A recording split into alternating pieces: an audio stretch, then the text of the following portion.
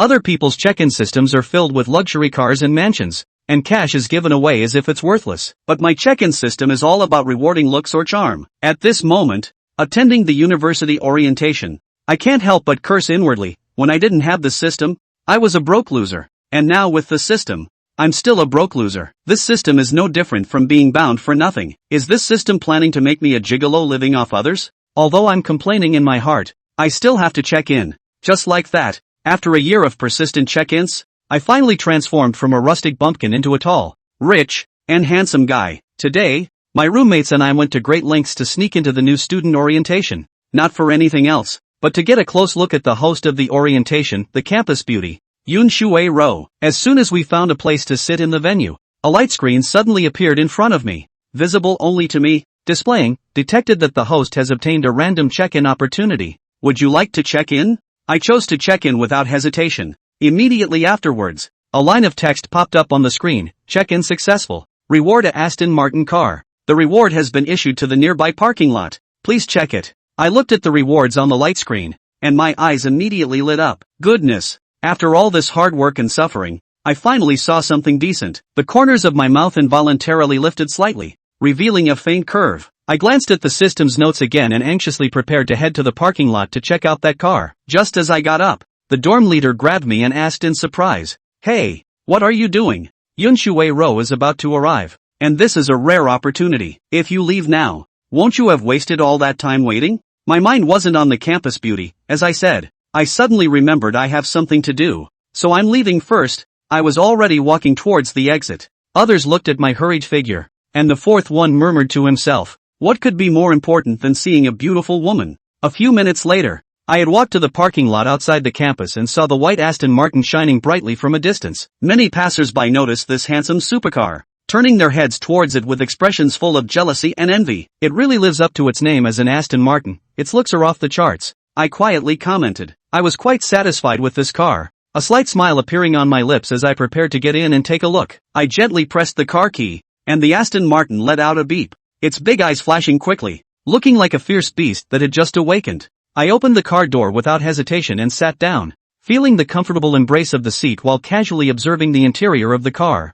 The interior of Aston Martin is very understated, using gray-black carbon fiber material, which looks very high-end. I started the car directly, ready to hit the road and take it for a good spin to feel the car's power. As soon as I drove onto the main road, I encountered a red light and obediently stopped in the lane to wait. Meanwhile, not far behind, a brand new Porsche had a girl sitting in the driver's seat. She casually tied her long hair into a ponytail, completely revealing her small, oval face. The girl's appearance was extremely pure, with eyes like a fawn, seemingly covered with a layer of mist, looking pitiful, like a neighbor's little sister, evoking a strong sense of protectiveness. Just as the girl was driving quietly, the girl sitting in the passenger seat spoke up to remind her. The girl in the passenger seat frowned slightly. Upon closer inspection, it was evident that the two girls resembled each other somewhat, though their outfits were slightly different. The girl in the passenger seat is wearing urban beauty attire, and even while sitting there, she cannot hide her perfect curves. The girl in the passenger seat was paying attention to the road conditions while looking at the girl in the driver's seat, and said with a somewhat helpless tone, "When driving,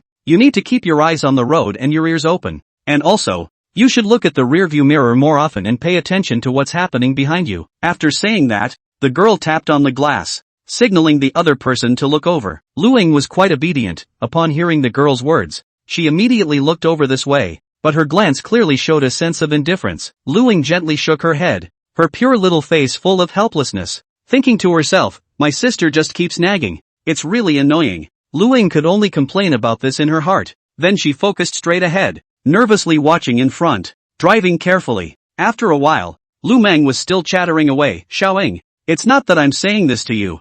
You should." Luing only felt overwhelmed. She turned her head to stare at her older sister, looking like she was about to explode. At that moment, Luing suddenly saw Lu Meng's eyes widen, letting out a low cry, "Brake! Brake! Step on the brake quickly!" Hearing her sister's urgent tone, Luing turned her head back to the front of the car, looking at the approaching vehicle, and quickly slammed on the brakes. She just stepped on the brakes a little too late, and the car uncontrollably crashed into the car in front, making a dull bang sound. I was sitting in the car listening to music, enjoying this ultimate refreshing moment, when suddenly I heard a thud from the car body, and the whole car shook. Even my body jolted forward a bit. I looked in the rearview mirror and thought, wow, my new car. On the first day you hit the back of my car. At this moment in the back seat, the collision just now left the two sisters inside the car stunned. Lu Meng was the first to react. She looked at her sister to confirm that Lu Ying was not injured. And then she breathed a sigh of relief and began to scold. I told you, when driving, you must keep your eyes on the road and your ears open to everything around you. However,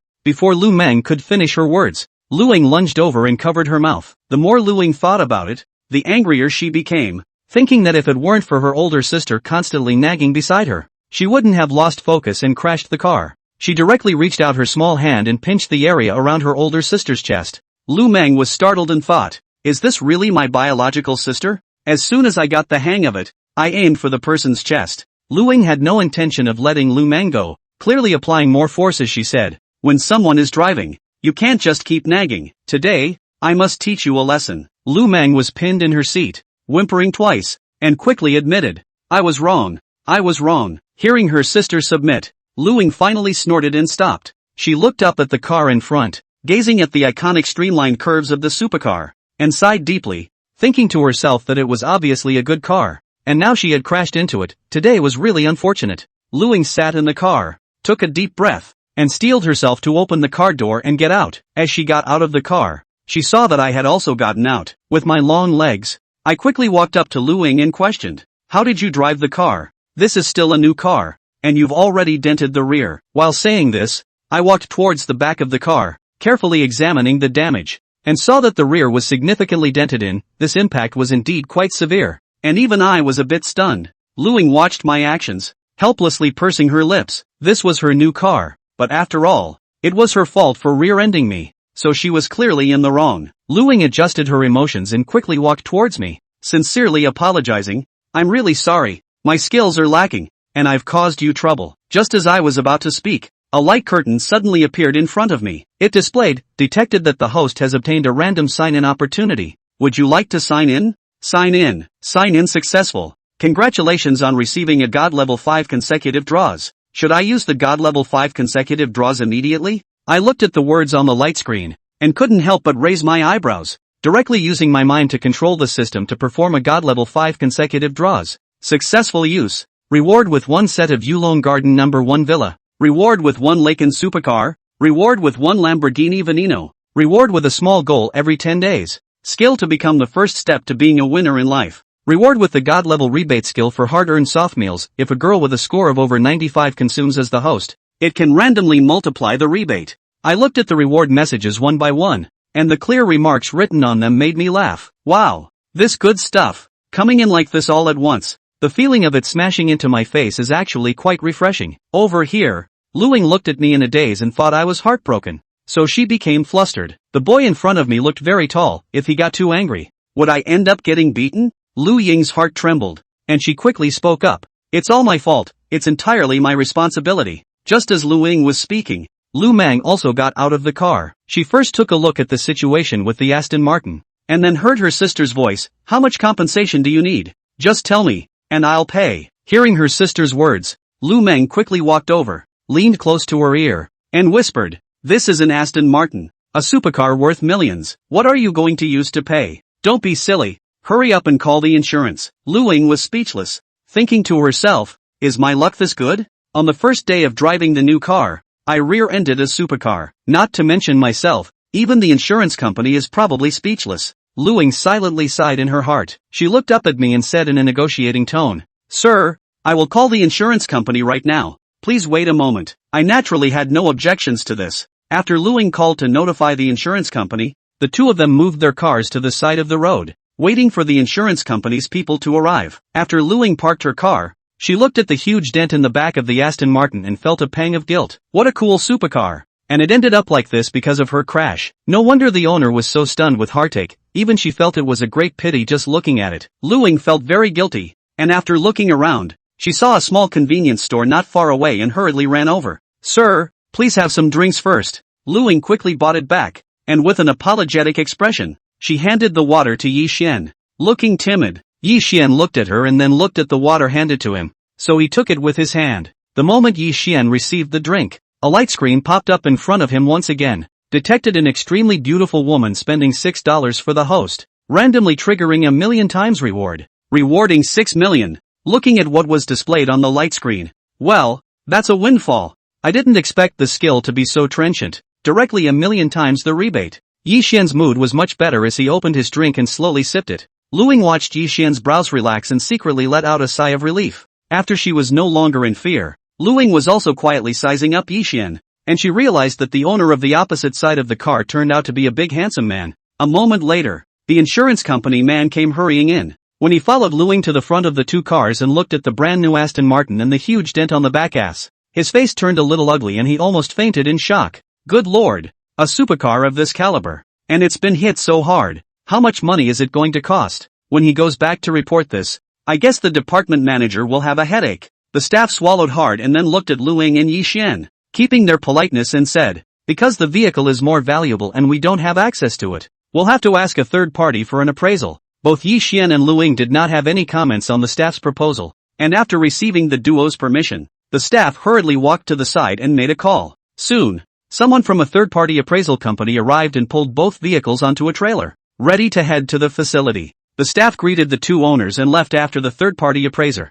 Seeing the car being towed away, Luing finally breathed a sigh of relief. She walked straight to Yi Xian, apologies written all over her small face. I'm really sorry, Mr. Yi. Can I price contact information with you? I'll contact you again when the appraisal results come out later. After all, there are related car repair matters behind, as both parties certainly still need to contact. Yi Xian pulled out his QR code, and the two added WeChat. Before Luing took her sister away, Yi Xian noticed the balance change information from the bank at this time. Looking at the balance inside, Yi Xian looked cloudy on the surface, but in fact, his heart was quite excited. What's it like to suddenly go from $1,000 to a whopping $16 million?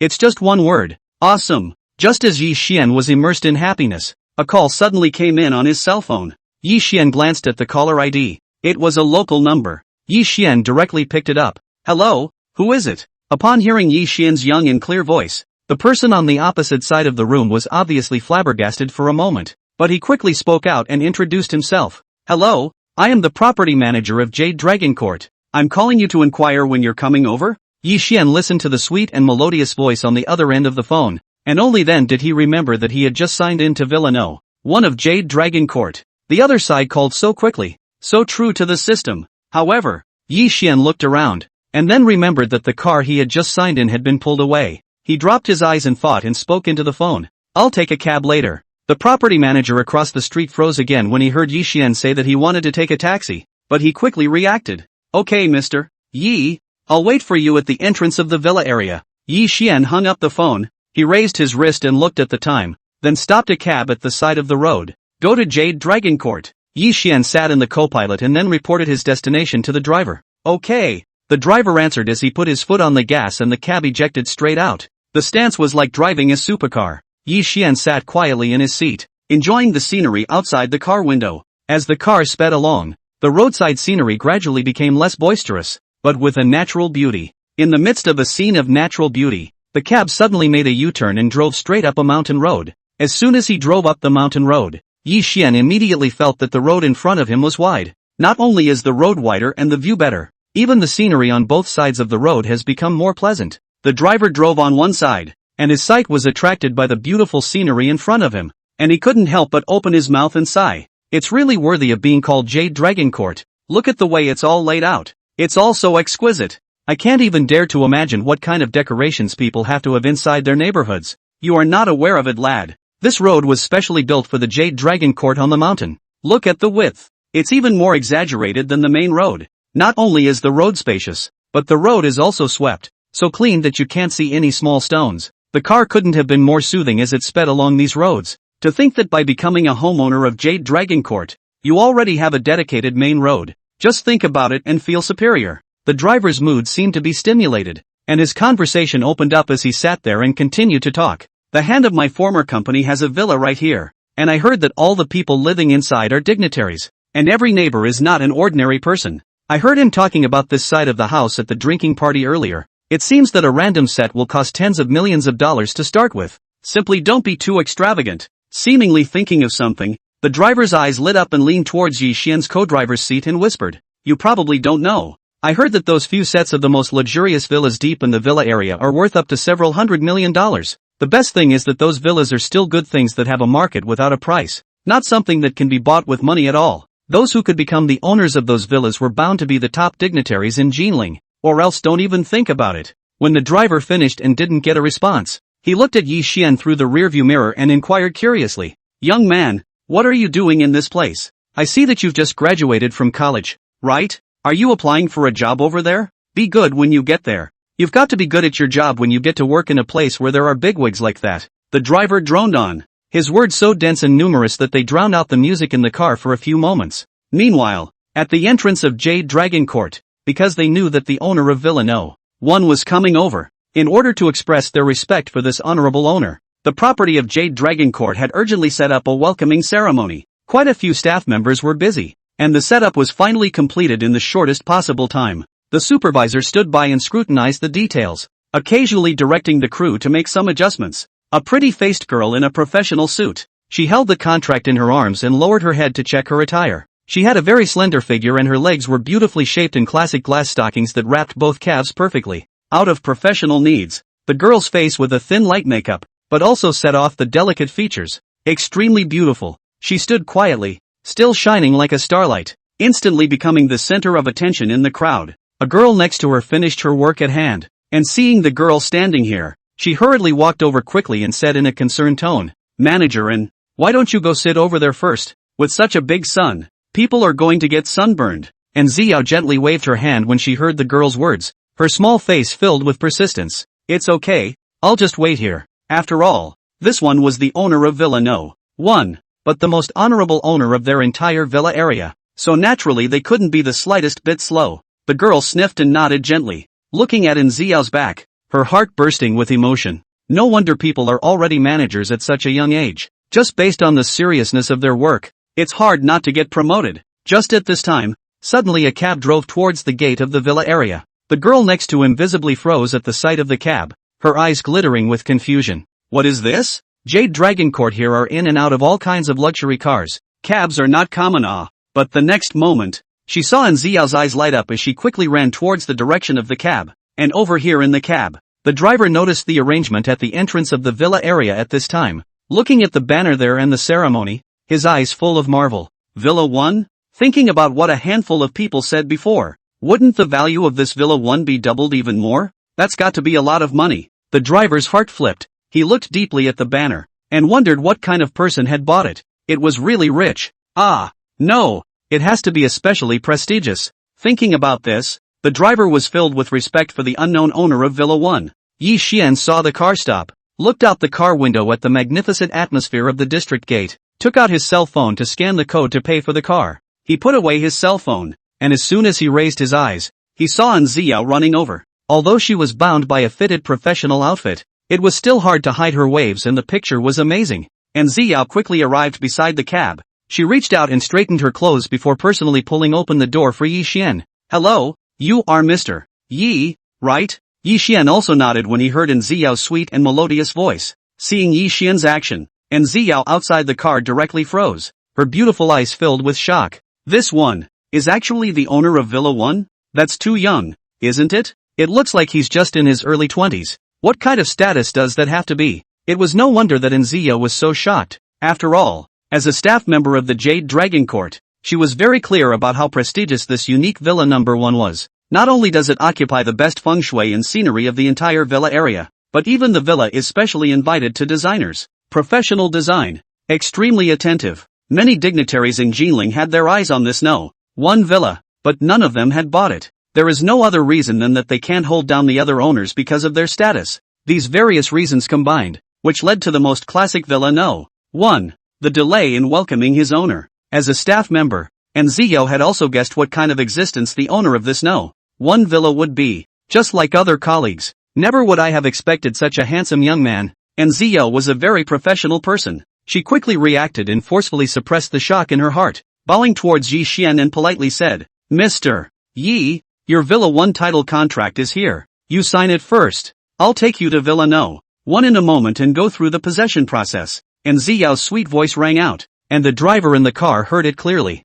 He immediately froze, only to feel his breath stutter as his entire body froze in place. What the hell? This young man, he's the owner of Villa 1? The driver drew a breath of cool air as he looked at Yi Xian's face with a somewhat odd expression. If you're so rich, you can't take a ING cab. Yi Xian didn't care about the cab driver's shock. He had already stepped out of the car, his eyes looking towards Nzio, who pulled the door open for him. At this moment, Nzio bowed slightly and greeted Yi Xian very respectfully. Although covered by the buttons at the top of his professional shirt, he was very tall, and when he looked down from his angle, he could still see the deep cleavage that was hidden from view. Yi Xian raised his eyebrows. This manager can achieve great things. Chapter 3, Schoolgirl Gives Umbrella. Mr. Yi, this way please. And Nzio raised her hand and invited Yi Xian towards the inside of the villa area. Because Yi Xian didn't drive, Nzio prepared the property company's sightseeing car at the beginning and brought Yi Xian all the way to the front of Villa 1. Yi Xian looked at the various arrangements in the villa area and a shocked look appeared on his face. It really deserves to be the newest top villa area in Jinling. The garden design here is very eye-catching, and it looks like it is out of the hand of a famous artist. From afar, Yi Xian noticed the distinctive Villa 1. There the back is against the mountain, and in front is a manually dug-out feng shui river, and on the opposite side of the feng shui river is the largest garden in the whole neighborhood. With just a faint glance sweeping through, one could see the brimming scenery inside, which was beautifully planted with a number of rare flowers. Soon, the sightseeing bus stopped at the entrance of Villa No. 1. And Nzio was the first to jump out of the bus. She trotted over to open the gate and bowed slightly to Yi Xian with enthusiasm. Mr. Yi, please come inside. Yi Xian nodded his head and walked in greatly. The two walked forward and backward through the huge garden, which was so well tended that the flowers were all in bud. Like shy, timid girls, there is no trash or corrosion to be seen, even around the edges, and the details are well taken care of everywhere. I'll enter your bio information for you. Just a moment. Nzio was very professional, and without taking up much time, she had already helped Yi Xian enter the information. Yi Xian walked to the entrance of the villa and directly pulled open the door with his fingerprints. The light in the villa's hall is very good. The designer has utilized the lighting to the extreme, and it is very bright at a glance, which puts people in a good mood. The decoration inside the villa was in the European court style. The whole lining was very gorgeous. Even the small ornaments were carefully selected. Nzio followed Yi Xian at the side, making some introductions from time to time. Yi Xian listened attentively and looked at the design inside, also feeling the ultimate luxury. True to form, Villa 1 is indeed very well thought out and deservedly so. Mr. Yi, I'm also the housekeeper of Villa No. 1, and I'll be arranging the cleaning and other matters of Villa No. 1 in the future. If you have any questions or needs, you can also contact me to take care of them for you. Nzio said respectfully, and beside her, Yi Xian nodded his head gently and responded casually. Good. Just at this time, Yi Xian's cell phone suddenly rang. He glanced at the caller ID and just picked up. The person on the other end of the phone didn't know what was said. Yi Xian listened carefully and then said, I'll give you an address, and you guys can just drop your stuff off. After saying that, Yi Xian reported the address of Jade Dragon Court, and Nzio waited for Yi Xian to hang up the phone before she bowed and reported. Mr. Yi, if there's nothing else, I'll go to the property first to register you and pick up some things on the way while you rest. Good thing too. After Nzio received Yi Xian's permission, she bid farewell and left. Yi Xian turned around in the villa by himself again and went straight to the master bedroom to take a shower. After a while, the door of the villa was pushed open again, and Nzio walked in holding some information. After all, it involves some repossession procedures, so it needs Yi Xian's handwritten signature. Nzio didn't see Yi Xian and simply stood in the hall on the first floor organizing the materials. Just at this time, Yi Xian happened to walk down from upstairs. He had just finished his shower and was feeling a little thirsty and wanted to come into the living room to get a glass of water. Nzio heard the commotion and raised her head to look over towards this side, just in time to collide with Yi Xian's line of sight. Only Yi Xian's entire body was surrounded by a bath towel, loosely tied around his waist, and the upper half of his body was directly naked, revealing his fine muscle mass. Nzio looked straight at those muscle blocks and instantly froze there, her pretty face reddening for a moment. That's a great body, isn't it? Not only do you have 8-pack abs and a waistline, but the main thing is that you can't see a single ounce of fat on your entire body. Thinking back to Yi Xian's appearance before, this figure was definitely a classic display of wearing clothes to be thin and taking off clothes to have meat. Nzio couldn't help but look a few more times before reacting and letting out a low cry. Yi, Mr. Yi, over here. Yi Xian was also stunned when he saw Nzio here. He simply did not expect the other party to come back so quickly. Excuse me, Yi Xian dropped a sentence and returned to his room to change into his clothes, and Ziya was still standing in the living room, her head tightly lowered as she continued to organize the information in her hands.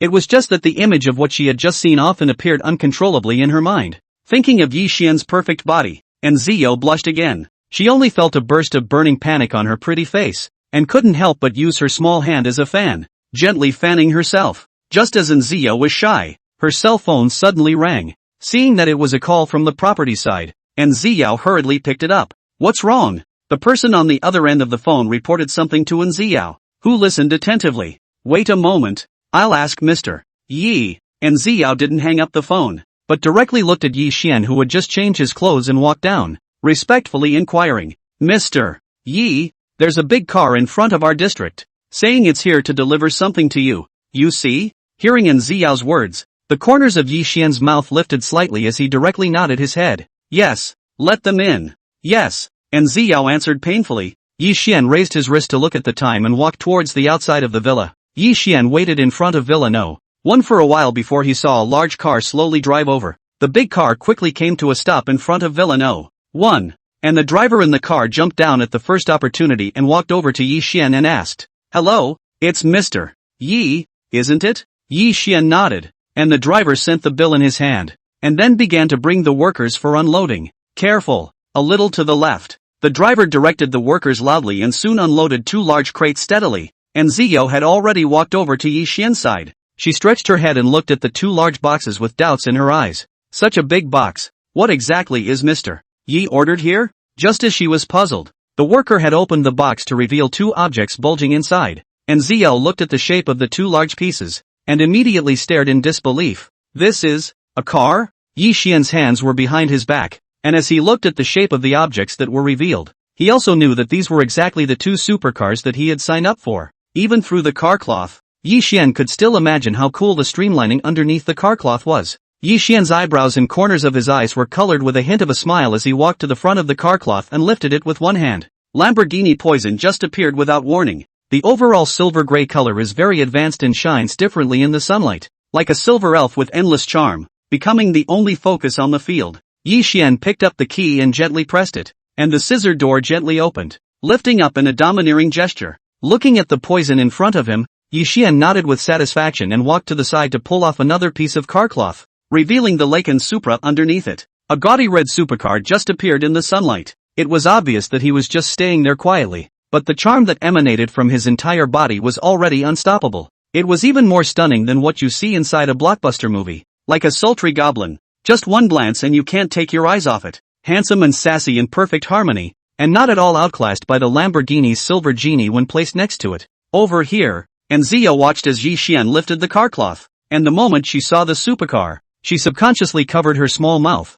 fearing that she wouldn't be able to help but scream out, and Ziya sucked in a breath of cool air, shock written all over her round eyes. No wonder Mr. Yi took a taxi to Jade Dragon Court. It turned out to be because people's cars had not yet arrived. In the end, it's the owner of Villa 1. Look at the supercar. The styling. It's just cool. A wave of shock hit in Ziyao's heart. Just at this time, she saw Yi Xian walking up to the car and hurriedly ran to open the garage door to make it easier for him to park the car. Yi Xian looked at the open garage door, stepped on the gas, and steadily parked the car into the garage. He didn't get out of the car right away, but sat in the car, quietly admiring the interior. The most prominent feature on the center console is a Frank Muller watch, which I'm told is made of the same carbon fiber and titanium as the interior, making it very expensive. And the car rides on a variety of high-tech applications, even a touchscreen system with holographic projection. With just a few gestures, you can make some settings and control the car. Yi Xian simply tried, for this Laken supercar even more like.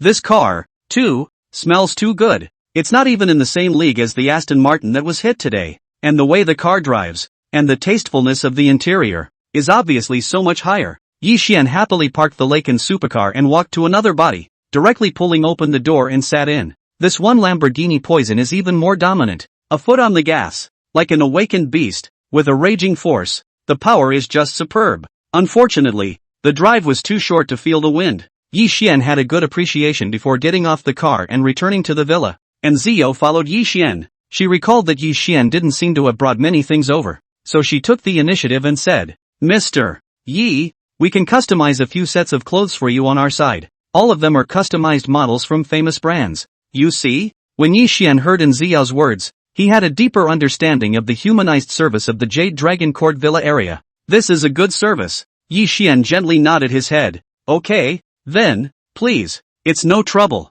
You wait a moment, and Xiao said, directly walking to the utility room to find a leather ruler out, ready to measure the size for Yi Xian. Yi Xian was very cooperative as he raised both his arms to facilitate in Xiao's movements, and Xiao measured carefully, because the two were very close to each other. She could feel Yi Xian's muscles and the lines of his body. There was also the hot aura emanating from Yi Xian's body, causing in Xiao's pretty face to be tinted with a blush. After measuring the chest circumference, waist circumference and these, and Xiao squatted her body down and measured the leg circumference and other data for Yi Xian. Yi Xian casually lowered his head just enough to see the choppy one-line sky. The view was quite pleasant. Sweeping his head down and glancing at an Xiao who was seriously measuring, Yi Xian silently sighed in his heart. This scenery, it is really absolute sun, but there is one thing to say. In the end, it is the property company in the villa area. The quality of the buttons of this professional dress shirt is just good, which cannot be popped open. Soon. And Xiao finished measuring the data and stood up with a leather ruler. Thank you, please. Yi Xian thanked in Xiao who got up, and the other party hurriedly waved her hand at his words and replied respectfully. You're too kind. This is what I should do. Mr. Yi. Yi Xian smiled slightly as he listened to an Xiao's sweet and melodious voice. You don't have to keep calling me Mr. Yi. We're about the same age. Just call me Yi Xian. Hearing Yi Xian say this, and Xiao froze for a moment, but still nodded her head in response. Yes. After An Xiao said goodbye to Yi Xian, she left the villa with quick steps. After waiting for An Xiao to walk out of the villa, she didn't know what she was thinking of, but she actually looked back towards the villa. The delicate little face had already been colored with a hint of redness, and the corners of her mouth unconsciously raised a smile, suddenly like flowers blooming in the early spring, with endless voluptuousness. And Xiao only felt extraordinarily happy today. Even her steps carried a hint of joy. And Xiao walked towards the property company while calculating the work she had to do today. Yi Xian familiarized himself with all parts of the villa and it was soon evening. He cleaned up briefly and went to bed early to rest. The next morning, Yi Xian got up early. He first went to the garage to get his car, ready to drive to the school for a trip. He didn't want to make it too flashy, so Yi Xian parked the car in the parking lot outside the school. After parking the car, Yi Xian stepped out of the car and walked towards the inside of the school. While on the road, Yi Xian looked up at the sky and couldn't help but mutter, "This weather is really changeable. Yesterday it was sunny and clear. Today it's cloudy and gloomy." Soon, Yi Xian walked to the classroom. As soon as Yi Xian entered the door, he heard someone greeting him, none other than the dormitory boss, Lao San. This way. Yi Xian walked over. The oldest gave him a seat, and after watching him take his seat, the oldest stretched his head over and whispered, "Lao San, you left early yesterday. It was simply a huge loss for you. You didn't see it, but schoolmarm Yun under the lights is so beautiful. She's just like a heavenly fairy." Hearing the boss mention Yun Shuiero, the other few people also showed reminiscent faces as you praised her.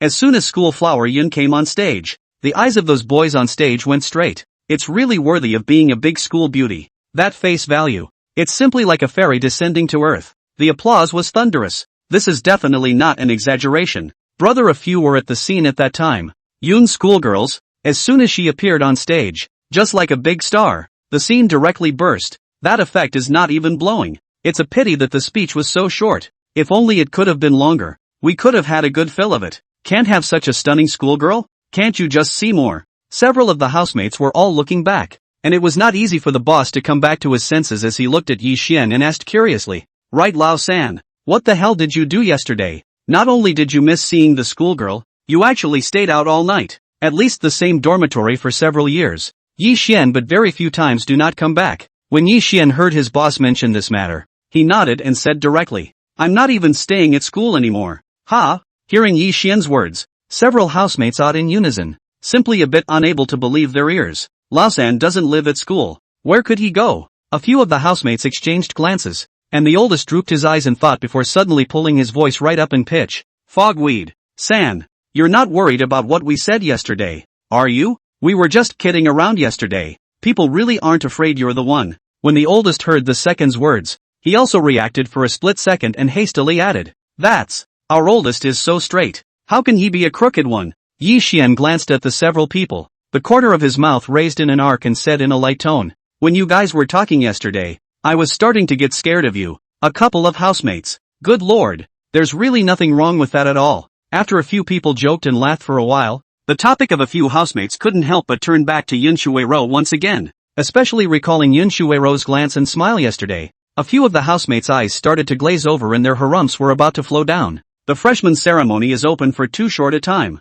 If only it could be a little longer. We could still look at the big schoolgirl for a while longer. Yun schoolgirl is simply God's illegitimate daughter. Look at people that looks. Autumn water sheer pupil general eyes. Even if it's not the opposite of the eyes I was charmed. And that body of others. Simply full of good points. Such a perfect girl. What kind of boyfriend will she have in the future? A few of the housemates whispered and let out a burst of emotion. The boss said with a quiet sigh as he propped his head on one hand. But speaking of which, those schoolgirls in our school have their own flavor. After the boss started this, once the other few housemates heard about the names of the 4 school beauties, they also got excited and discussed even more excitedly. Yi Xian sat next to him for a while helplessly. He just pretended that he couldn't hear the words of the crowd and looked earnestly at the podium, listening to the content of the teacher's lecture. Just as Yi Xian was studying, a light screen suddenly flashed in front of Yi Xian's eyes. Congratulations to the host, 10 days a small goal skill start. The second day reward has arrived. Please pay attention to check. Yi Xian looked at the light screen that popped up in front of him.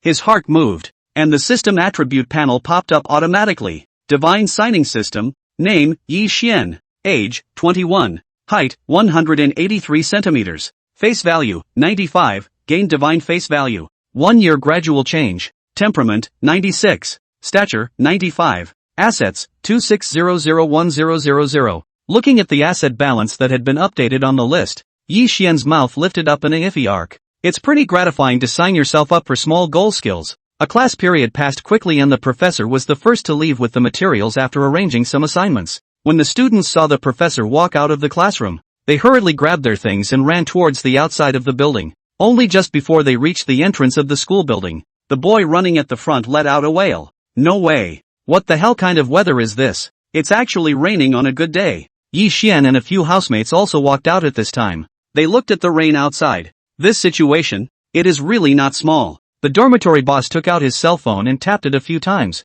Then suddenly his face changed. Good lord. The weather report says it's going to rain even harder later. The boss looked around, then to a few of his housemates, and shrugged his shoulders. There's no way out. In this case, we can only run back together. On this side, the oldest two are painfully fast. Directly pick up the book bag on the head, ready to see an opportunity to directly rush out. Several other housemates were also helpless, looking at the heavy rain outside and discussing solutions. While they were talking, a couple of the boys next to them had already headbutt their books and rushed right out. It was just that the rain outside was too heavy, but it was just a matter of a moment, and it had already dampened their clothes. The boys, too, felt the chill, and signaled to shrink their necks. The clothes on their bodies were already drenched, and at this time, even if they ran back underneath the school building again, they were still following the cold wind. Instead of that, why don't you just bite the bullet and run straight back to your dorm? The boys made some calculations in their minds, and their feet couldn't help but run a minute faster towards the distance.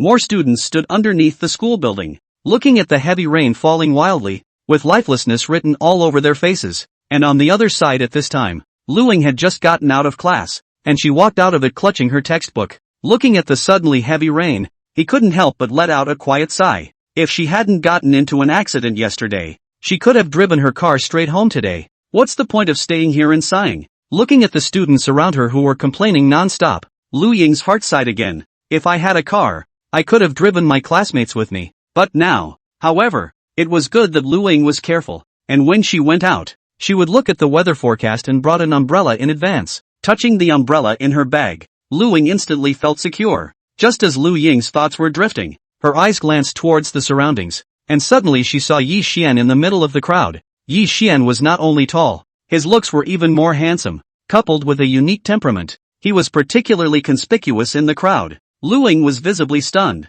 Her reddish-colored little mouth slightly opened with a hint of surprise. Isn't this the same car owner who was hit yesterday? Turns out, they turned out to be alumni of the same school. The first time she saw Yi Xian, Lu Ying immediately felt a burst of embarrassment and subconsciously wanted to open her umbrella and hurry away. But looking at the way Yi Xian was hiding from the rain, Lu Ying's heart was again embarrassed. It seemed that Yi Xian was in the same situation as himself, because he couldn't go back without a car, and he didn't have an umbrella with him. When Lu Ying thought of this, she couldn't help but bite her lips and became even more embarrassed in her heart. She lowered her eyes and thought carefully, seemed to have made some decision, clenched the umbrella in her hand with force and walked over towards Yi Xian's side. Over here, among the students near Yi Xian and the others, there was suddenly a cacophony of noises. A few other students who were ready to rush out just now suddenly turned their heads to the side with doubts and curiosity in their eyes, only to see the boys around them looking in one direction in unison, not knowing what they were looking at. Those boys were first stunned, then they also looked over there,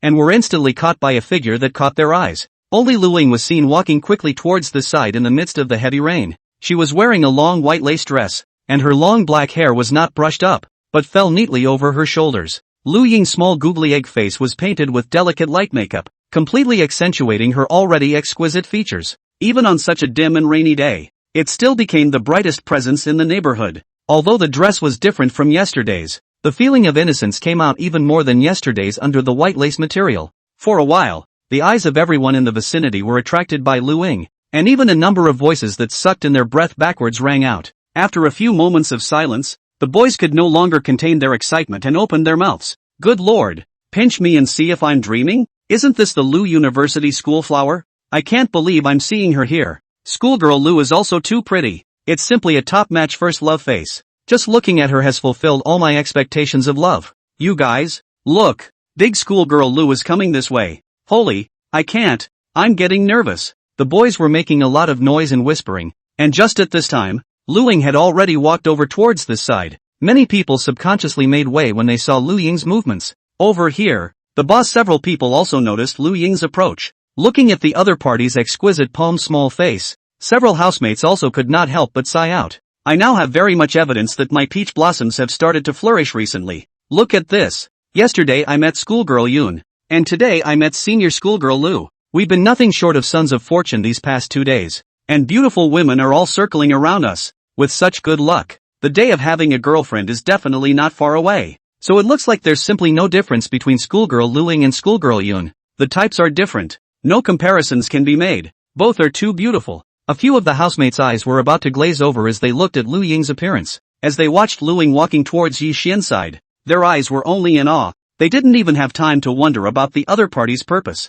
As the boss watched schoolgirl Lu walk towards them, his heart was also bursting with excitement. He reached out his hand to poke Yi Xian and lowered his voice. Yi Xian, look, schoolmarm Lu is coming towards us. Yesterday, Lao San didn't even get to see schoolmarm Yun, so today's schoolmarm Lu couldn't say anything else to miss it again. After boss finished speaking, he himself had already stepped to the side, consciously making way for Lu Ying. He, like everyone else, thought that Lu Ying was going to open his umbrella and leave. Just when the crowd was all feeling sad in their hearts that they didn't have many chances to have a little more contact with the big schoolgirl. In the next moment, Lu Ying had playfully walked up to Yi Xian and smiled warmly towards him, inquiring very gently. Yi Xian, it's raining quite heavily. Why don't we hold umbrellas together? Chapter 4 Boys, this asshole, hugging the schoolgirl in front of us. Boom! Lu Ying's sentence fell, and in an instant, all the students present froze in place, as if they were petrified. Their eyes flickered with shock and disbelief as their eyes wandered back and forth between Yi Xian and Lu Ying's bodies,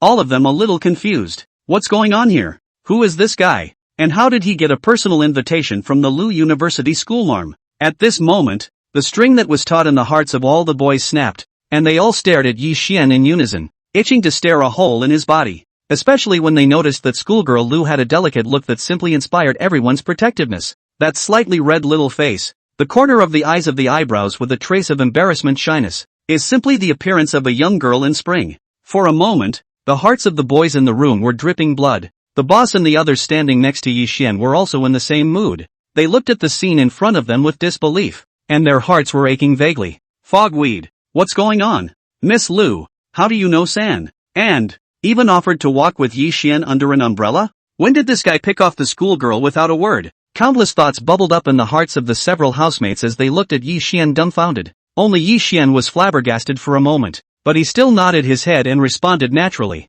Good. Yi Xian took the umbrella and held it open, walking into the rain with Lu Ying. Yi Xian didn't turn around, he just waved his hand towards the back, seemingly bidding farewell. A move like that simply pulls the hate level all the way up. When the others saw Yi Xian's actions, the veins on their brains were about to burst, and one by one, they all exploded in foul language. Asterisk asterisk asterisk asterisk, it's simply too infuriating. This asshole has taken our Lu University school beauty away and actually tried to provoke us. It's really too much. Provocation. This is absolutely naked provocation. I can't stand it anymore. I'll give you half an hour. I want all the information on this kid. Why don't you just pull yourself together? Half an hour? You're just going to turn into a stone here, and no one will care about you. It's so hateful. That person is actually showing off. Shameful asshole. Not only those boys, but even a few of the housemates were furious, following those boys with angry curses. What a shameless old three. I don't know when he hooked up with Lu University's school beauty, and he's still hiding it from us. If I hadn't seen it with my own eyes, I wouldn't have believed that Lao San was this kind of person. Who says it isn't? No wonder this guy didn't even go to see schoolgirl Yoon yesterday. It turns out that he had a beauty in his arms long ago, so naturally he doesn't care. This guy, he simply doesn't put the brothers in his eyes, and he doesn't inform the brothers when he has a girlfriend. That's not enough. Elder cursed and suddenly paused. He looked at the dormitory a few people, narrowed his eyes and said, "What do you guys say? The oldest didn't come back last night. It couldn't be that he's living with schoolgirl Lu in a rented room off campus, right?" The other few people were stunned when they heard the second one's words. They instantly remembered that today, Lao San had said that he would be living off campus from now on as well. Could it be?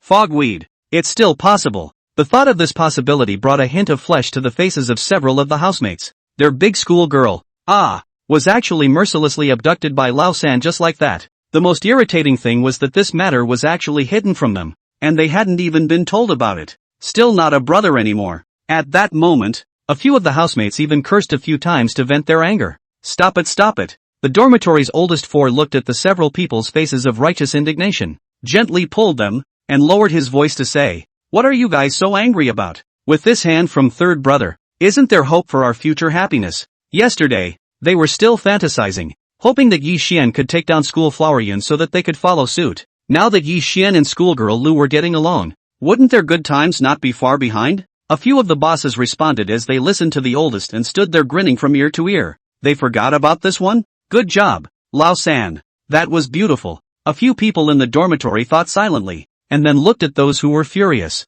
but it was a bit of a 50-point smile. Over here, Yi Xian and Lu Ying walked together with their umbrellas. Yi Xian's tall figure was just enough to envelop Lu Ying's body, plus the two of them were close enough. For a while, the atmosphere became ambiguous. Lu Ying's small face was pink as she gently pursed her lips, her somewhat fluttering eyes revealing her slight nervousness. It was the first time she had shared an umbrella with a boy, and a small heart beat uncontrollably fast. Yi Xian looked condescendingly at Lu Ying beside him, and he suddenly noticed that Lu Ying intentionally hit the umbrella a little more towards his side, and because of that, Lu Ying's shoulders were slightly dampened. The white lace trim absorbed the water and became a little darker in color, gently fitting onto Lu Ying's delicate skin. Yi Xian looked at the corner of Lu Ying's clothes and thought for a moment and suddenly reached out his hand and took her in his arms. His movements were really a bit sudden. Lu Ying's body tightened and her legs suddenly went limp, falling into Yi Xian's arms without any warning. Lu Ying could clearly feel the muscularity of Yi Xian's body. That hard touch made Lu Ying's pretty face flush.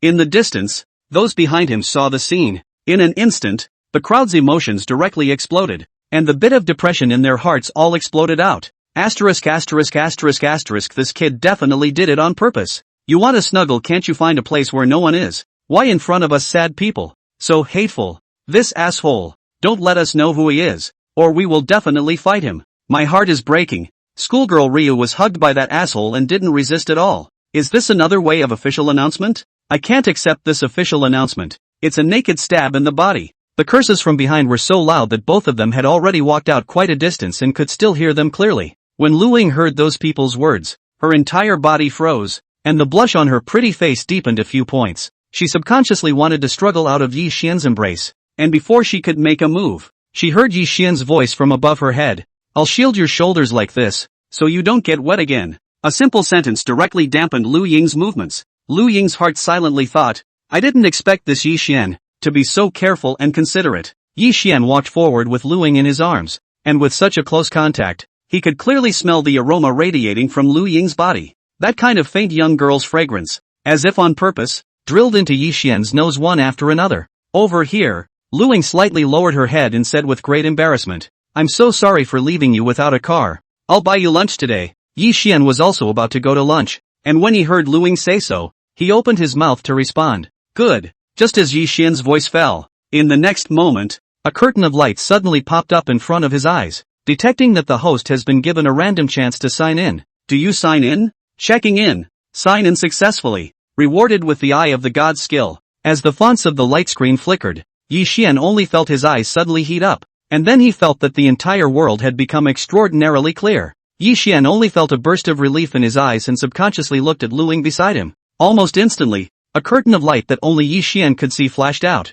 Name, Lu Ying. Face value, 98. Stature, 93. Height, 165 centimeters. Purity, 100%. Yi Xian couldn't help but raise an eyebrow as he looked at the contents on the light screen. What's the effect of this? And purity? This feature seems pretty good. Lu Ying did not notice Yi Xian's expression. She thought to herself and looked at Yi Xian and asked, do you have any restaurants you want to go to? Yi Xian gently shook his head and said very kindly, I'm fine with both. Just make your decision. When Lu Ying heard Yi Xian say this, she couldn't help but smile slightly. Sure, I know a good restaurant near our school. I'll take you there. Yi Xian was led by Lu Ying to the entrance of a restaurant. It was mealtime and the store was gradually filling up. Lu Ying led Yi Xian to find a seat and she asked as she flipped through the menu. Yi Xian, do you have any contraindications? Or foods you don't like? No, I'm alright. Yi Xian shook his head. He was not a very picky eater. Hearing Yi Xian's reply, Lu Ying very skillfully ordered a few signature dishes and then smiled brightly at Yi Xian. My girlfriends and I eat at this restaurant all the time. Try it. These dishes are famous. After speaking, Lu Ying glanced at Yi Xian with a hint of emotion in her tone. I didn't expect you're actually from Jinling University too. We're actually alumni. It's kind of fate. Lu Ying and Yi Xian took advantage of the wait for the food to find a random topic to talk about. She looked at Yi Xian with a big smile, looking at his brows and eyes from such a close distance, and gained a new understanding of his looks. Yesterday, because she was really too nervous, Lu Ying didn't even dare to look at Yi Xian's appearance more. She only thought that the looks were clear and handsome. But today, after such a close contact, she realized profoundly that the boy in front of her was also too handsome, and the temperament was exceptionally good. Like a gentleman aristocrat with a sense of mystery, the two people were of similar age and could easily talk together, which made Lu Ying's heart feel even more surprised for a while. Thinking like this, Lu Ying couldn't help but remember the feeling of crashing into Yi Xian's arms just now. The kind of muscularity that bursts through, not unlike the kind that looks like a white, thin dog, simply manly. Mainly Yi Xian is still an alumnus. Lu Ying's small face reddened slightly and unnoticeably. Could it be that the meeting of the two people was a result of fate? As soon as this thought rose, it was immediately extinguished in her heart by Lu Ying. She silently spat in her heart. Lu Ying, what are you rambling on about? It was just that her thoughts were not controlled by Lu Ying at all, and as she thought about it, her small face gradually turned red. After a while, the food was served one by one. Yi Xian opened the disposable cutlery, looked at Lu Ying who didn't make a move, and that raised his hand in front of her eyes and shook it. What's the days? What's wrong? It was only then that Lu Ying reacted, and she waved her hand in a hurry. It's okay, the food is coming up. Try it quickly, whether it's to your liking or not. Yi Xian picked up his chopsticks and tasted it. The flavor of the dishes here was not bad. It was done in a respectable way. By the way, where are you going later? You have class this afternoon? Lu Ying ate her meal while casually talking to Yi Xian. Yi Xian casually pointed in a direction. Go over there. What about you? Hearing Yi Xian ask himself rhetorically, Lu Ying answered honestly. I rented a house in the neighborhood. I'll be back in a little while. Lu Ying at this time suddenly remembered that Yi Xian didn't have a car to drive.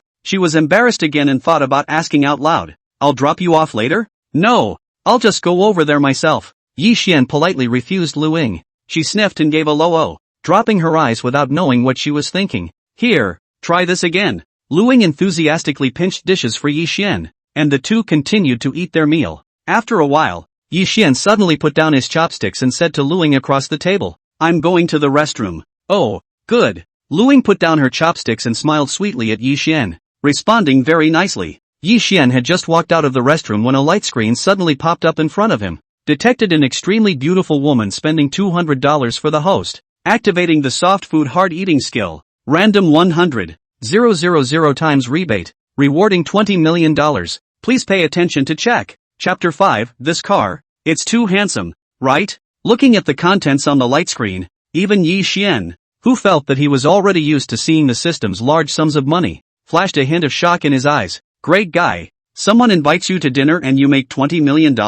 This skill, it's a little too overbearing. Yi Xian was still immersed in surprise when suddenly his cell phone rang. He picked up his phone and glanced at it, realizing that it was a message from Lu Ying. Yi Xian. I have to go beforehand. I left my umbrella for you. Remember to take it. My house isn't far from here. I'll just run over there. Yi Xian looked at the content on the message. He washed his hands and came out. Then he saw that there was no one left at his table. The folding umbrella from earlier was placed on the edge of the table by Lu Ying. Very conspicuous. While the owner of the umbrella had left long ago, Yi Xian looked towards the inside of the restaurant, only to realize that Lu Ying had already run out of sight. Pinching the umbrella clutched in his hand, Yi Xian's face revealed a hint of helplessness. Good lord! Is he now so civilized that girls leave umbrellas for him? Since he couldn't find Lu Ying, Yi Xian didn't say anything more and picked up the umbrella and walked towards the outside of the restaurant. He picked up his umbrella and headed toward the parking lot in front of the school to get his car. Just as Yi Xian was walking, Lu Ying on the other side was running in the rain. She held her backpack over her head to more or less block the rain and ran at a fast pace in the direction of the rental. However, the small backpack was not very effective, and in this moment of effort,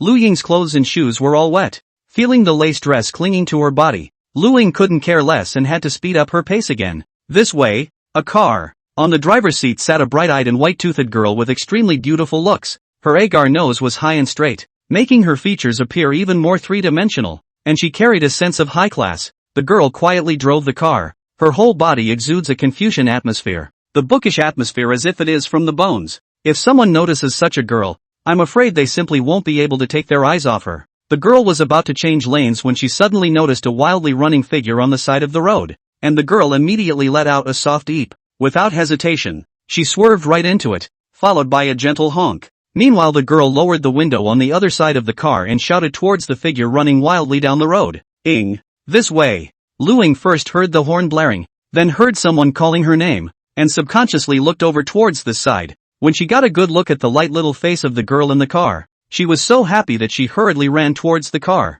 Before Lu Ying could get close, the car door had already been opened from the inside. She hurriedly pulled open the car door and sat in. Feeling a warm breath come over her, Lu Ying finally breathed a sigh of relief. Phew, still comfortable in the car. Mu Bingyue looked at Lu Ying's slightly distressed appearance and helplessly skimmed her mouth, frowning as she inquired, Ing, what are you doing? Even if you didn't bring an umbrella, you can't run home in the rain, right? Don't you know how far away your home is and can you think before you act? Mu Bingyue's words were tinged with dislike, but her strong concern was undisguised. Lu Ying seemed to have gotten used to Mu Bingyue's habit of talking as she smiled brightly and didn't say anything more. By the way, didn't you recently buy a new car? Where is it? Why don't I see you driving it too? As if Mu Bingyue had thought of something, she suddenly turned her head towards Lu Shui and opened her mouth to inquire. With one sentence, Lu Ying was directly choked there. Lu Ying really didn't want to talk about the humiliating experience of crashing the car she had just lifted. She coughed lightly and hurriedly changed the subject.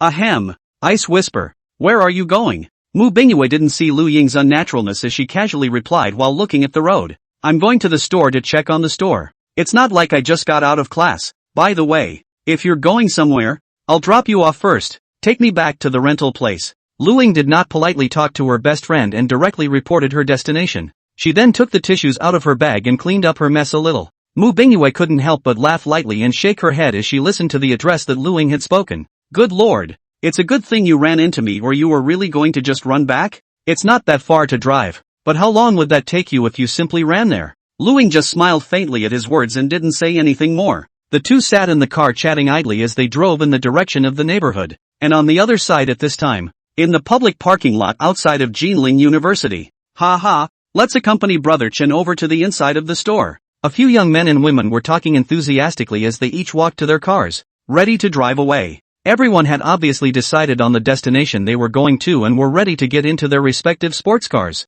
These people know at a glance as a big family children, driving all good cars, either Porsche or Mercedes-Benz, but it is to show their respective identities. Over here, the youth in the lead was just about to pull open the car door and get on the car when he suddenly felt that his gaze seemed to be attracted by something and looked over towards the other side. With just a glance over, the youth in the lead directly froze there, with shock and dismay in his eyes. What's this he's seeing? A few other young men and women looked at the leading youth and froze, and one of the boys asked with concern, Morn, what's wrong with you? When the youth in the lead heard the question, he gently inhaled a breath, forcibly suppressing the shock in his heart, and replied word for word, look over there, you guys. The crowd looked in the direction of Mu Chen's finger and saw the Laken's supercar quietly parked there. It was obviously so quiet, but because of the sultry red color on it, it was as if it brought the car to life. Several people were mesmerized by the brilliant red color of the Leakin Supercar, and one of them stared in disbelief, a little in disbelief at what they were seeing. Almost at the same moment, several people took steps together in the direction of the Leakin Supercar. There was a burning gleam in everyone's eyes as they gathered around the Leakin Supercar and came back to look at it. When it was repeatedly determined that the Leakin Supercar in front of them was as good as fake, the corners of several people's mouths twitched, and they couldn't help but open their mouths to talk about it. Misty grass. When did we have such a top-class supercar in Jilin? Good guy. It's no exaggeration to say that in the whole of China. I'm afraid this is the only one of its kind. You don't say. It seems to be true. This Leakin Supercar is a global limited edition, produced in single digits in total, and I've heard that it is being touted by the world's top tycoons. I didn't expect that I would actually have the chance to see the real car. What a feast for the eyes. I wonder who this car owner is, and which side of the bigwigs came out to blow up the streets. It's so beautiful. The color. It's like it's alive. It's flowing red. Mu Chen didn't join in the crowd's discussion. His eyes stared straight at the car, coming closer to admire the details of the car. For some tiny dust on it, Mu Chen also stretched out his hand and carefully wiped it, and it looked like a person who truly loved the car. His eyes sparkled with the same excitement, and he circled the car several times over, obviously genuinely liking it and a bit in love with it. The other boys also thought the car was a very rare sight, so they came together to talk about it and admire it. Just at this time, Yi Xian walked to the parking lot with his umbrella, and from afar, he saw a bunch of people surrounding his car, not knowing what they were doing. Yi Xian directly took out the car key from his pocket and pressed the start button. Almost at the same moment, the Leakin Supercar blinked furiously, its lights flashing twice as the crowd watched. This sudden blinking startled several people directly in front of the car. After all, it was such a top-of-the-line supercar that the crowd subconsciously took a step backwards before reacting and looking back towards the back. They saw Yi Xian at a glance, as well as the car keys between his fingers. Looking at Yi Xian's young face, several people sucked in a breath of cool air, shock and incredulity written in their eyes. This one? Is that the owner? That's a little too young. He looks like he's about their age, but he's so rich? This Lycoming supercar was already worth tens of millions of dollars when it was launched. Not to mention, this model is on the market without a price. A car of this caliber driving on the road is a status symbol in itself. Shocked, the crowd looked at Yi Xian's face, but this person they didn't even recognize. Taking another look at the Jilin license plate hanging on this car, everyone's brows were furrowed with suspicion between their brows. This one, where the hell is the rich young man from? Just as the crowd frowned in disbelief, Yi Xian walked towards a few people and inquired with a bland face, "What's wrong? Something wrong?" When Mu Chen heard Yi Xian's question, his expression was similarly very frank, without any embarrassment. He glanced toward a few of his buddies beside him and replied with a smile, "It's okay, we are all car lovers. We didn't expect to see a Leakin supercar in Jilin, so we came over to have a good time. It's also a coincidence that our car just happened to be parked next to it." Seemingly worried that Yi Xian would not believe it, Mu Chen even pointed towards the side. Yi Xian glanced in the direction of his finger and Mu Chen raised his lips in a smile. "Your car was so prominent in the parking lot that we saw it right away, so we couldn't help but gather around to take a look." The crowd looked at Yi Xian's appearance without any dissatisfaction, and their moods relaxed as they laughed and praised. "Brother, you really have good taste. This car is simply too handsome. If you drive it on the street, you can directly kill the whole scene. I'm going to cry with envy. When the headlights flashed just now, they simply lit up my eyes. I've heard that it's inlaid with precious stones and all kinds of gems, and I looked at the different colors, especially sparkling. Good guy, this car configuration is simply pulled full. Who does not know that inside specially matched with a variety of high-tech configuration? Just thinking about it makes me feel honored and powerful." The people were all praising Yi Xian's Leakin supercar, and the various settings were spoken in detail, with more in-depth knowledge than Yi Xian, the rightful owner of the car. "Right bro, do introduce yourself. My name is Mu Chen." Mu Chen had the intention to befriend Yi Xian. He introduced himself generously, and the young men and women behind him followed suit and also introduced themselves briefly. Yi Xian looked at their kindly appearance, not the kind of dude that people disliked, so he nodded towards the crowd and said with a smile, "Hello guys, my name is Yi Xian." The crowd had written down Yi Xian's name, and over here, Mu Chen looked at Yi Xian and greeted him very warmly. "Brother Yi, do you have something to do this afternoon? Why don't you join us and go sit in my store?" When the others heard Mu Chen's words, they also opened their mouths to invite him. "Brother Yi, if you're not doing anything, go have some fun with us." "Yeah, there's more of us going over there together. It'll still be lively. Brother Chen's store has quite a lot of good tea. We can have a good taste of it every time we go over." Let's all go over and try some. Facing the crowd's eager invitation, Yi Xian thought that there was nothing much to do, so he refused to do anything. So he smiled and answered, "Good." The crowd was also very happy to hear Yi Xian agree to this, and everyone drove their own cars and prepared to depart. Mu Chen started the supercar in front of him, followed by a supercar that drove in a line towards the front. As soon as they hit the road, they immediately attracted a lot of attention. Especially those car owners on the road were scared to death as they watched such a convoy of supercars drive by. Good lord! Any supercar in here is not something a little raggedy car like theirs can touch. With your own pathetic insurance, you probably won't be able to pay enough for rubbing out one of someone's headlights. After thinking clearly about this point, many car owners are secretly pinched a sweat. One by one are subconsciously lowered the speed of the car, for fear of getting themselves into trouble. Seeing the convoy speeding past, a group of car owners surprisingly breathed a sigh of relief at the same time, their heads sweating in fear. I can't imagine. If I accidentally rear-end such a luxury caravan, will I lose my life on the spot? Misty grass. The car that followed at the end was actually a awakens supercar.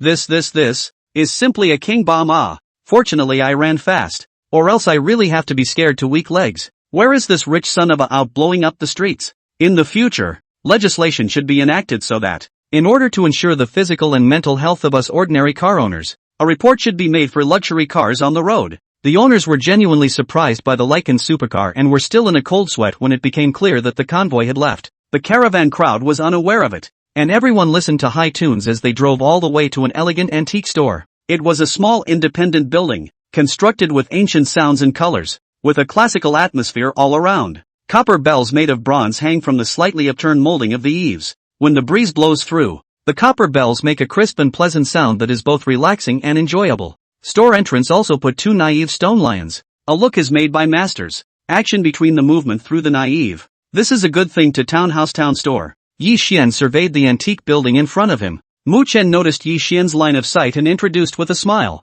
Brother Yi, this is my family's store. My family is in the antique industry. Usually there aren't many customers in the store, so when it's my turn to look after the store, we all come together to liven things up. The people next to him nodded at the words, smiling and chiming in with their comments. Yi Xian nodded his head as he listened. After all, he also had some hearing about the antique houses. This business is famous 3 years do not open. Open eat 3 years, come and go are large transactions. Natural profit is also considerable. Looking at Mu Chen's family's antique building, Yi Xian knew that his family must have a number one in the antique circle, otherwise he couldn't get such a scale. Everyone else had been here quite a few times and were standing outside with Yi Xian, listening to Mu Chen's various introductions. At this time a girl suddenly widened her eyes. She stretched out her finger to point at the car in the distance and exclaimed, look guys, it's Sister Bingyue coming to visit the store. Ha! Mu Chen sniffed and glanced towards the parking lot. Looking at his own sister's car, he couldn't help but skim his lips and grumble a bit.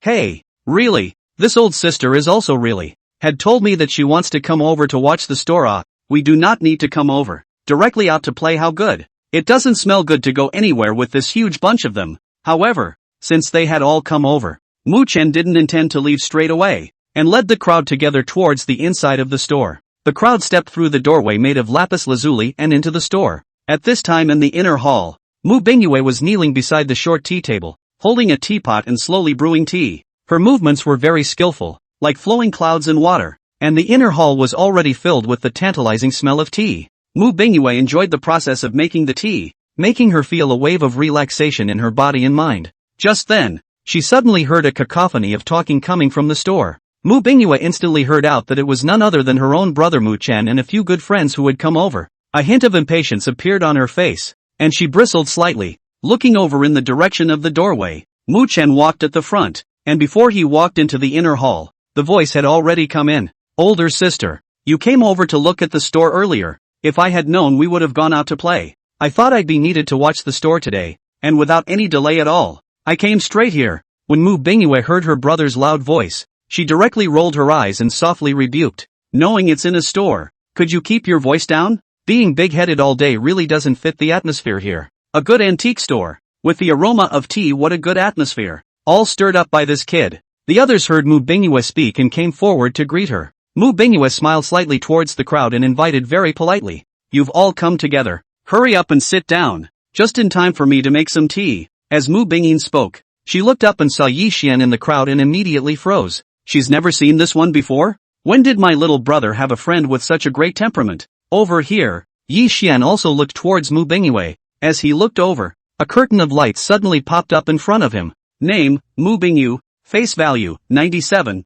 Stature, 96. Height, 167 centimeters. Purity, 100%. Chapter 6, Mu Bingyu, what do you mean? I still have to send you one? Yi Xian looked at the contents on the light screen. He narrowed his eyes slightly and looked towards Mu Bingyue, only to see Mu Bingyue still sitting there on her knees. Even in this position, she still couldn't hide the curvature of her long legs, as well as a touch of fullness on her chest, which was even more surging. In this way, it appeared that Mu Bingyue's small waist was slender and not too slim, as if a big hand could pinch it over. Yi Xian raised an eyebrow. It was really worthy of the system to give such a high figure value. This figure was absolute. It's too easy to stir up a protective streak. Combined with Mu Bingyue's delicate and advanced little face, the 97 rating was indeed very real. Mu Chen was seated with everyone. The people here in Mu Bingyue all knew each other. So Mu Chen purposely introduced his sister to Yi Xian. Brother Yi, this one is my sister. Mu Bingyue. Sister, this is my friend, Yi Xian. Hello Yi Xian, please sit down. Mu Bingyue took the initiative to greet Yi Xian. She had a good impression of this boy with a mysterious temperament, and the smile on her face was a bit more. Everyone take a seat while I fetch the tea set. After Mu Bingyue finished speaking, she had already gotten up and walked towards the back. Soon she walked back with a couple clean cups and proceeded to sit back down in her seat. Mu Bingyue skillfully ironed the tea set, then picked up the fairway cup and poured tea for everyone in turn. Everybody taste it. Mu Bing language greeted in a gentle tone. She purposely picked up a cup of tea and placed it in front of Yi Xian. Yi Xian saw Mu Bingyue's movements and hurriedly took the tea. Thanks. The others didn't care and chatted while drinking tea. The atmosphere was quite harmonious. Yi Xian took a light sip of the tea and immediately felt a rich tea flavor explode in his mouth, followed by a hot stream flowing into his body, which was very comfortable. Instead of chatting with the crowd, he turned his head and surveyed the store. Inside the inner hall, there were also quite a few shelves, on which a lot of antiques were neatly placed,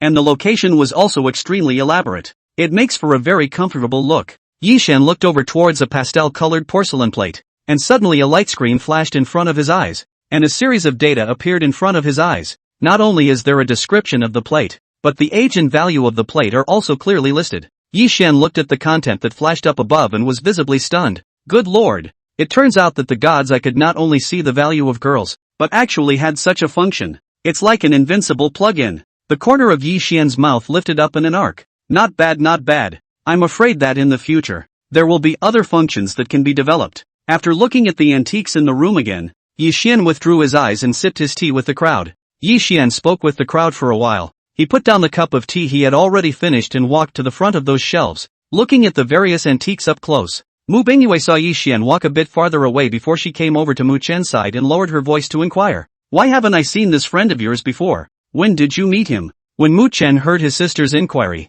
he didn't hide anything and directly told the matter that Yi Xian was very rich. He is driving a awakens Supercar.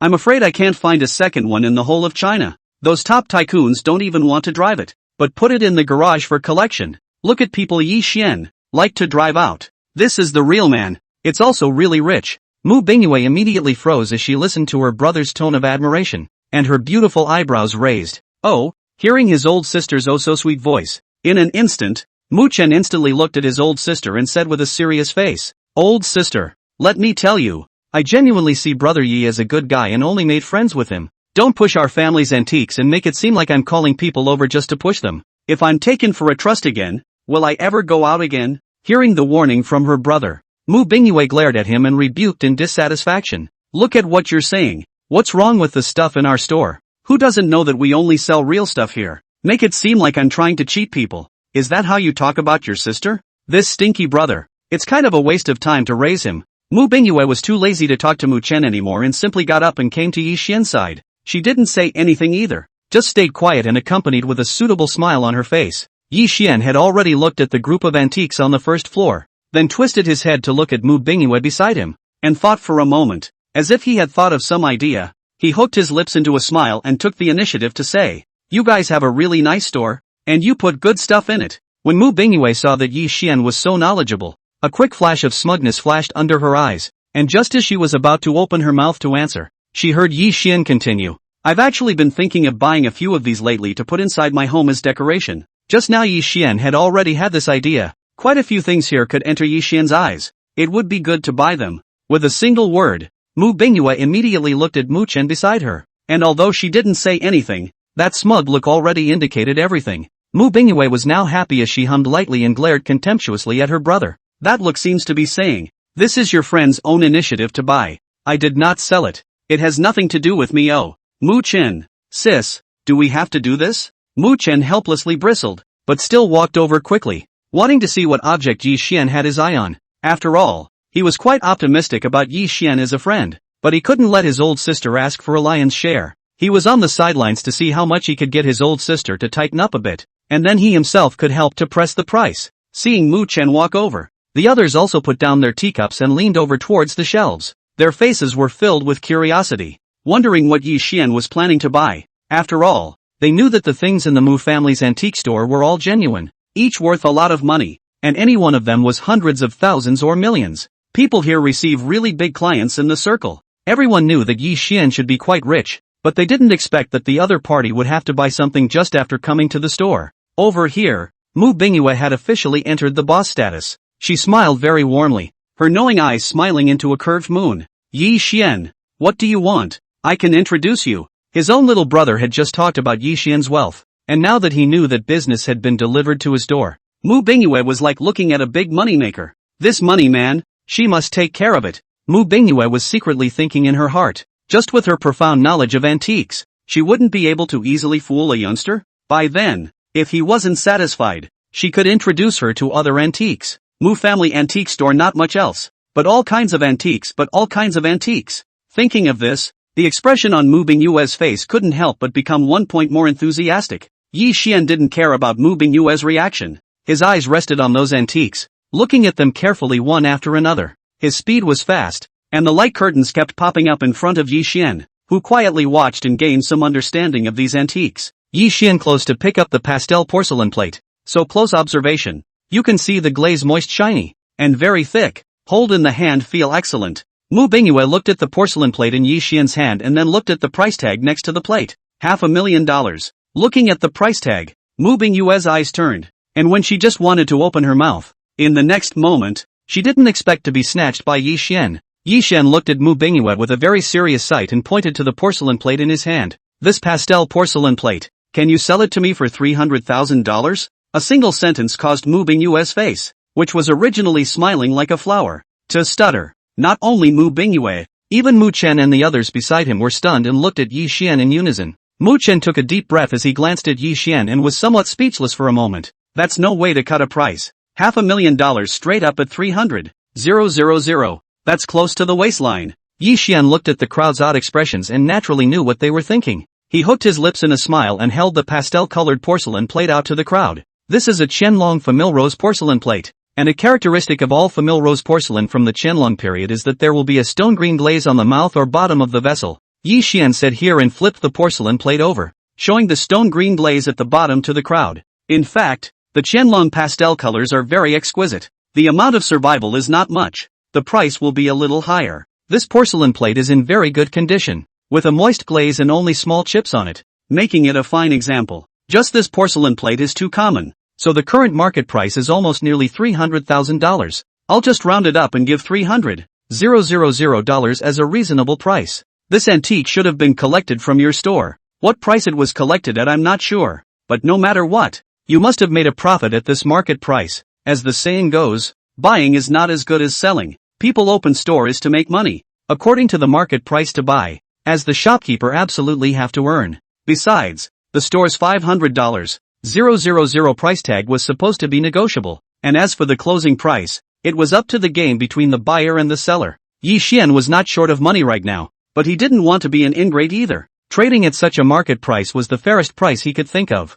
Yi Xian's few words directly rendered Mu Bingyue speechless. This guy, in one fell swoop, told her everything about the pastel porcelain plate. So what else was she supposed to say? She had thought that she was ready to talk more about how much better it was. After all, Qianlong pastels are notoriously scarce in existence. With this excuse, maybe she can even raise her price upwards. Anyway, she sells absolutely all the real good stuff. As for the price, there have always been rules in the antique trade. As long as the deal is made, silver and goods, whether it is lost or gained, it is all a matter of their own. Mu Bingyue secretly staggered. Good guy. Did not expect to meet a connoisseur. She had to admit that even she didn't know about the information that Yi Xian had said just now. Mu Bingyue glanced at Mu Chen with slanted eyes. Her eyes seemed to speak. Where did you find such a powerful friend? It caught her directly off guard. Mu Chen read his sister's eyes and helplessly shrugged his shoulders, indicating that he didn't know either. If he had known that Brother Yi was so powerful, would he have needed to worry about his oldest sister punking her friends?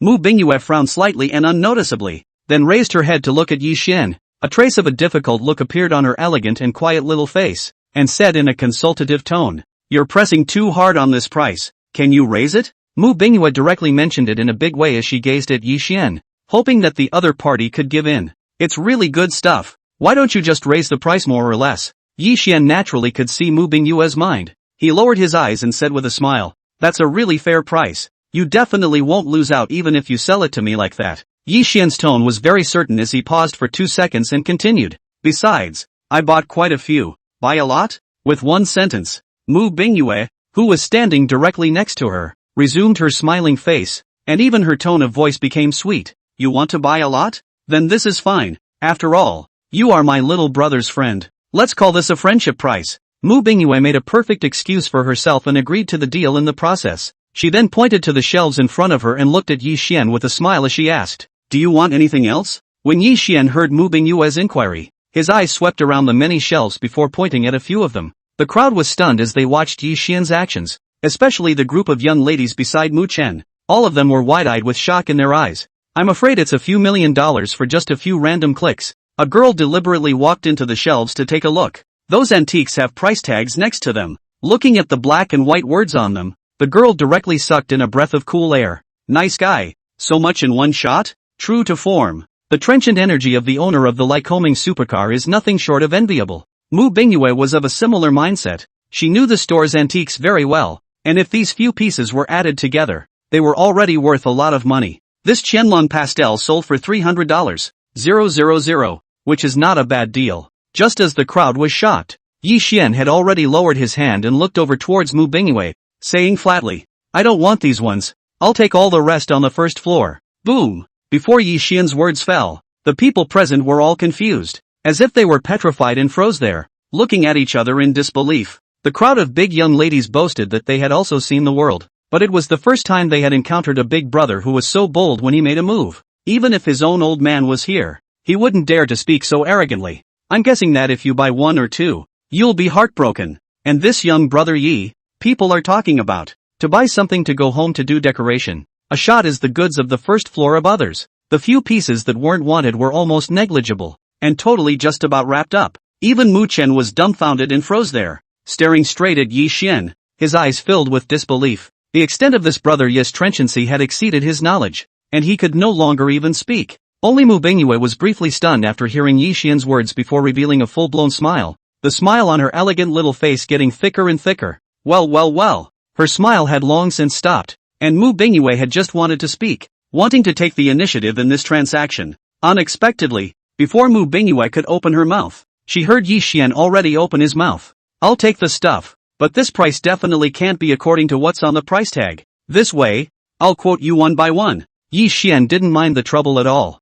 Still, he wouldn't be a wrongdoer. Mu Bingyue's face still maintained a suitable smile. She had long known that Yi Xian would not be able to pay the marked price, but in Mu Bingyue's opinion, Yi Xian was a young lad, even if he had dabbled in antiques and was even proficient in them. But how powerful could he be? She was sure that Yi Xian could not be proficient in so many categories of antiques, and as long as he looked away from a few of them, she would be able to glean a fortune. Mu Bingyue was also holding a comparative mindset right now. After all, the call that Yi Xian had just said had really shaken her. She wanted to see just how much this kid could do. Yi Xian didn't seem to notice Mu Bingyue's thoughts as he followed her to the shelves and spoke his offer piece by piece. Mu Bingyue took a paper and pen and wrote down the offers Yi Xian said. Gradually, as Yi Xian continued to quote, the expression on Mu Bingyue's face clearly changed. From a bemused start, the corners of his mouth twitched along. This quote, "She is looking out. Yi Xian, this is a connoisseur among connoisseurs.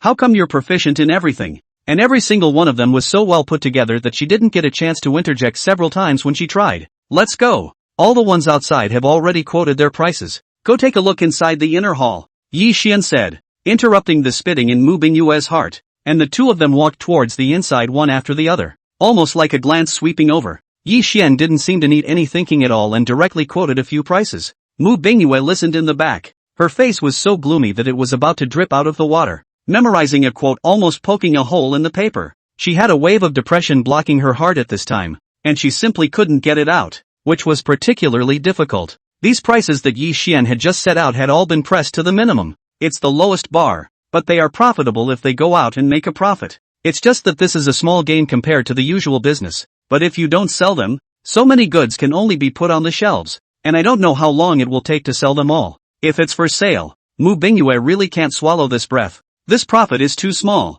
but people have such a large amount, which makes people very entangled. The main thing was that the current Mu Bingyue felt like she had been dealt a great blow. The reason why Mu Bingyin agreed to Yi Xian's deal so stiffly was because she thought that her knowledge about the line of antiques had already been perfected, and ordinary people were no match at all. After all, her family had been in the business for generations, and she had been taught by ear since she could remember. So how could she not have expected that she would be so nakedly crushed today? What Yi Xian said was too correct, so that she could not find any place to interrupt. A stomach of grievances were held there. It was really unbearable. As Mu Chen and the others beside him listened, they had long been shocked by Yi Xian's eloquent speech. They were all staring at Yi Xian in disbelief. They couldn't believe that he was actually this powerful. Even if they wanted to make it up, they couldn't do it in such a short time and say so many different things. Not to mention, they had already seen the expression on Mu Bingyue's face and were very sure that what Yi Xian had said was correct. Even Sister Mu was a bit dumbfounded, and they were even more heartened. This one,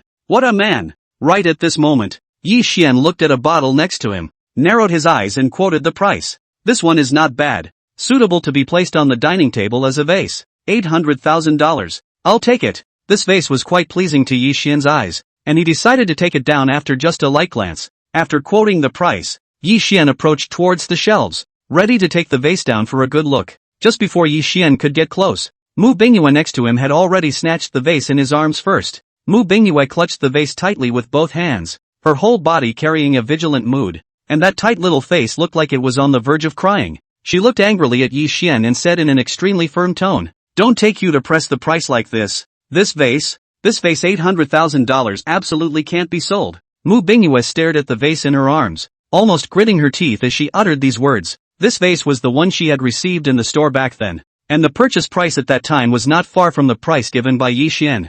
After Yi Xian's few words just now, Mu Bingyue immediately realized that the purchase price she had given at first was a bit high. Right now, Mu Bingyue strongly felt that she was being crushed by Yi Xian in front of her, completely and utterly. There is not the slightest possibility of a turnaround. It was like the last of her dignity. How could she sell it? Mu Bingyue thought viciously in her heart as she glanced up at Yi Xian, her heart indescribably aggrieved. She secretly thought in her heart, "This bad guy, I should not have invited you to drink tea, but also eyeballed it to your hand. No, she shouldn't have come over in the first place, and even more so, she shouldn't have been so complacent, so that she wouldn't have to agree to Yi Xian's request to buy something, and now she was causing her to be in such a mess. This tiger and wolf, what a bully." Mu Bingyue thought angrily, then violently twisted her head to look at Mu Chen with eyes that looked as if she wanted to eat someone. The meaning almost turned into substance, ringing in Mu Chen's ears. "Why did you bring this tiger and wolf? To watch your sister make a fool of herself?" Mu Chen was startled by his own sister's eyes,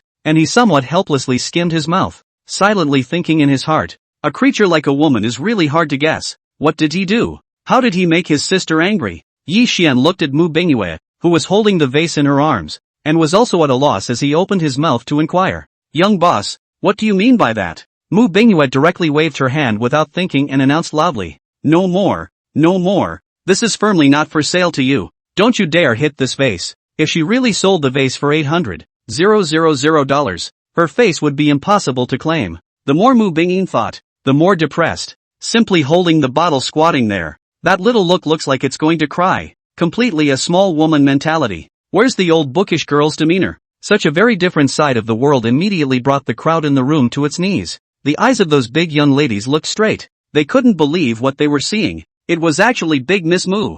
This. It's incredible. But after being shocked, looking at Sister Mu being forced to be like this, they were a little heartbroken again. The crowd looked at Yi Xian in unison, secretly thinking in their hearts that this culprit, Sister Mu, such a great beauty, is willing to force herself. This is too much of a lack of compassion. At that moment, The crowd subconsciously withdrew 2 steps towards the side, and even Mu Chen was far away from him. Yi Xian. Hashtag Yuan % and asterisk. I'm at least taking care of business. What do you mean by looking like this? Yi Xian sighed helplessly, then looked at Mu Bingyue who was still squatting there, skimmed his lips and walked over to her side and squatted down to comfort her. Young boss, what are you doing with this look? I won't buy this bottle no more. Doing business is all about negotiation. If you don't think it's reasonable, you can discuss it slowly. Mu Bingyue didn't care if Yi Xian said that she was playing the shrew. She only caught the part of Yi Xian's words that she wanted to hear. Only when she heard Yi Xian say that she wasn't going to buy it, did Mu Bingyue slowly stand up.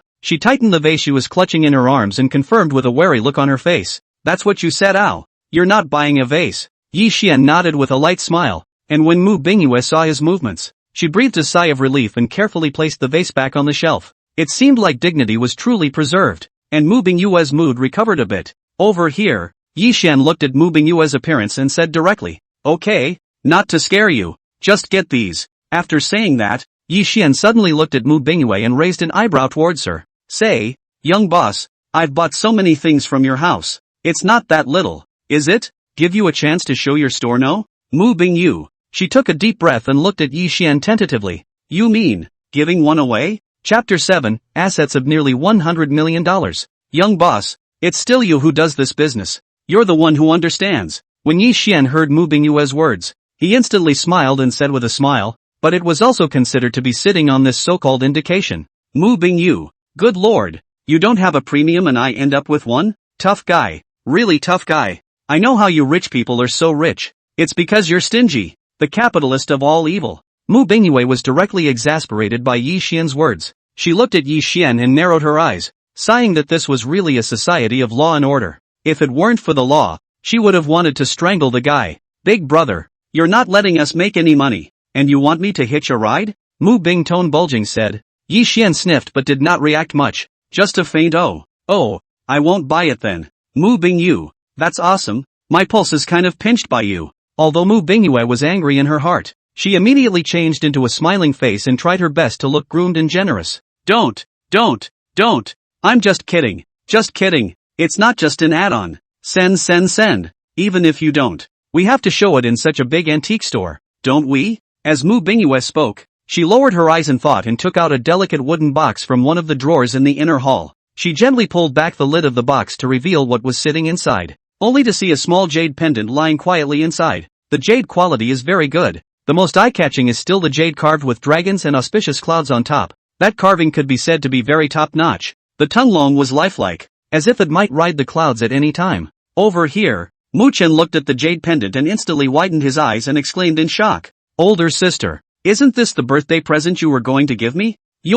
Before Mu Chen had a chance to finish his words, the next moment, Mu Bingyue threw a look over, scaring Mu Chen to shut his mouth immediately. Not a word more. Yi Xian looked at the jade pendant and also quite liked it, so he took it in his hand. Just as his hand touched the jade pendant, a curtain of light suddenly popped up before his eyes. Detected an extremely beautiful woman consuming $80,000 for the host. Activating the soft food and hard eating skill. Random 1,000 times rebate. Rewarding $80 million. Please pay attention to check. 80 million? Looking at the contents on the light screen, Yi Xian raised his eyebrows and a trace of excitement quickly flashed under his eyes. That's what he wants. However, Yi Xian had thought that there could be 10 million times the rebate. Wouldn't he just take off where he was? I didn't expect that the multiplier would be so low, but only a mere 1,000 times. Yi Xian sighed quietly in his heart. But this is not bad. At least a big profit is not. It's the equivalent of whoring these things out for nothing. And there should still be quite a bit of money to be made. An arc appeared on the corner of Yi Xian's mouth as he looked at Mu Bingyue next to him and said with a smile. Okay, figure out how much those quotes I gave earlier totaled, and I'll pay you. As soon as she heard Yi Xian say that he would pay, Mu Bingyue's pretty face finally saw a smile. She took the calculator and pressed it with crackling thoughts, and after a while, she picked up the calculator and waved it in front of Yi Xian. That's the lowest price, so I'm not going to wipe out the zeros for you. Do you see a check? Or a credit card? Yi Xian looked at the small white hand that reached out in front of him and directly handed the bank card up. Just swipe your card. Okay. Mu Bingyue swiped the card with a quick hand, as if she was afraid that if she was a second slow, this deal would be reversed by Yi Xian. Listening to the sound of printing in the POS, Yi Xian directly called up the system panel with his mind and looked towards it. Divine signing system. Name, Yi Xian. Age, 21. Height, 183 centimeters. Face value, 95. Gain divine face value. 1 year gradual change. Temperament, 96. Stature, 95. Assets, 89001000. Looking at the balance of nearly $90 million on it, Yi Xian's heart was indescribably relieved. Where is this coming out to spend money on something? It's almost like it's his first business venture. It's hard for ordinary people to earn such a large amount of cash at once, even if they are doing business, right? And Yi Xian this time, or cash first. That bright reward, simply do not too fragrant. The smile on Yi Xian's face did not diminish. He really didn't mind doing this kind of shopping a few more times. Thinking like this, Yi Xian looked at the stunned Mu Chen next to him and looked at him more and more smoothly. This is a great friend to make. So worth it. The crowd beside him looked at Yi Xian's dashing payment and were also directly dumbfounded. Especially when you see the POS receipt and look at it a little bit straight. Good guy. Brother Yi, this is too rich. Bought nearly $40 million of antiques in one go. What kind of family must this be? It didn't sound like spending $40 million on antiques seemed to be a problem. But Yi Xian was still so young and already had such strength. So the future achievements, they simply didn't dare to imagine. These big young ladies all secretly sucked in a breath of cool air, and understood a little more about Yi Xian. Even the eyes that looked at him had a hint of sincerity and shock in them. Here's your return receipt. Mu Bingyue handed the POS receipt to Yi Xian and looked at the money that had already arrived. Although the profit per piece is not high, it is spectacular when so many are accumulated together. I'm afraid the whole ledger is going to be extra nice this year with this deal. Yi Xian was also in a good mood. His eyes circled around the room. Then he looked at Mu Bingyue and asked, by the way, I see you have a second floor here. Is it convenient to go up and take a look? For the antiques above the second floor. Yi Xian's heart also carried a hint of anticipation. Mu Bingyue nodded her head when she heard Yi Xian's words. Yeah, I'll show you up there. Speaking of the things on the second floor of her house, Mu Bingyue's face couldn't help but carry a hint of smugness. Although that expression flickered, it was nonetheless easily captured by Yi Xian, who raised an eyebrow and followed behind Mu Bingyue as they walked towards the upper floors together. Ahem. Morn, you see? A big young man looked at the back of Sister Mu and Yi Xian and squeezed his eyes towards Mu Chen with an eye-rolling look. They all knew that what was kept on the second floor of the Mu family was not ordinary stuff, and they had been trying to find a chance to go up and take a look. Mu Chen looked at the crowd and was also happy, directly waving his hand and said, let's go. We're also in Brother Ye's good graces this time. Let's go up together and take a look. Okay. The crowd of great young ladies happily responded, quickly chasing after them in the direction of the duo. And at this moment, Yi Xian had already followed Mu Bingyue to the second floor. The second floor was just as large, only separated into rooms, each with a door that closed tightly and was carefully locked above it. Mu Bingyue sensed the direction of Yi Xian's line of sight and explained with a smile. The top goods in my house are stored in categories, so where would you like to check out first? I'll take you in. As Mu Bingyue spoke, she had already brought Yi Xian to the door of one of the rooms. She took out the key and opened the door, and all of them walked in together. The room was obviously fitted with a constant humidity and temperature control device, and it contained several shelves neatly arranged with a display of delicate wooden boxes. Many big young ladies directly sucked in a breath of cool air and exclaimed in shock once they saw the arrangement here. Good fellow. So there's something else inside the second floor. I'm afraid these devices alone are going to be worth a lot of money, not to mention the value of those antiques. These shelves alone are extraordinary. If I'm not mistaken, these are all fine shoya zitten, right? Smell the rich fragrance. It's so luxurious. It's really worthy of being the Mu family antique store. This class is simply great. To have the honor of coming up here today, it's really an eye-opener. Mu Bingyue listened to the feelings of the crowd and felt a sense of comfort in her heart, purposely opening one box after another and taking out the various words and paintings inside to show them off. Everyone sympathize. These masterpieces are very precious, so you can only view them from a distance. Even when Mu Bingyue hung the painting on the display rack, she was careful to put on her gloves before doing so. Yi Xian looked at the painting, and various introductions immediately flashed before his eyes. Looking at the market price which had gone up to $10 million, his heart had some understanding of the strong capital of the Mu family's antique store. After all, the average antique store would not dare to take such expensive paintings, not to mention that they could not afford them. This is not a loss they can afford if they are not careful to look away. Mu Bingyue also seemed to want to show Yi Xian the strength of her family, and the pieces she displayed were all worth at least a few $1,000,000. And even tens of millions of treasures. Yi Xian's eyes flashed with a trace of emotion. There were really quite a lot of good things. You know, the ones they are seeing now are only those antiques that can be sold on the surface. The really good stuff simply couldn't be placed in the store. I'm afraid they were all personally treasured by the Mu family's head, Yi Xian thought as he lowered his eyes to think, and suddenly looked at Mu Bingyue and said, "These things." Mu Bingyue seemed to have guessed Yi Xian's thoughts, and without waiting for him to finish his words, she interrupted with a voice. "I don't have that authority to sell these things." Mu Bingyue's words were not perfunctory to Yi Xian. She was naturally happy to make a deal if she could, but the antiques on it were all treasures, and she needed someone from her family to step in. Yi Xian looked at Mu Bingyue's serious look and realized what the other party meant, nodding his head gently. "Okay, I'm just asking." Yi Xian narrowed his eyes slightly and thought about it. Although the things in the Mu family antique store were good, but this thing could only be bought from Mu Bingyue's hands. The things upstairs are expensive, but Mu Bingyue doesn't have the authority, so I guess the buying and selling will definitely have to call the person in charge of the family over.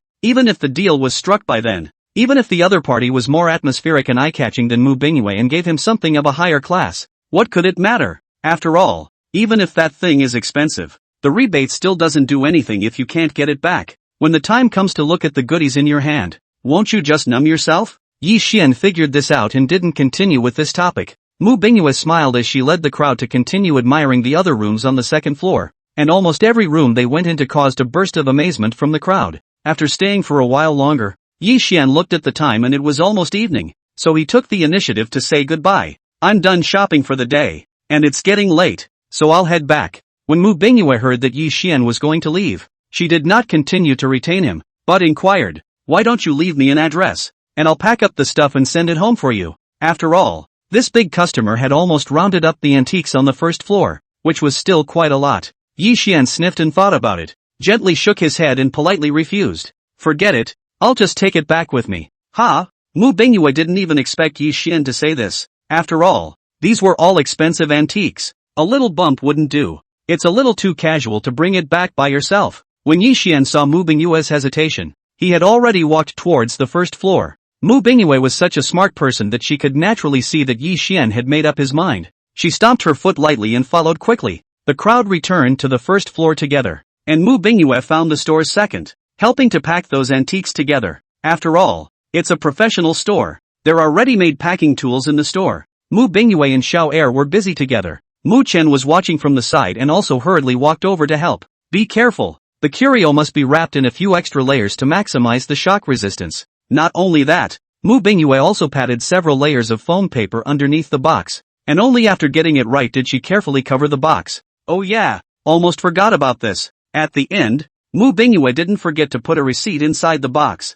Yi Xian watched that the packing had been completed and was about to leave when a curtain of light suddenly popped up in front of him. Detecting that the host has been given a random chance to sign in. "Do you sign in?" "Checking in. Sign in successfully. Rewarded with a divine physique." Divine physique? Yi Xian couldn't help but raise his eyebrows as he looked at the words on the light screen, and the next moment he felt a heat in his body. As the heat flowed through his limbs and bones, Yi Xian clearly felt that his body was bursting with power, as if a small universe had been installed. Yi Xian took a deep breath as he clenched his hand hard, and in an instant, a very clear snapping sound was immediately heard as the wind was mixed with sonic booms. The crowd was startled by the sudden voice, and Mu Chen's eyes glared as he instantly looked at the crowd beside him and opened his mouth to ask, "Fogweed, what's going on? So loud. It's still in my own store. It can't be the sound of something breaking, can it?" Mu Bingyue was equally startled. She subconsciously twisted her head to look at those antiques, seeing that those boxes were all safe and sound. Then she breathed a sigh of relief. It was so scary. She thought the curio hadn't been put away properly and exploded. The others joined in looking for the source of the sound, but in the end, no one could find it, and a hint of doubt crossed the faces of the crowd. Everyone looked at me. I looked at you, and there was more confusion in their expressions. Yi Xian only felt a wave of embarrassment as he looked at the crowd. He coughed lightly and said to Mu Bingyue, "Keep the stuff packed and I'll be on my way." "Oh, yes." Mu Bingyue greeted everyone to help pick up the box and together they walked towards the outside of the store. Looking at the red Laken Supercar on the parking lot, Mu Bingyue's eyes also flashed with a hint of amazement and shock. The car, too, is so beautiful. Yi Xian took out the key to open the front trunk, but because the number of antiques he bought was really high, the front trunk was stuffed or not put down. As soon as he pushed down the lid of the trunk, he then pointed to the passenger seat. "Please throw the rest of your stuff in the passenger seat and I'll take my time packing it up when we get back." The crowd immediately did as they were told. Everyone knew that the things placed inside were of great value, and one by one, their movements were also filled with caution. fearing that something might happen. Thanks a lot for today. Bye. Yi Xian saw that everything had been loaded, and after thanking everyone, he got into the driver's seat, pressed his foot on the gas and drove the car away. Over here, Mu Bingyue watched Yi Xian leave along with the crowd until the awakens supercar completely disappeared from sight. Only then did Mu Bingyue withdraw her sight and turned her head to look at Mu Chen beside her. Before the other party could speak, Mu Bingyue precisely pinched Mu Chen's waist and twisted it with force, saying in a grim tone, "Brat, look at others, then look at you. You don't know anything. Every day you just know how to play blindly. You don't know how to study a little. How are you going to inherit the family business in the future? What an unlucky child." Mu Chen listened to his old sister's hateful tone, and somewhat aggrievedly skimmed his mouth, muttering in a small voice, "I'm really a man sitting on the sidelines with a pot coming from the sky. Some people know quite a bit about it, but aren't they still as dumbfounded as I am by a few words from someone? I've been so wronged." Mu Chen obviously wanted to continue, but in the next second, his cheeks had been pinched to death by two delicate hands. Mu Bingyue's face wore a stiff smile as she narrowed her eyes and glared at Mu Chen, saying almost word for word, "What did you say, brat? I'll give you the guts to repeat it to me again." While saying that, Mu Bingyue nonchalantly pinched Mu Chen's face and watched as his features began to deform under her movements, which made her feel a little more comfortable in her heart. This stinking brother, he's so bold. He even dares to talk about his old sister, facing this suppression from his bloodline. Where was Mu Chen a match for his own old sister? And immediately began to beg for mercy. "Old sister, I was wrong. I didn't say anything.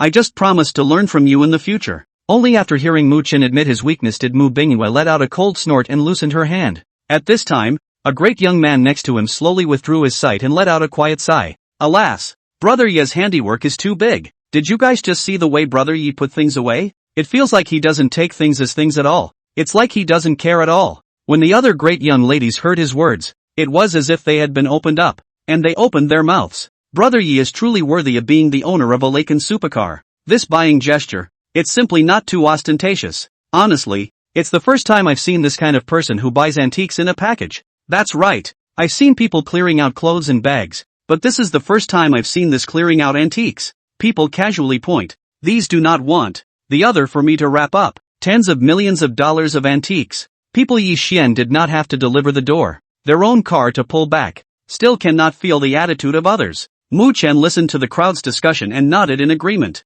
He also had this feeling just now, as if he was completely indifferent to this large batch of antiques. Seemingly thinking of something, Mu Chen's eyes suddenly lit up and he twisted his head to look at his oldest sister on the side. "Sister, I feel like he is still more attached to that piece of jade you gave him." The happiness on Yi Xian's face when he saw the jade pendant before was a flash, but it was clearly seen by everyone. Greeting the eyes of the crowd looking over, Mu Bingyue let out an ah, then slightly lowered her eyes, recalling the scene when the jade pendant was attached. A hint of pink tinted her pretty face at some point, and she seemed to have noticed this as well. Only in front of her brother's crowd, Mu Bingyue's small face slammed, and she directly began to drive people away. "Go go go, all dare to make fun of your sister? Okay, it's getting late. You guys should hurry back." Chapter 8, signing in again. After saying that, Mu Bingyue didn't wait for the crowd to reply and quickly walked towards the inside of the store. Mu Chen looked at his old sister's back, and for some reason, it always felt like it carried a hint of falling away. "Come on, let's go to the next one." Mu Chen didn't take this small detail to heart as he waved towards the crowd and together they walked towards the parking lot. And the other side, Yi Xian drove the car while humming along to the dynamic music as he sped along in the direction of his home. In a moment's time, Yi Xian rushed back to Villa 1, just as Yi Xian drove into the Jade Dragon Court Villa area. At this time in Villa 1, Anzio was dutifully leading a group of staff to carry out the cleaning and nursing work of Villa 1. Everyone was working in an organized manner, while Anzio was holding the picked flowers and was working on arranging them. Anzio's taste was very good. Her movements looked very professional. It seemed that she had a draft in her mind for a long time. Her flower arrangement was very fast, and in a moment's time she already had a prototype. "Well, it's not bad, and it'll look even better with some full stars to accent the perimeter," Anzio muttered in a small voice. The movements of her hands didn't pause in the slightest. Just at this time, she suddenly heard a roar of a car coming from the entrance of the villa. Hearing the sound of a car engine coming, Anzio immediately put down the bouquet in her hand and trotted over in the direction of the gate. Only halfway there, Anzio saw Yi Xian driving a awakens supercar, which had already driven into the courtyard. "Yi Xian." Anzio subconsciously wanted to say hello to Yi Xian, but halfway through her sentence, she realized that she had said the wrong thing. After pausing for a second, and Ziyo raised her lips and smiled, immediately changing her greeting. Yi Xian, you're back. When Yi Xian saw Ziyo welcoming him, he parked the car in the garden, while he himself pulled open the door and stepped out of the car. He waved towards Ziyo and said with a smile, "You're just in time. Come on, give me a hand." "Oh, yes." When Ziyo heard Yi Xian's call, she immediately walked up quickly and saw Yi Xian holding out several boxes from the car and handing them to her arms. "Help me carry some stuff in. It's a bit much." And Ziyo gently nodded. She and Yi Xian each held a few boxes and went back and forth a few times before they were able to move almost everything. "Yi Xian, there's not much left in the car. I'll just go over there again myself." Before Ziyo moved her things into the villa just now, she purposely took a look in the car. There were only 3 or 4 boxes left. She took them back in one trip by herself. After saying that, Ziyo turned around and quickly walked towards the outside of the villa for fear that Yi Xian would grab it. When everything was moved, Ziyo looked at a piece of paper that fell out on the ground. She flinched and walked over to pick it up. "Ha, what's this?" Ziyo muttered. And when she read the words on it clearly, her entire body was directly a bit confused. This. What's this she's seeing? It was a receipt that clearly stated that the things placed inside those boxes just now were actually all antiques. Ziyo froze for a moment. Her eyes then fell towards the top of the price. When she counted the numbers behind her, the corners of her mouth twitched at that moment, although she still maintained her composure on the surface. Ziyo's heart had already been in shock, tumbling with all the shock. Was it actually tens of millions of dollars that she just helped carry? This! If she had known that it was at this price, she would never have dared to trot along just to catch up with Yi Xian. Ziyo's small hand stroked over her chest to stabilize herself a bit before she carefully picked up the box and walked towards the inside of the villa. By the time Ziyo returned to the house, Yi Xian was already there unpacking the box. He took out those antiques, holding them in his hands and looking at them one by one. He was still satisfied with this sweep. After all, every piece here was considered a good thing. As soon as Ziyo came in, she saw Yi Xian casually fiddling with his antiques, and a small crow flew over her head. She was really a bit confused now. It was a bit too casual for Mr. Yi to just take such an expensive thing, right? According to what she had once learned about maintenance, any antique like this should be touched with gloves for better protection. Ziyo stood there and looked for a while before she reacted. She felt like she couldn't take it anymore. Such earthy behavior. It was simply trenchant. "Yi Xian, I'll go cook. What do you want to eat?" Ziyo exhaled heavily, spitting out the shock in her heart as if it had come together, and looked at Yi Xian and said. Yi Xian smiled gently and replied casually, "I can do both." "Good." Ziyo nodded. Since Yi Xian said so, she would just follow the nutritional meal. After a while, Ziyo walked out from the kitchen, her black uniform with an apron over it, and looked towards Yi Xian to greet her. "The food is ready. You can eat." After shouting at Yi Xian, Ziyo returned to the kitchen and served the meal on the table. For a while, the living room wafted with a rich and very tantalizing aroma of rice. When Yi Xian heard Ziyo's greeting, he also put down the antiques in his hand and washed his hands to sit at the dining table, looking at the several dishes on the table that were full of color and flavor. Yi Xian could not help but raise his eyebrows and praised with a smile. "You're so good at this. It smells so good. If you like it." Ziyo returned a smile as she removed the apron she was wearing. "Take your time eating. I'll just go ahead and get busy." Yi Xian watched as Ziyo was about to leave and hurriedly spoke out to greet her. "There's no hurry to get busy. Things can go on any time, but food can't fail. Sit down and eat some together." Ziyo could hear the sincerity in Yi Xian's tone. She thought about it but still didn't refuse and smiled as she walked over to sit down. "Good, then I'm welcome." The two sat on opposite sides of the table, enjoying a rare moment of food together. "I didn't expect you to be this good at cooking at such a young age." Yi Xian clamped a piece of braised pork ribs and tasted it, feeling the rich meat aroma swirling in his mouth. He couldn't help but exclaim in admiration. This is not hypocrisy on his part, but it really does feel good. The flavor is comparable to that of a decent chef. It was really a stroke of luck that he had found such a housekeeper. Ziyo was a little embarrassed by Yi Xian's compliments. She gently pursed her lips, and her whole person looked even more shy. She gently picked at the rice in the bowl, her delicate little face tinted with a blush that was even more charming than the clouds in the sky. The two quickly finished their meal, and Ziyo grabbed the dishes that Yi Xian was about to clean up and carried them into the kitchen. When Ziyo cleaned up the kitchen and walked out, she heard Yi Xian say to her, "We can arrange the china just enough to be used as decorations to decorate the villa." "Ha!" Hearing Yi Xian's words, Ziyo directly she recognized every word Yi Xian said. It was just that when she connected them together, she was a bit confused. This is an antique worth tens of millions of dollars. Shouldn't something this valuable be stored in a special treasure room, just laying out there with a straight face? and Ziao looked at Yi Xian with a puzzled sight, and saw the other party nodding towards him. Yi Xian pointed to the vase he was holding in his hand and said in a very indifferent tone, "How about you get some water in this?" "No, these bottles and get some flowers in them?" Yi Xian nodded his head with great satisfaction as he spoke, seemingly feeling that his idea was awesome. "And Ziao, is it really good to be so rustic? It really doesn't take anything for granted." Even if she had worked as a manager in a top villa area for several years, it was the first time she had seen such a luxurious owner. And Ziao slowed down for several seconds before she nodded her head towards Yi Xian and then did as he asked. She fetched water and carefully filled the vase, then inserted the bouquet she had picked. And Ziao also didn't forget to match the color of the flowers, waiting to make a few more flower arrangements, which were then placed on the table. A few bouquets of flowers like this put in place immediately filled the cottage with life. Just looking at it like that makes you feel better. Yi Xian sat on the sofa and looked at Ziao's arrangement. After all of these things amount to a freebie and a lot of money. It's really a good use of your money now that you can still add color to your life. Just as Yi Xian was sighing that life was good, a curtain of light suddenly flashed before his eyes. Detecting that the host has been given a random chance to sign in. Do you sign in? Checking in. Chapter 9. The system can still be so rewarding? Sign in successfully. Rewarded with a divine watchdog. Please check it out. Divine watchdog? Looking at the contents on the light screen, Yi Xian's eyebrows moved and did not say anything. After a while, and Ziao took care of the arrangements in the villa,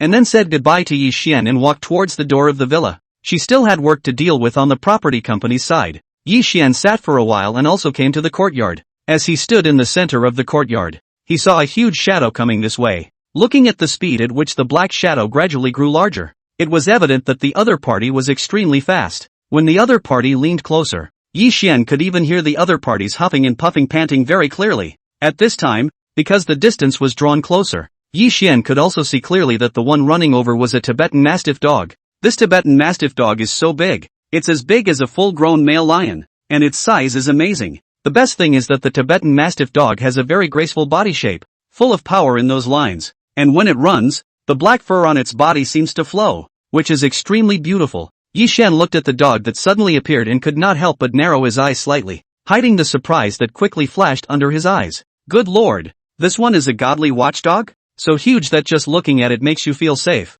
True to the system. Just as Yi Xian marveled, the dog on the opposite side of the street came to the front door. It did not pause at all. Instead, it used its impulse to make a direct leap. The huge Tibetan Mastiff dog crossed the fence with such ease, and then landed steadily on the ground, still at an unabated speed, running wildly towards Yi Xian's side. Yi Xian, it's really worthy of the rewards issued by the system. This dog is too powerful. If he hadn't seen it with his own eyes, he really couldn't believe that a dog could easily jump over the gate of a villa. It was just a bit scary. It was no exaggeration to say that if it wasn't for the fact that the current Yi Xian had gained a divine grade physique, his strength and speed had increased tremendously. Even if he knew that the one in front of him was a divine watchdog rewarded by the system, he wouldn't dare to stand in front of him like this. I'm afraid I'd lose half my life if I was pounced on by such a mighty dog. Yi Xian was secretly staggered for a while, and just at this time, the dog had already run to Yi Xian's side. It huffed and puffed and spat out its tongue, circling around Yi Xian's legs constantly,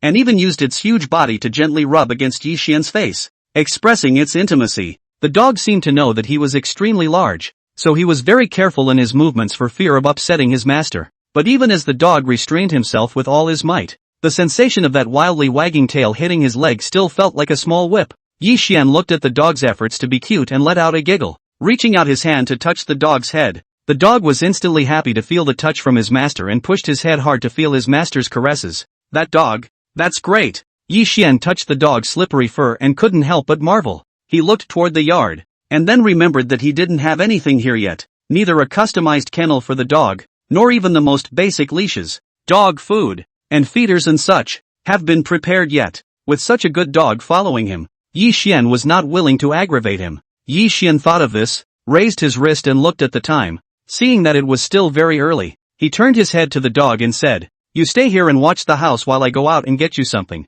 Okay. The dog listened to Yi Xian's words with his ears perked up, and when he finished, he immediately barked out with a woof. Then he went honestly to his place at the door and slumped down, with the appearance of guarding the gate closely. Yi Xian looked at the dog's alert and vigilant face, the firm back, and the body full of strength, and felt a surge of surprise and satisfaction. Good man, truly worthy of being a godly watchdog. This quality, simply After instructing the dog to watch the house, Yi Xian walked to the garage with confidence and drove the car towards the outside of the villa area. Yi Xian had also lived in Jinling for a few years and had some understanding of the place, and soon drove the car to a pet supply street. The street is lined with stores on both sides of the road, with brightly colored signs for pet supply stores, interspersed with the occasional vet hospital with specials playing on an outboard stereo. There's an event for pet spaying and neutering. Do 3 get 1 free and give your home a clean slate. Yi Xian looked at the not-so-spacious main road of the pet street, beside which there were quite a few pet cages with cats and dogs for sale,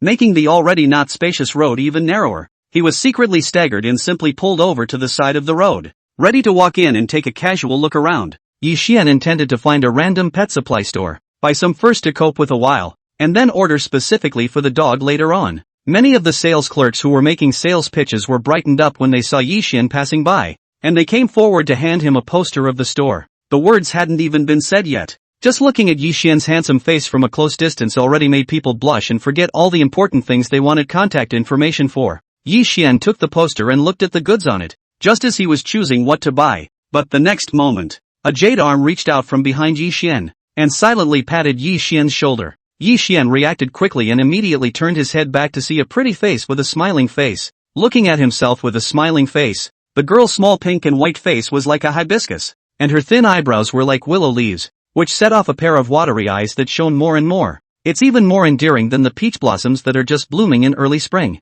Long hair in the back of the head casually in a bun, elegant with a hint of laziness, but also set off the beauty. The girl slightly tilted her head to look at Yi Xian. In fact, her height is definitely considered tall in the girls in the category. A Tiffany blue sportswear to wear on the body, but could not hide the perfect curves. Yi Xian looked at the girl's perfect and delicate little face. The bottom of his eyes quickly red flashed a trace of amazement, and then he was caught by the little guy she was holding in her arms, attracting away his sight. It was a ragdoll cat, leaning lazily against the girl's arms, its head resting on its waves, and it was provoking jealousy in every way. A pair of icy blue eyes stared at Yi Xian. This character was definitely considered to be the very best one, almost ready to debut as a cat model in situ. The girl was also flabbergasted for a moment when she saw Yi Xian violently turn over. Her eyes looked back and forth on Yi Xian's face a few times before she tentatively opened her mouth to call out, "Yi Xian?" Yi Xian looked at the girl in front of him and a curtain of light instantly popped up in front of his eyes. Name, Fong Yu. Face value, 98. Stature, 98. Height, 170 centimeters. Purity, 100%. Looking at this familiar name, the corner of Yi Xian's mouth lifted up in an arc, smiled and nodded his head, saying very gently, "Hello, Fong Yu." Seeing that Yi Xian still clearly remembered himself, Fong Yu was obviously in a very pleasant mood and waved her hand with a smiling face, greeting her warmly. "Long time no see, Yi Xian. You've grown too handsome now, haven't you? People say that women change, but I didn't realize that boys change. But it's even more amazing. I was tentative in filming you just now, and I'm even more afraid to recognize you when you turn your head so violently." Fong Yu's watery eyes carried undisguised amazement. Yi Xian had looked good before, and now he was simply perfect. It's a proper manhood. Yi Xian smiled as he looked at Fong Yu in front of him, and his thoughts all of a sudden seemed to be pulled back to a long time ago. Fong Yu was his high school classmate, and because of her good looks, she was definitely at the class flower school flower level. Back then, Fong Yu served as the literature and art committee member in her class, which was a real variety of talents, and was a famous big talent in the school. The two people's interactions were originally not much, only before at a cultural evening. Fong Yu also pulled Yi Xian together on stage to perform a program. Although Yi Xian's performance at that time could only be considered moderate, he also reaped a lot of applause along with Fong Yu. That moment became one of the few high points of his previous years. Then after this collaboration, we all got in touch with each other a lot more. Before Yi Xian also became a member of a study group with Fong Yu, who had a good family and often invited them out to dinner. For Yi Xian back then, it could be said that he had taken care of him. It's just that after the latter graduation, we don't have much contact, and I didn't expect to run into each other here today. Old classmate, I haven't seen you in a few years, but you're getting prettier and prettier. Yi Xian's words are not a compliment. The system's rating does not lie. The current Fong Yu rating is as high as 98. 1 point higher than yesterday's all-bookish Miss Mu Bengyue. By the way, what brings you over to Pet Supply Street? When Fong Yu heard Yi Xian's inquiry, she gently shook the Muppet cat in her arms and explained with a smile, "I just happened to come over to buy some cat food for my cat, and I was planning to go to the store owned by Lu Chang." Lao Kung? Yi Xian couldn't help but raise a smile on the corner of his mouth when he heard this name. Lu Chang, this guy is also a study group of their classmates. Think about when they were before the relationship is quite iron. Definitely counted as a good brother. Just how did this guy get a pet store now? Yi Xian raised his hand to straighten his hair and said with some surprise, I didn't expect it. Everyone has changed so much after a few years of not seeing each other. And this guy actually opened a pet store. Hearing Yi Xian's slightly exclamatory tone, Fang Yu instantly widened her eyes and said in an incredulous tone, Ha? No way. You actually don't know? I thought you just didn't have contact with me. I didn't realize that you didn't have contact with Lu Chang either. Fang Yu then seemed to think of something, and there was a burst of realization at that moment. It was thought that Yi Xian should be more withdrawn because of the reason that his family was not in a good condition,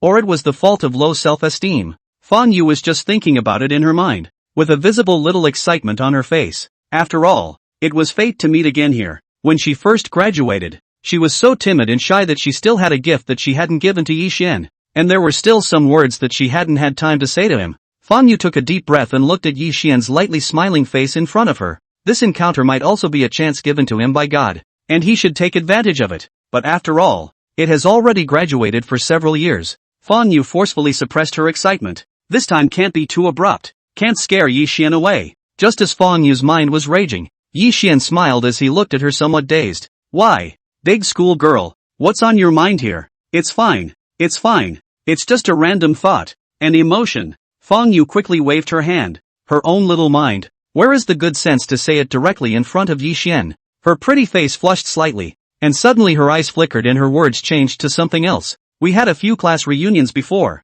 We haven't been able to contact you. You didn't come, so you probably don't know. Didn't Lu Chang fail the college entrance exam that year? He didn't bother to repeat the course, so he went straight to a junior college. But this college did not go to graduation. He dropped out of school after his old man sponsored him a sum of money. He began to free enterprise. Lu Chang, that guy, is what people you know well. He loved small animals since he was a kid. Thinking about it, he opened this pet store. Fang Yu narrated the story in great detail, and shook the kitten in her arms when she said this. It just so happens that I don't have such a cat ancestor at home, so I thought I'd take care of the old school business and come over often. Yi Xian also gently nodded his head as he listened to Fang Yu's words. He'd known about a couple of previous class reunions, except he hadn't really wanted to attend, so he just treated it as a lost cause. After all, with his previous presence, going there would be as a backdrop, and it was really meaningless. Fang Yu looked at Yi Xian's expression and seemed to have thought of some bad experience. Her red-colored little mouth pouted and said with some dissatisfaction, It's good that you didn't come to the reunion. Alas, you don't know how arrogant the class president of our class, Li Xiang, and his lapdogs really are. And simply don't be too loaded. Others are at best a plastic bag. They are directly a marijuana bag. It's not an exaggeration at all to say that they hold more than a sack and really gross me out. It's caused me to not go to the next few reunions at all. And it's annoying to think about all those people. After Fang Yu's flurry of complaints, she cocked her head and sized up Yi Xian before she remembered to inquire. Look at me. When I talk about messing around, I forget about business. What did you come over here for? Yi Xian didn't hide in the face of Fang Yu's inquiry and answered directly. I was going to buy some dog food, and a few other things the dogs need, and thought I'd stop by since there are more stores over here. Fang Yu raised an eyebrow at this and said with a sweet smile, That's just right. I'll take you to Lu Chang's store. Everything on his site is genuine. It's more reliable to use. Fang Yu is considered to be a senior pet lover. Talking about buying pet supplies is definitely the head of the road. To Yi Xian popularize some pet common sense. Yi Xian listened attentively. The two people walked forward side by side. Their face value both belonged to the super high kind. Walking together instantly became the most shining existence of the whole street. They walked out a bit further, and Fang Yu pointed to a modest facade not far away. Look, there it is. That one is Lu Chang's store. Yi Xian followed the direction of Fang Yu's finger and saw a not-so-big store with a simple yellow signboard, giving a clean and comfortable feeling. And the store entrance is not as cluttered as other homes, but cleaned up, which is quite in line with Lu Chang's character. He also has a foster care service here. It's not a big store, but it's pretty professionally done. Before Fang Yu even walked into the store, she pointed at the cages through the store's floor-to-ceiling windows and introduced them to Yi Xian. Yi Xian nodded. He could see that this old classmate had really used a lot of effort for this pet store. Fang Yu walked in front. She pushed open the store with her Muppet cat in her arms and walked in. The wind chime above the door let out a melodious ringing sound that was very pleasing to the ear. As soon as the two walked into the store, they saw a figure crouching in front of those neatly arranged cages with a soft voice. Be a good boy and eat more so you can grow into a big, healthy dog later. With that gentle energy, those who didn't know would think he was coaxing a child. The figure hurriedly got up and looked this way after hearing the wind chime behind him and putting food in the cage for the dog. Fang Yu had walked up to Lu Chang by this time. She squeezed her eyes towards the other party and said with a bad smile, "Lu Chang, come quickly and see who I brought here." Hearing Fang Yu's words, Lu Chang was also stunned as he dropped the spoon of dog food in his hand into the bag, then looked behind Fang Yu. When he saw the tall Yi Xian behind Fang Yu, he immediately froze, which then transformed into a burst of ecstasy. Misty grass. I'm not hallucinating, am I? It's actually really Brother Xian's grand entrance. Come sit inside. While Lu Chang was excited, he didn't forget to go and get the chair for Yi Xian first and greeted the two of them to sit down hurriedly. You guys wait for me, I'll go get you some water. Lu Chang was really happy to see Yi Xian and Fang Yu coming over together, and kept busy, not pouring water but also looking for snacks. Okay, you don't have to work, come over and sit down quickly. Yi Xian looked at Lu Chang's movements, and his heart raised a wave of warmth. True to form, the bond between the guys doesn't fade just because they haven't seen each other for a long time. And their relationship hasn't suffered in any way from time since they met. Good Lu. Brother Xian, you and Fang big schoolgirl first drink some water. I put these dogs rice continue to finish. Wait for me a moment ha. Lu Chang explained, and walked back to the front of the cage to start putting out the food. Yi Xian surveyed the store. This place could be completely described by the windows and cleanliness, and all around it was very cleanly taken care of. There are no sanitary corners to be seen at all. Although there were many cats and dogs inside the store, the air did not have any odor, but instead it was lightly scented with jasmine, and it looked like it was cleaned regularly. Yi Xian nodded with satisfaction and praised. Good man, you've done a great job with this little store, and business is booming. So many cats and dogs come to foster. It was the foster pets that Lu Chang was now busy trying to feed, and he said with a bitter smile as he calmed them down. Brother Xian, don't make fun of me, my little store is nothing. Besides, I'm not like you guys. You're all college students, high achievers, and the likes of me can only do hard labor at best. It is also only after entering society and suffering that one realizes the importance of going to school, but unfortunately there is never any medicine for regret in this world. The good thing is that his family loves him, and helped him to fund this store. He naturally wants to run it well, and also be considered to repay his family. Lu Chang quickly fed the dog and sat over. He looked at Yi Xian and inquired, Brother Xian, why are you free to come over today? I got a new doggy and needed dog supplies, so I came by to check it out. Yi Xian replied with a smile, and in the meantime, he talked about how he bumped into Fang Yu and was brought here by her. When Lu Chang heard what Yi Xian needed, he directly slapped his chest and said cheerfully, Hey, absolutely no problem, I've got all this stuff here. I'll just give you a hand with it. Don't worry. Lu Chang finished with a hefty smile as he looked towards Yi Xian with an extraordinarily wide smile. But there's no rush. Let's catch up first. Brother Xian, it's not even me talking about you, but you've been out of touch for too long. What? Is this forgetting about a brother? The atmosphere was great as the three men sat in their chairs and chatted as they talked about the funny things they used to do, erupting in laughter every now and then. In this moment, it was as if everyone was back in high school,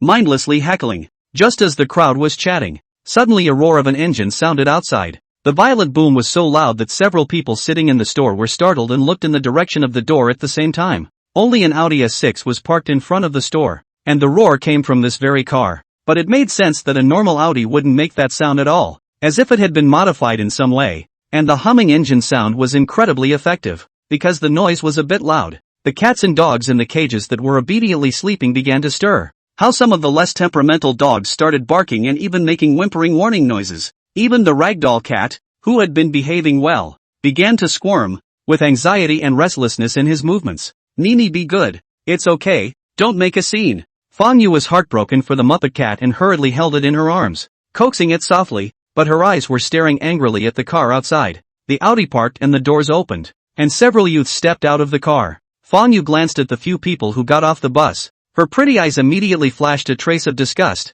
Then she skimmed her mouth and came to Yi Xian's ear and said, What bad luck today? How did I run into them here? Chapter 10, This is your car. It's still a real injustice. And it does suck. Bad luck? When Yi Xian heard Fang Yu's words, he couldn't help but raise his eyebrows towards Fang Yu. Sensing Yi Xian's line of sight, Fang Yu raised an eyebrow at Yi Xian, her gaze already drifting in the direction of the outside of the store. Yi Xian narrowed his eyes and followed Fang Yu's line of sight, and immediately his eyes went cold, only to see the door is not someone else. It is the high school class president Li Xiang, followed by a few silhouettes are also very familiar. It is his several dog legs. I didn't realize that after so many years of not seeing each other, A few of them were still hanging out together. It's really a love affair. At that moment, Yi Xian also understood the meaning of Fang Yu's words just now. Quite a nice day to see these plagues. And indeed average luck. Just at this time, Li Xiang had already pushed open the store door with a few doglegs and walked in. Li Xiang walked in the forefront, and as soon as he walked into the store his face immediately showed an expression of disgust, and his facial features were almost screwed together. What a Thai store! So small. It's disgusting, Li Xiang said in disgust and suddenly saw Fang Yu sitting in the store. As soon as he saw that this Fangde University school beauty was also here, Li Xiang was like a master of face changing, and he immediately smiled with joy and his eyes were glowing. The few doglegs in the back also noticed Fang Yu, and when they saw the more and more beautiful appearance of big school flower Fang, they all had their eyes glazed over and were a bit dumbfounded by what they saw. Li Xiang was about to come up and talk. Only the next moment, he suddenly saw that there was actually a boy sitting beside Fang Yu.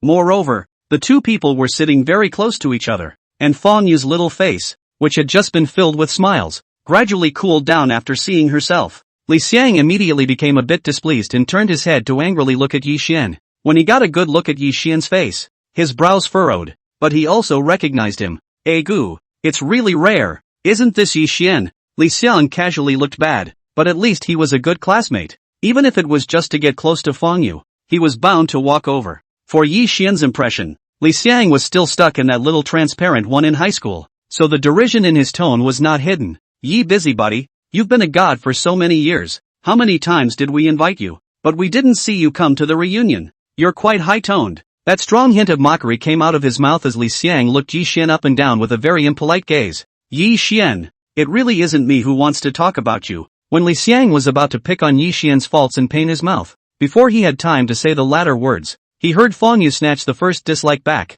If you don't want to talk, don't talk, no one's forcing you. Fang Yu was really unable to listen to what was going on with this Li Xiang. One's own love of pretending is even if it is. Why do you hit people Yi Xian as soon as you enter the door? It is really sick. As Li Xiang listened to Fang Yu's words, his face instantly became extremely ugly, only that he still chose to hold back in the face of this big schoolgirl Fang. The few dog legs in the back have long been looking at Yi Xian, but they don't dare to speak casually if Li Xiang doesn't open his mouth. After all, anyone could see that Fang Yu was so protective of Yi Xian, and if she opened her mouth abruptly, she was afraid that she would directly offend this big schoolgirl. Several people could only stare viciously at Yi Xian, the hostility in their eyes so clear. Over here, Lu Chang also noticed the hostility of several people towards Yi Xian. He frowned and simply skirted around the topic. Hen, how did you get over here? Can you pull these things? Lu Chang prepared a lot of things for Yi Xian. The dog needs all the things loaded with some. Enough to pile up a small mountain out.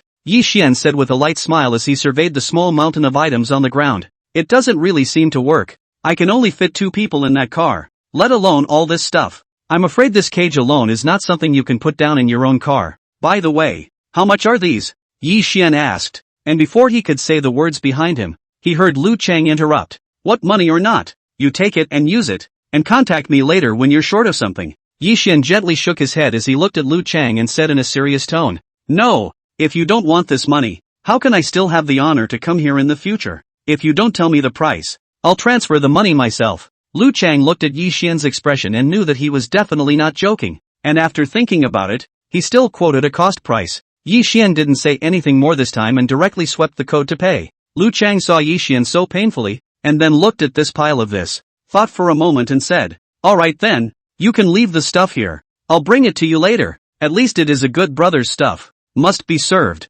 directly to the home to send to the good. Lu Chang was also thinking that he had more solid knowledge about pet ownership and could give Yi Xian advice when the time came. Yi Xian nodded as he got up and stood, ready to go out and drive. Fang Yu, who was next to him, saw Yi Xian get up and immediately followed suit with a greeting. Wait, I'm coming with you. Yi Xian heard Fang Yu's words and looked back at her. Fang Yu met Yi Xian's gaze and winked towards him, saying very generously, What? You meet this old classmate of mine and don't give me a ride? Do you want me to walk back with my cat in my arms? Yi Xian looked at Fang Yu's delicate appearance and raised his lips in a smile. Okay, I'll take you back. Seeing that Fang Yu was going to leave with Yi Xian, Li Xiang hurriedly walked up and said to Fang Yu with a smile, Big schoolgirl Fang, how about I send you back later? While saying this, Li Xiang also very dejectedly signaled the Audi at the door with a proud look on his face. He felt that even the cutie also knew what to choose. Unexpectedly, when Fang Yu heard his words, she looked back at Li Xiang, and his smug expression made Fan Yu look sick for a while. She ran directly towards Yi Xian without thinking,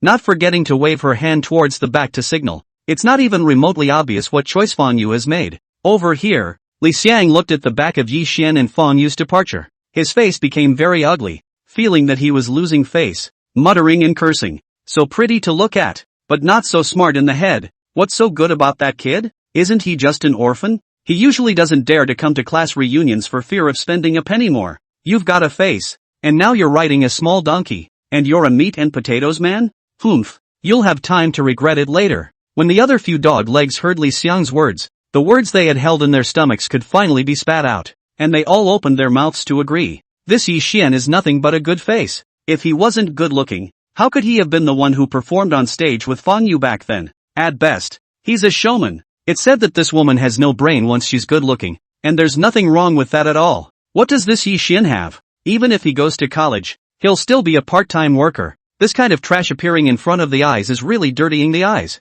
It's only people at the bottom of the social ladder like Lu Chang who would sympathize with this kind of guy. After all, we've all had a tough time. The dog-legger didn't just scold Yi Xian. Even Lu Chang was also affected. Li Xiang was indescribably annoyed in his heart, and he casually walked towards the place where the cat was kept. He walked right up to a litter and looked through the glass at the cat that was sleeping soundly inside. Hey, kitten, wake up! Li Xiang looked at the beautiful cat. The mood seems to be a little better, but after teasing that kitten for half a day, he did not see any reaction from the other side. A broken cat dares to take Joe in front of me. Li Xiang seemed to be recalling the matter that Fan Yu had just refuted his face, and for a moment, the anger in his heart was all vented out towards the cat. He slammed his hand on the glass, startling the sleeping cat inside, completely ignoring the sticker next to it that clearly says not to knock on the glass. Over here, Lu Chang looked at them and also frowned for a while, speaking directly. Sit back down. You guys, that cat can't stand to be scared.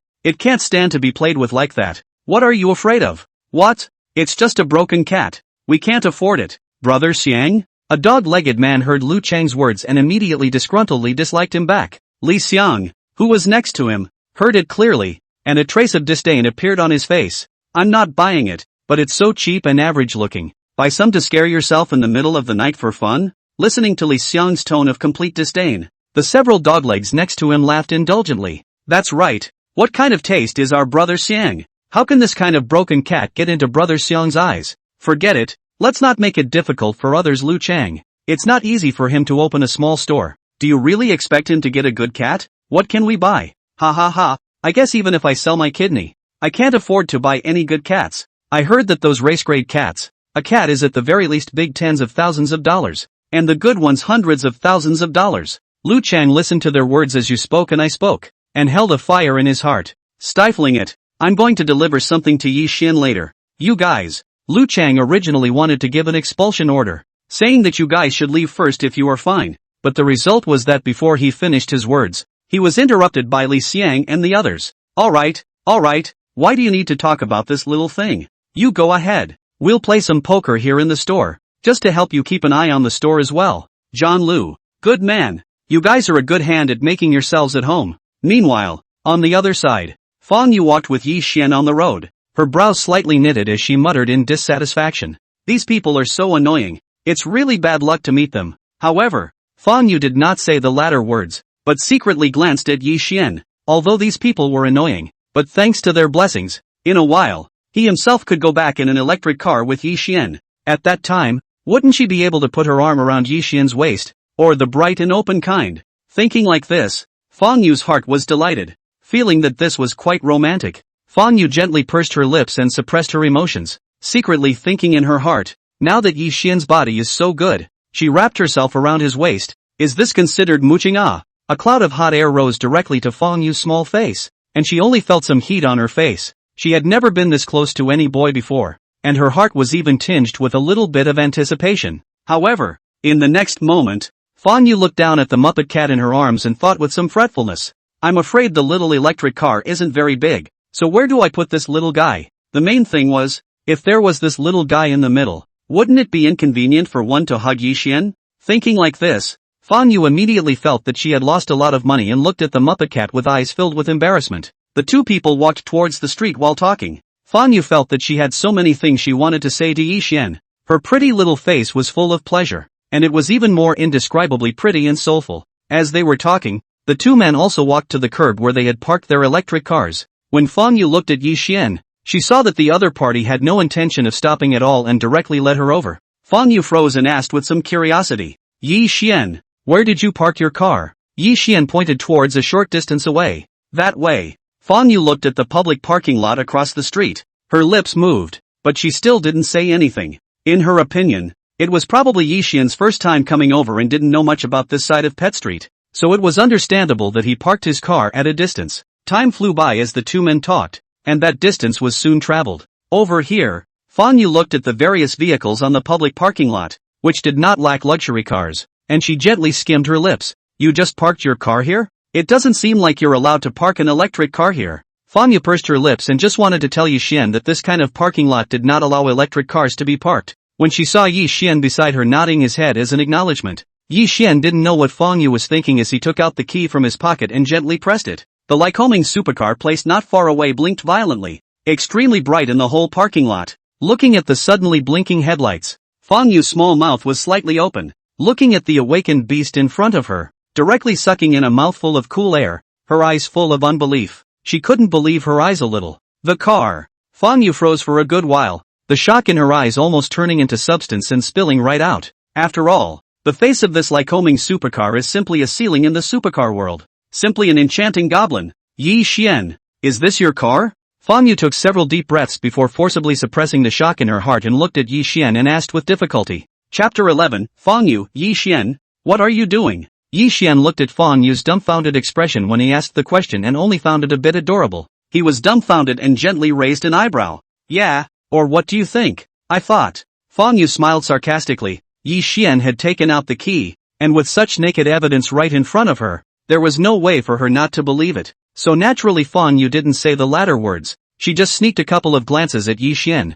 her eyes filled with doubt and curiosity. Good lord, when did Yi Xian become so trenchant? It's a supercar, eh? And the color, the style, it looks like a top design. It's just beautiful. At the first sight of the supercar, Fang Yu had fallen in love with the cool car. She excitedly circled around the car several times, looking at every detail, felt a burst of breathtaking. This is not a car at all, but a work of art. Ah, don't just stand there. Get in the car. Yi Xian froze when he saw Fang Yu finish her sentence, and with another laugh, he led her towards the front of the Laken supercar. Fang Yu looked at the supercar in front of him, feeling the red color as if it would flow, and felt his heart jumping out of his chest with excitement. She stood in front of the car and scrutinized it, shock in her eyes, quietly admiring the supercar at this distance. Every detail was filled with a sense of extravagance, and Fang Yu's breathing became rapid. Really love it. Yi Xian walked up to pull open the passenger door for Fang Yu and greeted him with a smile. Come here, get in the car. Oh, good. Fang Yu hurriedly answered.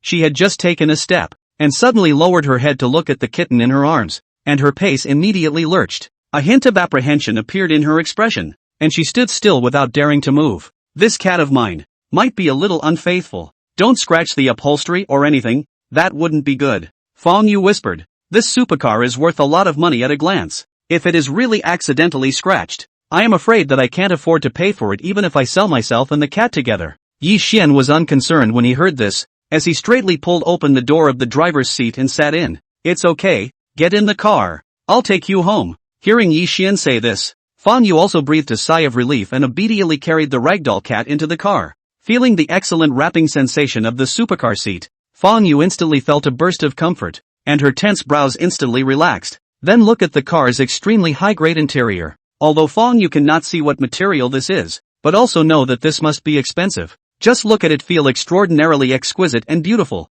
especially the dial in the center control of the car. At a glance, you know that it is a handmade boutique. Through the high-end atmosphere, Fang Yu gently nuzzled her own Muppet cat. Her delicate little face could not hide her excitement. She was also ready to enjoy the feeling of a supercar. Hey, it's quite a day to earn it. Fang Yu's mood was a bit excited, but in the next moment, Fang Yu suddenly saw Yi Xian leaning towards him. As Yi Xian approached, Fang Yu almost felt the heat emanating from Yi Xian's body, baking her face a little red. Fang Yu suddenly froze. Her body froze for a moment, and the blush on her small face became more and more intense, indescribably shy. What does Yi Xian want to do? Shouldn't it be? Fang Yu couldn't help but start imagining things, and along with her imagination, Fang Yu blushed again. She was already thinking more and more about it now, and was even already envisioning that if Yi Xian really wanted to do something, would she not resist, or would she be more enthusiastic? Right at this moment, Yi Xian had already pressed towards her. The ragdoll cat in front of Fang Yu sensed Yi Xian's approach and did not show much resistance,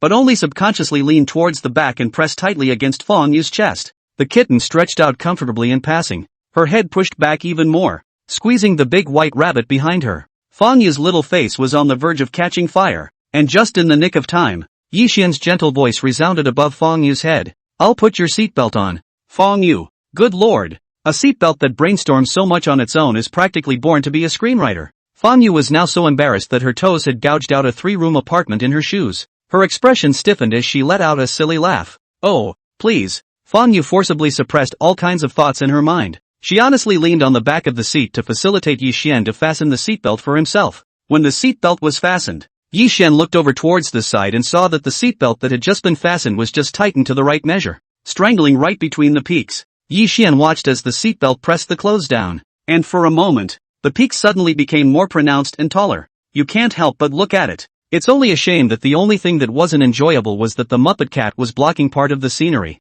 Yi Xian glanced at the ragdoll cat and secretly thought in his heart, this little thing, it's quite a lustful fellow. It's in such a gently snuggled position that I wonder how many people are jealous and envious. Yi Xian slowly retracted his sight. He stepped on the gas under his foot and drove Fang Yu towards the front. And on the other side at this time, Lu Chang organized the things that Yi Xian needed one more time. Then he straightened up with satisfaction and walked straight to the outside of the store, ready to go and drive. He usually helps out with some deliveries to big customers here, so his family matched him up with a big pickup truck to make it a little easier to get in. But it's a good thing we have this big pickup truck. Otherwise cages and other big stuff would not be easy to carry. Lu Chang quickly brought the pickup truck to the front of the store, and by himself, he moved things one by one into the back bucket of the pickup truck. The few people on this side, Li Xiang, watched Lu Chang's movements, but did not look like they wanted to help in the slightest. Instead they were happily watching. Li Xiang looked at the broken and tattered pickup truck, with a hint of disdain on his face, and said in a conspiratorial manner, I'm not talking about you, Keiko. You're at least a small boss now. Why don't you know how to save face and get a better car? Look at the state of your car. It's a disgrace to drive out. Let me tell you, this car is a man's face outside. Surely you should buy as good as you can afford. Those dog legs beside him heard Li Xiang open his mouth, and they also spoke out in agreement. Lu Chang, you are right to listen to Brother Xiang. He can still cheat you. Look at what kind of car Brother Xiang is driving. Audi. How many people do not even dare to think about it? Your business is not bad. You need to tighten your belt and get a better car. Alas, look at you saying this. How can the average person have the vision and thinking like Brother Xiang? Besides, a person like Lu Chang is driving out in a golden carriage. He doesn't look like a rich man. At most he is a horseman. Xiangzi, we just talk too straight. You do not take it to heart. We do not mean anything else. We are also for your own good, is not it? If you really want to change your car, ask Brother Xiang to help you advise. He knows more. You can quickly pull down. Look at you out of this idea. He knows a lot about Xiang, and he knows a lot about luxury cars, not the tens of thousands of dollars for transportation. These several dog legs after these years of honing, patting the horses as kung fu is more pure, patting that is called a moist and silent. However, Li Xiang who was praised was not as happy as he had imagined. He interrupted with a gloomy face and some displeasure. Line ah you guys, this pickup is once again, at least is 4 wheels of iron cladding. No matter how to say then Yi Xian that small electric donkey is much stronger right. Li Xiang's heart is now indescribably difficult. Really outrageous. This Fang Yu is really brainless. This is a new Audi, and he's made some modifications, so who wouldn't come up to him and praise him? As a result, Fang Yu not only didn't boast about it, but instead preferred to go and ride Yi Xian's small electric donkey instead of choosing her own Audi A6. This stupid woman. Absolutely blind. Li Xiang's mind became more and more unbalanced, secretly cursing Yi Xian in his heart.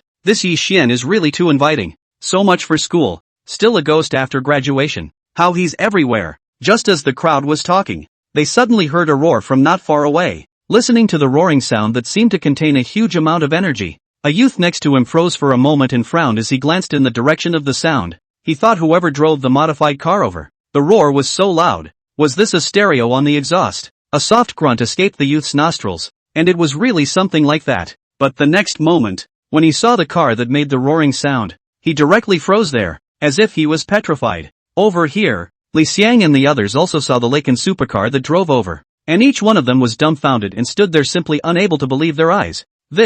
Everyone's face wore a shocked expression. Their breathing gradually shortened and their eyes reddened with envy. Misty grass. This car is so nice and handsome too. Look at the sultry red color and the cool streamlined model that just hits everyone's heart. A group of dog legs looked at it for a while, and one of them drew a breath of cold air and looked at Li Xiang and asked, "Brother Xiang, what kind of car is this? It's so handsome looking. It pulls right up to full capacity." "You dirtbags." Li Xiang heard the crowd's inquiry. Curse words came out of his mouth. In his opinion, other cars cannot recognize. This kind of ceiling-level cars do not recognize. Simply delusion of man. Glaring at the crowd, Li Xiang coughed lightly and explained for them. This is the Lycoming Supercar. A limited edition global supercar ceiling that is a favorite of many foreign royals and top tycoons. This car can be said to have a market without a price. At the very least, it will take hundreds of millions to take it. Originally I thought that such a limited number of cars could not appear in China, but I didn't expect that we have one in Jinling, which is really a great honor for Jinling.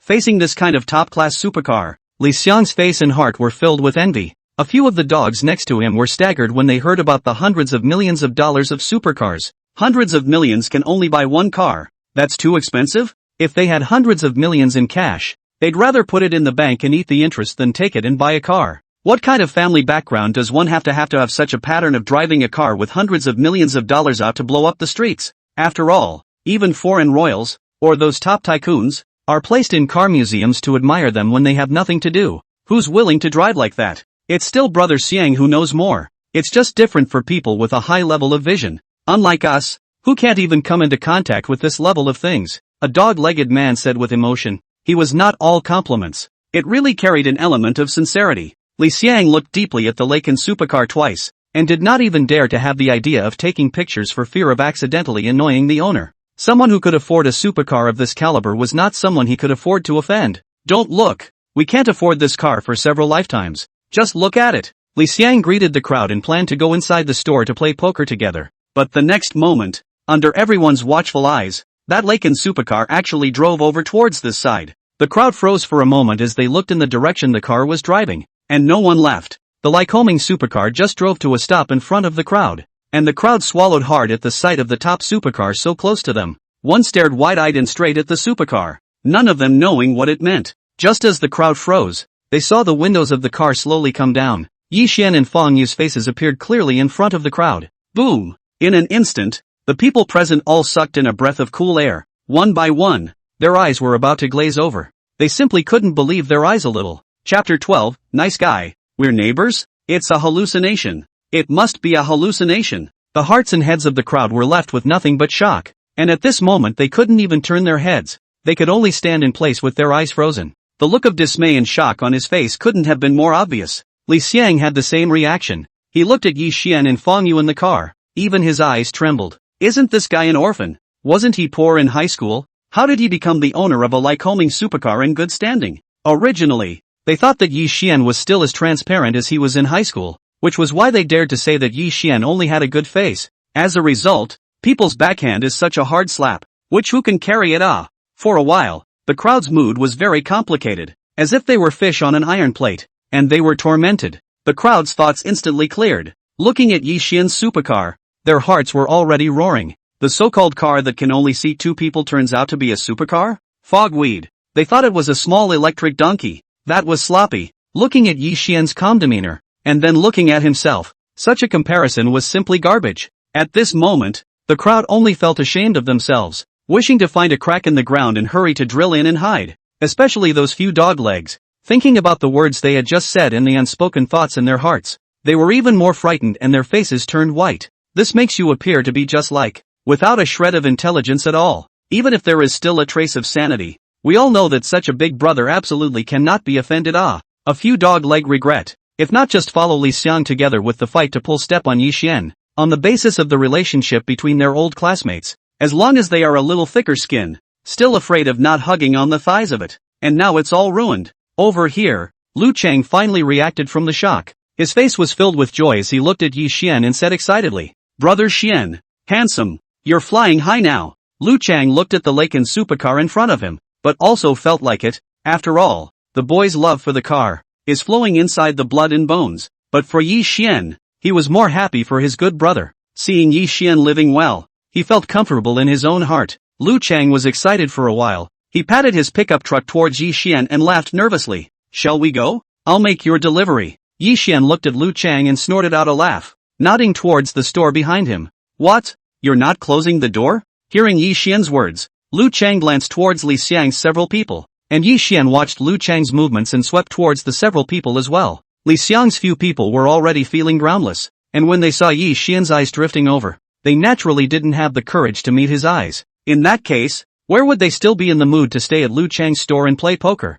Li Xiang and a few of his dog legs exchanged glances and walked toward the outside of the store in a grayish manner. Watching Li Xiang and the others leave, Lu Chang naturally would not stay. He happily got into the car and followed Yi Xian to drive toward the front car. Fang Yu looked at Yi Xian excitedly. The smile on the corner of her mouth simply could not be suppressed. Honestly, it's the first time I've seen them eat their words. You're still great, Yi Xian. Thinking of the previous bad behavior of Li Xiang's several people, Fang Yu only felt a wave of relief in her heart. For people who like to pretend like that, you should hit them hard and give them a bit of a hard time. While saying that, Fang Yu excitedly waved her hand small pink fist. Looks milk fierce, but is very playful and cute. Probably because Fang Yu's movements were large. The Muppet cat on her chest followed with a lazy purr. Then the next moment, Fang Yu's stomach suddenly growled. In an airtight car, it was quite clear. The smile on Fang Yu's face stuttered as she awkwardly picked up the kitten in her arms. Little thing, you're starving, aren't you? Hurry up and listen.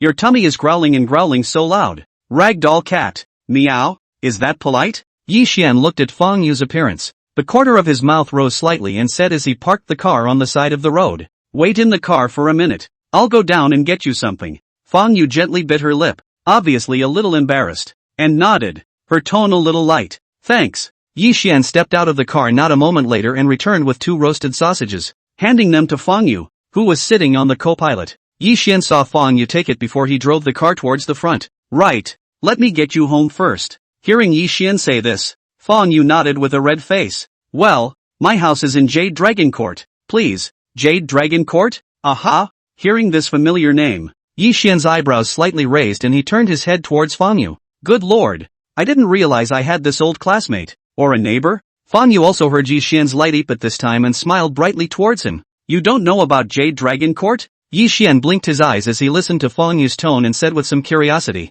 What? I'm supposed to know there? Fang Yu nodded naturally as she tilted her head to look at Yi Xian, her tone and expression as playful as possible. Jade Dragon Court is the most luxurious villa area in Jinling. You, a great tycoon, still don't know? She just quietly Baidu, is also aware of the price of this lake and Supercar. Naturally understand that now Yi Xian, the price has long been incomparable. So, living in Jade Dragon Court makes you a little rich? Fang Yu listened to Yi Xian's jibe, helplessly flattened her mouth and said with a light sigh. I can't call myself a little rich woman. My home is the outermost and cheapest villa in Jade Dragon Court. This is still when my dad did the project. The other party did not want to pay. Simply use this villa to cover the bill. My parents were particularly unhappy about it at first, so it's a good thing they didn't put up a fight. But now it looks pretty good. After all, that little amount of money for the project in the first place has increased in value several times over. Not to mention, it was hard to find a room in Jade Dragon Court right now, and her dad was so proud of her for mentioning it.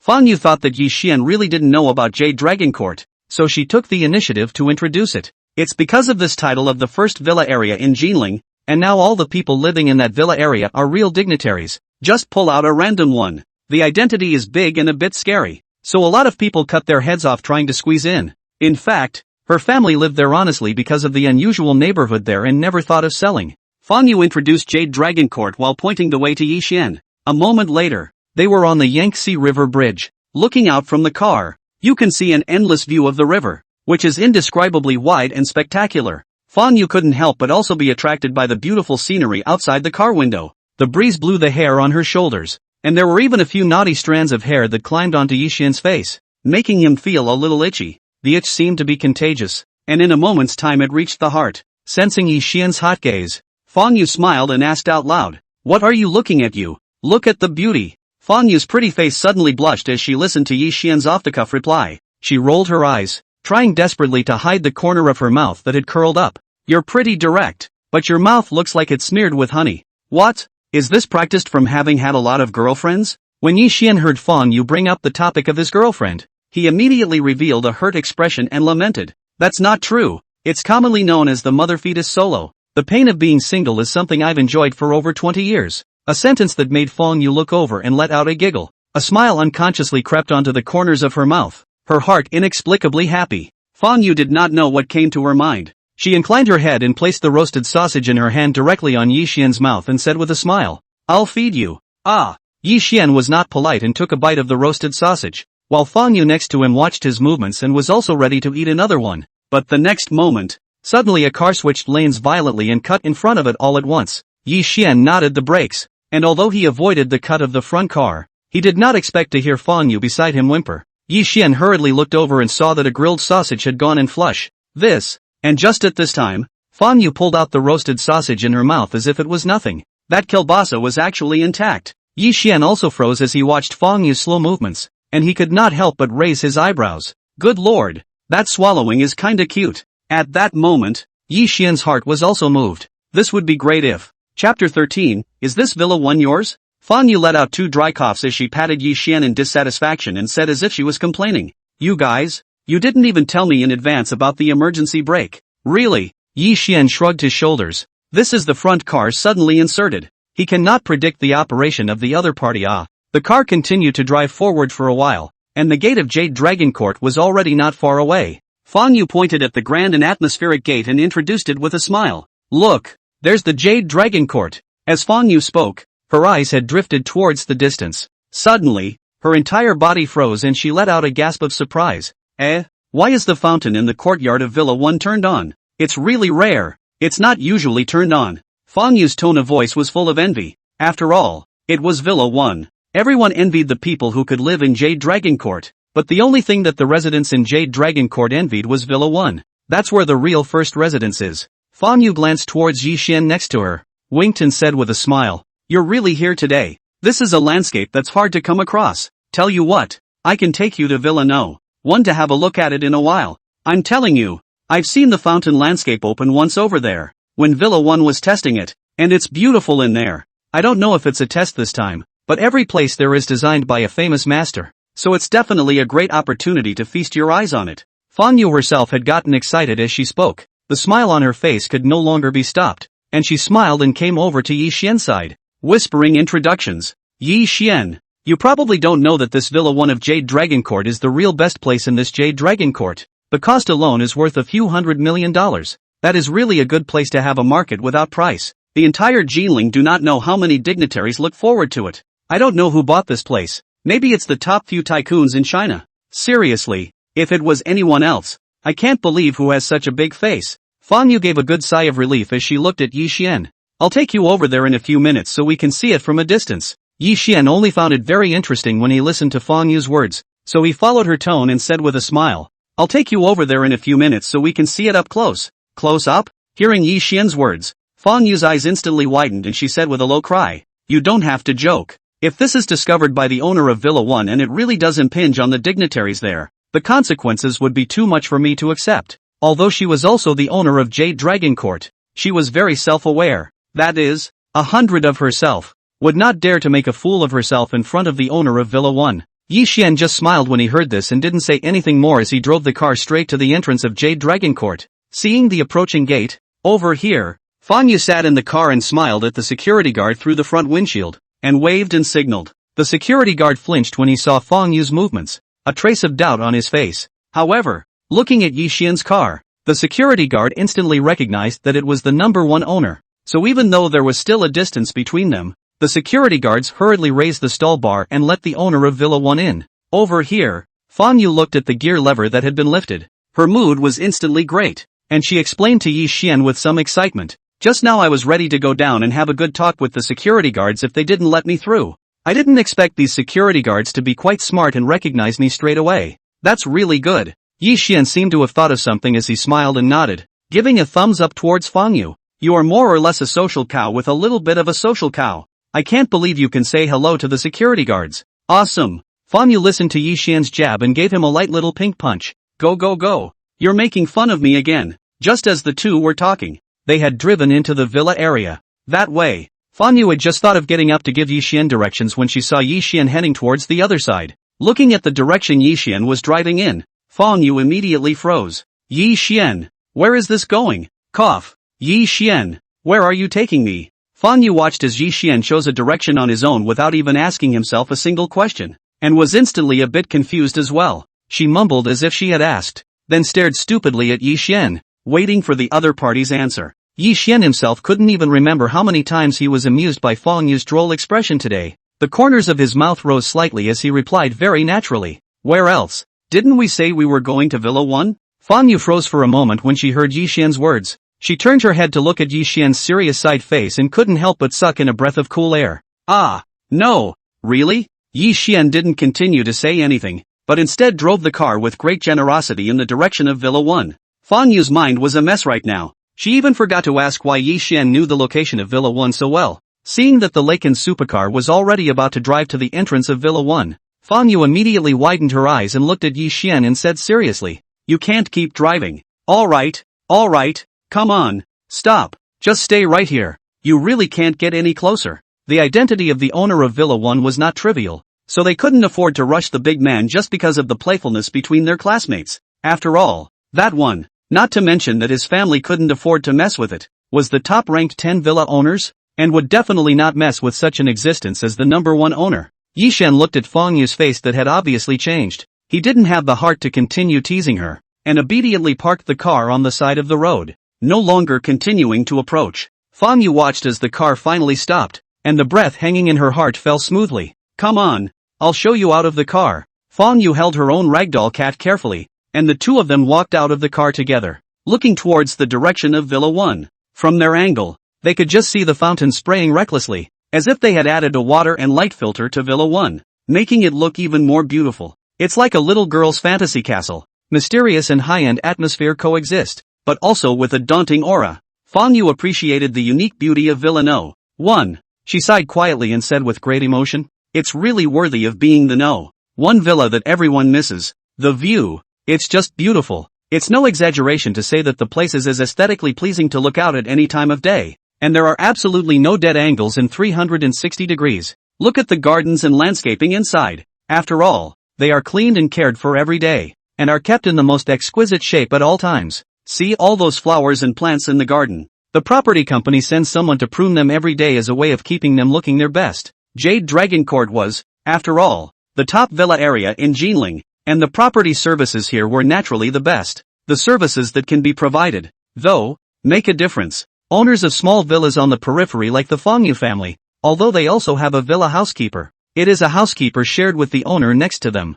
They are like regular property staff, except for the regular weekly cleaning and providing services. They do not provide services at other times and need to be contacted by the owners themselves in order to do so. So seeing all the delicacy in Villa 1, Fan Yu was still very envious. Yi Xian listened to Fan Yu's words and then looked at the envy that was clearly not in her eyes. He hooked his lips into a smile and squeezed his eyes towards Fan Yu. Come on, let's get closer. Ha! Fan Yu did not expect Yi Xian to say this. She froze for a moment, before she had time to open her mouth to speak. Her small hand had already been pulled by Yi Xian in the direction of Villa 1. Yi Xian felt the small hand held in his big hand, only to feel a piece of softness, as if it was soft and boneless. Indescribably good feeling. The soft touch, with a hint of body temperature, surprisingly made Yi Xian a bit in love with it. Fan Yu's small face reddened at some point, her eyes sweeping from time to time to the hands of the two people pulling together, with a hint of an unintentional smile at the corners of her brows. But the next moment, Fan Yu suddenly called out to Yi Xian and whispered, Yi Xian, wait. Fan Yu's other hand pressed Yi Xian's shoulder while she had arched her back in a crouching position. You're so tall, you have to haha, and then like me, small steps forward, so that it is not easy to be found by others. You know. While saying that, Fan Yu had already started to do a demonstration in front of her. She arched her back as much as she could and rubbed herself against the fence a little bit towards the front. Yi Xian, if you were to play the lead role in a movie, you wouldn't be able to get away with stealing landmines. Older actors don't have as much drama as you do. Yi Xian looked at Fan Yu's appearance somewhat unable to hold back. He walked behind Fan Yu and directly reached out to pull her up and said with a smile, What are you doing? It's like stealing a landmine. It's not a big deal to look at the scenery, but you're acting like it is. After all, according to Fan Yu's previous conception, if they really bumped into the owner of the No. 1 villa, with this sneaky look, explaining to others that they were also the owners of this place. Would anyone believe them? Look in the mirror. They can't trust themselves. Yi Xian shook his head with a light smile and looked in the direction of Villa 1. Alright, we're not afraid of shadows. What do you have to be afraid of? Go over and take a look. Yi Xian didn't just say that, he did it as well. After finishing with Feng Yu, he was already preparing to take a big stride towards the gate of Villa 1. Feng Yu, we're peeking into people's homes. Big brother, the richer you are, the more you pay attention to the protection of your privacy. If people found out that they were admiring their secret gardens in such a dignified manner, they wouldn't blow up on the spot. However, Yi Xian did not give Feng Yu a chance to dissuade him at all. He directly pulled Feng Yu, who was holding her Muppet cat in her arms, and the two of them walked towards the front. As Feng Yu watched Yi Xian's movements, her watery eyes instantly widened in shock. Yi Xian, what are you doing? Where are you taking me? She actually had some guesses in her mind, so she swallowed hard when she asked, looking nervous as hell. I'll show you inside. Yi Xian still had that mixed up look as he squeezed his eyes towards Feng Yu, but as soon as he finished his words, he heard Feng Yu suck in a mouthful of cool air, and then violently pulled him. Are you crazy? As soon as she heard Yi Xian's words, Feng Yu almost blurted out, let's just take a look outside. It wouldn't be humiliating enough to get arrested just to look at the view. Feng Yu was truly startled by Yi Xian's thoughts. That was Villa 1, the back garden of a big shot. Could it be that people like them could peek into it? However, concerned about Yi Xian's face, Feng Yu also forcefully suppressed the shock in her heart and thought about how to persuade Yi Xian. Just as Feng Yu was developing her brain, she realized that Yi Xian was pulling herself close to the entrance of the villa. At that moment, Feng Yu was really a bit anxious. She pursed her lips tightly, then pulled Yi Xian's hand, wanting to pull him in the direction of going back. But the next moment, a pleasant electronic sound rang in the ears of the duo. Ding dong, welcome home master. As the electronic voice broadcast, the door of Villa 1 suddenly opened, and the motorized gate quickly closed in both directions. At the same time, the ambient lights in the yard instantly lit up,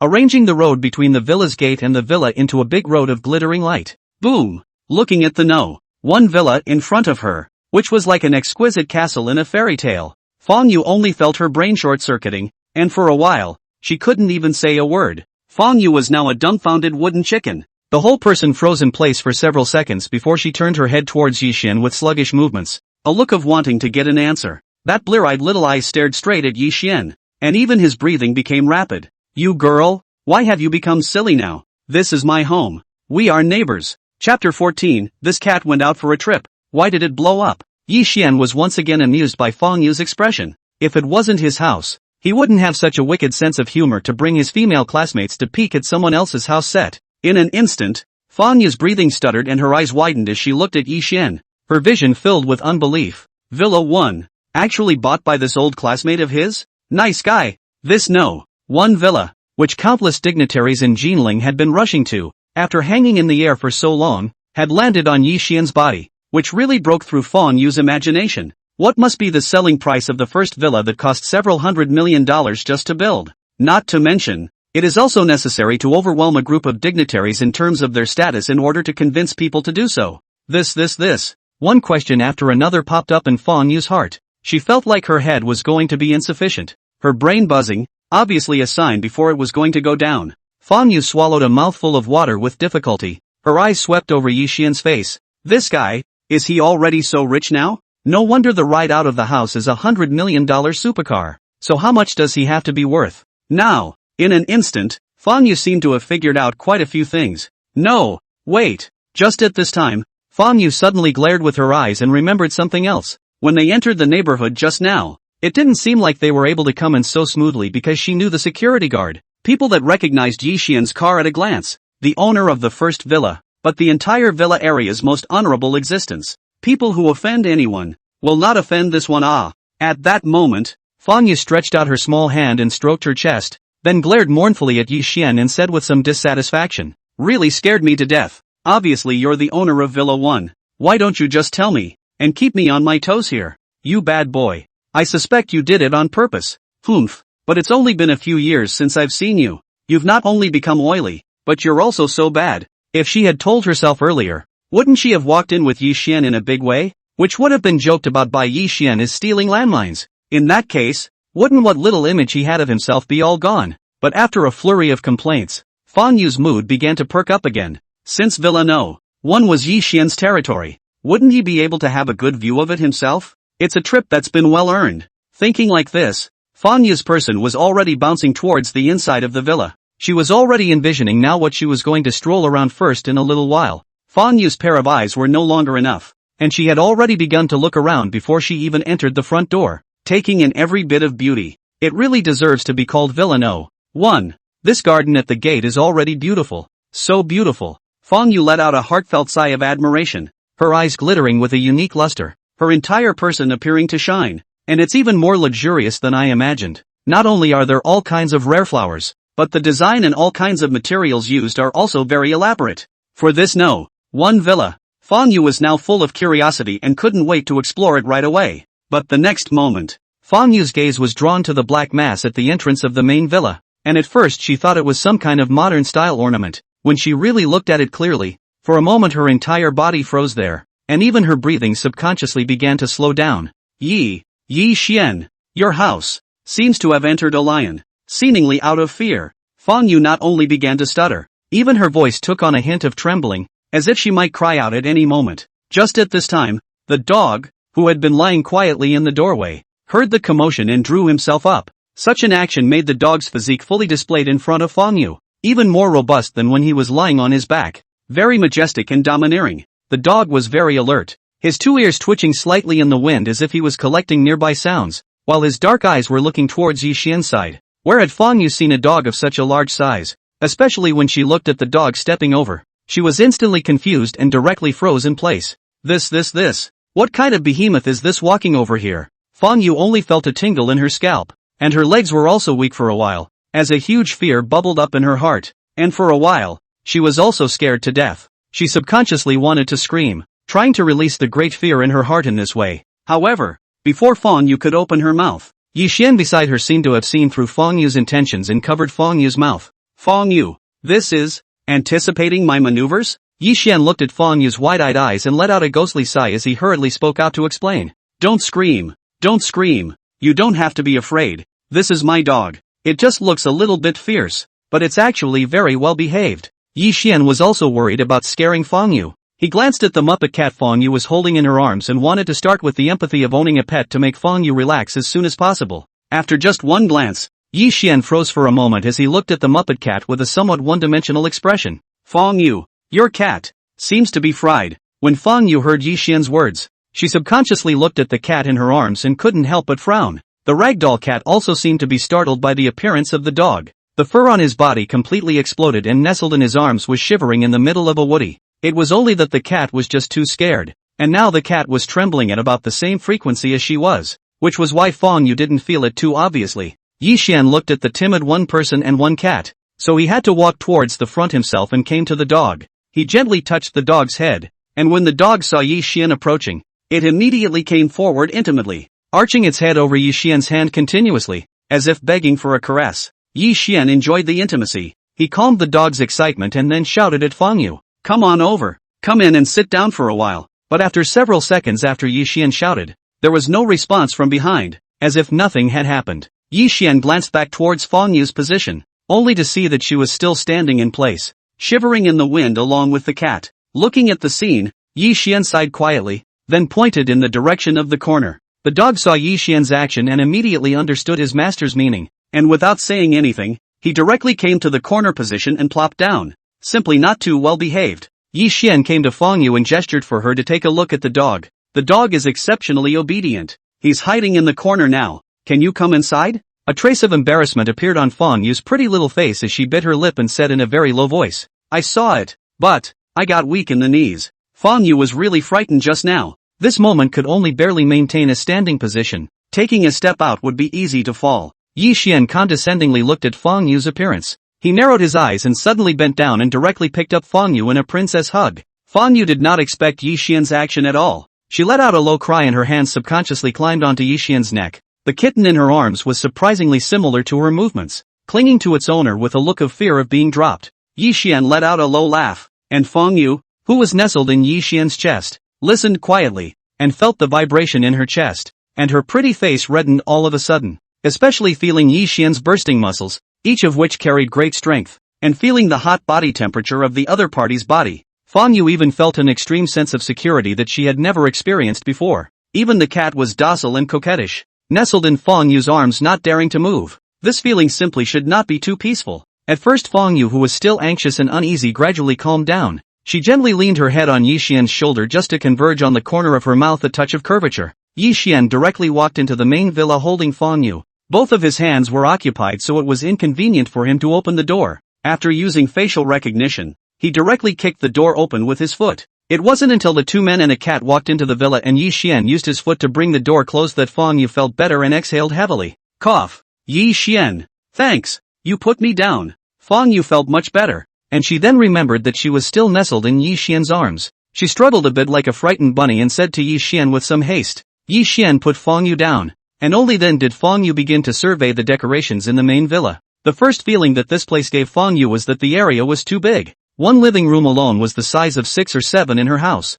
No wonder everyone says that Villa No. 1 was specially built by a famous master. The lighting here is too good. Also, as the owner of Jade Dragon Court, Fang Yu could tell the difference from many places as soon as she came in. Her pair of dark eyes instantly widened quite a bit, and every now and then she let out a low cry. It's not just the light. The layout of the place is so sensible. Every bit of the design is very unique, and that's a lot of real estate for the price. There were still some words that Fang Yu was too embarrassed to say. This place was simply not too luxurious, and every single thing used was a fine product. Top-notch goodies at first glance. After having this realization, Fang Yu's movements all started to become cautious, and in the process, she hugged her own ragdoll cat tightly. I'm afraid that if you accidentally smash one of these, it's worth a lot of money. Yi Xian let Fang Yu survey the villa as he led her to the sofa and sat down, smilingly saying, "We'll be neighbors from now on, so we'll have to help each other out more often. By the way, do you usually come back to sleep at night?" Fang Yu gently shook her head.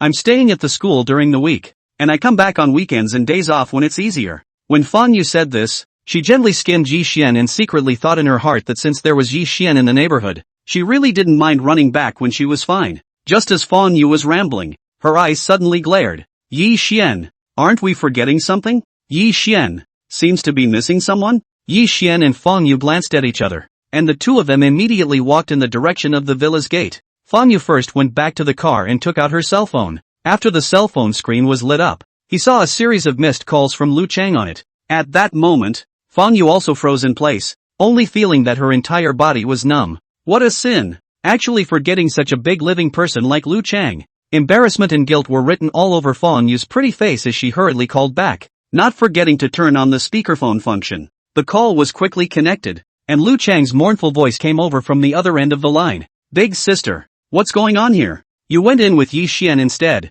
I'm being stopped at the back here.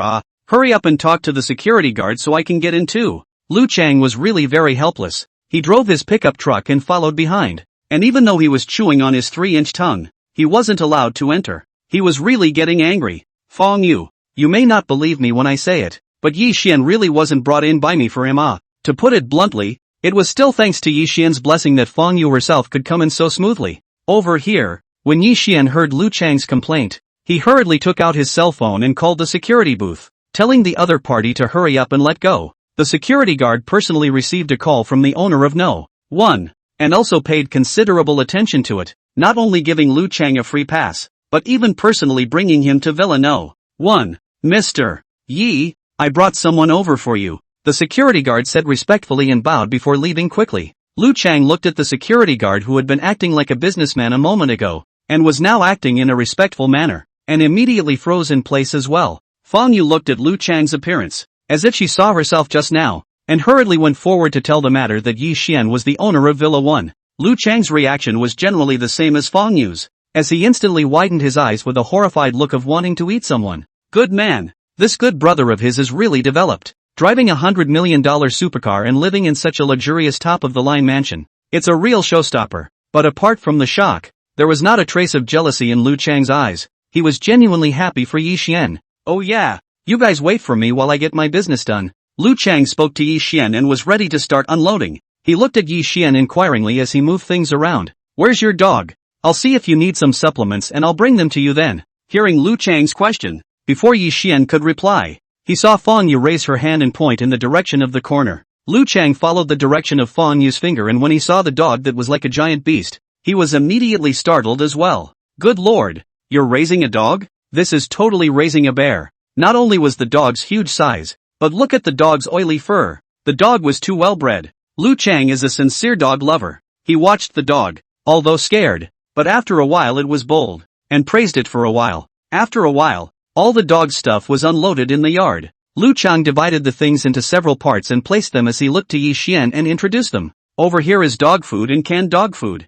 Over here are the necessities the dogs need. And this is the biggest one, is the dog crate. So let's all pitch in and get the crate up first. The dog crate was very easy to put together, and a couple of people working together were quick and had the crate in place in no time. Yi Xian surveyed it. He took out the dog's feeder and cleaned it before pouring it full of dog food. The dog's eyes lit up at the sight of the dog food, but he obediently lay in place, his harumph about to drip, without the slightest movement. Yi Xian saw that the dog was so obedient and shook his head with a light smile. Come here and eat. When the dog heard Yi Xian's words, he immediately rushed over like a gust of wind, pouncing in front of the dog food and eating it with a big mouthful of sweetness. Yi Xian was amused by the dog's appearance as he gently patted the dog's head. You're quite a naive fellow. From now on you'll be called Little Blackie. When the dog heard Yi Xian's words, it was as if it understood, raising its head and woofing twice, as if it was echoing. The watching Fong Yu and Lu Chang were shocked at the dog's intelligence. It was too smart. Just at this time, Lu Chang's cell phone suddenly rang.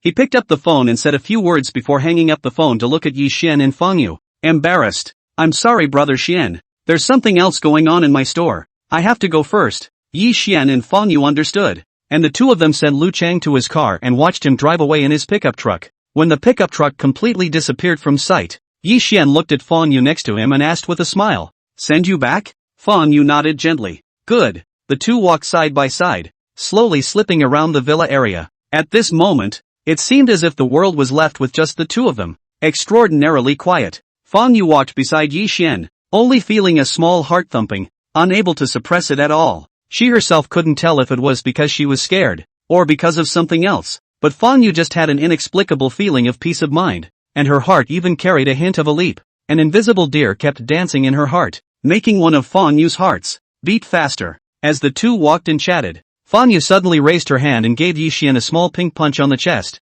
feigning fierceness. You bad guy, how could you not find anyone before? Now it's good. I even know where your house is. Let's see how you can still hide. Yi Xian let out a light laugh. Okay, you're right, but isn't it also true that I know where you live? In that case, you can't run away. As Fong Yu listened to Yi Xian's words, she didn't know how her pretty face flushed with an indescribably brimming color. By the way, I heard earlier that you're now attending the Golden Academy of Arts? Fong Yu nodded at her words, and Yi Xian narrowed his eyes slightly as he watched her movements. You know, the Jinling College of the Arts, that is also a famous good university in China, but also one of the three carriages of the Arts College of China. But it is renowned. Yi Xian's eyes swept over Fong Yu's beautiful face and inquired casually, you want to be an actor someday? Fong Yu thought about it and nodded seriously, honestly speaking her thoughts. I did study acting, after all, and I'd still like to get into the ring and learn the ropes if I get the chance. The two of them talked to each other, and in a short while, they came before a villa on the outskirts of the neighborhood.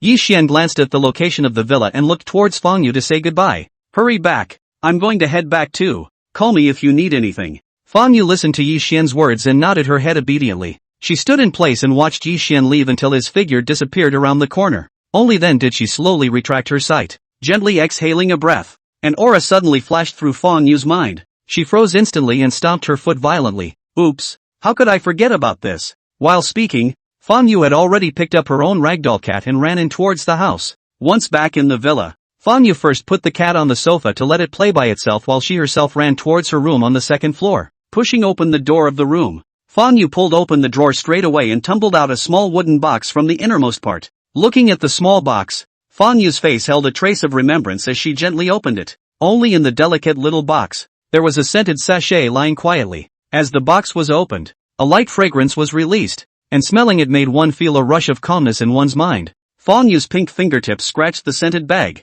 She bit her lips slightly. This was the graduation gift she had always wanted to give Yi Xian before. There was just one less opportunity and it was never delivered. Fong Yu took a deep breath as she held the scented bag in her hand, ready to give the gift today. She headed out the door with a firm stride, but the next moment, her mom's quizzical voice came from downstairs. Yeah, what's wrong with this cat today? How come it went out with you and came back with an explosion of fur? It's freaked out, Fong Ma said as she reached out and stroked the cat's fur. her eyes filled with heartache. Gee whiz, my poor little thing, why do you feel dull? The eyes felt all devoid of aura, as if with a hint of lifelessness.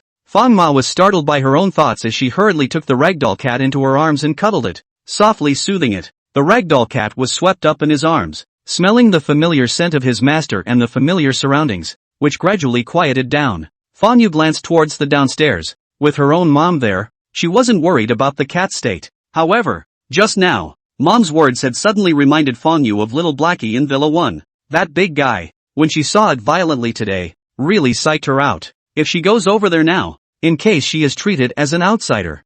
Manhwa pursed her lips tightly, her small face more or less blanched. She had a million doubts that the fence of that one villa could stop that mighty big dog. The quality of the fence was good, but it was no match for the dog's massive size in any way. Thinking of all the possibilities, Manhwa scrunched her neck in fear. She looked down at the scented bag in her hand and immediately dismissed the idea. Let's just forget about it for now. Anyway, there will be plenty of opportunities in the future. Chapter 15, signing up for rewards again. He himself even knew Yi Xian's home now, and he was really afraid that he would run away? Besides, Yi Xian had just been busy for half a day, and she didn't want to disturb Yi Xian's rest, so she quietly walked back to her room.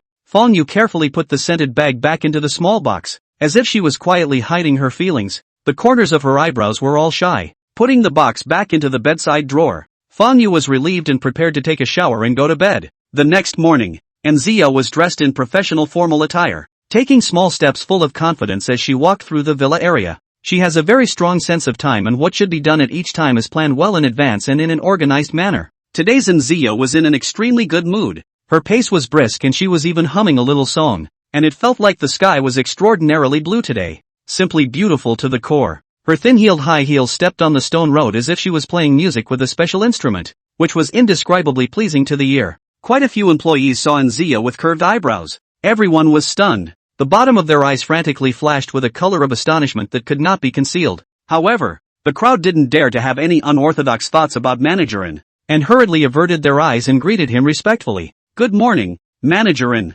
Good morning, you guys. Hearing the staff's greeting, Anzia also responded enthusiastically, the smile on her small face not diminishing at all. Looking at Anzia's back as she left with a smile on her face, many of the staff members got together and whispered with a gossipy face. Do you guys feel that today's Managerin seems to be in an exceptionally good mood? Look at the curves on the corners of the mouth. Even the corners of the eyebrows and eyes are happy. What kind of happy thing is this? If you guys say that, I also found out the former Managerin wasn't this smiley. She always had a tense face at such a young age, and although she was still pretty, it was easy to get along with her and make people nervous. Could Managerin be in love? Just now I heard Managerin humming a little song. Such an abnormal reaction. Either she won the jackpot or she's in love. Look at the pink bubbles all over the world. And Xiao didn't know about the staff's discussion. She was walking forward when suddenly her cell phone rang. She glanced at the caller ID and hurriedly picked it up. The opposite party seemed to be saying something, and Xiao gently nodded her head and smiled in response.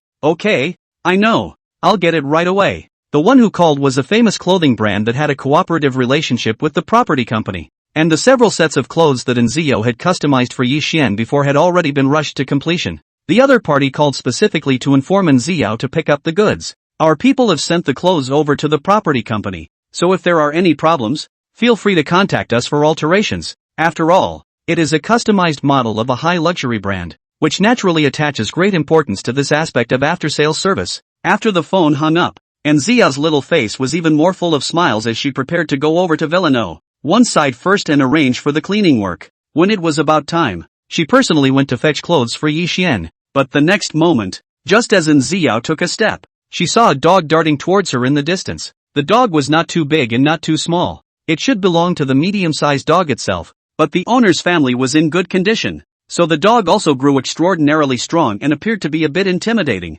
Not only that, the dog's character was also more ferocious, and when he saw Anzio from afar, he wailed and barked, and the entire neighborhood resounded with the dog's roar. That fierce and vicious appearance, as if he was a demon, ready to tear Anzio apart at any time. Anzio was at least the manager of a high-grade villa area, and she had seen a lot of domesticated dogs. Many rich people will have the habit of keeping large dogs, so Anzio was still relatively calm in the face. But even though she wasn't afraid of dogs, she was startled to see such a big dog barking fiercely and aggressively at herself. Anzio narrowed her eyes slightly, her pretty face whitening a bit. but she forced herself to calm down. What's going on here? The villa area is very well guarded around the property and there are no stray dogs breaking in on their own. So the ferocious dog in front of us would be the dog of one of the owners. Thinking of this, and Xiao's brows but frowned even more tightly. Since it's the owner's dog, how can you walk it off leash in the villa area? This is simply not in accordance with the law or the rules of the subdivision. And it is outrageous.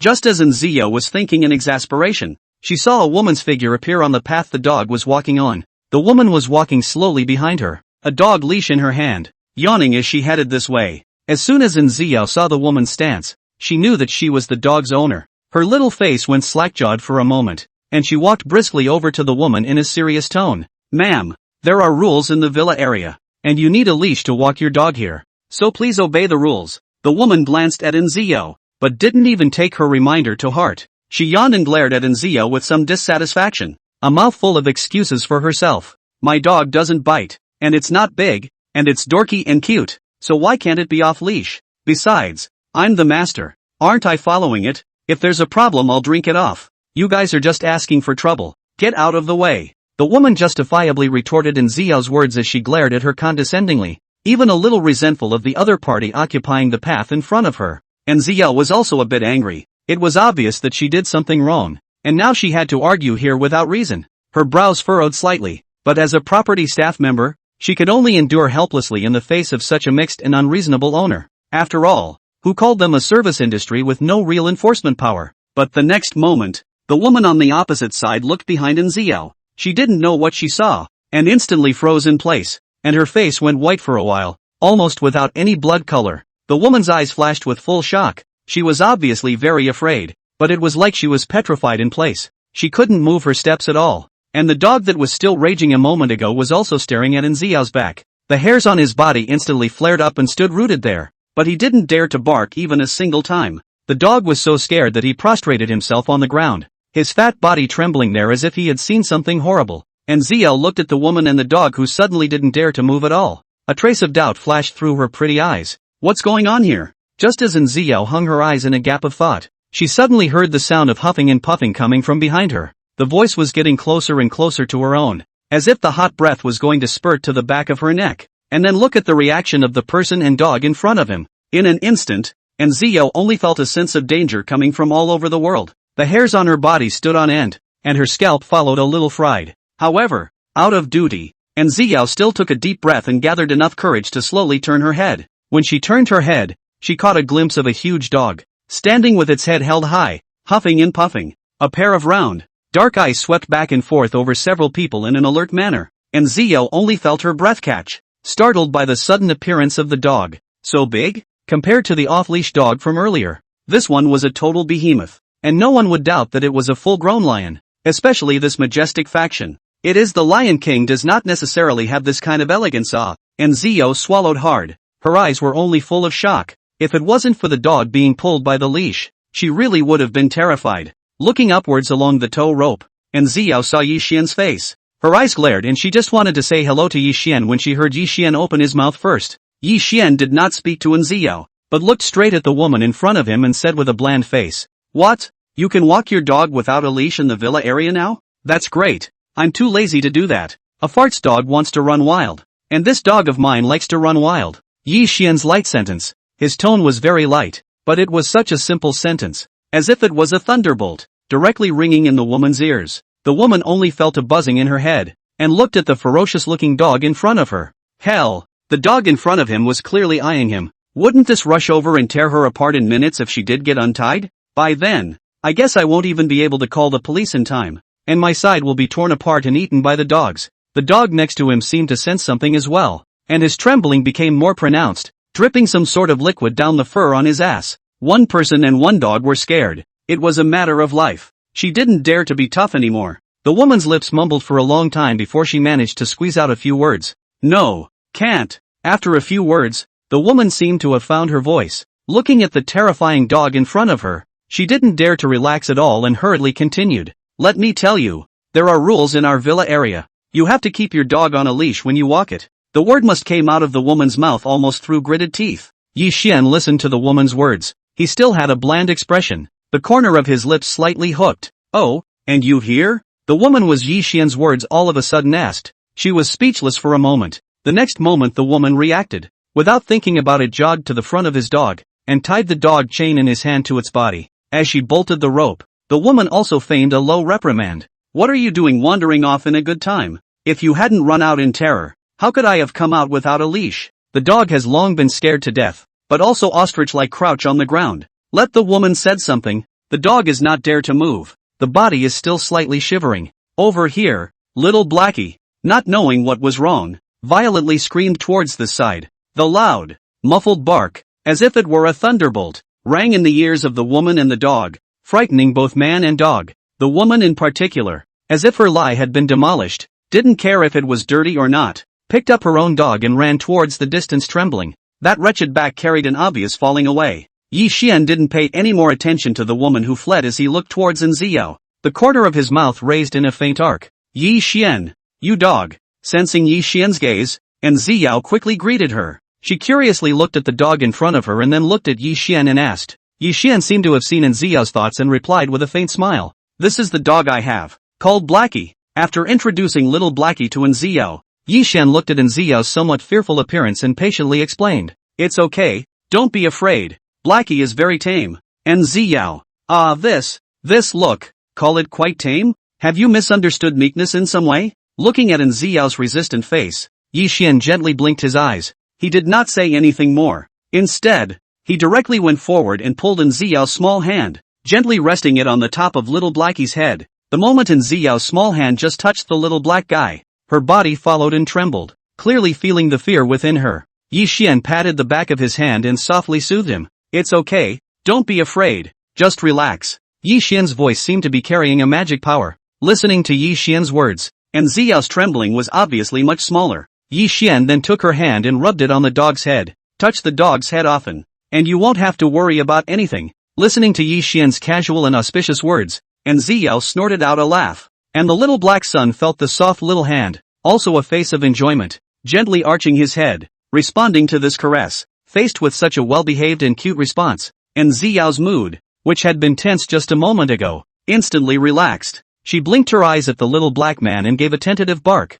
"Blackie? Woof!" The dog heard Nziao's call and immediately responded, then honestly sat on the ground, the corners of his large mouth lifting upwards in a giggling manner. Looking at such a naive dog, Nziao finally relaxed completely. She smiled with arched eyebrows, and liked the big black guy in front of her from the bottom of her heart. Although he looks fierce, he's actually quite nerdy. After interacting with the dog for a couple of moments, Nziao seemed to have thought of something and looked at Yi Xian and said, "Right, Yi Xian, the clothes I customized for you last time have arrived. I'll go fetch them for you. Try them on?" Yi Xian gently nodded his head as he thought about it and said, "It's just as well that we're going back, so why don't you just ask someone to bring the clothes to Villa 1? While speaking, Yi Xian suddenly handed the traction rope in his hand to Nziao and said with a smile, "You come and familiarize yourself with little Blackie first, and in the future, if I don't have time, little Blackie will have to trouble you to take care of him." This black guy was fierce looking. If he didn't let Nziao get used to it, I'm afraid it would be easy to scare her as well.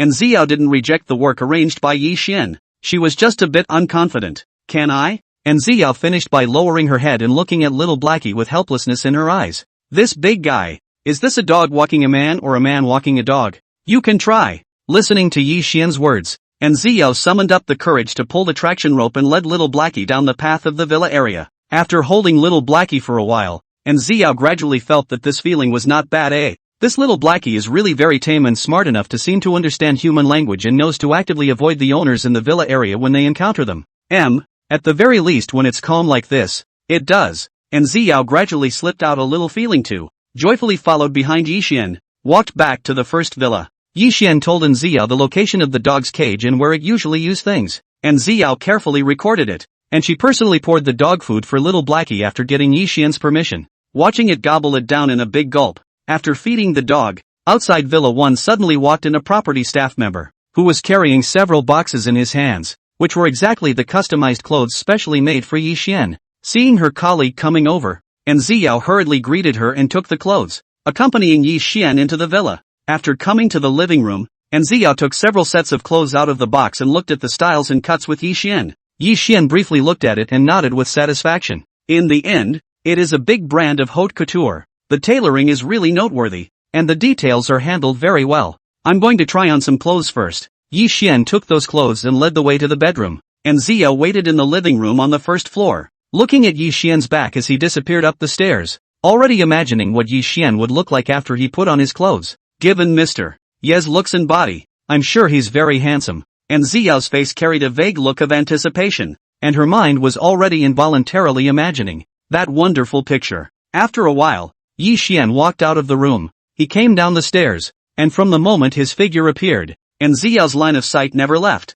such Yi Xian was simply too handsome, and Ziyao stared blankly. In this moment, she suddenly realized how true that saying that people rely on their clothes was. Obviously it was just changing into a set of clothes, but Yi Xian's advantages in body shape and temperament were set off at once. Looking at it this way, Yi Xian was a veritable eccentric nobleman. After Ziyao was stunned for a moment, she quickly stepped forward and straightened the corners of Yi Xian's clothes and the position of his pants. She was very careful in organizing it, just like treating a precious treasure with gentle movements, making Ziyao like a little daughter-in-law, doing her best for the man she loves, organizing her clothes. On this side, Yi Xian was quietly standing in place, matching Ziyao's movements by slightly opening his arms to facilitate the other party's organizing. The moment Ziyao touched him, a curtain of light suddenly popped up in front of Yi Xian's eyes. Detecting that the host has been given a random chance to sign in. Do you sign in? Checking in. Chapter 16, still signing up for this? Sign in successfully. Rewarded with the lance unstoppable skill and all-around enhancement for the host.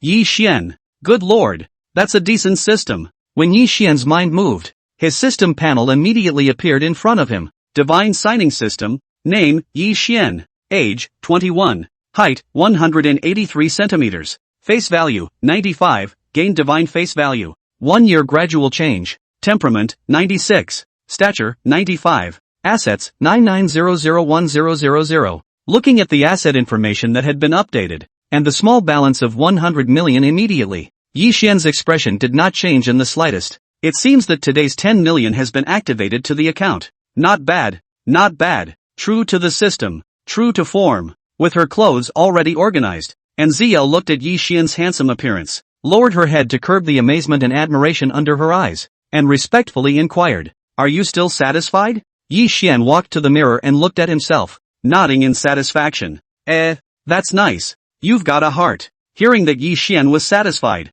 and Ziyao was also very happy, she raised her wrist and looked at the time, so she informed Yi Xian and walked to the courtyard to start arranging for the staff to clean up. After Yi Xian cleaned himself up, he walked straight to the garage to get the keys and drove the Lamborghini Poison in the direction of the school. There was a class this morning, and Yi Xian didn't want to be delayed. The journey was very smooth. Yi Xian parked the car in the parking lot outside the school and then walked towards the direction of the classroom. After walking into the dormitory, Yi Xian scanned the circle. Not many students were present today, but several people from the dormitory were not here. Yi Xian lifted his wrist and looked at the time. Class was about to start, but these guys hadn't come over yet. Yi Xian wanted to know what the situation was. Nice one. These guys skipped class again. Just as Yi Xian was silently spitting, the professor who was teaching today also walked into the classroom. He pulled out the roster and began taking names. In the face of this situation, although Yi Xian was helpless, he had no choice but to harden his head and change different tones of voice, answering to for the few guys in the dormitory.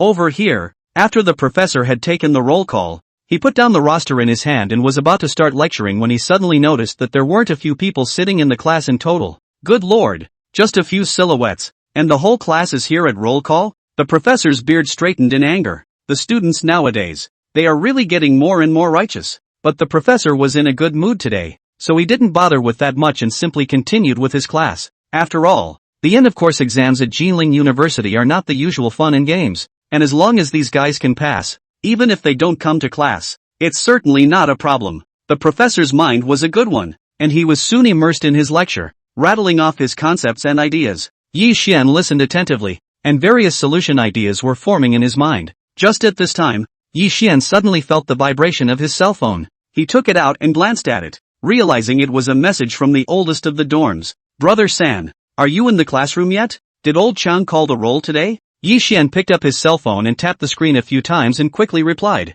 "Arrived, answered to you all arrived." He naturally knew what these guys were thinking in their hearts, and Yi Xian didn't beat around the bush with them, directly stating the matter of the roll call. Old Four's thank you message was quickly sent back, full of screen flying kiss emoticons. Disgusting. Yi Xian almost threw his phone out. Brother San, I can't thank you enough for your great kindness. On behalf of Boss and Junior, I'd like to express my sincere gratitude to you. Those two lazy bastards haven't gotten up yet. Yi Xian, good guy. If this waits for the three of them to come to class to answer to, I'm afraid that one of their dormitories will have to be flunked out straight away. Yi Xian was about to put away his cell phone when old Four's message sent over again. Brother San, don't be angry. I'll call up those two fools from Boss Lao Air. They'll be at your disposal in the classroom in a while. Yi Xian was amused by Lao Si's text message as he took his cell phone and replied, no need. It's already been answered anyway. Old Four didn't reply to the message, but instead sent over quite a few emoticons to express his gratitude to Yi Xian. Yi Xian was too lazy to be paying attention to this guy.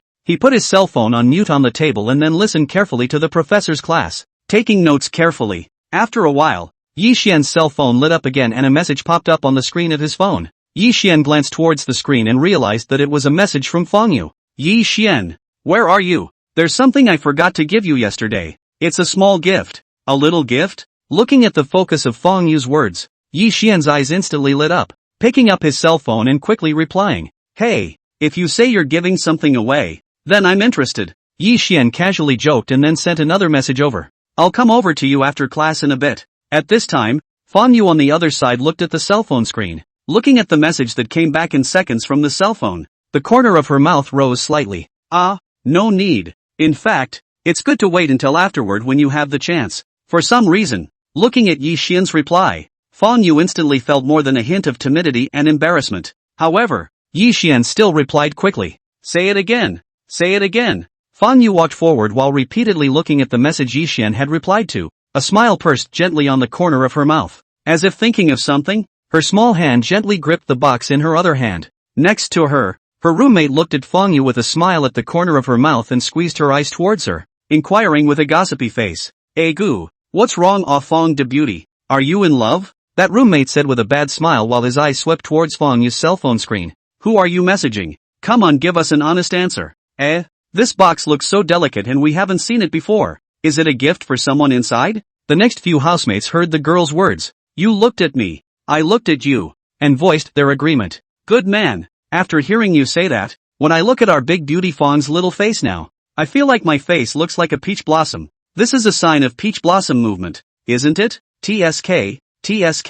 I don't know what kind of person the other party is that could be worthy of such a heartfelt favor from our big school flower Feng. Another heart to return messages and send gifts. It's really never been seen before. Alas, those are not so bad. The most terrible thing is that people are in love, but they don't know to inform us. This is not treating us as sisters. The world is going to hell in a handbasket. Over here, a few of the housemates were talking to each other, and Feng Yu obviously froze for a moment. Her small face slumped and she said in a serious manner, what are you guys talking about? What are you in love with? It's just not true. I'm not in love. Who said I was in love? Slander. Absolute slander. A few housemates. Good lord. We were just having a bit of fun. Wouldn't you be so outspoken in your opposition? Well, if you do, we'll understand. A few of the housemates then looked at each other and smiled that anti-smile on their faces, not even trying to hide it. Feng Yu also realized that the situation was not right at this time. She immediately looked over towards her several housemates, and looking at the several of them with a smile in their eyes, she was immediately embarrassed. It occurred to her at this time, knowing that she had just overreacted a bit, and she felt a bit numb all of a sudden. Good lord, this is really not explainable. On this side, several roommates were not going to let Feng Yu go, sighing together. Alas, if you can get off, you can all get off. What's the point of sisterhood? You have men and that's enough. It's so sad for a few of us. Every one of them has a dog, and we sisters are the only ones left who are still single. I didn't realize that there were traitors within the dogs.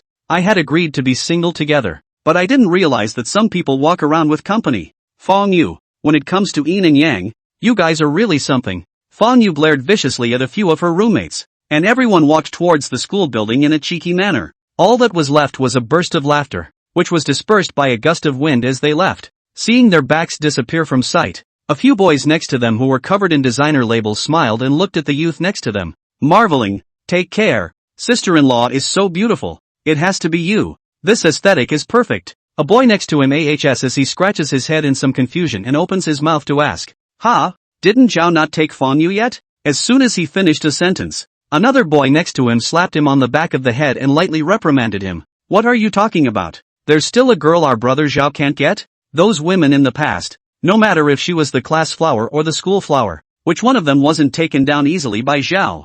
There was never any accident. You guys don't think about it. When Zhao's Primera pulls up, there's no girl who won't get in the car. Humph. Even if there are one or two noble ones, once the roses are sent, the little love words are said, and we follow the atmosphere. It's still a matter of minutes, the boy said with experience, and a few people next to him nodded in agreement as they listened. That's true.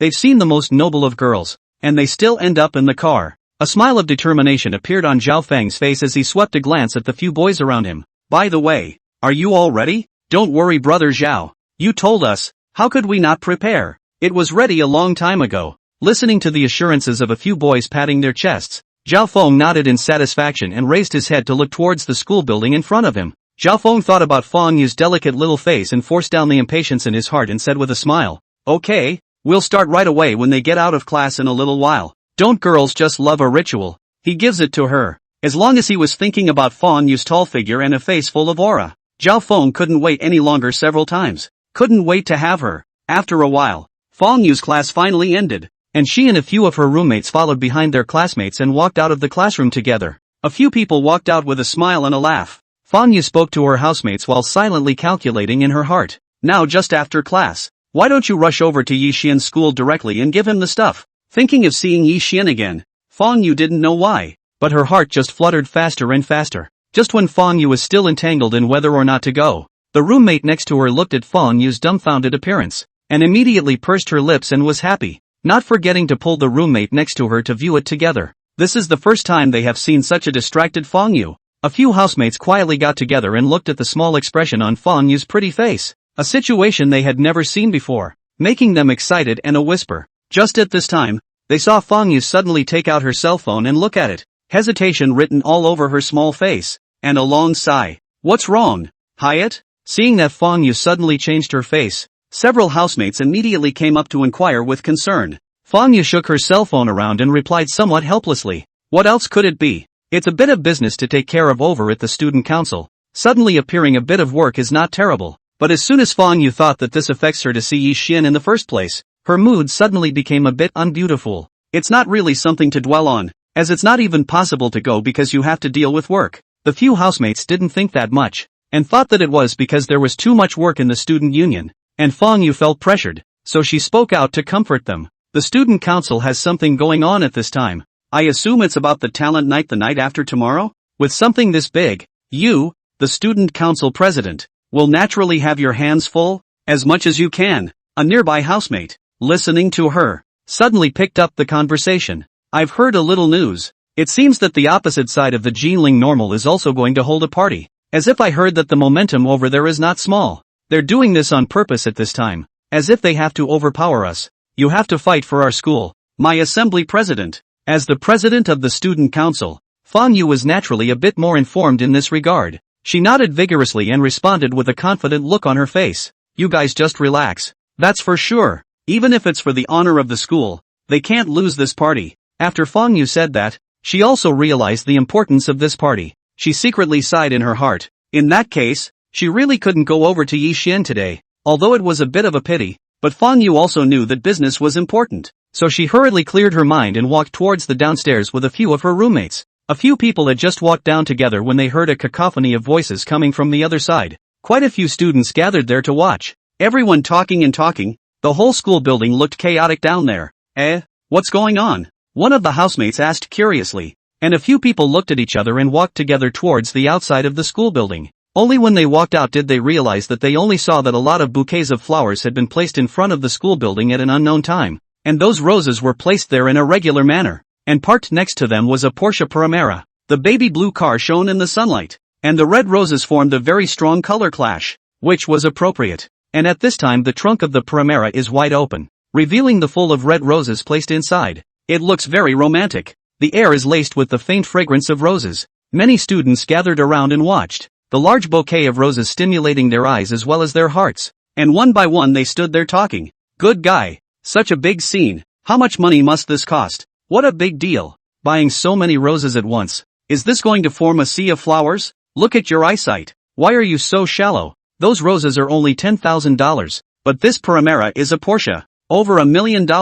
TSK, with such a family background. And still so romantic to spend money. What girl can't take it? No way. I'm going to cry with envy. Zhao Feng was standing next to the car with a large bouquet of roses. He had already seen Feng Yu walking out, and his eyes instantly lit up as he quickly walked over towards this side. Today's Feng Yu wore a camel-colored dress. The whole person looked elegant and generous, and her slender waist was wrapped in a belt, which made her even more ungainly. Looking at Feng Yu like this, Zhao Feng's mood became even more excited. Only such a girl was a woman who was qualified to stand beside him. Zhao Feng. This Feng Yu. He must take it. Zhao Feng quickly adjusted his emotions. He squeezed out what he thought was the most affectionate expression on his face, and under everyone's watchful eyes, he took one step to walk in front of Feng Yu and said with feigned affection, "Feng Yu, I like you. Be my girlfriend." After the several doglegs next to him stuck Zhao Feng's confession, they immediately began to bake the atmosphere next to them and shouted loudly, promise him,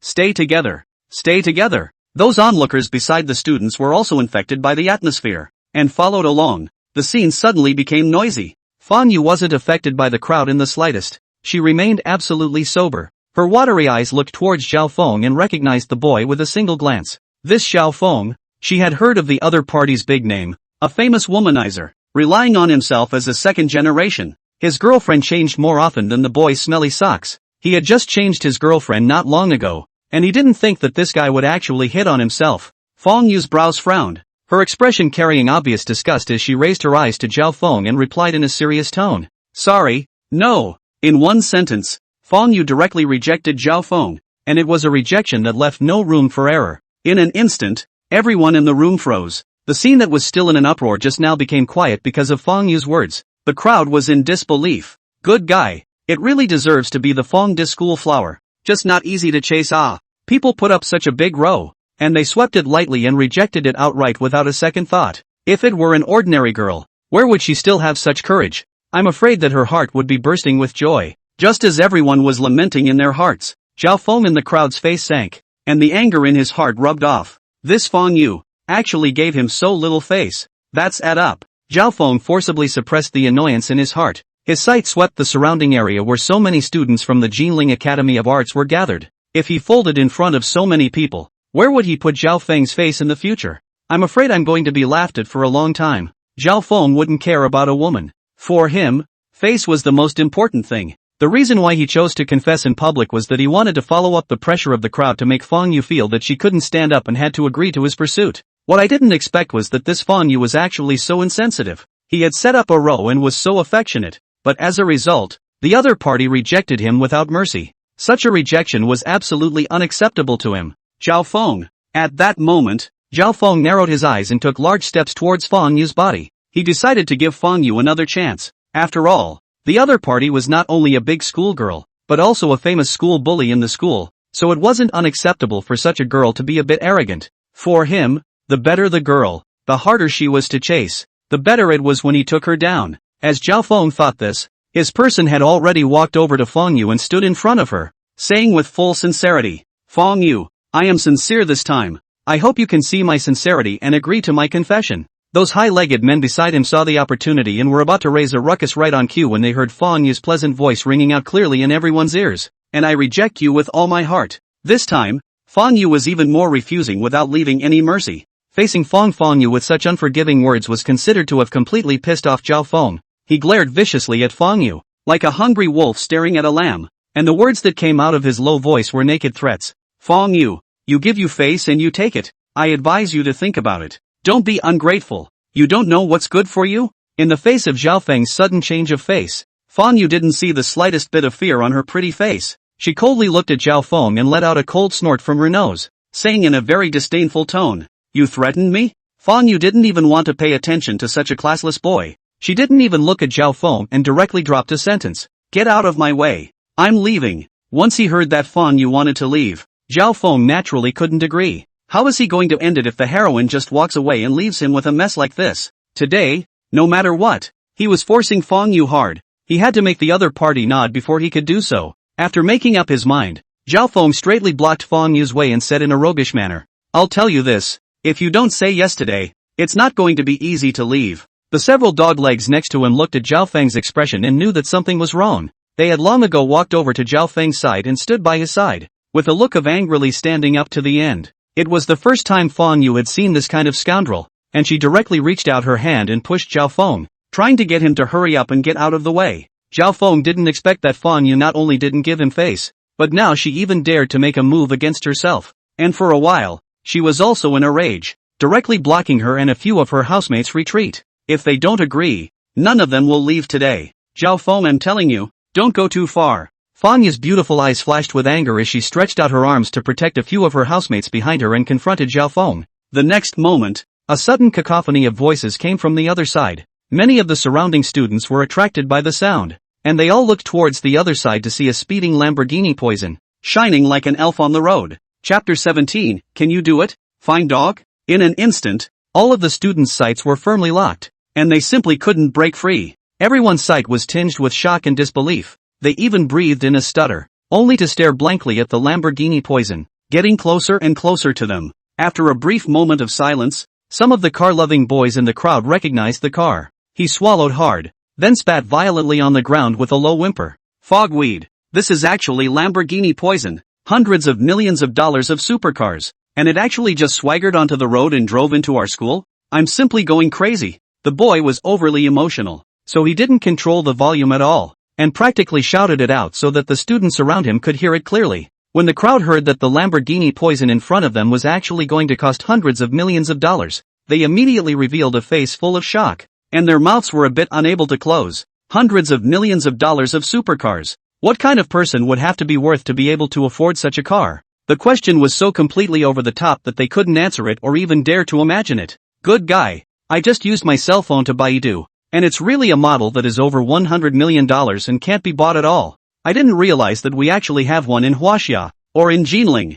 I didn't realize that our Jinling is developing so well nowadays. I'm proud of Jinling. I don't know which young master this is out to blow up the street. This effect directly pulls full narrow-minded What kind of stature do people have and still act this kind of pussy? Do you guys think it could be our school's low-profile elementary school student who decided to stop hiding his status as a tycoon and drove a car to class? Who cares about a simple confession when faced with such a top-of-the-line supercar in front of you? Everyone saluted Lamborghini Poison, and the car slowly pulled up in front of the school building to the shock of the crowd. After Lamborghini Poison slowly came to a stop, the doors were pushed open from the inside and Yi Xian directly walked down. Yi Xian's body was wearing the customized model that he had just received, and his whole body was like a top nobleman in a TV series, appearing in front of everyone in a dashing manner. Looking at Yi Xian's handsome face and top-notch body, in conjunction with a mysterious and unpredictable temperament, made all the people at the scene stare blankly. Good lord, this one is the owner? That's a little too young and good-looking, especially this aura.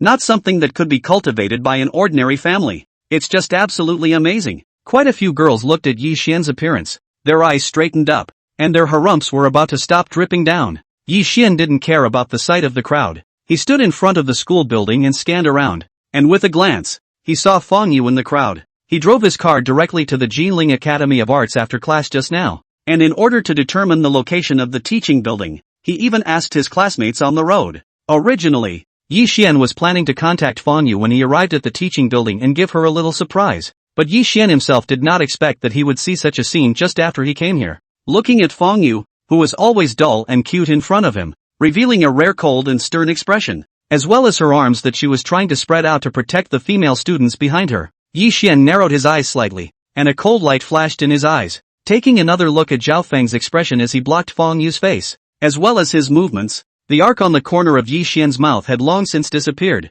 and he quickly stepped over towards this side. Zhao Feng had also noticed the Lamborghini Poison just now, and as he watched Yi Xian step out of the car, he walked straight towards this side, and for a moment, doubt was written all over his face. Who is this person and how did he suddenly appear in front of the school building? And what's the point of coming up to me with such a straight face? But the next moment, before Yi Xian could make any moves, Fong Yu saw him at a glance, and her small face that was cold and stern just a moment ago was suddenly like meeting spring, displaying a touch of moving smile. Yi Xian, why are you here? Previously, Fong Yu was still a little unhappy that she couldn't see Yi Xian today, but now that she saw Yi Xian descend from the sky and appear right in front of her eyes like this, her heart instantly piled up with little leaps of joy. Yi Xian looked at the brimming color on Fong Yu's face, as if he was also infected. The corner of his mouth raised up in an arc, and said in a very gentle tone, "I'll get you." With one sentence, everyone in the room was confused. Everyone looks at me and I look at you, and we all see a blank look on each other's faces.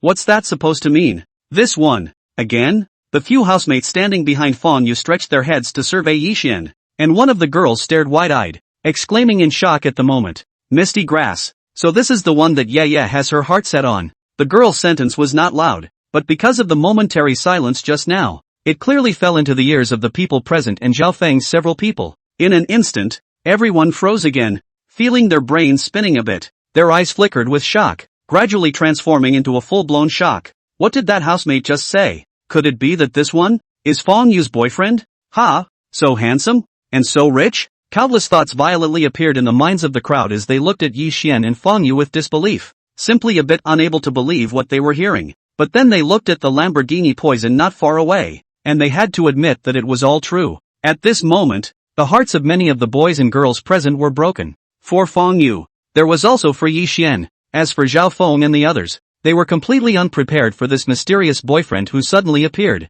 and looking at the person's aura, and then looking at the car parked there, they were too scared to make a sound. It was no exaggeration to say that in that moment just now, their legs went weak. If it weren't for the fact that there were so many other people on the scene, they were afraid that they could all just sit down on the floor and take a breather. After all, it was $100 million Lamborghini poison, and even if they sold their entire family, they wouldn't be able to afford such a luxury car. And even if you can barely scrape together the money, you definitely won't be able to find the connections to buy a car, much less have the presence of mind to keep one, without even needing to think. Zhao Feng and the others instantly realized the huge gap between them. In front of others, their little flowers, and their proud Porsche Panamera, are nothing but a joke. The more Zhao Feng and the others thought about it, the more fearful they became, and between their double strands fighting, they were almost unsteady on their feet. Yixian walked to Fong Yu's side under everyone's watchful eyes, and with one reach, he directly wrapped his hand around her slender waist and brought her into his generous embrace.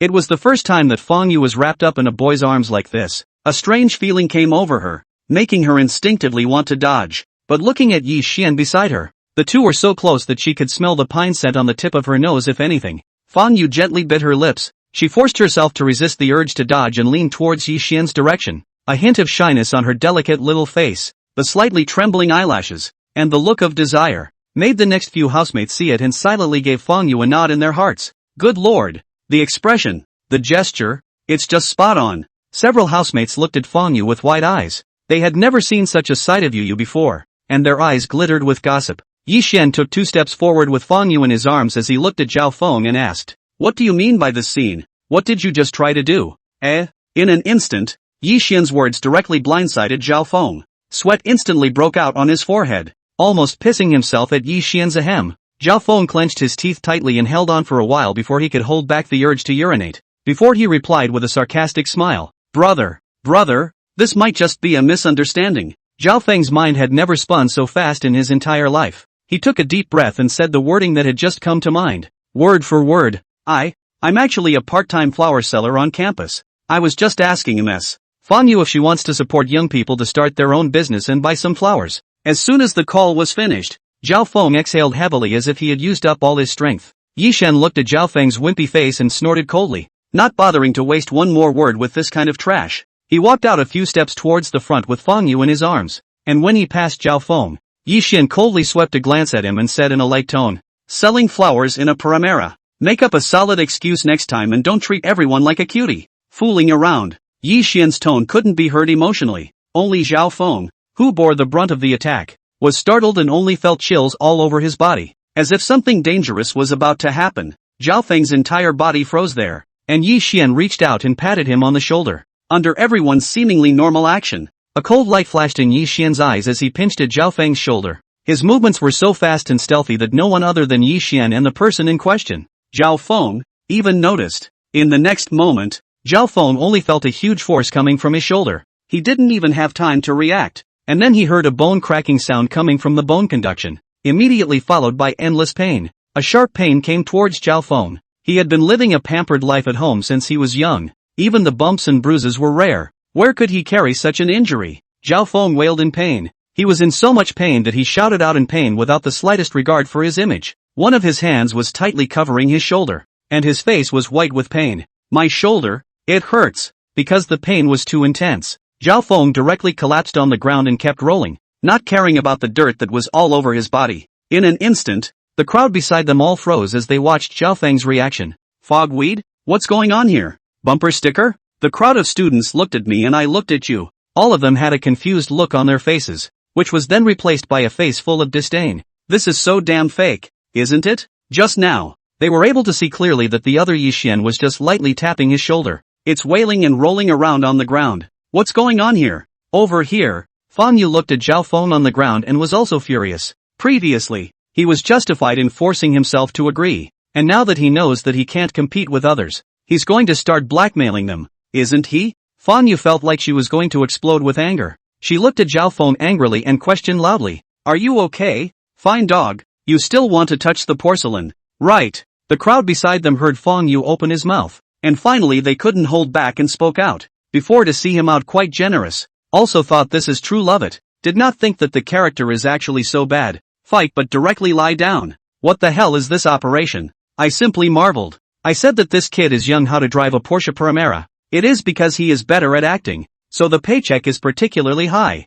Damn. I've seen the first person to drive a luxury car by blackmailing people. When we talk, we have to stay away from this kind of person. Don't let him find an opportunity. The little money we have in our pockets is not enough to give them a gasoline. Listening to all the comments from the students next to him, Yi Xian said nothing, but continued to hold Fan Yu's slender waist and walked towards Lamborghini Poison. The others looked at Zhao Feng, who was still splashing and rolling on the ground, and it was as if 10,000 grass mud horses and MMPs had just run through their hearts. Really convinced? A big old man playing like a shrew. It's screaming exactly like killing a pig. Besides, the main character is gone. So what's left to play? What's the matter? You want to play a murder and execution in school? The contempt on the faces of the students became more and more evident as they thought of the possibilities. The several dog legs next to him felt a bit embarrassed about their faces, and one of them squatted his body and whispered to Zhao Feng, "Zhao, look at them, people are gone. You this." Zhao Feng's face was red from the pain, and now that he heard the dog's legs words it was even more so that his blood pressure skyrocketed, and he endured for a long time before he could hold back a sentence. Asterisk asterisk asterisk asterisk. What are you still inking here? Hurry up and take me to the hospital. Dogleg. Good man. This is a full-blown drama. To be honest, just at this instant, a trace of doubt rose in the hearts of several doglegs. Should this kind of person be followed in the future? That's not even humiliating enough. Don't get no benefits later, but lose all the face. Then there is really no way to mix. Chapter 18, Rebate, 300 million. Over here, Fan Yu had already followed Yi Xian onto Lamborghini Poison. She sat somewhat restrainedly in the passenger seat and looked at the more luxurious interior of the car and couldn't help but be staggered. I remember your car. You weren't driving this one yesterday, were you? Yi Xian did not hide anything when he heard Fan Yu's question and replied directly. This is my other car. A random one when I was out. Fan Yu. Really rich people just drive a car or hundreds of millions. Really do not give people a way out. Not to mention that those watching students were scared, but they themselves were very nervous sitting in the passenger seat. You don't have any more, do you? Fan Yu seemed to have thought of something as she turned her head towards Yi Xian, waiting blearily for an answer. Yi Xian thought about it and he let out a quiet sigh. There's really one, but it's in the shop now, so I don't know when it'll be repaired. Fan Yu listened to Yi Xian's reply and sighed along with him. Such a price tag. She wouldn't even dare to think about it. Many people were afraid that they couldn't buy one of Yi Xian's cars even if they spent their entire lives. Fan Yu sighed a few times in her heart, then as if she thought of something, she pulled out the small wooden box from her pocket and handed it over towards Yi Xian. This is a little handmade gift from me. It's not anything expensive. Don't mind if you do. When Yi Xian heard Fan Yu's words, he solemnly took the small wooden box in her hand and held it in his hand to gently open it. Just see inside quietly lying a fragrant bag. With the opening of the wooden box, the car can smell a light fragrance. Very pleasant. Yi Xian parked the car on the side of the road and put it away. He took the scented bag in his hand and looked at it carefully. This incense bag is very delicately made. The colorful embroidery threads on it make very complicated patterns, so it can be seen that it took a lot of time and thought. It smells so good, and the flavor is still strong. Yi Xian lifted his nose and could smell a very strong fragrance and could not help but utter a sigh of admiration. Seeing that Yi Xian liked it, Fan Yu was in an instantly better mood and explained with a smile. These are new scented leaves that I just put in last night, so the flavor will be a little stronger. If you don't like it, leave it for 2 days and the flavor will fade. No, that would be fine with me. Yi Xian's tone was light and quick, but the firmness in his words caused Fan Yu's heartbeat to accelerate again. Right at this moment, a curtain of light suddenly popped up in front of Yi Xian's eyes. detected an extremely beautiful woman spending $30 for the host, because of the full intention, so successfully activated 10 million times rebate, reward 300 million, please pay attention to check, 300 million? Yi Xian's eyebrows moved as the light screen in front of him had switched to his system page, divine signing system, name, Yi Xian, age, 21, height, 183 centimeters, face value, 95, gain divine face value, 1 year gradual change, temperament, 96, stature, 95, assets, 399001000. Looking at the assets on the attribute list, the corner of Yi Xian's mouth raised in a faint arc. It's true what they say, love is priceless, after all, it's a 10 million times rebate, and with a multiplier like that, it's a straight up pull full. Rao Yi Xian. In the face of such a reward, his mood was also a burst of excitement, and his fingers were constantly rubbing on the incense packet. Right at this exciting moment, the light screen in front of Yi Xian once again jumped on its own, detected that the host has been given a chance to sign in randomly. Do you sign in? Checking in. Sign in successfully. Rewarded with divine zither, chess, calligraphy and painting skills. Divine zither skills? Yi Xian simply wanted to laugh a little bit. This good things all pile up to come. Fang Yu is really his own little lucky star. Just when Yi Xian was happy, he heard Fang Yu say, Yi Xian, wait for me here for a while, I'm going to take care of something over at the student council office. Good. Yi Xian naturally responded with a mouthful. He stepped on the gas and sent Fang Yu Li to the downstairs of the student union office. After parking the car, Yi Xian looked at Fang Yu and said, you don't have to rush. Take your time with this, I'll buy you lunch at noon. Yi Xian paused after finishing his sentence, looked at the scented bag in his hand, and added with a smile, you've given me a gift, so let me at least show it as a return gift. When Fang Yu heard Yi Xian say this, she didn't refuse and nodded her head in agreement. Just as the two were talking, over here, in the middle of the student council office, many of the officers had already gotten the news. After all, the campus was just so big, or the scandal of Fang Da's schoolgirl, it spread all of a sudden. A girl exclaimed as she looked at the message on her cell phone. Good lord, the president's boyfriend is actually driving a Lamborghini Poison. That's too luxurious. A girl next to her waited for her to finish and immediately added in a voice, what's money alone? I heard he's also a big handsome guy with a super good temperament. The other girls listened to the two's descriptions, and their hearts instantly grew in anticipation, and they were even more envious. Aya, it's really worthy of being our chairman Sama. When people go out, they are the top boyfriends. It's really enviable. What can be done about it? Who called our president is also a thief. Excellent girl. Not only is she the school beauty, she is also the school bully, and I heard that her family is not bad either. She is simply the legendary rich white beauty herself. We'll have to have a chat with the president sometime. And I wonder if that boyfriend of hers has any good single friends. Unlike the girls who were envious, the cadre of boys next to them had already had their hearts broken long ago. Fang Da's schoolflower was the goddess of all their boys, and it was too hard to be picked off just like that. As the crowd was talking, they suddenly heard the roar of an engine from outside the window. They seemed to think of something, and leaned over the window to look out. Seeing the silver Lamborghini Poison dominate the field like a genie, everyone's eyes looked straight. Good lord, this car, it's so cool too. The feeling of power from that engine bursting just now made their entire bodies blood boil with it. What would it be like to sit in a car like that? Just as a group of cadres leaned out of the window to peek, they saw Fang Yu walking down from the car. Fang Yu glanced towards the upper floor as if she was aware of something, and the crowd sensed the direction of her line of sight and immediately ducked for fear that they would be discovered. However, Fang Yu retracted her eyes after a glance. She bent down to look at Yi Xian in the car and said in a gentle tone, wait here for a moment huh? I'll be right there. Okay, take your time. Yi Xian smiled and answered, and Fang Yu turned around and ran towards the student council office. Looking at Fang Yu's slender and elongated back, the corner of Yi Xian's lips raised in an arc, and his fingers unconsciously stroked the incense packet 2 more times.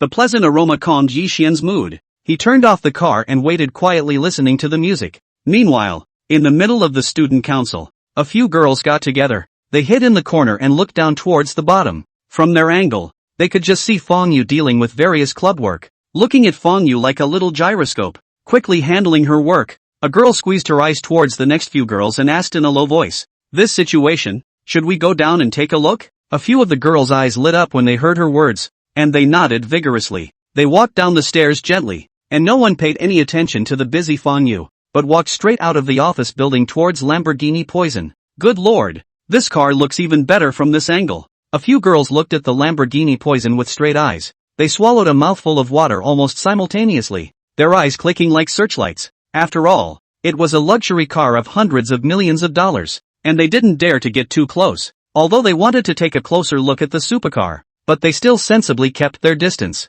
As if they couldn't get enough of it, they kept circling the car and hovering around it. I've got to check out the front of the car. That's where the real classics are. A girl bit her lip and stomped off in the direction of the front of the car. At this time, a girl behind her called her name. The girl subconsciously turned around. Through the windshield in front of the car, just could see Yi Xian sitting in the car. Yi Xian's face still had the same bland look and did not take the wandering of the few girls to heart. However, as soon as the girl in front saw Yi Xian's face, she was like petrified and froze directly there. It was only after several seconds of freezing that the girls ran back to a couple of girls at a fast pace as if they were waking up from a dream. She could no longer contain her excitement and clutched a girl's hand so she didn't scream out. That boy was really handsome. Like a prince in a movie. He just looked at me and I felt like I could die for him. The few girls next to her watched her excitement. They had most dared to walk to the side of the car to take a look. And looking at Yi Xian's perfect side face, one's heart beat wildly. It felt more exciting than the usual stargazing. A few of the girls peeked around for a moment.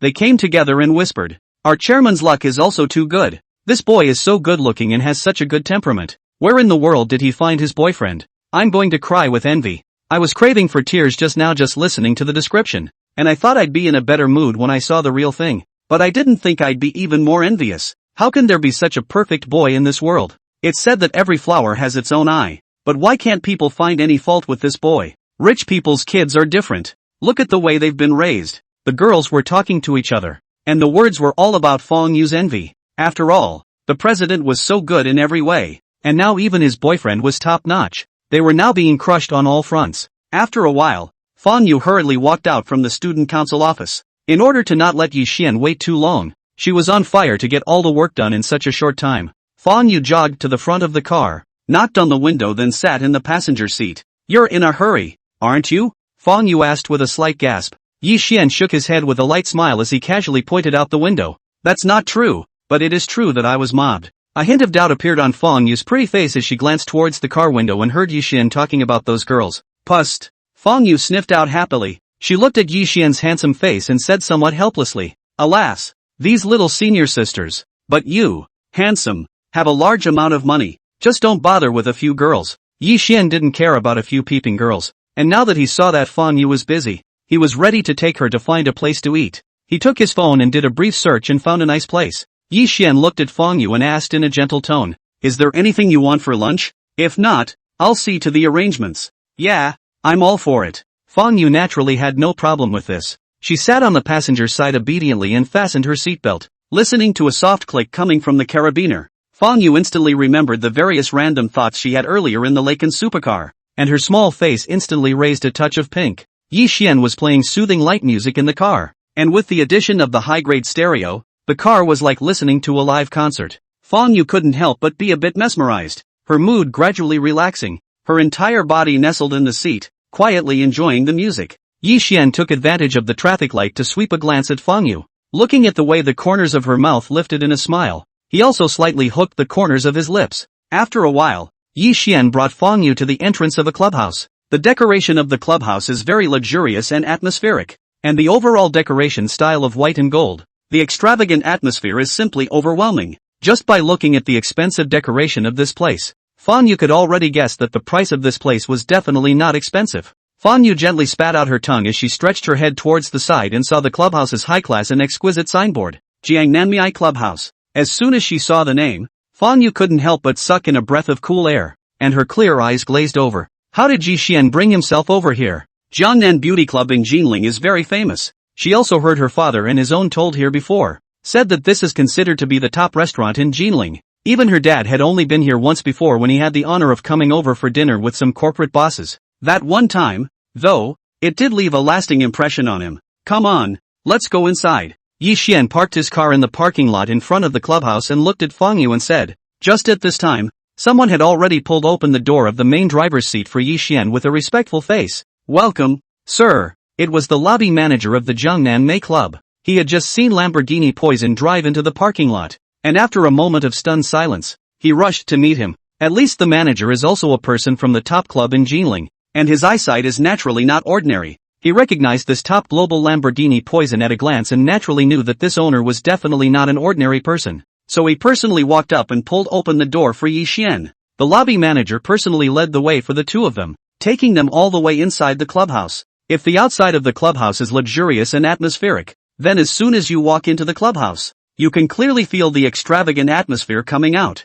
The staff were all dressed in good quality uniforms and stood in their places in a disciplined manner. Gentlemen, let me take you over here to choose your dishes first. Yi Xian heard the lobby manager's words and gently nodded his head, following him and coming to the side of the seafood pool to carefully select. The variety of seafood here is very wide and each of them looks very fine and is a quality item at first glance. But just as quality is price. And here it is sold either by the pound or even by the tail. Yi Xian just lightly swept a glance, not putting this small amount of money in his mind at all. On the contrary, it was Fang Yu on the side who looked at the price tag on it. The corners of her mouth twitched a little, and her expression followed a little unnatural. What kind of seafood is that? A price tag of thousands or tens of thousands of dollars a pound? No wonder Pops has only been here once. It's so dark in here too. Fang Yu spat in her heart for a while. They could have just grabbed it and had to give us a pound of seafood. Just when Fang Yu was very speechless, Yi Xian had already finalized today's menu with a few simple words with the lobby manager. After choosing the seafood,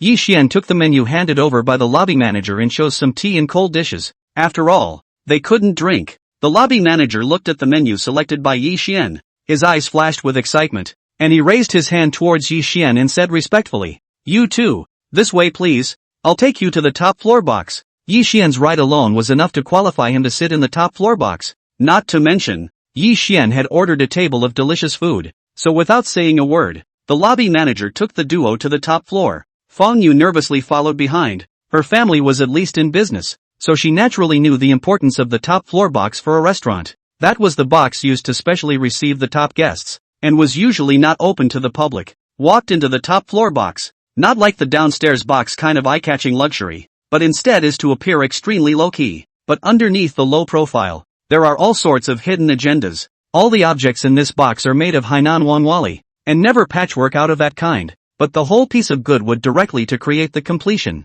Used to decorate such a box, the cost of these things add up to a few $1,000,000 up and down. It's almost as much as the cost of preparing a medium-sized restaurant. Fang Yu's small mouth opened slightly, gradually being shocked by the decorations here, especially after seeing that there was also a pair of Zhang Daqian's authentic paintings hanging on the wall. The understanding of this clubhouse in Jiangnanmei couldn't help but deepen another layer. What a tycoon! Using authentic paintings for the decorations inside the box. Not a moment after the two of them were seated, tea and various delicacies were brought to the table one by one. The waiters in the club are professionally trained and even how the plates are placed is an art. Fang Yu looked at the various colors of food, as well as the well-trained waiters, and also felt enlightened. After waiting for the waiter to serve the food and leave, Fang Yu gently approached Yi Xian and inquired in a low voice, "Yi Xian, how much does this table cost?" Yi Xian looked so bright-eyed and white-toothed close to the corners of his mouth raised a smile and replied with a light laugh, "Since it's a return gift, you can just eat it. There's enough to go around." Fang Yu. Yi Xian had already said so. What else could she say? Fang Yu was in a good frame of mind. Simply both, facing a table of food, soon fell into all the deliciousness. She carefully tasted each dish one by one, and the dishes that she found delicious, she didn't forget to recommend them to Yi Xian for a taste. "Try this flavor, especially fresh eh?" Yi Xian also came to not refuse. Fang Yu clipped to his dishes are eaten one by one. See Fang Yu arched eyebrows, even the appetite is much better. However, after eating the dishes here, Fang Yu finally realized why Jiangnanmei Club was obviously so expensive, but still did such a booming business. She had a shocking sensation with almost every bite she took, because the flavors of the dishes here are really, really perfect. Seafood made did not lose the original freshness of the seafood. The flavor of various condiments did not clamor for the Lord, can be said to be appropriate to the chapter. This meal was a very satisfying one for Fang Yu, and from body to mind, it was a great soothing experience. Watching Fang Yu put down the chopsticks in her hand with a satisfied face, Yi Xian looked at her and asked, "Have you eaten yet? Let's go together when you're full." "Yeah," Fang Yu answered with a smile, and on her way out the door, she didn't forget to pick up her tea and drink it clean. The tea here was full of tea flavor and tasted good on the lips, and she fell in love with the feeling after only one sip. The two people walked out of the top floor box one after the other, and the lobby manager who had been waiting at the door saw the two of them and immediately greeted them with bright eyes. He sent the food box he was carrying in his hand to Yi Xian and said very respectfully, "You too, This is a small token of our clubhouse's appreciation. I hope you'll like it. Yi Xian nodded gently as he took the gift box and then handed it to Fang Yu behind him, while he himself followed behind the lobby manager and walked towards the cashier. With the lobby manager personally transporting the guests, the cashier naturally did not dare to be negligent and hurriedly operated to settle the bill for Yi Xian. Sir, here's your swipe receipt. The cashier handed the bank receipt to Yi Xian, and Fang Yu glanced towards the small ticket, and was also stunned at that moment. With a string of numbers like that, how many digits does this have to be? Looks like 6 digits? Chapter 19, Luing has a cold. Thinking that he had eaten 6 figures in at one meal, Fang Yu immediately felt his stomach rise as if he had swallowed several bundles of money. But the next moment, Yi Xian didn't even give Fang Yu a chance to see clearly, and directly put the small ticket into his pocket. Yi Xian glanced at Fang Yu, not taking a meal to heart at all, and said with a smile, "I'll take you back to school?" Fang Yu nodded, and the two of them went to the parking lot to pick up the car, then drove in the direction of the art academy. After the two of them returned to the school, Fang Yu looked at the time was still early, so she waved at Yi Xian and said with a big wave of her hand, "Come on, I'll show you around our school." Yi Xian readily agreed. He parked his car on the path and wandered around the school with Fang Yu. The two walked forward not much farther than that, and came to an open space in the school, where a platform had been erected, and it looked as if there was a stage for a performance. Fang Yu followed Yi Xian's line of sight and saw him staring at the stage, so she smiled and explained, "It's our student council's talent night, so if you're free the night after tomorrow, come check it out." Facing Fang Yu's invitation, Yi Xian blinked. Look, Fang Yu had been full of expectations, but when she heard Yi Xian's ambiguous answer, she couldn't help but skim her lips. "Sure, you busybody." Yi Xian sniffed and took a glance towards Fang Yu, and saw her giggling beside him, not caring about her image at all. He only felt that such Fang Yu was particularly cute, and suddenly his heart moved, reaching out to touch her head. Fang Yu's hair was very soft, and for a moment, Yi Xian even felt like he was stroking a soft kitten. Such an action messed up Fang Yu's hair. "Ah, this bad guy, you did it on purpose." Fang Yu felt her hair being messed up. She casually fiddled with it twice, followed by pouncing towards Yi Xian with her teeth and claws open. Yi Xian looked at her milky ferocious appearance and said with a forced smile, "Let me tell you, this is in your school. You are at least a celebrity in the school. If this fierce look shows, I'm afraid the publicity will be bad." "Fang Yu, what is this? How is it completely different from what you thought? Shouldn't this be my home turf and then have buffs added to it?" Fang Yu huffed and puffed her mouth. How come once she met Yi Xian, this mouth of hers didn't work anymore? It's really good to be pissed off. Yi Xian walked for a while more accompanied by Fang Yu. Yi Xian looked at the time, raised his head and said to Fang Yu, "Let me walk you back to your dorm." Fang Yu nodded obediently as she followed behind Yi Xian, stepping on his shadow while he wasn't paying attention and walking forward step by step. She was also carrying Jiang Nan Mei's gift box in her hand, and the two of them, one tall and straight, the other delicate and sweet, made an extremely beautiful picture. Fang Yu also seemed to feel the ambiguity of the atmosphere. She slightly leaned towards Yi Xian's direction, and the two walked intimately, setting off the campus path in a romantic way, just as the two were walking forward. At the same time, inside Fang Yu's dormitory, all three girls in the dormitory were there, two lying on their beds and one sitting at the window looking out. She suddenly turned her head and looked at the two girls on their beds and reminded them, "You guys grab some rest. It's your turn in a minute, haha." "Oops, got it. The two girls said almost in unison, one of them rolling over and turning toward her other two companions. "But I think it's better not to look. Maybe people don't even come back at night. At least it's a young couple who just got together. Surely they should stick together and be sweet." Listening to the girl's words, the two people next to her looked down and thought about it, and suddenly began to sigh. "Our dormitory was originally all single dogs. Said good sisters walk together for life? Who first off the single who is a dog? After all, we wrongly paid alas. It's good now. Those who don't get off are the single dogs, and those who do are already someone else's fairies. I feel like I've been hit by a sweet storm. Shiitake mushrooms and blue skin. Yeah, this guy betrayed our organization. We must let her treat us to a meal to make up for the trauma in our hearts. No, I have to check the nearby restaurants first now. You guys are right. It's a rule of the dormitory to invite your good sisters to dinner when you're off the hook. Such a fine tradition can never be lost." Just when a few girls were talking lively, the girl guarding the window suddenly glanced towards the window, and suddenly her eyes widened in shock. It's back. As soon as they heard that it was Fang Yu who had returned, the two girls who had been lying on the bed a moment ago instantly jumped up from the bed and came to the window to look down. A few of the housemates were also stunned as they watched the picturesque scene between the two. TSK, This woman in love is really different. You guys look at Xiaoyu's shy and timid look. I'm getting heartbroken just looking at her. Love and dislike simply shouldn't be too obvious. Look at the way Xiaoya looks in front of this Yi Xian, and then look at the way she dislikes Zhao Feng's cross-eyed look. The gap is simply not too big, but the two of them are so good together. It's like they're a divine couple. Looking at them makes me believe in love. Just as a few girls were chattering and discussing. At this moment, downstairs in the girls' dormitory, Yi Xian sent Fang Yu downstairs. Fang Yu slightly lowered her head and softly admonished, "Drive slow on your way back." "Okay, you hurry back," Yi Xian answered softly as he watched Fang Yu walk into the dormitory building before he turned back towards the path where he had parked his car.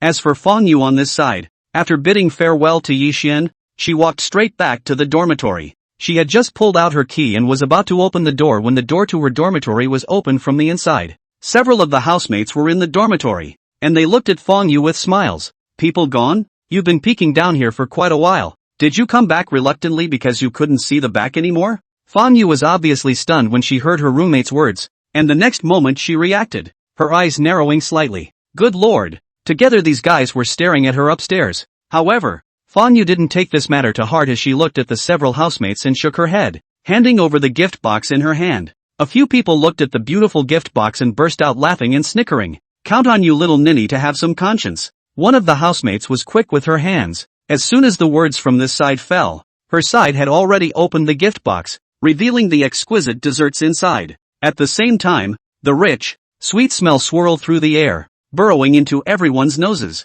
Looking at such an exquisite dessert, the corners of several housemates' mouths twitched, and then they began to taste it. Well, this is too delicious, isn't it? This dessert simply perfectly illustrates what it means to be sweet but not greasy, so that one simply can't stop after one bite. The flavor is simply amazing. People get full from desserts. I ate this dessert and it actually opened up my appetite. Which one of these desserts is this? You guys take a quick look. We'll get this one for dinner sometime in the future. A few of the housemates chattered as they held the wrapped gift box in their hands and looked at it, trying to find the name and address of the store on it. One of the girls wrinkled her nose at the outer packaging and mumbled something like, "This packaging looks so familiar to me. Why do I feel like I've seen it somewhere?" The girl said as she pulled out her phone to look at it, purposely going through a blog post. She looked at the accompanying picture in the blog post and suddenly sucked in a breath of cold air and exclaimed, "Good lord! This is a gift box from Gangnami, isn't it? You guys, look!" The girl showed the picture on her phone to a few others to look at, and a few of the girls huddled together, looking at the contents of the blog post. Only the blog post clearly states that this dessert was a small box that the restaurant gave away for free after they spent tens of thousands of dollars. After seeing this passage, several girls' eyes simultaneously fell on Fang Yu's body. Good lord! These two go out on a date and eat tens of thousands of dollars in one meal? Xiao yeah, how much did you guys pay for that meal just now? One girl was inquiring curiously when the girl next to her clicked on that blogger's picture and suddenly realized something was wrong. No, there's just one kind of dessert in other people's texts. Why are there so many kinds of this one of yours? And it looks more sophisticated and luxurious. Obviously this gift box is more premium. The girl put away her cell phone and once again looked at Fang Yu in shock. Staggering. Good lord, how much did you guys pay for this meal? What a huge amount of money. If one dessert requires the consumption of 10,000 plus, wouldn't it be true that there are a dozen of them in this box? A few housemates were faced with such astronomical figures that no one dared to think about it. One of the housemates said after swallowing the dessert in her hand in one gulp,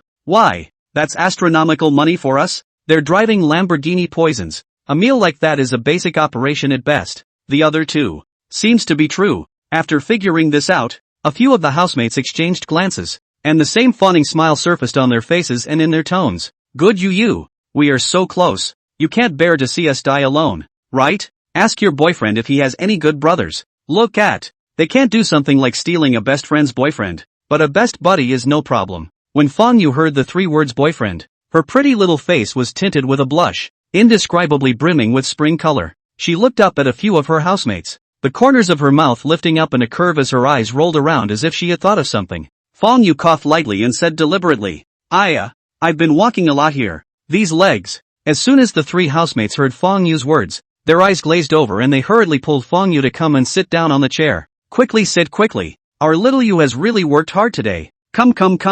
Are you still thirsty? I'll pour you water now. The three housemates can be said to have made every effort to squeeze legs and pour water, not to mention how attentive Fang Yu enjoyed the services of her housemates, and couldn't help but secretly lament in her heart that she was really entrusted with Yi Xian's blessings, and even enjoyed a good time. Yi Xian, who was on the other side at this time, had already returned to the car. He sat in the driver's seat, holding the scented bag in his hand and looking at it repeatedly. Yi Xian brought the scented bag closer and smelled it, and immediately smelled a pleasant fragrance. The corners of his mouth turned up slightly. It smelled so good. After all, this wasn't just some ordinary scented bag, but one that was worth $300 million.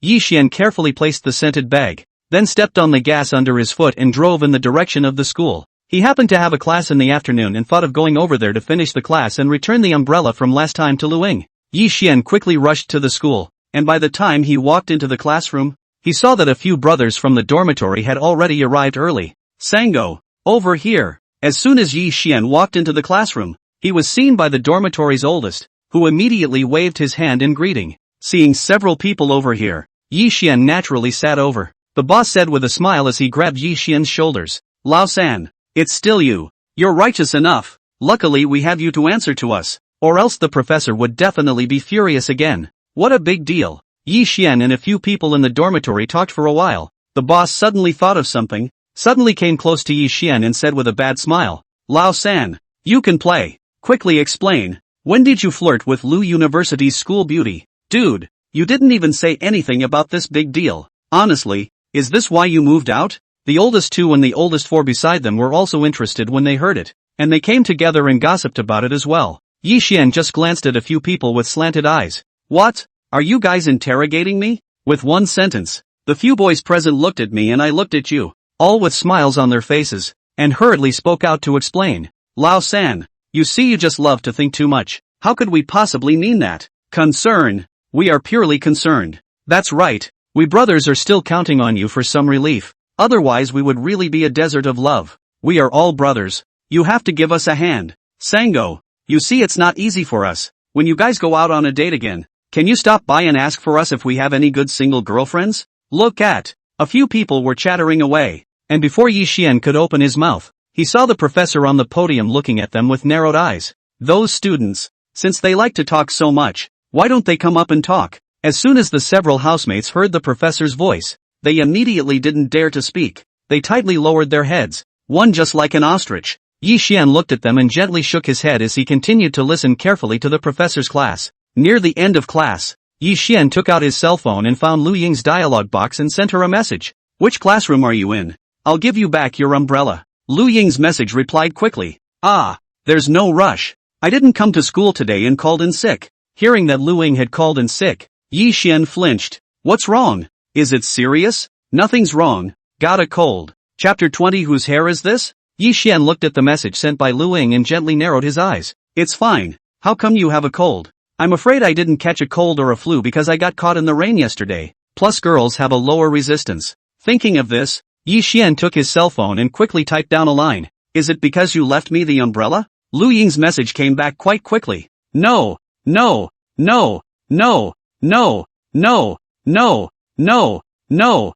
no, no, no, no, no, no, no, no, no. I often catch colds during the change of seasons, not because of the rain. Yi Xian thought about it, although Lu Ying repeatedly denied it, but it is estimated that it is also dipped in the relationship, so he directly sent it. I'll grab some Chinese medicine for you in a while. Send the umbrella to you by the way. Taking Western medicine hurts your body. You already have a bad resistance. It's better to eat less. Lu Ying also seemed to think that what Yi Xian said was a bit reasonable. She paused for a while and then sent over her address. Good. Then I'll trouble you. After Yi Xian and Lu Ying sent their messages, the class over here just happened to reach the end of the class. The boss watched the professor walk out of the classroom before he exhaled heavily and looked at Yi Xian and asked with a smile. Lao-san, how many of us will have dinner together tonight? They hadn't eaten together since Yi Xian moved out. As soon as the second and fourth heard this, they nodded along beside them with an expectant look on their faces. Yi Xian had already made an appointment to see Lu Ying.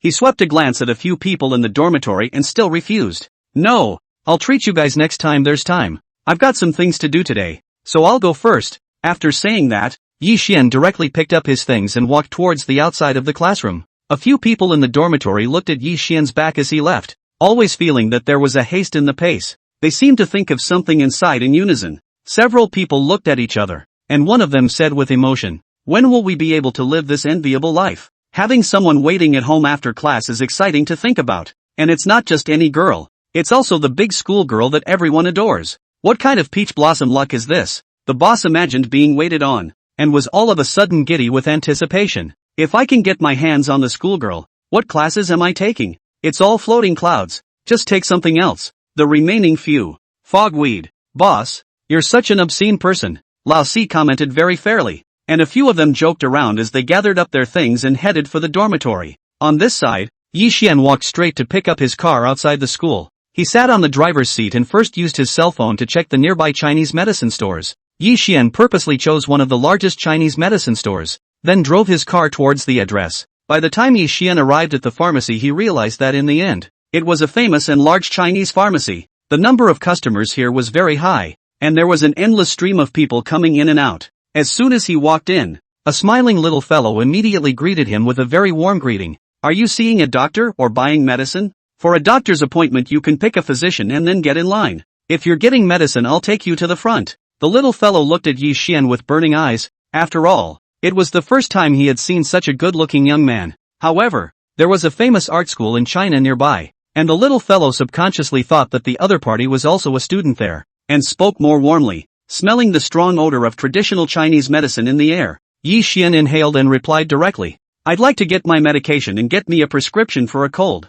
please. Okay, you wait. The little fellow very painfully agreed. Treating colds, this kind of prescription belongs to the common medicine. The store has ready-made. Even do not need to pack now. He went straight to the high counter and fetched a few packets of Chinese medicine over, smilingly handing them to Yi Xian. This is the herbal medicine you asked for. Take it. Yi Xian took it. And after he scanned the code to pay, he took the Chinese medicine and walked out of the pharmacy quickly. Back in the car, Yi Xian took out his cell phone and pulled up Lu Ying's address information and looked at it, then entered it into the map. When he checked the navigation, he purposely looked at the distance from the restaurant to Lu Ying's house that day and realized that it wasn't too close. Yi Xian also had some ideas in his heart. It seemed that Lu Ying's cold was really more or less related to himself. This girl, she's really feisty. Yi Xian muttered as he started the car and followed the navigation towards Lu Ying's house. There was no traffic jam at this time, and Yi Xian quickly arrived at the door of Lu Ying's house and gently knocked on the door. Who is it? Wait. After Yi Xian knocked a few times,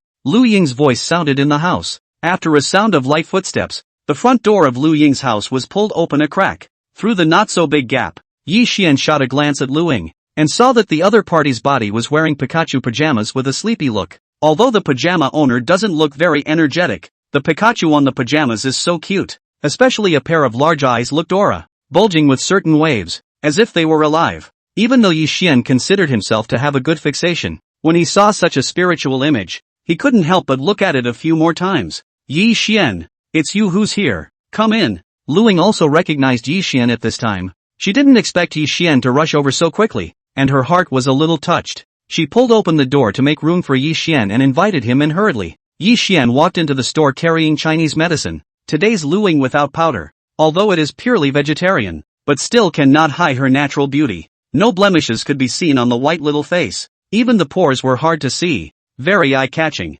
However, it seemed that because she was sick, Lu Ying's small face carried a trace of pallor, and the whole person was permeated with a sense of tenderness, with a bit of sickly delicacy. This was beautiful, but it was a little less soulful than usual, and made people a little more protective. Yi Xian quickly retracted his eyes as he handed over the umbrella in his hand and thanked him. Thanks for the umbrella. Lu Ying took the umbrella and casually placed it on the foyer cabinet, smiling and waving her hand. Aya, you're too polite. It's just a favor. Besides, if it wasn't for my poor driving skills, I wouldn't have left you without a car to drive. After Lu Ying finished speaking, she hurriedly invited Yi Xian to sit on the sofa. Yi Xian followed behind Lu Ying as he walked inside, finally having the time to take a good look at Lu Ying's home. Lu Ying had previously told Yi Xian that this was the house she rented. The place looks small and moderately decorated, but it's very cleaned up and filled with girly touches all around. There were several soft dolls on the couch, and the table was filled with very cute ornaments that oozed sophistication. Sensing Yi Xian's line of sight, Lu Ying scratched her head in some embarrassment and whispered, I'm usually so busy with classes that I don't do much to clean up my room. Sit down for a while, I'll get you some water. Lu Ying was about to get up, but he didn't expect to be directly pulled by Yi Xian, who gently waved his hand and said with some seriousness, You're not feeling well right now, just be good and go back and lie down. I'll go make you some medicine. Lu Ying subconsciously wanted to refuse. After all, Yi Xian had only come over for the first time, letting people do this and that. What did it look like? But after all, Lu Ying did not say anything about Yi Xian, and at his insistence, Lu Ying gently pursed her lips. Well then, if you please, I'll go inside and lie down for a while. Lu Ying walked into the bedroom after she finished speaking. She laid down on the bed and gently let out a breath. Her face looked all a little better. She leaned back gently against the pillows, not realizing herself that she'd actually caught a cold so badly this time. And at this time Yi Xian had already burrowed into the kitchen. He found out the casserole for boiling Chinese medicines from the cupboard,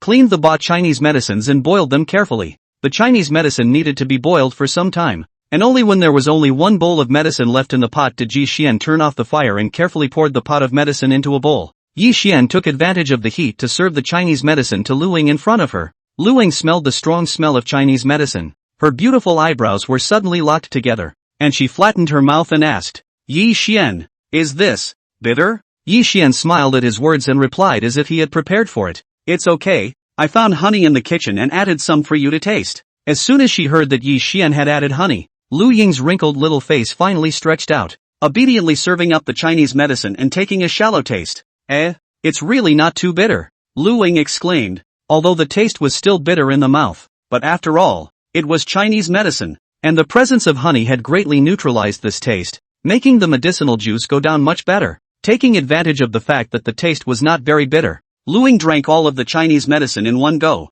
Yi Xian watched her drink all of it and nodded with satisfaction. After drinking the Chinese medicine and then resting properly, he believed that he would soon be cured. Right at this moment, a light screen suddenly flashed in front of Yi Xian's eyes, detecting that the host has been given a random chance to sign in. Do you sign in? Checking in. Sign in successfully. Reward Cartier 12 Constellations Jewelry. Please pay attention to receive. Yi Xian looked at the words on the light screen and was slightly stunned. What's this? Cartier Jewelry. Something that by its very name you know is not for boys. Yi Xian skimmed his mouth. What was the use of signing in this thing? He couldn't bring it. But after all, it was a reward for signing in. Yi Xian was also better than nothing, and no longer bothered with the so-called reward. Reaching over to take the bowl, and then surveyed Lu Ying's bedroom. The bedroom is not a large area, but the arrangement is very cozy, and Yi Xian's nose is full of the unique fragrance of girls. Yi Xian noticed at this time that there were quite a few works of Chinese painting and sketching in the bedroom, and the paintings were all respectable, but they were all good. You like to paint? Yi Xian raised an eyebrow and looked at Lu Ying and asked. When Lu Ying heard Yi Xian's words, she pursed her lips and nodded. Just a little bit, but not much. Yi Xian accompanied Lu Ying to talk for a while. He lifted his wrist and looked at the time, estimating that Lu Ying's medicine was about to come out. So he looked at her and said, take your pills and get some more sleep. I'll go first. Okay, I'll see you off then. When Lu Ying heard Yi Xian say he was leaving, she subconsciously wanted to lift the quilt to send Yi Xian off, but was stopped by the other party. Yi Xian shook his head with a light smile. Just finished telling you to get some sleep. I'll just go back by myself. Yi Xian took the Chinese medicine bowl and sent it to the kitchen, carefully cleaning it before leaving. Lu Ying lay on the bed and closed her eyes slightly after listening to the door slam in the living room. But it was just a moment's effort, and Lu Ying fell into a deep sleep. The small face that was pale just a moment ago. I don't know if it was due to the herbal medicine, but it was tinted with a hint of rosy color. Lu Ying drifted off to sleep for a while, and in a daze, she suddenly felt someone touching her forehead. She woke up with a start, her eyes opening instantly to see a figure sitting beside her. The silhouette startled Lu Ying, and she violently grabbed the covers before letting out a cry of surprise. Originally, Lu Meng was fine, but the fact that Lu Ying suddenly reacted in such a big way startled her as well. You girl? What's all the fuss about? Lu Meng glared at Lu Ying while lightly caressing her chest. Lu Ying finally saw clearly at this time that the one sitting in front of her was her own old sister, and she let out a sigh of relief. It's old sis. When did you come over? Lu Meng glanced at her with dissatisfaction, but looking at Lu Ying's still slightly pale little face, she didn't complain much and just answered her question. I rushed over here right after I got off work. How are you feeling? I just tried the temperature with my hand, and it's good to see there's no fever. Yanamamu breathed a small sigh of relief, though her brow was still locked in a low mutter. Isn't this body of yours usually pretty good? Twice as good according to you. It's been how many years since I've had a cold? Why is it suddenly so serious this time? It's really sick. It really scared me to death. Lu Ying smiled a customary smile and grinned as she listened to her sister's style smug concern. It's okay, I've already drunk my medicine anyway, so I guess I'll be fine tomorrow. Lu Ying wasn't trying to perfume her sister, but she really felt that her body had a lot more strength and was now much more comfortable. That soreness and weakness was gone. Lu Meng sniffed the faint smell of Chinese medicine in the room, narrowed her eyes in thought, and suddenly glared at Lu Ying as she asked, "You went to get the herbs yourself? And then came back to decoct the medicine yourself?" Suddenly hearing her old sister's fervent inquiry, Lu Ying's eyes dodged for a while. She naturally did not dare to tell the truth for fear that her old sister would misunderstand her relationship with Yi Xian. Thinking about it, Lu Ying could only answer vaguely, "Yeah, why?" Willow Dream shook her head gently, suddenly raising her hand and lighting up a hair on her fingertips. "It's okay, I was just wondering who the hair could belong to." A short black hair was twisted around her white fingertips, such not too long and not too short hair, definitely not Lu Ying's. At first glance, it's boy's hair. As soon as Lu Ying saw the hair, her heart thumped and her heart sank. Good lord, this hair is definitely Yi Xian's. After all, in this room of hers, other than Pops, only one boy, Yi Xian, had ever come in. Pops was a big bald guy. This hair would never have been left by Pops. Over here, Yanamo looked at her own sister's expression and deliberately stroked her chin, analyzing it like Conan was possessed. "That's weird. You say, is that hair from somewhere else?" Without waiting for Lu Ying to answer, Lu Meng said as if talking to herself from the side, "I don't think so. We have soaked in the hot springs together before. I know it clearly. You don't have it there. You are white." Chapter 21, Why are you in such a hurry? Before Lu Meng could finish her words, Lu Ying pounced on her and tightly covered her mouth. Lu Ying was so angry that she deliberately took her hand to pinch her oldest sister's stomach. This stinky old sister. She knows what's going on, but she's still here for such a long time in the shade. To have to tell your secret all over again at the end is an abomination. Willow Dream looked at her sisters huffing and puffing from the side and deliberately hemmed and hawed with a frown. "It seems that my own sister is growing up. Not only do you have someone to take care of you, but you'll lie and cover up." Luckily for her, she was a fiery-eyed being as a sister. The two sisters came together for another jostling session, and after a while the two were chatting away when there was a sudden knock on the front door. Lu Meng hurriedly walked over to open the door, and saw Mu Bingyue standing playfully in the doorway, carrying fruit in her hand. "Sister Dream." Mu Bingyue first greeted Lu Meng, then changed her shoes and walked straight into the bedroom. "Ing, how are you doing? Are you better now?" Lu Ying let out a giggle as she listened to Mu Bingyue's nervous tone. "I'm fine. Obviously nothing serious. Look at you getting nervous." At this time, Lu Ying noticed that Mu Bingyue was still holding fruit in her hand. She flinched and lightly reprimanded. "You girl, why are you still polite with me? Why have you brought something up here?" Mu Bingyue waved the fruit in front of Lu Ying. "That's true. You should eat more fruit and get some VC when you have a cold. By the way, Shuero and the girl said they'd come over to see you later and asked me to talk to you." Mu Bingyue placed the fruit on Lu Ying's bedside table as she sat on the edge of the bed and looked at Lu Ying and asked, "Did you catch a cold because you got wet yesterday?" "Getting wet?" Lu Meng had a confused look on her face when she heard Mu Bingyue's words. Her eyes flickered with doubt as she looked at Mu Bingyue and inquired, "What's going on, Ice Whisper? Tell me more carefully." Mu Bingyue didn't hide anything and directly told the events of yesterday. "When I saw her yesterday, she was running wildly in the rain with a book bag on top of her." As soon as Lu Meng heard this, she narrowed her eyes, fire coursing through them. "Good lord, there's more to this? This girl is stupid, isn't she?" Lu Meng was furious as she glared at Lu Ying. "I told you, how could you catch a cold? Playing the rain game, right? I think you girls are getting fat. It's been a while since you've been beaten up, hasn't it?" Listening to her sister start shredding again, Lu Ying was helpless for a while and simply closed her eyes and lay there pretending to be asleep. Willow Dream looked at her intentionally calm and went straight up to rub her little cheeks, puffing, "If you keep this up, I'll leave you alone from now on." "Gee sis, I didn't have a reason for that." Lu Ying saw that her old sister was really angry, and at this time, she couldn't care about continuing to pretend to be asleep, and said with a quiet sigh, "Is there a reason for this? Well, then, tell me what you have cause for." Lu Ying, "This how can I say is not the more said the more black." With no other choice, Lu Ying directly tilted her head in front of the two men and continued to pretend to be asleep. As Lu Meng and Mu Bingyue looked at the sleeping and peaceful Lu Ying, they were also helpless for a while. It's a clear-cut case of not saying anything, and they're at their wits' end. Over here, Yi Xian drove back to Villa 1. As soon as his car drove into the yard, he saw An Xiao squatting in front of the dog cage, feeding the dog. The dog's size was huge, and An Xiao squatted in front of it, making herself even more petite.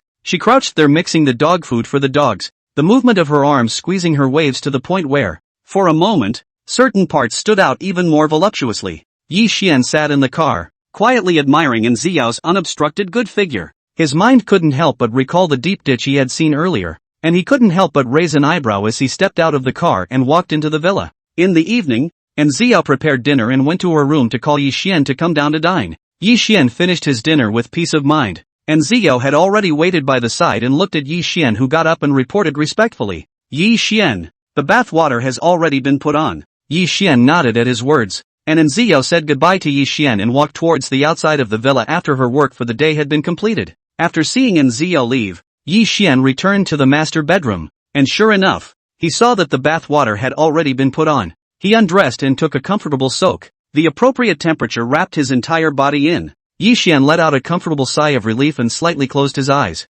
enjoying the time that was exclusively his own. The bathtub came with an automatic heat preservation function, so Yi Xian contentedly soaked enough for half an hour before he got up and walked out of the bathroom. Yi Xian blew dry his hair. He saw that it was getting late, so he rested early. The next morning, Yi Xian slept until he woke up naturally. He opened his phone and glanced at it, and saw a message from Lu Ying. Yi Xian, the car will be fixed today, so we can go pick it up. Yi Xian looked at Lu Ying's message and seemed to have sensed the other party's vigor, and hurriedly typed to ask, looking at your state, this is already well? Yes, thanks to your herbal medicine. I feel much better immediately after drinking it. Thank you very much. Lu Ying's side had just finished thanking him, and a second message soon followed. Right, Yi Xian, give me your address, I'll pick you up. Yi Xian looked at Lu Ying's message, and without being polite, sent his address over. He put down his cell phone, hurriedly got up and cleaned up, changed his clothes and walked out of the villa, ready to walk to the main road to wait for Lu Ying.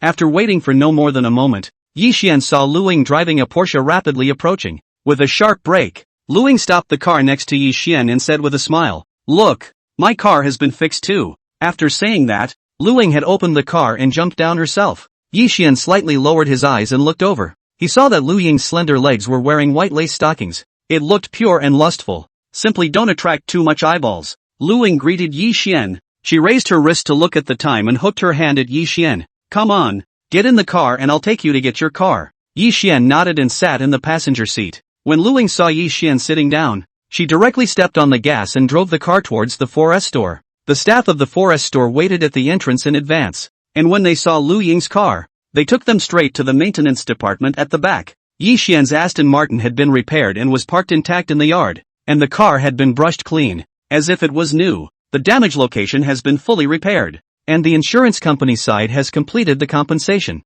You can drive the car away anytime. After checking the identity of Yi Xian's car owner, the staff immediately reported the repair situation. Lu Ying looked at the repaired car and also breathed a sigh of relief as she looked at Yi Xian. You try the car? Yi Xian nodded. He took Lu Ying with him to the car and drove around the 4-story yard twice. The car did not have any problems. Just at this time, Lu Ying took out a small bag from her own bag and handed it to Yi Xian. Somewhat embarrassed. I'm really sorry, Yi Xian, causing you to be without a car for the past few days. This is my little compensation. Yi Xian took the bag. He opened it and looked at it, and found that it was a paper bag with $30,000 stuffed inside it. Worried that Yi Xian would refuse, Lu Ying promptly spoke out to explain. Just take it. It's a scholarship I just gave out. Yi Xian looked at the money in the bag, froze for a moment, looked at Lu Ying and said, the insurance has paid for it. Geez, just take it or I'll always feel guilty inside. When Yi Xian heard Lu Ying say this, and then looked at the other party's eyes, he thought about putting the bag away. Good. The moment Yi Xian accepted the money, a curtain of light suddenly popped up in front of Yi Xian's eyes. Detected an extremely beautiful woman spending $30,000 for the host. Successfully activated the soft food and hard eating skill. Randomized 1,000 times rebate. Rewarded $30 million. Today's one small goal per day skill has been activated and the rewards have been handed out. Yi Xian looked at the contents on the light screen, and with a movement in his heart, his attribute page appeared in front of his eyes. Divine signing system. Name, Yi Xian. Age, 21. Height, 183 centimeters. Face value, 95. Gain divine face value. 1 year gradual change. Temperament, 96. Stature, 95. Assets, 438530000. Looking at the rising asset figures, Yi Xian instantly felt better today. Just at that moment, the light screen popped up in front of his eyes again. Detecting that the host has been given a random chance to sign in. Do you sign in? Checking in. Sign in successfully. Rewarding ownership of the Dongling Entertainment Group. Dongling Entertainment Group? Looking at this name, Yi Xian flinched as he took out his cell phone and briefly inquired about this group. It was a shock not to inquire about it. It turns out that the market value of the Dongling Entertainment Group is several $billion. Although in the Chinese entertainment group shot not in the top few, but in the entertainment group in this area of Suzhou and Hangzhou, it is definitely counted as a respectable one. Yi Xian looked down the page again and found that this group had still signed a few good artists, and the future development should be good. His eyes flashed with a hint of satisfaction. Not bad, not bad. This signing was indeed earned. Yi Xian drove the car back to the Force store, and when the two got off the car together, Yi Xian suddenly realized that there was something else inside the bag. He glanced toward it and noticed that it seemed to be covered with a piece of paper backwards. Yi Xian narrowed his eyes and pulled out the piece of paper to take a look at it, only to see that it was a sketch that happened to be of him and Lu Ying holding an umbrella in the rain. Over here. When Lu Ying saw Yi Xian stop, she glanced towards his hand and said with a smile, you found out. I was going to tell you when we parted ways if you didn't find out. She had drawn this casually after returning home, and thinking that Yi Xian was also one of the main characters, she was prepared to give this painting to Yi Xian. Yi Xian looked at the sketch in his hand as he looked up at Lu Ying. Do you have a pencil? Ah, what's wrong? Lu Ying froze for a moment, but hurriedly answered, yes, there is, just wait until I go get it for you. Lu Ying still loved to draw, so whether it was drawing paper or brushes, she would always carry them with her. She returned to her car and found a pencil and handed it to Yi Xian. Here. Yi Xian received Lu Ying's pencil. He looked at the drawing in front of him and directly lifted the pencil to add a few strokes on it. Because it's a sketch, you can clearly hear the sound made by the pencil rubbing on the paper. Yi Xian's pen speed was very fast, so Lu Ying stood to the side and watched. At first, a puzzled expression flowed across Lu Ying's small face, but gradually, Lu Ying's expression was gradually replaced by shock. Yi Xian was just a few short strokes, as if he had injected a soul into this sketch. Her painted self was as delicate and shy as she had really felt that day, and Yi Xian's appearance had become more handsome and three-dimensional, and the movement of wrapping his arm around her waist also seemed more natural, not feeling abrupt at all. Obviously a few changes, but the whole picture becomes different. The whole picture now seems more harmonious and cozy, just like the first love of a young couple. Lu Ying looked at Yi Xian's face and her eyes would almost glow. You're a connoisseur. The hardest thing about sketching is drawing the atmosphere, and you just changed it and brought out that feeling. That's too good. Lu Ying was really surprised by Yi Xian's hand. She praised Yi Xian up and down. The praise was simply the kind that should only be found in the sky, and not found on the ground at all. Yi Xian shook his head with a light smile and said with a deep voice, I'm just skimming the surface. A little? Lu Ying of course knows that this is Yi Xian in polite. This level if you know a little. Many people are also elementary school students level. Yi Xian, can you teach me? Lu Ying looked at Yi Xian's technique which was really coveted, and blearily inquired, with a hint of pleading in her tone. Yi Xian thought about Lu Ying's rebate just now, and it was not good to receive such a big gift from others without showing anything at all, so he nodded his head and answered, okay, I'll fill you in when I have time later. When Lu Ying heard Yi Xian's words, she was instantly happy. She suddenly lowered her eyes and paused for a moment, then said to Yi Xian, I'm going to go to the bathroom, can you wait here for me? Yi Xian naturally had no opinion, but he waited for a long time and didn't see Lu Ying come back. His eyes flashed with a hint of doubt, but he thought that Lu Ying was still a bit uncomfortable, so he didn't care. A while later, Lu Ying ran back, looking a bit out of breath. Yi Xian looked at her and also laughed. It's not that much of a rush to get back, so what's the hurry? After saying that, Yi Xian got into his car and prepared to pick it up and leave. Just at this time, Lu Ying came forward and knocked on Yi Xian's car window, her clear eyes glowing. Yi Xian, can I discuss something with you? Yi Xian looked at her well-behaved appearance and hooked his lips into a smile. What's wrong? Lu Ying was a little embarrassed. She pursed her lips and still said her thoughts. Can you draw a few paintings for me? I want to take them back and realize them first, so that I can absorb them faster when you give me lessons. Yi Xian froze for a moment when he heard Lu Ying's words, but looking at Lu Ying's almost glowing eyes, he finally nodded. It's okay. Hearing Yi Xian promise to come down, Lu Ying showed particular excitement as she immediately took out a thick pack of sketch paper from behind her and shoved it through the window into Yi Xian's hand. Yi Xian, what does that mean? What's with this thick stack and the bags that came too late to tear off the top? Lu Ying could see Yi Xian's stupefaction as she smiled sweetly. Just paint a few for me, will you? Yi Xian took a deep breath as he shook the thick pile of sketch paper. How many frames do you call that? Do you have some kind of misunderstanding about numbers? However, Lu Ying didn't even wait for Yi Xian to finish. She finished delivering the sketch paper and trotted back to the car, not forgetting to wink towards Yi Xian. In the end, Lu Ying waved her hand, stepped on the gas, and drove straight away. Ugh, slow down and drive. Looking at Lu Ying driving as fiercely as a tiger, Yi Xian was again helpless and hurriedly reminded with a voice. Any more driving so fast? It's easy to drive out of the 4S. Lu Ying. She glanced in the rearview mirror and shouted, "Okay, I know."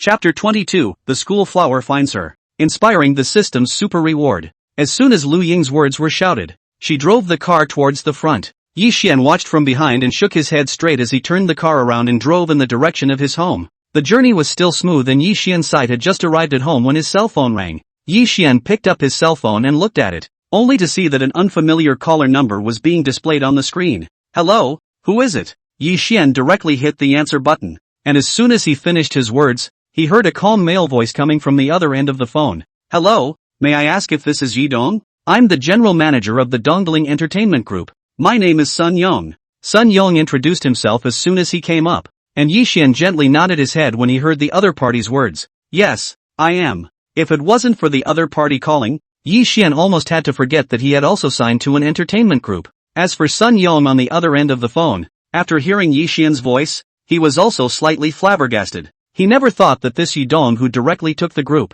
his voice actually sounded so young. It's really heroic. Sun Yong thought silently in his heart. He didn't dare to show any disrespect and said honestly, "Yi Dong, I'm calling you today because I want to ask, when do you have time to come over to the company? There are many things on my side that I need to report to you." After all, Yi Xian had just taken down the Dongling Entertainment Group, and Sun Yong had already begun to prepare the various statements for the recent period, as well as the information for various projects. When the new chairman arrives, he can be the first to report to him. Yi Xian obviously hesitated when he heard Sun Yong invite himself to the head office. The headquarters of the Dongling Entertainment Group was in another city in Suzhou, Hangzhou, slightly far from Jinling. Yi Xian frowned slightly and said to Sun Yong on the other end of the conversation, "I'm in Jinling now, and I usually live in Jinling. I might be busy lately, so I shouldn't have time to go over there." After all, Yi Xian was still in school. This daily course could not be delayed, so Yi Xian directly politely refused Sun Yong's proposal.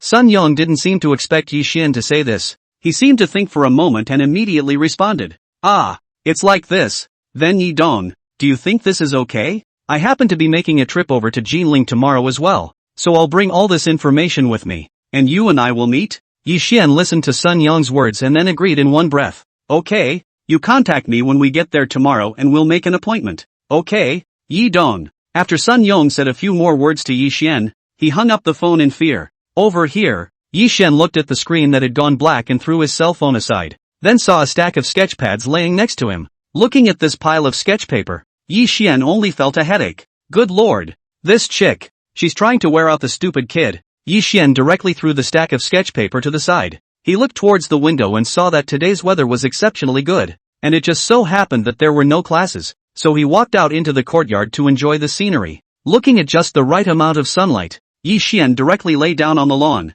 his head resting on his hands. It was indescribably comfortable. However, when Yi Xian was lying like this, he always felt that this side of his head was empty and seemed to be missing something. Yi Xian narrowed his eyes slightly as he raised his head to look around the garden and directly whistled. With the sound of a whistle, a speedy wind swooped over in Yi Xian's direction, and it was none other than Little Blackie. When Little Blackie arrived at Yi Xian's side, he immediately came up intimately, rubbing his body against Yi Xian's hand, and the dog's head even came towards Yi Xian's face. Yi Xian was infected by Little Blackie's enthusiasm and reached out to touch the dog's head. As the dog moved, Yi Xian could smell a refreshing scent coming from the dog.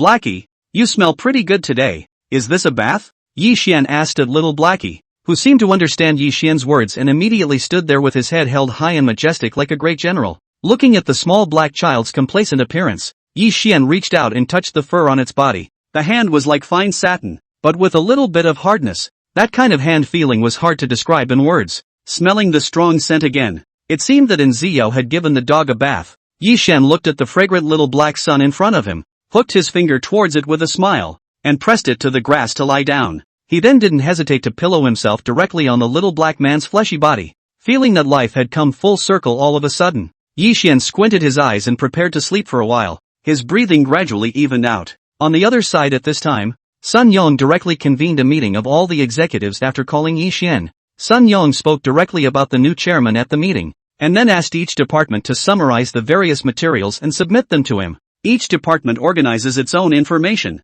and because of the urgency of the time, I want you to double-check before you submit it. Sun Yong's expression was indescribably serious as he swept his eyes across the crowd present and said word by word, If problems are found on the new chairman's side, you will be the ones to take this responsibility. I'm only going to say this once, but I hope you all keep it in mind. The senior management of each department looked at Sun Young's face and knew that the general manager was by no means joking, and each one of them had a serious look on their faces, promising that they would definitely not drop the ball at the critical moment. For a while, everyone in the Dongling Entertainment Group began to get busy. Sun Young is the general manager. His work is more heavy. Need to check some information. The whole afternoon in front of the computer operation. Do not dare to delay a minute. The huge and spacious general manager's office was surprisingly quiet, with only the movement of papers and keyboards being flipped in front of the computer. It was busy until the evening when Sun Young's office door was pushed open by the male secretary. The secretary walked to the desk, looked at Sun Young who was still busy, and whispered,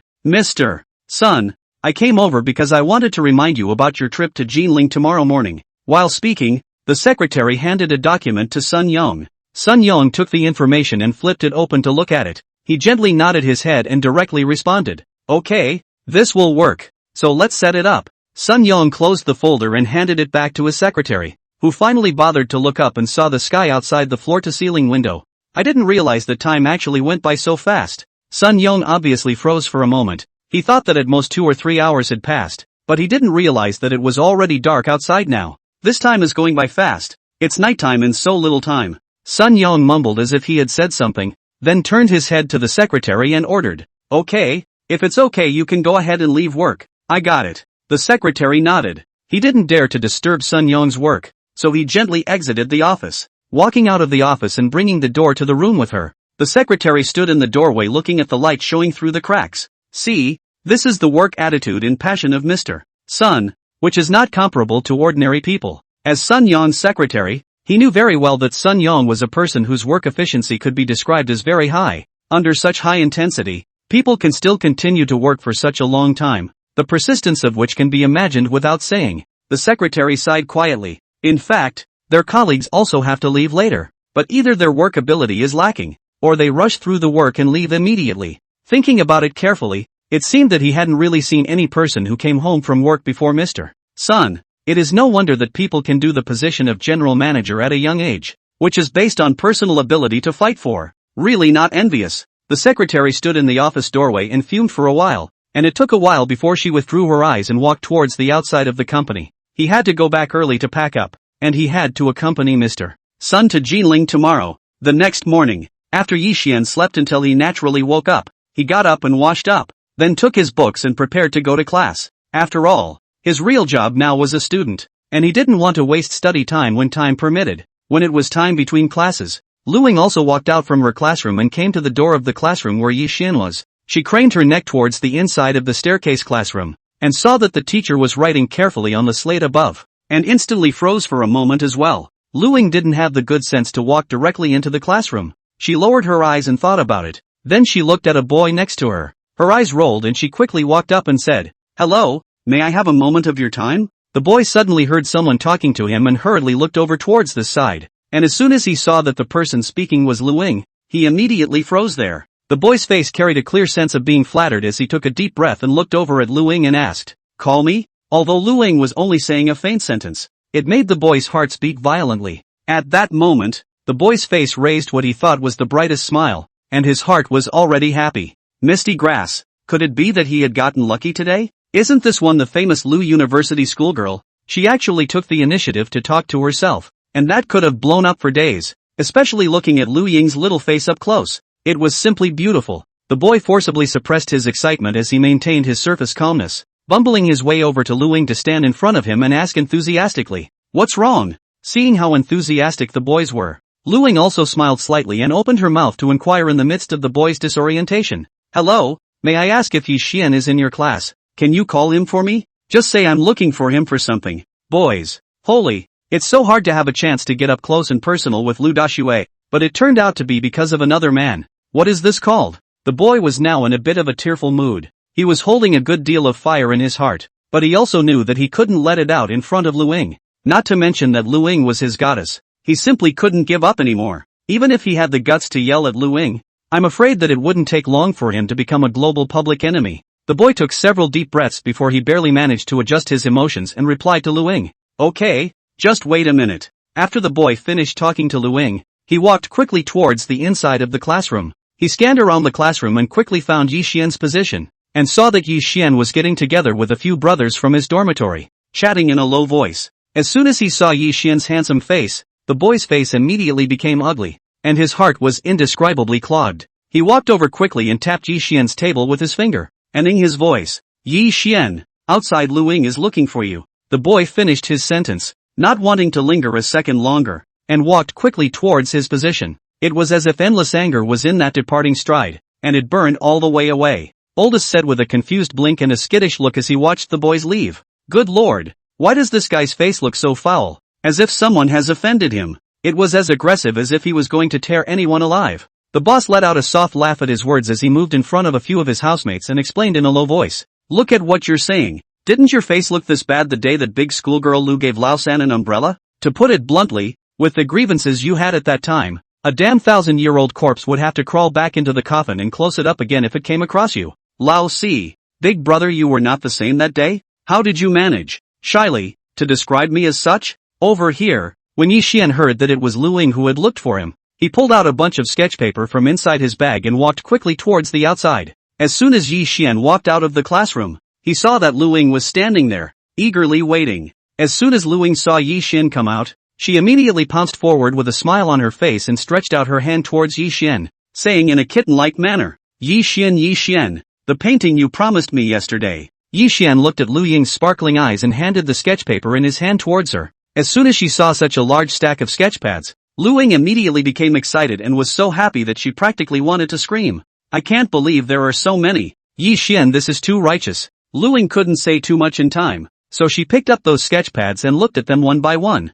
But only after looking at a few of them, Lu Ying realized that something was wrong. These are all blank paper.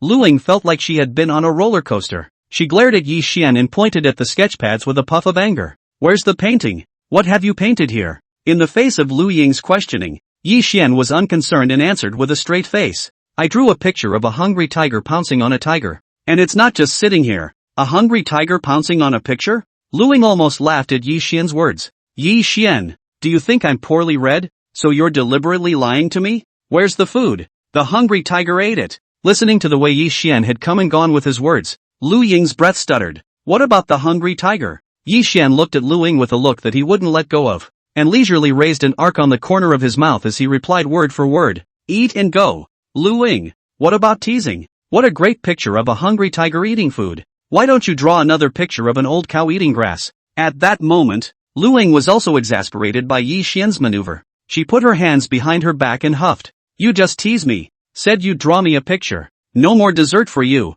Dessert? When Yi Xian heard Lu Ying's words, he glanced towards the position behind her, and only then did he realize that Lu Ying was carrying a small box in her hand, which looked quite exquisite. Looking at the box, Yi Xian's eyebrows raised as he asked with a smile. Ha, there's dessert? Look at you. Why are you so polite? Just come over and bring a gift. But you've come all this way, so you can't bring it back, can you? Lu Ying sniffed and choked again. She pursed her lips tightly. This guy, talking is really choking. Heavily exhaling a breath. Only then did Lu Ying hold back the mood to violently beat up Yi Xian, and pass the box in her hand towards Yi Xian. Okay, here you go, beaten by you guys. Yi Xian looked at the box handed to him and took it with a smile. The very moment he touched the box, a curtain of light suddenly popped up in front of him. P.S. Say more rules, a minimum of 2 times a day. Every 5 positive reviews or 100 or 20 gifts plus a more. Uncapped. I beg you to collect. Praise. Urge more.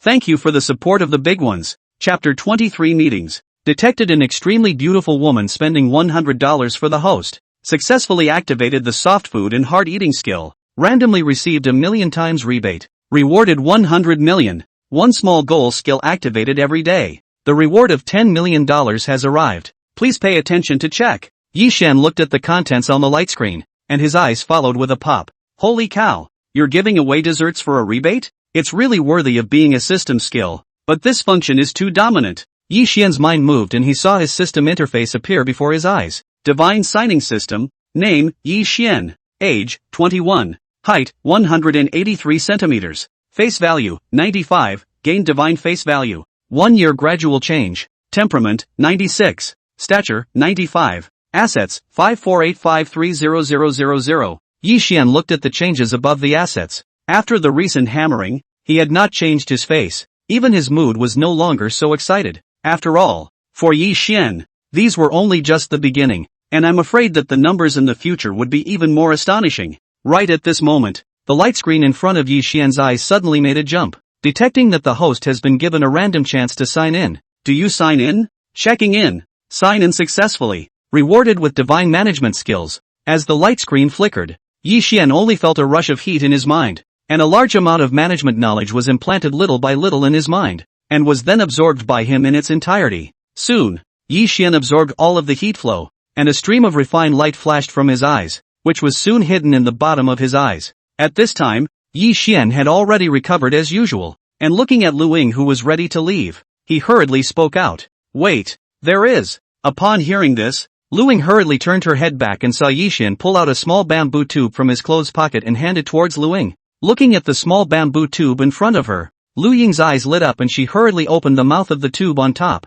and saw that there was a piece of rice paper tucked inside, neatly placed inside. Lu Ying hesitated for a moment, and in the next moment, when she was about to take the rice paper out and look at it, she heard the preparatory bell ringing in the school, so she had no choice but to stop her movements and waved her hand towards Yi Xian. It's time for class, so I'm going to head back. Lu Ying was about to go back to the classroom when she suddenly had a footstep and looked at Yi Xian and asked, by the way, do you want to join us for lunch? Hearing Lu Ying's invitation, Yi Xian thought about it and still shook his head. No, I've got a lunch date with some serious business to talk about, so I'll eat again sometime. Lu Ying didn't say anything more when she heard this. She nodded her head gently and ran quickly in the direction of the classroom. After a while, Lu Ying finally rushed ahead of the professor and returned to the classroom. The girl sitting next to Lu Ying looked at her empty hand and came forward to ask in a very gossipy manner. Yo, is this something to give away? The girl was about to snicker at Lu Ying for a few moments when she suddenly saw the small bamboo tube in her hand and her eyes glared.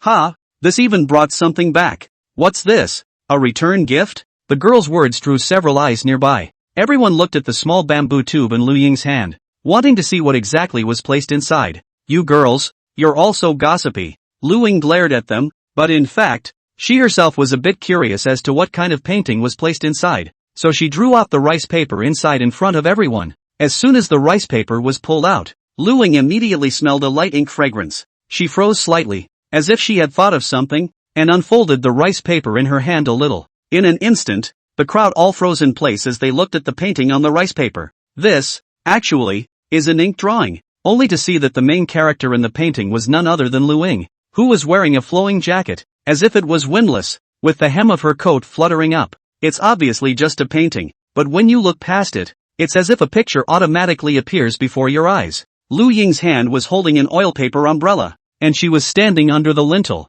in the manner of a lady of a large family. A pair of eyes held endless affection, constantly gazing towards the distance, as if expecting the king to return. That strong affection, expressed bluntly through those eyes that looked through the autumn water, caused everyone who saw it to feel a pang of heartfelt shock. The students looked at the artwork and were also dumbfounded that they couldn't believe their eyes a little, especially the girl sitting next to Lu Ying. Her eyes were completely drawn to the painting, her mouth slightly open and her eyes glaring. Time seemed to coalesce at this moment, and after a long moment of silence, the students then reacted and opened their mouths in admiration. This painting is also too beautiful, isn't it? Ying, when did you go and wear ancient clothes? This set of clothes simply doesn't suit you too well. It's completely designed for you in general. It brings out your beauty. Before, I didn't believe that someone would fall in love with a girl after looking at a portrait. Now that I've seen Lu Ying's portrait, I am completely convinced. That kind of demeanor, and the strong affection, has drowned me out. The clothes are beautiful, and the person is even more beautiful.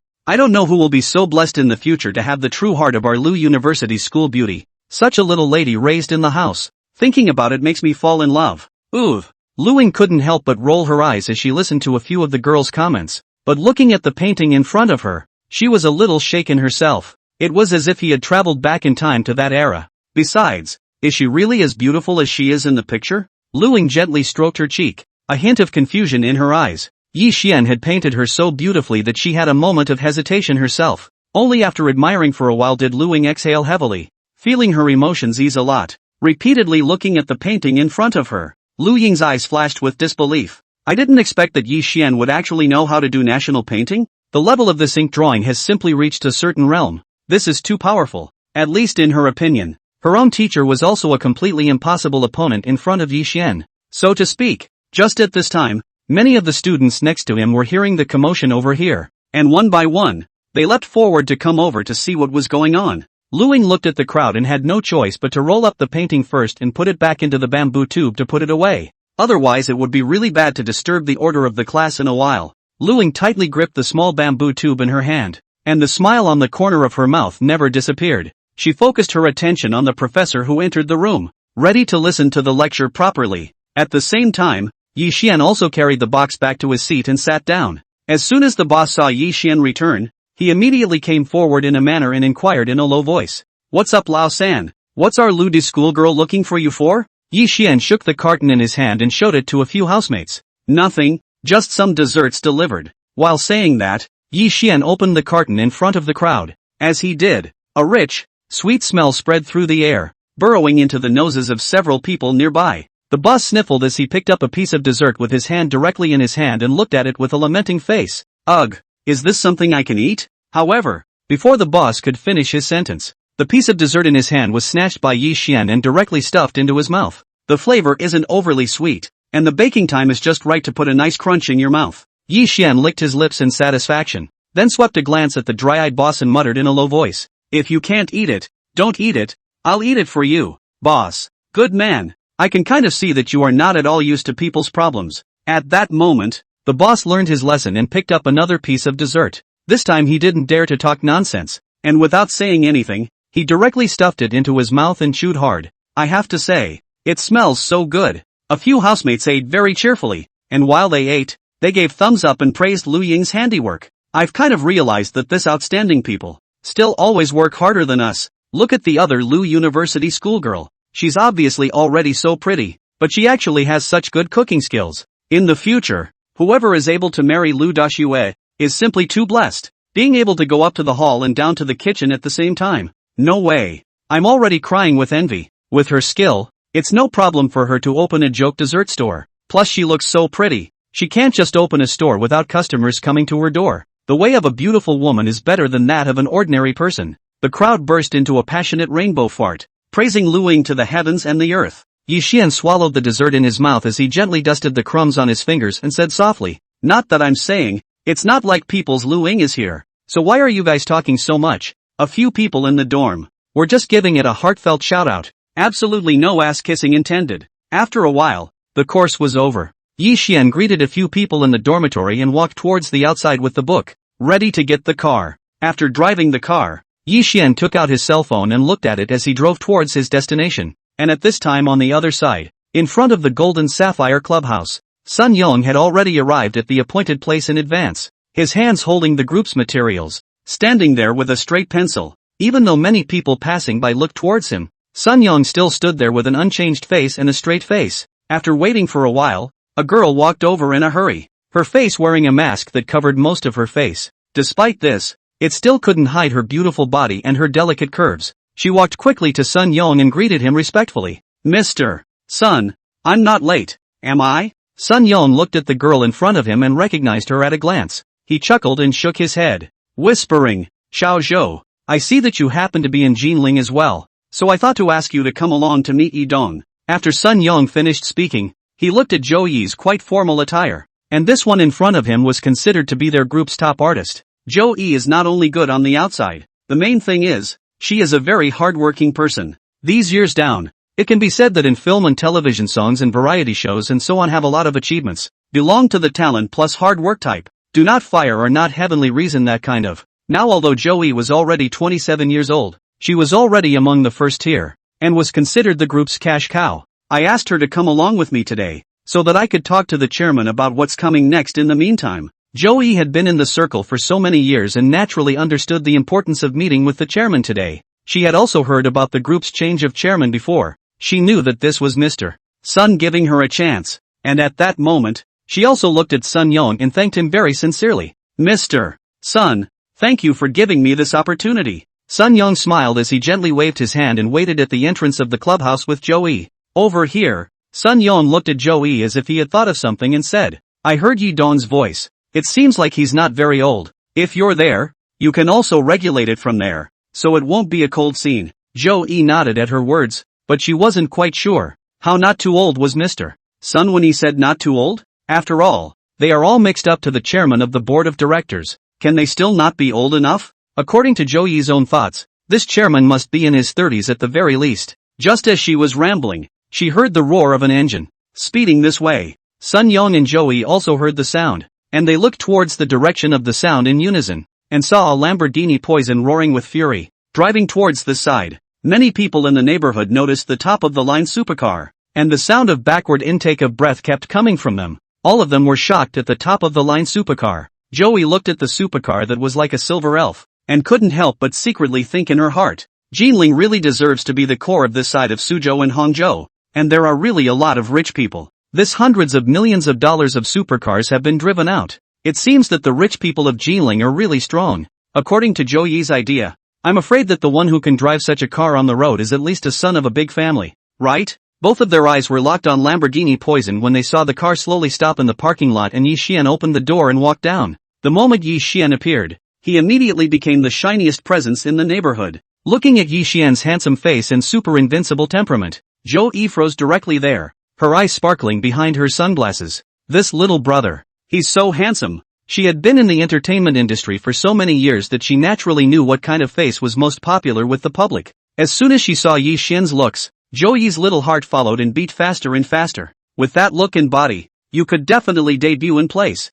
And it's no exaggeration to say that it's still the kind that can be an instant hit. Just by looking at Yi Xian's face like this, even an eye like Zhou's that had been spoiled by the circle could not move away for a moment. It's too eye candy. Over here, after Yi Xian locked the car, his sight swept around the entrance of the clubhouse and watched Sun Yang and Zhou standing there. So he took a step towards the two of them. Sun Yang looked at the direction that Yi Xian was walking over, and immediately, he was also stunned. It was clear that the other party had only casually glanced at him, but Sun Yang felt an overwhelming sense of oppression coming from the sky. This kind of aura naturally emanated from Yi Xian's body, causing Sun Yang to tremble in his heart. A thought crossed his mind instantly. Sun Yang took a deep breath. His eyes carried an incredible light as he met up towards Yi Xian. Sun Yang's tone was filled with caution. Are you, Yi Dong? Yi Dong? Zhou, who was standing next to Sun Yang, listened to his words and suddenly her eyes glared as she froze there a bit unable to react. What does Mr. Sun mean by that? The one in front of me is. Zhou swallowed hard as she violently turned her head to look at Sun Yang, her eyes full of unbelief. Ah, this one is Yi Dong, the new chairman of the Dongling Entertainment Group? Zhou sucked in a breath of cool air. Her heart was already roaring in anger. Even if she was younger, she didn't bring it this young, right? This Yi Dong looks like he is also in his early 20s. Looks like he is not even older than himself. And he is already the chairman of the dang multi-billion-dollar group. Zhou couldn't say a word. Her eyes at this moment only had shock in them. This was completely out of her imagination. Chapter 24, What's the news? Over here, Yi Xian faced Sun Yang's inquiry and gently nodded his head as a way of acknowledging his identity. Sun Yang and Zhou glanced at each other. Sun Yang even wiped his hands on his clothes before extending his hand towards Yi Xian with a respectful greeting on his lips. Hello Yi Dong. I'm Sun Yang. Seeing that Mr. Sun had finished his self-introduction, Zhou also hurriedly took off her mask and looked at Yi Xian and said, Hello Yi Dong. I'm Zhou. I'm glad to see you here. Yi Xian looked at Zhou who had taken off her mask. He had seen this actress information before when he was checking the information of Dongling Entertainment Group. He was also aware that the other party was the first sister among the group's artists, so he nodded at her and then said, Let's go in first. After all, with such a big star standing at the door, I'm afraid that if I don't go in, I'll be mobbed. Only then did Sun Yang react. He smiled with some embarrassment, raised his hand to greet Yi Xian, and together they walked towards the inside of the clubhouse. Because today was a banquet for the chairman, Sun Yang had already booked the box in advance before coming over. After several people walked into the clubhouse hall, they first ordered food at the entrance, and then went to the upstairs box together. Since it would take some time for the food to be served, Sun Yang sat beside Yi Xian and respectfully handed over the information in his hand. Yi Dong, this is the company's statement and information that I specially prepared before I came over. Would you take a look at it first? Yi Xian nodded at his words and took those materials, holding them in his hands and flipping through them page by page.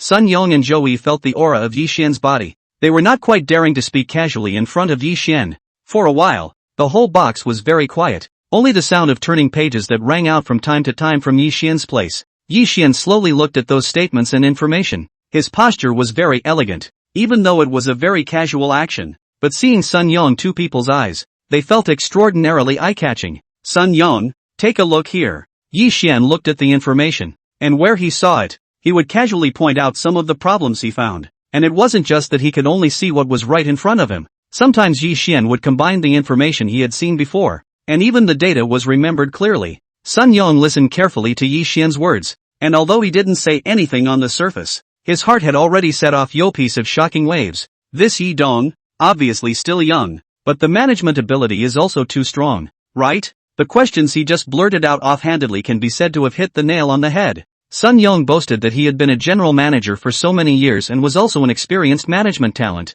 but in front of Yi Xian, he was like an elementary school student. He took a paper and pen and carefully recorded the problems Yi Xian pointed out one by one. In Sun Yong's opinion, all these issues pointed out by Yi Dong are too important. Some of these problems were age-old and cumulative, but because they were a bit long in the tooth, Sun Yong had delayed them until now because he hadn't been able to find a good alternative for a while. There are some problems that even Sun Yong did not find out. Being asked by Yi Dong so face to face, he felt that his face was vaguely hot. At this moment, Sun Yong absolutely did not dare to have a trace of contempt for the young Yi Xian. Instead, he was only left full of respect and admiration. Sun Yong, as an insider in the industry, was shocked at Yi Xian's ease with the management of the group. It's almost as if you figured out business management. Over here, Joey listened to Yi Xian's words. She didn't know much about those management issues, but she could see the change in Sun Yong's attitude towards Yi Xian. Previously, when Sun Yong was facing Yi Xian, although he was also very respectful, it was more out of status.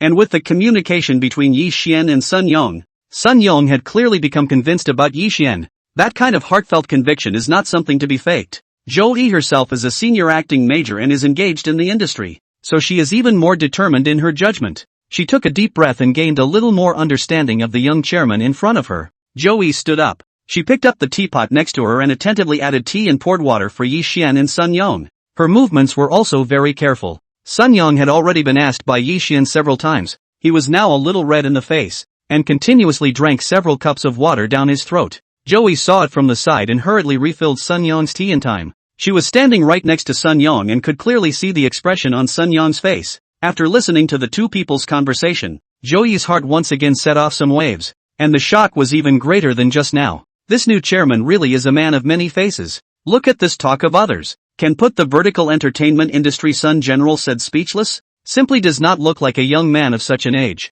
Joey looked at such Yi Xian and was more or less ashamed of herself in her heart. Obviously, people Yi Dong's age was younger than his own, but he had such strength. Compared to others, it's really kind of bad to start being complacent with this little achievement of yours. Joey silently thought in her heart, such a stunning young man should have grown up inside a big family to have such an eye at a young age. For a while, Joey had risen to full admiration for Yi Xian. Yi Xian looked at the information and statements, and after finishing the problems he saw, he raised his head and looked at Sun Yong's expression, and also laughed out softly and said in a gentle tone, "You're already managing very well, and those problems I pointed out just now are common to many businesses nowadays, and it's not your fault. Just follow what I just said behind you and improve all those problems." When Sun Yong heard Yi Xian say this, he then exhaled heavily as if he was relieved. He'd just been nailed with so many questions. He was really freaked out. Even just now, Sun Yong thought for a moment that the chairman of the board of directors was trying to replace him. I didn't realize that the chairman of the board was such a magnanimous person and so easygoing.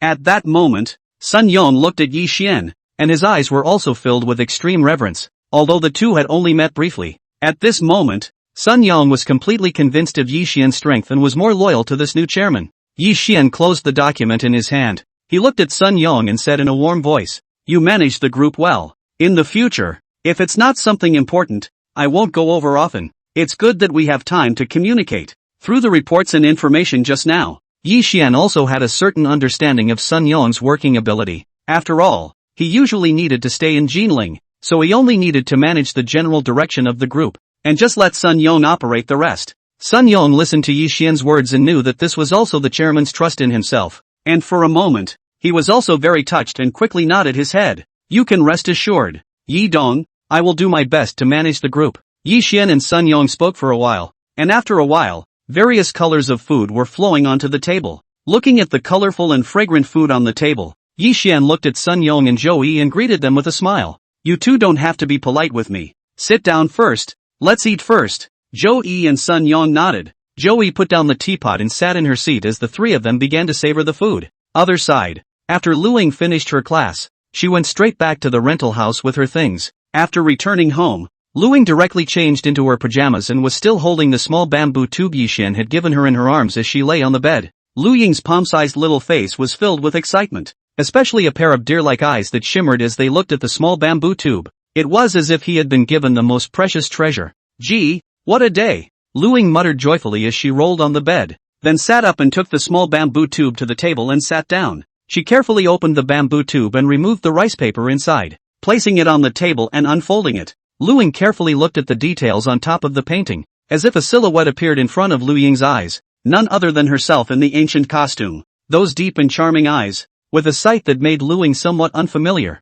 just stood playfully in front of his own eyes. Looking at such a spiritual work, Lu Ying had a new understanding of Yixuan's painting skills. She took a deep breath, and the more she looked at the piece in front of her, the more satisfied she became. Lu Ying gently bit her lip, already pondering in her heart if she should frame the piece. After all, this rice paper looks too fragile to be framed for some protection. Lu Ying had even begun to survey the room, imagining where to hang the paintings for the best effect. But immediately after, Lu Ying suddenly remembered that her own oldest sister did often come over here. If my oldest sister sees this, I'm afraid I'll have to ask a bunch more questions. It's just too much trouble. Lu Ying looked down at the painting in her hand and thought in her heart, forget it, it's better to put it away carefully. With gentle movements, Lu Ying rolled up the painting and tucked it back into the small bamboo tube and put it away, then placed it inside one of the bottom drawers. She tucked the small bamboo tube in the innermost position of the drawer. Even so, she was still a little uneasy. Lu Ying did not know where to rummage for a lock, locking the drawer before putting her heart down. Phew, that's better. Lu Ying smiled and put the key away, before going back to the bed to continue lying down, ready to rest for a while. And this time in the middle of the clubhouse, Yixuan and Sun Yong spoke a few words every now and then as they ate. Joey on the side is a person who is very good at regulating the atmosphere. With her in the box, there is almost no cold time at the dinner table. The atmosphere is very harmonious. Just at this time, Yixuan suddenly saw a message pop up on his cell phone. Chapter 25, making the faces of a bunch of big ladies hot. He picked it up and glanced at it, realizing it was a group message. Yixuan clicked in to take a look and realized that it was Mu Chen who had pulled himself into the big young miss group. A great young man first sent an emoji of an emergency assembly, followed by a text message. Where are we going to have fun tonight? Mu Chen bubbled up in the group just as soon as the message from the great young man was sent out. He responded with an emoji, then typed, a friend of mine opened a fight club here the other day. Let's go tonight? It's just the right time to work out, burn off some energy, and sleep better at night. Once Mu Chen's proposal was uttered, it immediately gained the approval of quite a few great young ladies. Agreed. Let's go boxing and wield my abundant physical strength. Seconded. Yixuan was holding his phone to watch them talking lively in the group when suddenly his phone shook and Mu Chen's private chat message had been sent over. Brother Yi, do you have time tonight? The guy said we're going to fight club tonight. Let's get some exercise together. Are you interested? Yixuan looked at the message sent by Mu Chen and thought that there was nothing to do in the evening, so he directly agreed. Lines. After replying to the message, Yixuan put his cell phone away as he looked at Sun Yong beside him and opened his mouth to inquire. By the way, what are your plans for the next few days? When Sun Yong heard Yixuan's inquiry, he naturally did not dare to hide anything and answered honestly. It's like this, Yi Dong. I came over this time in order to negotiate a few projects, and I'm going to meet a few old bosses over here in Jiling in the past few days to talk about the progress of the projects. When Sun Yong said this, he seemed to have thought of something. He took out some more information from his bag and handed it to Yixuan with both hands. By the way, Yi Dong, these information you take a look at. If there is any problem, you can contact me at any time. I come over to meet you face to face. Yixuan nodded, and was more than satisfied with Sun Yong's arrangement. He set the information aside, and a few people ate and talked animatedly. At night, in the middle of a fitness fight club. This is a newly opened club. Not only is the venue covers a large enough area, the decoration is even more atmospheric and luxurious. At this time, the store was brightly lit both inside and outside the store, and under the high brightness headlights, the various facilities were clearly illuminated. The professionalism of the place can be seen in the variety of facilities that are neatly arranged within the arena. A lot of beautiful men and women were walking around the arena, each with a full smile on their face, giving people a very comfortable feeling. Look guys, Brother Chan and the others are already here. The great young ladies came out of the locker room, their bodies already changed into tight sportswear, each with a giddy expression on their faces. The crowd walked out with a smile and a laugh. and they saw Mu Chen standing in front of the mirror, admiring his body in a very stinky way. It had to be said that Mu Chen really couldn't see any flab on his entire body, and the slightly upturned corners of his mouth carried all the arrogance. I've been practicing my body. I'll roll you guys to death. As expected, a big young man next to him looked at Mu Chen's figure and immediately froze and exclaimed in shock. Good lord, Brother Chen, you can have this body. We eat and drink together every day, but why don't you have any fat at all? You're secretly practicing extra hard behind our backs, aren't you? When the other great young ladies heard his words, they all looked towards Mu Chen, looking at Mu Chen's respectable figure. Each one of them let out a slurping sound, similar to a group of hooligans. Mu Chen didn't feel guilty at all. Instead, he puffed out his chest proudly and said with a smile, generally speaking, I just practiced a little bit. I don't dare to say that I have a good figure. At most, I just want to maintain my figure. We young people have to pay attention to our health, don't we? Mu Chen's mouth was flat, but a pair of hands patted his pecs and abs from time to time, and the braggadocio was simply not too obvious. Just as the crowd was talking to you and me, a writhing great young man came out of the men's locker room. This big young man looks chubby, usually wear loose a little bit is not to show fat, but the body once put on this tight sportswear, immediately let the fat meat know where to hide. The key is that the clothes are indeed a little tight, strangling those fat a pile of a piece, so that the fat young man is very embarrassed, covered up and walked out, with a face of embarrassment. The fat young man scratched his head and laughed to himself as he looked at the gazes of the crowd falling on him. What a shame for the old man. Originally, I was wearing looser clothes and was able to cover up a bit. This time, it's really numb. The others looked at the eldest young man's embarrassed appearance, and one by one, they opened their mouths. It's true that the clothes here are a little bit smaller, but it's time for you to work out a little bit with all this meat. Think about how beautiful the picture would be if you turned into a muscle-bound man. Think carefully, do people's clubs make their clothes like this on purpose? In time, we can find out the inadequacy of our own body shape, so that we can be more motivated, and people's business can be better. No matter what, you need to work out with this body. Even if you don't train to be like Brother Chen, you should at least have a well-proportioned body, right? When Mu Chen heard the great young men mention themselves, he also smiled and came over, lifting his hand to pat that fat great young man's shoulder and said loudly, if you really want to do this, I'll take you to practice with me, and make sure you'll have the same figure as me in the future. Mu Chen's face carries a hint of pride. He usually still pays attention to body maintenance. Look at it when it comes to the critical moment. Doesn't it come in handy? But in the next moment, a hand reached out diagonally and directly rested on Mu Chen's waist. Then, a female voice with laughter rang out. What are you showing off here? What's this? What's with the flab? How can you show off with that? Mu Chen felt that hand pinching the flab around his waist, and immediately turned his head back to see his oldest sister looking at his figure with a look of disgust, shaking her head as she did so, disgust written all over her face. Looking at his own sister's appearance, Mu Chen suddenly felt a wave of helplessness and skimmed his lips. This old sister, can't she just not come out and break it up? Over here, the others all froze in place as they looked at Mu Bingyue who walked out. Sister Mu's body, it's just too good. Mu Bingyue was wearing a black tight-fitting sportswear that completely outlined the curves of her body, perfectly displaying it in front of everyone's eyes. Her figure was originally of the taller kind, and her body proportion was perfect, with a pair of long legs that were long and straight, with lines that were not dry and thin but did not look fat, and were really just the right size. One more point shows fat, one less point is less that flavor. The proud top was clearly depicted, and with this contrast, it made the slender waist look even thinner and weaker, so that one arm could easily wrap around it. Mu Bingyue's long hair was combed into a sharp ponytail by her,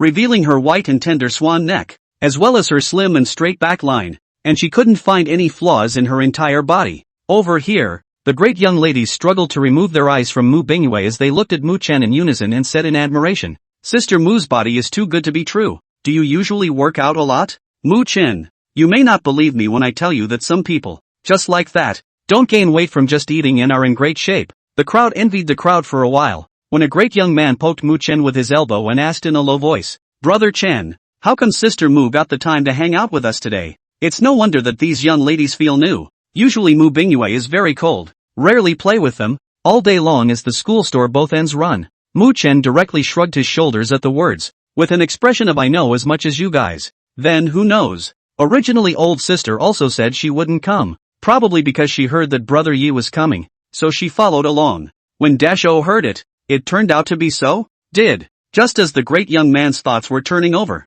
In the next moment, Mu Bingyue came over and asked curiously, what are you talking about? It's okay. When the great young man heard Mu Bingyue's question, he quickly waved his hand. How could he dare to say it in front of Mu Bingyue, and then discuss her gossip? Wouldn't it be like not wanting a little life? Mu Chun of course knew what the eldest young man was thinking. He pulled his own sister and then said to the crowd, "Come on, everyone's changed. Let's practice." As the crowd came together to work out, a great young man looked at Mu Chen and opened his mouth to ask, "By the way, Brother Chen, when is Brother Yi coming over?" Mu Chen sniffed and looked at the time on his wrist and said thoughtfully, "I guess it'll be here in a while. Let's wait." As Mu Chen finished swinging his fists and hitting the air, doing a simple warm-up exercise, he seemed to have thought of something and suddenly hemmed and hawed. There's nothing better than a grappling match when you close the distance with Yi in a little while. Mu Chen was quite confident in his own strength. After all, he had practiced for a long time, and there was no hesitation in killing these big young ladies present.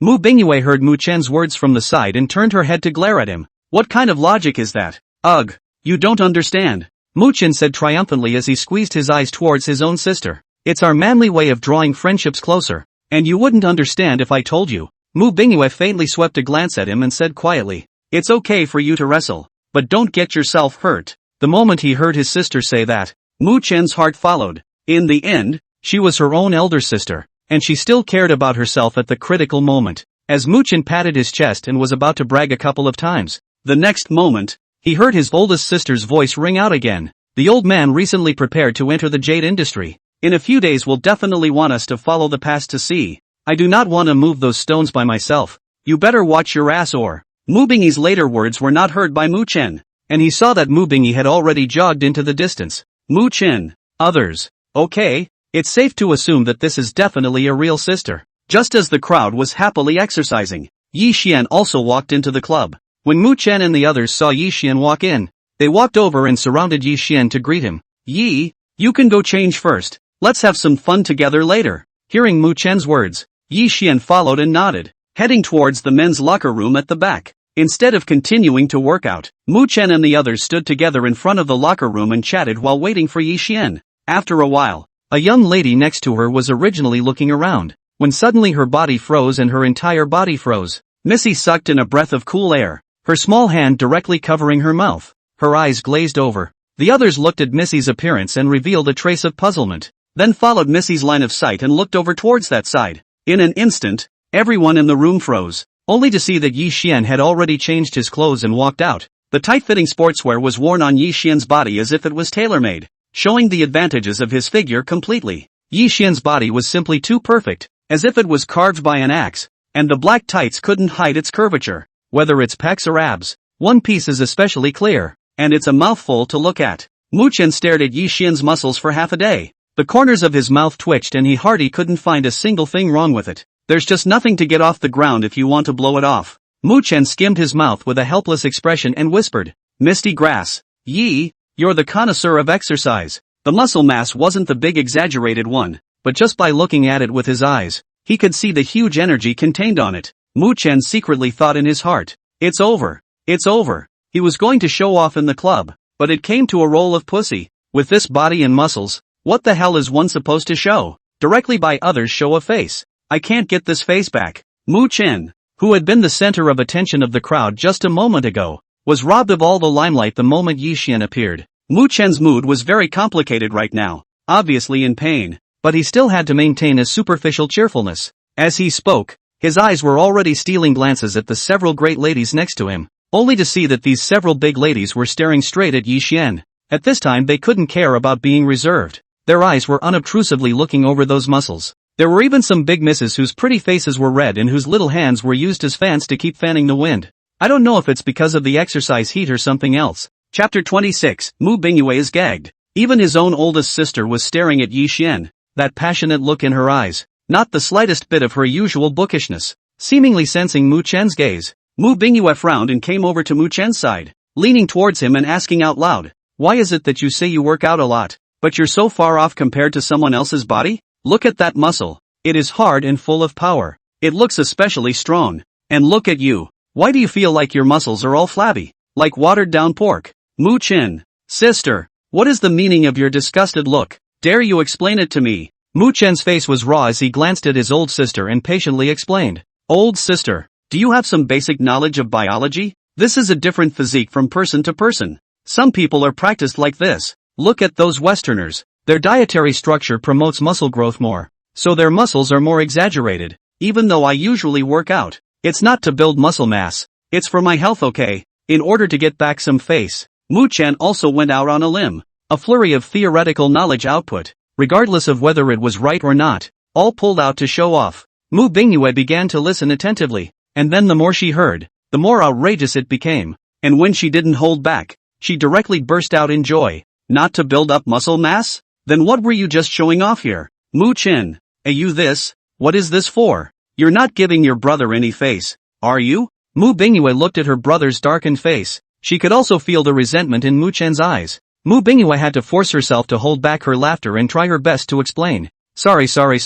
I was not expecting the dish to have to be explained. I didn't hold back for a moment. Mu-chin, if it wasn't for the bloodline suppression, you'd have been thrown out by me by now, you know? Mu-chin hummed arrogantly and turned his head to talk to the youngest next to him. Over here, Yi Xian stood with the big young ladies and chatted for a while. The several great ladies were extraordinarily enthusiastic towards Yi Xian, and a pair of eyes always pretended to glance towards Yi Xian without realizing it. After all, Yi Xian's body, it was just too material. That powerful muscle mass is especially secure to look at. If it weren't for the fact that there were so many other people on the scene, they would love to get their hands on it and feel it right now. Mu-chan and the several great young men were watching from the side, and although they didn't dare to say anything on the surface, they had actually been bellyaching in their hearts. These female hooligans. It's so original to look at a handsome man. Mu-chan raised his wrist and looked at the time. He had been trying to find a chance to talk to Yi Xian about fighting combat. However, the several big ladies always looked for opportunities to talk to Yi Xian,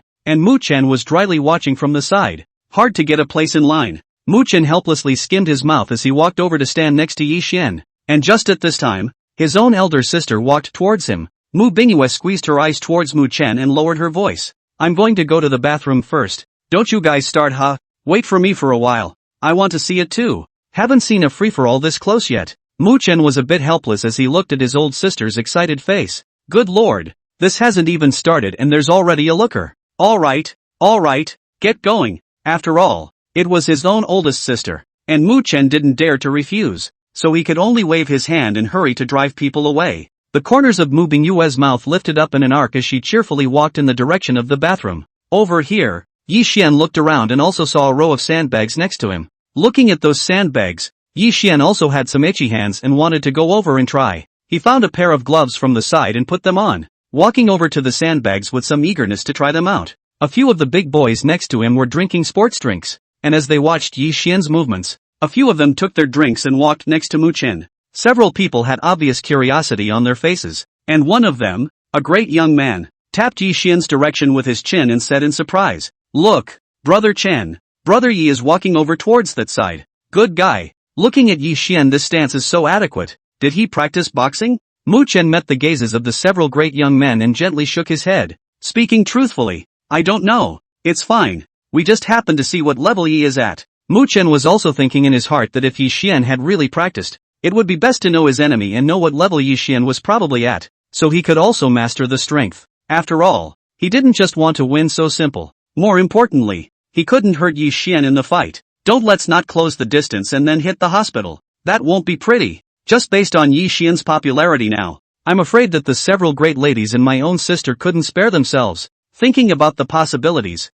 Mu-chan shrunk his neck slightly in fear and said to the several great young men, "Come on, let's go up to the side." A few people naturally had no problem with it, and they handed Mu-chan a bottle of Red Bull as they all walked together towards the sandbag area. They leisurely sipped their drinks while their eyes were fixed on Yi Xian. But the next moment, under the gaze of the crowd, Yi Xian violently swung out his fist. Only a muffled bang could be heard, and the sandbag jerked up in an exaggerated arc under the effect of the punch. Pust! The crowd looked straight at the arc raised by the sandbags, and for a split second they could no longer hold back, directly spitting out a mouthful of air. Their eyes glittered with shock, and they could hardly believe their eyes, especially Mu-chan. This was a club run by his friend. He was invited over to play once when it opened, so he naturally knew the weight of this sandbag. This is the largest sandbag here. If it were an ordinary person, a punch could not shake this sandbag. People who haven't practiced for a few years simply don't dare to practice with this sandbag. After all, a bad operation is likely to backfire on them.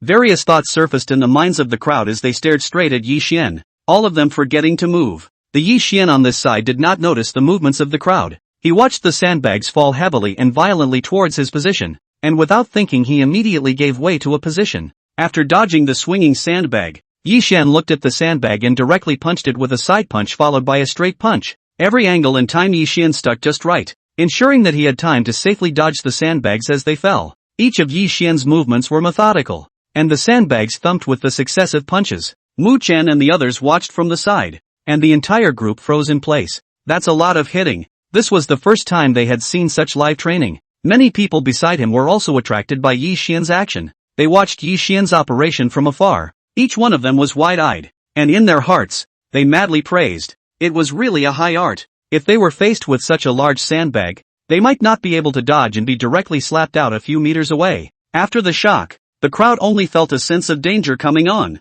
and subconsciously wanted to hide far away. For a while, the people who had been practicing sandbagging nearby a moment ago walked off to a side area. Shocked, the corners of these people's mouths twitched, and they had begun to doubt life. What a guy! Where did this mean guy come from? That's mean. Such a big sandbag can't even carry the opponent's blows a bit. If it's a different person, wouldn't it be a small life? However, there are also people who look at Yi Xian's strength with glowing eyes, and even want to go to the front desk to ask about it. If this is a new coach, won't they also have the opportunity to become a master? Just as the crowd's thoughts were turning over here, Mu Bingyue walked over with elegant steps. In her hand she clutched a bag bulging with snacks. These were the snacks that Mu Bingyue had bought from the front desk of the club, and when the front desk attendant introduced them just now, she had specifically said that these were low-calorie snacks, and that they would not be fattening even if they were eaten. And a lot of jerky is made from air-dried chicken, which is especially good to eat as it also helps build muscle. Every word of these sales pitches spoke to Mu Bingyue's heart,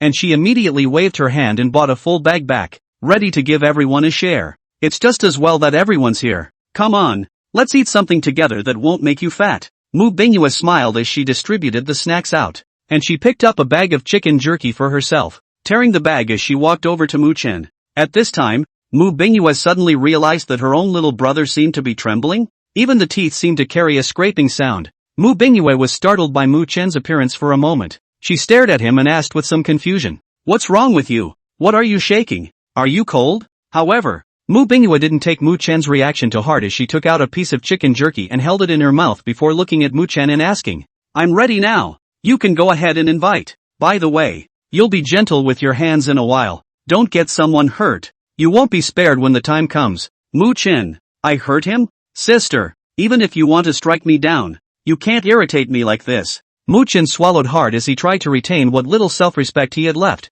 and a polite yet not embarrassed smile curled up on the corner of his mouth. "What's that? It's okay, let's go home later. I'm also tired after playing all day. Go back and have a good rest." "Ha? I've been looking forward to this for half a day and you're just done?" Mu Bingyue didn't know the little scheme her own old brother was playing. She looked at Mu Chen with a puzzled expression, her brows slightly knitted, her face carrying obvious dissatisfaction. "Hey, are you good or not? This is not fooling me. Look at me. I've bought all the snacks, and as a result you guys aren't fighting? What a thing to call it." Mu Chen looked at his own sister's exasperated appearance, and didn't dare to say a word more other than secretly skimming his lips. He was now really mute and didn't dare to say anything even though he was suffering in his heart. It's too hard for him not to say it and be complained about, and to say it is tantamount to being shameless. Just as Mu Bingyue was complaining about all sorts of things, over here, Yi Xian also stopped punching and took off his gloves and walked over towards this side. Listening to the two Mu family siblings talking, Yi Xian smiled and came forward. "Why? What are you talking about? So lively?" When Mu Bingyue heard Yi Xian ask out loud, she answered without thinking. "Why? Just now," Mu Chen said. Mu Bingyue's words didn't even have time to finish before Mu Chen directly covered her mouth. Chapter 27, Two Grandsons. Mu Chen controlled his sister with both hands and a standardized smile appeared on his face as he explained to Yi Xian. It's fine, brother Yi, you're tired after the fight just now. I'll ask them to bring you drinks. Take a good rest." Yi Xian didn't take it to heart as he smiled and nodded, walking to the side of the cabinet and returning the gloves. Watching Yi Xian walk away, Mu Bingyue stretched out her hand and slapped Mu Chen, exasperatedly reprimanding him. "You kid, what are you up to? If you don't fight, then don't fight. Why don't you call someone to talk?" Mu Bingyue didn't bother to talk to her brother anymore, and after throwing Mu Chen a blank stare, she walked over towards the big ladies next to her. Mu Bingyue walked next to a large lady and opened her mouth to ask, "What's going on with them? Why does it feel weird? Missy looked at Mu Bingtone's bulging appearance and cried and laughed as she told what had just happened. A young lady next to her came over to Mu Bingyue and lowered her voice. Sister Bingyue, you didn't see it just now. A few of their faces directly gave way to white with fear, especially pitiful. But that scene was really quite scary. We were shocked too. Although the several people spoke in a low voice, the several great young men were standing right next to each other, so they were able to hear it. Hearing the description of them from the big ladies, the several big young men also felt ashamed of their faces and were especially embarrassed. But what people say is also the truth. Several big young men, you look at me, I look at you, are a bitter smile. No one dares to voice a rebuttal. Over here, Mu Bingyue listened to the words of the eldest lady and looked over towards Muchen, who was on the side. As soon as the two people's eyes made contact, Mu Bingyue directly let out a light hum, disdain already calling out. The contempt in those eyes. Muchen received it all in one glance. Mu Bingyue's eyes were dry and crisp, and the meaning was expressed quite clearly. The eyes seemed to be saying, it is better to be killed by others than to be scared to death. Muchen faced his oldest sister's eyes and directly averted his gaze, simply ignoring her. Good lord, isn't that a cutie who puts his little life on the line for a face? He'd rather wimp out than die young. Heck, besides, he was a manly man. There was no need to be general with his oldest sister. After all, just now, older sister wasn't here either, and didn't see the power of those punches from Yi with her own eyes. Moreover, Mu Bingyue didn't know anything about combat and couldn't see where the joints were. Yi Xian's punches just now looked not only fierce, the main thing was that, looking at the way he punched, it seemed that he didn't use his full strength at all. That's a different thing than sparring and sandbagging. If you ever get into a fight, sparring is much worse for force control. If he once exerted his full strength, if this punch were to dry on his body, it would still give him a shattered body? Just thinking about it, Muchen felt a chill run down his back and his body shuddered. At this moment, Muchen had already made up his mind in his mind that he should never offend Brother Yi in the future, much less go out with him. After a while, Muchen looked at the time and said to the crowd, why don't we call it a day? The group of great young men beside him, listening to Muchen's words, also spoke out in agreement. Let's stop here. Although it's good to exercise more, but you can't overtrain for the first time. You always need to progress gradually. Right. We came here today to try our hand at it, and we'll come back later when we have time to practice more. I've heard that the lessons here are quite good, so next time we can make an appointment in advance. There are actually many different ways to exercise, and you can't just focus on one. So let's try something else next time. We can always find something that interests everyone, right? The great young men now have a psychological shadow for wrestling. If they really play together, when Yi Xian asks them to accompany them to play together, won't they be killed? Yi Xian scratched his head in confusion as he listened to the words of the crowd. What was wrong with these guys? It was over in such a short period of time? However, Yi Xian didn't take it to heart. Since everyone wanted to go, he nodded and went to change their clothes together. When Yi Xian changed his clothes and walked out, the big young ladies had already walked out. Seeing Yi Xian, Mu Bingyue walked up and said with a smile, Yi Xian, after you came to our store to buy last time, the old man said he asked me to send you some tea. I didn't know when you'd have time, so I left it at the store. Are you free today? Why don't you come to the store with me? Yi Xian sniffed and thought about it. He didn't have any arrangements for himself in a while anyway, so he nodded and answered, okay, then I'll be polite. After saying hello to the other damsels, the three of them walked to the parking lot together. Mu Bingyue directly got into Muchen's car, and Yi Xian followed behind in his supercar, driving in the direction of the Mu family's antique store. After a while, the two cars stopped in front of the antique store successively, and Mu Bingyue took the lead and stepped out of the car. Grandpa! Mu Bingyue hadn't even walked into the store yet, so she stood at the door and shouted, but she didn't hear any response. Muchen followed at this time. He walked to the inner hall to take a look. Still no sign of his own grandfather. The old man isn't here. Mu Bingyue sniffed and muttered in a small voice. Didn't the old man say at night that he would be at the store all the time? Surely he couldn't stay idle again and ran out for a stroll. Mu Bingyue complained twice. This grandfather was really something. After hearing about Yi Xian earlier, he clamored to meet him. It was hard to bring someone back to him today, but it turned out that the old man had run out to play again. Mu Bingyue walked to the inner hall by herself, took out the tea prepared by the old master and handed it to Yi Xian with both hands. Here, for you. Yi Xian looked at the small wooden box in Mu Bingyue's hand. It was engraved with very complicated patterns. It was very beautiful at a glance. It was a good thing. The moment he reached out to take it, a curtain of light instantly popped up before his eyes. Detected an extremely beautiful woman spending $200,000 for the host. Successfully activated the soft food and hard eating skill. Randomized 100 times reward. Reward $20 million.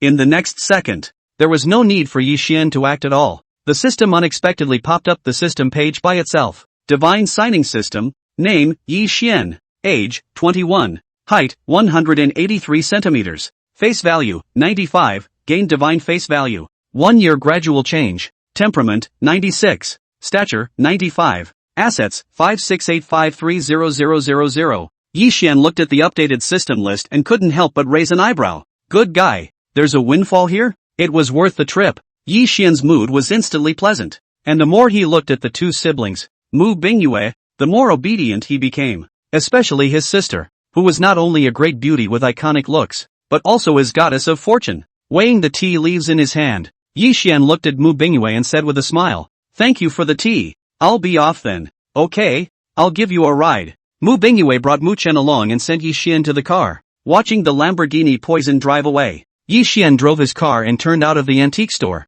and looked at the lights in the antique street next to him, and a lot of people were coming and going in front of the door. Thinking that he had nothing to do anyway, he stepped on the gas and prepared to go over to the antique street side for a stroll. Yi Xian parked his car in the public parking lot outside and then walked towards the inside of the antique street. He first went straight to the ground stall area outside. After all, it was the most bustling place, and many customers were walking back and forth between the stalls, dreaming of getting rich at the drop of a hat. Yi Xian looked interesting, so he followed behind these people and kept walking between the floor stalls. Because of the god-level eye, Yi Xian could tell the authenticity of these things with just a glance. Looking around at the recent artifacts, Yi Xian sighed quietly. It's really hard to find something good when it's a floor stand. After all, even if there is an occasional real thing or two, it's something recent, with an embarrassing status and not really worth much. Yi Xian shook his head somewhat breathlessly as he withdrew his sight and prepared to get his car and leave. He walked towards the side, and as he passed through a small alley, he saw that not far away,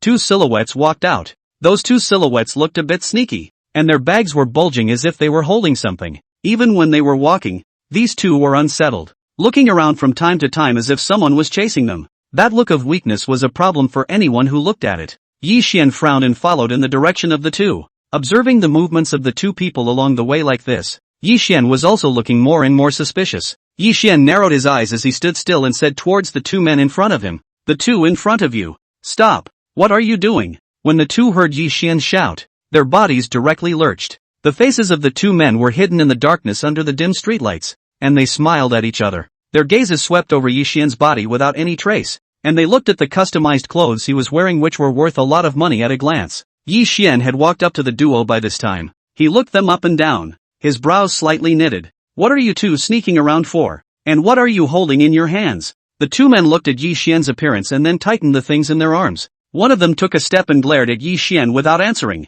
"What do you care what we are? And you, what do you do?" Yi Xian didn't speak immediately, but instead measured the two people in front of him in a good manner. These two men spoke with a distinct lack of mid-air and appeared to be very weak-minded, yet pretended that nothing was wrong. Yi Xian seemed to have thought of something and squinted his eyes as he guessed. "You're stealing from..." Before Yi Xian could say the latter words, the two people on the opposite side were directly anxious and immediately interrupted. "Tai, you're too young to say such things. We're not grave robbers. This is our old home side of things. Our family encountered an emergency in urgent need of money. This is taken out to sell. Thinking to respond to an emergency. Not the kind you say." Although the two people said this on their lips, the flavor of that lust was getting stronger and stronger. Yi Xian raised an eyebrow. "Oh?" His face wore a distinct disbelief as he grunted softly. "You guys aren't selling? Show me what you've got." One of them swept his eyes over Yi Xian's body and snorted lightly, saying with great disdain, "Just you? You're a brat. How can you possibly afford this good stuff of ours?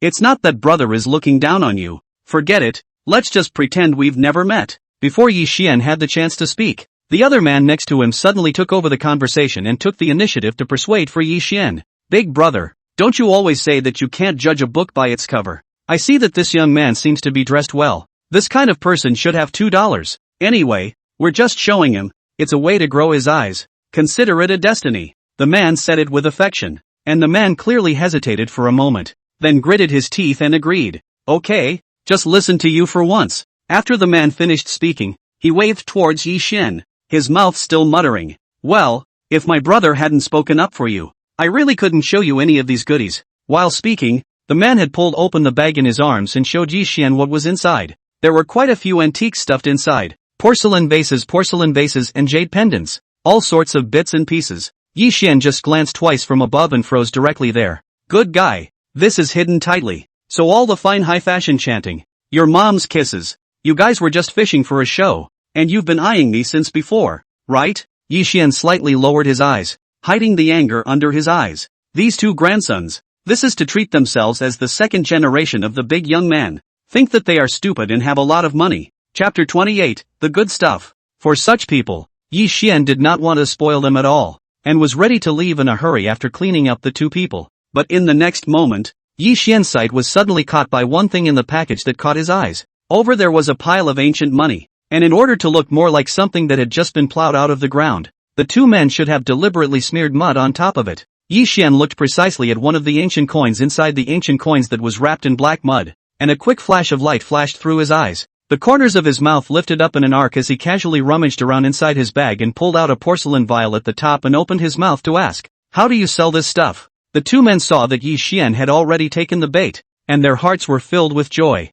It's true. These young rich kids are the best to cheat. The two men exchanged a quick glance, and one of the men coughed lightly and took the initiative. Kid, I didn't expect you to be young, but this pair of eyes is quite poisonous. This is an antique, and it is one of the treasures. I don't want to ask you for a price. If you like it, you can take it for $200,000. I'm telling you, don't even think it's too expensive. It's all because you're bonded to our brother and we're purposely giving you a friendly price. Yi Xian listened to the man's offer and feigned a breath of cool air as he exclaimed, "What the hell is it that sells for so much?" Yi Xian's brows were knitted tightly, a look of obvious hesitation on his face. He swept the two men away and spoke with his head down. "Don't you guys go yet. I'm going to make a call over there." After saying that, Yi Xian took out his cell phone from his pocket, walked a few steps towards the distance, and took the phone and pretended to dial the number out. When the two men saw Yi Xian turn around, they had a happy expression on their faces and smiled at each other. I didn't realize it was tried and true.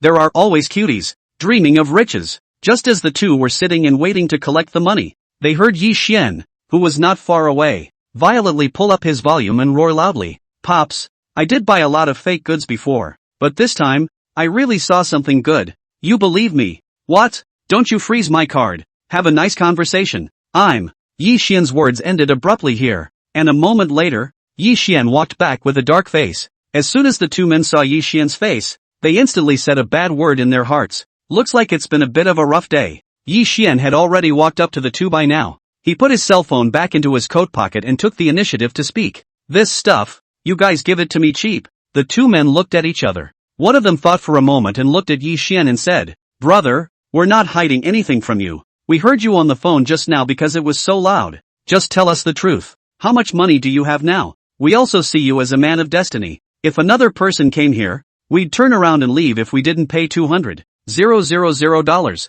Yi Xian sighed quietly and said with a strangled look on his face, "Ugh, I'm out of luck. My bank card was frozen by the old man of the house and I'm down to 2,000. Both. My ass. 200,000 to 2,000. That's something you can't say even if you break a bone. If they do say yes, it's the little cutie in front of them, too, would have to realize that something was wrong. What kind of karma is that to give such a low discount?" Although the two men were disgruntled in their hearts, no one was willing to just give up in the face of the fat sheep that had been so hard to catch. One of the men thought about it and started to snub Yi Xian. "Brother, you're just talking nonsense about the price. Don't even think about this price. Even if my own father comes, I can't sell it. Look at the little things on my side. They all cost at least $20,000. If you had said $2,000, we brothers couldn't have delayed with you at all. But since I see you're sincere about buying it, why don't you borrow some money from your friend and I'll wipe $20,000 more or less for you?" The man next to him came over at this time and helped to snub along. "We have all the real stuff here. You get it and turn it around for a profit. Borrowing a friend's money is just a turnover. Think about it." Just as the two men were exerting their best efforts and preparing to shake Yi Xian, an old man suddenly came over from the distance. The old man's pace was unhurried and relaxed, radiating a sense of calmness as he walked slowly towards the side. His body was wearing a treasure blue suit, and he looked like the old man was looking very good, his face full of rosy color. The most striking thing was still the elegant aura of the old man, which was an aura that could only be accumulated over many years. That's why the old man had just appeared here, immediately attracting the attention of several people. The old man often skulked around this side of the antique street, definitely counted as knowledgeable. Looking at the opposite side of the several people, looking at their posture, immediately realized what the situation was. He narrowed his eyes slightly. Then a smirk appeared on his face as he said loudly towards this side. Yo, you guys are looking at the goods here? I wonder what kind of good stuff it is. Can you show it to my old man as well? I can still help you guys with the checking. As the old man spoke, he quickly glanced at Yi Xian. He looked at Yi Xian's young face, and this last sentence just now was actually meant for Yi Xian to hear. After all, he also came from the young people, for the antique line is not so sometimes easy to be blinded by the interests of the eyes. Being an old man in the business, he could not see the death of a man when he could have a chance to help. Besides, the old man heartily dislikes these pitiful people. The line is quite a good atmosphere. All let these people are spoiled. Many newcomers to the industry have been fooled by such people and lost everything. The old man sighed darkly in his heart, and his person had already walked towards this side. As he looked down from his perch, he saw the bag on the floor, and some antiques exposed. The old man just looked at it and averted his eyes in some disgust. How do these guys have the nerve to take out something so fake and lie about it? The old man raised his hand to measure the two men who were buying things, and looked at their rustic clothes and their thieving eyes. It seems that these two people have done a good job in the persona. Coupled with this sneaky atmosphere, it is easy for people to pick up the heart. To blame can only be blamed on those treasure appreciation program. The price of these antiques reported inflated, but also does not teach people the real game. Is not watching a bunch of blind to the line inside the rush. Right. The old man couldn't help but grumble a couple more times in his mind, and the two men next to him looked at his furrowed brows and wondered where the other was coming from. The two men looked at each other, both worried that this old man had suddenly appeared to stir up business. One of them frowned and looked at the old man in direct warning. Master, there are rules in one line of work. Don't mess up, haha. We're doing business here. Cutting off someone's wealth was like killing their parents, and the two men were hoping to warn the old man to watch out for himself. Unexpectedly, the old man didn't seem to hear the two speak at all. His attention was still on those things. The old man squatted there and casually looked at them, and said with a sigh, "You guys, this stuff, it doesn't look too real." The old man casually picked up a curio, which happened to be the porcelain vase that Yi Xian had just looked at, and he pointed to the pattern on it and said with a strong voice, "Your vase is beautifully made, but this shape is not something that should be found in that era. And look at the auspicious pattern on it. It's not a feature of the same era either. The main thing is the color, but the firing technique, which only became fashionable a few hundred years later, is simply flawed. Even if it is an imitation of a descendant, it will not make such a four-pronged approach, and there is no point in selling it at all." The old man was honest, and set all the problems of this porcelain vase in his head. After he finished speaking, his sight had glanced at Yi Xian. The meaning could be said to be quite obvious. Just to remind this young man, there's no point in spending money on something that's fake with a big open door. Something that's easy to call a joke when you take it home and display it. Yi Xian hadn't reacted yet, but the two men over here were furious as they listened to the old man's words. Good lord, they had just looked at this old guy in a bad light. Sure enough, he's the one who's here to stir things up. What fake stuff? Old man, I'm warning you, don't talk nonsense here. We're all genuine medallions here. Don't interrupt if you don't understand. One of the men rebuked loudly. The more he looked at this old man who came to stir up trouble, the angrier he got, even wanting to step in and shove the old man to get the hell out of there. Yi Xian's eyes glared. He would not allow the two to bully the old man in front of him, although he had long seen that something was wrong and was just here to play along with the two men. This good and kind old man couldn't be bullied just like that. He was just about to take a step out across the room to block it, but the next moment, before Yi Xian could make a move, he saw the old man on the opposite side of the room snorting, his hand covering his chest as he wailed loudly, "Agu agu, don't threaten me with words. My heart is not so good, and I'm old, so I can't afford to be frightened. See how you guys still want to make a move? I can't, my chest hurts more." The old man's increasingly stooped back startled the two men across from him, especially the man who was about to make a move was in a cold sweat. This is the real antique. On this old man's stance, it sounds neutral, but it can't be helped that people say their hearts hurt. Who would dare touch such an old man without $1 million in savings at home? The two men made quick eye contact, and although they were both holding a fire in their hearts, they were prepared to admit their bad luck. Anyway, this antique street is crowded every day. So many newbies are wandering around here. There is always one who will fall for it. It's a bad day for luck. So simply rip the hoo-hoo in a hurry. Just as the two men gathered up their bags on the ground and prepared to leave, they suddenly heard Yi Xian behind them open his mouth. Don't go away. We haven't finalized our business yet? You guys see, can I buy the same with this $2,000? Yi Xian's words caused the two men who were ready to leave to freeze in place. Even the old man was a bit confused. The old man's eyes glared round, blowing his beard and eyes towards Yi Xian for a while, his beard going askew in anger. This young man, is he out of his mind? I just risked my life to say half a day, but he didn't listen to a word of it, did he? People are leaving, and this kid is still rushing up and calling people, wanting to buy something? The old man felt his blood pressure spike up all of a sudden, and his temples were bulging there, obviously really on fire. The two men had already turned around. They scrutinized Yi Xian's handsome face with a teasing expression on their faces, as if they were looking at a little cutie. Like, good man, where did this landlord's stupid son come from? People's old man has said that this is a fake. Hit the face so obviously. This kid actually still thinking about the deal? Both men were thinking silently in their hearts. No wonder this kid's family immediately stopped his cart as soon as they heard he was going to buy something. This is really stupid. However, since it was business delivered to their door, the two men immediately smiled with joy and walked back to Yi Xian with their bags, smiling. $2,000 would be fine, but still, you don't want the big stuff. I have quite a few 5 Emperor's coins over here, but they're good for warding off evil spirits, and they're quite in demand on the market, so why don't you pick a few of them? The man is deliberately said to have 5 Emperor money. After all, that thing is still very large inventory. They buy by the pile when they buy. I sold a few for $2,000. It's a much more comfortable business than robbery. Yi Xian looked at the two men's smug smiles as he slightly lowered his eyes to hide away the excitement under his eyes. I didn't realize that the crookedness would save me from having to act. Yi Xian nodded as he pretended to pick through the man's baggage, which resulted in a few carefully selected pieces. The two men were almost amused as they watched Yi Xian specialize in picking ancient coins that were covered in black mud. And what a cutie! This black mud is just a little bit of dirt they naturally dug up and wrapped up for the sake of realism.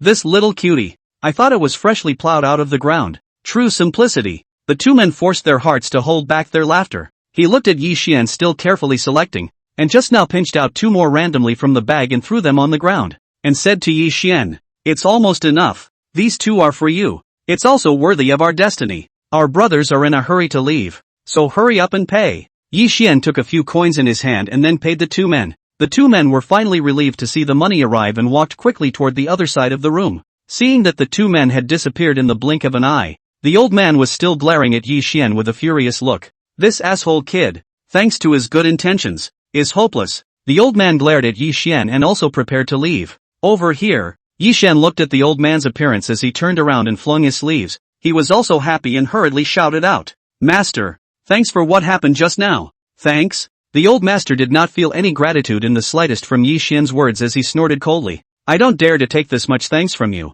It's my old man's 2 eyes that are cloudy, blocking you from making money." To be honest, the old man was truly infuriated by Yi Xian's maneuver. After all, he had stepped in as a good guy, blocked a pass for nothing, but it didn't work at all, and he was still cheated out of $2,000. This stupid kid, rushing up to give people money, he couldn't even stop him. The more the old man thought about it, the more angry he became, and then he was ready to turn around and leave. Yi Xian looked at the old man's appearance and continued with a smile. "Don't be angry. You're old man. I know what you are talking about. All of them are fake." While saying that, Yi Xian didn't even look at those 5 emperors' money in his hand and directly threw his hand on the ground. When the old man turned his head back, he saw Yi Xian throw away the 5 emperors' money that he had just purchased, and his eyes suddenly revealed a puzzled look. "What's going on here? You just bought a quintuple and just threw it away when you turned your hand? This kid, what does this mean?" Facing the old man's puzzled sight, Yi Xian raised his lips and smiled as he took out an ancient coin wrapped in black clay and waved it in front of the old man. "Gramps, it's not too much for me to pay $2,000 for one of these, is it?" The old man swept a glance at the ancient coin and his frown deepened. "This thing is so dark and black, you can't see anything. $2,000 for a piece of clay?" Yi Xian looked at the old man's disgusted expression and seemed to have thought of something, reaching out his hand and scraping the black mud on it with his fingernails, revealing a corner of the ancient money. "Master, I can see you're an expert. You should be able to tell what this is, right?" The old man listened to Yi Xian's words and looked towards the top of the ancient money. When he took a good look at the lines on it, he sucked in a mouthful of cool air and violently took a few steps forward, a pair of eyes staring deathly at the ancient money in front of him. The old man's eyes carried an undisguised shock. Which was $5 million worth of ancient money. Kixiang Chongbao? Chapter 29, signing up again to obtain the most precious treasure. Qishang heavy treasure from the emergence of a total of only 60 days in circulation. The majority of the minted are sample money, while the previous circulation of those coins, almost all of the recovery of the damage, so the survival of very little. This coin with the shortest lifespan has instantly become a big hit in ancient money collecting, but it is a good thing to have a market without a price. Even one sold for a whopping $5 million, and that's if no one was competing. If an enthusiast were to take the plunge, it would be no exaggeration to say that the price would go up another 10%. The old man looked at the ancient money in front of him, and in addition to being filled with shock, his entire body was a bit confused. He froze for a full moment before moving his eyes from the ancient money to Yi Xian's face. The old man's vision was filled with disbelief as he looked Yi Xian up and down. What kind of person was this kid? Just now, this Qishang heavy treasure was wrapped in black mud like this, and even a veteran player like him couldn't see anything special about it. And this young man in front of me, he actually judged the age and value of this ancient coin just by the bare edges? Ha! That's an awesome hand. One shot is 2,000 for 5 million. This is definitely a tough guy. Yi Xian also looked at the old man at this time and thanked him with a smile on his face.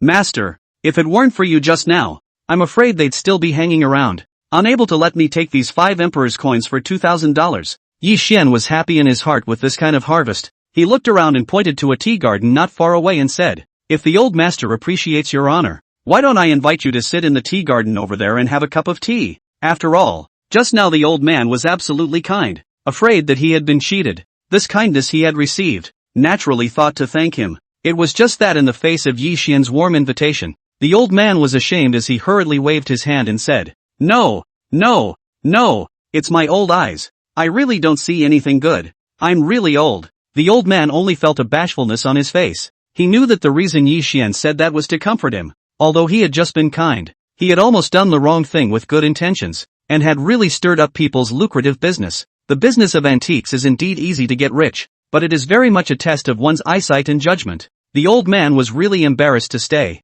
He looked deeply at Yi Xian, then said goodbye to him and walked quickly towards the outside. Yi Xian looked at the old man's back as if he had fled, shook his head with a light smile, played with the Qishang heavy treasure in his hand, and headed in the direction of the parking lot. Now that it was getting late, Yi Xian planned to go straight back to the villa. After a while, in the middle of the Mu family's antique store, Mu Bingyi took a chicken feather duster and cleaned the non-existent dust from the shelves. She raised her wrist to check the time and glanced toward the outside of the store, muttering something like, why isn't the old man back yet? Where has he wandered off to play? Mu Bingyi accelerated the speed of packing. She cleared the shelves in the inner hall as well. Picking up the jacket that was placed on the chair, Mu Bingyi planned to go out and look for the old master. Just as he reached the front of the store, he saw a familiar figure step into the store. It was no other than the old man who had just spoken righteously. Grandpa, where have you been? Why have you been gone so long? As soon as Mu Bingyi saw her grandfather, she immediately opened her mouth and complained. Then looking at the old man's somewhat forlorn look,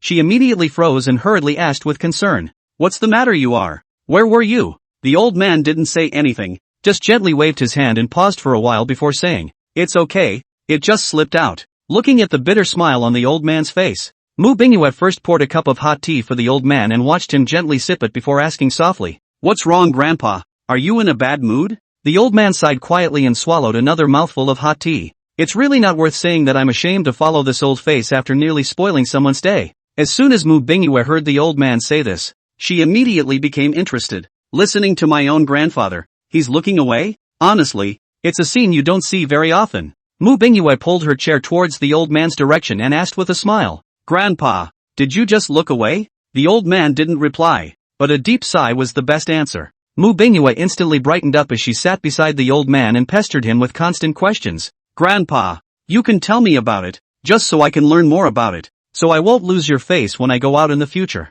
The old man looked at his granddaughter with such interest and couldn't help but skim his lips, glaring at his granddaughter in dissatisfaction. Hey, you girl, you're so happy that I looked away? Oh, no, I'm just looking for a surprise. Gramps. Suddenly, he didn't want to say anything yet. The old master glared at Mu Bingyi as he waved his hand, placed his teacup on the table, and walked quickly towards the inner hall. Mu Bingyi looked at the old man's back and also shook her head helplessly, shrugging her shoulders as she followed the old man inside. This old man, really, over here. Yi Xian had already driven his car back into the Jade Dragon Court. Just as he returned to Villa No. 1, he saw a black shadow greet him towards his position, and it was none other than Little Blackie. Woof woof. As soon as Little Blackie saw Yi Xian kissing him, his little tail wagged, almost catching up with the propeller, as if he was going to take off at any moment. Yi Xian could feel Little Blackie's enthusiasm and his heart softened. No wonder they say that people who have dogs are easily happy. This feeling of being the world's favorite one of your own is indeed a great feeling.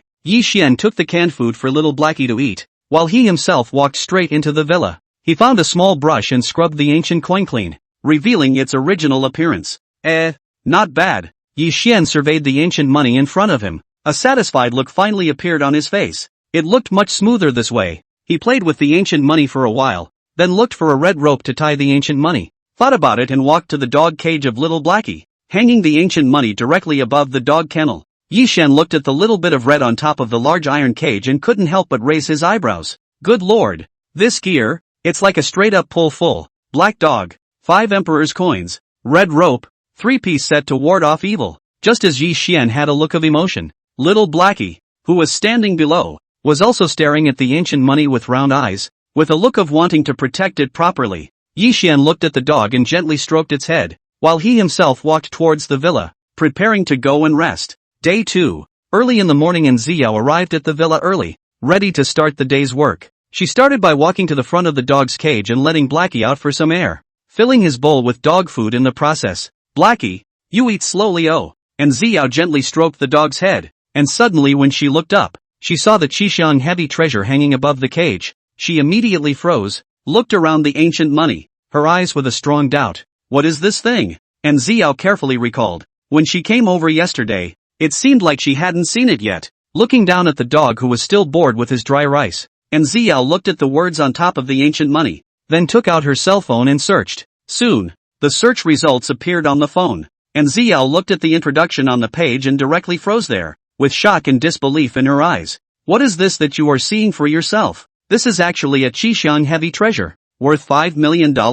I'm afraid it's not a fake. Cannot blame an Xiao will have such an idea. After all, the value of such a high thing, the average person who was not put away in the cabinet carefully treasured. How would so grand hanging on the dog cage? And Xiao took a deep breath as she took the picture on her phone and zoomed in, carefully comparing it to the one hanging on the dog cage. That's not a simple web image. It's an actual image of that one real coin sold in an online auction house. And Xiao took the actual picture and made a comparison, and found that no matter whether it was the lines on it, or the style, it was exactly the same. The main thing was that, as Xiao looked at this ancient coin in front of her, how she looked at it, she felt that the character was even more excellent. Once this thought rose, Xiao swallowed hard, her eyes staring straight at the ancient money, the corners of her mouth following a twitch. This thing, if it was placed in someone else's home, even if it was a real Qishang heavy treasure, Xiao would still think it was fake. But this one was so casually hung on the dog cage, even if it was just a fake one,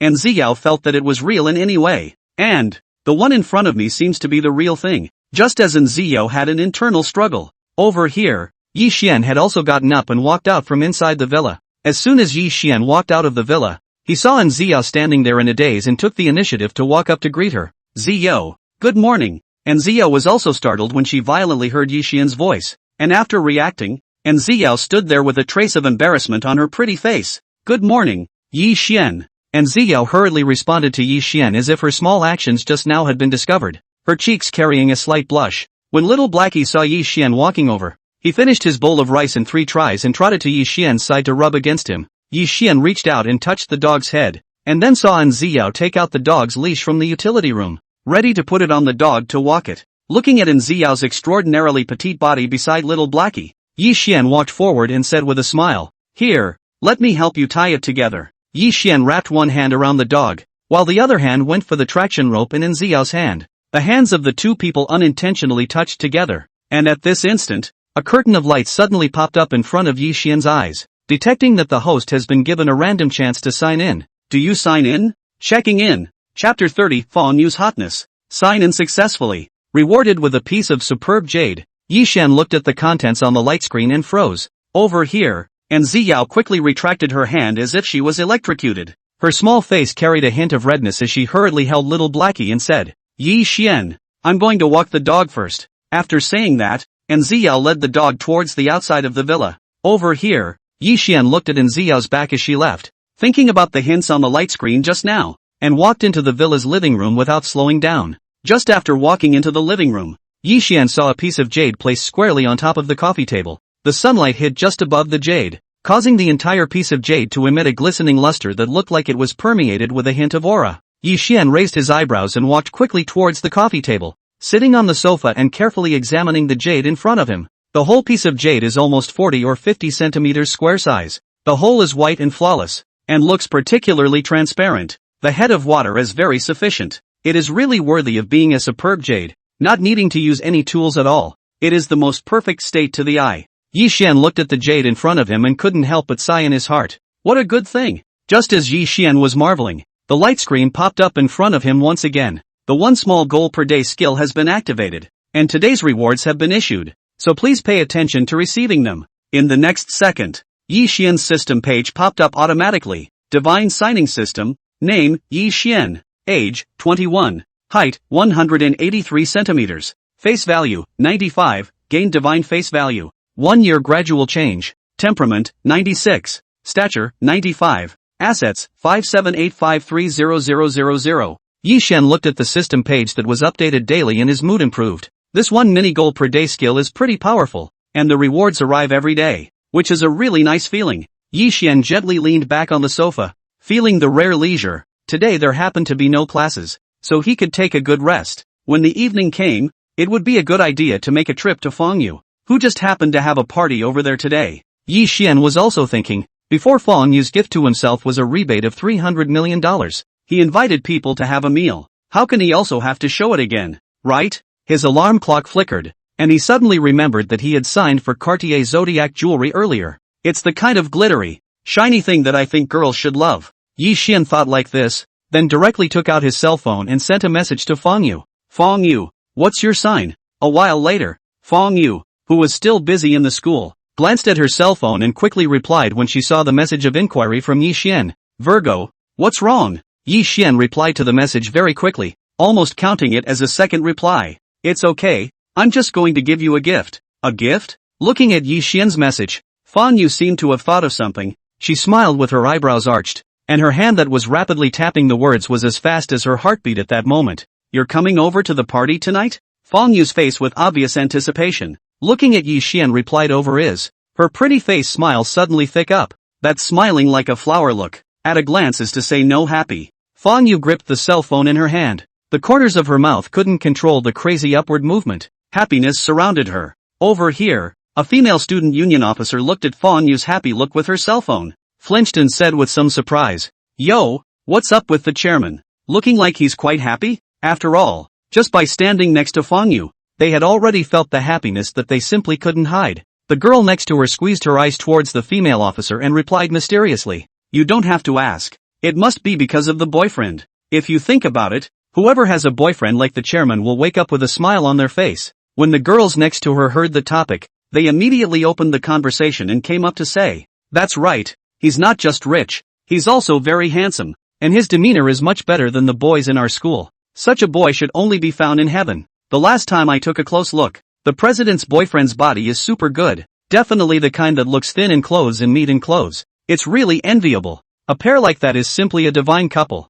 Our president is also so outstanding. And the two of them standing together simply don't look too good together. This is the kind of love I imagined. I'm crying with envy. As the girls were talking hilariously about each other, Fengyu listened to their excited tones and also came forward, asking with a smile, what are you guys doing getting together here? A few people were startled by the sudden appearance of Fengyu. After all, people are the main character of the party. A few girls waved their hands and said with a sarcastic smile, Nothing. We're just talking casually. As Fengyu looked at each of their odd expressions, she could probably guess that she was afraid that she was the main character being discussed. Gently rolling her eyes, Fengyu looked at the crowd and said, Stop chatting here. Go and get ready. Call the various departments over in a moment. We'll rehearse a few more times, and we'll be almost there. When the crowd heard Fengyu talk about the rehearsal, each of them revealed a serious expression and responded earnestly, Yes, President, we'll get ready now. Everyone knew the importance of this performance,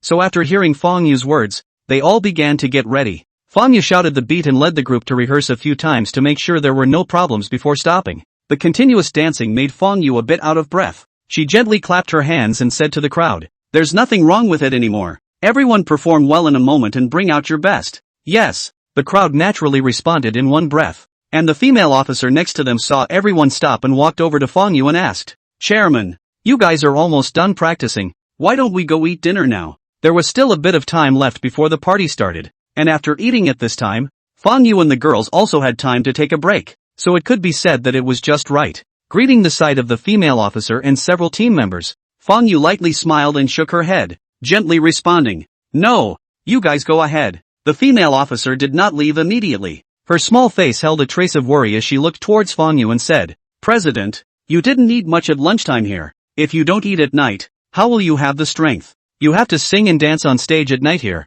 It's physically." The female officer stayed with Fang Yu and the girls all day today, and at noon she noticed that Fang Yu had eaten very little, which was why she came over in time to remind her to eat her dinner. Dancing has always been a physically demanding activity, and not eating all the time can lead to hypoglycemia. It's fine. It's fine. I'm used to it. Fang Yu looked at the crowd with a smile and said evenly, "Well, you guys just leave me alone and go ahead and eat." The female officer and a few members of the team were also uneasy. They looked at each other. They were all thinking that after dinner in a while, they would have to bring Fang Yu back with something good to digest. Regardless of how you eat, man is steel, and not eating is definitely not an option. Just at this time, one of the female team members glanced towards the other side and froze instantly as she looked at the person walking across the street. The female team member took a deep breath and elbowed the girl next to her, whispering in inquiry, "Look, that's our chairman's boyfriend, isn't it?" The girl next to her sniffed and followed her line of sight to see Yi Xian slowly walking over and immediately nodded her head. "Right, I told you, today is our chairman's personal performance. As a boyfriend, how can he not come to support the show? Look at her looks and body. She looks so handsome in anything." Not only were they the ones who noticed Yi Xian, but many of the girls next to them looked over towards the side, each one looking with bated breath, the light in their eyes on the verge of catching fire. "Good guy. Look guys, there's a handsome guy walking over there. This height and looks. It's like he's growing on the tip of my heart. No way. I'm in love. Screw you. For someone with such appearance and temperament, he must be growing on every girl's heart. This is exactly like Prince Charming. It's easy for him to call people to commit crimes like this." The handsome man's mouth was tinged with a smile as he made his way towards us. No. I have to find a chance to go over and ask for a contact or something." The girls looked at Yi Xian and simply wanted to scream. They were talking to each other. Even their voices couldn't help but get louder because they were a bit emotional. Over here, Fang Yu also heard the sound of talking next to her and turned her head to follow the sound. She saw Yi Xian walking at a glance, and a moment ago, the small face that was as calm as water instantly surfaced with a big smile. Even her mood followed with joy. Sure enough, Yi Xian still came over. "Yi Xian, this way." Fang Yu waved her hand towards Yi Xian, signaling that she was over here. Yi Xian had seen her just now. He smiled lightly and nodded. His footsteps couldn't help but speed up. Soon, Yi Xian walked in front of Fang Yu, and as he looked at the other party's small face, which was more delicate with light makeup, a quick flash of amazement flashed across the bottom of his eyes. He then lifted the food box in his hand and waved it in front of Fang Yu. "Haven't eaten yet, have you? Brought you a meal." While speaking, Yi Xian handed the food box in his hand towards Fang Yu. Fang Yu subconsciously took it, her eyes hovering twice over the food box in Yi Xian, asking with some curiosity, "I really haven't eaten yet. How did you know?" Fang Yu, however, clearly remembered that apart from the female officer and a few members of the team, she hadn't said to anyone that she wasn't going to eat dinner. How did Yi Xian know? Yi Xian looked at Fang Yu's puzzled little look, hooked his lips and explained with a smile, "Wasn't that what happened when you took me to the cultural evening before? Because I was nervous and worried that something might happen, I simply skipped dinner." And, speaking here, Yi Xian paused for a moment as he shook the cell phone in his hand, his narrowed eyes seeming to hide fine stars. "I messaged you and you didn't reply. I thought I should be rehearsing, so I must be even more unavailable." When Fang Yu heard Yi Xian say this, she softly ought, her small hand covering her mouth, her round eyes showing outside, looking especially cute. "Ah, I'm really sorry Yi Xian, I've been busy just now and didn't hear my cell phone ringing." Yi Xian didn't care at all. He looked towards the side, found a table and walked over, took the food box in Fang Yu's hand and took out the boxes inside one by one. "I was afraid of the delay, so I didn't go anywhere else. So I bought some food from the 5-star hotel next door. So try it and see if it's to your liking," Yi Xian said as he opened those boxes, revealing the ingredients inside, and the rich fragrance gushed out along the opened boxes. Just see the huge size of the lobster lying intact in the food box, the 2 heads of abalone covered with rich sauce on top. At first glance, it is fresh and delicious, making people's mouths water. Argentine red shrimp each full head, neatly arranged in the food box, next to several different sauces. Yi Xian will be those small boxes opened one by one, seemingly for the sake of nutritional matching. Yi Xian also ordered some small vegetables and salads. Each dish was made extremely delicately, and the food box was very insulated. And after Yi Xian opened it, it was still bubbling with hot air. Looking at the luxurious meal in front of him, as well as the various aromas in the air that were so thick that it was impossible,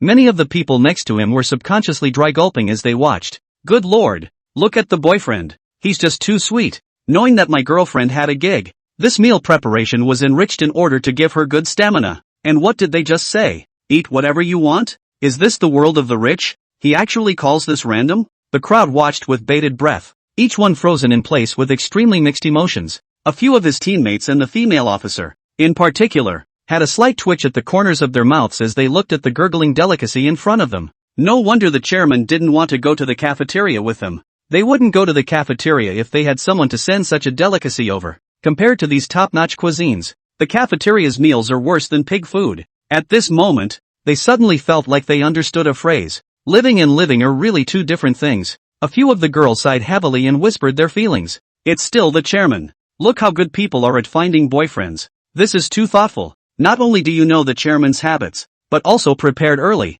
My heart is going to melt. Just prepare 2 words. Hurry a little, spoil this table of food. Think about the people's glib words just now. Casually finding a 5-star hotel. Ooh-hoo, damn rich people. I'd have to wake up smiling in my dreams if I could have such an attentive boyfriend. It's like a fairy tale. And from then on, the princess and the prince lived happily ever after. Just as the girls were envious, Fong Yu looked at the table of food, touched with a hint of helplessness. Yi Xian, you're buying too much here. With such a full table, she wouldn't be able to finish half of it even if she starved for 3 days, right? Yi Xian raised his lips with a smile as he looked at Fong Yu and replied, knowing that you still have teammates. These are for you guys. Look who hasn't eaten yet. Call them over to eat together. It's just as well that it's still warm, and it's lively for everyone to eat together, so maybe it'll even improve your appetite. When Fong Yu heard Yi Xian say this, she smiled and nodded. Then her eyes fell on the female officer and a few of her teammates. She squeezed her eyes towards a few people. Well,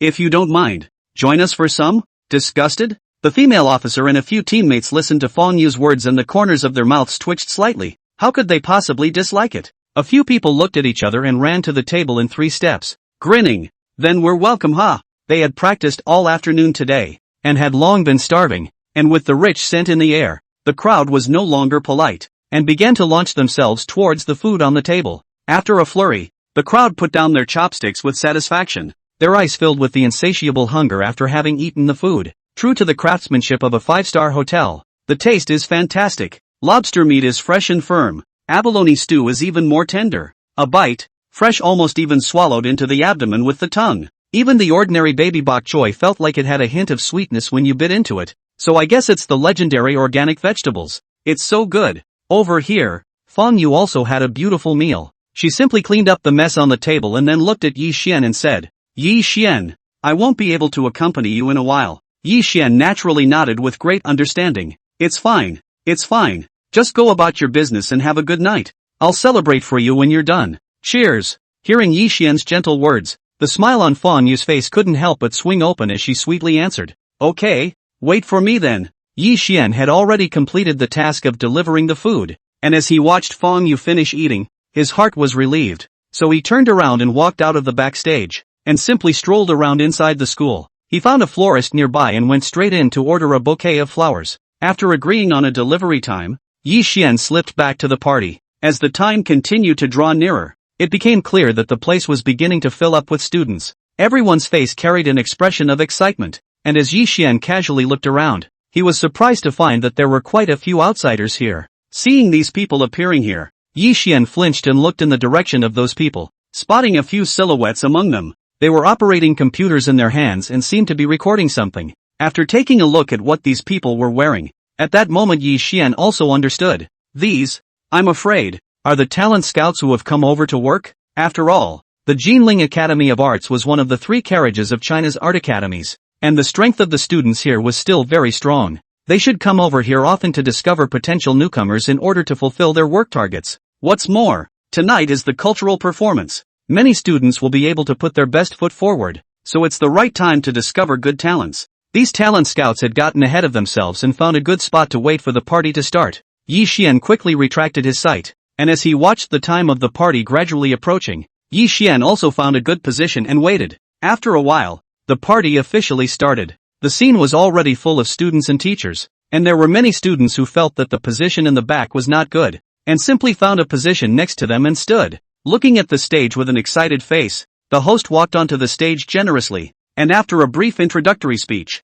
today's cultural evening is considered to be the official start. In the end, it is the evening party of the College of Arts. Students also showed their skills, whether it is classical dance or modern dance, or a variety of song performances. All of them are noteworthy. The quality is absolutely incomparable when compared to regular colleges. As Yi Xian watched the performance, he looked in the direction of the few talent scouts and realized that they were calm and didn't record anything. Yi Xian narrowed his eyes slightly and his heart was enlightened. It seemed that the requirements of these star scouts were also relatively high. Just at this time, the student sitting next to Yi Xian began to get agitated and whispered, "It's almost time for the finale of the day, and it's the performance I'm most looking forward to in the whole show." Hearing that classmate's words, several students next to him also jumped at the chance to speak. "I've long heard that this time the party has the singing and dancing leader of Fang Dashua's school flower, and that effect is definitely pulled full circle. Look at this scene. It is estimated that more than half of the people are here to see her. It's really true that people die compared to people,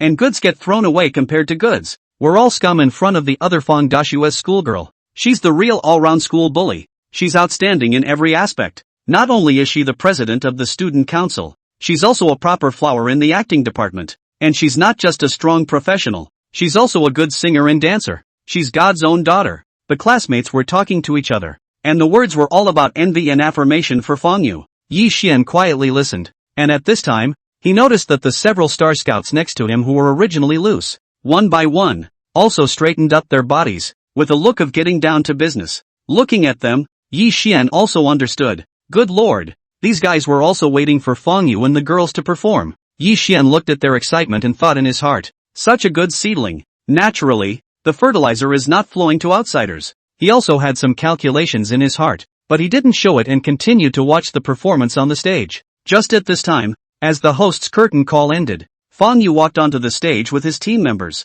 Once the powerful music started, Fang Yu and the others on the stage began to dance hotly to the music. In keeping with today's performance, the girls chose to wear tight tops and sexy hot pants for the show. The stage's headlights hit them, and the combination of hot pants and long legs lit up everyone in the audience. Almost instantly, especially Fang Yu who stood on the C-seat. Her skin was already of the cold white type, and under the light, it was so white that it was practically glowing. Her body naturally needed no introduction. The tight top and hot pants outlined the curves of her figure perfectly, bursting outward in tantalizing arcs. Especially some of the dance moves, under Fang Yu's perfect interpretation, made people's eyes heat up and their blood rush. Such a Fang Yu is simply a sexy hottie who can be sweet or salty. Coupled with Shang Yu's sweet voice, which was dispersed by the sound, it reached everyone's ears at the scene, igniting everyone's excitement. For a while, intense applause and cheers rang out, wave after wave. It was even more difficult for the students to suppress the excitement in their hearts, and they exclaimed, "The family has this wife. Berry's difficult to heal. Ah, nonsense. Ah, if I can have such a beautiful girlfriend, must give her locked at home. Too damn inviting. Misty grass. I didn't think you had a collection fetish, but such a perfect Fang de schoolgirl, you're just looking at it." The words of the boy in the back immediately caught the attention of the boy next to him, who instantly widened his eyes and pulled the boy in question. "Ha, what do you mean by that? Isn't it true that we've never heard of the Fang de schoolgirl having a boyfriend?" The students of the entire Jinling Academy of Arts knew that their Fang de schoolmate treated people kindly and affectionately, but there had never been any gossip. As the goddess of all the boys in the school, when did she have a boyfriend? As soon as the boy who asked the question finished speaking, the several people next to him looked at him in unison, as if they were looking at a monster, with somewhat complicated expressions on their faces. One of the boys looked at him and bristled. "What? You're a village pass network. The whole school is spreading such big news, and you don't even know about it yet?" Amidst the boy's uncomprehending gaze, the boy sighed quietly. Not only does the other Fang Dashua schoolgirl have a boyfriend, but she also has a pretty awesome boyfriend. He drives a supercar and is also exceptionally handsome. Many people in our school have seen it, and it's simply amazing. The two of them stand together, superbly matched. The boy listened attentively, and then beat his chest and wailed, "Misty grass, how come all the good cabbages are given to pigs? It's so infuriating." A few of the boys next to him looked at him with indignation and shrugged helplessly, and one of them threw out a sly comment. "Come on you boar still want to compete with other golden pigs and arching cabbages? Chapter 31, I told you that boys must be careful out there. Boys. It's so solid. Who is a bore? Don't you dare explain it to me. The boy was painfully aware of this, and he didn't bother to say anything more, simply dropping his eyes back above the stage, quietly enjoying Fong Yu's sexy dance moves. Humph. So what if you have a boyfriend? Now me and his boyfriend. Don't we see just as much? But just the thought of having someone's boyfriend look at them as much as he wanted when he didn't have to perform was starting to bring a pang of redness to his eyes. On the other side of the room, the talent scouts were glowing, and one by one, they had their cell phones in hand and were recording. There were also a couple of people with computers who were constantly recording something, and they were busy, and by the looks of them, they were now enjoying themselves. Yishan looked at the performance of these star scouts and also nodded gently. It seems that if it's gold, it shines no matter where it is. Yishan once again dropped his sight on Fong Yu on the stage. At this moment, Fong Yu was like the brightest star in general, radiating her own luster to the fullest. Soon the song was over. The show was a great success with loud applause and excited cheers from the students. Fong Yu and her teammates exchanged glances, and the girls' hands pulled together as they bowed to the audience on the stage, then walked quickly towards the stage. After getting off the field, Fong Yu gently wiped away the thin layer of sweat on top of her forehead, an excited look hanging on her pretty little face. At this moment, the moment the show came to a perfect close, a touch of relaxation finally showed on her face, as if the pressure had been released cleanly in an instant. She turned her head to the team around her and grinned. Everyone has worked hard today. Thank you for your cooperation. Today's performance could not have been so successful without the perfect performances of everyone on the set, and Fong Yu greatly expressed her gratitude to the crowd. President, look behind you. A teammate suddenly squeezed his eyes towards Fong Yu and whispered. Fong Yu froze for a moment at his words, then turned his head toward his back, only to see Yishan's hand holding a large bouquet of flowers, very conspicuous among the crowd, and was walking quickly towards this side. Over here, many people noticed Yishan. After all, he was already amazingly handsome, and now he was carrying such an exquisite bouquet of flowers. He immediately became the center of attention in the crowd. Some people who had seen Yishan recognized him at a glance, and then looked at the bouquet in his hand. They were envious. Look at her boyfriend. Not only does he have the face and the money, but he's also so thoughtful. Right in the midst of the envious gazes of the crowd, Yishan had already arrived in front of Fong Yu and he handed the flowers in his hand towards her. Congratulations on the show. You guys were awesome back there. Looking at the huge bouquet in front of her, Fong Yu's heart almost softened as she gently took it. Thanks. Fong Yu held the flowers in one hand as she gently wrapped her arms around Yishan's neck and hugged him. Obviously it was just a simple hug, but it made Fong Yu's little face, which was already red from the dance, instantly even hotter. In an instant, many people present let out a low cry, especially the girls who were familiar with Fong Yu. All of them had anti-smiles on their faces. It was the first time they had seen the chairman like this. It was true that a woman in love was different. Beside them, many boys noticed Fong Yu's appearance, and their hearts were suddenly broken. Their hearts were all roaring with rage. My school flower, my goddess, still being cheated away. The boys were all heartbroken, their faces wreathed with helplessness and heartache, their hearts wailing in unison. After a while, today's cultural evening officially ended. Today's performances were all very successful, and both the school leaders and the students on stage gave high praise for the evening. Many of the students from the show gathered around and whispered, pointing to a couple of talent scouts who were busy below the stage. You guys, those few over there should be the entertainment company talent scouts. I don't know how we'll do today, whether we'll be selected or not. Almost all of the students who came to participate in the show this time around had this little thought in mind, expecting to be chosen directly by the talent scouts through their performances. Star scouting is one of the easiest shortcuts for them who are still in school. Over here, when Fong Yu saw the end of the performance, she pulled Yishan towards the direction of the mountain behind the school. The two walked slowly towards the front, and when they passed the store, Fong Yu asked Yishan to wait for himself here for a moment. By the time Fong Yu came out again, she was carrying several bottles of Rio fruit wine in her hand. Yishan looked at the things Fong Yu was carrying in her hand, and immediately, he was also stunned and looked at her and asked, "What do you mean you bought this?" Fong Yu squeezed her eyes towards Yishan and replied with a mysterious face, "I thought you said you wanted to celebrate me. I'll take you to a nice place." When Yishan heard Fong Yu say this, he gently nodded his head and honestly followed behind Fong Yu in the direction of the back mountain.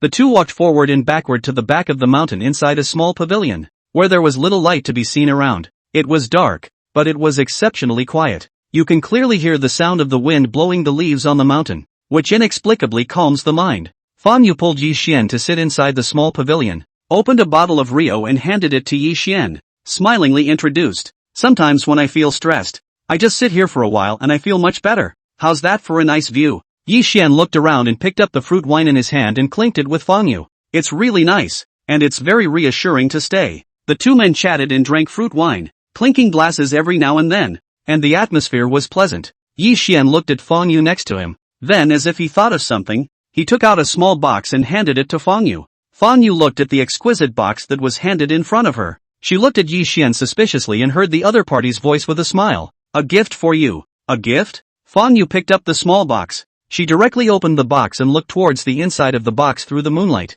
Just see a beautiful diamond necklace lying quietly inside. Just like an elegant lady. Fang Yu looked at the various diamonds set on the top of the necklace and her eyes widened. Even her breath followed. This is not covered with real diamonds, is it? Such a large quantity. If they were all real diamonds, how much would this cost? Fang Yu took a deep breath and looked towards Yi Xian's direction. Given Yi Xian's stature, there was no doubt that this shot of his was definitely a real diamond. Fang Yu's small hand was clenched tightly, and when she was torn between accepting this valuable gift or not, she heard Yi Xian's voice ringing by her side. Here, let me put it on you. Yi Xian didn't even give Fang Yu a chance to refuse. He directly picked up the necklace in the box and gently put it on Fang Yu's neck. When wearing the necklace, Yi Xian's fingers inevitably brushed against Fang Yu's skin, feeling the slippery and soft sensation, as if he had scratched through satin. After Yi Xian put the necklace on Fang Yu, he looked towards her and nodded with satisfaction. Not bad. It's pretty. Fang Yu was already pretty, and her beauty wasn't something these diamonds could overpower, so she easily managed this valuable necklace. Instead, it set off her beauty, making it a little hard to take your eyes off of her. Even Yi Xian's eyes flashed with amazement. Truly worthy of being the schoolgirl of the Jinling Academy of Arts. This face value. Simply. Fang Yu felt the coldness between her neck. She took a picture of herself with her cell phone camera, and looked at the beautiful beauty that was somewhat unfamiliar in the camera, and silently marveled a bit. Is the person in the mirror really himself? Thank you, Yi Xian. I love it. Fang Yu looked at Yi Xian and thanked him very seriously. Her pretty face flushed a burst of pink at some point. I don't know if it's shyness, or if it's the wine coloring the delicate face. The two men chatted softly as the bottle bottomed out. After a while, Yi Xian realized that Fang Yu had actually leaned towards himself. Yi Xian glanced towards Fang Yu by his side, and realized that the other party's eyes were a bit mesmerized, and the pink on her small face had intensified some more. Looking at such Fang Yu, Yi Xian could not help but raise his eyebrows. Dude, it's 1 cup down, that's all you've got, and you're still trying to drink with me. Yi Xian helplessly skimmed his mouth as he raised his wrist to look at the time and said to Fang Yu, come on, I'll take you back to school. Fang Yu nodded in a daze as she followed Yi Xian and stood up. Only her steps were a bit staggered. Slow down. Watch your step. Yi Xian looked at Fang Yu, who was walking at a frivolous pace. He was also helpless for a while. If she were to walk down the mountain by herself, I'm afraid that she would even be prone to a fatal accident. Okay, I'll carry you. Yi Xian half squatted on the ground, placed Fang Yu on his back easily, and walked towards the bottom of the mountain. As Yi Xian walked, he could feel the soft touch coming from his back, which was a little shaky. Yi Xian's hand rested on Fang Yu. Feeling the softness and smoothness in his hand, he couldn't help but squeeze it. In an instant, Fang Yu, whose eyes were originally a little misty, suddenly stared wide-eyed, her pretty face reddening like fire. Fang Yu tightly bit her lips and stiffened her voice. Yi Xian continued to walk towards the bottom of the mountain. He heard nothing from Fang Yu and simply reached out and squeezed again. Seeing that Fang Yu did not react, Yi Xian fell in love with the feeling of this hand, and the number of times he needed behind him was obviously frequent. When he was about to go down the mountain, Fang Yu suddenly called out to Yi Xian from behind him. Yi Xian. When Yi Xian heard Fang Yu's voice, he directly turned his head back, not expecting that the next moment, his lips were kissed by Fang Yu. Chapter 32, Why are you still biting? Sensing the other party's movements, Yi Xian put Fang Yu down and then felt a pain on his lips. At this time, Fang Yu also let go of Yi Xian, and he heard Yi Xian's somewhat helpless outburst. Why do you have a bite here? Bite? Fang Yu snorted coldly and looked at Yi Xian and said with a straight face, whoever told you to take advantage of people deserved it. Yi Xian Fang Yu's words, the next moment, directly pulled Fang Yu into his arms. Looking at the slightly widened eyes in front of him, as well as the confusion in his eyes, Yi Xian's mouth raised a bad smile. Girl, that's what you call taking advantage of someone. Before Fang Yu could figure out what was going on, her own lips had already been kissed by Yi Xian. For a moment, Fang Yu even forgot to breathe, and her body stiffened violently. As time passed by, Fang Yu felt that she was almost about to be rubbed into Yi Xian's body. and it seemed that she was being scorched by the heat from Yi Xian's body. Fang Yu only felt her legs go weak for a while. At this moment, Fang Yu felt that the air had become thin, and the whole brain was emptied for a while, as if time was stuck in this moment. After a while, Yi Xian eyed Fang Yu's small red face, a look of not being able to change her breath, before he reluctantly released her. Yi Xian looked at Fang Yu's shy little face, came to her ear and whispered, "How about here?" With one sentence, Fang Yu choked on her words. This Yi Xian, what is all this talk about tigers and wolves? What does it mean to be here? Fang Yu was angry and clenched her teeth. Her eyes with a hint of watery intent, froze Yi Xian, obviously fainting ferociousness. But how to look at how to feel the flavor of the world? You're crazy. She lowered her eyes in thought and took out her ID card from her pocket and stuffed it to Yi Xian. As for what she meant, it was fairly obvious. As soon as Fang Yu finished stuffing her ID card and raised her head, she bumped into Yi Xian's smiling eyes, which made her realize that Yi Xian was just deliberately teasing herself. At that moment, Fang Yu also huffed and hammered Yi Xian. "You bad boy." Yi Xian smiled as he took Fang Yu's small hand, and the two of them just held hands and walked in the direction of the outside of the school. Originally, Yi Xian wasn't much familiar with this side of the art academy, but before, in order to prepare dinner for Fang Yu, he had found a 5-star hotel that was quite close by. The two people went directly to that 5-star hotel. When they walked to the door, Fang Yu had a moment of hesitation. After all, such a magnificent hotel. At a glance, it is worth a lot of money. But thinking about Yi Xian beside her and feeling the scorching heat coming from his hand, Fang Yu held Yi Xian's hand tightly and followed him into the hotel. She had already been drinking, and now that the wind was blowing, she was feeling even more groggy, but her heart was extraordinarily clear. The two walked into the hotel lobby, and the front desk lady's eyes lit up as she looked at the two who walked in. Good man! What a pair! After marveling at the two people's top-notch face value, the receptionist silently thought in her heart that looking at the age of the two people, it was estimated that they should be college students in the neighborhood. However, out of professionalism, the receptionist asked very politely, "Good evening to you both. May I ask what room you would like?" The receptionist was about to introduce the hotel room type to the duo when she heard Yi Xian directly interrupt her. "Get me a penthouse presidential suite." Yi Xian's voice was not loud, but it was loud enough for the receptionist to hear clearly. In an instant, the receptionist's eyes widened and her entire body froze. She was simply a bit skeptical of her own ears. She hadn't heard wrong. This young man said he wanted a penthouse presidential suite? Ah, this. Ahem. Sir, you mean the presidential suite on the top floor? The receptionist lady repeated it stiffly. Yi Xian was quite patient and nodded his head. Right. This time the receptionist lady heard clearly. She nodded her head. Her eyes changed as she looked at Yi Xian and said in a respectful tone, "Yes, sir, I'd like to see some ID, please." Yi Xian handed over the two people's ID cards as well as their bank cards, so that the receptionist could check in quickly. The receptionist quickly maneuvered her way up and soon returned the bank card and ID, along with a room card glittering in gold. "Sir, here's your room card. I'll take you up." After all, they were guests of the presidential suite on the top floor, and they naturally had to provide the best service. Yi Xian pulled Fang Yu along with him and followed the receptionist to the elevator towards the top floor. "Gentlemen, this is your room. I hope you have a wonderful evening." After the receptionist finished speaking, she owed a slight bow towards the two of them before leaving in the elevator. Fang Yu took a deep breath as she surveyed the floor, only to realize that in the huge floor, they were actually the only ones with a room door. And what made Fang Yu feel the most shocked was this copper gate in front of him. The front door was cleaned and shimmered in the light of the building, giving off a total air of nobility. After Yi Xian took out his room card and swiped it, the door opened in response. Yi Xian looked at the frothing Fang Yu and let out a light laugh. His upper hand pushed the door open and the panoramic view of the presidential suite appeared in front of the duo. Even though it was nighttime, the large floor-to-ceiling windows flooded the room with moonlight and carried a chic flavor.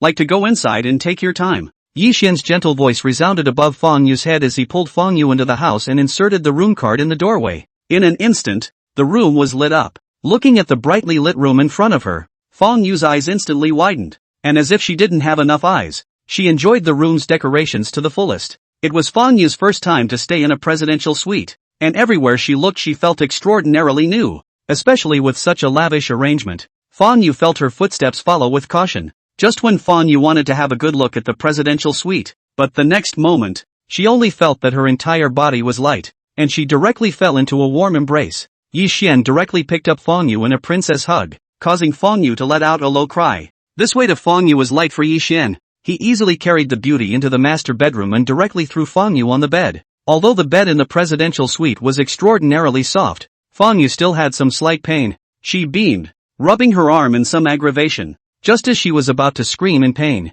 before Fang Yu's words could be uttered, her red-colored lips were already blocked, and she could only escape outward with a thin, broken hum. It was very quiet in the master bedroom, except for the slightly rapid breathing of the two men, which was a sizzling sound coming from the room. After, the tiny cries and words were drowned in a chorus of shouts and whispers. Chapter 33 Fang Yu's shyness. As if playing a musical piece without end, these sounds continued until the latter part of the night, when they gradually subsided. The next morning, Yi Xian slept until he naturally woke up. Although he slept late last night, he was in extraordinarily good spirits, and the slightly upturned corners of his mouth made Yi Xian look full of life. Looking at the delicate face on his side that was still sleeping, Yi Xian's heart was also soft. He gently touched Fang Yu's hair, and just at this time, a curtain of light suddenly popped up in front of his eyes. Detected that the host has been given a chance to sign in randomly. Do you sign in? Checking in. Sign in successfully. Rewarded with ownership of White Emerald Jade City. White Jade City. Yi Xian looked at the name on the reward and took out his cell phone to search for it. Looking at the answers that came out of the search, Yi Xian could not help but raise his eyebrows. It turned out that White Jade City was one of the largest jade trading cities near Jinling, and the value of this trading city was estimated to be in the billions. Yi Xian was also quite satisfied with such a reward and was prepared to go for a spin when he had time. He didn't want to wake up Fang Yu, who was still asleep, so he carefully got up, ready to go to the bathroom to wash up first. After tidying himself up, Yi Xian came into the living room and picked up the hotel's intercom to order a delivery service. Yi Xian put down the phone and walked himself to the floor-to-ceiling window and looked out, his heart indescribably calm and peaceful. Even the smile on the corner of his mouth deepened slightly. After a while, Fang Yu in the master bedroom turned around leisurely. Although she barely slept last night, her biological clock still made her wake up on schedule. Fang Yu yawned, and in the next moment suddenly woke up with a jolt, lifting the quilt to look at her naked self, and countless memories came flooding back. Thinking of all the craziness last night, Fang Yu's pretty face couldn't help but redden again. She moved her legs with difficulty, only to feel a soreness all over her body, as if she had been run over repeatedly by a heavy truck. Fang Yu couldn't help but frown. And at that moment, she also secretly thought in her heart that it was all because of Yi Xian, this bad guy, who didn't know how to be compassionate at all. Knowing that she was inexperienced, she still tossed it around so hard, and now her whole body was almost wasted. Fang Yu silently spat out 2 sentences in her heart. Suddenly she seemed to think of something and violently lifted up the quilt to look towards the bed. Sure enough, the spot under the quilt was stained with some blood and a few other marks. Fang Yu only felt a pang of shame. Her eyes fell back to the trash can on the side, and sure enough, she saw some bloodied tissues scattered inside. All these signs were repeatedly reminding Fang Yu of everything that happened last night. At that moment, Fang Yu's little face flushed a little more. She trudged toward the bottom of the bed, thinking to put her clothes on first and then clean up all these humiliating marks. Fang Yu bit her lips tightly and just rubbed herself on the edge of the bed. But the next moment, Yi Xian pushed open the door of the master bedroom room and walked in. As soon as she heard the door slam, Fang Yu instantly panicked, and subconsciously tried to pull over the quilt to block herself. When Yi Xian walked in, he raised his eyes and saw Fang Yu like a timid little rabbit, cowering under the quilt, only revealing a head, looking especially cute. Yi Xian looked at her slightly reddened cheeks. His face instantly raised a smile. Striding over to Fang Yu, his hands cupped her small face and kissed her. Want to sleep some more? Listening to Yi Xian's voice full of compulsion, Fang Yu couldn't help but gently nod her head and said very obediently, that's fine. Yi Xian looked at Fang Yu's appearance and immediately felt his heart tickled. He gently blinked his eyes and said with a smile, sleeping on meat. Fang Yu, brother, please forgive me, if he did it again. I'm afraid that his blood bar would be emptied on the spot. Fang Yu looked at Yi Xian's teasing eyes, not daring to ignore the desire that was gradually rising under his eyes. She hurriedly rubbed herself outside, stretching out her snow-white jade arms to fish the clothes over, hastily putting them on wanting to get up. Yi Xian looked at Fang Yu's anxious appearance and shrugged with a light smile. What's the panic? It's not like I can eat you. As Fang Yu listened to Yi Xian's words, the corners of her mouth couldn't help but twitch. Even if Yi Xian ate herself, she was still helpless.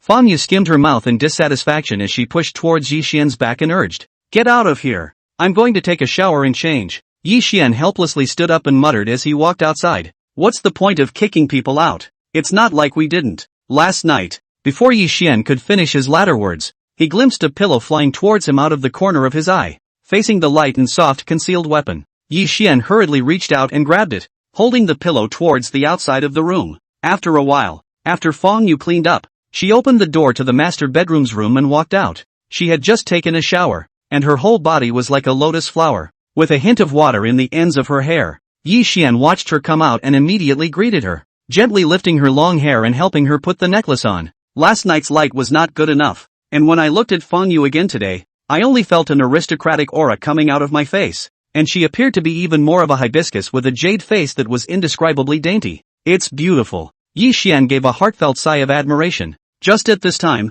the door of the presidential suite was knocked. It was the waiter pushing a food cart and delivering an exquisite breakfast. The breakfast that comes standard with the presidential suite is very sumptuous, and the waiter brought out plate after plate, enough to set up a large half of the dining table. Enjoy yourselves, both of you. The waiter was very respectful, not looking away the whole time, and after serving breakfast to the two of them, he lowered his head and pushed the restaurant to leave at a fast pace. When the waiter exited the room, Yi Xian chucked an omelette into the bowl for Fong Yu and asked with a smile, "You cleaned up all the traces in the room?" Fong Yu nodded her head, and in the next moment, she jerked her head up to look at Yi Xian with a surprised expression. "How did you know I was at?" Yi Xian met Fong Yu's puzzled gaze and just looked back at her with a smile, as if he had already seen through Fong Yu. As Fong Yu looked at Yi Xian's smiling appearance, her cheeks were immediately colored with a hint of redness, and she feigned an exasperated rebuke. "Bad man. It's your fault, and you're still here laughing at me." After all, she was a girl and it was the first time she came out to stay in a hotel with a boy,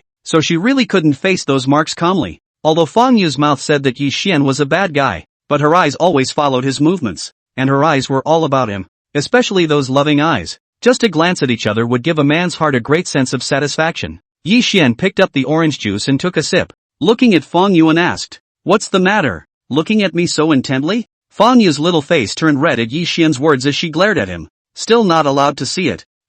She wouldn't tell Yi Xian how this man looked handsome in her own eyes. Just as the two were talking, Fong Yu's cell phone, which was placed in her hand, suddenly rang. She picked it up and looked at the caller ID on it. Fong Yu made a shushing gesture towards Yi Xian, then pressed the answer button and walked to the floor-to-ceiling window to catch the call. "Dad, what's wrong? You tell me." Fong Yu listened attentively. The caller didn't know what was said to her. Fong Yu pondered for a moment and replied with a light cough. "I can't. I've got something going on today. I can't go back." Fong Dad on the opposite end naturally didn't give his daughter a hard time, and after the two of them said a few more words, they hung up the phone. Yi Xian looked at Fong Yu who was walking back and reached out his arm to gather her into his embrace, asking with concern, "Why? Is there something going on at home?" Fong Yu gently shook her head and repeated her dad's words just now to Yi Xian. "It's okay. It's just that a relative of the family seems to be inviting guests and said that they want to call me to come with them. I don't really like this kind of occasion, so I just said forget it and just let the two of them go." Yi Xian nodded his head as he listened to Fong Yu's words. He then thought of something and looked up at Fong Yu, asking with some seriousness in his tone as well, "By the way, there's something I want to ask you. Do you want to be in show business in the future?" Fong Yu did not expect Yi Xian to ask this, but she still nodded without hesitation and said in a firm tone, "Well, I love acting and I want to go that way in the future." This matter had been clearly thought out since Fong Yu had been admitted to the Jinling Academy of Arts. Fong Yu gently leaned into Yi Xian's arms, her fingers absently drawing circles on his shoulders. "I'm the only child in my family, and my old man civil engineering has been in a slump lately, often failing to close out projects, but not being able to stop taking them altogether. If I can make a name for myself, I'll be able to give them a good retirement without them having to work so hard. And..." Fong Yu paused when she said this and poked Yi Xian with her finger and said with a smile, "When the time comes, my sister will have money so that she can wrap you up." Yi Xian looked at the way Fong Yu hooked her finger towards herself and was also happy, directly slapping her on her butt. Chapter 34, This is your group. Fong Yu was in pain. She glared at Yi Xian with a grudging glance and said with some aggression, "What are you doing?" "I'm just kidding." Of course Fong Yu was clear about Yi Xian's financial strength. People casually as substitute Supercar are hundreds of millions of dollars of existence. How could she be richer than him? She also knows that it is unlikely to realize this idea in her life, but she is just thinking about it, and now she is beaten up? What a total lack of understanding. The more Fong Yu thinks about it, the more aggrieved she is, which she just got, so she doesn't cherish it. Yi Xian looked at this little girl with a sad face and was somewhat helpless, shaking his head with a light smile. "Accompany me to meet some people today. You'll clean up and put on some makeup later." "Oh, good." Hearing Yi Xian talk about business, Fong Yu wasn't angry and obediently answered, already calculating in her mind what kind of makeup to draw. Fong Yu sat back in her seat and the two quickly finished their breakfast. Seeing that it was almost time, Fang Yu looked at the fully equipped dresser and sat down in front of it to apply her makeup. Yi Xian watched Fang Yu's movements, took out his cell phone and walked to the side, calling Sun Yong. Near noon, Yi Xian looked at Fang Yu, who had already packed up, and smiled as he waved at her. Come on, it's almost time, let's get ready to go. Fang Yu nodded. She walked forward to hold Yi Xian's arm and asked with some curiosity,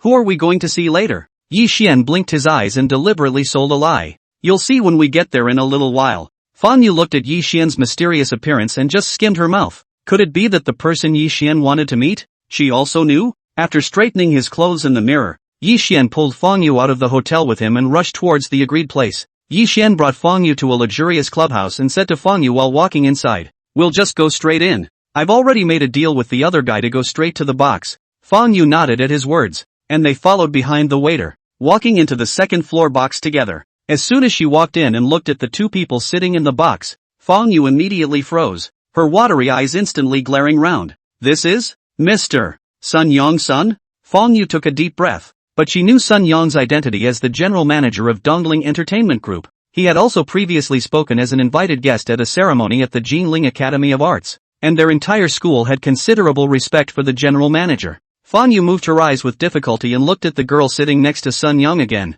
When she got a good look at Zhou Yi's pretty face, she was even more breathless and her entire body was completely confused. This is a big star. Zhou Yi. They're actually here. The people Yi Xian wanted her to meet today. Could it be these two? Fang Yu only felt confused in her brain for a moment, and it was only when she held Yi Xian's hand tightly that she slightly felt some sense of reality. Unexpectedly, Yi Xian's connections were actually so wide. Surprisingly, he could contact Sun Yong and also Zhou Yi. After all, Zhou Yi is now a big star of the first line, busy every day. Fang Yu hastily adjusted her emotions. She was thinking about how to greet the two without losing Yi Xian's face. But the next moment, as soon as Sun Yong and Zhou Yi saw Yi Xian walk in, they also stood up in an instant to welcome him, with warm smiles on their faces as they respectfully said, Yi Dong, you came over, please sit down. Boom! As Fang Yu listened to the two men's words, it was as if an invisible bomb had exploded in her head, and her entire body was a little dizzy. Her eyes were glazed over with shock,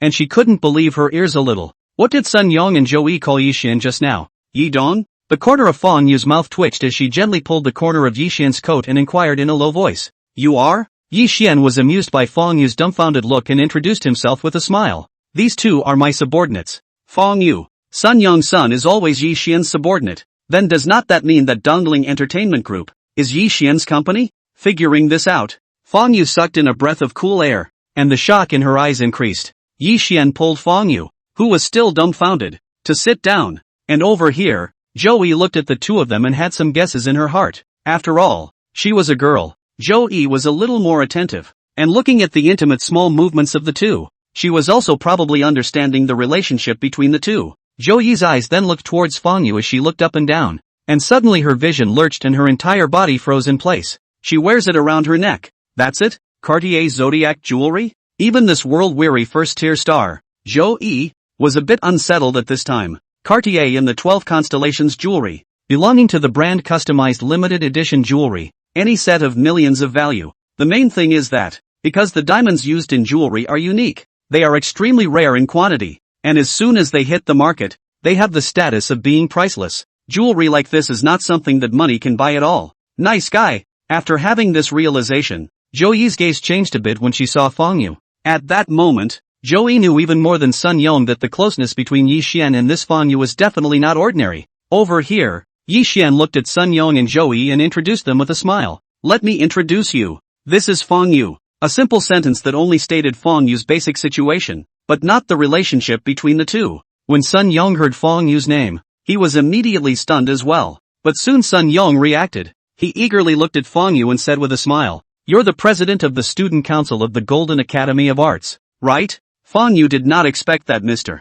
Sun Yong's son actually knew his identity, and also nodded with some excitement. Yes. Seeing Fang Yu's somewhat puzzled look, Sun Yong smiled and explained, Ms. Fang can be considered a rising star. Many of the group's talent scouts are investigating your information. Sun Yong then looked at Yi Xian and deliberately passed words. Yi Dong, is Miss Fang joining our Dongling group? Honestly, according to Ms. Fang's image and her all-round performance, she will surely be able to add glory to our group in the future. Such a diamond in the rough. Our group definitely needs to focus on cultivating it. We definitely can't bury the talent. Yi Xian looked at Sun Yong, who was talking eloquently in front of him. This guy, he was really a person. He hadn't indicated anything on his side yet, and he had already finished his words on his side. It's just comfortable to communicate with smart people. At that moment, Yi Xian also nodded as he glanced at Fang Yu beside him and said with a smile, "There's no rush yet. Wait a few days to pack up and then let her report over to the group side." Yi Xian was also thinking that anyway.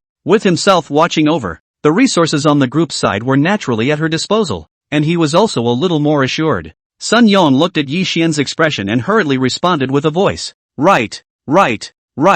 Yi Dong is considering this. Just let Ms. Fong have a good rest first, adjust her best state, and report to the company again. Right, Ms. Fong, let's add a WeChat first. Come back and you send me your information? I'll help you with the formalities in advance on my side. Hearing Sun Yong's words, Joey next to him also came over and said with a smile, "Good sister. From now on we'll be colleagues in the same group. If there's anything I can help with, just ask me." Listening to Joey's mouthful of good sisters and the tone of firmness to help, Fang Yu was also somewhat flattered. Especially when Joey pulled up her WeChat QR code and placed it in front of Fang Yu. This one old boss, and a big first-tier star are so enthusiastic about her. Fang Yu subconsciously looked at Yi Xian beside her. Of course she knew that all of this was due to Yi Xian. Otherwise, even the best seedling would not get such favorable treatment. And I've heard that many big stars, who would also ostracize newcomers, how could they be so familiar with themselves, who had just joined the industry? When Fang Yu thought of this, she could not help but gently hold Yi Xian's hand under the table. Feeling the warmth in her palm, a sense of security rose in Fang Yu's heart. It's as if the road ahead is no longer a problem as long as you keep holding these hands. Over here, Sun Yong looked at Fang Yu's matter had been finished, and duly took out some documents and handed them to Yi Xian, saying very respectfully, "Yi Dong, this document needs your signature. Take a look." Yi Xian took the document and looked at it, thinking that he didn't have a stamp either. "I'll sign it." After saying that, Yi Xian quickly scanned the contents of the document and wrote his big name on the signature. Sun Yong watched Yi Xian sign from the side, and looked at the handwriting that flew like a dragon, and also felt a burst of emotion in his heart. What a word! This writing is so ethereal and dashing. If it wasn't for the fact that this document was very important, Sun Yong would have wanted to collect this signature directly. Sun Yong repeatedly looked at Yi Xian's signature and could not help but silently sigh in his heart. Don't look at this chairman of theirs who is so young, but so out of the box in everything. It's just absolutely brilliant. Sun Yong measured Yi Xian's appearance without any trace. To say a big disrespectful words, if the young man in front of him was not his own boss, he very much wanted to smash money towards him until the other party was willing to join his own company. After all, a boy with such good looks and a unique temperament is simply God chasing after him to feed him. I'm afraid someone like that could just post some pictures out there and make a debut in place. Sun Yong just lamented in his heart for a while, and quickly cleared his mind of the chaotic thoughts and started talking about business. After all, now the chairman of the family is in front of the eyes. There are some cooperation above the terms and conditions. Sun Yong would like to discuss with Yi Xian. Listen to the chairman's opinion. Yi Dong, there are still some things I need to ask you. Sun Yong now had great admiration for Yi Xian, so both in his speech and attitude, he was indescribably humble and respectful. Yi Xian listened carefully to Sun Yong's report. He hardly needed any hesitation. The ability to manage knowledge at the god level was not a cover. Those solutions simply came out of his mouth. These issues were difficult for a management talent like Sun Yong, but for Yi Xian, the solution was easy. Sun Yong was like a treasure for all the words Yi Xian set out, as if they were classics, directly taking out paper and pen to record them carefully. Yi Dong, there is so much I can learn by following you. Don't worry, when I go back, I'll immediately start implementing the new program. Listening to Sun Yong's words of faith, and his eyes that were flashing with essence, Fang Yu, who was sitting beside Yi Xian, looked on with a somewhat complicated mood. How much more does this guy really know that he doesn't? Obviously, it was only a few years since they had seen each other, but Fang Yu felt that Yi Xian had already changed from inside to outside, as if he was a completely different person. Before she met Yi Xian, Fang Yu felt that she still belonged to the type that was more talented and personally worked harder. But it was only after she met Yi Xian that she truly realized what it meant to be a proud son of heaven. Compared to Yi Xian, Fang Yu felt an unprecedented sense of frustration. People, this is someone else's child. Fang Yu secretly thought in her heart that she must understand deeper in the future. This thought had just risen, and Fang Yu didn't know what came to mind. So many images from last night surfaced uncontrollably. Chapter 35, this guy, he's full of energy. Fang Yu's small face was slightly flushed. In order to hide her embarrassment, she hurriedly picked up the tea on the table and sipped it lightly. It's over. It's over. What's wrong with myself? Going to be a little witch. Meanwhile, on the other side, Papa Fong accompanied Mama Fong to the hotel box the relatives had agreed upon. Quite a few people were sitting inside, all sitting around the front of the round table, talking very enthusiastically. You've finally come over, but you've kept us waiting. Papa Fong sniffed and looked at the person who was speaking. It was his own cousin. At this time he was sitting on top of the main seat of the box. His face was full of springtime complacency. Even his voice was a bit louder than usual. Sitting next to his cousin was a young man with a pair of gold-rimmed glasses on his face, who looked quite a gentlemanly-looking man. It was just that the youth carried a hint of arrogance both in his posture and between his eyebrows.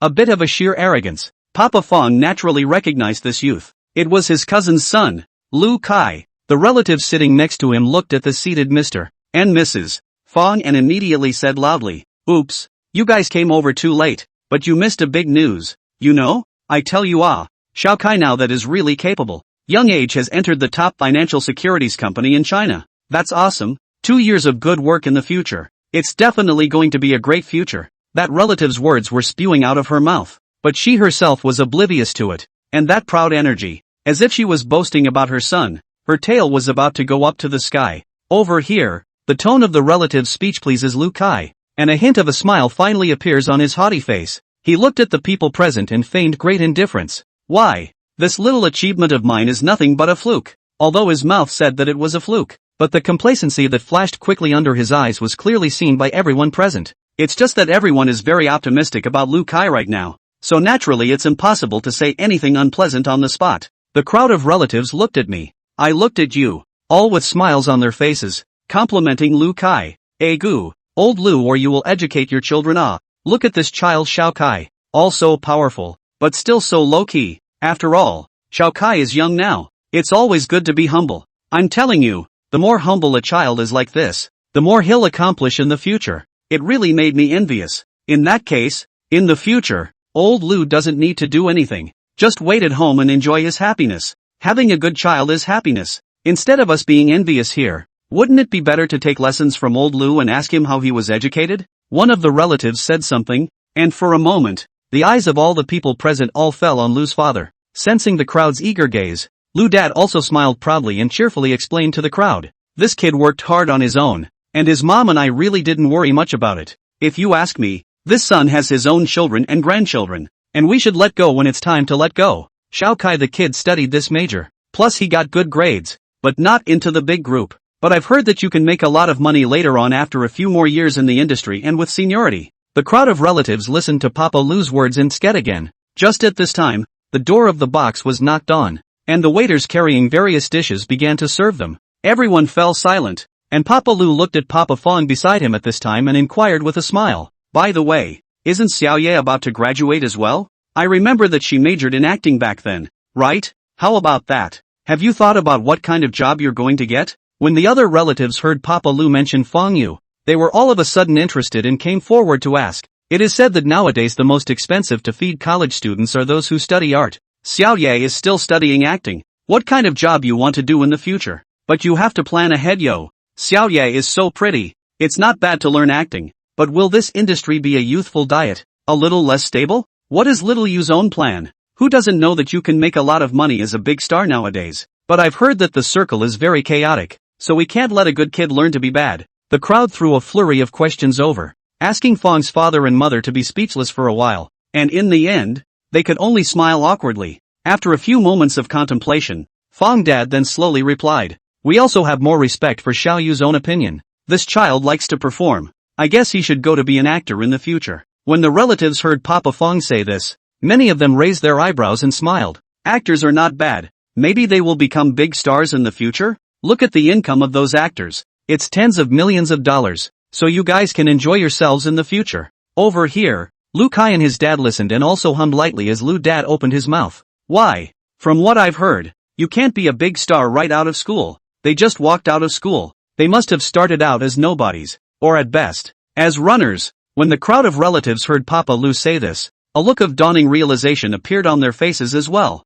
The enthusiasm of the crowd seemed to have been directly doused by a pot of cold water, and their faces all cared less at that moment. One of the middle-aged women sighed and shook her head with an emotional expression. If that's the case, I'm afraid that Xiaoya's life after graduation will have to be quite miserable. I've watched a lot of self-promotional shoots of those drag queen actors, and it's true that they've had a pretty bad time. A girl's best years are just a few years. If she wastes them on useless endeavors, she won't be able to regret it later. The woman spoke with some control. She paused for a moment and then continued to ramble on. I remember that Xiaoya's academic performance is still very good. Why did she choose such a major in the first place? I'm not saying that you writers can't just spoil your kids. You have to give them a good reference, right? This girl is always going to get married later on. It doesn't matter if her career is strong or not. The important thing is to be stable. If only I could have chosen a profession with a stable job in the first place. How good it would be. Just like Xiao Kai. You two old folks could sit back and enjoy your blessings. Women think quite far.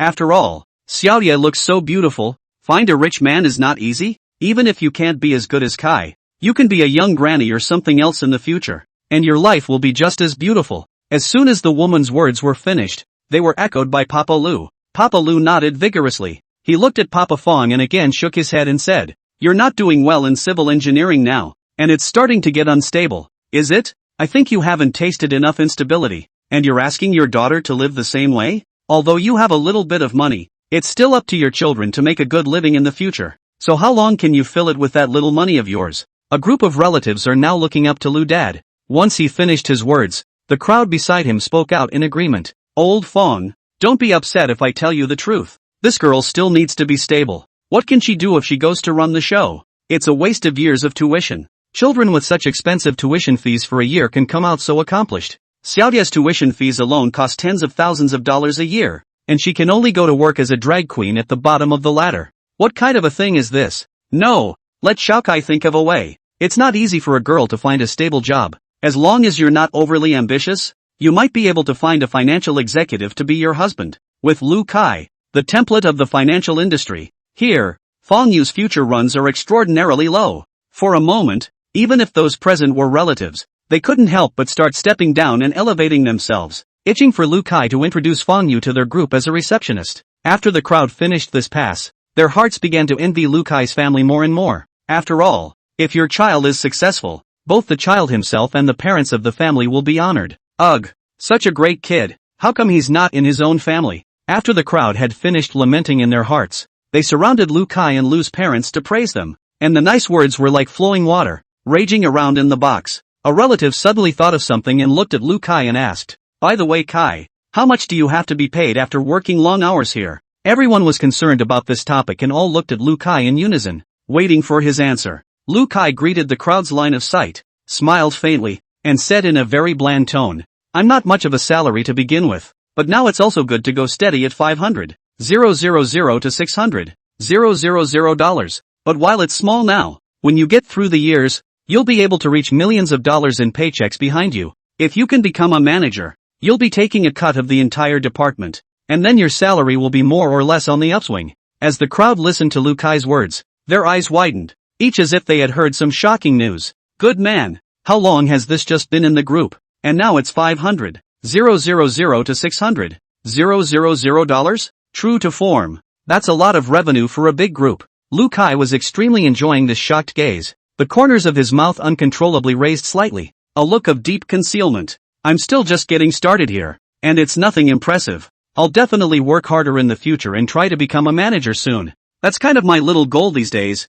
Hearing that Lu Kai had such an achievement at such a young age, yet he was still able to keep such a low profile, the people present were even more envious. Of course, in addition to envy, there was also some horror in the eyes. Over here, Mr. and Mrs. Fong listened to the crowd's interpretation of the dragon set just now, and in fact, they had concerns about this before. After all, there was only this one daughter in the family, surely worried that Fong Yu would suffer, and at that moment also sighed deeply. Father Fong had even planned in his mind that he would have to work a little harder lately, and that he couldn't suffer his child anymore. Just in the next moment, Fong Dad's cell phone placed on the dining table rang. Papa Fong glanced at the caller ID and picked up the phone. Yeah, what's wrong? The person on the other end of the phone seemed to say something to Fong's dad, who was visibly flabbergasted for a moment and then said, "Ah, what did you say? You're leaving Jinling for a while? What are you going to do? Really?" Papa Fong's eyes widened as he conversed with his daughter on the other end of the line.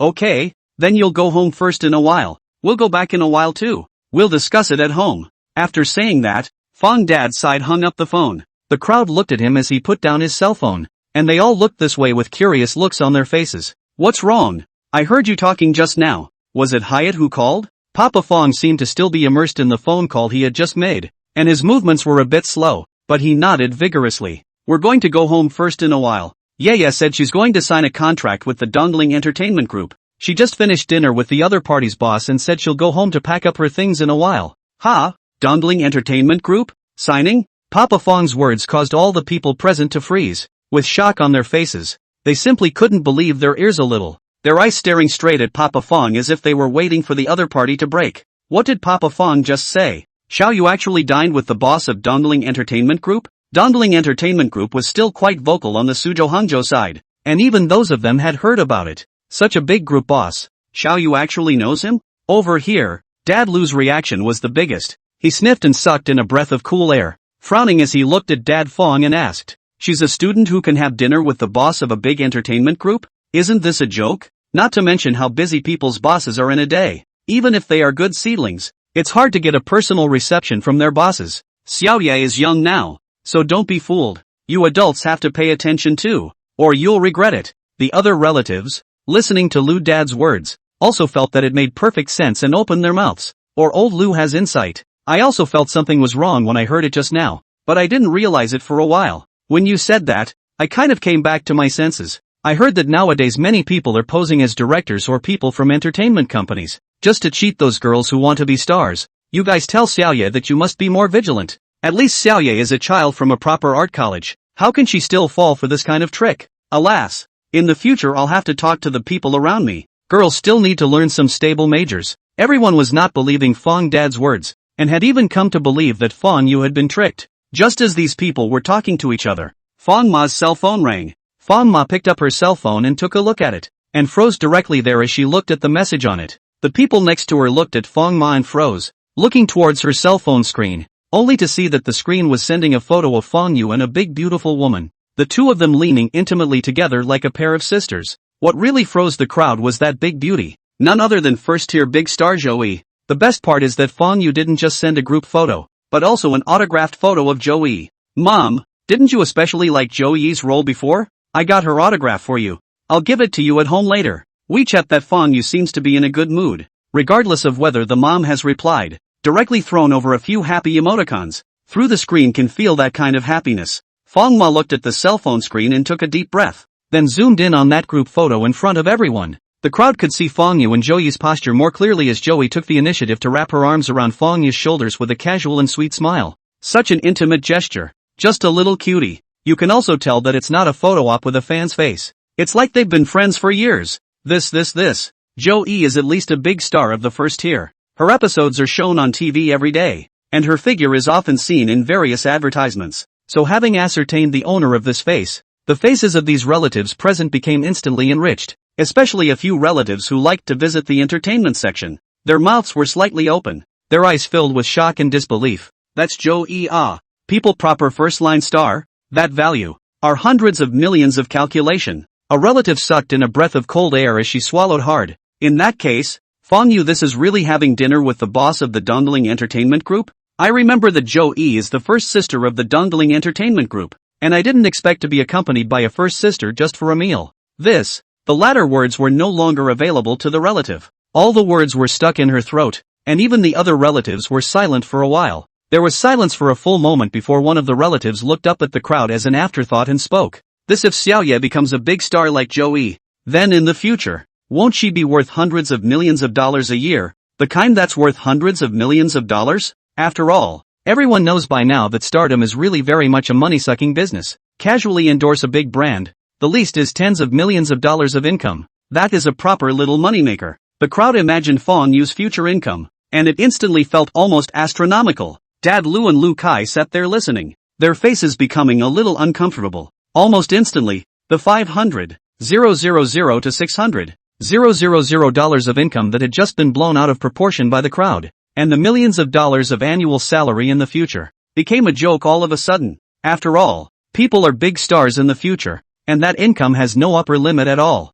Okay. At that moment, Lu Dad and Lu Kai's family also stopped talking, their faces looking dark. Those relatives next to them also didn't want to speak, especially thinking about the words they said just now when they belittled Fang Yu. Their faces burned and they felt especially bashful. Over here, Mr. and Mrs. Fang looked at the awkward atmosphere in the room, and Mr. Fang took the initiative to get up and said, "Yeah, called us, so we'll go back first. We'll get together again sometime." After saying that, Fang Dad pulled Fang Mom along with him and hurriedly walked towards the outside of the box. Only a group of relatives were left sitting in their seats, some of them looking at each other in silence. There was silence for a full moment before a relative coughed softly and took the initiative. Ahem. In fact, I've long seen that this child Fang Yu has a future. She's been a good student since she was little, and she's also good looking, so it's no wonder she can be a big star. I used to say that old Fang and his wife are especially lucky, and that all good things come to their family. Look at the Jade Dragon Court they live in.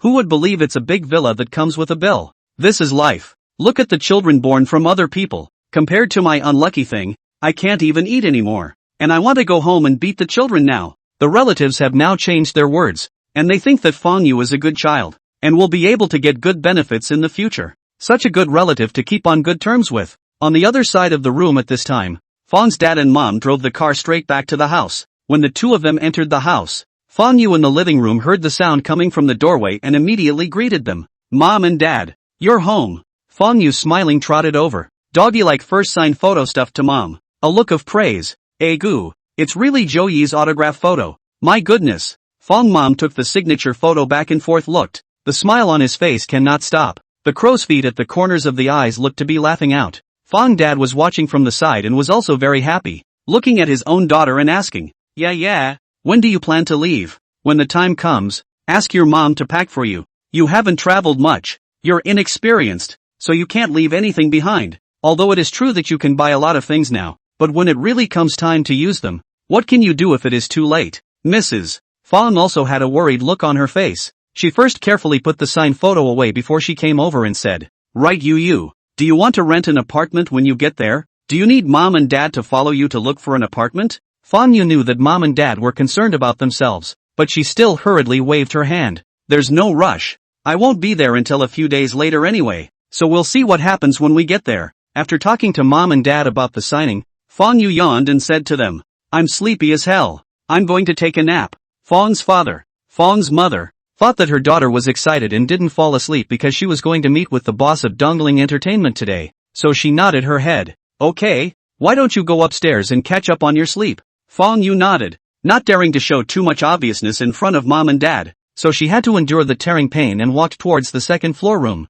She was so tired, sleepy and sore right now that she really didn't want to be awake for a second. She just wanted to fall asleep right away. Fang Yu had already walked to the second floor, his face immediately showing a grimace with bared teeth as he walked towards his room with an odd posture. At that moment, Fang Yu was also reminded of Yi Xian's energetic appearance, and a wave of helplessness rose in her heart. This guy, his stamina and energy are too good to be true. Obviously he should have been the most tired last night, but looking at his springy appearance, where was the slightest sign of fatigue? Chapter 36, You Can't Afford This. Fang Yu no longer had the strength to think further. She fell straight onto the bed and then fell into a deep sleep. Over here, after Yi Xian sent Fang Yu back home, he also returned to Villa 1. Thinking that he didn't have anything else to do in the afternoon, he prepared to make a trip to the newly signed Jade City. Yi Xian was also thinking that it was just as well that he didn't have a stamp yet, so it was just as well that he could get himself a set. Oh yeah, almost forgot the raw materials. Yi Xian slapped his head as he went to his room and took out the piece of extremely high-quality jade and brought it along with him in the supercar.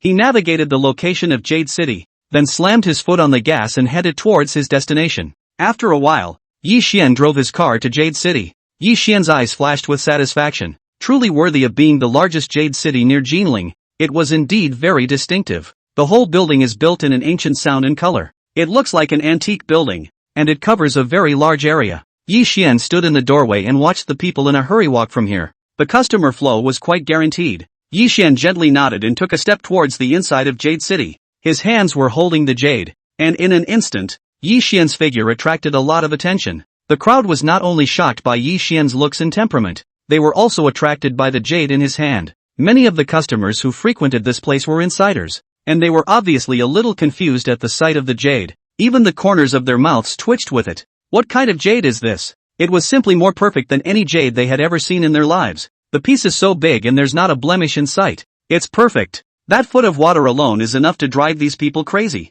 Many guests even walked towards Yi Xian without hesitation, asking with an excited face, "Sir, do you want to bid on this piece of jade? The price is good. We can negotiate." The guests gathered behind them had the same idea and looked at Yi Xian with bated breath, waiting for his offer. They all secretly made up their minds that as long as the price was within their ability, they must find a way to take it down. Yi Xian looked at the guests and gently shook his head. "Sorry, not for sale." Those guests were naturally not willing to die so much. They still surrounded there and tried to talk Yi Xian into it. Over here, the manager of Jade City also noticed the situation over here. His brows furrowed as he hurriedly walked over with a red cloth. The manager stood in front of Yi Xian and asked in a gentle and courteous tone, "Do you need this, sir?" Yi Xian looked at the red cloth in the manager's hand and gently nodded. The manager understood and immediately put the red cloth over the jade. "Sir, what are you?" After the rigid jade stone was carefully covered, the manager came close to Yi Xian and inquired in a low voice. Yi Xian did not hide anything and directly stated his thoughts. "I was trying to build a little something with this jade and..." Before Yi Xian finished his words, the manager on the opposite side listened to him and hurriedly raised his hand, making a gesture of please. "I'll take you to our general manager now. This way please." The manager also saw the quality of the jade just now. Such a good thing. He cannot dare to make a random decision, or have to listen to the general manager's opinion. Yi Xian had wanted to say that he was going to meet the general manager of Jade City, and now since the manager brought it up himself, Yi Xian naturally nodded and followed him upstairs. Jade City's office area was on the top floor, and the manager led Yi Xian to the top floor in the elevator. The manager took the lead and walked to the door of the general manager's office. He knocked on the door and a subdued "Please come in" was heard from inside. Hearing the man's voice ringing out, the manager then opened the door and led Yi Xian into the office. Just behind the wide desk sat a man, ambling through papers. The man looked like he had a shrewd look on his face as he signed the paper in his hand and closed it, then looked up towards this side. The moment he saw Yi Xian, the man obviously froze for a moment,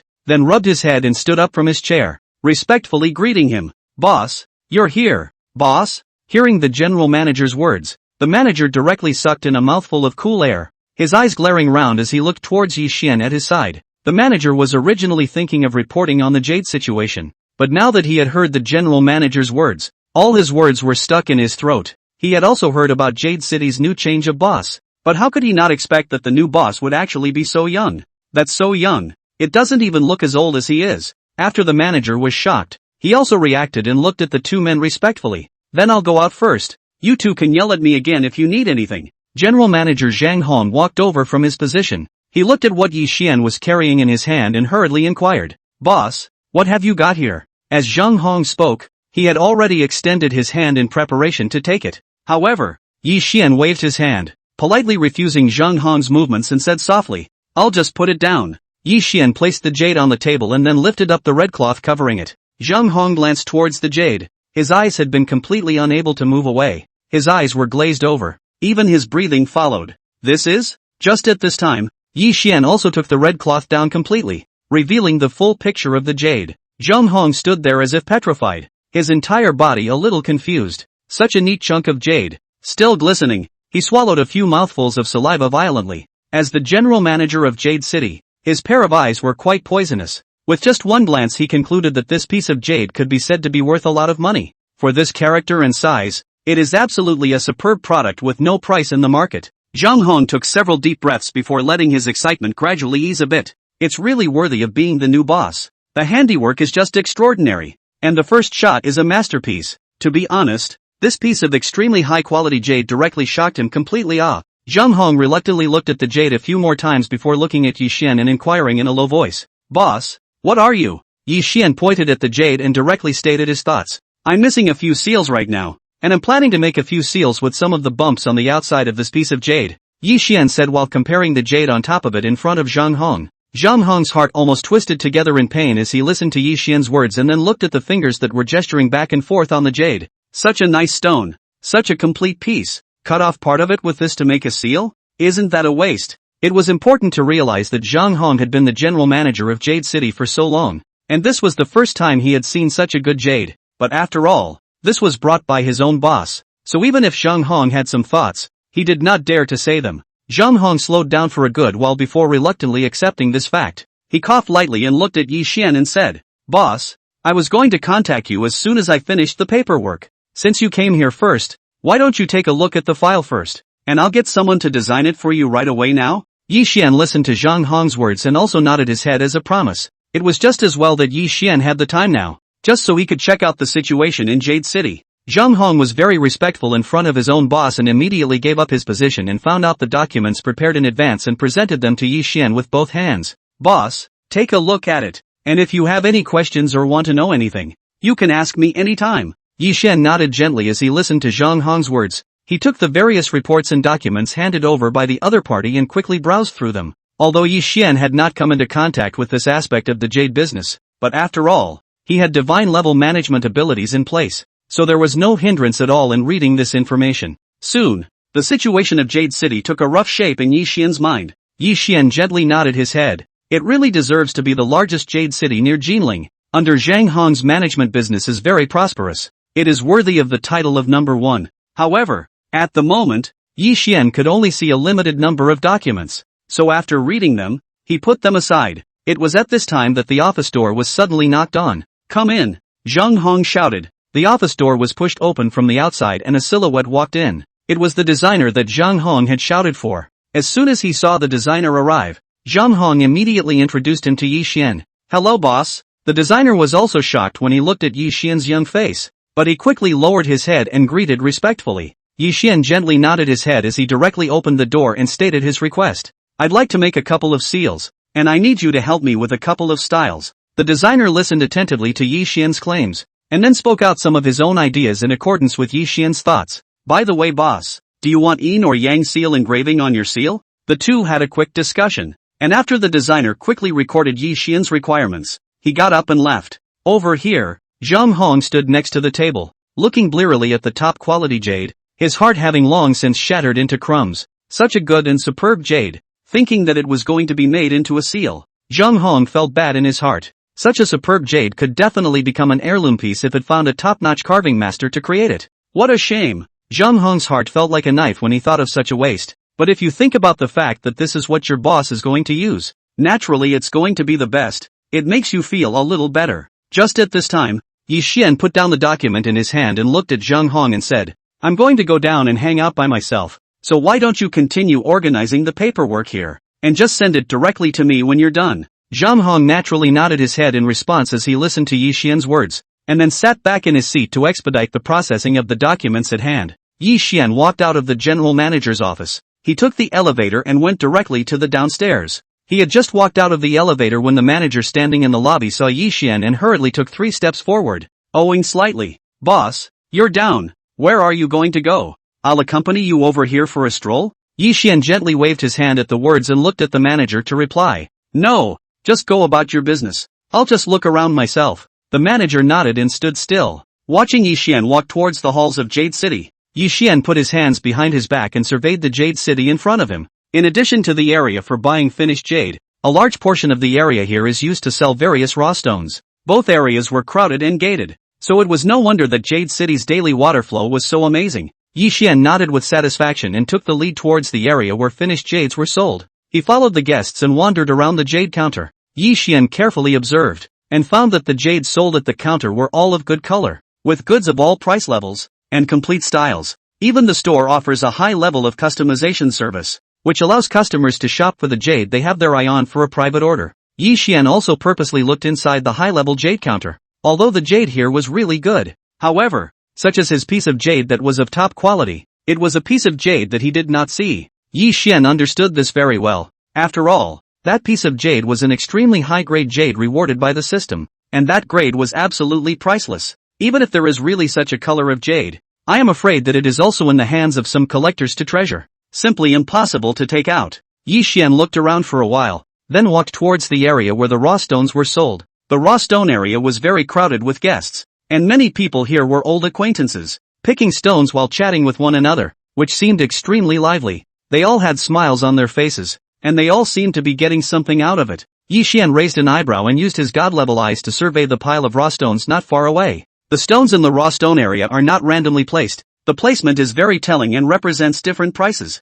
For example, some thin-skinned stones, the kind where an ordinary flashlight can see the ice inside. Naturally the price goes up. There are also those stones with open skylights, all of which greatly increase the chances of opening a good stone. So this price is naturally rising. The pile of stones in front of Yixian has the highest number of stones, and there are also the most customers here. After all, the prices of the stones here are relatively low, and it can be called a real gambling stone. It's a true test of the eye. With just a casual glance, Yixian could already see the doorway of these stones. Just because the stones here are the lowest price doesn't mean they are not of good quality, and many of them are even shippable. Definitely not one of those modern products that are intentionally glued together with dead stones or gray stones to make a dark buck. Definitely worth every penny. Yixian looked at the stones and nodded imperceptibly. Not bad. It seems that the staff over here who are responsible for getting these raw stones in are still very reliable. The categorization here was also done very carefully. Yixian swept through several nearby piles of stones and had a good idea of what was here.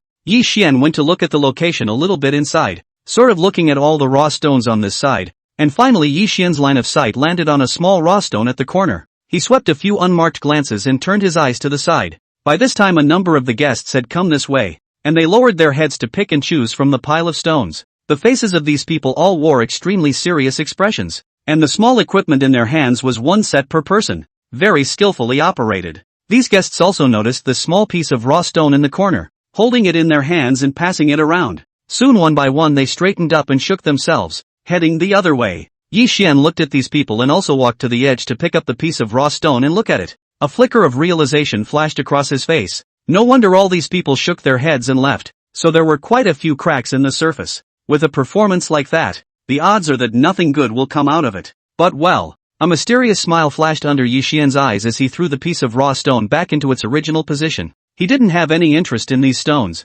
Besides, this white emerald jade stone city was all his, and it was no fun to cut and play with his own stuff. Might as well leave it here. Maybe it'll get cut out someday and then it'll be free publicity. No? With such a great temptation, there must be another wave of hobbyist gamblers looking to give away their business. With this thought, Yixian intended to turn around and go somewhere else. Unexpectedly, just as he turned his head, Yixian found two familiar figures among the crowd. It was none other than Mu Bingyue and Mu Chen. As soon as he saw that the two of them had also come here, Yixian raised his eyebrows and the corners of his mouth lifted slightly upwards. It was really fate. At this moment, Mu Chen was surveying the arrangement of the raw stone area, and with a hint of excitement in his eyes, he pulled his old sister beside him and said, "There are so many people here. It's really the right place to choose. By the way, sister, are we here to buy some raw stones today?" He'd been arrested by his oldest sister early in the morning, and now his emotions followed him when he saw the flow of people here. Mu Bingyue glanced at him and replied in a light tone,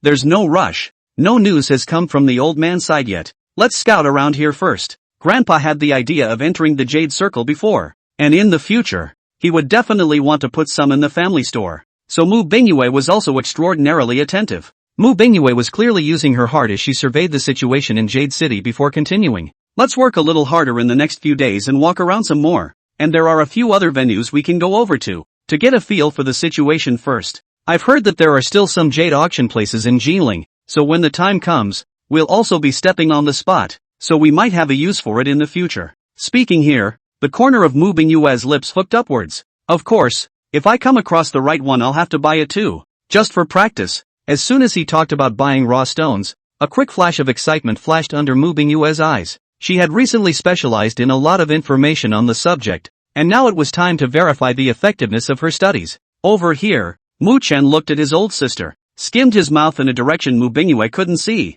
and asked with some lack of confidence, "Old sister, the water inside this raw stone can be deep, deeper than the water of jade. Old sister, with your craftsmanship, can you grasp it?" Mu Chen had just subconsciously wanted to say, "With those two brushes of yours, are you able to use them?" However, his strong desire to survive made him change his words in time. But fortunately, Mu Bingyue was surveying the surrounding raw stones, so he didn't notice anything. Mu Bingyue took the time to glance back at Mu Chen and said with a cold snort, "Your old sister's water is still deep. Who are you looking down on? Stay away." At the drop of a hat Mu Bingyue started to drive people away, but the next moment, Mu Bingyue looked back and felt that how did she say this just now was strange. Just at this time, Mu Bingyue suddenly heard a familiar voice behind her, with a hint of laughter in her tone. "What are you talking about deep?" When the two siblings heard the questioning voice, they turned towards their backs in unison to see Yixian standing there with a smile on his face, looking at the two of them with a smile on his face. "Egu,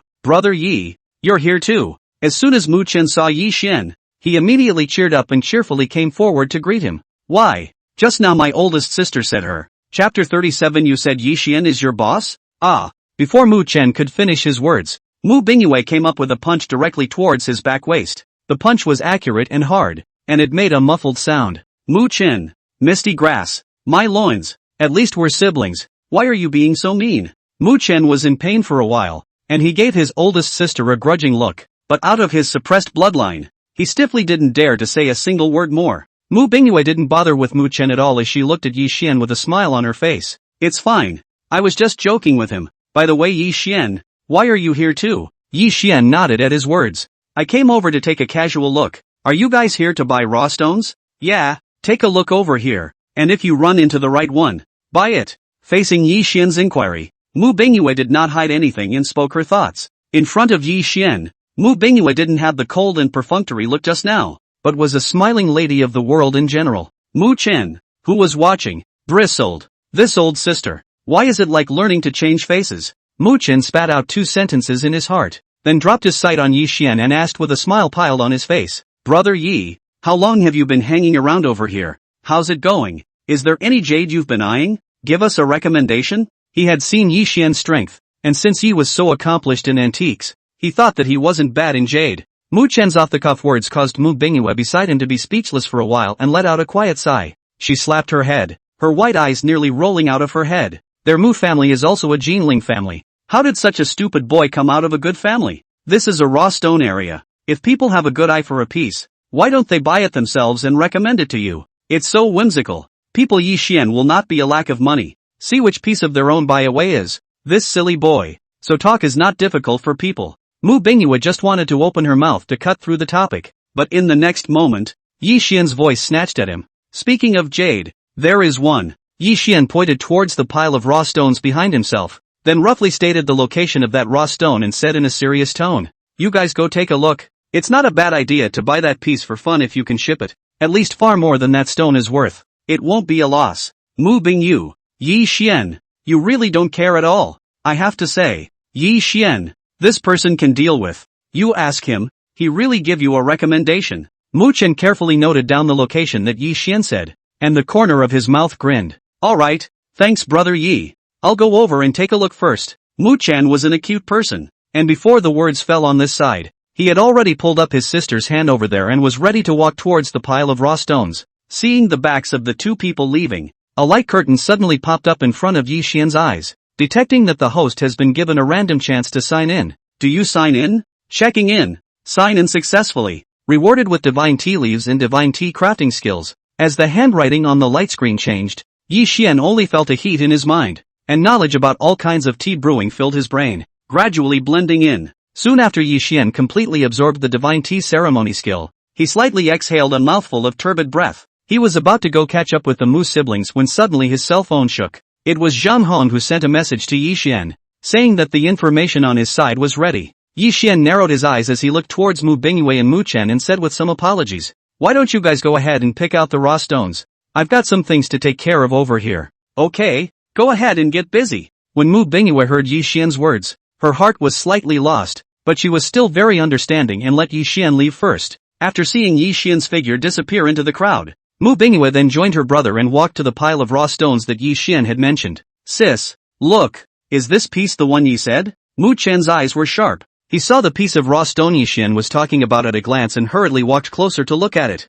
Mu Bingyue looked at the piece of raw stone in front of her. Her beautiful brows furrowed as she muttered something like, hiss, this stone may inside crack a lot. After all, just from the surface alone, one could already see a number of thin cracks inside, obviously extending downwards. In this case, the piece of raw stone in hand could basically be judged to be of little value. Although Mu Bingyue made this inference, she nevertheless intended to trust Yi Xian's vision and buy this piece of raw stone. After all, the strength that Yi Xian had displayed when she was in her own curio store earlier had completely crushed her. I'm afraid that such an amazing person would have a different vision. The main thing was that Mu Bingyue had confidence in Yi Xian's character, and he was definitely not the type of person to joke about his friends. Since Yi Xian had pointed out this piece, there wouldn't be a problem. Having made up her mind, Mu Bingyue directly stretched out her jade arm and patted on Mu Chen's shoulder in a gesture. Mu Chen watched his oldest sister's movements and was visibly stunned. What's wrong? Mu Bingyue directly threw Mu Chen a blank stare. Told you to carry it.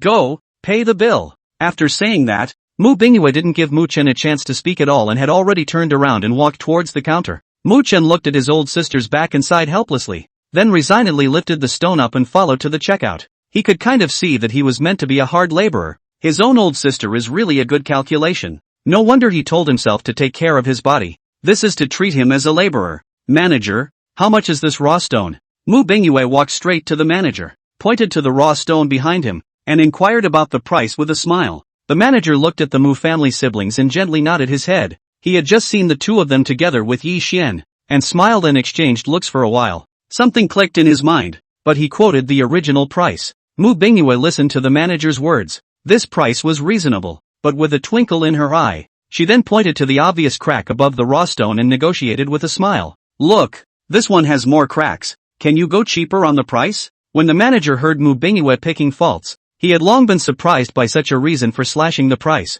and hurriedly defended his own raw stone. Ma'am, the quality of our raw stones in White Jade City is the best, absolutely guaranteed, and every piece is carefully selected for its goodness, although I dare not say that all the blocks are good, but certainly not adulterated. Here you can rest assured that you can shop. These words are a little more official, but they are all true. White Jade Stone City is because of the good enough reputation and excellent credibility to be able to stand firm in a place like Jinling and become the largest location. Mu Bingyue wanted to say a few more words to press the price, but before she could open her mouth, she didn't expect the manager to cut himself with his backhand. But I see that you and our boss seem to be personal friends, so I can use my authority to erase the zero of this raw stone for the two of you. It's just that this is at the limit and it really can't be any less. Mu Bingyue heard the manager's words and guffawed, naturally picking up the conversation. Erasing zeros is fine, I guess, so thank you, manager. Mu Bingyue wasn't greedy. After all, wiping the zero was also a few $1,000s, which was already considered good. But the next moment, Mu Bingyue seemed to have caught something and visibly froze. Her brow furrowed as her dark eyes stared at the manager, her tone tinged with suspicion as she asked, "Did you just say that we have a good personal relationship with your boss?" Mu Chen was holding the raw stone at the back. He also realized something was wrong just now and looked at the manager with the same doubt, waiting for the other party's reply. The manager looked at the expressions on the two men's faces and nodded gently. "Yeah, weren't you guys just talking over there? I saw it all." The manager, however, had been secretly observing his boss's position, fearing that he might have done something wrong, and there was no way he could have recognized the wrong person. His words caused the Mu family siblings to freeze immediately. They just, and so on. Mu Bingyue seemed to have thought of something. Her eyes instantly widened, and even her pupils were shaken by a huge tremor. She stared straight at the manager and asked, word for word, "Yi Xian is your boss? The boss of this Jade City?" Ha! Chapter 38. Why don't you have a smile on your face anymore? So it was transferred to my face. The manager was also a bit confused by the question, but looked at the two puzzled and nodded seriously. "Yeah, Mr. Yi is the new owner of our Jade City and just bought it." Boom! The official certification from the manager made Mu Bingyue and Mu Chen freeze on the spot, completely shocked by Yi Xian's identity. The eyes of the two men flickered with shock, their mouths twitching as they stiffened, not uttering a single word. Mu Bingyue took a deep breath as she finally looked seriously around the interior of Jade City in front of her, as if a fierce beast was screaming in her heart. What the hell is going on here? Such a large Jade City, at the very least, must be worth billions. Actually bought by Yi Xian. What kind of wealthy character must this be? The main thing was that Yi Xian's age was about the same as theirs, and this gesture was really amazing. Almost in an instant, Mu Bingyue seemed to have figured out a lot of things. She finally understood how Yi Xian could even blink without blinking when he had previously purchased so many antiques at once. That mere tens of millions of dollars was nothing compared to the white emerald Jade Stone City in front of him. When you compare it that way, the spending that day can be considered insignificant. Mu Bingyue only felt that the amount of information was a bit too much, and her brain was buzzing a bit along with it. She swallowed hard, feeling like she had lost the ability to think. This guy, what kind of famous family does he come from? He's actually so rich. It was only after a long while that Mu Bingyue slowed down from her shock. She looked to the manager in front of her, a little embarrassed at the thought of delaying someone. "Sorry, I'll check out now." Mu Bingyue handed out the bank card, and just as the manager operated to swipe the card, Mu Chen beside him suddenly came to his old sister's side and inquired in a low voice. "Old sister, do you think he is selling himself short?" He had just asked Brother Yi if he had any good stones, and the other party had recommended one without hesitation, which was definitely boasting. Mu Bingyue was also helpless as she listened to her own little brother's words. This kid, He's always so good at juggling. Let's just buy it. We're all friends. They run Jade City. How can they sell broken stones? Mu Bingyue glared at Mu Chen.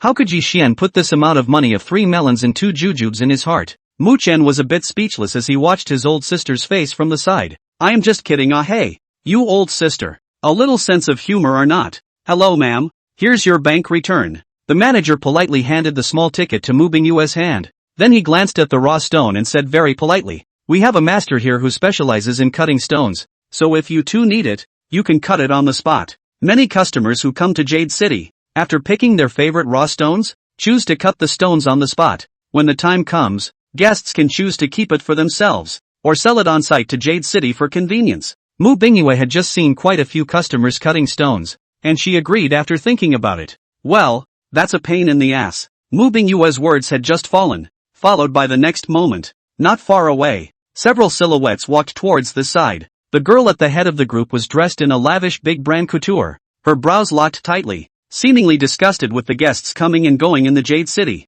The girl's face was painted with appropriate makeup, but unfortunately after dressing up it was barely average looking. Although her looks are average, the arrogance and haughtiness between the girl's eyebrows is clear, as if she is superior. Looking at anyone with a hint of disdain in her gaze, the girl's line of sight scanned through the crowd, and at a glance, she saw the extremely eye-catching Mu Bingyue. Looking at Mu Bingyue, who was all bookish, the girl's eyes flashed with a hint of boredom and she narrowed her eyes slightly. Humph, it's quite a grievance. Zoing walked quickly towards Mu Bingyue's side. She looked at the two Mu family siblings condescendingly, clasped her hands in front of her chest and said with a cold snort, what? Instead of dumping antiques business, you guys have also started to start trading jade? But, I advise you to put away this thought. This jade is much deeper than your broken antiques. Don't be careless at that time. Lose the bottom. You big young lady's body. I'm afraid you can't live a hard life. Zoing always hides needles when he speaks, and that disdainful expression when he speaks almost turns into substance and pounces on his face. Mu Bingyue looked at Zoing, who was as proud as a peacock in front of her, and her small face was indifferent. This Zoing she naturally recognizes. Before the Zhou family is also in the antique business in Jinling, is considered a peer. However, the Zhou family is not a serious businessman. They do the game but pit a lot of people. All of a sudden in the circle stinks of reputation. Because they didn't play by the rules, they were squeezed out of the antique business by a few of them. Unexpectedly, the Zhou family should not be killed. Behind them went to the jade industry. Surprisingly resurgent, called them to do up, and it can be said to be doing well. A lot larger than before in the antique industry. Just heard from some people in the industry side. The Zhou family dog cannot change to eat. Never stop doing the pace of the game to pit people. This kind of person, Mu Bingyue never wanted to get involved in her life. She coldly swept a glance at Zoing and said in a flat tone, then I won't bother you. As soon as Mu Bingyue's words were finished, the atmosphere on both sides of the fence immediately became tense with swords. Over here, Zoing looked at Mu Bingyue's ice-cold but gorgeous little face and was suddenly furious. With a sweep of her eyes, she looked at the raw stone held in Mu Chen's hand and immediately froze, letting out a cold laugh. You guys are quite bold. You dare to buy such a cracked raw stone, and you still want to enter the jade industry with such a level of skill. Are you here to make fun of yourselves? Not that I'm saying, with your kind, I'm afraid you could really lose your ass. The few people who followed behind Zoing looked at the raw stone that Mu Bingyue had bought and looked at the fine cracks on it, and then some of them couldn't help but burst out laughing. With disdainful and sarcastic smiles on their faces, they opened their mouths to mock each other after glancing at each other. Good fellow, you guys are picking the least good one out of 1,000. Even if you were to blindly touch a pass with your eyes closed, it wouldn't be at this level. Directly eliminating the correct answer and picking out the worst. Isn't this just giving up one's life to help others? No wonder the Mu family antique store is doing well. So this is how they do business. Goo, what a laugh. We've all seen this stone. Who doesn't know that the risk of this stone is far greater than its value? This kind of stone isn't even worth buying. How can you bring it out? With so many cracks on the surface, I'm afraid the inside of the original stone is also riddled with cracks. So it's not good that we can't even make a ring face. Mu Bingyue quietly listened to their dark sarcasm, not taking it to heart at all, and directly disliked them with a cold smile. I spend my own money to buy whatever I want. What's it got to do with you guys? If you have nothing else to do, do what you have to do, and worry more about yourselves. When Zoing heard Mu Bingyue scold them for minding their own business, he laughed instead of being angry. What? You don't own this Jade City, so you don't care what we do here? I'm just going to stand here for a while, can't I? I don't believe anyone would dare to have an opinion. Mu Chen stood back holding the jade. His brows furrowed and his face showed dissatisfaction. This group of people stood here and didn't leave. Wasn't it because they were ready to see the effect of the raw stone after it was cut? If the cracks had been vertical, he and his oldest sister would have been spared a mocking.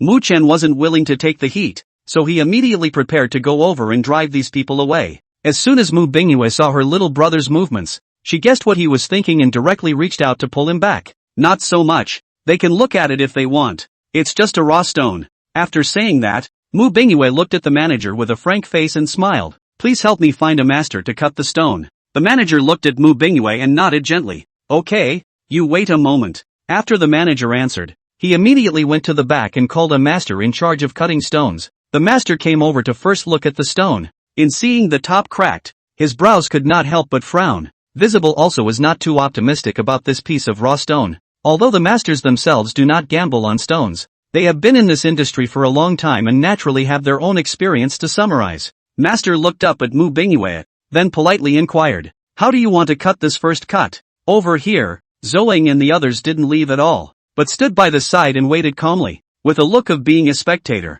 They had cold smiles on their faces, and after hearing the words of the stone-cutting master, the coldness increased a bit more. What a laugh! Such a piece of broken raw stone, from where to cut is not the same. This master is also too euphemistic. Direct is not good? Otherwise I would say you can't do business. This is the art of being a human being, right? I just saw the master's eyes. People also do not like this stone. Just out of respect for the guests. It's already a good result, isn't it? How many days has this stone been here? How many masters have picked it up and looked at it? They all see the problem. Only the little cutie, only a little sweetie would buy it. These people spoke very harshly, and in their opinion, there was no need for the master to cut. They could already foresee the result. Especially Zoeng. She had made up her mind to stay here to see what was going on, waiting for a while to properly kill Mu Bingyue's sharpness. Tell her to be so arrogant in the future. Zoeng thought darkly, looking at Mu Bingyue's cold little face. She snorted coldly in her heart. She would like to see such a beautiful little face, in a moment of black face, can still maintain this bookishness. Everyone else was pretty much of the same mindset as Zoeng. They just wanted to let the Mu family know that not just any line of work could come over and stick their foot in the door. Over here, Mu Chen looked at the faces of these people, and for a moment, he was somewhat unable to suppress the fire in his heart. He moved over to his oldest sister and lowered his voice. These guys are really annoying. Let's just clean them up a bit later. Mu Chen had seen people watching and picking up fun, but to watch it so openly was too much of a disrespect to their Mu family. This he really couldn't stand. Mu Bingyue's cold sight swept the crowd, but she did not speak, her gaze finally locking onto that piece of raw stone. She always felt that the raw stone that Ji Xian was looking at would definitely not be that simple. It was at this point that the master had made his preparations and started the machine to begin cutting the stone. Hearing the roar of the machine, Zhou Ying's eyes lit up, holding the back of her neck as she walked to the front of the machine and looked towards the stone. She couldn't wait to see Mu Bingyue make a fool of herself now. After a while, the master who was operating the stone cutting was obviously stunned, looking at the stone in his hands a little confused, as if he was petrified. Zoeng and the others looked at their master's appearance, and one by one, the corners of their mouths lifted in a smile. They looked at each other and both saw the smirk on the other's face. It looks like the stone must be full of cracks inside. Look at that. It's making the other masters look stupid. What a bad piece of raw rock this has to be. As the crowd thought of this, they all moved forward, wanting to see what the raw stone looked like when it was cut. But the next moment, the crowd saw a stone face full of green, just breaking into everyone's sight. In just an instant, the smiles on everyone's faces froze, their eyes filled with shock and disbelief as they stared straight at the stone surface, unable to believe their eyes. This is what's going on. Zoeng and the others all sucked in a breath of cool air, only to see that those cracks on the outside didn't even extend inside the jade below. Underneath was a whole piece of natural jade, the color of which was moist when you looked at it. Even though the size of this piece of raw stone was not very large, such a piece of jade, this cut directly cut up, especially when compared to its low price. This raw stone is definitely a big moneymaker. For a moment, everyone present froze, finding it hard to accept this result in their hearts. Each one of them was enraged, staring angrily at Mu Bingyue with unwillingness in their eyes. This Mu Bingyue, she really got lucky and bought such a good raw stone on her first try, or cut it out in front of them. Damn it! Just as Zoeng almost clenched her silver teeth. Over here, Mu Bingyue and Mu Chen looked at them in silence and also walked up to look at them. When they saw the full green raw stone, they also froze and simultaneously drew a breath of cool air. The two weren't unsurprised, but more than that, they were shocked. After all, Only the two siblings knew best that the reason they had chosen this piece of raw stone was still because of Yi Xian's guidance. Mu Chen took a deep breath, forcibly suppressing the excitement in his heart, and exclaimed in a low voice, "Good Lord! Yi is truly a god." The full cracked raw stone that everyone didn't look at favorably was actually seen to be different by Yi at a glance. That judgment and eye is just pulling out all the stops. This time, just with the full green color presented by this cut, they definitely made a big profit. Mu Bingyue listened to her own little brother's words and then looked at the raw stone in front of her. The performance of this piece of raw stone was really out of everyone's expectation. Even though Mu Bingyue believed in Yi Xian's judgment, she hadn't expected that this piece of raw stone cut out would actually be so great. Mu Bingyue thought secretly in her heart as her eyes glanced into the distance, but she couldn't find Yi Xian's figure either. A flicker of loss flashed in her beautiful dark eyes, which was then overwhelmed by a full-blown shock and adoration. This Yi Xian, he, is really God. After slightly adjusting her mind, Mu Bingyue walked towards Zhou Ying. Looking at the eating expression on Zhou Ying's face, a smile leisurely raised on the corner of his mouth. Mu Bingyue came to stand in front of Zhou Ying, sizing her up from top to bottom. And before the other party could issue a question, she grabbed the opportunity to speak.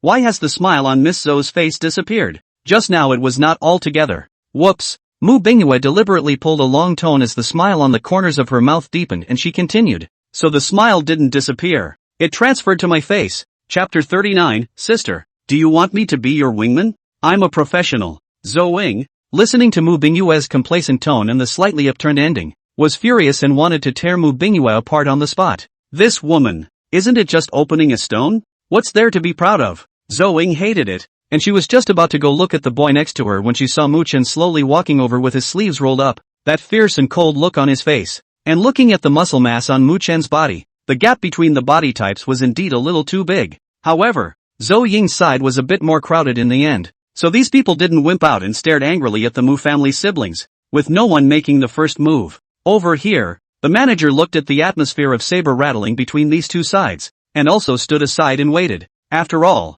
not only were these two friends of their own boss, but most importantly, ensuring a peaceful trading environment in Jade City was originally his job. Zhou Ying looked at the manager's strict defense. She narrowed her eyes slightly and looked at Mu Bingyue and said through clenched teeth, "Eldest Miss Mu, let's meet in the mountains. Next time we meet, I hope you can still maintain your current arrogance." Mu Bingyue looked at Zhou Ying with a calm face, the smile on her face unchanged in the face of the other party stacking down harsh words. Since Miss Zhou was so fond of being compared to others, I am indifferent and welcome at any time. Zhou Ying was almost infuriated as a cold snort escaped from her nostrils and she led the crowd behind her towards the outside of Jade City. Looking at their exasperated backs, the Mu family siblings felt indescribably relieved. This feeling of being punched in the face is just too good to be true. Over here, the manager looked at Zhou Ying's crowd had left. He took the raw stone from the stone-cutting master and handed it to the two of them and said, "Both of you, congratulations on opening such a fine jade. What good luck." Mu Chen carefully received the jade.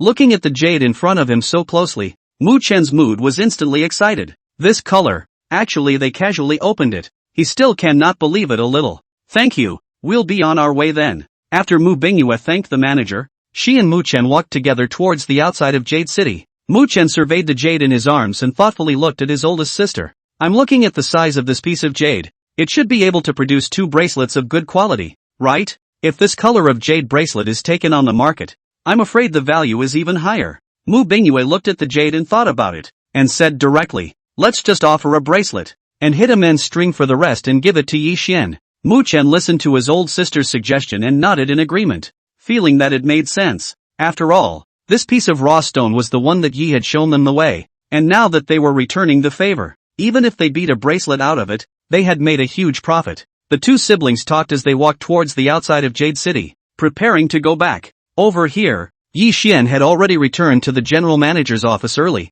looking at all the documents and information that Zhang Hong had organized. Soon, a large amount of data and information took shape in Yi Xian's mind, and all the circumstances of the White Emerald Jade Stone City were within Yi Xian's grasp. Now, it seems that this White Jade City has a very large volume, and the current business situation is also good, and the profit is also very substantial. However, recently the jade market has shown a contraction. Zhang Hong's sense of smell is still very keen, but also in the active open source and cut costs. Yi Xian gently nodded his head, still satisfied with all of Zhang Hong's maneuvers. He called Zhang Hong and gave him some more advice. Zhang Hong listened very attentively, and when he heard the back he couldn't help but widen his eyes. hurriedly finding out paper and pen, quickly recording all the things Yi Xian said. Yi Xian's words gave Zhang Hong countless ideas. His head was now full of all kinds of thoughts and his whole body was excited. At this moment, Zhang Hong's loyalty to his new boss came to a new level. Okay, that's about it. You see to the rest of the arrangements. I'm going to head back.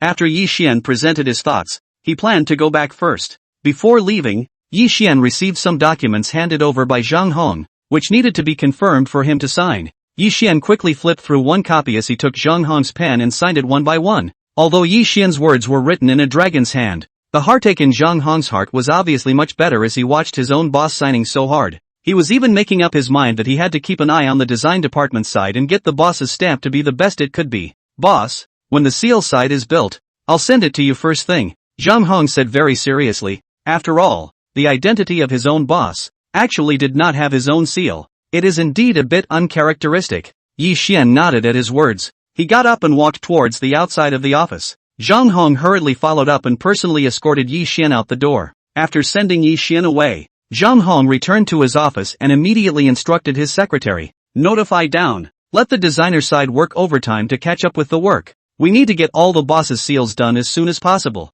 After Zhang Hong's words were finished, he paused for a few seconds, called out to the secretary who was about to leave, and said instead, never mind. I'll go over and watch too. It's more down to earth. It wasn't that Zhang Hong didn't believe in the strength of his men. It was mainly because the piece of jade that Yi Xian had brought was just too top-notch. When faced with such a priceless treasure, it can't be furtively messed up. Zhang Hong didn't delay, and after briefly straightening out the documents on the table, he led his secretary towards the outside. On the other hand, Yi Xian had already returned to the car. Looking at the tea canister that appeared on the passenger side, Yi Xian picked it up and carefully examined it. It's a wooden jar with a very good seal on it and you can't smell anything from the outside. Yi Xian pulled the top cover open, as if opening Pandora's magic box, and the rich fragrance immediately rushed out, permeating the car. Gently lifting his nose, Yi Xian was also attracted by the strong fragrance and looked towards the inside of the tea barrel. The only thing you can see is that the tea leaves inside are carefully fried and look extremely similar in length, giving off a sense of sophistication. Yi Xian also noticed that this tea had a golden edge on it, a variety of tea he had never seen before. Carefully covering the tea canister, Yi Xian only felt very satisfied as he smelled the residual fresh scent odor in the air. It's really worthy of the top quality tea issued by the system. And the flavor. It's really something to look forward to. Yi Xian combined the divine brewing technique in his mind, and was even more interested in the tea leaves in the jar for a while. The divine tea leaves had aroused Yi Xian's interest, and just as he was excitedly preparing to drive home, Yi Xian's cell phone suddenly rang. He picked it up and glanced at it, realizing that it was a message from Mu Chen. Brother Yi, there's a show the day after tomorrow. Do you have time to come and see it? Yi Xian hung his eyes and thought about it, and when he was about to reject it, he saw that Mu Chen had sent a new message. It just so happens that my oldest sister has something she wants to give you. As soon as Yi Xian heard that Mu Bingyue had something for himself, he immediately became interested. The corners of his mouth lifted in an arc as he picked up his cell phone and quickly replied, good. Over here. Mu Bingyue looked at the way her little brother held his cell phone and kept sending messages, so she came forward to look at the cell phone screen. When she saw what Mu Chen sent on the screen, she froze and looked at her little brother and said, hey, you kid, why did you specifically say it was from me? Mu Chen glared at his old sister with a you don't understand expression. What do you know? Isn't it more likely that you will come over if it becomes a gift from you? Besides, it's not a bad thing. You forget that you were the one who came up with the idea of giving away the strings earlier. Mu Bingyue listened to Mu Chen's words and combined with the other party's expression. What was he playing with in his mind? Where else did she not know? So you're using your sister as a beauty queen? Mu Bingyue poked at Mu Chen's thoughts while rolling her eyes widely. This kid doesn't know who he's following. He has so much heart every day. He's really convinced. Mu Chen was a bit displeased when he heard this, and he let out a cold snort of dissatisfaction. How did this become a beauty plan? Old sister. Not that I'm the younger brother talking about you. You should also think about your own lifelong matters.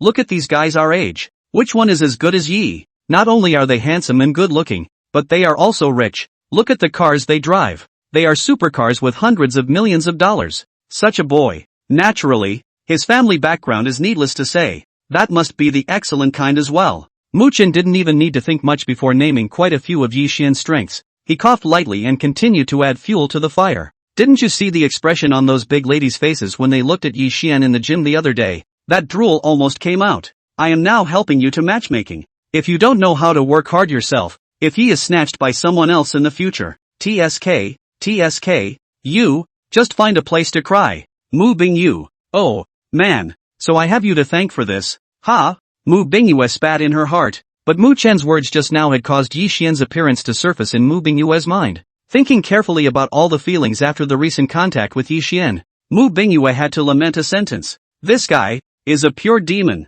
Even if she was as proud as Mu Bingyue, she had to admit that over the years, she had never really seen a young man who was more outstanding than Yi Xian. The person who already had such an achievement at this age was really only Yi Xian. Thinking like this, what Mu Chen had just said seemed to have entered Mu Bingyue's heart all of a sudden, causing her to fall into some sort of contemplation. Not knowing what Mu Bingyue was thinking of, her delicate little face suddenly turned red. Her cheeks were pink as if they had been tinted with a reddish hue. Over here, after a flurry of output, Mu Chen saw that his oldest sister was silent, and was also planning to ask the other party what she thought. However, before the words were even uttered, Mu Chen saw his oldest sister slightly redden her face and froze. Fogweed. What kind of pouty face is that? Is this something you can look at yourself? Mu Chen's mouth opened slightly. After living with his old sister for so many years, it was the first time he had seen the other party reveal such a delicate appearance. At that moment, Mu Chen also let out a light hum. Humph. It's true. Women are creatures of the mouth. Just refused quite hard. Not a moment later he was there in a deer in the headlights. Right? Mu Chen silently spat out a couple sentences in his heart, and suddenly came over to his own oldest sister's side and whispered. Old sister, why don't I be your wingman from now on? Don't worry, your old brother is a professional. Specialty? Wingman? Mu Bingyue directly glanced at Mu Chen and rebuked in an icy tone. Go. You don't know your last name if I give you some color, do you? Drive. Chapter 40, signing up for goodies again, extra. Third chapter today. Mu Chen looked at his old sister with a flip-flopping look, so he could only skim his lips and honestly drove the car to prepare to leave. On the other side at this time, Yi Xian had already returned home. He parked the supercar in the yard, and from afar, he saw An Xiao squatting in front of little Blackie, seemingly brushing its fur. The little black boy lay there honestly, with a look of enjoyment on his face, and now and then chased the comb with his head. The big face was arching there, but it was very cute. After An Xiao combed the dog, she collected the hair on top of the comb and then used a small cone to make a felt. She was very quick with her hands and in no time at all she had turned the dog hair she had just collected into part of the felt. It was all a small version of little Blackie, alive and well in An Xiao's palm. An Xiao took the already made felt and looked at it, thinking that it was almost done. After a simple adjustment, An Xiao felted the dog and put it inside the kennel. An Xiao's side had just put it away when she heard a footstep from behind, and it was none other than Yi Xian who walked over. Yi Xian walked to the front of the kennel, looked towards the inside, and looked at the small black son was also happy and praised. You're really handy. This felt is so well made. It looks just like the real thing. And Xiao was quite happy to hear Yi Xian's praise. She raised her lips and said modestly, I just had nothing else to do, and I happened to see that the little black guy would lose his fur, so I made one, by hand. The main thing is that the little black guy's fur is so good. It looks oily and shiny, and even when it comes off, it looks like fine silk. And Xiao looked at the dog's hair so good, also do not want to waste, and rose to the idea of making handmade felt. She also didn't expect the finished product to turn out so well, and was particularly pleased with it herself. Blackie, come here. Yi Xian shouted towards little Blackie, and when the dog heard Yi Xian's shout, he rushed over with an arrow step, rubbing himself continuously by Yi Xian's leg, like a small child who longed for a caress. Yi Xian was also dumbfounded when faced with a dog that could be so pampered. Such a majestic Tibetan mastiff spilling his guts. The painting style always feels a little strange. Yi Xian reached out his hand and patted the dog on the head, took out a can of dog food and fed it, before walking towards the inside of the villa. And Zia watched Yi Xian's movements and put the small cone in her pocket and tucked it away, then followed Yi Xian into the villa. Seeing Yi Xian walking towards the living room, and Zia who was walking behind took the initiative to ask, Yi Xian, let me make you some tea. Yi Xian went out early this morning, wanting to also work hard all day, just to have some tea and rest. Yi Xian waved his hand with a light smile when he heard An Ziao's proposal. No, let me make the tea today. It just so happens that I've gotten some good tea today, so you come along and try some. And Ziao nodded her head in response when she heard Yi Xian say this, although the tea didn't need to be brewed by her, but An Ziao still followed and busied herself. She first went to the kitchen and fetched the fine alabaster tea set, then started boiling water and doing what she could to prepare it. Yi Xian sat peacefully on the sofa and waited. She looked at An Ziao's busy and pretty figure and only felt that the image was extraordinarily pleasing to the eyes.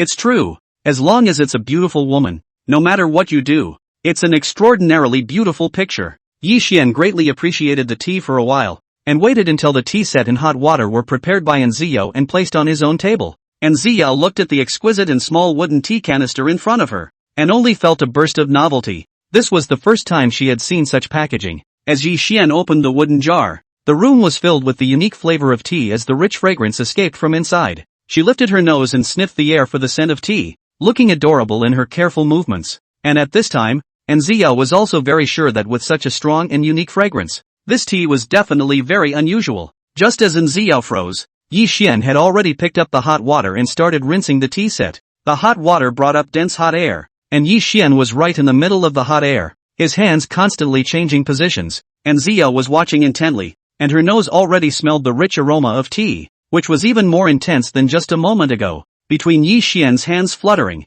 the operation of running clouds and flowing water looked at Nziao's eyes wide open. Yi Xian actually knows so much about the tea ceremony? When Nziao had entered the property company as a housekeeper, because they were serving highly sophisticated clients in the future, this aspect of the tea ceremony was something that they had trained in. It was because of this understanding that Nziao was very clear that this one needed too much careful practice. It even takes a little bit of talent. It may not be hard to memorize how many degrees of water to brew what tea, but it is hard to get stuck in the optimal time to complete the brewing process. It is indeed a tough task to really stimulate the full flavor of the tea but also not let it get lost in the tea water used to wash the tea. Nziao's eyes flashed with surprise, her black eyes flickering slightly before she saw Yi Xian handing a cup of tea to her. Taste. Thanks. Nziao said a thank you. She picked up the teacup to gently take a sip, only to feel an even sweeter tea aroma explode in her mouth, which then transformed into a stream of warmth that flowed through her body. After this mouthful of tea was swallowed, Nziao only felt that her whole body was energized and indescribably comfortable.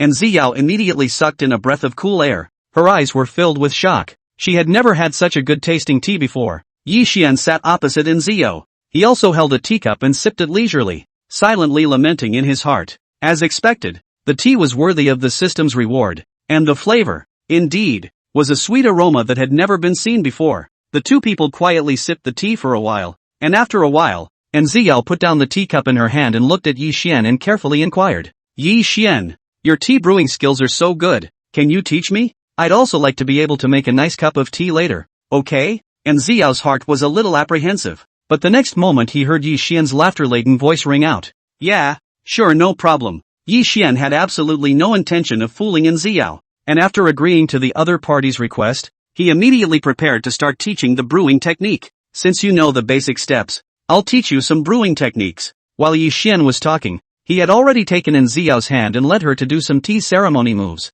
He teaches very carefully, dissecting every move. Yi Xian could feel Nziao's delicate little hand, held in his own hand with a bit of warmth and an excellent touch. Because of the close proximity of the two people, Yi Xian could from time to time smell the faint fragrance pouring into his nostrils, which was none other than Nziao's body fragrance. Use the force of your wrist and relax. Yi Xian was tall and he needed to lower his head to correct Nziao's movements. In such a condescending position, you could just see the hidden deep grooves, as if they were bottomless gullies. Nziao tried to memorize the main points that Yi Xian had said, but with such a posture, Yi Xian's voice resounded above his head and ears from time to time. An ambiguous air flowed around the two of them for a while. Rao Nziao tried her best to keep herself from thinking, but the tips of her ears were still uncontrollably red. The pink color is tantalizingly cute. As time passed by minute, Nziao's heart thumped up, and her small face was scarlet. Right at this moment, a curtain of light suddenly popped up in front of Yi Xian's eyes. Detecting that the host has been given a random chance to sign in.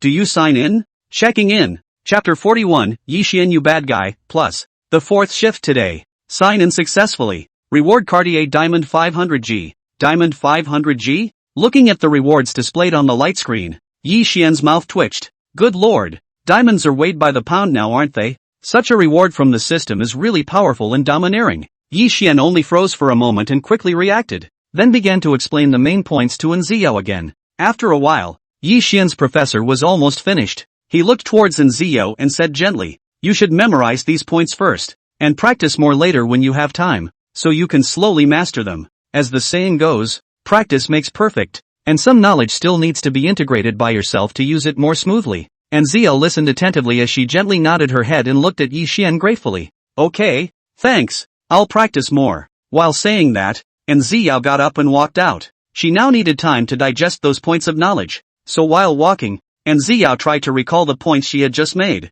After all, just now and Yi Xian leaned so close to each other, and Ziyao was also in a state of confusion for a while, and it was hard for her mind to focus on her studies. Aya, and Ziyao, what the hell are you thinking? And Ziyao, who was originally going to recall the main points, looked at the charming atmosphere full of just now, spat lightly in shame and hurriedly walked towards the outside. And at this time Yi Xian in the house, the cell phone in his hand suddenly rang. He picked it up and glanced at it, realizing it was an unfamiliar number, but picked it up anyway. Hello, is this Mr. Yi? I'm here with Cartier. Cartier staff called Yi Xian and said in a respectful tone after checking some information, you will be contacted by the relevant staff later, and your diamonds will be delivered to your door. So please pay attention to checking. Good. Yi Xian hung up after answering the call. Looking at the teapot that was still mostly left on the table, Yi Xian thought that he was fine anyway, so he walked out of the villa with the tea set. Yi Xian came to the garden of the courtyard and sipped tea while leisurely basking in the sun.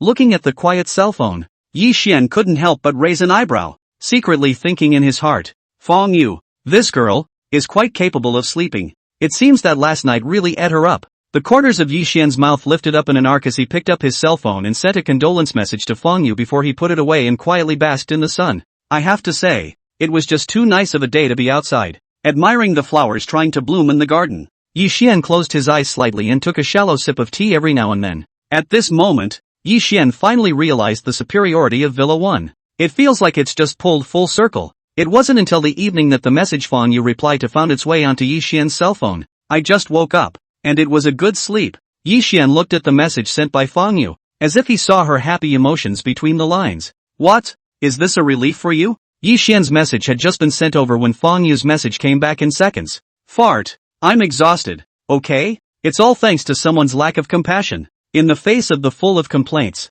Yi Xian innocently blinked his eyes and took his cell phone and replied, you probably don't realize that if someone really didn't have any mercy, you wouldn't be able to get out of bed right now. Why don't you try? Fong Yu. What could she say at this point? She really didn't have the guts to try. I'm afraid that if she tried it on the front foot, she would lose her own life on the back foot. Fong Yu held her cell phone, the light from the screen hitting her small tender little face, making her even more delicate. She naturally didn't dare to take Yi Xian's words at this time, so she had to forcefully change the topic. By the way, I have to go to school tomorrow to deal with some information. Mr. Sunside is still waiting for me to send it over. Yi Xian looked at the message from Yu on his cell phone and glanced in the direction of Fong Yu's villa. Although they were in the same villa area, the distance between them was still quite far because the place covered a large area. Imagining the little girl's flushed little face when she sent the message, the corners of Yi Xian's mouth rose slightly and his mood looked exceptionally good. The two sent messages for a while longer. Fong Yu felt the gradually heavy eyelids,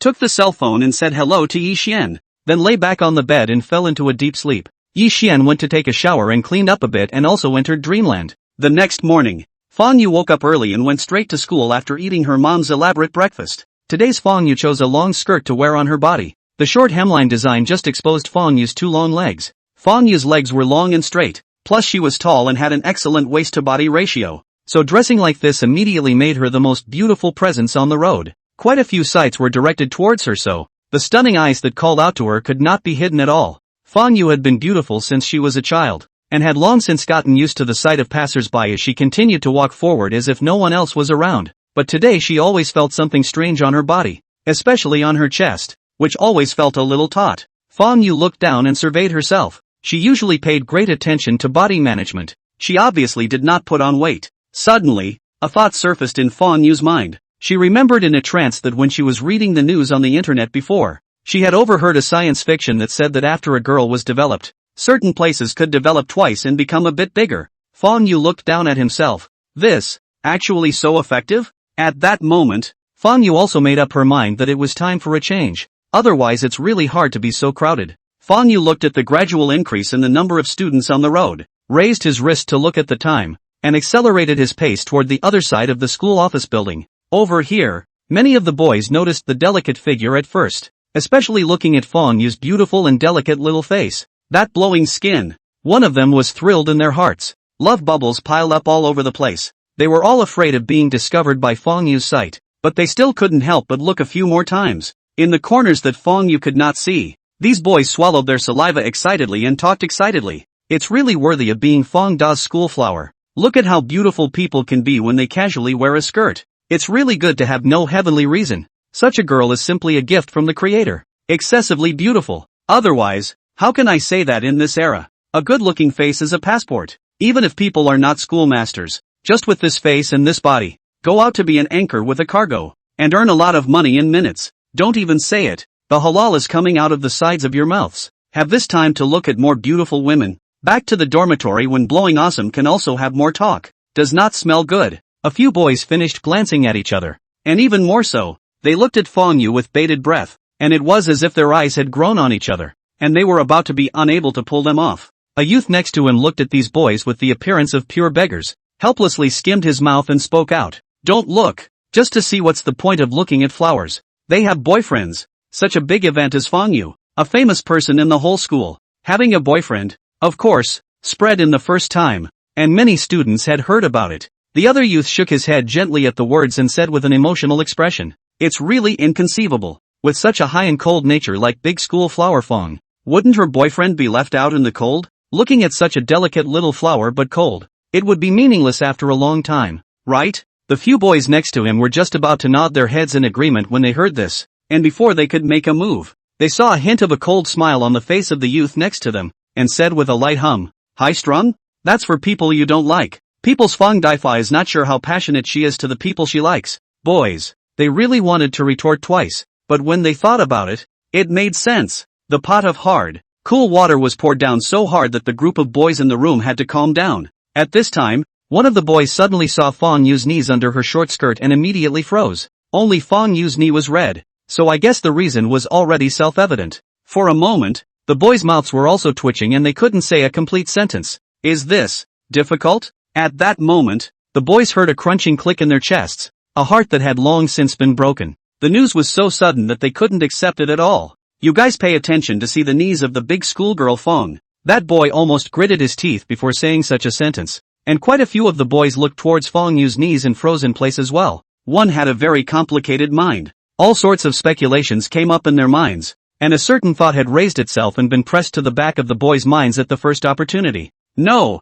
it can't be. It has to be something else. The boys were so hard on their hearts that they got together and started talking in whispers, although I don't want to believe it, but you guys say, this kind of trace, Fong Yu is not with her boyfriend that. Before the boy could finish his words, he was immediately interrupted by the person next to him, who shook his head vigorously with a serious guess. I think it was a fall. His tone was unusually sure, and though he didn't know the truth, he knew it would make his heart feel better to say it. Just as the group of boys were brainstorming their own scenes, Fong Yu over here was walking with her materials and felt their warm sight. Fong Yu's brow furrowed, and she swept towards her lap with a slight feeling. With just a glance, Fong Yu immediately noticed her red knees and froze in place. What is this? It was so obvious that she hadn't even noticed the marks along the way. This, Fong Yu's pretty face fiercely reddened. She lowered her eyes to think, and instantly realized what was going on. It was all because of that bad guy Yi Xian, who made her lie down for so long yesterday, that her knees became engorged with blood and red like this.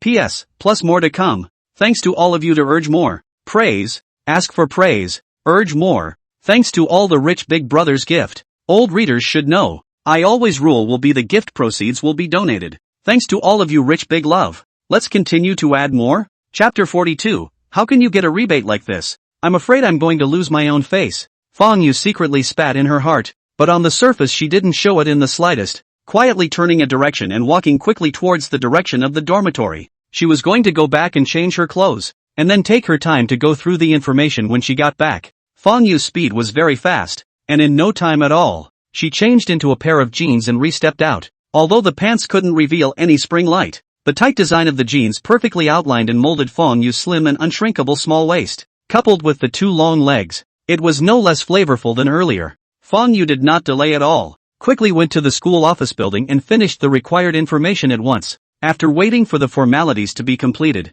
Fong Yu took out her cell phone and looked at the message sent by Yi Xian before, smiled sweetly and returned a message asking Yi Xian to come and pick herself up. Yi Xian got up early in the morning, and after receiving Fong Yu's message, he drove his car to the Jinling Art Academy at the first time. Lamborghini Poison let out an ear-splitting roar and came to a steady stop on the quiet lane of the campus. Fong Yu, who was picked up in the car as if she was a princess of the immortal world who had strayed to the earth, step by step in an elegant manner. Many people in the back saw this scene, envious and at the same time, their hearts were broken. Their goddess, protected for so long, had still been cruelly plucked. Fang Yu sat straight into the car. She skillfully fastened her seatbelt, then looked at Yi Xian and said in a sultry tone, "You bad guy. Are you deliberately trying to embarrass me? You don't even know how embarrassing I was when I came over to school in the morning." Fang Yu said about her knee, finished and glared at Yi Xian, that delicate and angry eyes, but it was full of flavor. Looking at Yi Xian's heart, Yi Xian was not polite and directly reached out to touch Fang Yu's thigh. Although there was a denim barrier, the soft touch still made Yi Xian feel in a pleasant mood. His fingers deliberately pinched on Fang Yu's leg and inquired in a low voice, "Where are we going today?" Fang Yu seemed to read Yi Xian's meaning. Her pretty face reddened and her voice was as low as a mosquito's cry, but it was still clearly heard by Yi Xian. "Come on, let's go to my house. It just so happens that my parents are away on a business trip. I'll cook for you for lunch." Yi Xian looked at Fang Yu's shy appearance and gently blinked his eyes. "Good, then I'll try your cooking." Listening to Yi Xian's slightly laughing tone, Fang Yu instantly became interested. She rolled up her sleeves and loudly proved for herself, "Don't look at me like that, but I'm very capable." Yi Xian nodded his head seriously in agreement as he sniffed. "I already knew that yesterday. Fang Yu, I'm talking about what this can do. This guy, he really drives on any kind of Thai road. Can he still walk?" Fang Yu couldn't get angry and raised her small pink fist to hammer on Yi Xian's chest with a fierce look, but it amused Yi Xian. "And you laugh?" Fang Yu exasperatedly rebuked. Yi Xian, who was sitting in the driver's seat, gently held her small pink fist and asked with a smile, "Aren't you going to cook? Do you have enough ingredients at home? I'll take you to buy some?" Hearing Yi Xian's question, Fang Yu's attention was indeed successfully brought off, and she thought very seriously, "Sure, let's go to the nearby supermarket and purchase a little bit of ingredients. Then we'll go straight home." The two of them went to a high-class supermarket together, and in addition to some fresh dishes, Fang Yu also shopped for quite a lot of seafood, intending to show her hand to Yi Xian. As soon as they appeared in the supermarket, their top-notch facial features immediately attracted a lot of attention, especially looking at the image of two people as loving as a young couple. It was a toothache for many people. "I can't. It's too sugary. My blood sugar's on alert." After picking out the ingredients, Yi Xian took Fang Yu to settle the bill before he went to fetch the car and headed towards Jade Dragon Court. Yi Xian drove to Fang Yu's house in a familiar way. He grabbed those ingredients first and followed behind Fang Yu, walking into the villa together. "Yi Xian, you rest for a while. I'll take the ingredients to the kitchen first," Fang Yu said, but Yi Xian naturally did not want her to be overworked and still helped carry the things into the kitchen. Looking at the ingredients on the ground, Yi Xian looked at Fang Yu and took the initiative to ask, "So much stuff, do you need any help with it?" No, just go out in peace and wait for the food," Fang Yu said while pushing Yi Xian's shoulder with her upper hand and pressing him to sit on the sofa. When she was about to leave, Fang Yu gave him back a little look that forbade him to peek. Yi Xian looked at her and shrugged his shoulders helplessly, sitting obediently on the sofa and looking towards the direction of the kitchen. Just seeing Fang Yu's skillful movements, she tied up her apron and had already started to take out those ingredients and quickly process them. Looking at Fang Yu's sharp movements, Yi Xian knew that she really knew how to cook and was relieved. At this time, Fang Yu's kitten heard the commotion on the first floor and stretched out and ran out. Looking at such a dull and cute kitten, Yi Xian also had a soft heart and walked to stand in front of the kitten,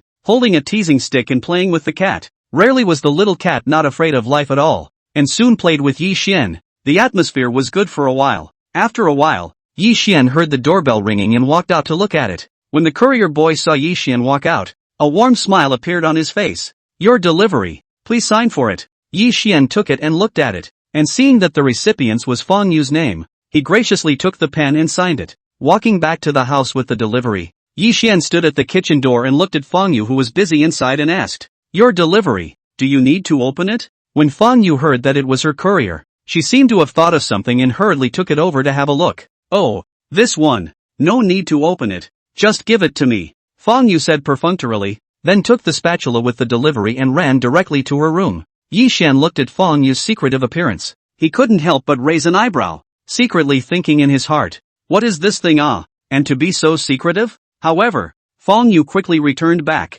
She looked at Yi Xian who was standing in the doorway and handed him 2 plates of food. "It'll be ready in a minute, so help me get the food on the table." Yi Xian nodded. Looking at the colorful and fragrant dishes in his hand, a quick flash of surprise flashed under his eyes. "I didn't realize that this girl was such a good cook." Fang Yu fried the dishes and brought out the remaining dishes in the kitchen one by one. A variety of delicacies were piled up on the table, with a combination of rich aromas that came together to create a very magical flavor. Fang Yu gave Yi Xian a chopstick of meat and watched him eat it one bite at a time as she smiled and inquired, "Well, it tastes pretty good, doesn't it?" Yi Xian looked up at Fang Yu, the corner of his mouth slightly raised, and said with a bad smile, "Yeah, sure can do it." Hearing Yi Xian's obviously double entendre words, Fang Yu let out a light grunt and hurriedly lowered her head to pick up her rice, not wanting him to see her red little face. The two were quiet, but every now and then, they pinched each other's food, and the atmosphere of the meal was cozy and harmonious. The flavor of the dishes made by Fang Yu was very good, very much to Yi Xian's taste, and he ate half a bowl of rice more than usual. After the two finished eating, Fang Yu glanced at Yi Xian and suddenly opened her mouth. "Just sit here for a while, no need to pack your things, I'll come later." Yi Xian did not know what Fang Yu was going to do, so he nodded and sat in his seat watching Fang Yu walk towards the second floor. He seemed to hear the sound of a door opening and closing, as if Fang Yu had gone back to her room. Yi Xian didn't take it seriously. He simply took out his cell phone and swiped the news in a good manner. While he was brushing the news, Yi Xian suddenly heard a sound of footsteps coming from him. He moved his eyes away and looked in the direction of the stairs, only to see Fang Yu walking down from upstairs, her body wearing Parisian stockings, black silk wrapped around her slender legs, revealing her curves. In order to highlight the Parisian family, Fang Yu's upper body with a tight pajamas, tight hollow design is very sexy. There are careful but not steal the show. Absolutely perfect match. Almost instantly, Yi Xian felt that the temperature in the villa had risen a bit. After all, the hidden white light, like a small hook, made it impossible to take one's eyes off of it. Seeing such a Fang Yu, Yi Xian's eyes deepened, and he straightly stood up from the chair, and in a few steps, he walked to Fang Yu's body, and took her in his arms, smelling the scent at the tip of his nose if it was there. The color under Yi Xian's eyes deepened some more. His long arms stretched out, wanting to pick Fang Yu up by the waist and directly enter the house. Fang Yu sensed Yi Xian's movements and subconsciously tried to dodge. A pitiful look appeared on her little face as she pretended to beg for mercy. "Do you bear it? It still hurts." The voice that went down smaller and smaller, trailing off with a thick, indescribable complaint. Yi Xian naturally stopped his movements when he heard the small voice. His eyes swept over the Parisian family, narrowing slightly as he looked at Fang Yu and asked, "And what do you mean by that?" Fang Yu pursed her lips tightly, as if she was worried that Yi Xian would get angry, and after struggling for a moment, she still chose to tell the truth. "Bullying you makes you feel and can't do anything about it." Yi Xian listened to Fang Yu's low voice and immediately guessed what this little girl was thinking. The corners of his mouth turned up, curling into a wicked smile. "Can't do what?" Yi Xian swept over Fang Yu's body with a sight full of aggression. "How about somewhere else?" Fang Yu had personally experienced Yi Xian's power, so she subconsciously wanted to refuse. Unfortunately, before she could say her words, she only felt a heavenly rotation, and the person had already been picked up by Yi Xian horizontally and walked straight towards the room. Yi Xian brought the door with his foot, and in a short while, a whimpering sound resounded in the room. A few moments later, the sound of ripping fabric resounded from the door. "Heck, Aya, what are you doing? This is my Manhwa." The Parisian family, which was previously full of charm, had turned into rags under Yi Xian's big hand. Right in the middle of Fang Yu's heartbreaking sighs, a curtain of light suddenly popped up in front of Yi Xian's eyes. Detected an extremely beautiful woman consuming $2,000 for the host, activating the soft food and hard eating skill. Random 100,000 times rewards and 200 million rebates. Please pay attention to check. Chapter 43, Grabbing for Someone. Yi Xian's eyes quickly swept over the light screen, and the shock under his eyes was very obvious. "Dude, that's even possible? It's like forcing someone onto a path of happiness." However, these thoughts only flashed by, and Yi Xian could not care about them now. Moments later, other voices came. Fang Yu tightly wrapped her arms around Yi Xian's neck, and some fine sounds escaped from her mouth from time to time. She was also angry in her heart now. This bad guy, still coming? And not wearing it? Unfortunately, Fang Yu didn't stay angry for long. Yi Xian seemed to have sensed her inattentiveness and intensified his efforts. Fang Yu's sanity was quickly washed away, completely immersed in waves of sloshing. And on the other side at this time, in the middle of the Dongling entertainment group, Sun Yong was busy with his normal work in the office when his cell phone suddenly rang. He picked it up and realized it was a profile from Fang Yu. Sun Yong picked it up and looked at it, then pressed the intercom and instructed his secretary, "Why don't you come in here and print out a copy for me?" "Okay, Mr. Sun." When the secretary heard Sun Yong's command, she immediately went into the office and took the document to print it out. Sun Yong picked up Fang Yu's information and looked at it. He lowered his head and thought carefully before taking out his cell phone and dialing out a call. After a while, the door to Sun Young's office room was knocked on. A figure then walked in. A very capable-looking woman. On her head was her valiant short hair, which looked clean and sharp, and her casual red formal dress was eye-catching, but was completely overpowered by her aura. Mr. Sun, you're looking for me? The woman walked over to the chair opposite Sun Young and sat down, smiling as she opened her mouth to inquire. Sun Young glanced at the woman and didn't say anything more, directly handing the information in his hand towards her. The woman looked at the document with a raised eyebrow and took it in one hand before opening it and looking at it. Looking at the profile's resume, and the exquisite little face in the photo, the woman's expression was unchanged, and she commented lightly, it's okay. Although it was just two simple words,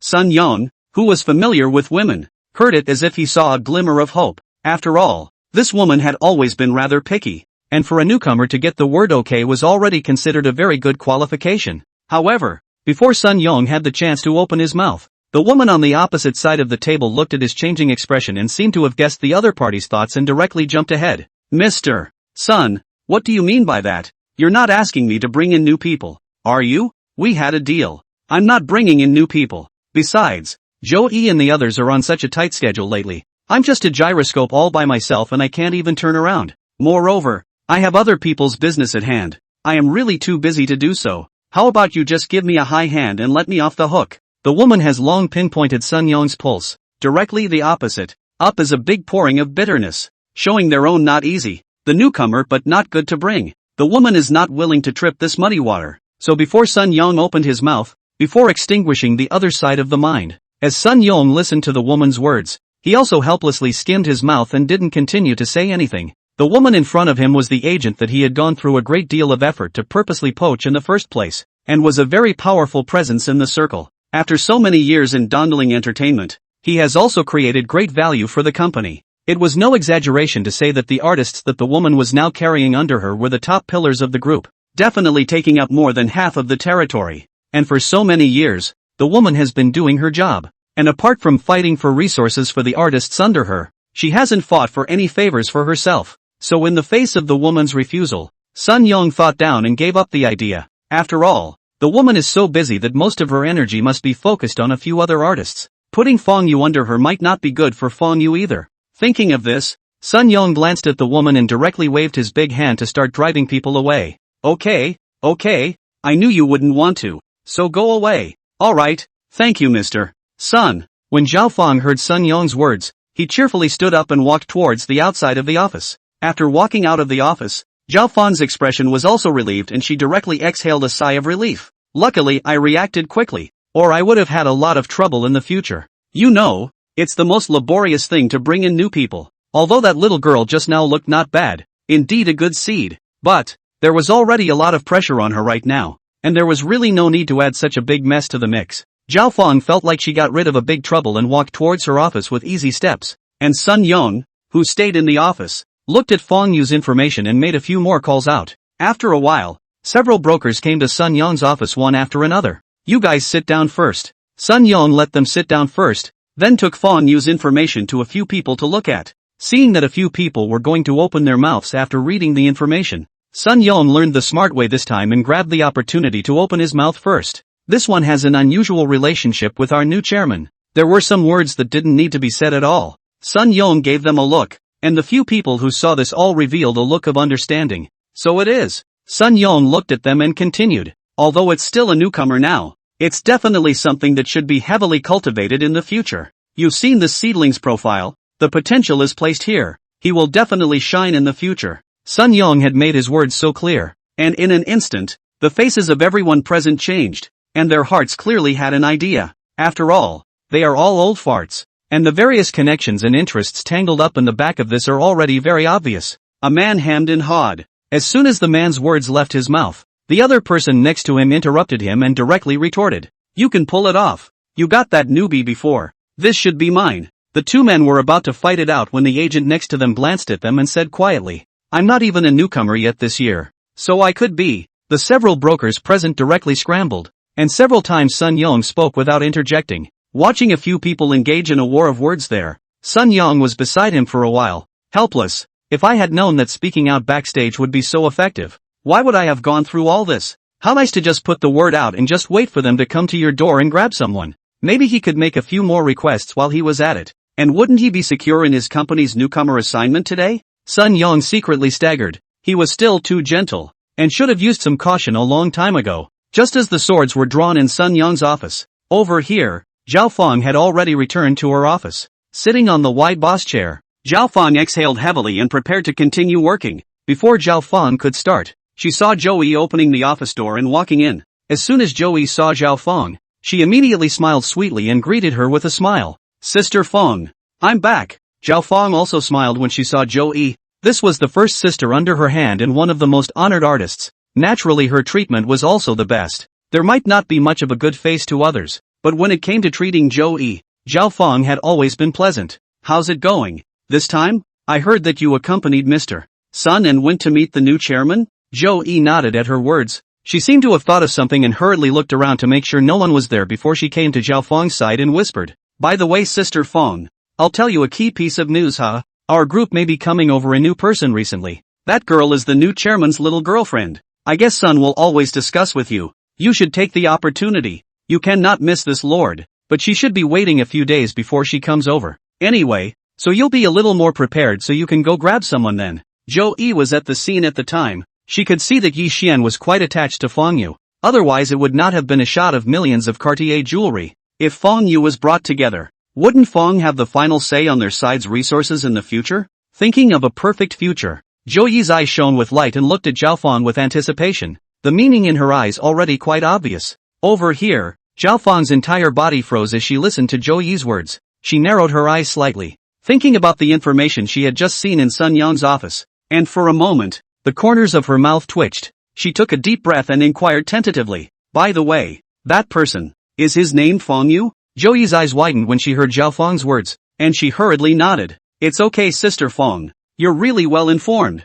I didn't expect you to know even before the person arrived. It's so true. I'm convinced. Zhao Feng. I'll go. Zhao Feng dabbed and stood up from her chair. She couldn't even wait to say one more word to Zhou Yi and scurried towards the direction of the general manager's office. Chapter 44, I thought my senses were faulty, more to come. Zhou Yi looked at Zhao Feng's windy back, and her entire body froze. She had followed Zhao Feng for several years, but she had never seen Sister Feng look like this. What's going on here? And quite a few people in the group saw the frantic Zhao Feng and were a bit confused as they watched her eager figure. Everyone looked at me. I looked at you. And they all saw a hint of confusion in each other's eyes. What's going on here? Who in the entire Dongling Entertainment doesn't know Sister Feng is the top agent? She is usually a very stable. Tarzan collapse in front of the Lord does not change color. Today this is what happened. These staff members had different faces as they stood at a distance and watched Zhao Feng, seeing her leave like a gust of wind. Over here, inside the general manager's office, Sun Yong took a long breath,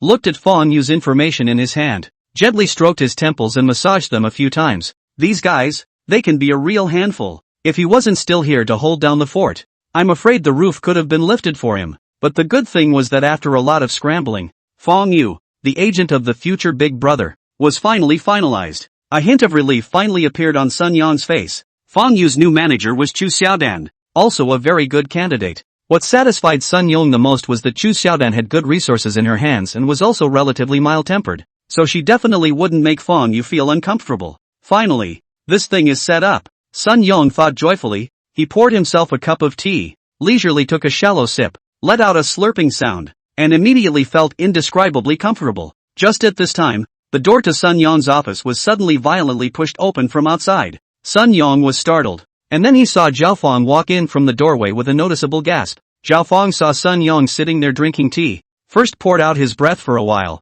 then stood up straight a little, but was still taking deep breaths to adjust his breathing. It was also the first time for Sun Yong to see such a panting Zhao Feng, and he was immediately stunned. What's going on here? Sun Yong stretched his head towards the outside of the office and looked at the empty corridor, just wanting to open his mouth to ask a question or two. Before he had a chance to speak, he saw Zhao Feng stride up to the coffee table, a pair of eyes fixed on him, and took the initiative to say, Mr. Sun, that newcomer just now. I've thought about it. I want. Sun Yong met Zhao Feng's expectant gaze and slowly put down his teacup before answering quietly. Just gave it to Chu Xiaodan. Zhao Feng rushed to catch up, but I did not expect to be a step slow. Zhao Feng remembered what Joey had said just now, and was instantly struck with a heartache.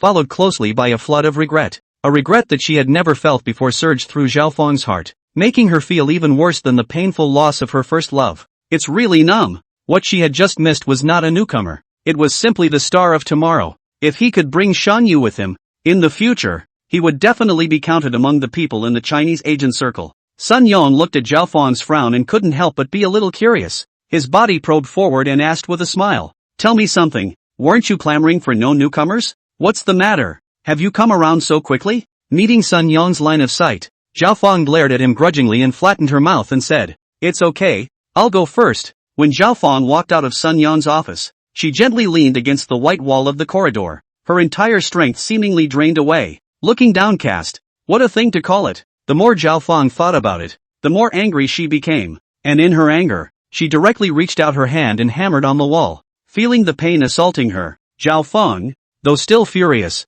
still calmed down her emotions significantly. Now that Feng Yu had been assigned to an agent, there was nothing he could do even if he wanted to do anything more. Zhao Feng let out a long sigh and drooped her head towards her office. Quite a few staff members passing by looked on, all a bit confused and completely unaware of what was happening. Looking at the direction Zhao Feng walked out, the crowd was all head over heels in questions, always feeling as if something had happened between this number one agent and the general manager. And at this time on the other side, in Feng Yu's family villa, Yi Xian went to the bathroom in Feng Yu's room and took a shower and came out. His body was only surrounded by a bath towel, which managed to block the private location. He looked at Feng Yu, who was resting lightly on the bed, and lay directly next to her, watching the news on his cell phone. Although his eyes rested on his cell phone, one of Yi Xian's hands was not very honest and lingered on Feng Yu's body. Feeling the satin-like touch, Yi Xian was also mesmerized. When he was getting addicted to touching, the next moment, Yi Xian suddenly felt a pain in his hand, and when he looked down, he saw that Feng Yu was biting hard on his hand. Yi Xian suffered a burst of pain as he retracted his hand and hissed softly, "Oh, why are you still biting, you girl?" Feng Yu gave Yi Xian a somewhat grudging look, her pink little mouth pouting as she said in dissatisfaction, "I'm just letting you know how much I'm hurting right now." And it wasn't just a simple pain in her body, it was as sour as a bottle of old vinegar poured into her body. Feng Yu lightly grunted. In the end, she was still heartbroken for Yi Xian, and after pulling over his hand and rubbing it twice, she walked in the direction of the bathroom, ready to take a shower. With this fierce rise, Feng Yu suddenly grunted in pain and walked with a limp that carried a strangeness. Feng Yu was uncomfortable. She looked back at Yi Xian, her eyes even more sultry than earlier. This bad guy won't even know what he's really going through. Feng Yu rubbed toward the bathroom with difficulty. She had heard her girlfriends talk about this kind of thing before, but only the good part. She never thought it would actually be this tiring. This Yi Xian's physical strength, how can it be so good? Feng Yu sighed silently in her heart and was also a bit scared. A very distinct feeling rose in her heart, as if she wasn't quite able to serve this guy. With this stamina and energy, even 3 cells wouldn't necessarily be able to last through the night. As soon as Feng Yu thought of this idea, she immediately shrank in fear and felt a chill run down her back. She secretly made up her mind in her mind. It seems that she will have to think of a way in the future, or else this little body of hers will really be ruined. While thinking about this, Feng Yu had already stepped into the bathroom and casually locked the door. Over here, Yi Xian plopped down on the bed and watched the news for a while. Feeling uninterested, he turned off his cell phone and walked towards the outside of the villa. Before we're sitting in the house, Yi Xian is still the first time to stroll through the garden of Feng Yu's house, but it feels a different flavor. There were quite a few flowers planted in the garden of the Feng family, and it was obvious that the mistress of the place was a flower lover. And these flowers were all well tended and blooming in profusion. Very eye-catching. Yi Xian smelled the natural flavor of the flowers, and the corner of his mouth slowly hooked up as he slowly admired in the flowers. Walking part way forward, Yi Xian saw a piece of tulip planted there, leisurely blooming, showing off his enchanting figure to the fullest. Yi Xian approached these tulips and was also attracted by their blooming appearance,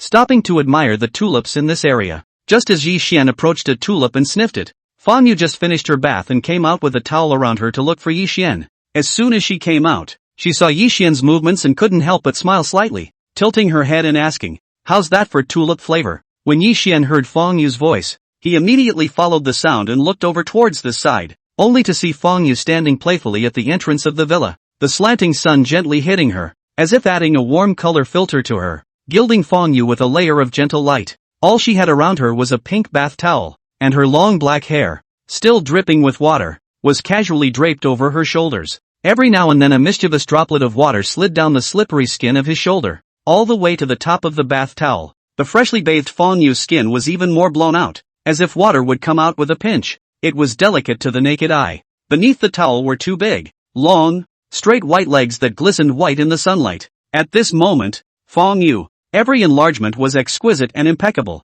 combining into a beautiful picture of a beauty taking a bath. Yi Xian greatly appreciated Fong Yu's beauty. The corner of his mouth hooked upwards as he nodded and said, "Fragrant, but not as good as your bath towel." Fong Yu's eyes flashed with a trace of dismay, but in the next second, she reacted and instantly made a big red face. This guy, why is he so good at flirting? Just as Fong Yu was shy, Yi Xian had already walked back to her side and gently wrapped his arm around Fong Yu's shoulders and said gently, "Come on, get in first, and be careful not to catch a cold." The two walked back to the room together. Yi Xian casually picked up the towel on the table and carefully wiped Fong Yu's hair. Fong Yu looked at Yi Xian's serious brow through the mirror of the dresser, and a small heart beat uncontrollably and chaotically. Her heart was a soft mess and her mind was filled with happiness. Fong Yu took out her cell phone and wanted to take a picture of Yi Xian's appearance at the moment. She opened the lock screen and saw that Sun Yong had sent her a message. Fong Yu felt like opening the dialog box and saw Sun Yong pushing a business card to her. "MS. Fong, add her. This one is your future agent." Looking at the message from Sun Yong, Fong Yu opened Chu Xiaodan's business card and looked at it, then clicked Add Friend. Chu Xiaodan's side passed almost in seconds, and seemed to have been waiting for Fong Yu to add. Just after becoming friends, a message from Chu Xiaodan's side was sent over. "Hello MS. Fong, do you have time for a chat tonight?" "Good." Fong Yu answered earnestly with her cell phone, and Yi Xian, who was standing behind her, had already dried her hair and came over to take a look. "What's wrong?" Fong Yu shook her cell phone screen towards Yi Xian and explained, "This is the agent's son arranged. She asked me to have a chat." After saying that, Fong Yu glanced at Yi Xian. "I've been planning to go over there lately, too, to get acclimated first." Yi Xian gently rubbed Fong Yu's hair and said with a smile, "Okay, I'll take a trip with you to the Eastern Tomb." Hearing Yi Xian say that he wanted to accompany him there, Fong Yu instantly cheered up with a smile on her brow. She was just about to speak when she heard Yi Xian continue, "It's just as well to go over and help you set up, or you'd be too inconvenienced if you just went over there alone with nothing over there." Fong Yu sniffed and skimmed her lips. "I can arrange it." Yi Xian listened to Fong Yu's bravado speech and directly shot out to pop Fong Yu's forehead, saying with a hint of firmness in his gentleness, "Listen to me." "Oh," Fong Yu answered in a small voice, although she didn't say anything on her lips. In fact, her heart was like overturning a honeypot, indescribably sweet. The Yi Xian just now gave her a gentle and domineering feeling. Love, love, love. The two spoke together for a while longer. Yi Xian looked at the time. It was getting late, so he said to Fong Yu, "Why don't I go back first?" Fong Yu directly held Yi Xian's arm as she whispered, "My parents don't come home at night." Fong Yu had said it so clearly, where could Yi Xian not understand? He said with a smile and a nod, raising one eyebrow, "Good, it just so happens that I'm too lazy to go back, so I'll just stay here." Fong Yu nodded with some embarrassment. Although it was just a hint, this was also the first time she invited a boy to stay over at her home. Her mood was naturally different. The two of them cuddled for a while longer, and when the evening came, Fong Yu saw that it was almost time for the appointment, so she hurriedly got up. Fong Yu found a set of formal clothes to wear on her body. Her hair was combed meticulously, and her face had a slight hint of light makeup. A few minutes before the appointed time, Fong Yu sent a message to Chu Xiaodan. The next moment, Chu Xiaodan's video call came through. Fong Yu hurriedly picked it up and saw a woman's face appear on the cell phone screen. The woman appeared to be in her late 30s, and looked very young throughout, with long, gentle hair cascading over her shoulders, and beautiful to look at. Chu Xiaodan also saw Fong Yu through the video at this time, and immediately froze. When she saw Fong Yu's profile before, she knew that this newcomer was a beauty, but when she saw Fong Yu in real life, she realized that the photo was too one-sided, and the real person was simply not too beautiful. Even Chu Xiaodan, who was accustomed to seeing beautiful people, her eyes flashed with amazement and shock, while her heart burst with excitement. With such a good seed, it's like God sent himself to rise. Chu Xiaodan, excited, hurriedly greeted Fong Yu and asked about some of Fong Yu's basic situation. Fong Yu also answered seriously. Chu Xiaodan quickly recorded it and then looked at Fong Yu and asked, "By the way, when are you planning to come over? I'll show you around the group." Fong Yu thought about it and answered honestly, "It might be a couple days before I go over there. Is that okay?" Chu Xiaodan naturally had no problem with this, and she gave a very gentle smile. "Okay, the general manager already told me about your situation. It's okay, we'll just talk about it more carefully when you get to the group." Okay, faced with such a gentle agent, Fong Yu also felt very lucky. However, She was also clear that this was definitely because of Yi Xian, and for a while, her heart was filled with another burst of emotion. After Fang Yu and Chu Xiaodan spoke for a while longer, they hung up. When it was time to sleep at night, the cat suddenly followed Yi Xian into the bedroom and meowed at him. Yi Xian didn't take it seriously at first, but seeing the cat's increasingly urgent voice, he finally looked up at Fang Yu and inquired,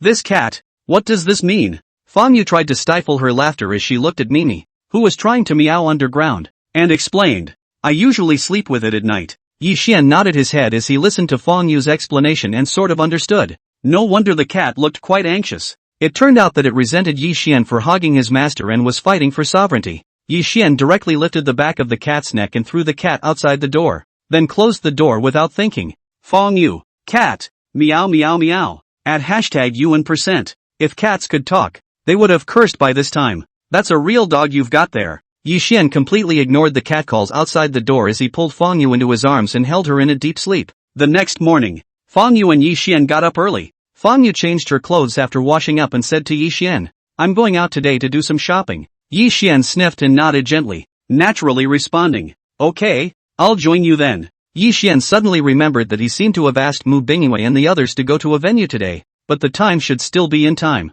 Just as Yi Xian was counting the time, Fang Yu hurriedly waved her hand. No, just go about your business. I'll go by myself." Yi Xian looked at Fang Yu's odd expression and instantly raised his eyebrows, asking with some curiosity, "Why? What are you going to buy? And why are you covering up?" Fang Yu glanced at Yi Xian, not wanting him to misunderstand himself, so she came to Yi Xian's ear and muttered in a low voice. Yi Xian sniffed and looked towards Fang Yu's chest, then shook his hand and said with intent, "No wonder. I thought something was wrong with my senses, but it's really big." Chapter 45, Another Big Rebate. Fang Yu, go. Why talk about such a shameful topic with impunity? Yi Xian looked at Fang Yu's reddish little face, and couldn't help but sigh in his heart. His girl is really easy to be shy. However, Yi Xian had the sense not to continue teasing Fang Yu, but opened his mouth. "Well then, go get it yourself. I can't be bothered to go into a store like that. If anything happens, you call me." Yi Xian waited until Fang Yu had packed up,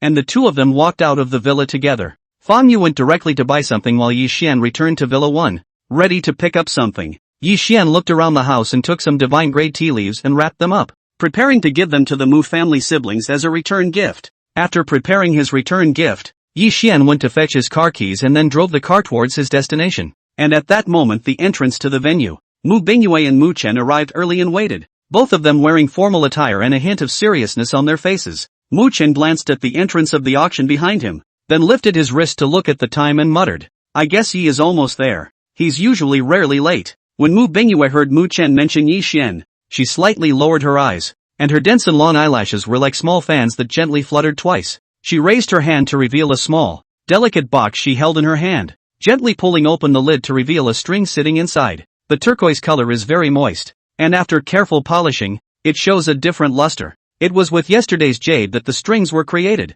and at first glance they were top quality. Mu Chen came over to eyeball the string and gently licked his lips, saying with great envy, "It's a really nice jade, and look at the color and quality of the strings. It's just beautiful. It's a pity that this jade was given to us by Brother Yi. Otherwise if I were to go out with a string like this, I'd definitely envy them to death." Mu Chen sighed with emotion, then raised his eyes and glanced at his own oldest sister, adding with a smile, "Yi will surely like it in a while." Mu Bingyue listened to Mu Chen's words and carefully covered the box, holding it in her palm as she continued to wait. A few minutes before the appointed time, Yi Xian's Lamborghini Poison finally appeared on the parking lot. Yi Xian directly ignored the eyes looking over from the neighborhood and took a big stride to walk in front of the Mu family siblings and greeted them with a smile. "Kept you guys waiting, huh?"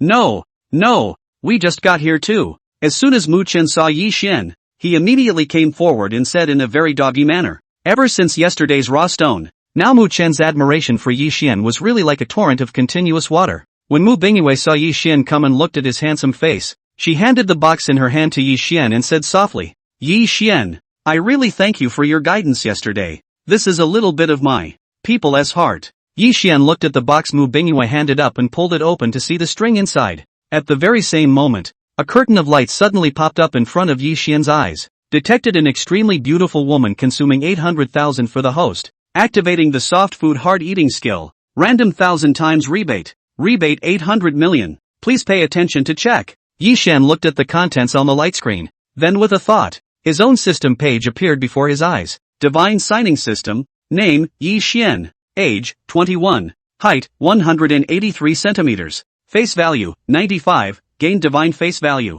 1 year gradual change, temperament, 96, stature, 95, assets, 159,853,0000. Yi Xian looked at the asset figures that were once again expanded and immediately froze, but he quickly reacted. However, next, Yi Xian looked at Mu Bingyue and Mu Chen in front of him and smiled extraordinarily happily. These two aren't just good friends, they're practically their own little gods of fortune. This one rebate is a little too good to be true. It could be said without exaggeration that at this moment, Yi Xian looked at the Mu family siblings with unspeakable smoothness and loveliness. Over here, Mu Chen froze in his tracks as he looked at Yi Xian's reaction and the big smile on his face. Mu Chen sucked in a breath of cool air, a hint of disbelief in his eyes. Yi, this status, driving hundreds of millions of supercars, buy an antique car 40 to 50 million hand, just a string, to be so happy? Mu Chen's mood was a bit complicated, and suddenly his eyes lit up. Could it be that Yi was extra happy because of the gift from his oldest sister? Thinking of this possibility,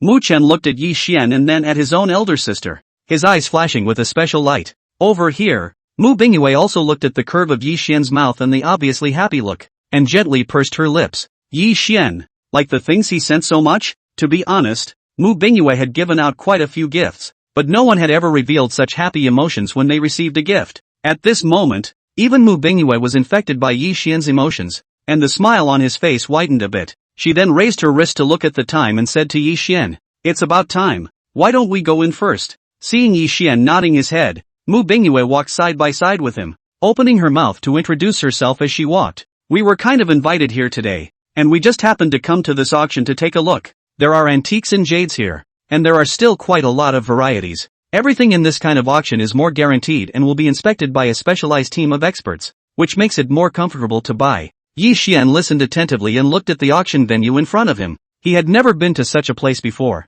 However, Yi Xian was not vain, and followed behind Mu Bingyue with a big smile as he walked towards the inside of the auction. When passing by the entrance, Mu Bingyue took out the invitation and handed it to the staff. After the other party checked the invitation, he immediately bowed slightly towards the Mu Bingyue several people and said very politely, "Several honored guests, please follow me this way." A few people followed the staff and went directly inside a private room in the back row. Looking out from inside the booth, you could see those auctioneers in the front row. Such a distinction made the back box seem very elevated and distinctive. Yi Xian looked at the layout of the auction venue and walked into the box with the duo. Over here, just as the figures of several people disappeared into this side of the corridor, several gazes noticed them from another direction. Zoing looked at the backs of the several people, standing in place with her hands clasped on her chest, a cold snort escaping from her nostrils as she snorted lightly. "It's really a narrow road.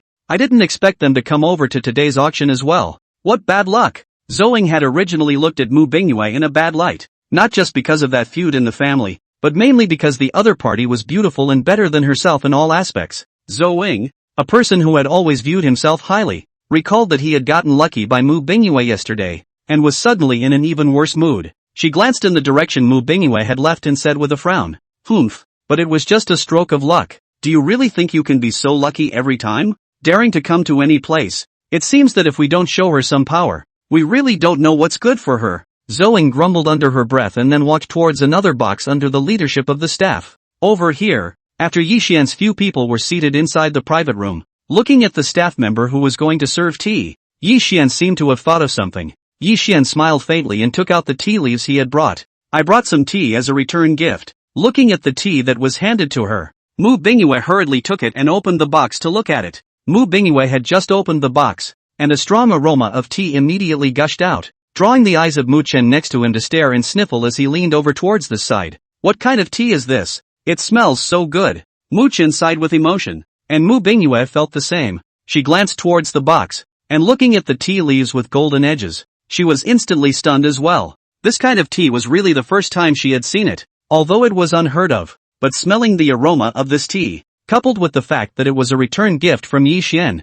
Mu Bingyue could be 10,000% certain that it was definitely something good. "Thank you, Yi Xian." Mu Bingyue smiled sweetly, then called the waitress waiting at the door and instructed her, "We brought some of our own tea. Please brew it for us." The waiter listened to the VIP's words and naturally nodded in agreement, quickly going out to fetch hot water and tea utensils. In front of the several VIPs, the waiter made the tea neatly with his hands and feet, and respectfully poured the tea for the several people. Mu Bingyue picked up the cup of tea in front of her. She didn't taste it right away, but first smelled the fragrance of the fragrant tea before taking a shallow sip. A sweet and mellow flavor rushed straight to the sky. Mu Bingyue's eyes instantly glazed over. This was the first time she had ever drank such a superb flavor, especially when the tea was swallowed. As it fell into the abdomen, a warmth spread through the limbs and bones, and the whole body was warm and very comfortable. Mu Bingyue took a deep breath and couldn't help but take a few more sips, and soon the cup of tea reached the bottom. She had secretly tasted the flavor of the very best dahonpo at the old master's place before, but compared to the tea in front of her, it was still too far away. It felt like there was a chasm between the two teas, and the difference was simply too great. Yi Xian picked up the teapot and refilled Mu Bingyue's tea, then asked with a smile, "How's that for flavor?" When Mu Chen heard Yi Xian's question, he immediately gave a thumbs up and praised him. "It's good. It's really good." Listening to his little brother's dry words, Mu Bingyue slapped his forehead, his face filled with helplessness. This little brother, let himself say something nice about him. It's a shame that a pretty old man can speak with such a lack of vocabulary. Being uneducated. It's horrible. Mu Bingyue glared viciously at Mu Chen as she picked up her teacup, and in the midst of a dense heat, she opened her mouth to comment quietly. Put the tea-cold eyes to see the red dust. Borrow tea to meditate in spring and fall. This tea smells fresh and pleasant, and the color of the tea broth is bright and unadulterated. After the boiling water is slightly brewed, the tea leaves are like fish in the water tossing up and down, which is fun to watch. In the throat, it is even more sweet and mellow, without the slightest bitterness and astringency, which is really the best tea. It's the first time I've had such a good tea. It's really thanks to your blessing. Thanks a lot. After Mu Bingyue finished her words of thanks, her gaze looked deeply at Yi Xian, her heart more or less filled with emotion. This person was really amazing. She was just giving things away casually, but every time the other party returned the gift, she was shocked. Mu Bingyue looked at the bland Yi Xian, and a trace of emotion suddenly rose in her heart. After her own little brother had made so many friends, the one that satisfied her the most was this Yi Xian, who was outstanding and somewhat dazzling, an existence that even Mu Bingyue had to look up to. Chapter 46. What's this? Just as Mu Bingyue's thoughts were turning over, Mu Chen next to him looked at his old sister and silently gave a thumbs up. I'm sure you're a cultured person. Tugging on a word is so highbrow. Mu Chen thought while picking up the cup of tea to drink it, feeling the feeling of the lips and teeth. Although not knowing much about tea, still very fascinated by this feeling, Yi Xian slowly sipped his tea as he casually picked up the auction list on the table and looked at it. Everything here is a bit generic, not much of a hit. Besides, Yi Xian had no intention of auctioning today. After all, the purpose of today had already been achieved. Thinking about the rebate just now, the corners of Yi Xian's mouth rose. It was really cool, and at this time in the center of the auction table, the auctioneer has already come on. After a few simple introductory remarks, today's auction officially began. This is our first lot of the day, a blue and white cone handle vase. With the auctioneer's words, a huge close-up of the cone-handled bottle appeared on the big screen behind her. Every detail captured steady and clear. After a moment's pause, the auctioneer announced the reserve price, and then the venue resounded with the sound of increasing prices. These guests are all here in admiration, knowing that the antiques here are absolutely genuine, so they are also assured that the auction, but after all, it's a gadget just starting out, and everyone's markups are relatively normal, adhering to the tenet of spending as little as you can, stuck with the lowest markups dawdling upward a little. The auctioneer on the floor was also very experienced and knew how to drum up the emotions of the guests on the floor, and one lot after another began to be quickly auctioned off. Because the auction went so well, the waiters on the floor were shuttling back and forth, offering the guests a variety of teas and snacks. The service was quite on point and welcoming, with such a lively atmosphere. It's really a bit of a guest and host joy. Halfway through the auction, Yi Xian's cell phone suddenly rang. He picked it up and saw a message from Zhang Hong. Boss, your stuff is ready. I'll send it to you. Where are you now? Yi Xian thought about it and directly sent the address of the auction. Zhang Hong's side quickly returned the message. Okay. Yi Xian looked at the reply on his cell phone and secretly thought in his heart, should he go to the door to pick up Zhang Hong in a while? But on second thought, Yi Xian directly erased this idea. There was no need for this. Zhang Hong was at least the general manager of the largest jade city near Jinling. It was impossible that he had so few connections that he couldn't get into the auction himself. Yi Xian directly put away his cell phone and continued to look in the direction of the auction table. The auction was still going on at this time, and the courtesy lady of the auction house carried up a tray. After the auctioneer pulled off the red cloth covering it, a sound of gasps rang out in the arena. Only a piece of fine jade appeared on the screen, although it could not be said to be how superb, but such a complete piece was a rare piece of good material. The auctioneer watched the reactions of the guests present with satisfaction, the corners of her mouth lifting in a smile as she announced loudly, "This is our next lot. A complete piece of old jade. The starting bid is $500,000. Such a low starting price immediately aroused the interest of the guests present. Everyone raised their cards, and the price was climbing rapidly. Mu Bingyue's eyes also lit up when she saw the jade on the field, obviously coming to be interested. After seeing that a few people in front of him had already shouted the price, Mu Bingyue spoke out and called out the price. 700,000. On the other side, Zoing listened to the number plate number. A cold smile raised on the corner of her mouth. Then she looked towards the private room where Mu Bingyue was. This Mu Bingyue, she's finally willing to make a bid? Heck, with those 3 melons and 2 dates in your pocket, I'll make sure you can't bring anything back today. Zoing made up her mind in her mind. She thought nothing of directly raising the number plate in her hand and shouting loudly, 700,005. She was purposely only adding a minimum raise just to disgust Mu Bingyue. Such an increase in price, however, was quickly followed by increases from other-looking customers. Mu Bingyue sat in the booth and listened. Looking at the fact that there were still a few contenders, she thought about raising her card directly to make an offer. $800,000. Mu Bing language is very calm. She does not mind someone competing. After all, it is an auction. Good things are used to grab. She is now hoping to widen the spread and discourage some of her competitors. Sure enough, after Mu Bingyue's shouting, the few auctioneers sitting in front of them obviously got a bit cowed and stopped shouting. Instead, Zoing, who was sitting in the private room, snorted coldly and raised her card to add another minimum increase. Hey, just play. Mu Bingyue glanced towards the box over there where the price was being shouted. She lowered her eyes and thought about it. Currently it hadn't reached the highest price she could afford, so it was possible to fight for it. Just as Mu Bingyue was about to continue to call the price, the door of the private room they were in was suddenly knocked on. Hearing the knock on the door, several people's attention fell on the door, and then they saw Yi Xian get up and walk over to pull the door of the room open. Boss! The person who came was none other than Zhang Hong, who saw Yi Xian come to open the door and hurriedly bowed to greet him. Zhang Hong was followed by several people, their hands carefully holding several boxes. Mu Bingyue and Mu Chen took a look and realized that those boxes were of different sizes, but they were very delicate. Zhang Hong signaled a few people to put their things on the table before he looked at Yi Xian and said, "Boss, what you want is ready. Take a look first." After saying that, Zhang Hong carefully opened the box, revealing the seal inside. This was the seal that was made according to Yi Xian's request. The size was not exaggerated, and the carving on it was very delicate. Mu Bingyue and Mu Chen looked at the seal and couldn't help but stare at it with wide eyes and even more emotion in their hearts. It's really worthy of Yi Xian's stuff. It's all good stuff. Look at the color of the jade, and that moistness. It's perfect as it's never been before. Even if the seal wasn't really big, it was definitely considered priceless just by the color of the jade. Mu Bingyue watched with unblinking eyes. Her heart had already set off shock waves. The fact that people Yi Xian was worthy of being the big brother in charge of Jade City, and that he was able to find such a superb jade to make a seal with a single strike, was evident. Mu Chen was also envious at the side, especially when he watched Zhang Hong, a famous general manager in the circle, look so respectful in front of Yi Xian. His heart was even more envious. It feels so good just to look at it. When will you have a day like this yourself? Just as several people were admiring the seals together. Over here, Zhang Hong pointed to the large box next to him. Boss, I've put the rest of the material in this box for you. After Zhang Hong finished speaking, he looked at the Mu family siblings beside Yi Xian and knew that his boss had guests,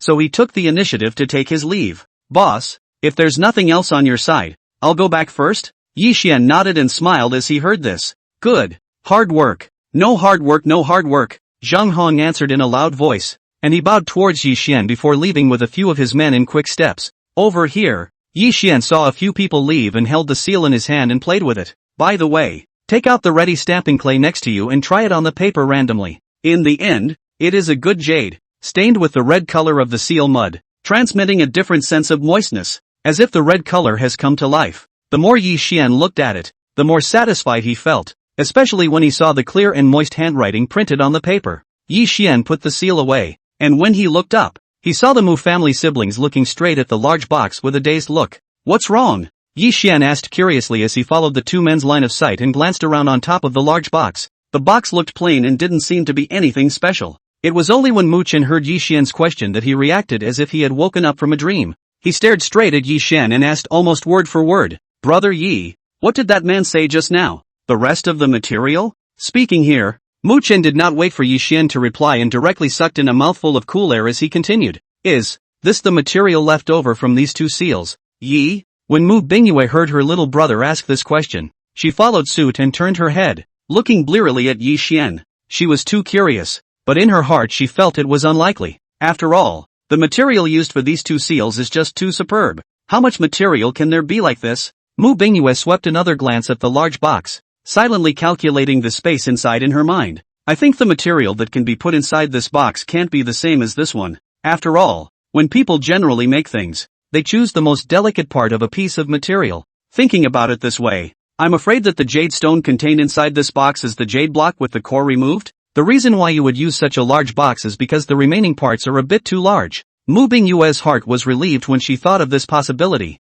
In that case, things would be much more reasonable. Just as Mu Bingyin's thoughts were churning, he suddenly saw Yi Xian walk over to the large box and directly opened it. Then in front of the two people, Yi Xian took out the piece of jade without any ceremony and held it in his hand. Boom! The moment the Mu family siblings saw the jade, they only felt a loud bang in their brains, as if an invisible bomb had exploded in their heads, and their entire being was a bit confused. This.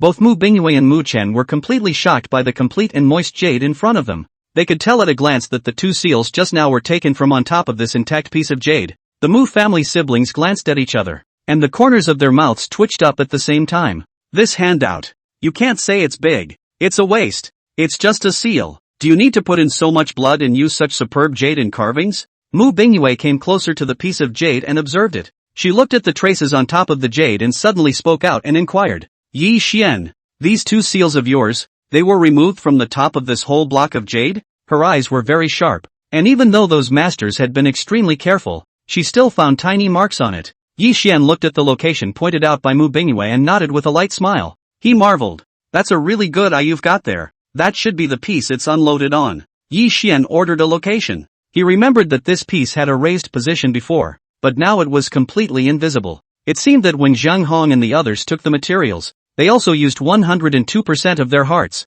utilizing the smallest amount of loss to heart dig out the amount needed for the two seals. It's pretty good. It's so sweet. Mu Bingyue looked at Yi Xian's disinterested face and felt a wave of depression rise in her heart. Good lord. It really does take such superb jade. Why did she want to pounce and just bite this guy so badly right now? What a waste. Such a superb jade. Even if nothing was done to it and it was just placed there, it was definitely a perfect work of art. It's just that we need a seal. Anyway, we have Jade City under our hands, so we can pick 2 more pieces of good material to do it, can't we? Mu Bingyue looked at the marks on top of the jade and had been too heartbroken to speak, but looking at Yi Xian's smiling appearance, it seemed like the person didn't take this jade seriously at all, and didn't care about it at all. It seemed that one's own realm and Yi Xian's before were still too far apart. This man, he's a loser. At that moment, Mu Bingyue sighed quietly, her heart filled with helplessness. It's really a case of people getting killed and goods getting thrown away. It's not at all comparable to other people's Yi Xian.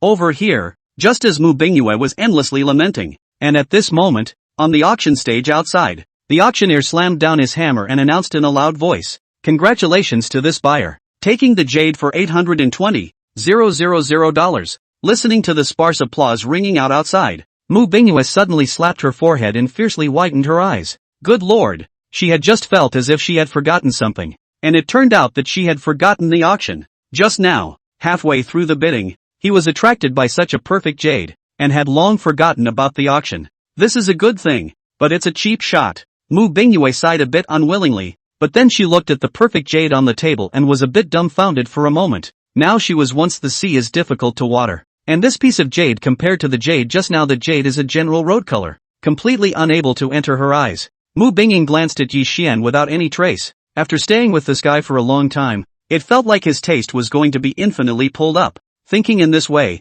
having just missed the opportunity to auction, Mu Bingyue was not sad at all in her heart, but rather, she was relieved. If he had continued to call for more just now, I'm afraid that he would really have to go to the limit of his heart to take it, and it wouldn't really seem to be worth it. And on the other side at this time, Zoing had already successfully auctioned off the jade, and the few people next to her in the private room looked at Zoing with a smile on their faces. In the end, it's Sister Zoe. That's how wealthy and generous she is. Such a good jade in one fell swoop. Congratulations Sister Zoe. This piece of jade quality is so good. Get the store can definitely make a fortune. Humph. It seems that Mu Bingyue over there is quite sensible. Knowing that she is not Zhou's opponent, she surrendered early and did not continue to bid, counting her a bit of strength. That's right. What does that Mu Bingyue have? What makes her compare to Sister Zhou? $820,000 to take down a piece of jade. She Mu Bingyue does not necessarily have such vigor. As the crowd spoke, Zhou beside her listened to the compliments of the crowd and was also proud, subconsciously straightening her waistline. Only after the crowd finished their envious words did Zhou cough lightly and said to the crowd, "Alright, since we got what we wanted, let's go backstage and get the jade back." Zhou took the crowd with her to the backstage, where she handed over the payment for the jade, and the staff immediately delivered the jade to Zhou. Taking a closer look at the jade in her hand, Zhou nodded with satisfaction, the smugness on her face increasing as she glanced towards the location of the box where Mu Bingyue was. Suddenly Zhou had a flash of brilliance in her head. Her hand held the jade and she walked towards the location of the box. The crowd behind hurriedly followed Zhou Ying's footsteps. They walked behind and naturally could not see the bad smile on the corner of Zhou Ying's mouth. She wouldn't waste such a good opportunity. After a while, Zhou Ying led the crowd to the front of the private room. She didn't push the door in right away but gestured towards the people behind her. The people next to them immediately understood, and with smug smiles on their faces, they walked up and knocked on the door of Mu Bingyue's compartment. "Who?" A questioning male voice came from inside. Then Mu Chen walked over and pulled the door to the private room open. Mu Chen glanced towards the door and realized that it was Zhou Ying and her lapdogs, and immediately changed his face. Then he looked at Zhou Ying surrounded by the crowd, still holding the jade he had just gotten, and narrowed his eyes. Mu Chen immediately knew that the auctioneers who had just competed with his old sister were the Zhou Ying few. Now that the other party had photographed the jade and deliberately brought it here to their private room, wasn't that just naked showing off? It's obviously a cheap shot. At that moment, thinking of this, Mu Chen's face became even more ill at ease, angrily staring at the several people and asking, "What are you doing?" Zhou Ying looked at Mu Chen's appearance and felt that the other party was furious, and for a moment her mood immediately improved. The corners of her mouth lifted in a smile and a grin. "We're all friends and we're still not allowed to." Zhou Ying spoke while looking towards the private room behind Mu Chen. After all, her main goal was still Mu Bingyue, and being able to see the other party's exasperated appearance was her ultimate goal. However, when Zhou Ying's eyes fell on the private room, he saw the jade stone on the table at a glance. The moment she saw the jade, her entire body was as petrified as if she had been petrified, and she directly froze in place. Chapter 47, Grandpa. It's none of my business either, extra. The third shift. The dogs behind Zhou Ying were stunned when they saw her, and they followed her line of sight towards the inside. When they also saw that piece of superb jade, they directly sucked in a breath of cool air, their eyes filled with shock and disbelief. That's what they're seeing. Such a complete and moist piece. Is this jade? It's amazing how big the volume is. The crowd only felt their breath stagnate, and they were hard-pressed to say a single word. Filled with a loud rumbling sound, they finally saw clearly that this piece of jade was not only large in size, but most importantly, it was also white and flawless, with no imperfections to be seen. That full head of water is like the small face of an 18-year-old schoolgirl, as if water can come out with a pinch. This. The eyes of the crowd were about to glaze over as they looked in unison at Mu Bingyue and Yi Xian in the room, shocked and with fear together in their eyes. Such a superb jade is definitely considered priceless. It's a horrible scene to have such a superb product just sitting on the table. What exactly was the identity of this jade's owner? Just thinking about it was superb. It's not something they can know the content of. For a while, the crowd looked at me and I looked at you, and they all saw that the other's face was white. This piece of jade, even for a dude like them, they knew it was worth a fortune. I'm afraid it's even better than the Huchinsans of that year, when the he sure by that is a national treasure. The value of this piece of jade, suddenly more even doubled a few positions. The fear in the hearts of the crowd increased at the thought, and they subconsciously took a step backward. Even Zhou Ying, who was still high and mighty, had his face twitching at this time, and his legs were weak for a while, because she was so shocked. Zhou Ying's hands were trembling with her. She didn't pay attention and the jade in her hand fell straight to the ground. Things like jade are always precious and can't withstand a bump. Where can they stand such a heavy fall? After a crunching sound, the jade fell directly onto the ground, breaking into pieces. Zhou Ying, fogweed. This is something I just bought. Over here, Mu Chen looked at the jade that landed on the ground and couldn't help but frown. What kind of setup was this? Is it going to be a bumper sticker? Mu Chen was too lazy to bother with these people and directly blocked the gate, saying in a cold voice, "Are you guys up to something? If you're not, step aside and don't get in people's way." If it were usual, how could the crowd stand this tone of Mu Chen's voice? They would have disliked you and me long ago. But now, How dare these people say a word more? All cowering there, wanting to find a crack in the ground and hurry to drill in. Zoeng looked at the broken ground jade, gritted his teeth and squatted down to the jade casually gathered together, packed up and left quickly, did not dare to stay a moment more. Those dog legs even dared not stay here. They immediately followed Zhou Ying's pace and fled towards the distance. It was only after they completely walked out of the sight range of the private room that the crowd heaved out a breath, and each of them froze in place, only to feel cold sweat all over their backs. Thinking back on the scene they had just seen, the crowd only felt that it would never be forgotten. Zoeng now also completely lost her previous complacency. She tightened the jade in her arms that had shattered into several pieces, and didn't want to stay here even for a minute. It's too scary. And at that moment inside the booth, the corners of Mu Bingyue's mouth twitched slightly, and as she watched Zoeng fall away, it was clear in her heart why the other party was afraid like this. Mu Bingyue shook her head, then looked at Yi Xian beside her. This guy had given her so much of a shock that she was honestly a little numb now. It was even a bit tempting to say to Yi Xian, "Elder, you should hurry up and collect the divine power." Over here, Yi Xian looked at the sight of Mu Bingyue and Mu Chen and also sensed something. He smiled with downcast eyes and took the initiative to get up and put the jade back in the case before pulling it closed and placing it on the table. After this little episode of such a mess, time flies. After a while, the auction is considered to be the official end. Mu Bingyue glanced towards the outside as she took the lead and stood up, looking towards Yi Xian to thank him. "Thanks for the tea today. I love it." Yi Xian raised his eyebrows as he smiled and responded,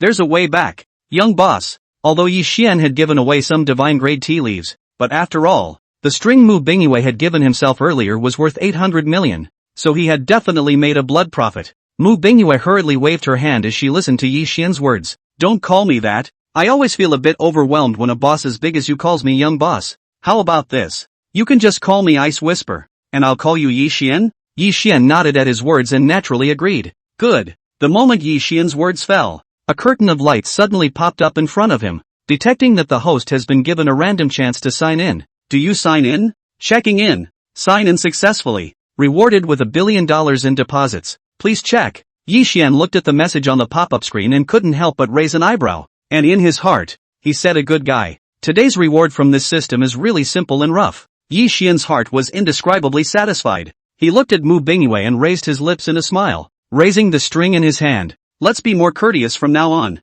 Mu Bingyue listened to Yi Xian's words and then thought about how happy Yi Xian was to receive the gift before. So naturally she smiled and nodded. Over here, Mu Chen narrowed his eyes slightly as he watched the interaction between his elder sister and Yi Xian. Good lord, why did he feel that his oldest sister would give herself away at the end of this gift delivery? As soon as this thought rose, Mu Chen's eyes lit up. But in that case, it didn't seem too bad. Not only is it a solution to old sister's lifelong affairs, but Yi has also become a brother-in-law, which is beautiful to think about. After all, counting the best of the young generation, which one could be compared to brother Yi? They are literally 10,086 schoolboys apart. Just as Mu Chen was rambling, Mu Bingyue looked at her little brother who had a silly grin on his face and directly rolled her eyes and pulled his arm. "What are you thinking here? Come on, let's go back too." There was something on Grandpa's side today, and they had to rush back to the store after attending the auction. Mu Chen also hurriedly nodded at his words, and the several people walked to the parking lot together. After saying goodbye, Mu Chen drove the car with Mu Bingyue and sped all the way towards the direction of the store. The journey was very smooth, and after a while, the two siblings were back at their store. Before they even entered, the two stood in the doorway when they heard a loud laugh from the old man in the store. "You guys?" As usual, Elder Mu and a few old masters were sitting in the inner hall. They looked very familiar and chatted very naturally. The old man next to him sniffed coldly and asked directly, "Old Mu, it's not that I'm talking about you. You have such a big store and you don't even have any tea?" The other old masters were also eyeing Elder Mu intently, with the appearance of never agreeing without seeing a good tea. Elder Mu was asked about his face, but he didn't see any embarrassment. Instead, he hemmed and hawed and defended himself. "Why? It's not like I forgot to buy it." Forgot to buy? In the face of such a lame reason, the several old men present rolled their eyes in unison. "This old guy, how do you not forget your bank card pin?" The old man on the right-hand side really couldn't listen anymore. He tapped the solid wood desktop with his fingertips and asked with some dissatisfaction, "Old Mu, can you not have good tea here? Who doesn't know that you, this guy, have nothing to do but love to collect some good tea? Auctions have let you turn all over.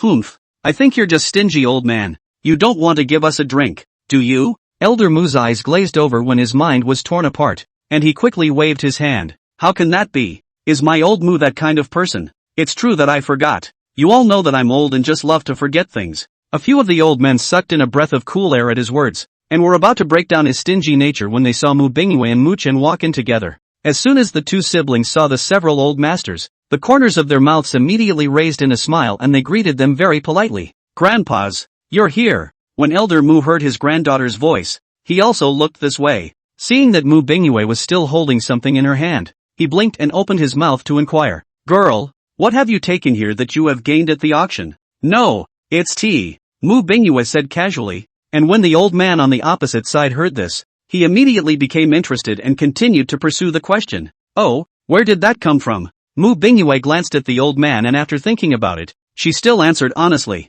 It's from a friend of mine. When Mu Bingwei said this, she obviously wanted to find a topic to bypass the tea matter, but she didn't expect Elder Mu to have no such intention, and directly said with a smile, tea? That's just right. It just so happens that we don't have any tea left at home, so you brew a pot for everyone to quench their thirst. Elder Mu was all smiles. It's so good that his granddaughter came back so timely and delivered timely rain. Today's good tea for yourself is a keeper. When Mu Bingwei heard this, she immediately said with some hesitation and covered up her words. Grandpa, this isn't good, is it? This tea is too ordinary. I'm afraid it won't catch the eyes of a few grandfathers. Speaking here, Mu Bingwei made a wink towards the old man. Master, you'd better bring out those good teas of yours. Don't use this. Mu Bingwei's words came out and immediately gained the strong support of several old masters. Look, old man Mu, at your age, you're still not as atmospheric as a girl, listening to your granddaughter. I'm ashamed for you. You guys just get used to it slowly. This old Mu has no bottom line.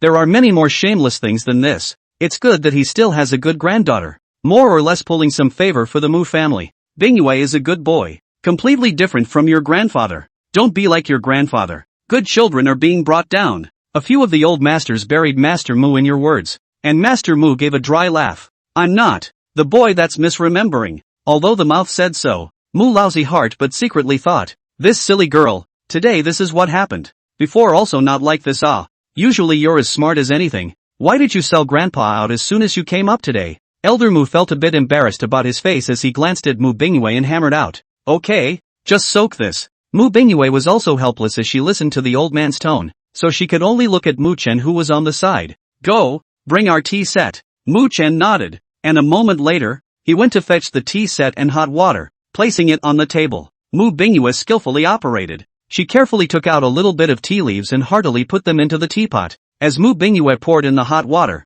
a strong flavor of tea overflowed. Smelling such a refreshing flavor, the few old masters who were still disgruntled just a moment ago were instantly silenced, sitting honestly in their chairs and waiting to savor the tea. Elder Mu was smiling, even relieved. The tea smells really good, but it's good that it can be taken. Otherwise it wouldn't really be able to gag these old guys. Mu Bingwei moved quickly, and a pot of tea had quickly been brewed. She took the teapot and poured tea for a few old masters with a respectful posture. Chapter 48, So what if she's a beauty? Crouch down and hold your head. Elder Mu's crowd picked up the teacups together, and they first took a close sniff of the tea before taking a small sip. After swallowing only one mouthful and feeling the rich, sweet flavor in their mouths, several of the old men were breathing heavily, and in their eyes was shock that they couldn't hide. What kind of tea is this? The taste? It's just great. Definitely the most delicious tea they had ever had in their entire lives. Even Elder Mu, who loved the tea ceremony the most, froze there after taking a sip of tea, completely a bit confused.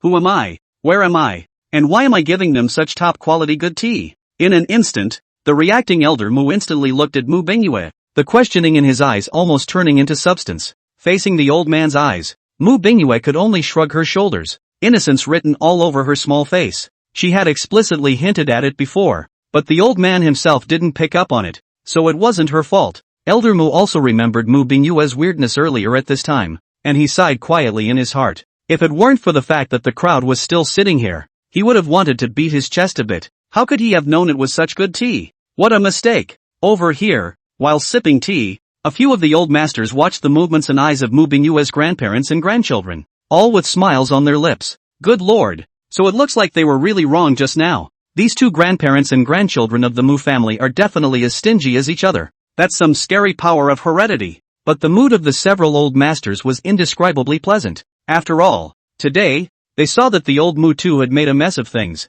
and even let them shell out on it. Thinking like this, The few old men felt the tea in their mouths taste even better. All they have to do now is have as many drinks as possible. After all, after today, if you want to drink this extremely good tea again, I'm afraid you won't have a chance. After the several old men drank until they were satisfied, they then got up and left. Elder Mu looked at their departing backs and only felt a pain in his heart. These old guys, they're just here to kill me, Elder Mu said viciously, although it is said that there are still quite a few at home, but as long as the thought of being mixed up with a pot by them, the old man's heart is particularly bad. After digesting it for a good while, Elder Mu gradually accepted this reality. He suddenly seemed to have thought of something and looked at Mu Bingyue who was at the side and opened his mouth to inquire. Ice whisper, who gave you this tea? Yi Xian, a friend of Xiao Chen. Mu Bingyue spoke while sitting next to the old man and introduced Yi Xian's situation to him in detail. She knew everything and told Yi Xian about his previous visit to the store to buy antiques and the identity of the owner of Jade City. You saw the jade yesterday,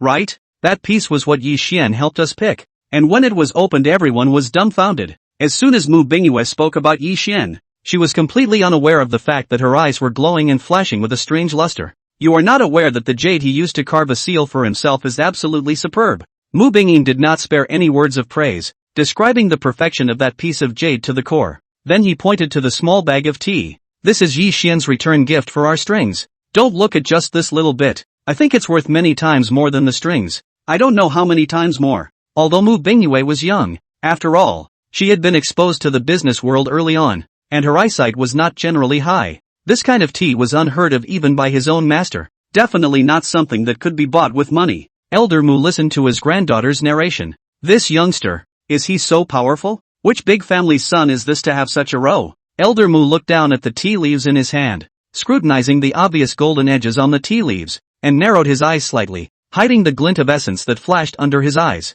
In that case, the tea is definitely not mortal. He felt the difference when he tasted the tea just now. It was more unique than the finest tea he had ever had. Thinking this way, the tea in his hand became heavy and full of weight. And before directly out to buy so many antiques from his own family, this kid, could it be that he has something in mind? Thinking of this, Elder Mu jerked his head up and glanced at the playful Mu Bingyue in front of him, as if he had found the answer. Elder Mu stroked his beard and suddenly grinned. This kid is good. Bring him back to Grandpa sometime. It just so happens that our family is going to enter the jade industry later on, so it's inevitable that we'll have to cooperate with him. The other party was the owner of the White Shui Jade Stone City. If their Mu family could get this person's help, I'm afraid it would be even smoother. Although Master Mu said so on his lips, in his heart, he made up his mind that he must examine this kid for his granddaughter. After all, Bingyue has also reached the age of marriage. If the other party is really good character, and has such a family background, it is a good relationship that cannot be missed. Mu Bingyue listened to her own grandfather's words, and then looked at the old man's lowered eyebrows and eyes, a look of deep thought, and also somewhat understood the old man's meaning. Her pretty face flushed red in a flash, as beautiful as the reddish color of the sky. Master Mu looked at his granddaughter's shy appearance, and in his heart, he also sighed a long sigh. This is a woman who is not a woman. But after lamenting, the old man hurriedly put away the tea and walked towards the back of the store. On the other hand, after Yi Xian said goodbye to the Mu family siblings, he directly drove his car back to Villa 1, parking the car in the courtyard of the villa. Yi Xian looked at his savings and couldn't help but raise an arc on the corner of his mouth. Think about not long ago, they are still $1,000 deposit of a small beggar. Now the deposit on the body directly are counted by billions. It's a feeling that just doesn't get any better. Yi Xian admired the car for a while longer, and then happily stepped off the car. When he got out of the car, he just happened to meet An Ziyao walking over head-on. When An Ziyao saw the returning Yi Xian, her face instantly lifted up with a surging smile as she took the initiative to greet him. Yi Xian, you're back. Yi Xian nodded at his words, and after the two of them briefly chatted for a few moments, An Ziyao lifted her wrist to look at the time and said with some embarrassment, I've arranged for cleaning on this side of the villa, and I'm going to go over to the property now to work on it for a while. If anything happens, you can always contact me. After saying that, An Ziyao quickly walked towards the outside of the villa. Yi Xian watched An Ziyao leave as he walked to the garden and looked at the dark shadow in the corner and shouted, Blackie, come here. With Yi Xian's call, a black shadow dabbed up like lightning. Little Blackie was extremely affectionate towards Yi Xian, constantly rubbing against Yi Xian's hand with his big head, and even wagging his head a bit in excitement. Yi Xian was also adorable by little Blackie's appearance. He rubbed the dog's head vigorously and suddenly came close to little Blackie and whispered, Blackie, can you grant me a wish I've wanted for a long time, but never dared to carry out? Little Blackie looked at Yi Xian with a serious face. It seemed to have really understood its master's words and gave a hard bark. Woof! This dry cry seemed to say to Yi Xian. Speaking. Yi Xian listened to little Blackie's barking. The corner of his mouth lifted up in an arc, and without saying anything, he directly straddled the dog with his butt. It was also fortunate that little Blackie was tall, like a small calf. Otherwise, with Yi Xian's long legs, he would definitely have to curl up, which was particularly difficult. Now Yi Xian only needed to slightly lift his foot to allow little Blackie to free ride with himself. Over here, the moment little Blackie turned into a mount, the entire dog froze as if time had stood still. With little Blackie's brain capacity, he simply didn't figure out what his master was trying to do. Yi Xian couldn't help but grin as he looked at the stunned little Blackie. He hurriedly reached out and grabbed the back of little Blackie's neck and shouted in a very childish manner, "Hiya!" In the next moment, little Blackie was like a loyal subordinate who had received an order, rushing out directly like the wind. Yi Xian's bulk pressed down on little Blackie as if it was nothing, and it didn't affect little Blackie's speed in the slightest. Feeling the wind slapping hard on his face, Yi Xian couldn't help but raise his eyebrows. Good lord, this feeling is really exciting. Honestly, it's much more enjoyable than accelerating inside a supercar. Especially the appearance of the little black son is so cool, tall and powerful, and all the fur is also oily and smooth. The feeling of riding is simply not too good. Yi Xian was even a little bit obsessed with this feeling as he rode little Blackie inside the yard and ran around and around. The gusts of wind that little Blackie brought up when he ran blew the flowers and plants in the yard in a delicate manner. The combination of the delicate flower and the rabid dog is a visual that just doesn't pack a punch. Blackie, faster. Let's do another lap. Yi Xian was also obsessed with this feeling. He slapped towards little Blackie's butt. One person and one dog were playing very happily. In the meantime, in the middle of the bank, Yanamamu was sitting in her office, working on information and documents. The sunlight hit Willow Dream through the floor-to-ceiling windows as if it had gilded her, making her look quiet and holy. Resumen let out a long sigh of relief after quickly processing the paperwork at hand. She was now ramping up her time to catch up, and tonight she was going to find her sister,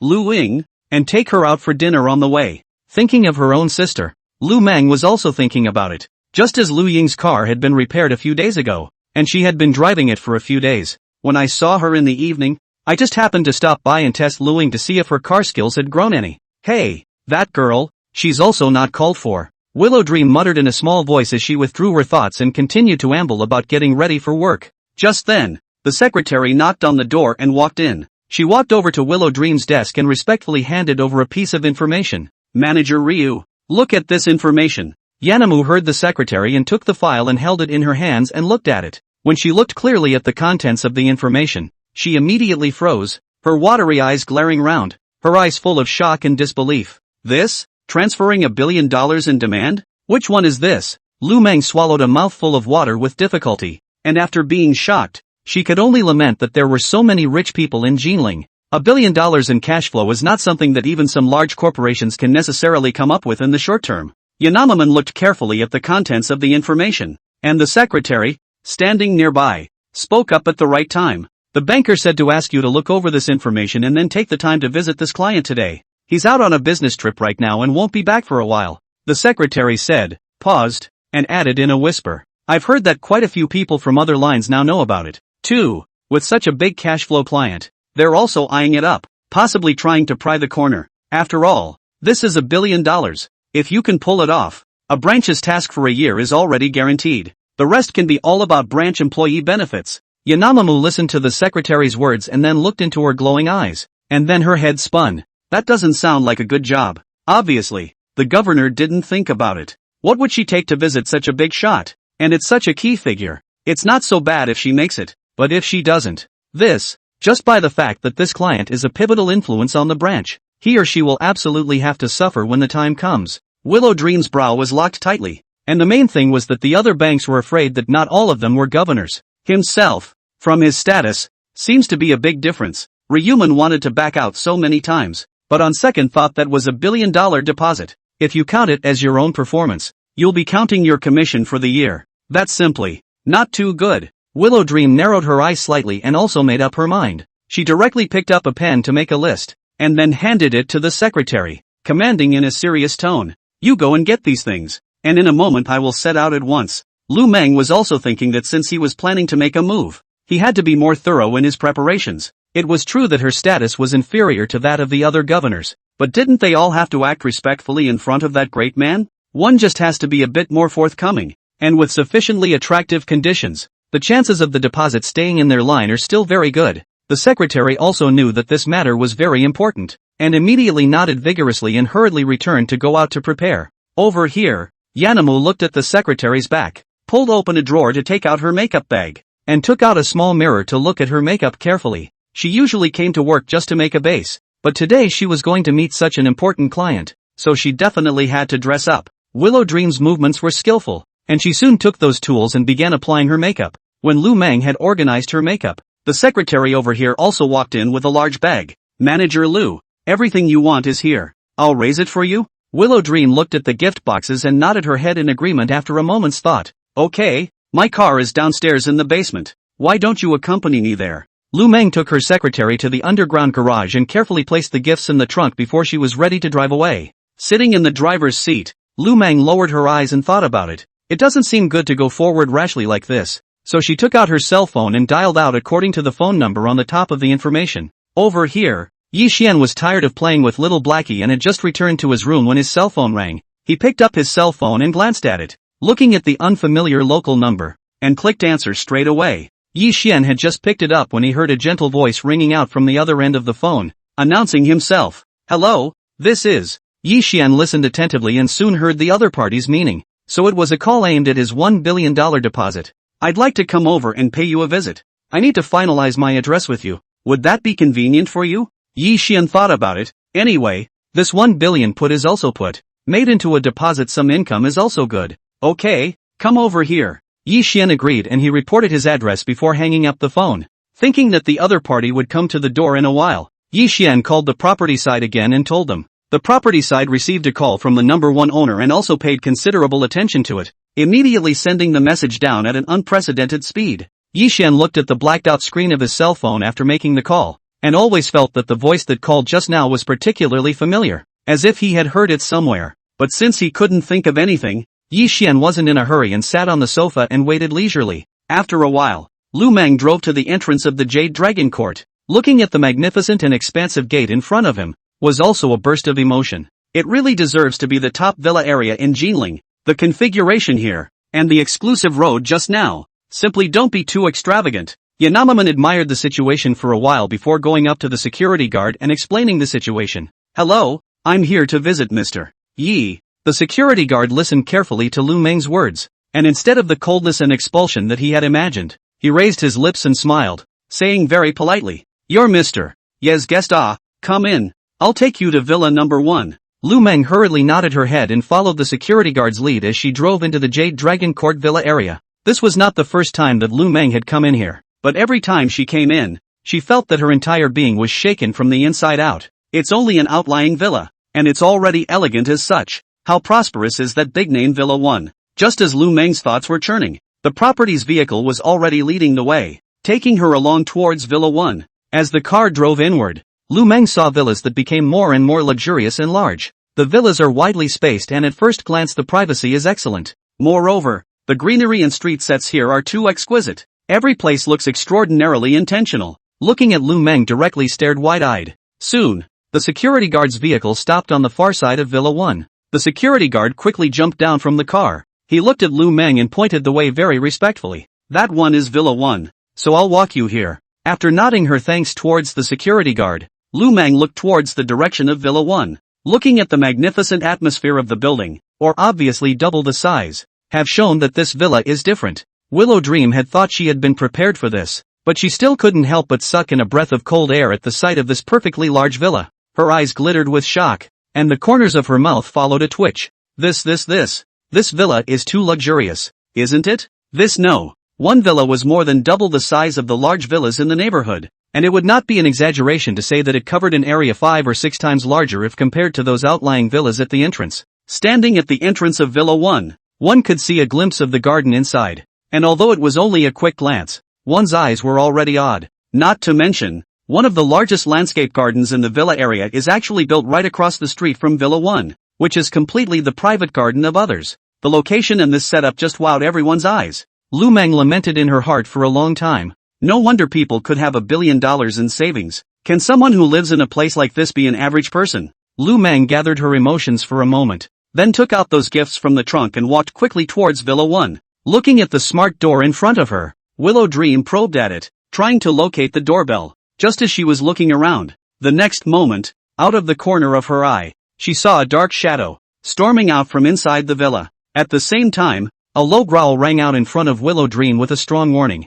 Lu Meng was startled. She fixed her eyes and saw a big black Tibetan Mastiff standing majestically in front of her. It was the first time that Lu Meng had seen such a tall and powerful dog. In addition to the dog's aggressive appearance, Lu Meng directly let out a low cry and subconsciously retreated towards the back. Her legs went weak for a moment, and she almost didn't stay on her feet. Even though there was still a fence between one person and a dog, Willow Dream was still scared. In that moment just now, she only felt that the dog in front of her had an aura that was 2 meters tall. At that moment, the dog looked at Lu Meng still standing in place and yelled at the top of his voice, "Hey, don't scream so aggressively." Seeing how the dog reacted so much, Yanamaman tried to calm him down with words, not realizing that it was completely ineffective. She suddenly remembered that when she was a child, her family had said that the usual way to deal with a puppy attack was to crouch down and make like you were picking up a rock, and that would scare the dog away. But this one before us, looking at the dog's enormous size, Lu Meng was more or less hesitant, but hearing that the dog was making a really bad noise,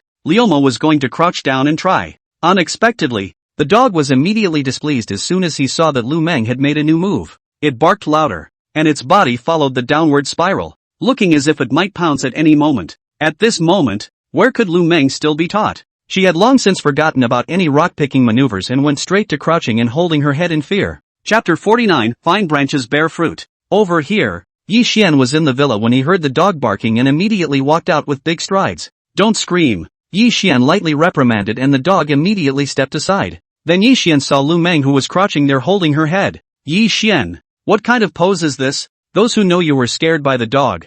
Those who don't think there's a police uncle with a gun to your head. Yi Xian helplessly skimmed his mouth as he looked towards Lu Meng on the ground, carefully sizing her up. Even though Willow Dream was crouching there, you could still see that she was tall. Her body was covered in a black professional outfit, and because of the head-holding motion, it squeezed her chest even more prominently, with some amazing curves. Just as Yi Xian watched, a curtain of light suddenly popped up in front of him. Name, Lu Meng. Face value, 97. Stature, 98. Height, 168 centimeters. Purity, 100%. Yi Xian's eyes quickly swept over the values on the panel. Then he patted the dog's head and pointed towards the cage next to him. The dog immediately read Yi Xian's meaning. No dissatisfaction could be seen on its face as it wagged its tail and ran towards the cage. Seeing the dog return to the nest, Yi Xian then went up to open the gate and took a few steps to stand in front of Lu Meng. Looking at the girl who was still shivering slightly, Yi Xian softly soothed, "It's okay, you can get up now." When Willow Dream heard a nice male voice ringing overhead,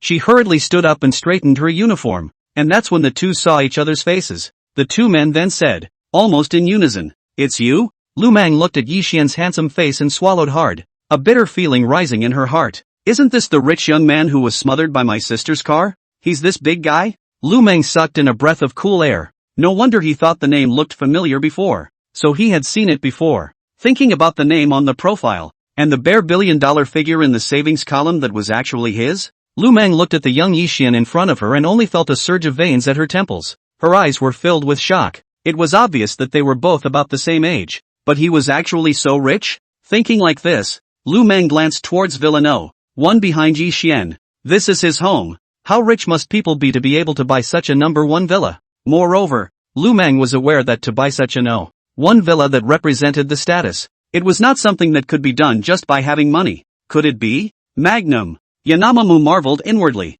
However, if it isn't just a case of the wrong person. Willow Dream's mind wailed. It's over. It's over. What is there to talk about? My little sister hit someone's car. It's a new car. Just now, people had recognized themselves, and this instant deposit thing was definitely going to play out. At that moment, Lu Meng's heart instantly cooled by half, and the smile on her face as she looked at Yi Xian completely solidified, permeated with embarrassment. Over here, Yi Xian looked at Lu Meng in front of him. No wonder he felt that the voice was familiar before. It turned out that there was really a meeting. Yi Xian didn't care about it. He glanced at the array of gift boxes next to him and looked at Lu Meng and asked, "It is?" When Lu Meng heard Yi Xian's voice, she reacted and said in a hurry, "These are a little gift I brought for you. I hope you smile." Yanamamu coughed lightly and briefly described what had been brought. "It's the first time I've come to your door, and I didn't know what you'd like. so I took some wine and a customized gold and jade coin from our line. Yi Xian heard Lu Meng's words. His heart was already happy and said with a smile, "Okay, give it to me." The moment Yi Xian received the item, a curtain of light popped up in front of his eyes at the same time. Detected an extremely beautiful woman sending a gift for the host, worth $100,000. Activating the soft food and hard eating skill. Randomly 5,000 times rebate. Rewarding $500 million. Please pay attention to receive. Yi Xian couldn't help but raise his eyebrows as he looked at the amount on the light screen, and his mood became even more pleasant. Good lord, this rebate feature is just overpowering. Half of the deposit was rebated straight away. Compared to rebates like this, what bank rate, really, is nothing. Right at this moment, the light screen characters in front of Yi Xian's eyes changed. Successfully activated the one small goal per day skill. Today's reward has been issued. Please check it out. Yi Xian's mind moved and the system page had appeared in front of him. Divine signing system. Name, Yi Xian. Age, 21. Height, 183 centimeters. Face value, 95. Gain divine face value. 1 year gradual change. Temperament, 96. Stature, 95. Assets, 410-853-0000. Looking at the asset figures that had been completely updated, the corner of Yi Xian's mouth rose slightly as he looked towards Lu Meng and said, "Please come in first. We'll talk inside." After saying that, Yi Xian had already walked ahead and headed inside the villa, and the little black boy standing inside the cage, his sights were fixed on Lu Meng, obviously eyeing the stranger with some gusto. Lu Meng felt Xiao Heizi's cold sight and hurriedly followed Yi Xian's pace towards the inside. Yi Xian led Lu Meng into the villa. He casually brought the gate and took out a new pair of slippers for Lu Meng to change into. As she changed her shoes, Lu Meng surveyed the decor of the villa, only to feel that it was a luxury she had never seen before. Yi Xian guided Lu Meng to sit on the sofa, and after taking his seat, Yi Xian didn't ink, and directly opened the door. "I'm the only one living here, and since we kind of know each other, there's no need to be formal, so please have a seat. By the way, what would you like to drink?" Hearing Yi Xian's inquiry, Lu Meng thought for a moment and replied, "Milk it is." "Good." Yi Xian nodded as he got up and headed towards the kitchen, and soon walked out with a glass of milk, placing it in front of Lu Meng. "You're here to talk to me about that $1 billion deposit, aren't you?" When Lu Meng heard Yi Xian take the initiative to mention it, she nodded and acknowledged her purpose. She took a deep breath and looked at Yi Xian and said seriously, "Mr. Yi, if you choose our bank, we can give you the following conditions." Lu Meng had already planned what to say long before she came over, so after Yi Xian asked, she immediately stated these conditions. Yi Xian listened to the other party speak line by line. He suddenly interrupted with a voice. Just a moment. Yi Xian got up and went to his room, and in a short while he came out with a few sheets of paper and pens. He took out a piece of paper and pen and handed it to Lu Meng and said in a faint voice, "You can write it down. It's clearer." After saying that, Yi Xian also took a few sheets of paper that had been folded and placed them beside him. Lu Meng took the paper and pen, and then looked at the folded pieces of paper next to her. Her lips pursed tightly, and her mind had obviously flipped. Those pieces of paper, could they be the various conditions left behind by the president of the other bank? Just now? After all, he is the governor. I'm afraid to give out the conditions will also be higher. Their time, but cannot be so much discretion. Just as Lu Meng frowned and thought, Yi Xian over here swept a glance at those papers and said in a light tone, "These conditions you have written out, I will consider them together before deciding." Lu Meng looked at Yi Xian's expression, and combined with what the other party said, her heart immediately decided that those must be the ones left behind by the other bankers without a doubt. Put it this way, at that moment,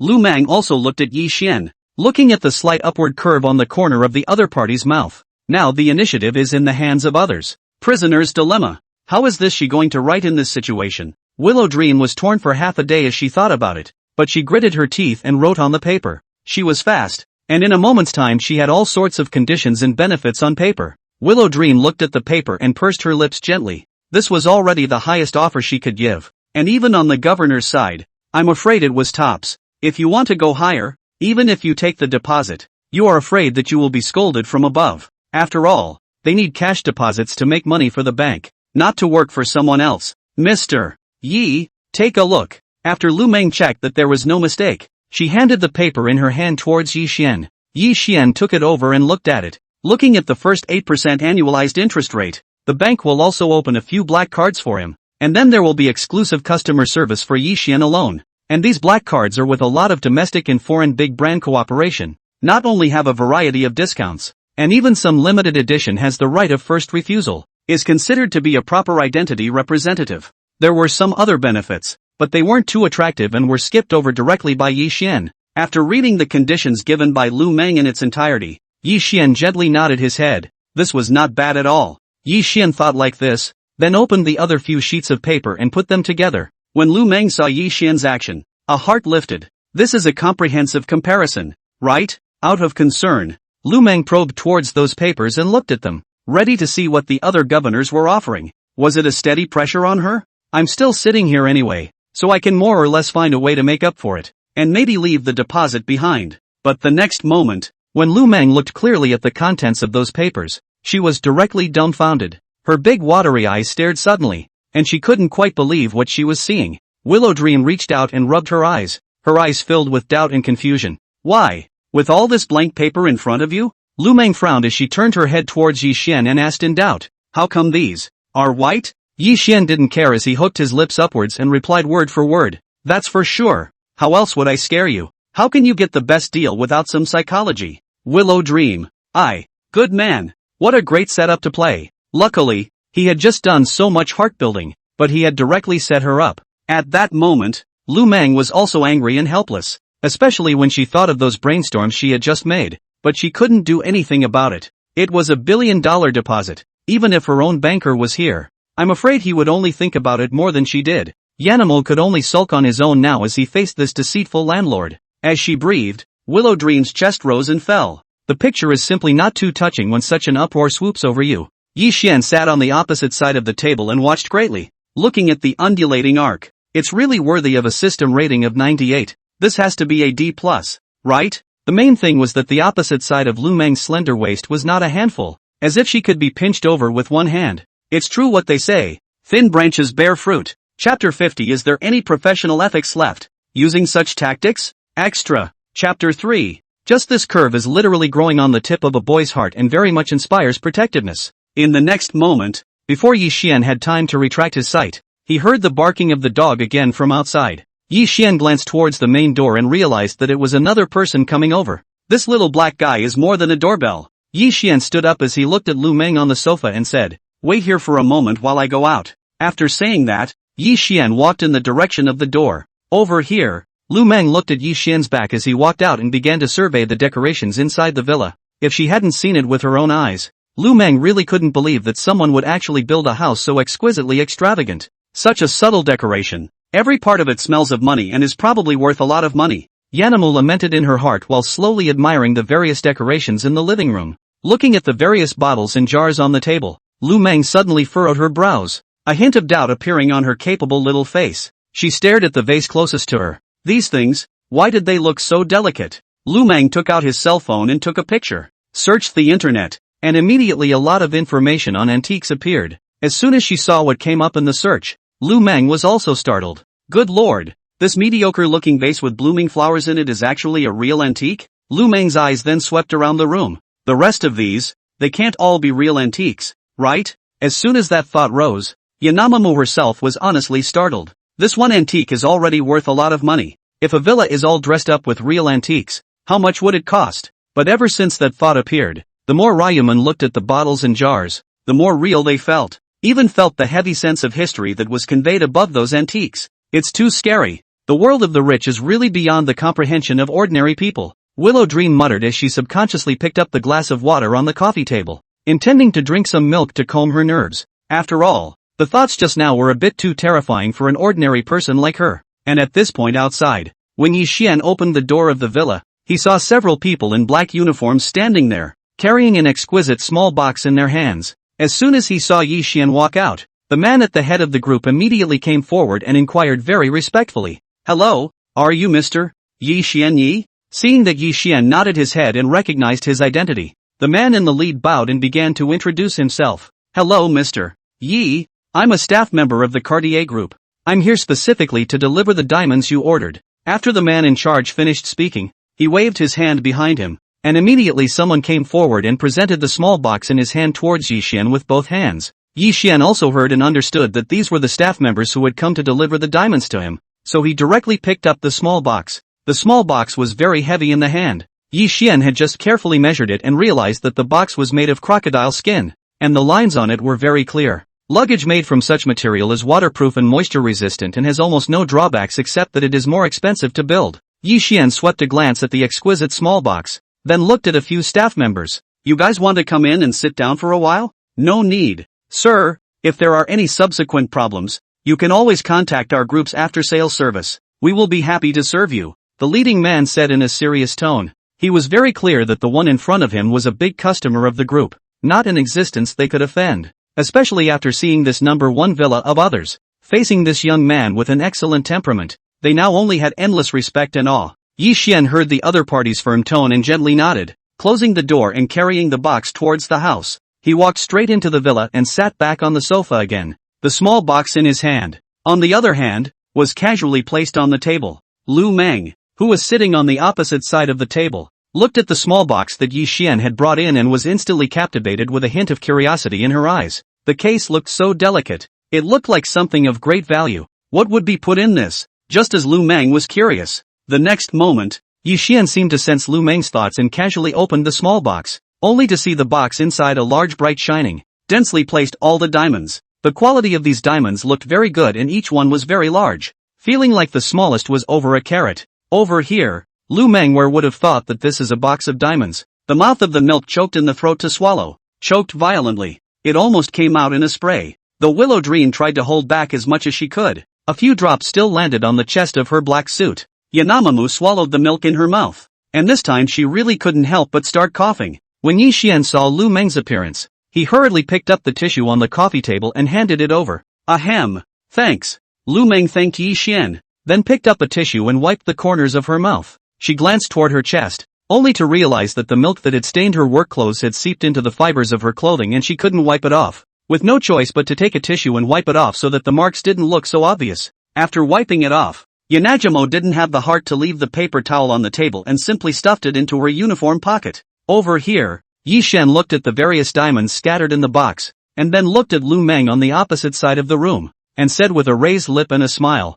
just in time for you to help me pick up the diamonds. Willow Dream, is this a job I can do? Picking up diamonds? Why does that sound so Versailles? The average person would be lucky to have a diamond, and this one in front of him, actually asking him to help pick it out? How can there be such a big gap between this people? Lu Meng lamented wildly in her heart, and then began to follow Yi Xian's example, sitting there and splitting the diamonds. According to Yi Xian's idea, those 1 or 2 carat diamonds were considered broken diamonds, and it was fine to put them together. Instead, diamonds that are larger and more translucent in color can be put together and taken right out as the main stone when needed later. Lu Meng did not know Yi Xian's thoughts. If she knew that in Yi Xian's eyes, 1 or 2 carats of diamonds were all broken diamonds, then she would definitely have to shout about the evil capitalism. While sifting through it with her head down, Yanamamu kept trying to ask the seemingly stupid question. These are diamonds, right? As much as she wanted to ask, Yanamamu wanted to ask, but nay the question. It just sounded so stupid. He's the owner of Villa 1, with a casual deposit of $1 billion. Can he be free to fiddle with glass beads here? 2 people picking together is significantly faster. In no time at all 500 G of diamonds had been sorted. Yi Xian took out 2 bags and packed these diamonds separately. All packed up. Yi Xian and Lu Meng is also considered to have reached a consensus. Will be 1 billion deposits will be put into their bank. Thank you Mr. Yi for your trust in our line. We definitely don't dare to live up to your expectations. Lu Meng was also very happy to hear the decision Yi Xian had made and couldn't help but smile and thank him. Then Yanamo seemed to have thought of something and said in a serious tone, by the way Mr. Yi, we will keep your personal information strictly confidential. As for the black card that was promised to you, I'll apply for it right after I go back and promise to send it to you the first time. What's great about this black card is that it's not a branch that approves the card, but rather the head office that issues the card after reviewing it. Although the procedure is a bit tougher, the black card is a guaranteed compulsion. Yi Xian nodded at his words as he hooked his lips into a smile and extended his hand towards Lu Meng, ready to perform a friendly handshake. Lu Meng looked at Yi Xian's hand and shook it without hesitation. Yi Xian just left with a touch, appearing polite and gentlemanly. Lu Meng slowly drew back her hand, thinking about Yi Xian's actions just now. She also felt that the other party was very gentlemanly, making people feel very comfortable. But then thinking about the prisoner's dilemma from before, and the intentional use of petty tactics to scare herself, made Willow Dream feel nervous again. For a moment, Willow Dream realized that she had quite complex emotions about this big brother client. Just as Lu Meng was rambling, the next moment, a curtain of light popped up in front of Yi Xian's eyes. Abnormal contact detected in the host. One random check-in opportunity granted. Check-in or not? Checking in. Sign in successfully. Rewarded with ownership of Villa No. 1 in Dongling's Purple Royal Villa area. Yi Xian took a deep breath and looked at the rewards on the light screen. The smile on the corner of his mouth deepened. Nice guy. Just shaking hands with a pretty girl and you're rewarded with a big villa straight away? What if this is a little bit of other behavior? In the face of this kind of tawdry operation of the system, Yi Xian was quite happy with it, and even the line of sight he looked at Lu Meng became more and more gentle. Willow Dream had finished her work. She raised her wrist to look at the time and took the initiative to get up and say goodbye. Mr. Yi, if there's nothing else, I'll go back first. Good. When Yi Xian heard Lu Meng say she wanted to leave, he stood up and prepared to see her off. The two walked out of the villa one after the other. Yi Xian personally sent Lu Meng to the entrance of the villa and watched her walk out of the gate before returning back to the villa. Lu Meng heard the sound of locking coming from the gate behind her, and only then did she turn her head back and surveyed the imposing Villa 1. She took a deep breath, still unable to suppress the constant replay of what she had just seen in her mind. After all, on this trip over, Lu Meng had been shocked several times. Lu Meng adjusted her emotions for a while before she took out her cell phone and called the bank president to report the situation on this side. Governor, Mr. Yi has agreed to keep his deposit in our bank. At the first opportunity, Lu Meng first reported the good news with the governor, and only then did he go over the conditions of his promise. The governor also secretly sucked in a breath of cool air as he listened to Lu Meng's words. This condition could be said to be quite unaffordable. However, he was also aware that there were quite a few banks competing with them, and it was already extremely difficult to pull in deposits. Thinking of this, the governor also did not mince words of praise and praised loudly on the other end of the phone. Manager Lu, you did a great job. Why else would I have singled you out for this job? I knew that you wouldn't let me down when you stepped in. Don't worry, both me and the head office side will give you extra points for your outstanding performance. Do a good job. Lu Meng was in a good mood as she listened to the governor's compliments and hung up the phone happily. Just as she was about to leave, Willow Dream saw a couple of cars driving head-on. Looking at those familiar license plate numbers, Lu Meng instantly stared in disbelief. These were exactly the other bank's special cars. Those bank presidents received the news and came at the first opportunity. They were led by security personnel, who also stopped the car at a distance and hurriedly stepped out of the car. The faces of the governors all wore the same type of anxiety. After all, they had all crashed together, and now each one of them was in a state of mixed emotions. If they had come over on their own, then surely the terms offered could have been more or less broad. But now so many peer competitors are here. Several governors have even prepared for the worst, not to directly throw out the last big move. Whether it works or not depends on this shiver. Thinking like this, the crowd couldn't help but speed up their steps a bit as they walked towards Villa 1. They didn't have time to be shocked by the magnificent villa in front of them, and in the next moment, they saw Lu Meng standing playfully at the entrance of the villa. The crowd's hearts thumped, and they said something bad. Isn't this Manager Lu? She actually jumped ahead of them and met with Mr. Yi. The governor's faces suddenly became even more ugly, and even their steps stuttered along with them. Over here, Lu Meng also saw the crowd that stepped out of the car, and looked at the stance that the crowd put up. Good lord, these guys really have their eyes on Mr. Yi. Luckily, he came the fastest. Otherwise it is really not certain who this billion-dollar deposit will go to. But thinking that the dust had settled, a smile lifted up on Willow Dream's face and she took the initiative to greet a few people. Greetings, several governors. What a coincidence to meet you here. Hearing Lu Meng's words, the faces of the several governors directly darkened. Coincidence? They don't want this coincidence at all, okay? They were all human-like characters. Looking at Lu Meng's appearance, they instantly realized what was going on. A governor coughed softly and inquired somewhat eagerly, Manager Ryu, what are you doing? Taking down the deposit? When the other several governors heard this, they also looked at Lu Meng with bated breath, waiting for her answer. Willow Dream nodded graciously in acknowledgement. As soon as they saw Lu Meng nodding her head, the hearts of the several bankers immediately went cold, knowing that they were indeed late.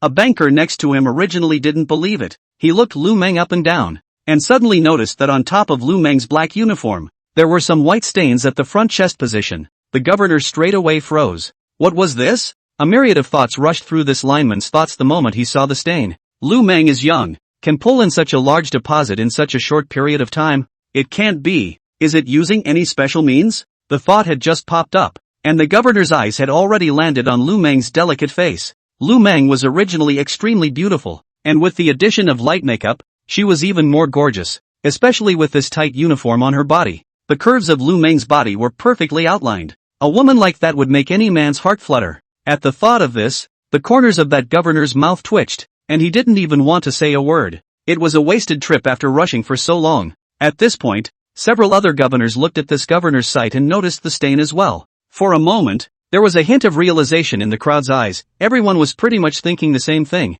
Seeing that the several governors froze here, Lu Meng thought that they had not yet died, so she smiled faintly and said directly, "A few of you will be busy, so I'll leave you to it." After saying that, Willow Dream waved her hand towards the crowd and walked towards the car on the other side. At that moment, Yanamamu suddenly noticed the trash can next to her and thought about throwing away the tissue paper inside her pocket. She walked over and dropped the tissue straight away. But this action fell in the eyes of several other governors and changed the flavor straight away. A few of the bankers were suddenly wide-eyed, staring at Lu Meng's movements, their jaws directly on the floor. If that stain had just been there, it might not have been sitting, but this one is complete and utter. Several governors immediately glanced at each other, both seeing indignation in each other's eyes. Fogweed. This is too fake. I can't believe I'm using tactics like this. Polite? Is there any professionalism left? Chapter 51, It's okay to pull your oldest sister over, extra. Chapter 4, That's a tough move. It's just too tough. At that moment, the several governors were left with nothing to do but sputter in depression.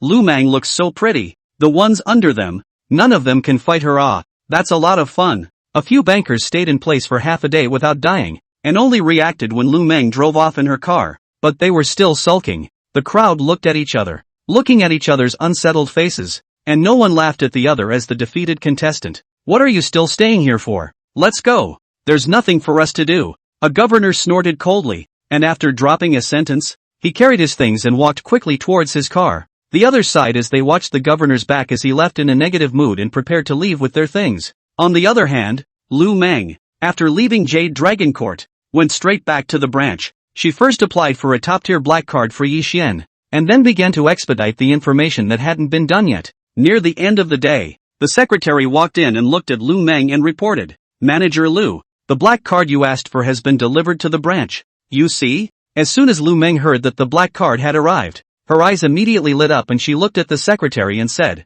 "Bring it to me when it arrives. I'll go deliver it to Mr. Yi." The secretary sniffed and nodded, and quickly went outside to fetch a small black suitcase, and inside it was none other than the top black card. Lu Meng directly closed the file in hand, and after talking to his secretary, he picked up his suitcase and walked to the underground garage. Lu Meng, who had fetched the car, drove the car skillfully to the outside of the Jade Dragon Court Villa area. Faced with the going and returning Lu Meng, the security guard didn't immediately release him, but first called the owner of Villa 1 to confirm. Only after obtaining Yi Xian's permission was Lu Meng let in. In the face of such dedicated neighborhood security, Lu Meng was also overwhelmed with emotion. It's so true that it's a top villa area, and with this kind of service, it's just fantastic. Lu Meng already knew the route, so he drove his own car to the entrance of Villa 1. Only once she got off the bus, Lu Meng saw Yi Xian, who was already waiting at the door. "Mr. Yi, why did you even come out in person?" To be greeted by Yi Xian,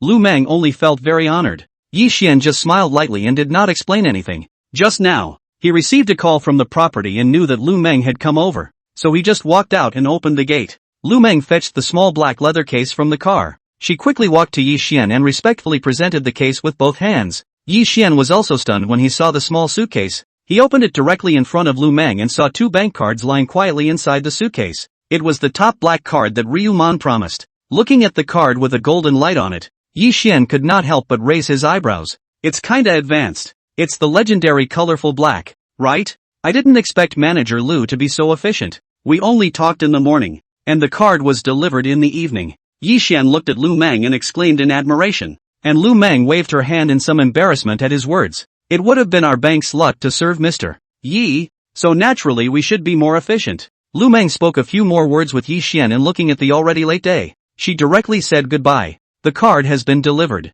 so I won't take up Mr. Yi's valuable time, so I'll go back first." "Okay, slow down Manager Ryu." Lu Meng sat in the car under Yi Xian's watchful eye. She raised her wrist and looked at the time. At this time, even if she rushed back to the line, I'm afraid that everyone was already off work. Lu Meng hung her eyes and thought about it, but decided to go directly to Lu Ying. "Just in time to pull my oldest sister out and celebrate with me. Willow Dream muttered. After all, she had just taken such a large deposit today for the first time in her life, and it was worth remembering. Thinking this way, Lu Meng stepped on the gas and rushed straight to her old sister's rental house. The time now was just right. It was not yet the time of the evening rush hour, so the journey was very smooth and soon arrived in Lu Ying's neighborhood. Lu Meng usually came to Lu Ying's house often, so she directly took out her key and opened the door and walked in. Lu Ying just happened to have returned to her room as well. She heard a loud noise coming from the front door and hurriedly walked out to meet Lu Meng, who walked in. "Sis, you came over." As soon as she saw that it was her own oldest sister, Lu Ying immediately pounced forward and clasped her hands around Lu Meng's arm, gently shaking it. Today's Lu Ying wore a long beige lace dress with a widened waist design that wrapped her slender waist tightly, revealing her charming curves. The long black hair was casually draped and only lightly tied in the back with a lace hairband of the same color, making it a top-notch first love face. Looking at the beautiful Lu Ying, Lu Meng's face raised a smile and asked with concern, "Ying, how's your car driving these days?" "Lu Ying, don't look at my old sister. She looks white and tender, but when she speaks, she is an old gunner and dislikes people." Lu Ying spat out 2 sentences in her heart as she directly rolled her eyes towards her oldest sister and said in a somewhat dissatisfied tone, "Sis, what are you talking about? When I crashed my car, it wasn't because you kept chattering beside me?" Willow Dream was spoken to by her own oldest sister, but she wasn't angry. Instead she said cheerfully, "I'm happy today. I won't bother with you, girl. Come on, I'll take you out for dinner." Lu Meng pulled up Lu Ying's small hand and the two of them went to fetch the car together. Lu Meng drove the car familiarly, turning left and right along the way. Lu Ying wouldn't be polite with her oldest sister either, as she sat comfortably on the passenger side and swiped through the videos on her cell phone. Soon, Willow Dream parked her car in front of a private house. Lu Ying looked at the huge signboard of the private dining room and was also amused. Wasn't this the famous Netflix restaurant in the neighborhood? I didn't expect my oldest sister to be so willing to pick this place for dinner today. Willow Dream parked the car and the two of them got out together and walked towards the inside of the private room. When it was time to order, Lu Meng ordered a few large dishes without hesitation, causing Lu Ying next to her to instantly widen her eyes. She tugged gently at her oldest sister's coat and whispered an inquiry. "What's up, old sis? You're getting a bonus? So generous today?" Suddenly becoming so atmospheric. "You've either thought it through, or you've thought it through completely." Lu Meng looked at Lu Ying's puzzled gaze, and her slender fingers tapped on her forehead, explaining without any good sense, "I made a big deal today." Listening to her old sister's mysterious tone, Lu Ying instantly became interested and came over to ask curiously, "What's the big deal, sis?" Meeting her sister's expectant gaze, Willow Dream did want to tell him about the day's events, but I don't know what came to mind. But Yanamu was a bit tongue-tied, and finally waved her hand. "Oops, can't tell. Lu Ying, you people, why do you talk in half?" Although her oldest sister wasn't going to tell herself, that didn't stop Lu Ying from making her own wild guesses. "What? Talk about things? I'm afraid you're not talking about a boyfriend, are you?" When Lu Meng heard her own sister's speculation, she couldn't help but tweak the corner of her mouth and nudged Lu Ying's forehead. This girl, she really dares to think of everything. Lu Meng thought about Yi Xian's figure and the financial strength he had displayed, and a strange feeling rose in her heart. She let out a soft laugh. "If you can really get a boyfriend like that, you'll really be able to catch a golden son-in-law, and then you won't have to worry. No need to fret." Lu Ying raised her eyebrows, squeezed her eyes towards her oldest sister and said with a bad smile, "What? Is this going to make me small?" Willow Dream nodded. "Quite rightfully. Right. Didn't you used to pester me a lot when you were a kid, saying that when I was going to get married in the future, you'd go over and live with me, too, since we're all going to be living together. It doesn't matter what else. Ah, working together, right?" Looking at her own elder sister's relaxed expression and saying such evil words, Lu Ying's pretty little face was written with helplessness. She was a bit speechless now. After all, she hadn't really said that before.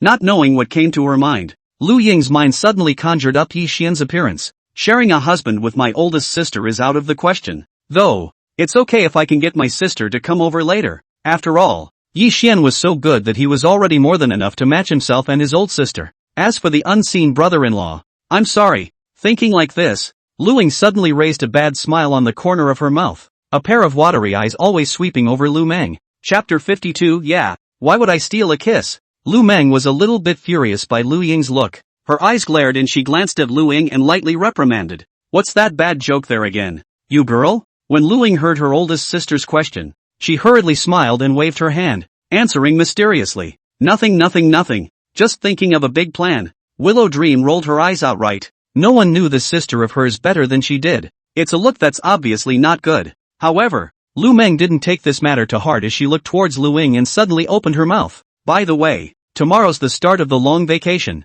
Why don't we go out? She just finished such a big order that she felt like she couldn't live up to her recent hard work if she didn't take a trip out. Going out? Upon hearing this, Lu Ying subconsciously tried to refuse. What's the point of going out with your oldest sister on such a nice day as a mini vacation? Unfortunately, before the words of refusal could be uttered, he heard Willow Dream sigh from across the room and said quietly, "Just stop thinking about your little boyfriend and spend more time with your old sister. You don't even think about it. If you wait any longer, your old sister will be too old to go out anywhere." Lu Ying sighed quietly when she heard her old sister's deliberate misery. This old sister, she really did have her finger on the pulse. Originally, Lu Ying was still planning to ask Yi Xian to go out together while on vacation, but looking at the pitiful old sister with a pitiful face, Lu Ying gritted her teeth, forcibly suppressed the other thoughts in her heart, and stiffly agreed. "Okay, Yanamaman. Good lord, are they all so reluctant now? I didn't realize that it's not just bromance that has plastic, but sisterhood has fakes too." Lu Meng disgruntledly skimmed her mouth. She glanced at Lu Ying and secretly thought in her heart, it seems that her little sister's heart is really hooked by her little boyfriend. Since the last time in Lu Ying's bedroom, after the discovery of the boy's hair, the matter of Lu Ying having a boyfriend, even if it was confirmed, after all, Lu Ying's temperament, she, as her sister, was quite clear about it, and she didn't even fake it for ordinary boys, let alone inviting them to her home, or even her bedroom. Thinking like this, Yanamu also silently made up her mind that it looked like she could investigate it later. She wanted to see what kind of little guy could make her sister so distraught that she didn't even want her own sister anymore. That little guy seemed pretty smart though, and knew how to take advantage of his sister's discomfort. It's kinda sweet to deliver and cook medicine again. For a while, Lu Meng was even more curious about this mysterious little boyfriend of Lu Ying. Lu Ying on the opposite side of the table was also tingling as she watched her oldest sister's glancing eyes. Looking at the food served by the waiter, Lu Ying hurriedly picked up her chopsticks and gave her oldest sister meat in her bowl.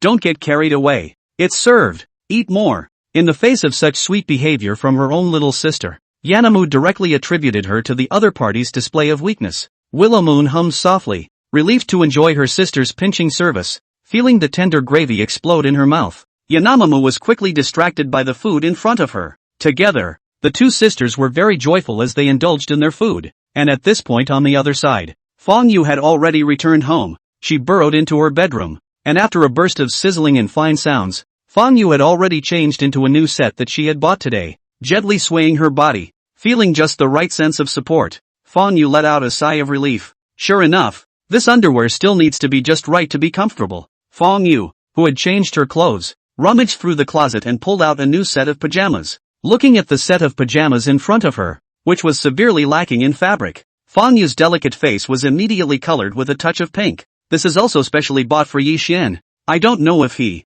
will like it." While thinking about this, Fong Yu had already changed into her new pajamas with her hands and feet. Seemingly for the sake of matching, Fong Yu also took out a new black silk and put it on her legs in an organized manner, outlining the soul-stirring curves. After they were all equipped, Fong Yu looked in front of the mirror and felt satisfied before she walked out of the room and headed downstairs. After Yi Xian sent Lu Meng away, he returned to Fong Yu's house. Watching the little girl mysteriously run upstairs, Yi Xian sat downstairs and looked at his cell phone, wanting to see what tricks she was playing. Yi Xian waited with good grace, and a moment later, he heard light footsteps coming from the stairs, and he immediately looked up. Just one glance made Yi Xian see images that made one's blood spurt with desire. Yi Xian's eyes sank slightly as he looked at the refreshed Fong Yu, who exuded an enchanting aura. His eyes then fell on Fong Yu's long, slender, straight legs, which appeared to be new stockings, instantly stirring up the little devil within him. Yi Xian narrowed his eyes, and the corner of his mouth rose up in an arc, and he was secretly calculating in his heart, should he tear this pair? 2. Fong Yu walked down slowly. She felt Yi Xian's hot gaze fall on her legs, and immediately looked like she thought of something. Her little face puffed out in exasperation. "Yi Xian, I'm warning you in advance, huh? Don't even think about tearing my newly bought stockings again." Thinking of Yi Xian's crazy actions before, Fong Yu's heart was a deer in the headlights. This guy, he's really getting good at this. Yi Xian didn't take Fong Yu's delicate like pampering threats seriously at all. He squeezed his eyes towards Fong Yu and inquired with a bad smile, "Which is worth more to you, this pair or the previous one?" Fong Yu sniffed for a while helplessly. She couldn't guess the meaning of Yi Xian's question, but she still answered honestly, "The previous one was worth more. It's your fault. It's the best value I've ever gotten." I didn't think I'd wear it for a while before you tore right through it. Thinking about this matter, Fong Yu still had a little grievance, but then he thought of the unique little fun of that day, and the little emotion in his heart was instantly dispersed cleanly. When Yi Xian heard Fong Yu say that this pair was worthless, he immediately skimmed his lips and said with a wink, "Oh, okay, forget it then. There's no point in tearing this up then." For Yi Xian, it was still better and more expensive to stir up his animalistic nature. As soon as Yi Xian raised his eyes, he saw a confused Fong Yu. Looking at the little girl's dumbfounded appearance, Yi Xian smiled faintly, stretched his arms towards her and said gently, "Come here, give me a hug." Hearing Yi Xian's words, Fong Yu pursed her lips with a joyful smile and walked over obediently, burrowing into Yi Xian's arms. His arms encircled Fong Yu firmly in his arms, 2 different touches on his arms. Warm was Fong Yu's skin, and with a hint of cold was the pajamas on his body, but it's the same smoothness and softness. Yi Xian's arm instantly fell in love with this touch, and he was even already thinking that in the future,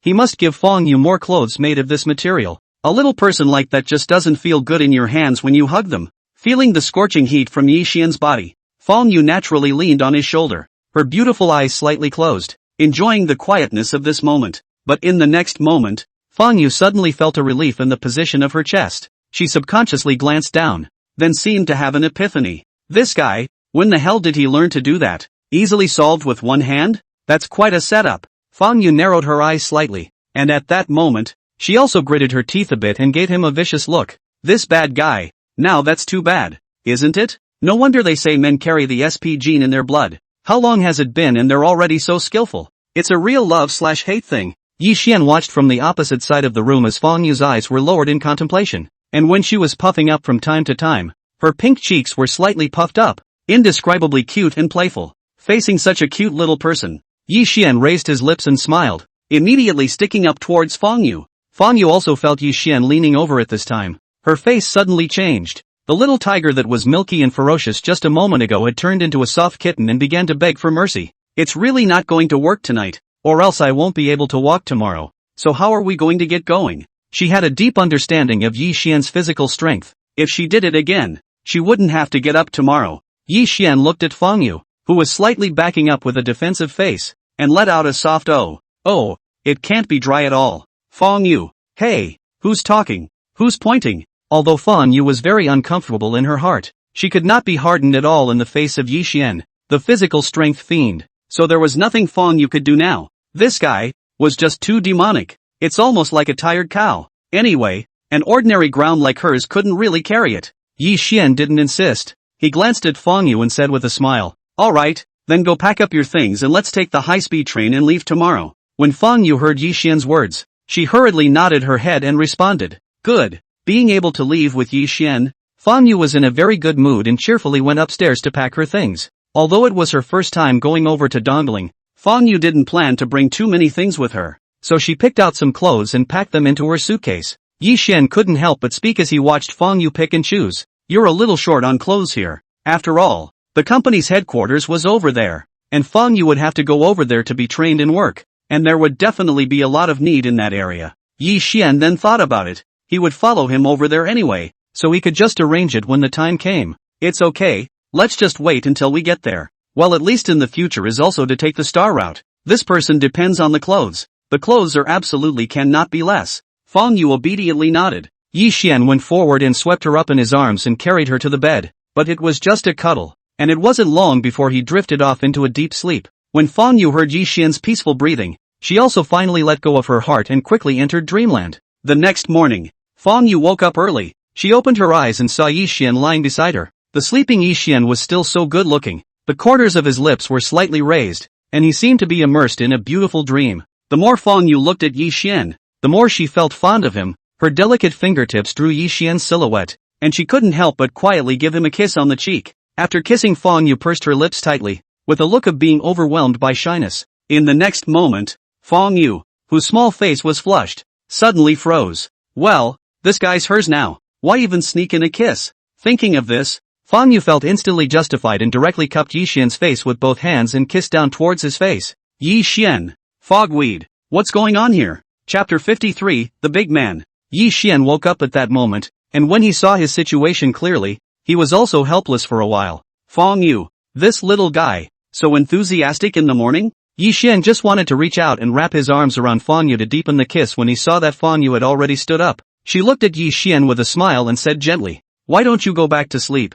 I'll go make dinner." Yi Xian, dude, you woke me up and then you're leaving? So it seems that this little thing has quite the potential to be a scumbag. Yi Xian lay on the bed for a while longer, then got up and went to the bathroom to wash up, changing into his clothes in the process. When he came to the first floor, Fan Yu's side just happened to have breakfast ready as well. Looking at the table of sumptuous breakfast, Yi Xian couldn't help but raise his eyebrows and happily sat down at the table. I have to say, Fan Yu is a good cook. Even a simple breakfast is made colorful and very tempting to eat. Hurry up and eat. It smells better while it's hot. Fan Yu gave Yi Xian a small sandwich into the bowl and the two of them sweetly finished their breakfast. Yi Xian looked towards Fan Yu who was cleaning up the mess and spoke out. I'll go back and get some things. And later I'll call the property and ask them to give us a ride to the high-speed train station. Fan Yu sniffed and nodded her head very nicely. Her luggage had already been packed last night, so when Yi Xian took his things, they could just leave. Yi Xian drove back to Villa 1, and after simply packing up a little something,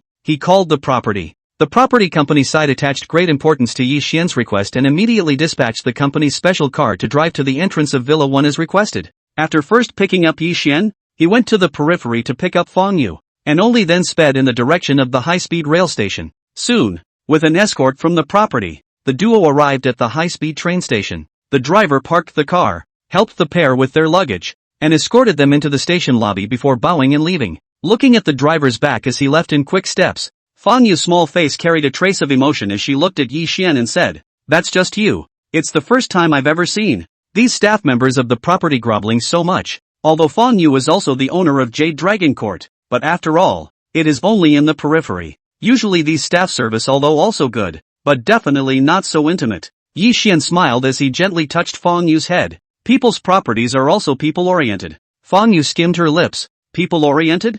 I see that it is based on the owners of Villa 1. The two talked as they walked to the self-service ticket machine to get their tickets. Fan Yu turned her head and looked around, pointing to a store not far away. Yi Xian, wait for me here for a while with your luggage. I'll go over there to buy something, so I can eat in the car later. Yi Xian naturally had no opinion. He stood in place with his two suitcases and waited quietly. He was very tall, and was even more incomparably conspicuous in the crowd, instantly attracting the attention of many people in the neighborhood. Coupled with Yi Xian's mysterious aura, he instantly became the center of attention in the crowd. Almost everyone passing by would look towards this side. Yi Xian's body seemed to have a fatal attraction. Just by looking at it, it was somewhat impossible to shift one's eyes. And on the other side at this time, several young men and women walked into the lobby of the high-speed train station, dragging their suitcases behind them, talking and laughing as they walked forward. They were all dressed in flashy clothes, and a simple accessory could be a year or two of the next person's salary. Such a person, at a glance,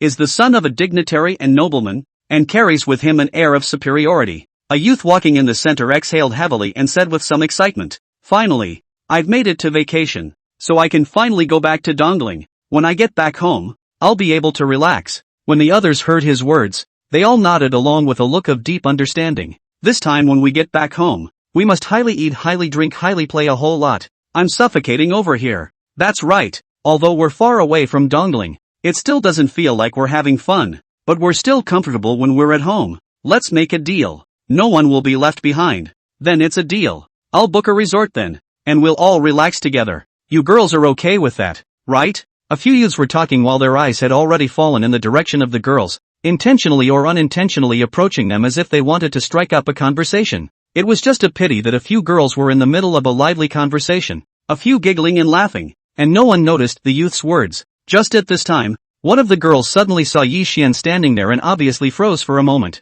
"What's going on here?" A few girls beside him asked while following the line of sight towards that side, and the moment they saw Yi Xian, they all froze there. A few girls were like discovering a new continent. They let out a low cry, and the girl who was the first to discover Yi Xian just now grabbed the lead. "Oh my god, that guy is so handsome. Look at his body and his face. I can't contain the love in my heart anymore. He has such a good body. He's not a male model, is he? I can see the outline of his abs on his body. This body is just full of points." The few girls beside him saw Yi Xian standing there alone, and their eyes also lit up as they nodded in agreement. "It's indeed so handsome. I've seen a lot of handsome men, but it's the first time I've seen a boy whose temperament is still so good." Together, they looked towards the direction of Yi Xian's abs, and sure enough, with Yi Xian's occasional movements that just outlined the shape of his abs. It was just too attractive. Over here, a boy near the girls heard their discussion and also looked over in Yi Xian's direction. Looking at Yi Xian's extremely good figure, there was also a burst of jealousy and envy at that moment.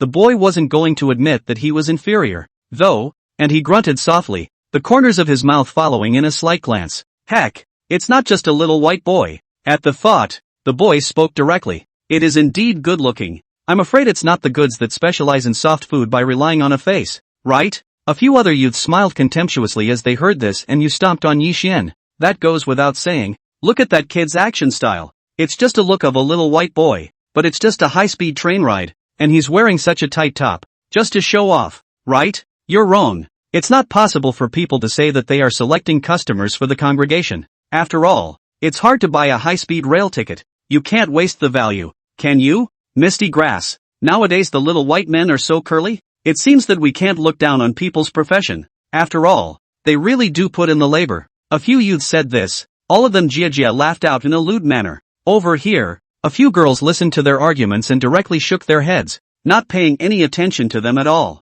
The girls had a hint of disdain on their faces. These guys, they talk too sour. Just at this time, one of the girls lowered her eyes and thought about it, and without saying a word walked towards Yi Xian's position. A few of the other girls watched her movements and froze. Then a hint of shock appeared on their faces. This guy, he went straight up to ask for WeChat from someone at the drop of a hat? That's a little too much action. The girls looked at the girl in unison with regret in their eyes. Why didn't they have the courage just now? Such a handsome boy. How nice it would be for them to go over and ask for a WeChat themselves. This thought appeared in the hearts of several girls, who looked at each other and followed together towards that side. The few youths next to him looked on, and a hint of embarrassment appeared on their faces. These guys, what's with the lack of class? It's just a little white boy. Look at you all. Just as the several youths were spitting in their hearts, the several young ladies had already walked towards Yi Xian. In the meantime, Fang Yu had already bought something, and after checking out, she carried the bag and bounced out. Seeing that Yi Xian was indeed obediently standing in place waiting for himself,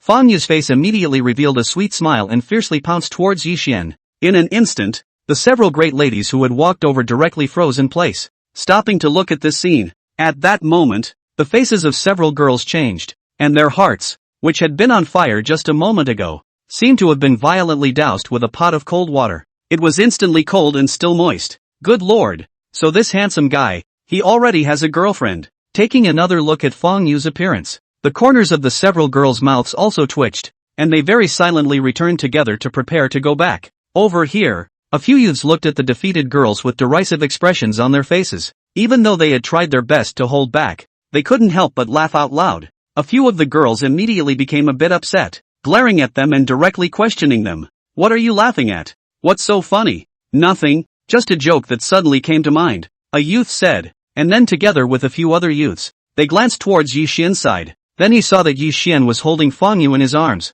and Fang Yu's little face was full of smiles as she gently leaned her head on Yi Xian's shoulder, her almond eyes full of happiness. That intense smile was beautiful and a little blinding. A few youths directly froze in place. They simply couldn't believe their eyes a little. What is this? This little white boy. He actually has such a pretty girlfriend? This body, and this henna, definitely full of top-notch beauty. For a while, the hearts of several youths were filled with envy, wishing that the one holding Fang Yu right now was themselves. If they could find such a beautiful girlfriend, it would be worth it for the rest of their lives. The more several youths looked at Fang Yu, the more beautiful she became, and the envy in their hearts gradually escalated into envy and jealousy. This little white boy, it's a big deal to be good looking. So what if I have a pretty girlfriend now? Sooner or later, she'll have to break up. Heck, it's a poor later. In an instant, the smiles on the faces of the young men and women present had all disappeared, and as they looked at Yi Xian and Fang Yu, they were all eager to become each other. They pulled the suitcases behind them tightly,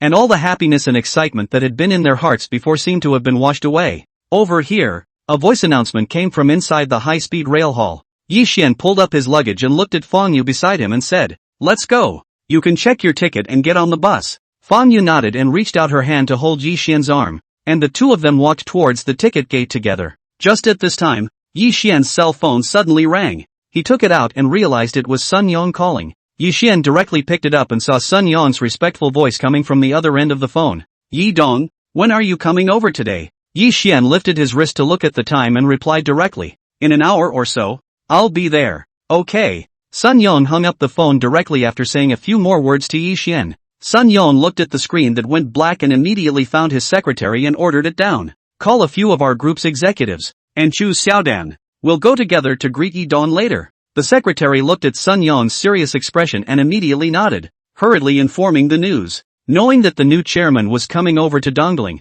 the several executives also hurriedly began to prepare, and then rejoined Sun Yong, ready to depart. And this time on top of the high-speed train, Fang Yu and Yi Xian ordered business seats. They found their own seats and sat down. Not a moment later, those young men and women also walked into the carriage. Coincidentally, they were actually sitting in the same compartment and not far apart. Fang Yu didn't even pay attention to what people were sitting beside her. She took out the snacks she had just bought in the store and took out a piece to feed to Yi Xian. Ah, you try this. Fang Yu was happy to take out various snacks for Yi Xian to try. She always paid attention to Yi Xian's expression. If the other party frowned slightly or chewed slowly, she would immediately switch to the next one. All kinds of carefulness and thoughtfulness. A few youths watched from afar, especially when they looked at Fang Yu's careful appearance. Their eyes immediately erupted with fire, and their hearts were like a volcano erupting. What is going on here? It's just a little white boy. How can he be treated so well? The most irritating thing was that just when they were furious, Yi Xian actually took Fang Yu in his arms. His large hand rubbed over Fang Yu's slender waist, feeling the curves of the thin waist, an insatiable look on his face. The youths on this side looked at Fang Yu's slender waist, and the waves that stood out even more in contrast, and for a while they were even more jealous and envious. This is a public place. What's it like for you two to be hugging each other like this? However, a few people only dared to think about it in their hearts. After all, people didn't disturb anyone, they just sat quietly in their seats. It was useless for them to be angry. With no other choice, the crowd simply averted their eyes and didn't go actively eating dog food. After a while, Fang Yu stretched her head to look out the window. The train sped forward to see the beauty of Dongling that flashed by in a hurry. It was the first time she had come over to Dongling, looking at the unfamiliar scenery with a hint of longing on her face. This is where she will live from now on and where her career will unfold. Excited with a little apprehension, Yi Xian sat on the seat next to her and accompanied her. Seeing that it was almost time, Yi Xian gently touched Fang Yu's arm and reminded her in a low voice, "We're getting ready to get off.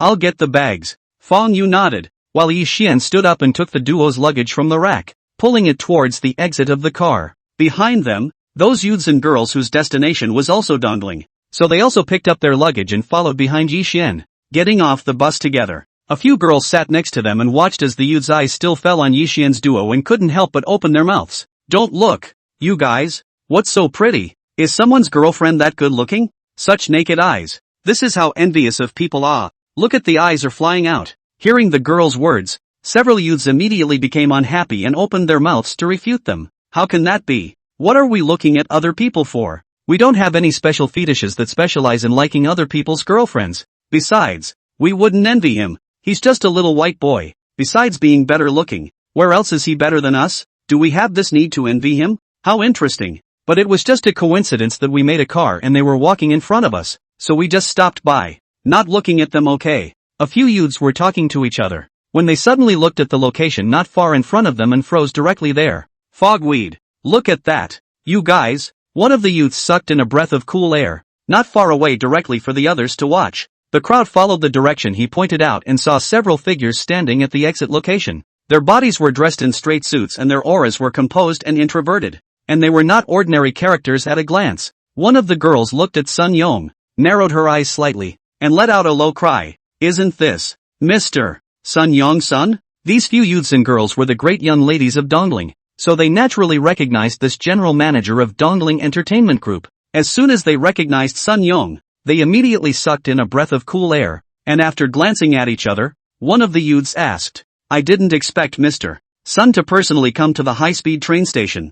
I don't know what big shot he came to pick up. Since we've bumped into each other, should we go over and say hello? After all, Mr. Sun is a top powerhouse in Dongling, so it doesn't seem good to bump into him at this time and not greet him." For a while, several people stood in place with tangled expressions on their faces. Just then, a girl looked at the others and asked tentatively, "I don't think Mr. Sun knows us, right?" The reason why the girl said that was because they were of low status and definitely couldn't get into the eyes of the other Mr. Sun. Anyway, people were here to greet the big shots, so why don't they just walk past as passers-by and save themselves the trouble of upsetting them? A young man next to him sniffed and shook his head. "What if people happen to recognize us? knowing that we don't greet him when we see him. Wouldn't that just be the end of it? If Mr. Sun gets angry and tells their family, then how can they have a good life in the future? I'm afraid business at home hasn't been so good. Several youths and girls were also indecisive, and it was at this time that a youth directly interrupted the crowd. Stop it. Let's just go over there together and say hello.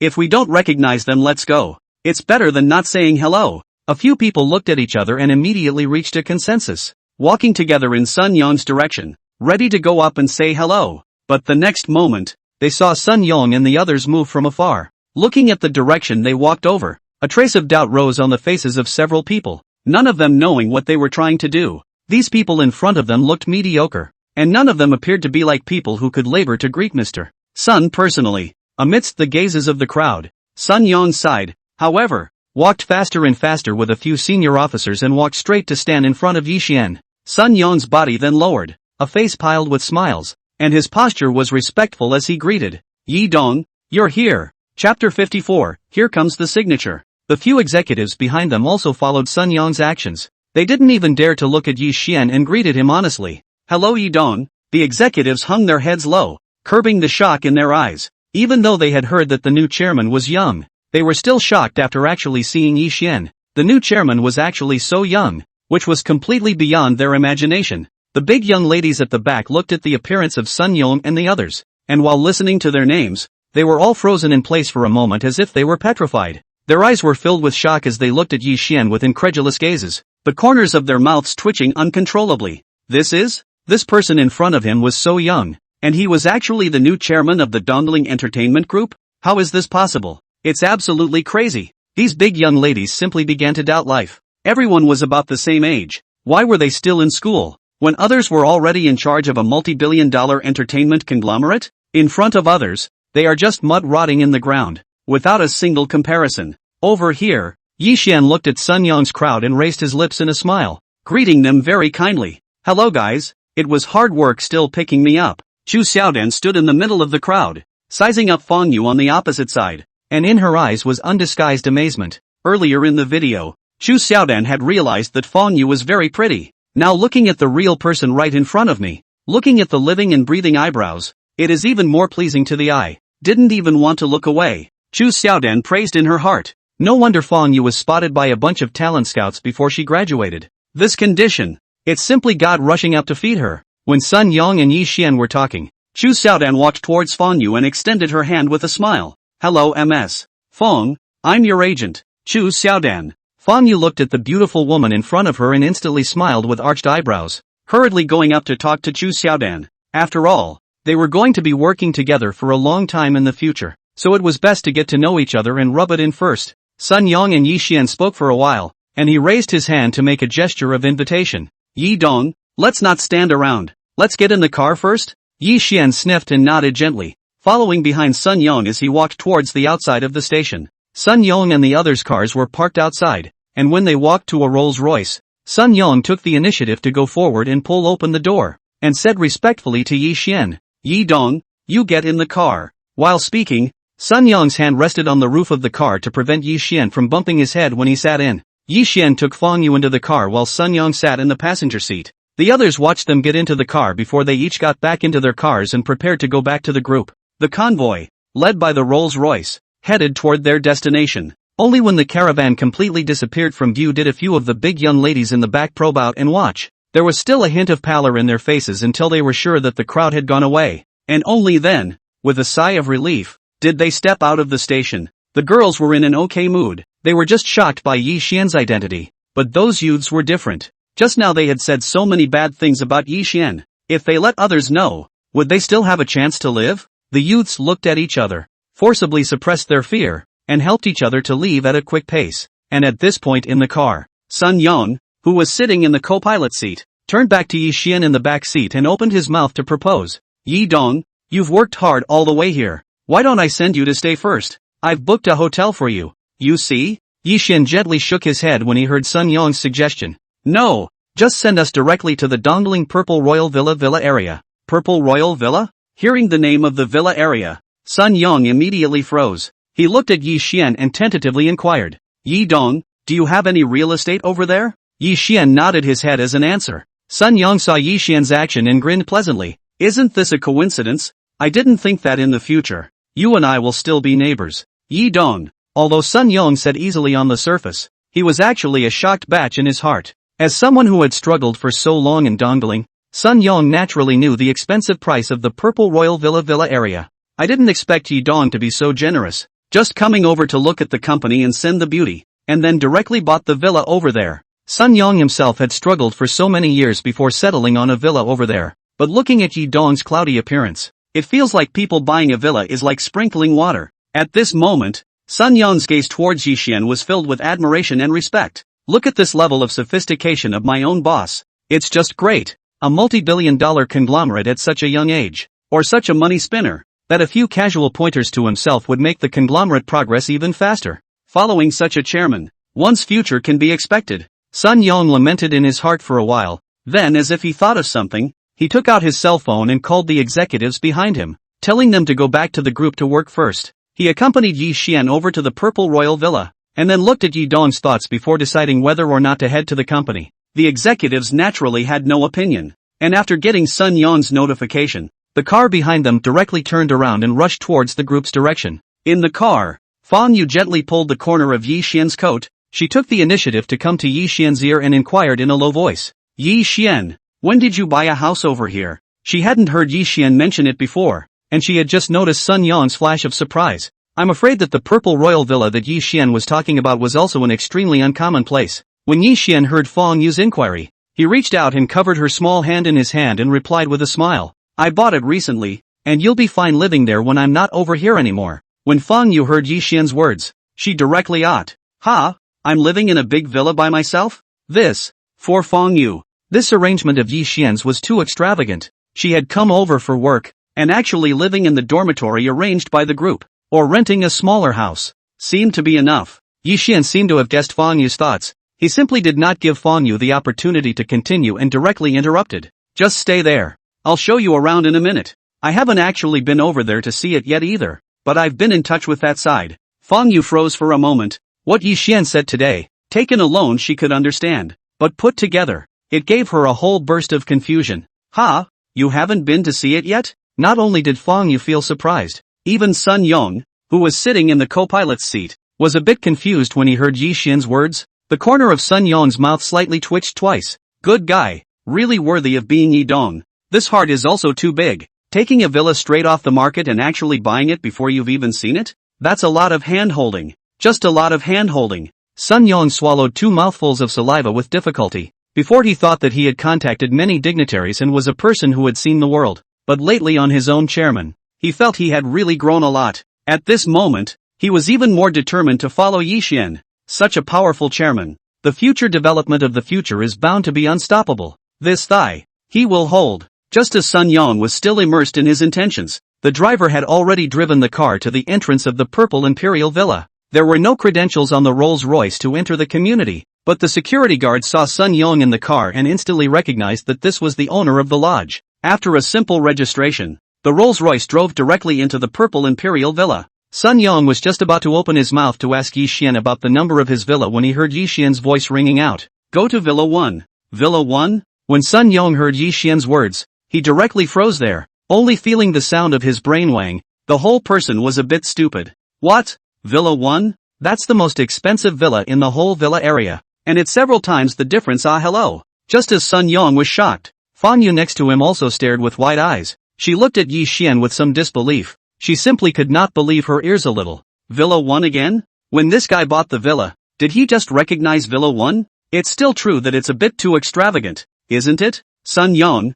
who was sitting on the front seat, looked back at Yi Xian with a bland look. It's really worthy of being the chairman of his own family. This realm is just not the same. If you bought Villa 1 for yourself, you'd hate to let the world know about it. After a while, under Sun Yang's directions, they had arrived in front of Villa 1. The manager of the property company was already waiting here, and when he saw Yi Xian and the others stepping out of the car, he hurriedly greeted them respectfully. Hello, Mr. Yi. Yi Xian nodded towards the manager, then followed behind the manager and walked towards the inside of Villa 1. In the end, it was the No. 1 villa, and in order to emphasize the dignity of the place, the design of the 4 places was also exhausted. Stamping of the gate is very full of material. into the hand is very heavy, but good luck with the assistance of the machine. But it is full of the strength of the atmosphere. The garden design of the entrance is in English style, hard with a hint of warmth and a unique beauty. The sunlight was just spilling into the yard, and the flowers were showing off their enchanting bodies.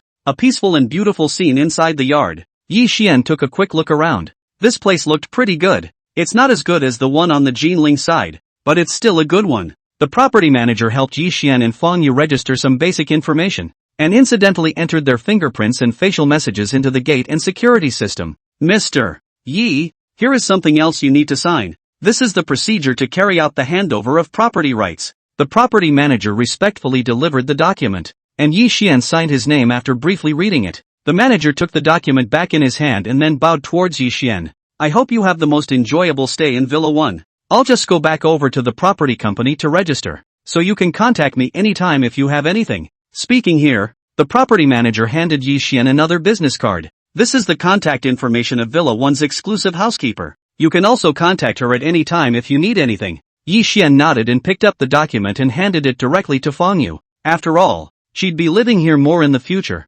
and with the housekeeper's contact information, it would be easier in the future. Sun Yang had been following behind Yi Xian, surveying Villa No. 1 from such a close distance, looking at him with a burst of excitement and emotion in his heart. This No. 1 villa really lived up to its name, and compared to those villas of theirs, it was a world away. It's not just the difference in footprint, it's the design and intent that's so different. Looking at the property manager who left, Yi Xian hooked his lips and said to Fang Yu and Sun Yang, "Come on, let's go in and have a look around the villa." Yi Xian walked in front and directly opened the door of the villa with his fingerprints, and to his eyes was an abstract three-dimensional painting. Bright colors add a touch of foreign color to the bright hall. The whole hall is decorated in European style, the overall bias of extravagant style. As soon as you walk into the house, there is a strong sense of opulence that comes over you. The place is very well equipped. After all, it is the Honorable No. 1 villa. Turnkey is absolutely no problem. Yi Xian looked around and nodded with satisfaction.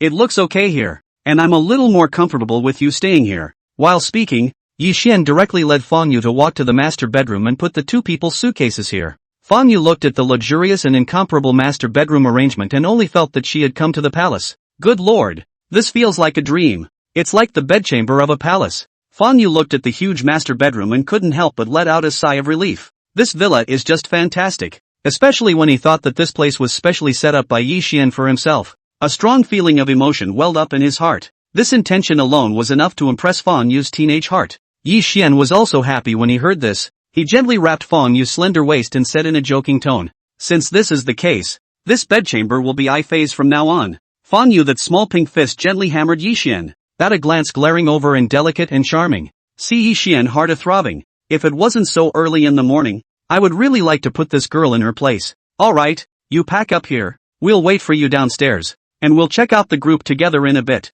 Yi Xian spoke to Fang Yu and went downstairs to wait with Sun Yang for a while. Fang Yu simply packed up her things upstairs and hurriedly walked down, ready for everyone to leave for the group.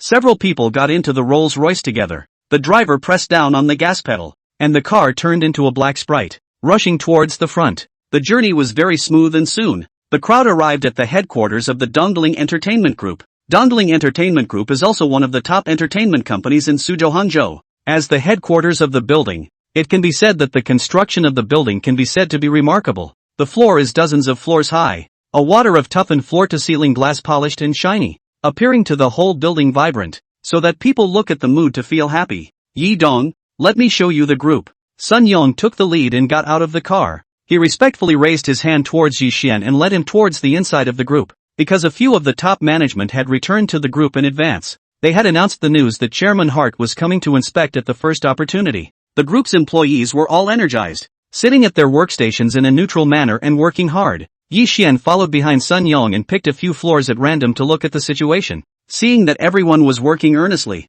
Yi Xian was also very satisfied with this. He looked towards Fang Yu, who was following him, and said with a smile, "You're going to be working here from now on, so go around and get familiarized. By the way, have a chat with your agent and see what's next." When Fang Yu heard Yi Xian's words, she also nodded. She had this thought just now. Sun Yang listened from the side and immediately picked up the conversation. "Yi Dong, I'll call Chu Xiaodan to come over here and tell her to bring Fang Yu to familiarize herself in the group." Yi Xian nodded. and Sun Yong made a call over and directly notified Chu Xiaodan to come over and pick up the person. After arranging all this, Sun Yong directly took Yi Xian to his office, ready to report on the group's recent operations. Hyatt, Fang Yu hadn't waited for a while on this side of the floor when she heard a familiar call, and it was none other than Chu Xiaodan who had hurriedly arrived. Chu Xiaodan quickly stepped out of the elevator and went forward to take Fang Yu's hand and said with a smile, "Come on, I'll take you to our department to take a look, and by the way, the public relations department shooting department side also walk around. In the future we all have to contact less." Fang Yu immediately nodded at his words. "Good, I'll also trouble Sister Xiaodan to bring me around more in the future." Hearing Fang Yu speak in such a pleasing manner, Chu Xiaodan's mood became even better, and she became even more fond of this newcomer with a background, having capital but not arrogance. Such a girl's future achievements will certainly not be simple. Chu Xiaodan could be said to be very attentive to Fang Yu, and even before she walked into the relevant department, she had already been quietly given some precautions. There are also characterizations of some of the important characters. With this information, Fang Yu could mingle with each other faster and get along more easily. "Sister Xiaodan, thank you for telling me this." Fang Yu naturally understood the importance of this, and she smiled sweetly, watching Chu Xiaodan's heart melt with her. Chu Xiaodan waved her hand in a hurry and exhaled heavily. "Good fellow, I didn't expect the beauty trick to work on me one day. This elder, you can quickly put away the divine power." Fang Yu heard Chu Xiaodan's compliments and smiled shyly, and the relationship between the two became even better for a while. Just as they were strolling around, Fang Yu suddenly heard someone call her name. "Xiao Ye, you came over to the group." Fang Yu turned her head at the sound, and saw Joey standing not far behind her, looking at herself with a surprised expression. Joey walked quickly towards Fang Yu. She and Chu Xiaodan greeted each other. Then she took Fang Yu's shoulders and patted her chest. "You're going to go say hello to the other departments, aren't you? Come on, I'll take you with me. I'll cover you." Chu Xiaodan listened on the side and was happy for a while, not realizing that Fang Yu and Joey had such a good personal relationship. Joey is now the absolute first sister of Dongling Entertainment. If there is her care, plus Fang Yu's backstage, this is already stable. Sure enough, with Zhou Yi's involvement, the colleagues in these departments were even more enthusiastic towards Fang Yu. On the other hand, in Sun Yan's office, Yi Xian sat on the wide boss chair, and in front of him were some of the group's documents. Sun Yang had already organized these documents before Yi Xian came over, placing the ones that needed to be handled urgently at the top, making it easy for Yi Xian to flip through them. Yi Xian handled the documents in an organized manner. He carefully looked over the contents of the documents before he put his seal on the positions that needed to be signed. Sun Yang stood right across from Yi Xian, looking at the white and flawless seal Yi Xian held in his hand, and the moist head of water immediately froze there. This seal, the color is too good. This was definitely considered a superb jade. It was just too precious. Sun Yang's heart a burst of emotion. His own chairman of the board of directors, this is also too powerful. People live with, are the height of his life cannot reach. Yi Xian worked very efficiently, but it was true that the documents were a bit too much. So this busyness actually reached the evening. Sun Yang looked at the time and looked at Yi Xian to inquire. "Yi Dong, would you like to show your face and I'll invite you out for a meal?" Yi Xian sniffed and thought about it, but still refused. "There'll be plenty of opportunities later, and I'm tired of dealing with work today, so I'll head back." Sun Yang naturally did not have any opinions. He accompanied Yi Xian to the bottom to find Fang Yu and personally escorted the two to the Rolls-Royce. The driver sent the duo directly to the villa, and Fang Yu and Yi Xian returned home and relaxed for a while. Fang Yu sat on the wide sofa in the living room, feeling the excellent wrapping sensation, and also let out a comfortable sigh of relief. It feels like this body is getting pampered sitting on this fancy couch all the time. As Yi Xian looked at her, he couldn't help but raise an arc on the corner of his mouth, and his eyes were filled with tenderness. Now the house is already there, but what will Fang Yu do if she commutes in the future? Yi Xian had this matter on his mind. He took out his cell phone and checked, and found that there happened to be a car show tomorrow. "Instead, you can go over there and take a look." Yi Xian made up his mind and looked at Fang Yu and said, "I'll take you to buy a car tomorrow for the commute later." Fang Yu froze at his words and asked with some hesitation, "Do you need to drive yourself? I can actually get to the office by public transportation." Fang Yu was also thinking that she had only just arrived at the company. Was it not a bit extravagant to buy a car? Once Yi Xian heard about public transportation, he did not hesitate to reject it directly. How inconvenient that would be. Besides, you're going to be a big star in the future. It's more convenient to drive yourself. You have to familiarize yourself with it, or else you'll suddenly catch fire one day and it'll be too late to learn to drive now. Besides, think about it. You live in a villa area now. Do you walk to the bus stop? What's it like? Say no more. It's a deal. After Yi Xian's words were finished, seeing that Fan Yu wanted to say something else, he narrowed his eyes slightly and without saying anything directly kissed him, blocking the rest of his words with his mouth. After kissing for a while, Yi Xian then reluctantly released Fan Yu. Looking at the little girl who was paralyzed in his arms, the corner of Yi Xian's mouth lifted up in an arc and said with a bad smile, "If you say that again, I don't mind physically persuading you." Hearing this naked threat from Yi Xian, Fan Yu instantly wimped out and didn't dare to continue talking. Right at this moment, a curtain of light suddenly popped up in front of Yi Xian's eyes. Detecting that the host has been given a random chance to sign in. Do you sign in? Checking in. Chapter 55, Too Extravagant.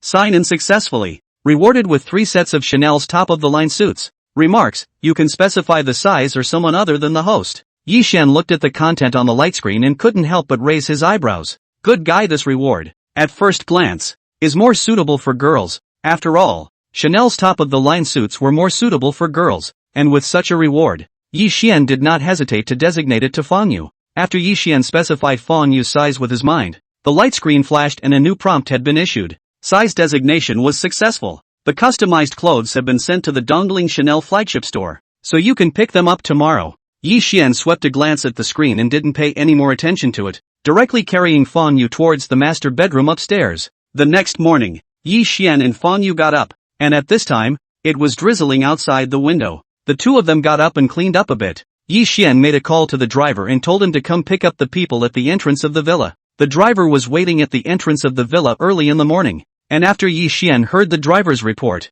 he led Fan Yu out the door, with a chauffeur escort. It was soon time to arrive at the entrance of the car show. The driver took the lead and walked away from the car, pulling out the umbrella in the Rolls-Royce and holding it open, blocking in front of Yi Xian and Fan Yu. Boss, umbrella. Yi Xian took the umbrella handed over by the driver and led Fan Yu towards the inside of the car show. When I walked into the showroom, I realized that even though it was raining today, there were a lot of people at the car show. The crowd of exhibitors had smiles on their faces as they looked around, occasionally discussing the models with those around them. The atmosphere was very good. Yi Xian collected his umbrella while surveying the inside of the car show. The car show here is quite high class. No wonder it attracts so many guests. Yi Xian exclaimed in admiration as he realized that there were a lot of vehicles on display at the auto show today, and the exhibition area was divided into several, with separate areas for low and mid-range zones, and even a high-grade supercar area. Over here, after Yi Xian saw that there was a supercar area, he immediately led Fan Yu to it. Looking at the various brands of supercars inside, Yi Xian looked at Fan Yu and inquired, "How about it? Check it out. Which one do you like?" Fan Yu took a look at the chic supercar over there, and then looked at the price tag on it. Where else would he dare to speak? She gently pulled the corner of Yi Xian's coat and said in a consultative tone, "Why don't we get a cheap one?" Of course Yi Xian would not agree with Fan Yu's idea. He directly waved his hand. "It's okay, just give it back to me later when you're a big star." But it's just a car. He buys a car for his woman. Naturally he can't buy a bad one. Fan Yu's heart was touched for a moment, but she still subconsciously wanted to refuse. She skimmed her mouth. "If it wasn't for you, how would I have gotten this kind of treatment from Dongling Entertainment Group? I'm afraid I wouldn't be able to pay it back if it was all counted up." Yi Xian smiled as he gently wrapped his arms around Fan Yu's slender waist. "That's not easy. Just pay me back for the rest of your life then." Fan Yu reached out and pinched Yi Xian's waist, muttering with a blushing face, "It would have been yours." That infinite shyness was as beautiful as the brimming spring colors in March. Yi Xian laughed in a low voice as he swept Fan Yu towards the other side of the supercar. He took a glance at a Maserati supercar. Looking at the soft streamlined shape, it was quite suitable for girls. "Nice. How about it? Think this one's cool?" When Fan Yu heard Yi Xian's question, she subconsciously nodded her head. This was a Maserati. Of course it was pretty. Yi Xian looked at her little expression and directly pulled her hand. "Come on, let's go check it out." The two men talked as they walked towards the Maserati, admiring the supercar up close. Over here, a couple of big boys are negotiating the price with the sale, ready to buy the car. The eldest young man in charge pointed to the Maserati. "How much does this car cost now? You do the math." Sales heard the words of the great young man and immediately took out a paper and pen, listing out the various prices one by one. In addition to the price and tax of the car itself, such luxury cars have fees like the limousine tax. After a flurry of add-ons, the sale writes a ballpark figure below. Big Junior looked at the numbers on it and smacked his lips for a while. That landed price, which is well over the price of the car, is going to be in the early $2 million range. However, the big young man also understands, just this luxury car tax is a big hundreds of thousands of dollars. Plus this kind of supercar will have some add-on options. This price all of a sudden went up. O is more or less hesitant. There are still a lot of models to choose from at this price point. And this one, at the moment, doesn't seem to have that much going for it. The several great young men next to him looked at the offer and their eyes directly glazed over. Misty grass. Zhao Xiao. This price is a bit expensive. Zhao Xiao nodded at his words. Hearing the people around him say the same thing, he was now even more hesitant. Even had thoughts of wanting to give up. But in the end, after picking for so long, Zhao Xiao didn't land on a decision for a while. In the next moment, Yi Xian brought Feng Yu over. He glanced at the car, then inquired at the sale. Is this the only car? Or are there others? Sir, this is the only one at the moment. The salesperson responded to the inquiry immediately with a smile on his face. Yi Xian glanced towards the car. I can order it now, can't I? Yi Xian's words immediately caused the nearby Zhao Xiao to look towards him. Zhao Xiao looked at Yi Xian and couldn't help but frown, secretly thinking in his heart, why is this brat so without eyesight? I'm still making a decision, and this guy comes up and takes the car? You don't know what's first come first served anymore. Over here, sales heard Yi Xian's words and also hurriedly said, this one has a gentleman who is considering ordering a car. Yi Xian also glanced towards Zhao Xiao when he heard the guide's words. Zhao Xiao looked at Yi Xian's eyes and also wanted to say, you damn look at the farda. Isn't this forcing the old man to make a decision? Can you go to the side first? Zhao Xiao's face was a bit unkind, and just as he was about to speak, the next moment, he caught a glimpse of the umbrella in Yi Xian's hand. The Rolls-Royce logo on it shines brightly and stands out. At that moment, Zhao Xiao was also stunned. Fogweed. Which rich young man is this? Out skulking around the car show? This is a $100,000 umbrella. Can it be afforded by the average person? Zhao Xiao swallowed hard. He couldn't just offend anyone. Thinking of this, a somewhat ugly smile pulled at Zhao Xiao's face. You guys buy it. I'll look at it again. He just let the car go and didn't buy it. After Zhao Xiao finished speaking, he took a few of his little brothers to the side. Those few little brothers were obviously a bit confused as they looked at Zhao Xiao's face and inquired, Zhao Xiao, just let that guy have it? You're not buying? Zhao Xiao nodded directly as he gestured with his chin in Yi Xian's direction. Can't you see what kind of umbrella this guy is holding? When the crowd heard Zhao Xiao's words, they looked towards the umbrella in Yi Xian's hand. When they saw clearly the Rolls-Royce logo on it, each of them were shocked beyond belief and directly sucked in a breath of cool air. Good lord, this is awesome. Just at this time, the sales took Yi Xian's ticked-off option list and quickly calculated the price. Sir, take a look. According to your request, the price you landed for this car is about $3 million. More than $3 million. As the crowd listened to sales words, the corners of their mouths twitched for an instant, and they were directly petrified in place. This price, which was a far cry from what they had just figured out. This guy, I'm afraid, has chosen everything he can on the optional list. Just as the crowd looked at each other in disbelief, the next moment, they saw Yi Xian look at Feng Yu beside him and said in a gentle tone, get in the car and take a look around. This car will be yours from now on. Go and familiarize yourself with it first. Zhao Xiao, I damn. You buy a so expensive car? Send a woman? That's too extravagant. Zhao Xiao took a deep breath and looked over in Feng Yu's direction, looking at Feng Yu's delicate and incomparable face. In terms of Zhao Xiao's aesthetics, he also had to admit that Feng Yu was indeed beautiful, but even if it was beautiful, he wouldn't have bought such an expensive car for her. After all, this Maserati, he had to bite the bullet to order it. And this one, giving it away so lightly? Just now the selection of people is full. Since they are going to give it away, is it still necessary to break the bank so much? It's just to pick up a girl. Is it really necessary to spend so much money? Zhao Xiao was simply a bit skeptical of life. This is the world of the rich. He was completely confused. The other few great young men were also in a similar mood. They stared straight at Yi Xian, simply a little unable to believe their eyes. Where the hell is this big young man from? When it comes out, it's so fierce. Compared to him, they were exactly like dirt. It was a handshake that showed nothing but trenchancy, literally comparing them to a mud pile and stomping their feet twice as hard. And over here, after Yi Xian had the sales calculate the price, he didn't even have a haggling session at all and directly handed over the black card. You go ahead and swipe your card. The crowd looked at the card in Yi Xian's hand and were once again helpless and puzzled. What kind of card is this? A black card like this? They've never seen it before. But the material of the card, and that colorful black, all let them know that it was certainly not something that an ordinary person could have. These things all reminded the crowd that Yi Xian's identity and financial power were not something they could pry into.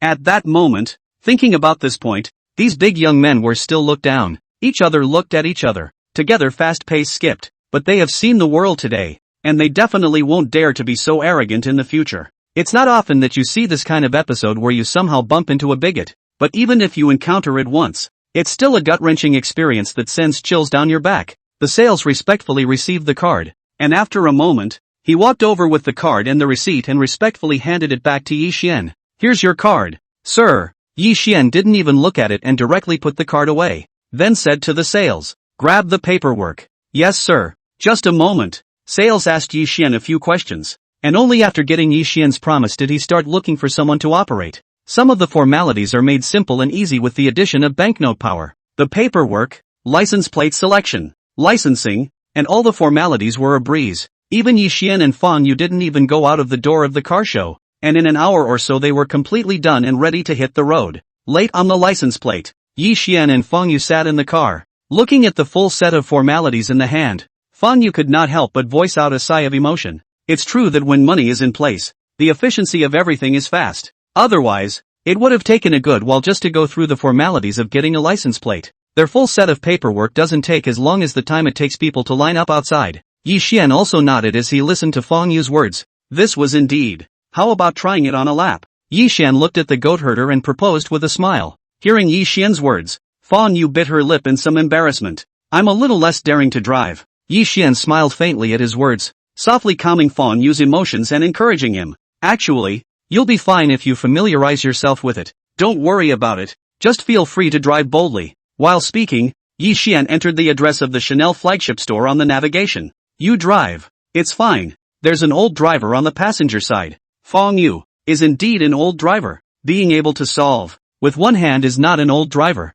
Fang Yu spat out 2 sentences in her heart. Then she started the car and drove towards her destination. Don't look at Fang Yu's mouth saying that she was scared, but when she really drove, she was also very stable. After driving for a while, Fang Yu gradually familiarized herself with the operation of the Maserati. Feeling the endless power brought by the supercar, Fang Yu's mood began to get excited, and the smile on the corner of his mouth gradually expanded. Yi Xian was very relieved to be sitting on the co-pilot, and just as he was about to take a break, a light screen suddenly popped up in front of him. Detecting that the host has been given a random chance to sign in. "Do you sign in?" Checking in. Chapter 56. You want fate, don't you? Come on, give me some money, and make it happen. Sign in successfully. Reward Rolls-Royce customized version. Land Rover customized version. Looking at the rewards on the light screen, Yi Xian froze. Good lord, you bought a car for Fang Yu yourself, and you casually drew 2 of them yourself, or customized versions? How is this a customized version? Yi Xian was a little curious. He blinked his eyes gently, and before he could think more, his cell phone suddenly rang. An unfamiliar number with the attribution of Jinling appeared on the screen, and Yi Xian took a look at it before directly picking it up. On the other end of the line was a man with a loud voice, and as soon as he heard the call connected, he immediately asked in a loud voice, "Hello, it's Mr. Yi, isn't it? Where do you want your things delivered?" Yi Xian also did not expect this time to be so fast. He hooked his lips and smiled. Directly reported the address. Send it to Villa No. 1 at Jade Dragon Court. Because the security on the Jade Dragon Court side was very strict, so in order for the truck to be able to enter without any problems, Yi Xian hurriedly sent a message to Wen Ziyao after hanging up the phone. "I may need you to help me receive the stuff in a while, and notify the security to release the delivery truck, please." And Ziyao returned the message extremely fast, almost in seconds. "Okay, just leave it to me." Seeing Wen Ziyao's reply, Yi Xian naturally believed in the other party's ability to do the job, and also put his phone at ease. Fang Yu drove the car earnestly, following the guidance of the navigation, and in no time arrived in the shopping district where the Chanel flagship store was located. For the sake of convenience, Fang Yu directly found a spot to park in the above-ground parking lot. After the car was parked, Fang Yu took a long breath of relief, her pretty little face filled with pride. It's okay, I'm finally driving a little bit of a handful." Yi Xian got out of the car and looked at it. Looking at the car very standardly parked in the parking space, he also uttered a sigh of admiration. "Not bad, and such excellent parking. Just drive with confidence from now on." Fang Yu was very happy to hear Yi Xian's praise. She smiled and went up to take Yi Xian's arm, and the two of them walked towards the Chanel flagship store together. After all, it was the largest flagship store in Dongling, and the area here was just larger than the average store, and the goods were also more complete. And it also sells its own brand of beauty and perfume. Before you even enter the store, you can smell the perfume in the air, which is very advanced. And at this point inside the store, A few guides were standing in front of a few sets of haute couture clothing. Their faces were in intense shock as their eyes scrutinized the tops of the clothes inch by inch. They took a deep breath, seemingly just reacting from the shock, and began to whisper. Are these the top-of-the-line customized outfits that were sent out from headquarters? Good lord, the detailing on these is just perfect. And look at the material and cut. It's so beautiful. I heard that these sets of clothes are from the hands of that one legendary master. The general public can't even invite this master to take action. Otherwise, how can it be said that it is a legendary existence? I really don't know what kind of person customized the clothes. That one is not out of the ordinary price. That customer will come over in a while. I have to see what kind of big shot it is. The murmuring voices of several shoppers completely fell on the ears of the store manager over here. The store manager's brows furrowed as he listened to their words, and he was just about to utter a few words of reprimand. But on second thought, he swallowed those words back. After all, the store manager had never seen a set of this grade before, and today he had followed suit. It was also thanks to the fact that people designated to come inside their store to pick up the goods on site. Otherwise, this grade of equivalent products, even for staff members like them, they would not be able to see it once in a lifetime. The store manager stepped closer to observe the dress in front of him. He closed his breath nervously and froze again as he looked at the sparkling diamonds on it. The diamond accessories on this are the real deal. How rich a guest must this be to set diamonds on top of clothes? Just as the crowd was thinking about it, suddenly the door of the store was pushed open and two customers walked in. As soon as they entered the store, their extremely high face value was like a blazing sun, illuminating the entire store a bit brighter. It was none other than Yi Xian and Fang Yu. The store manager looked at the two men's young age but extraordinary appearance, and immediately personally walked forward and asked very enthusiastically, "Gentlemen, what would you like to see? I can make a presentation for you." Facing the enthusiasm of the store manager, Yi Xian smiled faintly and directly explained his intention. "Hello, my last name is Yi. I've come to pick up the customized set." Customized kits? Hearing Yi Xian's words, the store manager froze in place for an instant. He looked at Yi Xian with wide eyes and slowed down for a while before gradually accepting this reality. "You are Mr. Yi?" The store manager also felt that he had asked a silly question, but Yi Xian still nodded politely. His action drew an immediate shock from the crowd in the room, and the sound of backward intakes of breath, though faint, came from various locations in the store. Those guides in the store looked at the two people in front of them, and looking at Yi Xian's young face, they were all secretly staggered for a while. This Mr. Yi, actually so young? It's a bit shocking to have such financial resources at this age. In the end, it was the store manager who was the first to react. He raised his hand towards Yi Xian and took the initiative to lead the way. "Mr. Yi, follow me. These are your customized clothes." Yi Xian took Fang Yu's small hand and together they walked to the front of the counter to look at it. When Fang Yu took a good look at the several sets of clothes laid flat on top, she also directly sucked in a breath of cool air, her eyes glaring round. What kind of divine design is this? This is too beautiful. Every detail is handled perfectly and properly, and the dress seems to come with a strong fairy aura. It's as if an ugly duckling burrowed in and a proud white swan hatched out in a moment. It's so beautiful too. So perfect. Fang Yu couldn't help but open her mouth in admiration, her other small hand covering her mouth as she had looked straight into her eyes. Yi Xian couldn't help but softly laugh as he listened to Fang Yu's sentiments. "Go ahead and try it on. A couple sets and see how it goes."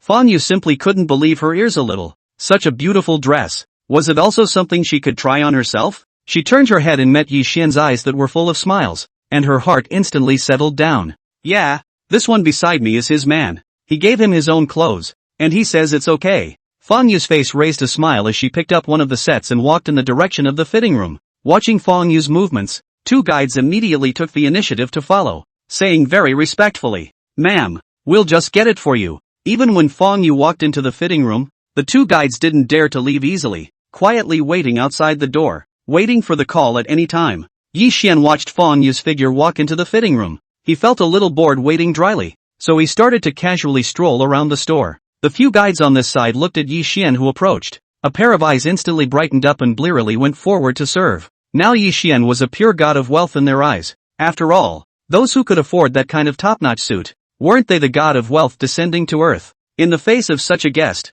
several shoppers are looking at the opportunity to come forward in time to make a variety of introductions. "Sir, take a look at these bags. These are the latest models this year. These two are limited edition for this season. Just perfect to match that lady's dress. And this one, this is a global limited edition. There is only one of these flagship stores like ours. A very honorable model. It's the only one in the whole of Suwon right now, and if it's paired together, It'll enhance the aura even more. Several shoppers can be said to be happy to introduce the top styles. They are all savvy people. Otherwise it doesn't even deserve someone's customized clothes. Yi Xian quietly listened to the introduction. His eyes swept over a few bags without any change of expression on his face. Looking at such a bland Yi Xian, the several guides were as enthusiastic as fire on the surface. But in their hearts, they were already shouting madly. What kind of big shot is this? Young but taste so high. Looking at the price tag is also no expression. This must be what consumption level. Just as the several guides were shocked. The next moment, the store door was pushed open once again.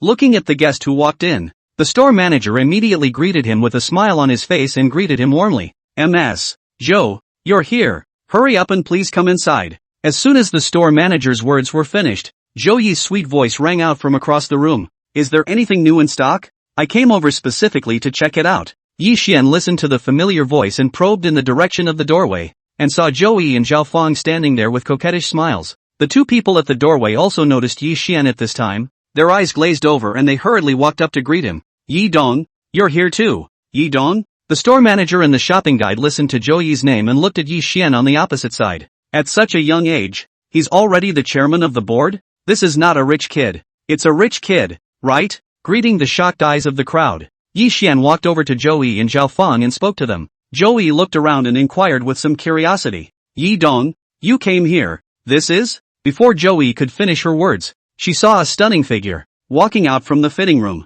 For a moment, time seemed to stand still as everyone's eyes fell on Fang Yu's body. The beige-pink maxi dress carries a natural softness, but with the designer's subtle design, such a sweet color is actually extremely aggressive. As soon as Fang Yu walked out like this, she immediately overpowered the entire audience, coupled with the fact that Fang Yu's own looks were excellent. Under the backdrop of this set of clothes, she was even more delicate, making people somewhat unable to move their eyes. Everyone's eyes were tinged with admiration and amazement at such a perfect image, and the crowd was mesmerized for a moment. Zhou Yi secretly sucked in a breath of cool air, looking at such a beautiful Fang Yu. Zhou Yi was envious in her heart. The dress is beautiful and the person is even more beautiful. This dress set off the already beautiful Fang Yu as beautiful as a fairy. Alas, youth is good. For the first time, Zhou Yi began to lament her age. Compared to a flowery age like Fang Yu, she was indeed a bit old. Just as Zhou Yi was lamenting, Zhao Fang over here looked on, her eyes about to be pulled out. What a guy! What a stunning beauty! Zhao Fang looked at Fang Yu and couldn't help but start counting the girl's ratings. This kind of face value is definitely considered to be full of points, plus the resources behind the person. The timing can be said to be full. In the future, her star path must be like a rocket, directly among the super first-tier existence. Zhao Fang secretly clenched her teeth, and her heart was like eating the yellow dock, silently raising a pang of bitterness. This little girl, but she is so much prettier than in the photo. She'd seen a lot of girls who weren't photogenic, but this was the first one that was so soulful and beautiful in person. Was he blinded by lard in the beginning? Such a beautiful and good seedling actually refused. This is definitely the most wrong decision he has made in his life. Zhao Fang was so regretful that she didn't even dare to look at the beautiful Fang Yu. Over here, Yi Xian looked at Fang Yu's fairy-like appearance, nodded with satisfaction and said directly, "It looks great on you. Try something else." Zhou Yi, and others? My envy is going to double. Fang Yu walked over and greeted Zhou Yi and the two of them, then picked up the new clothes and walked into the fitting room. Several sets of dresses were tried one after another, each with a different style, and the only thing that was the same was that they were all amazingly beautiful. Zhou Yi's eyes went straight as she watched, the envy in her heart stacking up and almost stuffing a heart. Over here, Yi Xian looked at Fang Yu and nodded. "It's pretty good and the size fits. Wrap it all up." Yi Xian then looked at a guide on the side and said to her, "Bring out those bags you guys recommended earlier." Several guides were first stunned, then their faces showed excitement, and they came forward with their bags, holding their hands in front of Yi Xian and displaying them. Yi Xian did not go to look at the bag, but turned his head to look at Fang Yu and inquired in a gentle tone, "How do you like these bags? Do they look good?" Fang Yu looked at one of the new bags and gently nodded. It's all very nice. Not only do they look good, but several of the models here are very unique in styles you've never seen before." Yi Xian listened to Fang Yu's answer, the corner of his lips hooked, and directly said to the several guides, "Wrap it all up for me." Fang Yu seemed to want to say something, but before she could open her mouth, her small hand was grabbed by Yi Xian and pointed to the counter next to her. "There's skincare and perfume over there. Let's go back over and pick some out for you. See what you like." After saying that, Yi Xian pulled Fang Yu towards the counter. "Zhou Yi, this, so extravagant? If she hadn't seen it live, she would have thought that this kind of famous scene would only appear inside the television. Yi Dong does nothing to hide the bossy model, simply pull full. In an instant, apart from envy, Zhou Yi had a new understanding of Yi Xian's extravagance. Zhou Yi's heart was filled with emotion. Was this the simple and unadorned life of the rich? Compared to this one, the life he was so proud of was a far cry. After a while, Yi Xian and Fang Yu's hands were carrying all kinds of big bags. Yi Xian directly took out his black card and handed it to the guide, not even asking the price, and told the other party to go and swipe the card. Soon the guide came over with the bank card and small ticket. Yi Xian put the bank card away, then looked at Zhou Yi and Zhao Fang in the store and nodded his head towards them. You guys take your time wandering around, we'll just go ahead. When Zhou Yi and Zhao Fang heard Yi Xian's words, they also hurriedly nodded and respectfully escorted Yi Xian away. Seeing the two's backs disappear from view, Zhou Yi's duo breathed a sigh of relief. Yi Dong's body exuded a kind of pressure like at any time, making them feel a nervousness in their spirit. Zhou Yi skillfully moved her lotus steps to the front of the store manager and inquired with a smile. Store manager, that suit just now, who designed it? Can you design a few sets for me? The stunning moment she saw Fang Yu walk out of the fitting room just now, Zhou Yi had already moved on. If he himself could also wear such a beautiful dress out, I believe that he could also gain a lot of attention. And it's not good to say that he could directly rush to the hot search. So when Yi Xian's duo left, she hurriedly walked up and wanted to ask about the situation. The store manager looked at Zhou Yi's expression filled with interest. He didn't know how to express it and could only take a deep breath. Zhou, those sets are not simple. That's worth a lot of money. This I know naturally. Zhou Yi heard the store manager's meaningful words, but she didn't take it to heart at all. After all, it was something that their chairman had offered to buy. Could it be cheaper? Although she couldn't compare to Yi Xian's income, she was at least a first-tier big star, and was considered a proper little rich woman. Even if the dress was a bit more expensive, it wasn't unacceptable if she bit the bullet. Thinking of this, Zhou Yi looked at the store manager with a firm gaze. Name your price and I'll hear it. The store manager could see Zhou Yi's meaning, and a hint of difficulty appeared on his face as he carefully worded his words. Originally, he thought that once he said his words full of innuendo just now, he would be able to dispel Zhou Yi's thoughts. I didn't realize that the other party was really looking at the suit with an air of determination. At that moment, the store manager also sighed, intending to be truthful. Zhou, it's not that I won't sell these clothes to you, but they really aren't very good. Greeting Zhou Yi's uncomprehending and puzzled gaze, the store manager swallowed hard and told the matter in detail. The sets just now are top-notch customizations, the work of legendary masters out of headquarters. If you want to ask that master to make a move, besides having to make a report to the headquarters, the price is also ridiculously high, at least a set of more than $5 million. The main thing was that legendary master had a rather eccentric temperament and wouldn't necessarily go out of his way to make it even if he was paid to do so. It's up to karma. Either it's just in time for when the master is in a good mood and has a strong desire to create, or raw money is smashed to create a karmic bond. Chapter 57, The Car. Boom. The store manager's explanation was like a time bomb going off in his head. Aside from the booming sound, his head was in such a mess that not even a single complete thought remained. Zhou Yi directly froze in place. The entire person was like petrified. The shock on her small face was frozen on her face for a long time and did not melt away. Zhao Fan was listening to the store manager from the side, and her brain was already doing quick calculations. $5 million for one set. Then for those sets just now. Wouldn't it be? Zhao Fan directly sucked in a breath of cool air. What kind of spending power is this? Even if Zhou Yi is such a big first-tier star, she has to participate in various activities and notices every day, and she can't use so much money for the cost of clothing in a year. They spend a year's worth of expenses. People have enough for one outfit. The gap. It's just not too big. Zhou Yi also reacted at this time. She coughed lightly twice in embarrassment, the expression on her face more or less unnatural. Gently easing the embarrassment, Zhou Yi never continued the topic again. After all, at that price, it's her who doesn't deserve it anymore. The store manager looked at the emotions on Zhou Yi's face and hurriedly spoke out to pass a step. There are quite a few new arrivals over here. Would you like to see something else? Zhou Yi nodded her head in a hurry. Well, look at the others. Look at the others. At this moment, everyone was in a rare good understanding, avoiding the topic just now at the same time. Zhou Yi just casually looked at the new clothes for this season and turned her head to pick out bags and accessories. After all, she had just seen such top-notch clothes, and now the ordinary goods couldn't even catch her eye. I'm afraid she can't even bring herself to buy these clothes these days. Zhao Fang sighed from the side, rather understanding Zhou Yi's mood right now, and stood in the clothing area to help pick it up. In the meantime, before Villa No. 1 of Jade Dragon Court, and Ziyao received a call from the security side and waited at the entrance of the villa early.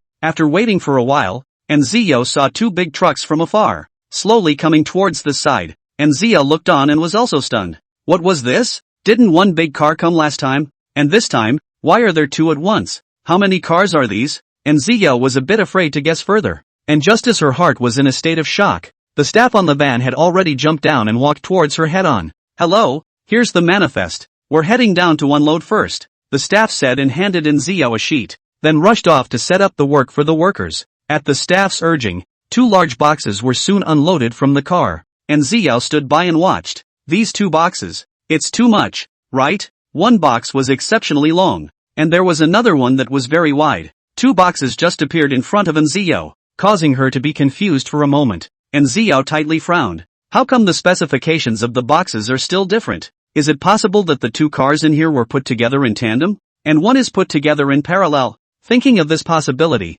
and Ziyao's brows frowned even more tightly. How could the car be put like this? In that case, you won't crash the car, will you? And Ziyao's heart instantly lifted as she glanced at the staff over there and opened her mouth to command, "Open the case." The staff nodded, and he took the workers with him, withdrawing the huge box a little. After a moment, the staff lifted a handful of the black cloth covering the top, revealing the car underneath. Seeing the car in front of her, and Ziyao instantly closed her mouth, and the doubts in her heart instantly dissipated. Because, it doesn't have any of those problems she just considered. That's two cars. Inside the giant long box was a stretched Rolls-Royce Custom, a black car that stunned everyone's eyes when it was unveiled. This extended version of the car is so luxurious that just one look at it gives you a strong sense of atmosphere. The Rolls-Royce body is very heavy, and that sense of prestige is melted into the car and emanates naturally. The other car was a widened version of the Land Rover, and this Land Rover gave off an air of grandeur at first glance. It was as if what was in front of him was not a car,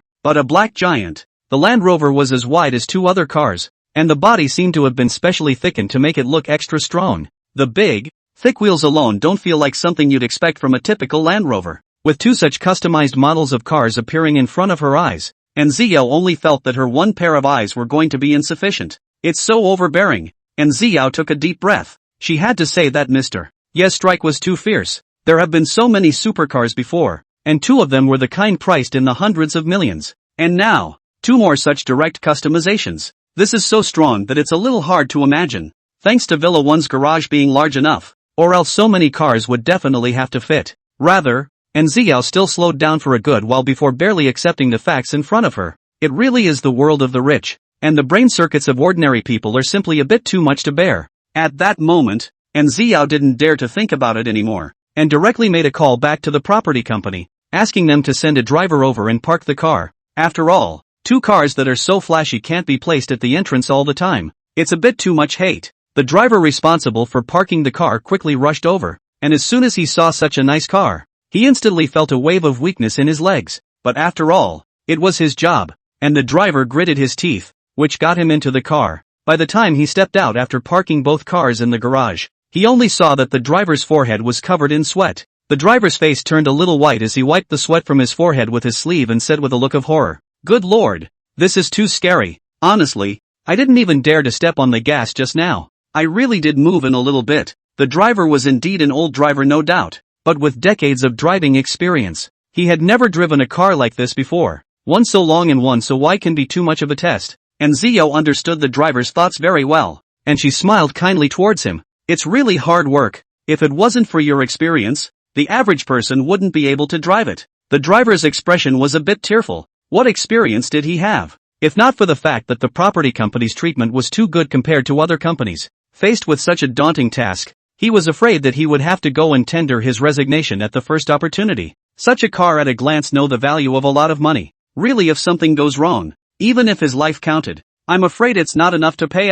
It's been so long since he got off the bus now, and his little heart is still pounding. And Ziyao looked at the pale driver and couldn't help but sigh quietly. Looking inside at several ceiling luxury cars, she rushed forward and brought the garage door closed. After all, the powerful oppression of just facing the cars left her a little breathless. After doing all this, and Ziyao then took out her cell phone and sent a message to Yi Xian. "Mr. Yi, your two cars have been received and I put them in the garage for you." In addition to the message, and Ziyao also thoughtfully put up photos of two cars. On this side, Yi Xian looked at the messages and photos sent by Anzio in his cell phone, and looking at the spotless new car, glistening under the light, he couldn't help but raise his eyebrows. Looking in an extremely good mood, these two cars are, indeed, grand enough to be truly customized. All the products produced by the system are really fine. Just as Yi Xian was marveling, over here, Fang Yu looked at Yi Xian's happy appearance and asked curiously, Yi Xian, what's wrong? What's wrong with you? Yi Xian gently shook his head and explained with a smile,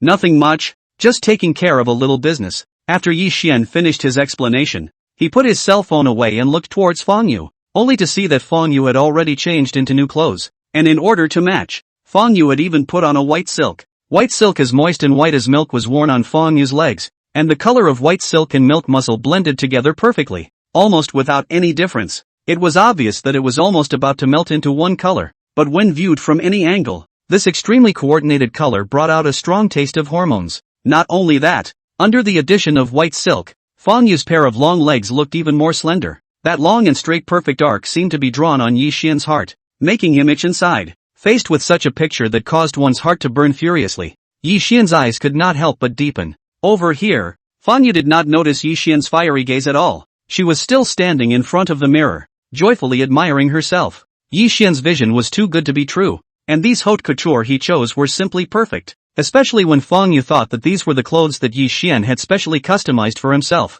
His heart softened and almost turned into a puddle. Just as Fang Yu was immersed in being moved, Yi Xian did not know when he had gotten up and came to stand behind Fang Yu. His large hand reached out to encircle Fang Yu in his arms, while his head came up to Fang Yu's neck, blowing enthusiastically towards her pure white neck. Yi Xian blew out his breath with scorching heat, and obviously it was only 2 strokes, but Fang Yu felt her body go limp for a while. Fang Yu's little face was blushing. She directly turned back to wrap her arms around Yi Xian's neck. Her little face looked like she was letting the king pick her. Yi Xian's eyes deepened as his large hand went directly to wrap around Fang Yu's slender leg. The two people were extremely taciturn. Fang Yu lightly jumped and directly hooped on Yi Xian, in an extraordinary pose. Fang Yu, bad guy, deliberately let me so posture is not it? Fang Yu's pretty face reddened and subconsciously wanted to escape. Unfortunately, Yi Xian did not give her a chance to move at all. Grabbing before Fang Yu could react, Yi Xian had already taken a step and led her towards the sofa. Yi Xian was in an excellent mood as he appreciated Fang Yu's beauty, and just as he was about to make a move to taste one or two, he suddenly heard a low cry from underneath him. Ha! That won't do. I'm in new clothes. Why don't I go change? The new clothes. Fang Yu liked it so much that she was really a bit reluctant to part with it. After all, in Fang Yu's eyes, Yi Xian was a person with a history of destruction. Yi Xian paused for a moment when he heard Fang Yu's words, his gaze following the design on the suit all the way down. This dress was too suitable for Fang Yu, setting off the little girl even more dainty, like a rose waiting for her lover. Gorgeous. Yi Xian's voice couldn't help but be colored with a hint of raspiness, and the corners of his mouth rose slightly. That's it. I like it. No need to change it. Fang Yu seemed to want to open her mouth to say something, but unfortunately, all the words were sunk under Yi Xian's kiss. The two figures entwined and rolled down onto the couch with only the sound of sizzling. After a while, outside Villa 1, Sun Yong hurriedly rushed back home from the group. He had to do some things on this side of the house, and just happened to go home to change into a straight suit. When he was ready to go out, Sun Yong raised his wrist to look at the time and realized that it was just about time for lunch. Sun Yong's eyes flickered slightly. This is a coincidence. It just so happens that he can invite Yi Dong to have lunch with him and cultivate a relationship in the meantime. Having made up his mind, Sun Yong walked directly in the direction of Villa 1. Sun Yong familiarly walked to the outside of Villa No. 1 and looked at the gate that was not closed. It seems that Yi Dong happened to be at home, and it was really a coincidence that he came. Sun Yong thought darkly in his heart as he walked straight through the garden towards the main villa. Looking at the advanced titanium alloy gate of the main villa, Sun Yong was again overwhelmed with emotion. It was really advanced everywhere. You can't get this one gate alone without $100,000. Just as Sun Yong was about to knock on the door, he suddenly heard a faint sound escaping from the doorway. That high cry and low chant was so familiar that right away Sun Yong was startled. Fogweed. Is this? Yi Dong? Is this business? Sun Yong hurriedly retracted the raised hand. This if just did not notice, accidentally disturbed the good things of others. Wouldn't that be the end of it? Sweat had already broken out on Sun Yong's forehead. He exhaled heavily, reached out and wiped his hand on his forehead, and hurriedly jogged away. However, Sun Yong just ran away from the confines of Villa 1 and didn't leave, but slipped inside the neighborhood. Anyway, it's still early enough that it's entirely too late. After waiting for almost 40 to 50 minutes, Sun Yong once again walked over towards Villa 1. After all, according to himself, this was about the right time. Even if you add in the time spent in the shower, it's almost time for it to be over. As Sun Yong thought this, he once again walked to the entrance of the main villa. This time he grew a heart, and instead of immediately preparing to knock, he first listened for movement at the door. What I just didn't expect was that the chanting and whimpering inside the villa continued with no sign of stopping for a long time. When Sun Yong heard the ringing sound that Qingfeng brought out, he immediately stared wide-eyed, and his entire body froze there a bit dumbfounded. This, fog grass? So strong? After all, young people, this body, that's really good. Sun Yong did not think too much. After all, Yi Xian is so young, the physical strength of boys at this age that is the best. Maybe it is the second degree of plum. This time, Sun Yong appeared much more calm as he walked slowly towards the outside of the villa with his hands behind his back. This time, Sun Yong deliberately made a big circle, and at the very least, another half hour or so passed before he walked back to the front of the villa. After all this time, it's always almost the same, isn't it? Sun Yong aspired to walk to the door, but the result was that the thin voice came back and slapped him hard. Listening to the continuous sounds in the villa, Sun Yong directly sucked in a mouthful of cool air, his eyes glaring at the main villa's door, and the corners of his mouth twitched at that moment as well. It's not just about good health anymore, is it? This is simply majestic. Sun Yong stiffened his body and looked at the time. If this were his own, I'm afraid that the lunch break is almost over after eating. Is there really a bigger gap between people than a cross-species like humans and dogs? At that moment, Sun Yong was also ashamed of himself. Not as handsome as others, not as rich as others, but in this regard there is actually a world of difference with others. Is not a little too tortured. Chapter 58, what's the background? That's a small piece of crap compared to others. Sun Yong let out a helpless sigh. He once again confirmed the time. At this time it was already past the noon lunchtime. It seemed that today's banquet was not going to work. In front of Yi Dong, I don't need to be humble at all. I'm just an elementary school student. Sun Yong lamented meaningfully, then fled as if he had left the villa. He couldn't stay here a minute longer. It was too irritating. An hour or so later, Fang Yu had already been exhausted and stripped off her strength long ago, and without caring about her image, she plopped down on the sofa and fell asleep directly from exhaustion. Yi Shen looked at Fang Yu's tired sleeping face. His fingers traced over her smooth back. The warm and slippery touch made the corner of his lips rise. Right at this moment, a curtain of light suddenly popped up in front of Yi Xian's eyes. Detecting that the host has been given a random chance to sign in. Do you sign in? Checking in. Check-in successful. Rewarding ownership of the Flying Dragon Group. Flying Dragon Group? Looking at the reward he had just received, Yi Xian raised his eyebrows slightly and took out his cell phone to start checking news about the Flying Dragon Group. After typing the words Flying Dragon Group in the search box, a large number of news about Flying Dragon Group appeared on top of the page. Yi Xian opened to look at. After a few pages, for this group is also considered to have a preliminary understanding. Flying Dragon Group was a pharmaceutical company in Jinling, and it was also extremely famous among the pharmaceutical companies in Suzhou and Hangzhou. The volume of this group is also around $10 billion. As for more information, Yi Xian intends to wait until after going back to Jinling. In slowly understand just. Yi Xian turned off the webpage and threw his cell phone aside. Looking at the still sleeping Fang Yu, thinking that it was not a good idea to rest here, he simply reached out and picked up Fang Yu. Walking towards the direction of the master bedroom, Yi Xian carefully placed Fang Yu on the bed and covered her with a quilt before walking to the bathroom to prepare for a bath. A while later, Yi Xian walked out after his bath. He sat on the edge of the bed with a bath towel around him, holding his cell phone and swiping through the messages. At this time, Yi Xian realized that Luing had sent himself a message. Yi Xian clicked in to take a look, and to his eyes were a few photos. There were selfies of Luing herself, and some pictures of landscapes. In the photo, Luing is wearing a long white dress and a very stylish big-brimmed hat on her head, just enough to block the warm sunlight, but the hat only blocked out the sun, but not a delicate spring color. The just right amount of sunlight sprinkled on Lu Ying's body, and the small face hiding under the hat was glistening white,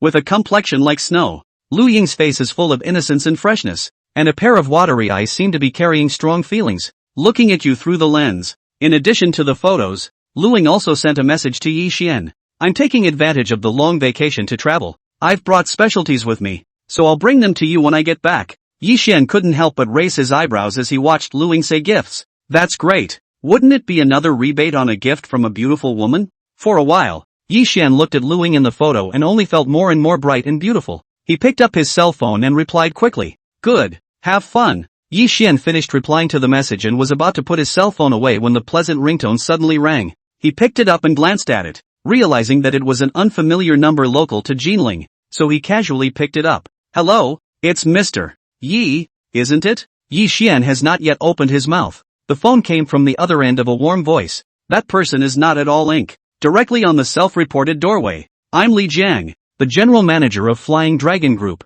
I'm calling you because I want to inquire when you have time to come over to the group. There was a dryness in the warm voice, which made Yi Xian feel a little more favorable towards this general manager Li Jiang. He thought about it and answered directly. I'm in Dongling now. I'll probably take the high-speed train back the day after tomorrow. We'll be in touch then. Hearing Yi Xian's words, Li Jiang immediately spoke out and inquired. I'll pick you up the day after tomorrow? Not yet. I'll schedule a time to go over to the office when I get back. Yi Xian politely refused Li Jiang's idea. After all, the exact time to go back had not yet been determined. Besides, he always had to go back to Jinling, and there would be plenty of time to go over to the group later. Li Jiang naturally wouldn't defy Yi Xian's wishes, and when he heard Yi Xian say so, he immediately answered all right. The two exchanged two more brief words before hanging up. Yi Xian looked at Fang Yu, who was still asleep, turned his cell phone to mute, and also laid down, ready to rest together for a while. Fang Yu was really exhausted today, and it wasn't until the evening time that Fang Yu woke up leisurely. Yi Xian saw Fang Yu wake up and immediately came forward to gather her into his arms. The two people quietly hugged for a while before Yi Xian opened his mouth. Right. I'll probably return to Jinling the day after tomorrow. Think about it. What else do you need to purchase? Take advantage of these 2 days. I'll arrange it all for you. When Fang Yu heard Yi Xian say that he wanted to leave, she immediately raised her mouth unhappily and said in an aggrieved manner, Don't want to leave you. However, Fang Yu also knew that Yi Xian had come over this time to see himself off, and it was impossible for him to stay over here all the time. Besides, now that she had signed with Dongling Entertainment, there would be more things to keep her busy in the future. Although she was able to join Dongling Entertainment because of Yi Xian, Fang Yu did not want to stay in the group in the future just because of Yi Xian. She must create her own value. Thinking of this, Fang Yu pursed her lips, and without waiting for Yi Xian to speak, she directly changed her words. Forget it, let's go, let's go. Yi Xian, good guy, change face becomes so fast? Fang Yu pursed her lips tightly. She knew how excellent the current Yi Xian was, and she also knew that he would only be more powerful in the future. She wanted to be the woman who could truly stand on Yi Xian's left and right, instead of only being able to hide behind him. Fang Yu now had a goal, so it was all the more important to work for it. Yi Xian looked at Fang Yu's determined eyes from the side and seemed to have guessed what she was thinking. He lowered his eyes in thought and took out a black card from his coat pocket and handed it to Fang Yu. It's for you. Anything you like or need, just buy it. When Fang Yu heard Yi Xian's words, she was just about to open her mouth to say something, when Yi Xian on the opposite side didn't even wait for her to speak and directly threw out a sentence. If you talk, I'm going to have to gag you, and as for how, Yi Xian deliberately said the words in a very ambiguous way, and Fang Yu instantly thought of something. She hurriedly reached out her hand to cover her mouth with a docile and obedient look, handing the card to Fang Yu to put it away. Yi Xian reached out and touched her head, saying very gently, Take care of yourself over here from now on, and call me if anything happens, okay? I know. Fang Yu could hear the strong concern in Yi Xian's words and she smiled sweetly. I'm going to start work at the group tomorrow, and Sister Chu said for me to take some art photos. Yi Xian heard Fang Yu talk about the new job and followed with a nod, saying, Okay, I'll go with you tomorrow. You hurry up and take a shower, and rest early later. Fang Yu nodded and answered all right, glaring at Yi Xian as she got up. This bad guy. I don't know why his stamina can be so good. From noon to now, his body is sticky, and he really can't sleep without washing. Fang Yu quickly walked towards the bathroom. She was still exhausted and needed to rest early after her shower. Early the next morning, Yi Xian and Fang Yu rested very well. The two got up early, and the spirited Fang Yu immediately said, I'll drive you to the group in a bit. I feel like I'm getting used to it. Yi Xian sniffed Yang Chun and nodded his head in a doting manner. Okay, all yours. Fang Yu drove the Maserati to take Yi Xian to the group. The journey was very smooth. Yi Xian saw Fang Yu driving very steadily, but also a lot of peace of mind. The two rushed to the group. Fang Yu parked the car and said to Yi Xian, I'll report to the filming department myself in a while. Let's call if anything happens. Yi Xian knew that the little girl didn't want to rely on her relationship, and also understood her mood, and answered with a smile, Do a good job. Come on. Yi Xian watched Fang Yu walk into the elevator and then took the special elevator directly to his office. Sun Yong knew that Yi Xian had arrived at the group and also rushed to Yi Xian's office at the first time to report on the group's work. By the way, Yi Dong, do you have time to have lunch together at noon? Sure. Yi Xian agreed in a single breath. He had been preparing to leave for the past 2 days, but he hadn't had dinner with the group executives yet. Thinking of this, Yi Xian looked at Sun Yang and commanded, "Why don't you go book the hotel and we'll all go over for lunch?" Sun Yang also understood Yi Xian's meaning and immediately nodded his head,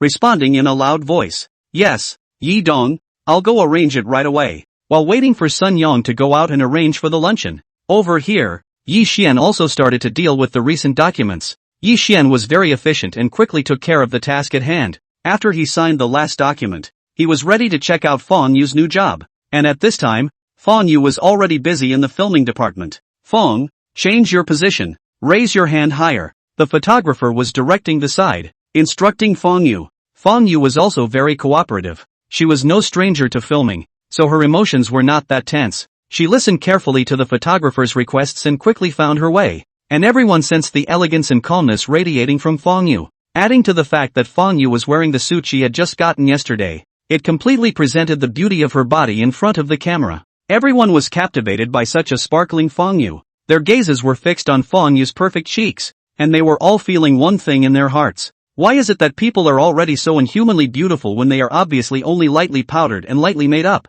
Chu Xiaodan was staring at the progress of the shooting from the side, and was emotional as she watched Fong Yu's extremely good performance. One has really picked up a treasure. This Fong Yu didn't just have a hard background. Her personal excellent condition was the biggest bargaining chip, and probably because Fong Yu, as the president of the student council, often leads the group in planning large-scale parties, plus she herself is a senior in the acting department, so she has a very strong sense of camera. When facing the camera, Fong Yu did not have the nervousness and rustiness of a newcomer at all. Instead, she was radiating her beauty. To be able to be so unafraid of the stage on the first shoot, Fong Yu's performance is really something to behold. Chu Xiaodan looked at Fong Yu and was in a beautiful mood for a moment. Over here, the head of the publicity department was also watching from the side, looking at Fong Yu's various performances. He who had seen too many newcomers, immediately made the judgment that this girl could definitely become a superstar in the future. With those looks and body, plus the presentation, it's definitely God's way of chasing down a meal. It's not even a good idea to not be popular, the Minister of Propaganda thought as he looked Fong Yu up and down. If you want a hit with such a good talent, you can't afford to be soft on publicity. Between the flashes of lightning, the head of the propaganda department was also thinking like a spring, thinking about how to tailor some publicity for Fong Yu in the future. No, publicity alone is definitely not enough. It's better to add in some image building. It's easier to catch fire. The more the minister thought about it, the more a number of options were already taking shape in his mind, and he was even ready to start formalizing his work. Just as the minister was thinking hard, the next moment a man suddenly reached out and tapped him. The head of the publicity department, whose entire mind was on designing the publicity, was startled by the sudden slap.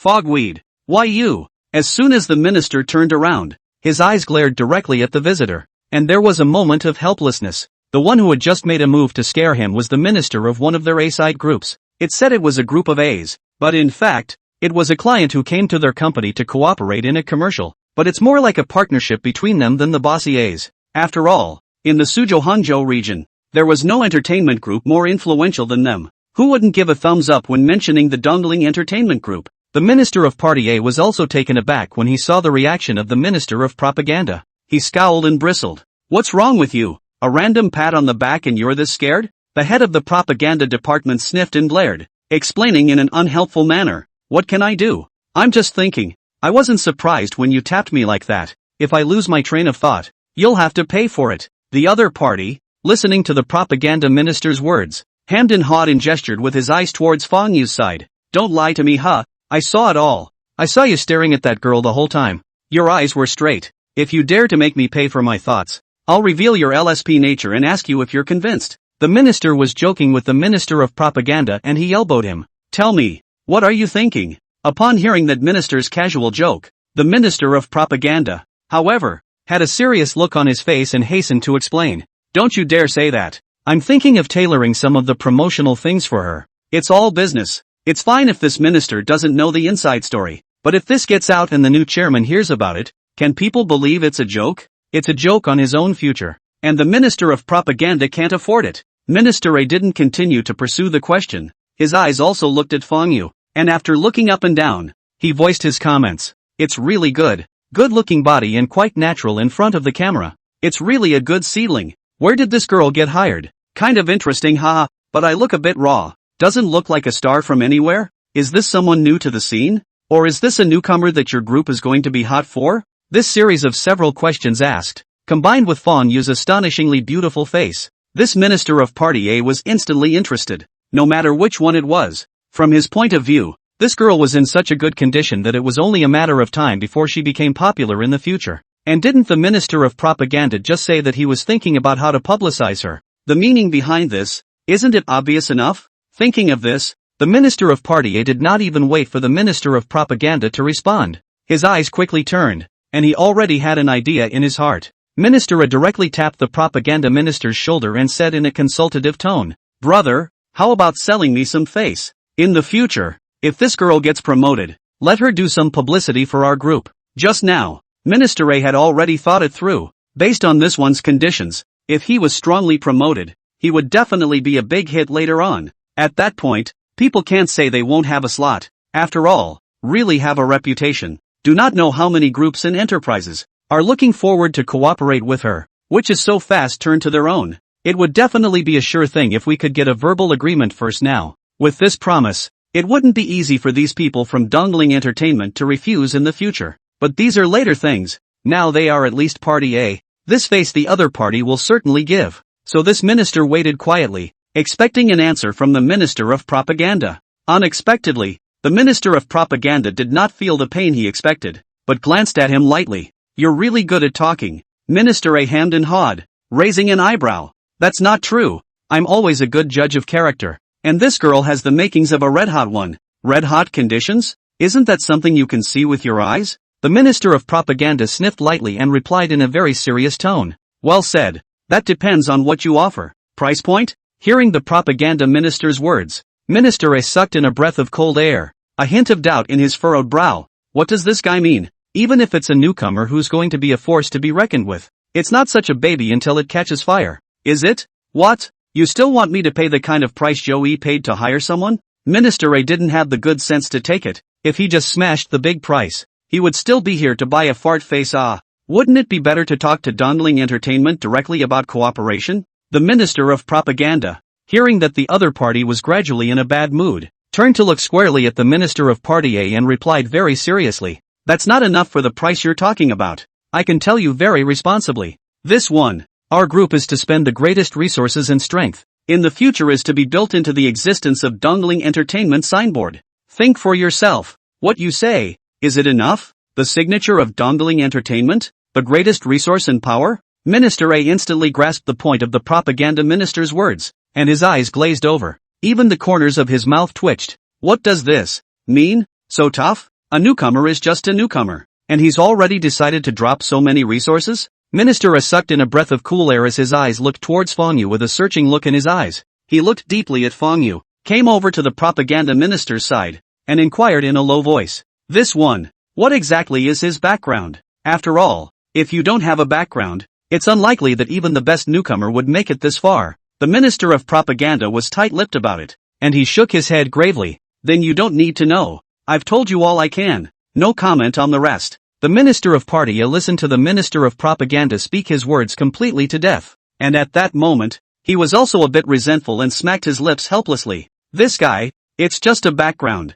Is there a need to hide it so much? Chapter 59, Stop it. Stop it. Minister A spat in his heart, then looked at Fong Yu in front of the camera, and his heart was as itchy as a kitten's scratch. He had heard all the words of the Minister of Publicity just now. This had basically set the tone for Fong Yu's future. Minister A narrowed his eyes. He could now think about whether or not to take advantage of the situation and talk to them about Fong Yu's cooperation. After all, this price and treatment before the fire, and after the fire, but the difference is very far now. Besides, these first few endorsements and commercials out of the gate, mustn't they be impressive? Mustn't they be emotional later? When the time comes that the contract needs to be renewed, it's not a sure thing. Where does Minister A stay when he thinks of this? He looked to the Minister of Propaganda and dropped a direct line. "I suddenly remembered something. I'll go back first." After saying that, Minister A left in a hurry and rushed towards his own group. He now had to make time to talk to the general manager. His future in the future. But it was tied to this matter. The Minister of Propaganda wanted to say something else,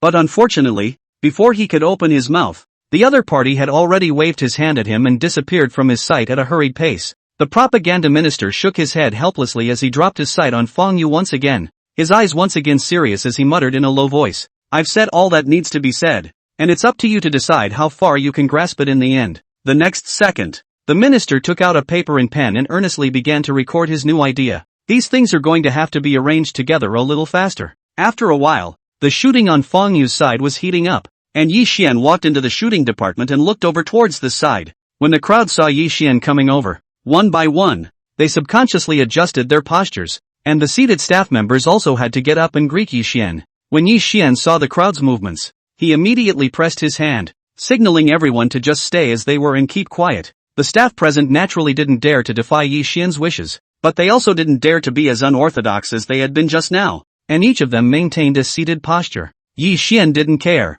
His eyes fell on Fong Yu, who was filming, looking at her fully engaged appearance. His heart was also satisfied for a while. "You really do have a good eye for picking out your girlfriends and employees." Yi Xian walked to the front of the computer and looked through the finished art photos that had just been taken. These photos are all original and have not yet undergone any modification or retouching, but the Fong Yu in the photos is still alive and well, elf-like in the picture. Images like this will definitely gain a lot of followers even if they are sent out raw. Fong Yu's talent in acting was gradually being developed, and as long as she was given time and the group's push, becoming a real super tier 1 star was not a dream. Yi Xian thought like this, and at this time the photographer also shouted to stop. The photographer looked at the various pictures inside the camera. A good model always inspired the best in an artist, and he hadn't found that kind of excitement in a long time. If it wasn't for the fact that Fong Yu was still a newcomer, he would have even taken the initiative to include a few more styles of shooting for Fong Yu. It's safe to say that the crowd was in a good mood for this shoot. For those staff members, the models were cooperative enough to work and feel good about taking pictures,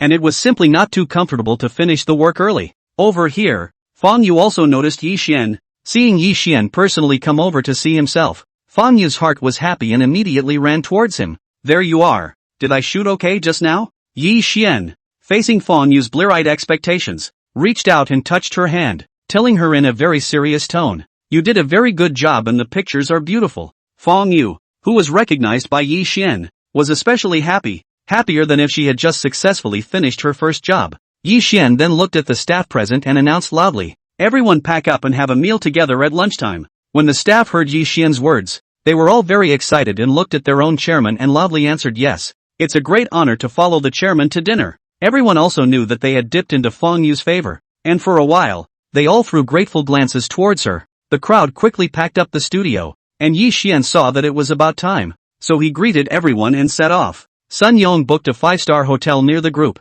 and everyone rode the group's bus in the direction of the hotel. When the car stopped at the entrance of the 5-star hotel, the executives who came together did not have much reaction, but those staff members of the filming department were even more excited. "Good guy. It's really worthy of being invited by the chairman of the board of directors of his own family, and look at their handiwork. It's just like that." The lobby manager waited downstairs early, and after seeing Sun Yong and the others arrive, he immediately personally led the crowd to the small banquet hall upstairs. The food had already been prepared and served, and the crowd could smell the rich, appetizing aroma in the air as they walked into the ballroom, especially when they saw the lavish variety of dishes on the table. The employees were all wide-eyed and their eyes began to shine. They were genuinely shocked by the chairman's largesse, but then they were replaced by a wave of excitement. For the chairman to entertain them like this is also an affirmation of their work, isn't it? "Everyone, don't be polite. Take your seats." Yi Xian spoke out as he sat at a table with the executives, and Fong Yu naturally sat next to him. The staff members also took their seats. Sun Yong took the lead and stood up, holding up the teacup in his hand, looking at Yi Xian and said, "Dong Yi, on behalf of myself and all the employees of Dongling Entertainment, I would like to toast you. I have to work in the afternoon, so I'll substitute tea for wine." As soon as Sun Yong finished his words, he directly tilted his neck and smothered the tea. Yi Xian looked at Sun Yong's appearance and picked up his teacup to take a sip. The luncheon had officially begun, and both the executives present and the staff members all saw the opportunity to come over and toast to Yi Xian. Although it is all about tea instead of wine, but the feelings are here, more or less, to express the respect for the chairman of the board. Fong Yu watched from the side and felt the crowd's respect for Yi Xian, and her heart burst with pride. True to form, your man is just that good. The crowd savored the food together, and after a while, Yi Xian's cell phone suddenly rang, and he picked it up and looked at it. It turned out to be a message from Mu Bingyue. "Mr. Yi, would it be an honor to invite you to my home? As you know, our Mu family wants to enter the Jade Circle and would like to talk to you about Jade cooperation. Yi Xian looked at the content on the message and directly picked up his cell phone and replied, I'm in Dongling now. I'll return to Jinling tomorrow. After Yi Xian's message was sent, a moment later, he received a message from Mu Chen. Brother Yi, how about we pick you up tomorrow? You can come straight to my house then, and try my family chef's handiwork on the way. Looking at Mu Chen's message, Yi Xian hadn't replied when the other party's message sent over another one. We're so familiar with each other. Brother Yi, don't be polite to me, right? Faced with such a generous favor, Yi Xian was indeed a bit hard to resist, so he had no choice but to agree. Good. After replying to the message, Yi Xian directly put away his cell phone and continued to talk and laugh with the executives on the table. Since no one was drinking, the luncheon was over quickly. We all took the group bus back into the group and started the afternoon again. Fang Yu followed Chu Xiaodan to the filming department, ready to follow up on the post-production situation, and in the meantime, learn more about the workflow. Yi Xian also went back to his office and continued to deal with various documents.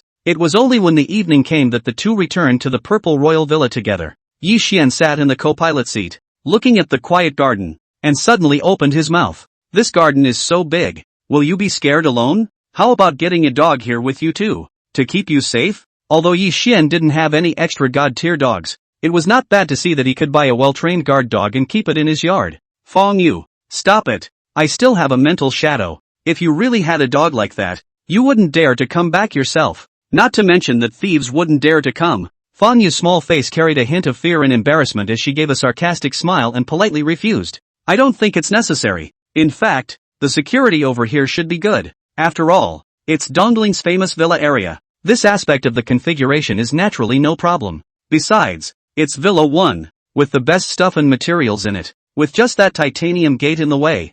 I'm afraid the average petty thief wouldn't be so oblivious. Yi Xian nodded at his words. This place would still be Fang Yu's residence in the future, so it would be good to let her take charge of these things. His eyes glanced up at the house, then he looked at Fang Yu and said, take another look and see if there's anything else missing, and I'll set it all up for you. Fang Yu looked at the immensely luxurious and huge villa in front of her, which was fully equipped. Even the refrigerator would be stuffed with ingredients by the housekeeper. With such an outfit, what could she possibly be missing? There's really no shortage. If I had come here on my own, the conditions might not have been as good as a guest room setup, and that's really enough for me. Fang Yu swore with conviction that she was now more than just materially satisfied. Feeling Yi Xian's importance and love for herself, she was now absolutely mentally rich. Fang Yu seemed to have thought of something and looked at Yi Xian and said, and I'm the one who's going to be parasitizing my work when you're gone, and I'm going to try to make something of it in a little while. I can't let people think that I don't have any real material at all, and that I'm totally relying on your connections, and I'm still flaunting and acting arbitrarily in the group, right? Yi Xian was amused by Fang Yu's tone of voice when he spoke, and he gently pinched Fang Yu's small face. You, just don't tire yourself. When Fang Yu heard Yi Xian's words, she subconsciously wanted to retort that she was actually quite capable. However, when she raised her eyes and bumped into Yi Xian's smiling eyes, those words were directly swallowed by Fang Yu. In front of Yi Xian, the physical strength demon, she didn't dare to say a single word. With a twinkle in her eye,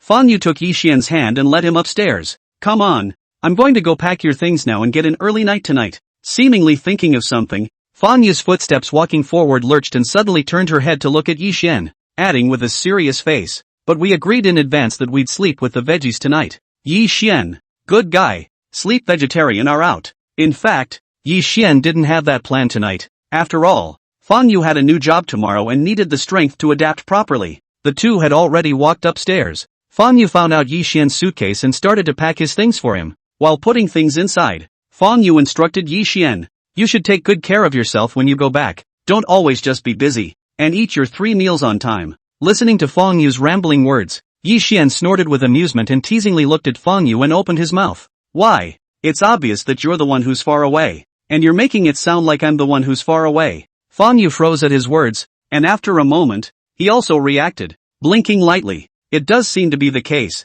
but she was also really worried about Yi Xian, afraid that he wouldn't take care of himself well. Over here, Yi Xian watched as Fang Yu had already cleaned up more or less, so he walked to the bathroom to prepare for a shower. Fang Yu pulled the suitcase and put it aside. She gently lay on the bed, listening to the intermittent sound of water in the bathroom. Just as Fang Yu's heart was filled with sadness, her cell phone rang, and it was her mom calling. Fang Yu saw the video call and hurriedly picked it up. And the moment it was connected, the faces of Fang's father and mother appeared on the cell phone screen. Mom and Dad, you're back from your business trip. How was it? Did it go well? When Fang Yu saw her mom and dad's faces, her heart felt a warmth and she immediately greeted them as if she was pampered. When Mr. and Mrs. Fang saw their daughter, they thought that she was already far away from its city, and their hearts were flooded with heartache. Fang Ma looked towards behind Fang Yu and then opened her mouth. Yeah. Turn the camera around while mommy and daddy take a look at your room. Hearing the request from mom and dad, Fang Yu flinched. She subconsciously wanted to refuse, but in her heart, she also knew very well that her mom and dad were just worried that she wasn't having a good time, so they wanted to see how things were going on her side. Fang Yu's heart softened, pursed her lips, and smiled at her parents. Okay, I'm going to flip it over for you guys, so take a good look. Fang Yu switched the camera in the back and showed the master bedroom to mom and dad. Fang Dad and Fang Mom looked at Fang Yu's room. Looking at the opulent decoration inside, they also nodded with satisfaction and opened their mouths to praise. Oh, this decoration looks really good. I'm afraid it's not cheap, right? This single room is not small, so it should be a good place to live. Yeah. If you need money outside, tell mom and dad, but don't aggravate yourself, okay? Mrs. Fang spoke tirelessly with words of exhortation, ranging from trivialities to living expenses, so to speak. Mom and dad were afraid you wouldn't live well, but now that they've seen your room, they're kind of relieved. Fang Dad and Fang Mom were naturally very satisfied with this master bedroom, and as Fang Yu listened to her mom and dad's words, her mood was more or less complicated. She knew mom and dad were misunderstanding herself, thinking she had rented such a large single room. Fang Yu sighed quietly in her heart. This was the master bedroom of Villa No. 1. How could she be so virtuous as to dare to rent such a house? But now Fang Yu didn't know how to explain to her mom and dad. She pursed her lips and decided to simply make the mistake and just misunderstand it for now. Just at this time, Fang Yu suddenly heard Yi Xian's footsteps and knew that the other party had already finished his bath and walked out. Fang Yu was worried that her mom and dad would find Yi Xian, so she hurriedly said, Mom and Dad, I've got a few things going on over here, so I'll hang up now. After saying that, Fang Yu couldn't even wait for mom and dad's reply before hanging up the phone directly. Over here, Fang Yu had just hung up the phone when Yi Xian had already walked out of the bathroom. He took a towel and wiped his hair, looking at the cell phone that was still lit in Fang Yu's hand and opened his mouth to inquire. Why? Who's this on the phone with? When Fang Yu heard Yi Xian's inquiry, she answered honestly. It's my parents-in-law. They were worried that I don't live well and had to see where I live. In fact, Fang Yu would not be afraid to tell her parents that she and Yi Xian were in a relationship, but she was just worried that the amount of information would be too much at once, and her parents would not be able to accept it for a while. She was also thinking of waiting until she had the chance to talk to her mom and dad in person. After Fang Yu finished speaking, she took the initiative to go forward and hug Yi Xian. Her small body nestled under Yi Xian's broad shoulders, which looked like an excellent picture. The corner of Yi Xian's mouth raised in an arc as he threw the towel in his hand aside and directly picked up Fang Yu and walked towards the bed. Day 2. Fang Yu got up early, knowing that Yi Xian was leaving today. Her heart was more or less sad. She purposely got up early in the morning and used the fresh ingredients in the refrigerator to prepare a rather sumptuous breakfast for Yi Xian. By the time Yi Xian woke up, his nostrils smelled a faint scent of food. He got up and went to the bathroom to get cleaned up, and when he changed and came downstairs, he saw a table full of food, waiting for him, and, of course, there was the saucy figure at the table. You're up, come over for dinner quickly. When Fang Yu heard Yi Xian's movement, she immediately came over with a smiling face and pulled Yi Xian to the dining table to sit down. She clipped a beef sandwich into Yi Xian's bowl. Try this, I made it especially for you, and I'll take you to the station afterward. Yi Xian bit into a sandwich under Fang Yu's expectant gaze. Feeling the gravy bursting out of the beef in his mouth with a fresh and sweet flavor, Yi Xian could not help but raise his lips in admiration. It tastes really good. Hearing the affirmation from Yi Xian, Fang Yu was also very happy, more or less washing away a bit of the sorrow in her heart. The two of them had a beautiful meal, and Fang Yu drove Yi Xian to the high-speed train station in her Maserati. As she started the car, Fang Yu suddenly muttered as if she was mumbling, Ugh, I wish I could put my foot on the gas and drag you to the ends of the earth so I wouldn't have to be separated. Yi Xian glanced at Fang Yu who was driving and spat out a sentence quietly. Why do I get the feeling that you girls are trying to drag me off to elope? Fang Yu, you don't say. When you think about it, it's kind of like that. Fang Yu drove the car seriously and soon sent Yi Xian to the high-speed train station. Yi Xian took out his luggage from the front trunk and then waved his hand towards Fang Yu. I'm going in. I'll come back and see you sometime. Fang Yu nodded as she watched Yi Xian walk into the high-speed train station. She stood back and crossed her eyes. It was only until Yi Xian's figure completely disappeared from sight that he retracted his eyes in frustration. At this moment, Fang Yu felt as if a piece of her heart had been emptied along with her. Phew, Fang Yu, you have to be strong and make a show of it for all to see. Fang Yu cheered herself up. She had now made up her mind to be ready to work hard to get rid of this huge sense of loss. Meanwhile, in the middle of the Flying Dragon group, Li Jiang looked up from the paper, and he closed his pen cap. Earlier, the new chairman said that he would return to Jinling today. Shouldn't he go to greet him?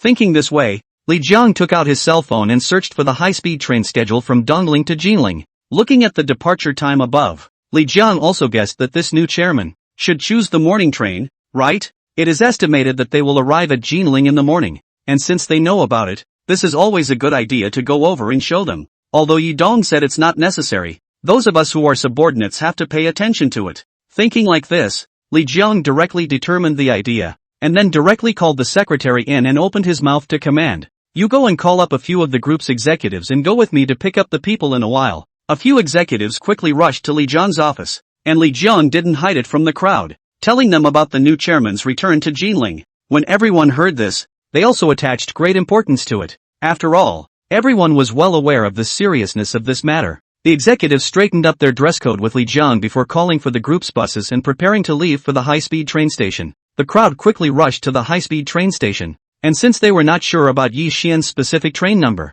they simply waited in the lobby of the high-speed train station. Li Jiang, along with a group of executives, stood straight in the hall with his pen and pipe bars, his face serious and a hint of anticipation. After a while, over here, Mu Chen also rushed to the high-speed train station with Mu Bingyue. Mu Chen raised his wrist to look at the time, and then looked at his oldest sister standing beside him, and couldn't help but open his mouth to tease. Old sister, I told you that I can just come by myself. Why did you still follow me? After finishing a sentence, Mu Bingyue immediately glared towards him. Mu Bingyue directly rolled her eyes and said in her words, what do you know? If you come alone, won't that make us look like we're slacking off? You don't think about it. Yi Xian's identity is there. What do you call it if you come alone to pick it up? Just let you study more in general. You don't even know the most basic hospitality. What am I supposed to say about you? Mu Bingyue looked at Mu Chen as a lecture. That serious little face. Mu Chen almost believed it. Mu Chen just skimmed his mouth when he heard this and muttered with a helpless face.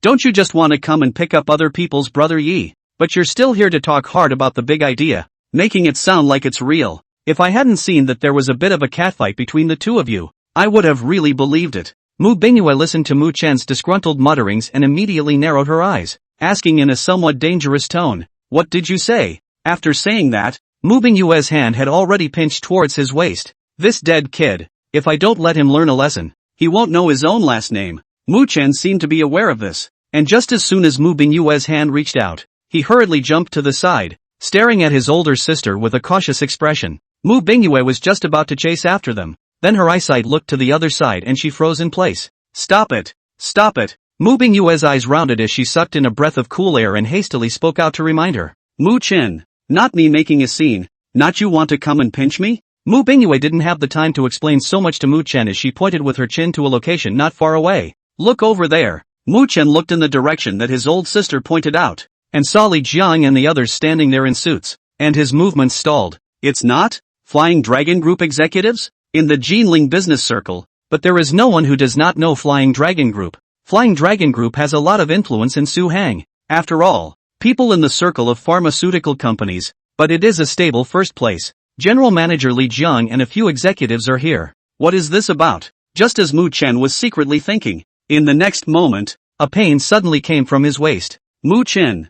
Fogweed. Sneak attack? Young man, you're not practicing martial arts. Chapter 60. I'm 20 years old. It's normal to have some small industries, right? Mu Bingyue withdrew her hand with satisfaction after pinching it, and she proudly hooked her finger towards Mu Chen. Come with me, go over and say hello together. They are the famous Flying Dragon Group, and now that the general manager is here, this greeting is definitely necessary. Mu Bingyue led Mu Chen to Li Jiang and the others, a warm smile spreading on her skillful face as she took the initiative to greet them. Mr. Li, I didn't think it would be such a coincidence that you're here too. Li Jiang looked at the two people walking over and immediately recognized that these were the two eldest young ladies of the Mu family. At that moment, Li Jiang also smiled politely and inquired very politely, how's it going? How's the old man's health these days? Good for you. Li Jiang exchanged a few pleasantries with a few people, He raised his wrist and looked at the time, then said to the two, "If you guys are okay." Li Jiang didn't say the latter words, but as smart as Mu Bingyue, he instantly guessed the other party's meaning. She raised her lips in a smile and nodded to Li Jiang. "We're here to pick up our friend. Then Mr. Li, if there's nothing else, we'll go over first." "Okay, you guys go ahead." After Li Jiang said that, he watched Mu Bingyue and Mu Chen walk to the exit position on the side. Mu Bingyue found a good position at the exit. She stood on her tiptoes and looked inside, wanting to catch Yi Xian's footsteps at the first opportunity. Mu Chen watched his oldest sister's actions from the side, and couldn't help but skim his mouth in disgust as he directly spoke out. "Don't look, sis. Yi hasn't come out yet. I can see farther than you." Mu Bingyu, is it a big deal to be tall? A big, stupid man. After a while, Yi Xian stepped off the train and walked out along the passageway. He could not help but raise the corner of his mouth when he saw Mu Bingyue and Mu Chen welcoming him from afar. "Yi, we're here." As soon as he saw Yi Xian, Mu Chen immediately shouted and did not forget to wave his hand towards Yi Xian. Yi Xian took big steps over and looked at the delighted Mu Bingyue siblings and greeted them with a smile. "Kept you guys waiting, huh?" Just as Mu Bingyue wanted to open her mouth, the next moment, Li Jiang with a few of his senior officers also walked close to Yi Xian. Looking at the Mu family siblings who were talking to Yi Xian, Li Jiang was also stunned. "Yi Dong, you are the friend they want to pick up?" Boom! Yi Dong? At this moment, it was as if a silent bomb exploded in the ears of the Mu family's siblings, blowing the two of them up a bit. Mu Bingyue stared with round eyes, first looking at Yi Xian, then at Li Jiang next to him. What the hell is going on here? Someone please come out and explain it to them." Mu Bingyue took a deep breath and forced herself to calm down as she looked at Li Jiang and the others' respectful gestures towards Yi Xian, as well as some subconscious small movements. Shock was written all over his little face. "Good guy, does it mean that Yi Xian has other industries? And it's the Flying Dragon Group? That's a $10 billion drug company. Hey, this. Just as Mu Bingyue was shocked, Yi Xian looked at Li Jiang, and the group of executives behind him, and said with a smile, "It's been hard work, but I may have to go with them today, so I'm sorry you had to make this trip." Hearing Yi Xian's words, Li Jiang hurriedly waved his hand, his tone indescribably respectful. "Yi Dong, you are too polite. Speaking of which, this matter is still my unauthorized decision." Just as a few people were talking, on the other side, a man in a suit walked out of the high-speed train station with a hurried gait while making a phone call. There was a hint of seriousness on the man's face as he spoke very seriously into the phone. "Chairman, the recent financial statement of Jade Dragon Court will be sent to you in a moment. I've just gotten off the high-speed train. I'll call you back when I arrive at the company." The man spoke to the other end of the line a couple more times, then hung up. After putting away his cell phone, the man looked up and saw Li Jiang and the others in the crowd. As soon as he saw that it was Li Jiang, the general manager of Flying Dragon Group, a hint of surprise flashed in the man's eyes, and he immediately jogged closer,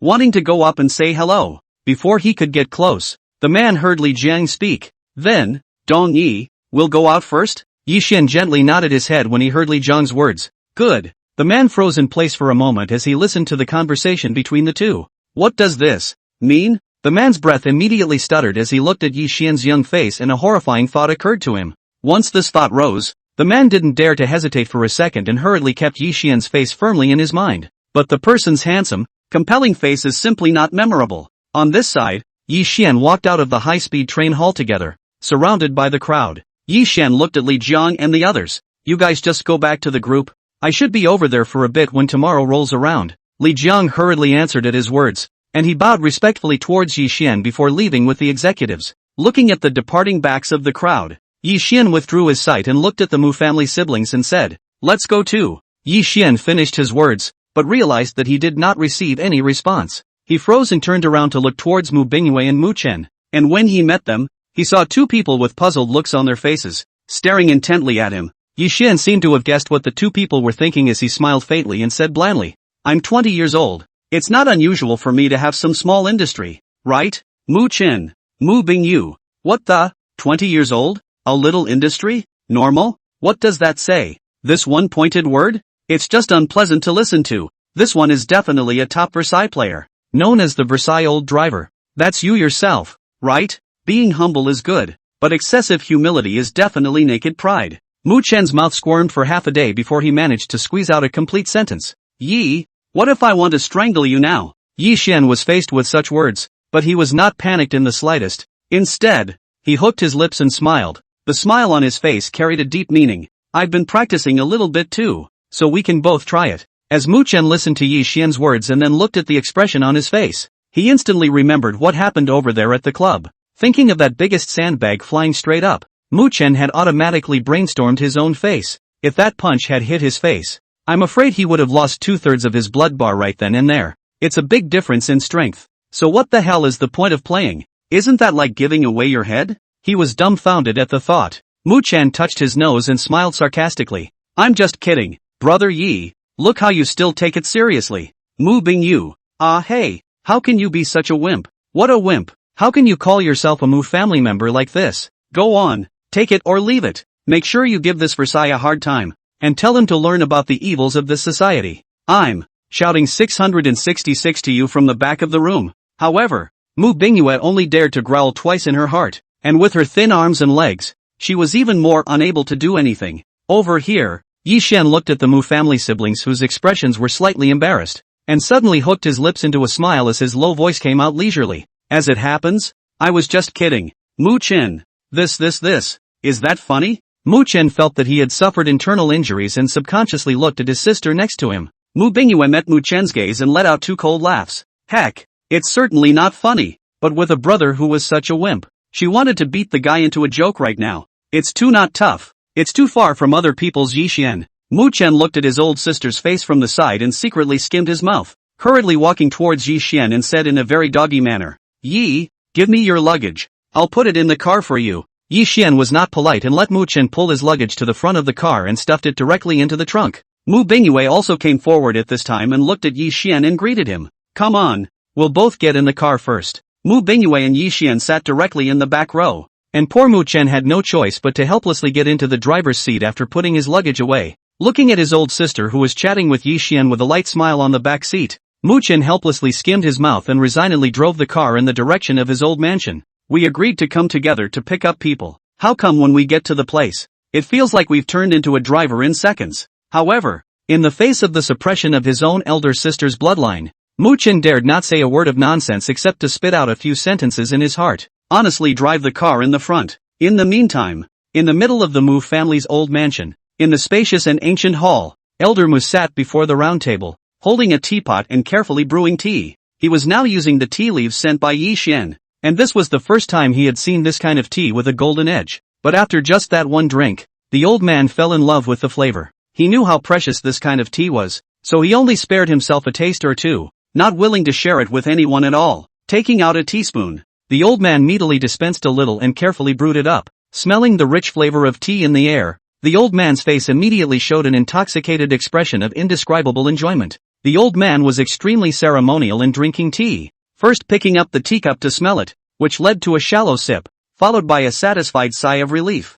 After a lifetime of drinking tea, this is the one for me. As he spoke, the old man looked at the tea leaves that were fully stretched out in the teapot, the golden edges shining even more in the water. This tea is fantastic, absolutely superb. Taking small sips of tea, the old man put down his teacup, a hint of anticipation flickering in his wise eyes. He really wanted to see now what this young man looked like. Anymore, such a nice kid might even be a candidate for granddaughter-in-law in the future. Elder Mu has loved Mu Bingyue the most since she was a child, and can be said to be the granddaughter that was brought up by one hand, naturally cherished as jewelry, and he had to polish his eyes to take a good look. They say that when a girl gets married, it's the second time she's reincarnated, and with these old bones of mine, I'm going to have to put this kid to the test. Elder Mu muttered as if he was satisfied, closing his eyes slightly and humming a little tune as he waited. Fingers tapped on the desktop once and for all, giving a leisurely beat to his little tune. After a while, a luxury car stopped at the entrance of the Mu family's old mansion,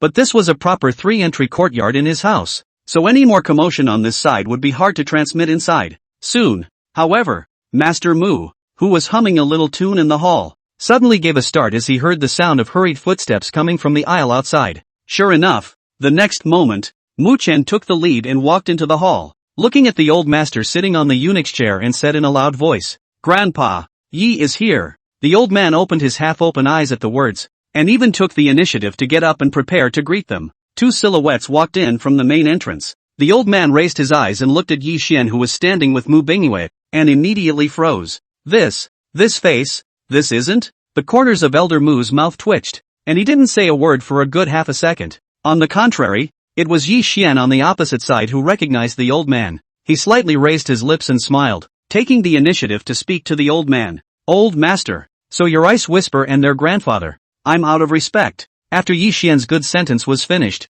before the old man could say anything, Mu Bingyue beside him heard the words and her eyes glared, looking curiously at Yi Xian and then at her own grandfather, asking suspiciously, "What's the deal? You guys know each other?" Recognize.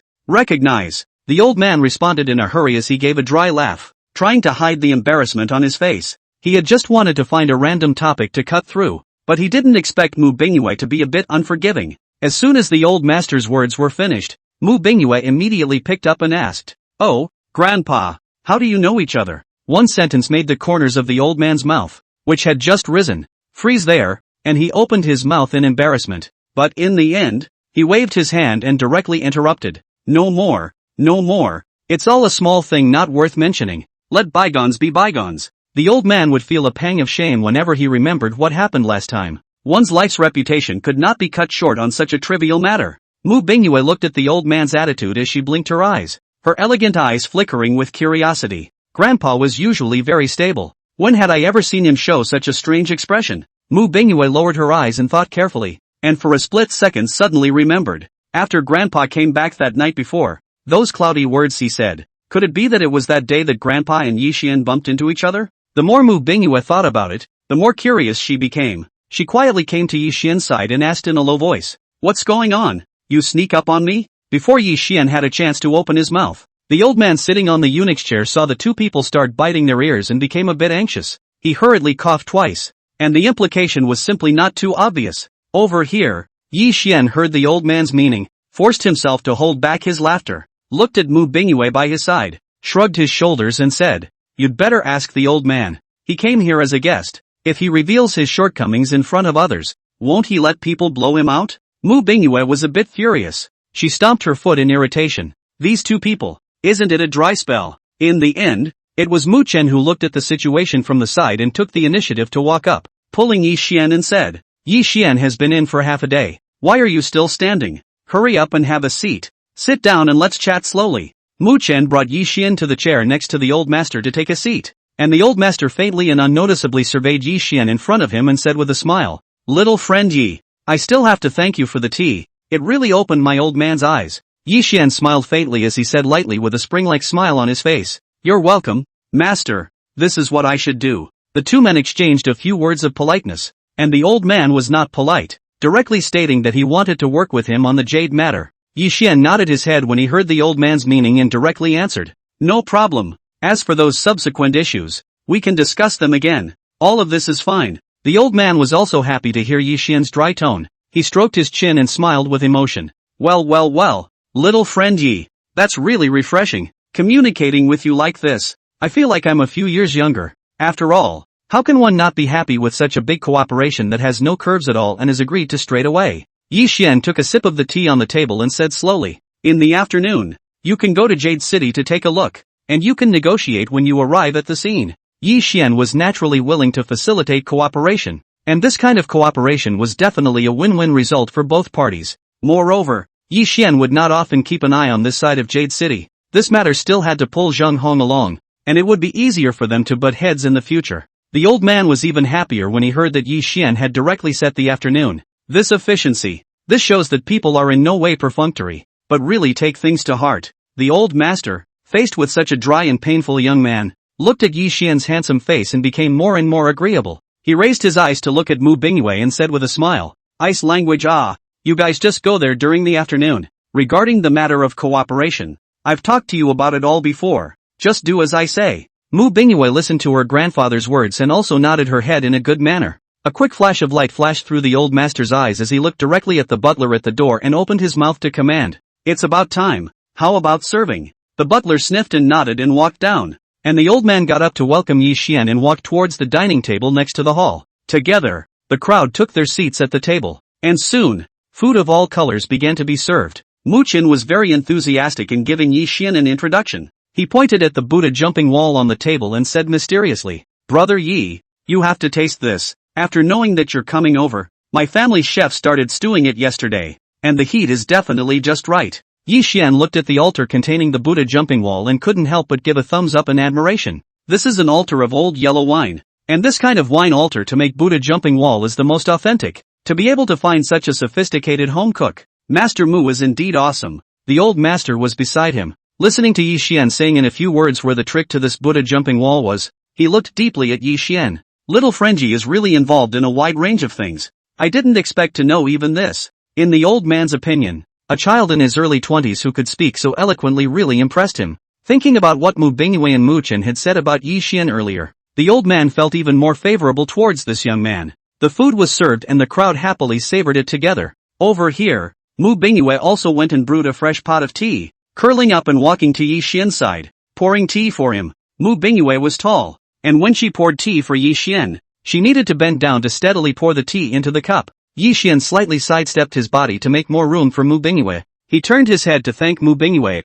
but with such a turn of his head, his line of sight just happened to crash into a wave. Mu Bingyue's body that happened to be bent down, perfectly presenting Yi Xian with a deep ditch scenery. The two people were relatively close, and Yi Xian could still smell the burst of fragrance emanating from Mu Bingyue's body. The flavor mixed with the scent of his body drilled into Yi Xian's nose with a hint of titillation. Yi Xian looked a few times without traces. Good guy. I didn't think that Mu Bingyue, the great lady, was also deep. At this size, it's definitely considered choppy. Just as Yi Xian was feasting his eyes, the next moment, a curtain of light suddenly popped up in front of his eyes. Detecting that the host has been given a random chance to sign in. Do you sign in? Checking in. Chapter 61, still makes that sound? Extra. Chapter 3, sign in successfully. Reward for divine medical skills. As the content on the light screen appeared, Yi Xian only felt a hot stream surging into his mind, and a large amount of complicated medical knowledge began to appear in his consciousness. This feeling was very comfortable,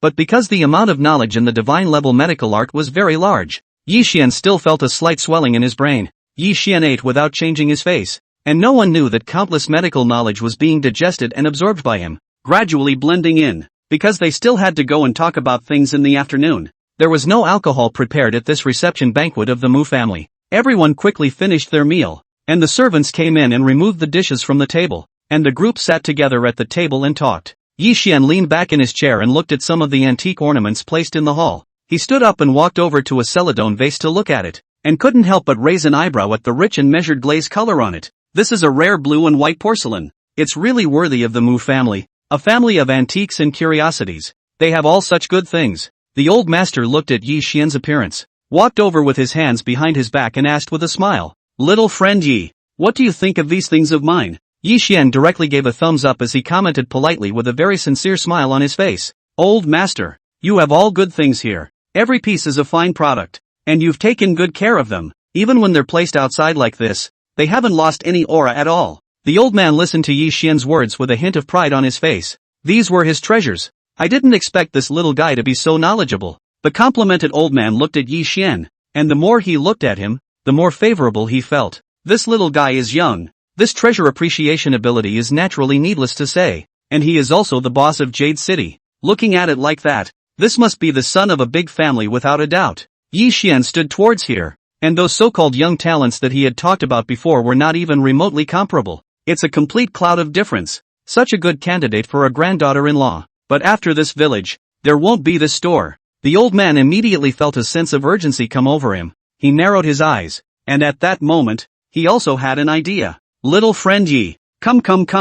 I'll show you the other treasures." The old master treated Yi Xian extremely warmly, and without saying anything, he took him to another mansion in the old mansion, leading him to admire the treasures here. The hour passed easily with this look. Mu Chen looked at the time and saw that it was almost time, so he found the old master and Yi Xian together with Mu Bingyue and reminded them, "Grandpa, we're ready to go." The old master naturally knew that business was important, and he nodded his head, and when he saw a few people turning around and about to walk out, the old master's voice rang out from behind. Ice whisper, "Wait, come here, I'll dictate something to you." When Mu Bingyue heard her own grandfather's words, she returned and walked back without saying a word. The old master took Mu Bingyue 2 steps to the side and whispered, "There's no need to care too much about the details when it comes to cooperating with little friend Yi. When it's time to give in, we should give in a little bit appropriately." At this point, the old man paused and continued, "You'll have more contact with Xiaoye in the future, and you young people can talk to each other. You know?" Mu Bingyue listened attentively to the old master's words.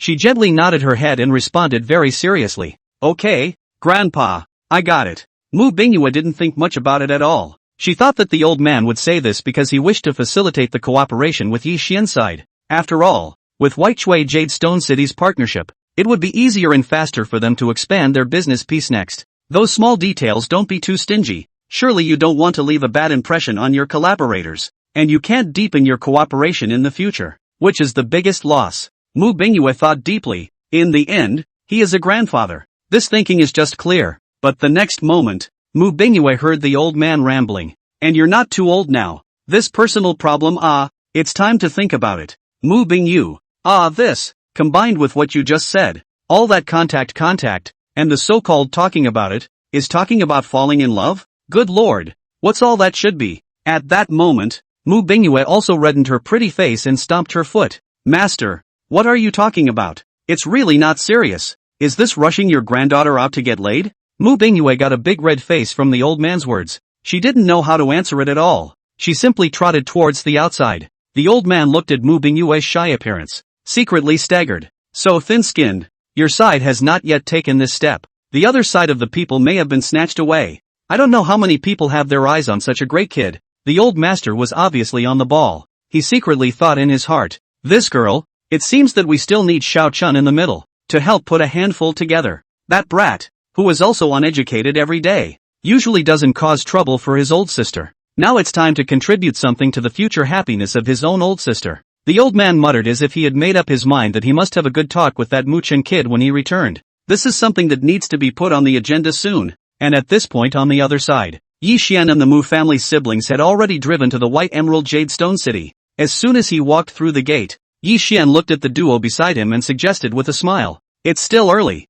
so I'll show you around the place? Mu Bingyue and Mu Chen naturally agreed. They hadn't come over this way many times before and hadn't really taken a good stroll. Under Yi Xian's leadership, the Mu family siblings were also able to roughly understand the situation of the White Emerald Jade Stone City. Looking at the huge area of Jade City, Mu Chen scratched his head and marveled. Brother Yi, your place is even bigger than I expected. It's really nice. No wonder the old man hoped to reach a cooperation with Yi Xian. With such a scale, it really deserved to be the largest location on the Jinling side. Although Mu Bingyue next to her didn't say anything, her inner thoughts were similar to Mu Chen's, and she was all bursting with emotion. Yi Xian, this was too powerful. Having such a jade city at such a young age, it was really hard for people to look up to him. After a few people finished strolling through Jade City, Yi Xian directly found the lobby manager and said to him, you go and inform Zhang Hong and ask him to come over and join the meeting. Okay, boss. Faced with Yi Xian's command, the lobby manager naturally answered with his mouth full. Yi Xian first took Mu Bingyue and Mu Chen to the conference room on the top floor,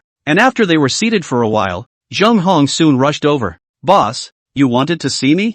As soon as he walked into the conference room, Zhang Hong immediately walked to stand in front of Yi Xian and inquired very respectfully. Zhang Hong pointed to Mu Bingyue and Mu Chen in front of him and made an introduction for a few people before saying, in the future, the Mu family will engage in cooperation with us. Calling you over is for you to talk about the details of the cooperation. Zhang Hong was also stunned at his words. The Mu family was also famous in Jinling, and as the general manager of Jade City, he had heard about it. Originally, their jade business was still depressed, but if they added the power of the Mu family in Jinling, it would be beneficial to Jade City. Zhang Hong thought clearly about all the stakes in between and became excited all of a sudden. He came to sit down on the other side of Yi Xian, and before he could open his mouth to ask, Mu Bingyue, who was sitting on the opposite side of the table, felt to take the initiative and said, Mr. Zhang, I'll get right to the point. We intend to enter. Mu Bingyue directly stated the amount of jade to be imported, as well as other related services. Of course, something to be taken has to be given in return,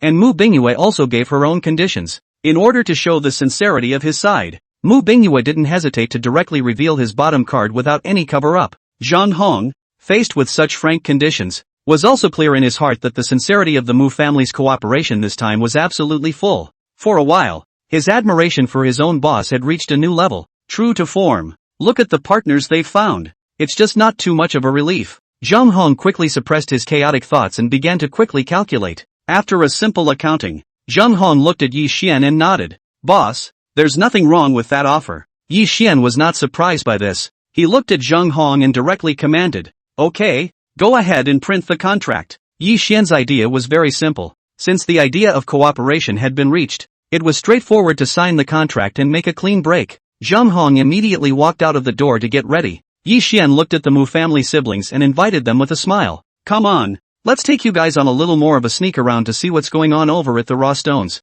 Hearing Yi Xian talk about the original stone, both Mu Bingyue and Mu Chen were a little excited. They remembered clearly that last time, if it wasn't for Yi Xian pointing out a clear path to them, they might have to be ridiculed by Zhou Ying and the others. The two men were also interested all of a sudden, and both wanted to discuss with Yi Xian. Several people came together to the side of the raw stones, looking at the raw stones piled up separately. Mu Bingyue was also asking Yi Xian some questions from time to time. Yi Xian was able to see through the insides of the raw stone with a single glance over, and naturally, he was able to talk about it. After a while, Yi Xian's cell phone rang. He picked it up and realized it was a message from Zhang Hong. Boss, the contract has been drawn up. Yi Xian finished reading the message, then looked at Mu Bingyue beside him and spoke about the contract. Mu Bingyue immediately nodded at his words. Mr. Zhang is really fast, then I'll follow you to the office to sign. Mu Chen, who was listening to the conversation between his elder sister and Yi Xian, who was still busy inside a pile of raw stones,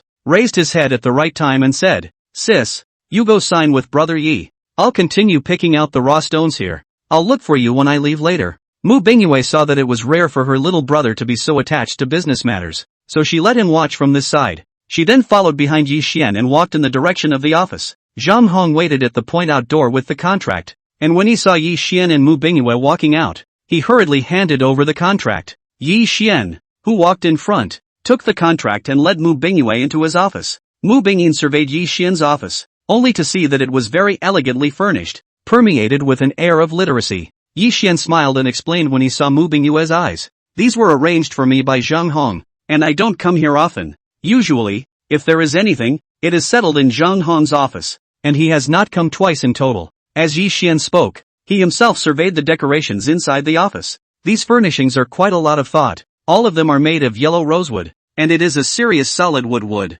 Quite exquisite. Only Yi Xian felt that there were some problems with the placement of these objects, with some of the furnishings blocking some of the walking space. Yi Xian quickly retracted his eyes as he glanced at the contents of the contract before handing it over to Mu Bingyue's hands. Mu Bingyue looked through it very carefully and then signed her name. Taking a copy of the contract, Mu Bingyue was also bursting with joy. She waved her hand towards Yi Xian and said with a smile, The contract is signed, so I'll leave first. Listening to Mu Bingyue's raised trailing voice, Yi Xian could imagine that she was in a good mood right now. Just as Mu Bingyue was about to leave, the next moment, she was so focused on being happy that she didn't pay any attention to her feet at all, and she directly tripped over a nearby arrangement. Ah! Mu Bingyue let out a cry of surprise and half-crouched on the ground, looking a little pained. Seeing this, Yi Xian hurriedly walked up and looked at Mu Bingyue who was squatting there, and realized that a fine layer of sweat had appeared on her forehead. The small face that had always been gentle, at the moment it was pale and looked very pitiful, and one of her hands was over her waist.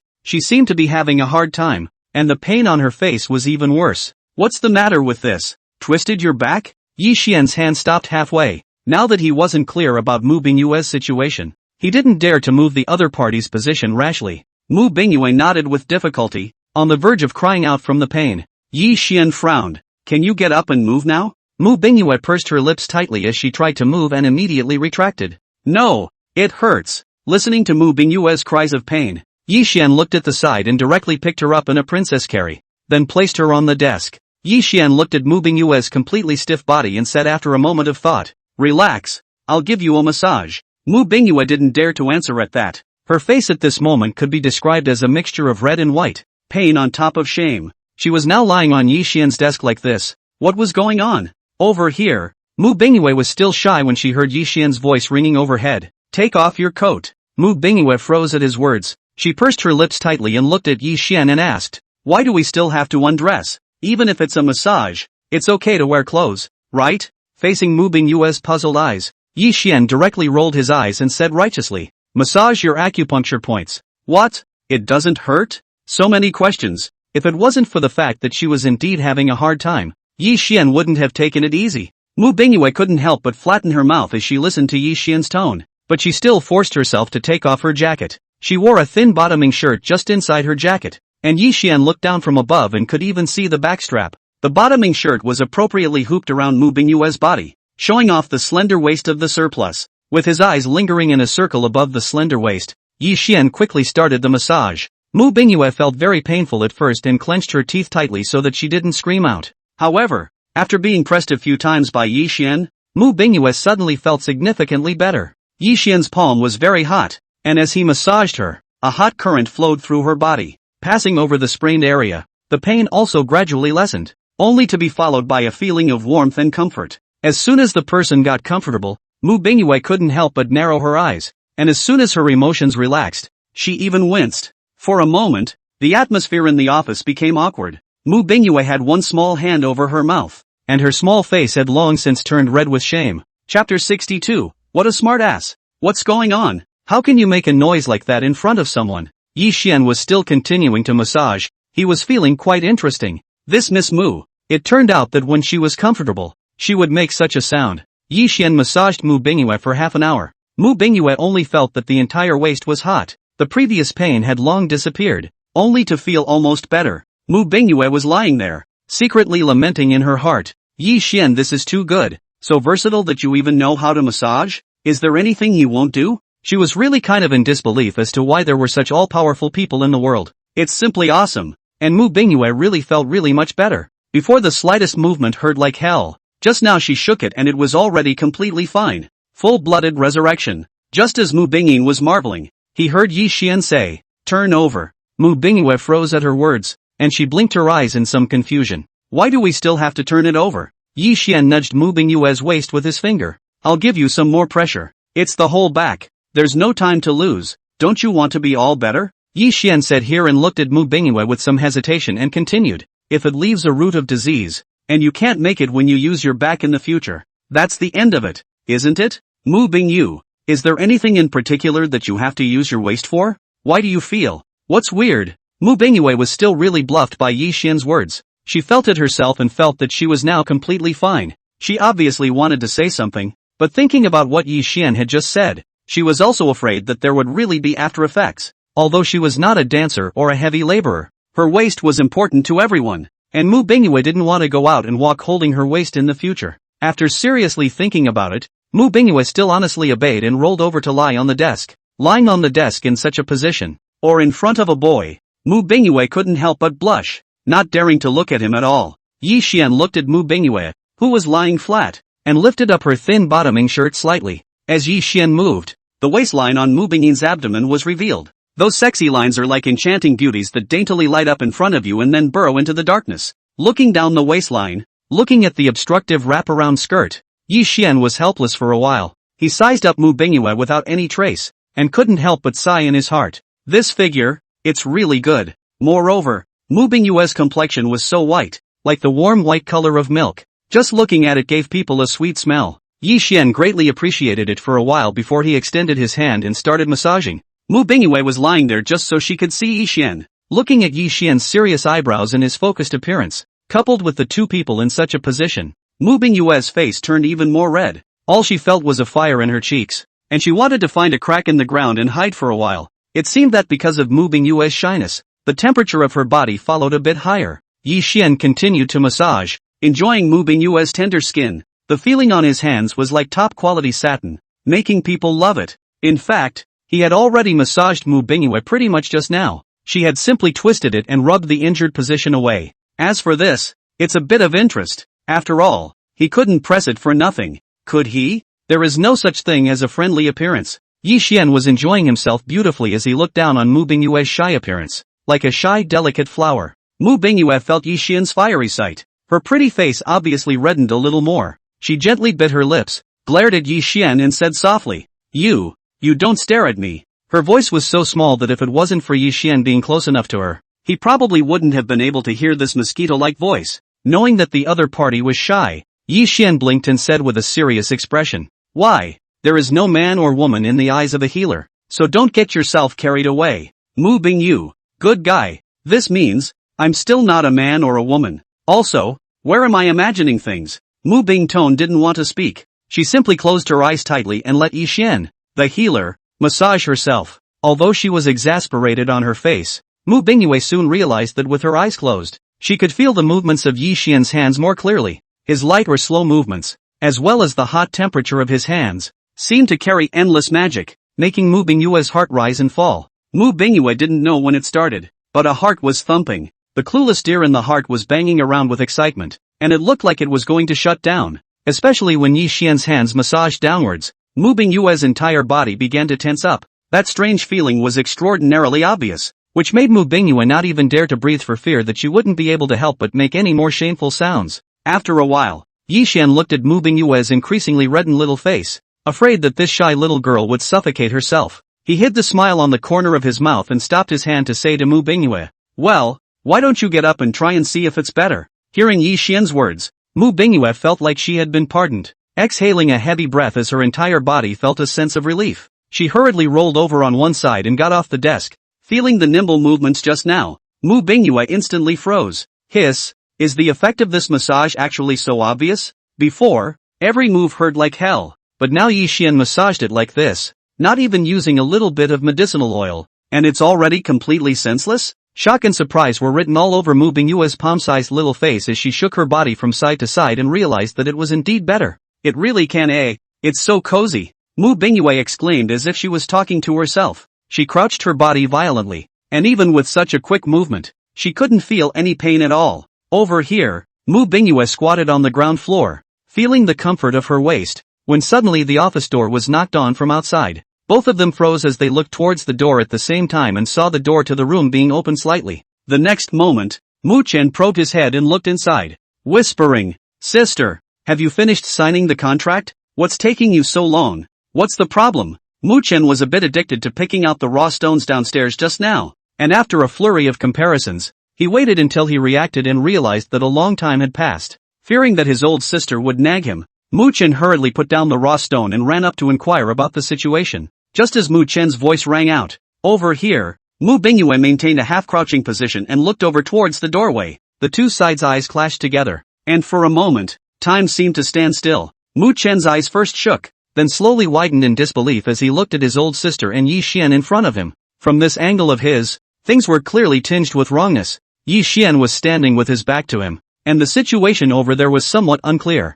but his own elder sister was squatting right in front of Yi Xian, and there was still a trace of suspicious redness on her pretty face. The jacket was casually tossed on the couch next to the scene. This is? For a moment, looking at this image, Mu Chen was clearly a bit confused. Although he wasn't sure what was going on, he felt that his presence here at this time seemed a bit out of place. At that moment, Mu Chen straightened up with a jolt and laughed awkwardly. Excuse me, I'll go around and around again." The voice of Mu Chen's latter words became smaller and smaller, and the person had already retreated to the office door, not forgetting to bring the door closed in the process. His hurried footsteps came through the door, then grew farther away. After Mu Chen ran out of the office floor, here too, he was in a state of confusion. Older sister and Yi Xian just now. What is this? He also knew that his elder sister had some good feelings for Yi Xian, but he really didn't expect that the two would actually progress so quickly. It's all. Mu Chen didn't dare to think about it at all, and he slowed down for a while before gradually easing up.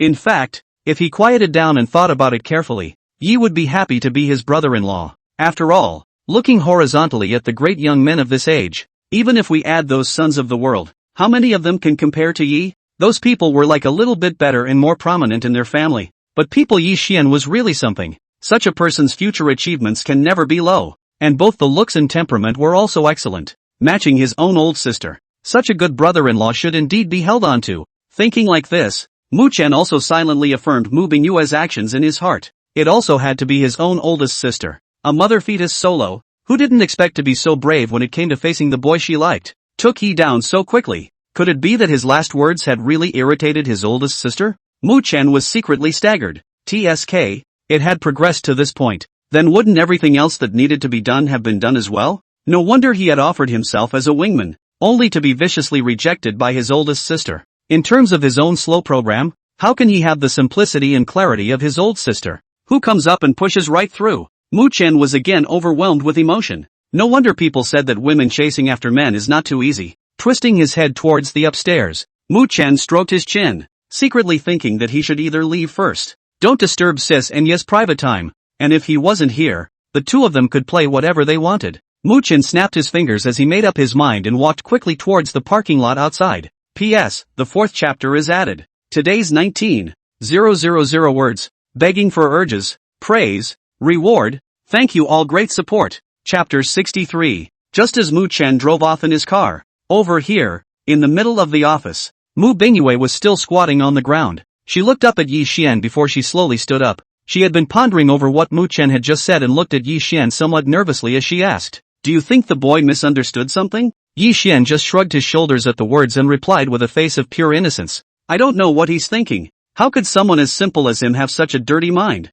It doesn't exist." Mu Bingyue glared at Yi Xian. She thought back to that scene just now. It seems that from that angle of the other side looks, that is not that she is preparing to give Yi Xian. At that moment, Mu Bingyue was also a bit numb. What was she going to explain, and how was she going to explain this heavenly misunderstanding? Just as Mu Bingyue was speechless, her phone lit up and a message from Mu Chen popped up on the screen. "Sister, take your time. I'm going back to the old mansion. Cheers." Mu Bing language.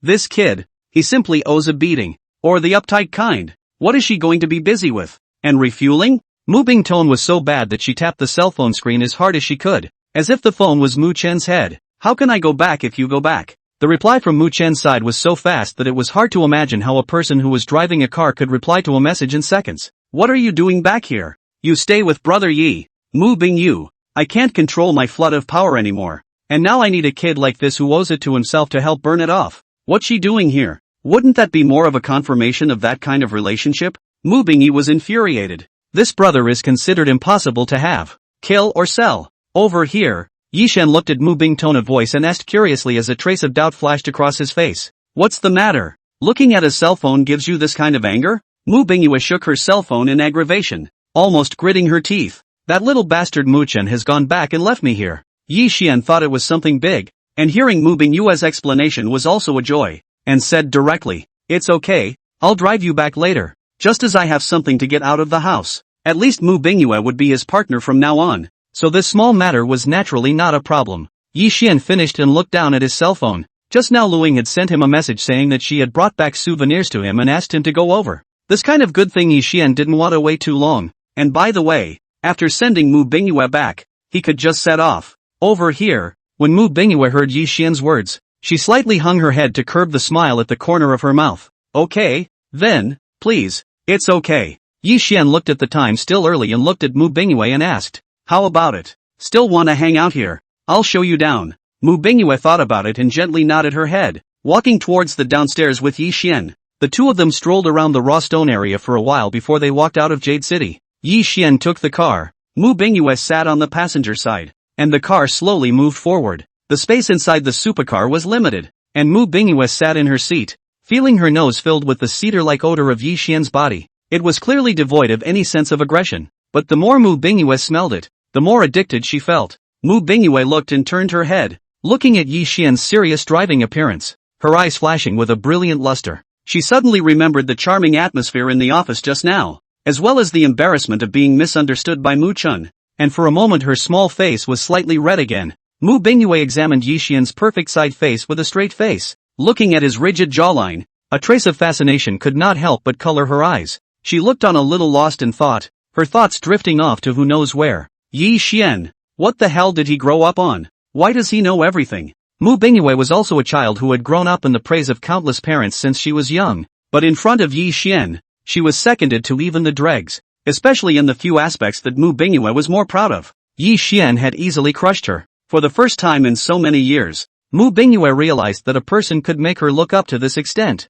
Mu Bingyue sighed quietly in her heart. Demonic, really too demonic. But, in the next moment, a thought flashed through Mu Bingyue's mind that if she could take in a demon, it would seem to be quite a thing to be proud of. Thinking like this, Mu Bingyue's little face instantly became flushed again. Indescribably cute. Moreover, she remembered what Mu Chen had said to herself earlier. It seemed that she had quite a few future love rivals, so she should hurry up. In the meantime, over here, Mu Chen drove his car directly back to the old mansion, driving the car casually into the yard. Mu Chen hummed and was about to walk towards his room. Kid, did you get everything worked out for the partnership? Mu Chen froze at his words and turned his head to see the old man walking out at some point, glaring at himself with a tiger face. Taken aback, he gently rubbed his chest and sputtered out, Grandpa, you scared me to death. The contract has already been signed by my old sister and brother Yi, so it should be done. The old master nodded at his words. He was still very relieved that that girl, Ice Whisper, was doing her job properly.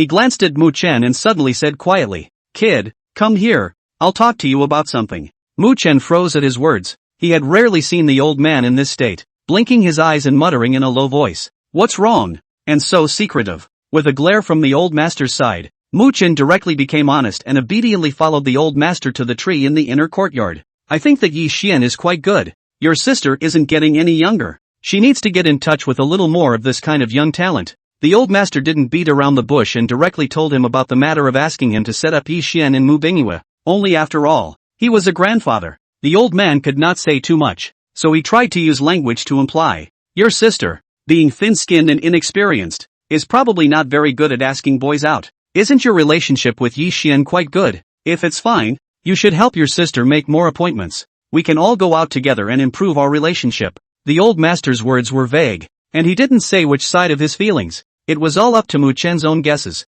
Over here, Mu Chen couldn't help but skim his lips as he listened to the old man's words, and he was also reminded of the scene he had seen in the office earlier. "Alright, old man, you don't have to worry about this. My old sister knows in her heart that she has the ability to do this," Mu Chen said seriously. In this aspect, Mu Chen was truly ashamed of himself. It was just that this vague sentence was, in the old man's opinion, a naked perfidy. His eyes glared and he looked at Mu Chen with a furious look, his beard about to go up to the sky. "The fart has experience. That little one hasn't been in love once, and she's still capable? What are some of the capabilities? All by thinking?" The old man secretly gritted his teeth. It seemed that always so implied. This stupid boy simply could not understand what he meant. Lowering his head and thinking carefully, just as the old master was urging Mu Chen to say a few more words, he saw that Mu Chen had already flung his hand and walked in the direction of the room. "Gramps, good man, this evil boy. This grandpa's words don't work anymore, right?" He hadn't even finished his sentence and he had the audacity to just shrug it off and walk away. What an underachiever. The old man huffed and puffed and gave a heave-ho, but when he quieted down and thought about it carefully, originally Mu Chen, this kid, could not be relied on, so it was better not to find it. "It seems that I have to talk to Ice Whisper alone after all. This girl has a thin skin, but for the sake of the child's future happiness, he, as a grandfather, has to put his face on the line." Mu Chen went back to his room to get his things and was about to go out when he was suddenly greeted by a figure that walked in with a hurried gait from outside the old mansion. It was none other than Mu Bingyue.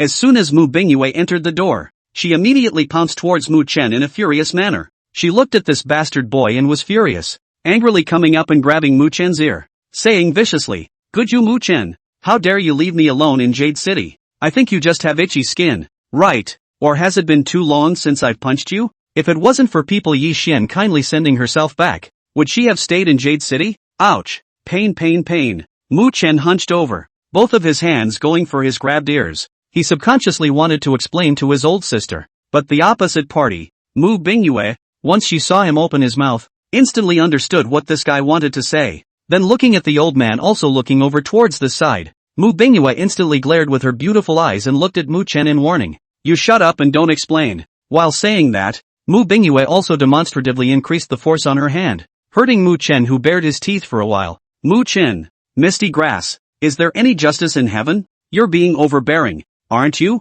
You won't even let me have an explanation?" Older sister is getting more and more bossy with this nature. While protecting his ears, Mu Chen suddenly felt a little pity for Yi Xian's future. "It's over. It's over. I'm afraid you will suffer in the future. It's not likely that after a long time, you will only be able to lie down at the bottom, no longer able to occupy the initiative." Thinking about Yi Xian's future hard life, Mu Chen had a comparison and immediately felt that his ears didn't even hurt that much. "I'm sorry, brother Yi, but now I have to sacrifice you alone to make our family whole." The old man looked at his grandchildren who were making a mess next to him, and suddenly felt a pang of emotion in his heart. It seems like not so long ago, these two kids were little toddlers playing around their knees, and now they're so big in a flash. Just as the Mu family was in a state of joy, over here, Yi Xian drove his car to the neighborhood where Lu Ying was. After all, he had been here before, so Yi Xian was also familiar with it, and without even sending a message to Lu Ying, he went upstairs by himself. Dang! Yi Xian knocked on the door 3 times with great courtesy, and soon a delicate voice resounded in the house. "Coming." "Wait a minute." Lu Ying jogged over and pulled open the door, just to see Yi Xian standing outside the door. She first froze, then a stunningly beautiful smile bloomed on her face, and her eyes seemed to be hiding fine stars that were too beautiful to be true. Today's Lu Ying was still in a long white dress, only this one belonged to the texture of light yarn. Wearing it on Lu Ying's body was not only accentuating her pure temperament even more, but even adding a hint of immortality to her. Come on in. Lu Ying was very happy to see that it was Yi Xian coming over. She hurriedly made a place for Yi Xian to enter. She brought Yi Xian to the sofa and sat down, then went to fetch the specialties that were given to Yi Xian and passed them towards his hand. I bought these by the way when I was traveling. They're not much expensive. Don't mind if you don't. Yi Xian looked at those specialties in Lu Ying's hand, all of which were things like wolfberry tea, antler slices, and so on, and was immediately stunned. Good lord, what does that mean? Is this a way to get yourself patched up? But after all, it was a token of appreciation from others, so Yi Xian thanked him and took it. No, I can't thank you enough. Right after Yi Xian's hand received those specialties, a curtain of light suddenly popped up in front of his eyes. Detected an extremely beautiful woman spending $200 for the host. Successfully activated the soft food and hard eating skill. Random 1 million times the reward. Rebate of 200 million. Please pay attention to check. 1 million times the reward? Looking at the contents on the light screen, Yi Xian raised his eyebrows and before he could speak, another light screen popped up. Successful activation of the 1 small goal per day skill rewards today's amount of $10 million.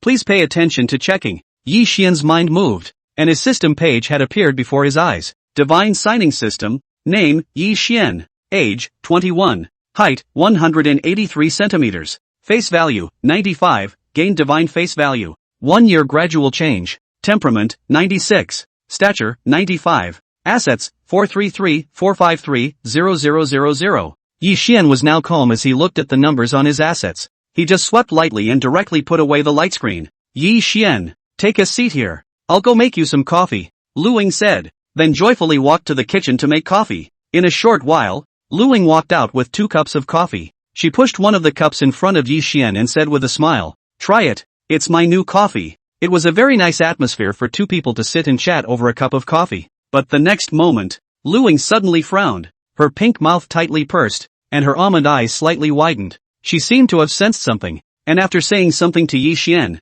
she hurriedly got up and ran towards the bathroom. Yi Xian looked at Lu Ying's suddenly changed face and was immediately stunned. What's going on here? He picked up his coffee and took a sip, then suddenly skimmed over the chair that Lu Ying had just sat on, actually carrying a small amount of blood. Chapter 64. Hey, what kind of attitude is that? Although the amount was very small, Yi Xian's strength was amazing and he noticed it at a glance. Yi Xian instantly understood. No wonder this girl ran away with an odd expression. So it was a relative who came. Faced with this awkward situation, Yi Xian sat on the sofa and was somewhat speechless for a while. He was also a bit confused at the moment, not knowing what he should do. If you are concerned about it, you are afraid that the girl is thin-skinned and won't be able to face it if she is exposed. But pretending not to see it is always a little weird. After all, just sitting here like this made him look particularly dull. Just when Yi Xian was a bit dazed, his cell phone suddenly rang. He picked it up and realized that it was Lu Ying who had sent him a message. Yi Xian, please do one thing. Please go to the first drawer of my bedroom nightstand and get something. It's in the organizer on the left. Just grab one. I also need a pair of pants. Inside the closet. Any pair will do. Yi Xian looked at the emoticon that Lu Ying sent to please and couldn't help but laugh lightly and shake his head. He got up and headed toward Lu Ying's bedroom, gently pushing open the door. Yi Xian could smell a strong and clear fragrance wafting in the room. Exactly the same as the flavor on Lu Ying, with the unique fragrance of a young girl. The bedroom was very cleaned up and the signs of a teenage girl were simply not too strong. Cute pillows and dolls are placed on the bed, revealing the characteristic childishness of the room's owner. Yi Xian tried his best not to look away. He first went to the front of the bedside table, pulled open the first drawer and took out a piece, then went to the closet and chose a pair of pants. He walked to the bathroom door with the item, thought better of it, and then knocked gently on the door.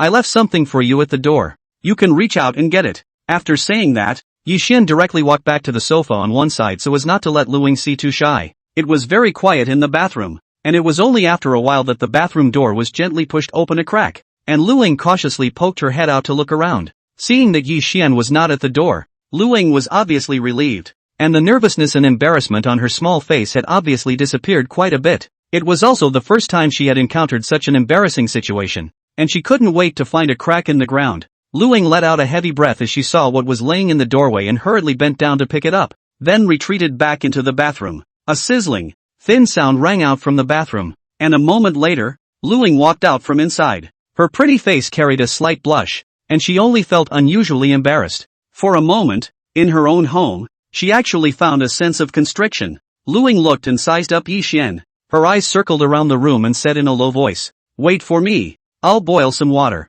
Yi Xian sat on the sofa and nodded. Then he saw Lu Ying go to the refrigerator and take out a packet of brown sugar, seemingly preparing to cook some brown sugar water. Seeing Lu Ying's intentions, Yi Xian followed with a nod and a smile. You really should be boiling some brown sugar water to drink at this time of year. After all, when you come to this, it's all about drinking lots of hot water. And to think that some girls still think that asking them to drink more hot water is a sign of disinterest, when in fact it's really the easiest and most effective way to do it. When you think about it, it's really a headache for the majority of men. Of course, the reason why Yi Xian had such sentiments was not just from a male perspective, but also from a doctor's perspective. Hot water is effective and has no side effects. It's simply the best solution. Yi Xian thought like this. He stood up and came to Lu Ying's kitchen to have a look. Looking at the specialties that Lu Ying had given herself over here, as well as some of the things that she always had in her house, his sight quickly swept around, then took some wolfberries, red dates, and also cut 2 peeled ginger slices,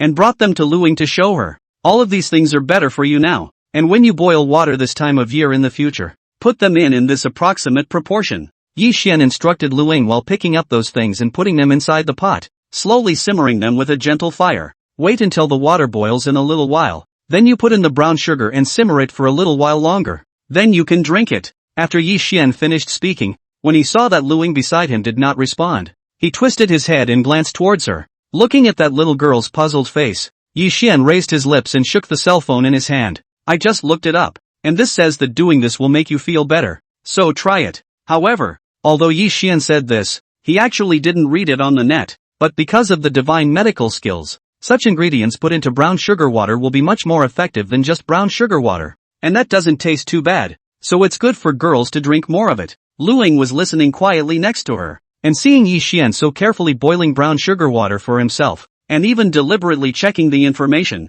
she was shy and touched in her heart. She then heard Yi Xian say the word comfortable. Her pink lips then pursed, and despair was written all over her small face as she lowered it. More comfortable? Don't take her little life, and thank God for yourself. Every time she'd come over the years, it hurt like hell. There were times when the pain got so bad that I would even roll around in bed and nothing worked. And truth be told, Lu Ying was feeling a pain in her belly right now that was gradually rising up. Yi Xian stared at the brown sugar water in the kitchen until it was cooked and helped Lu Ying pour it and put it in the thermos. He set aside a portion and watched as Lu Ying drank it down in front of him before speaking. "I'm going to head back, so go ahead and get some rest." Looking at Lu Ying's somewhat pale little face, Yi Xian was also a little distressed and hurriedly said. Lu Ying nodded her head obediently as she sniffed and glanced at Yi Xian with some embarrassment. "I was thinking that I would have dinner with you in the evening, but I didn't realize that I wouldn't be able to." Lu Ying was also worried that if she was in pain, she might not even be able to walk normally, and at that time, she would still need Yi Xian to take care of her in turn.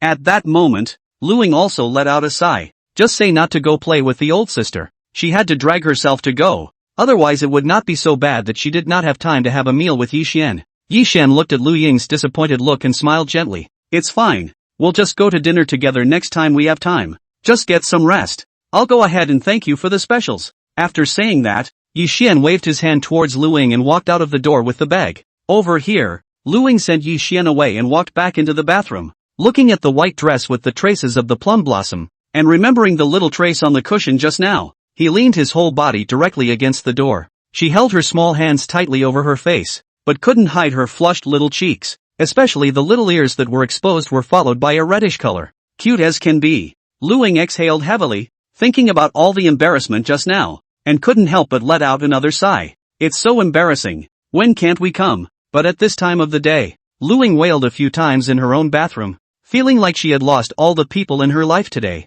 "It's so humiliating. LOL. Lu Ying had a bitter little face and a small mouth. Somewhat not wanting to speak, she turned her head to the thermos on the table and poured out the brown sugar water inside and sipped it, feeling warm in her body and heart. Under such warmth, it felt as if all the pain from earlier was better. But just by drinking it down for a while, Lu Ying suddenly felt a warmth flowing within her belly. With the influx of heat, Lu Ying clearly felt that the location that was still in pain just a moment ago was much better, and it was as if that hot stream was conscious, constantly flowing in the belly. Lu Ying, who had been worried constantly before, felt the pain that was gradually subsiding and couldn't help but widen her eyes.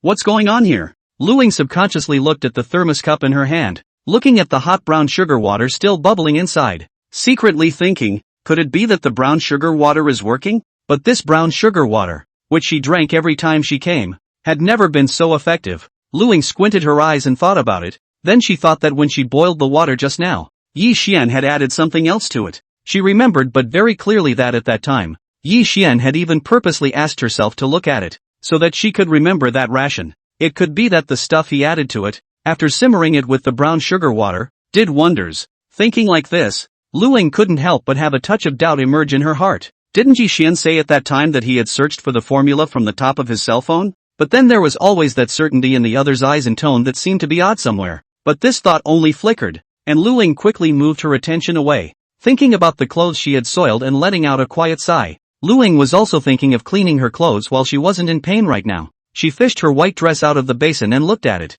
realizing that there was another spot on it where blood had been rubbed on it as well. The blood was harder to clean, and Luing didn't dare to delay, squatting on the ground and starting to connect hot water to the basin. As time passed minute by minute, Luing was pleasantly surprised to find that the vague pain in her stomach had dissipated a little bit. Such a comfortable and special period of time was an unprecedented experience for Luing, and she was extremely excited for a while. This Yi Xian, he's too amazing, isn't he? Wonder Boy is him? How is it that you can just find a random formula that works so well? The current Luing was indescribably happy. She pursed her lips tightly and deliberately jumped twice on the ground. In the past, if she had dared to do such a maneuver during her period, it would have only exacerbated the pain in her body. But right now, Luing was like nothing, almost senseless as long as the actions were not too excessive. It's so great. This feels so good. I love it. Luing murmured joyfully as she squatted back down in front of the clothes and began to scrub in earnest. Just at this time, Luing suddenly heard a knock on her front door. Hearing the knock on the door, Luing was also startled, and her body immediately tightened. Luing glanced somewhat nervously in the direction of the front door, and her small, clueless hands casually rubbed against her clothes. Is it Yi Xian who's gone and returned again? Or did he forget to bring something? As Luing rambled on, she ran to the sink and washed her hands, before trotting out of the bathroom and leaning over the cat's eye to look out. Outside the door stood a pretty figure. It was none other than his own oldest sister, Lu Meng. Seeing that it was her own oldest sister coming over, Luing hurriedly walked up and pulled open the door. It's you, old sister. Lu Ying's bristled. She herself hadn't even noticed the strong sense of disappointment in its tone when it said that. Ya namaman. Hey no, what's my attitude? Your old sister came all the way to see you. You don't warmly greet even if it's not enough. Makes such a disappointment. What do you mean? Chapter 65 The $1 Trillion Market. Lu Meng was instantly a little dissatisfied, but before she could open her mouth to spit, she saw Luing twist her waist and walk in the direction of the bathroom.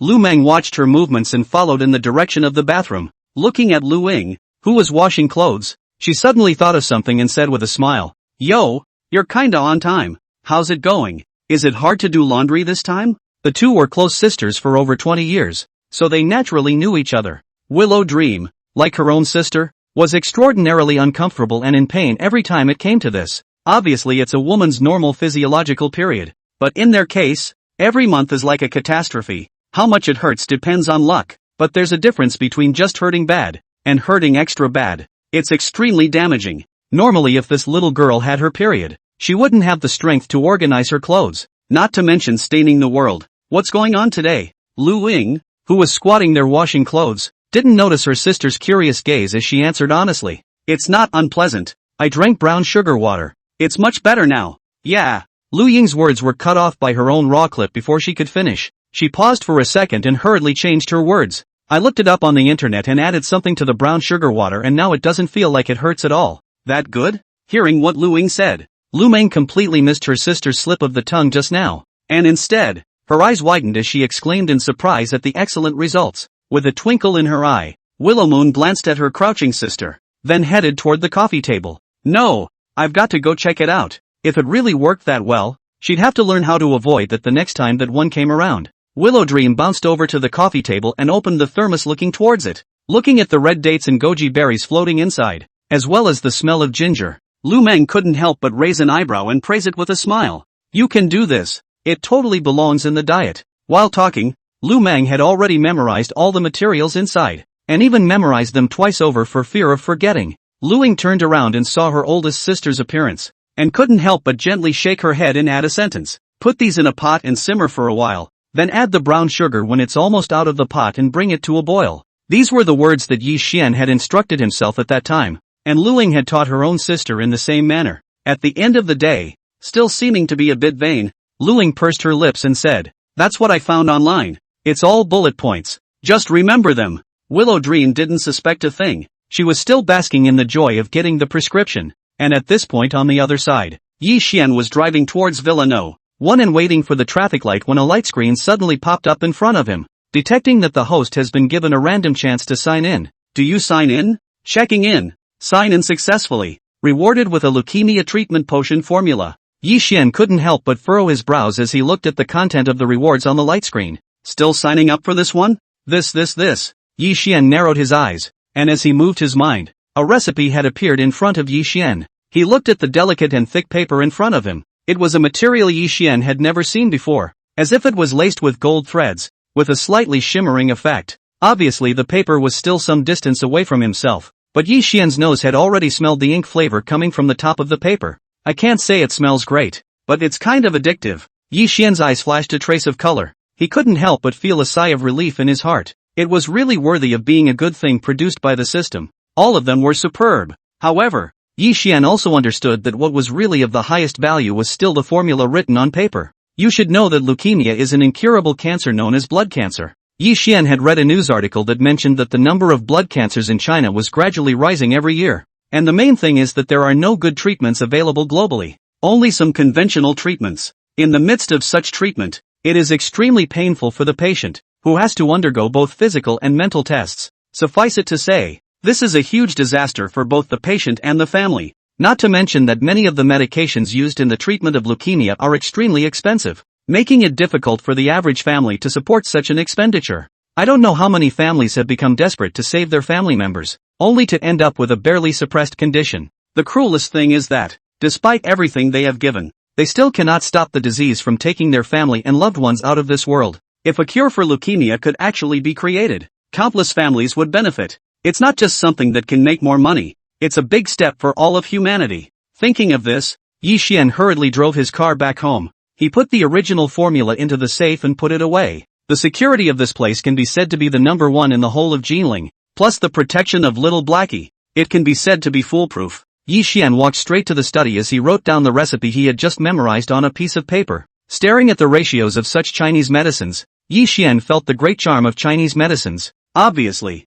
it was just a few herbs paired together that could solve the problem that the world had studied for hundreds of years but had not been able to break through. It's simply not amazing. After Yi Xian finished lamenting, he began to seriously study the recipe in front of him. He was a person who possessed God-level medical skills, and with the correct answer in his hand, wanting to reverse the reasoning of the pharmacology was not a difficult task for Yi Xian. The herbs used inside the formula are all herbal, and the most significant advantage of such a combination is that there are few side effects. And according to Yi Xian's research, he found that this Chinese medicine could not only treat leukemia, but could even have a preventive effect. If there is a best cure, it is that there are no patients in the world. Yi Xian looked at the prescription in front of him and couldn't help but feel a burst of excitement. This signing had really gotten a treasure. Yi Xian lowered his eyes and thought carefully. It just so happened that he had the Flying Dragon Group under his command, an enterprise that was originally the #1 pharmaceutical company in Suzhou and Hangzhou. This time there is a prescription. You can take it to Flying Dragon Group tomorrow and let the people underneath develop it.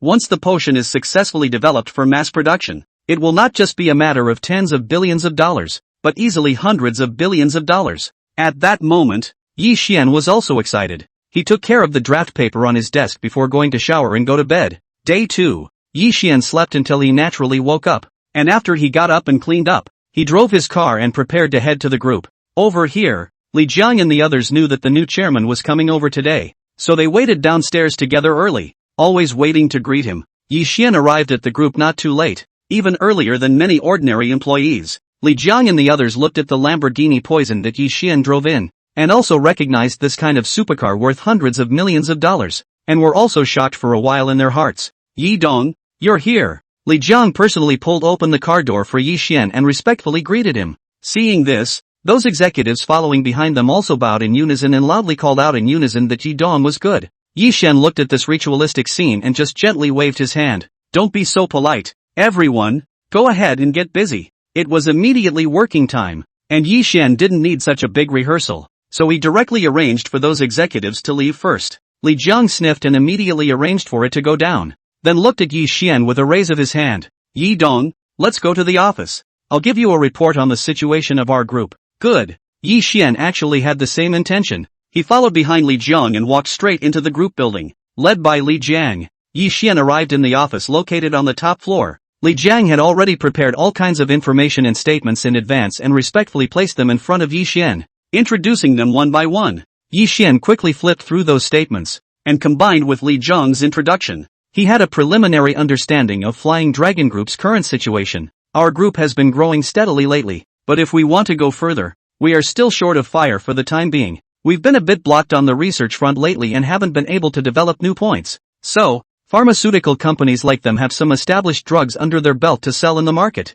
while the profits are substantial. Where drug companies really burn money is in the research and development of new types of drugs. As the #1 pharmaceutical company in Suzhou and Hangzhou, Flying Dragon Group is even more responsible in this regard, and there are a number of drug research laboratories in its own group. Not only that, in order to ensure the comprehensive and development of R&D, Flying Dragon Group even cooperates with the research laboratories of some famous universities for mutual benefits. But now before each potion is listed, it needs to go through layers of transitions, so it can be said that it is a life of 9 deaths. That's why it was already difficult to research, and there were quite a few that died halfway through. The demise of this one project means that all the money previously invested has gone down the drain. So under such a cycle, Flying Dragon Group's current situation can only be considered as a steady development. As Yi Xian listened to Li Jiang's report, he narrowed his eyes slightly as if he was pondering something. When Li Jiang saw Yi Xian's expression, his heart immediately thumped and his entire heart sank downward. He knew that the chairman would be displeased,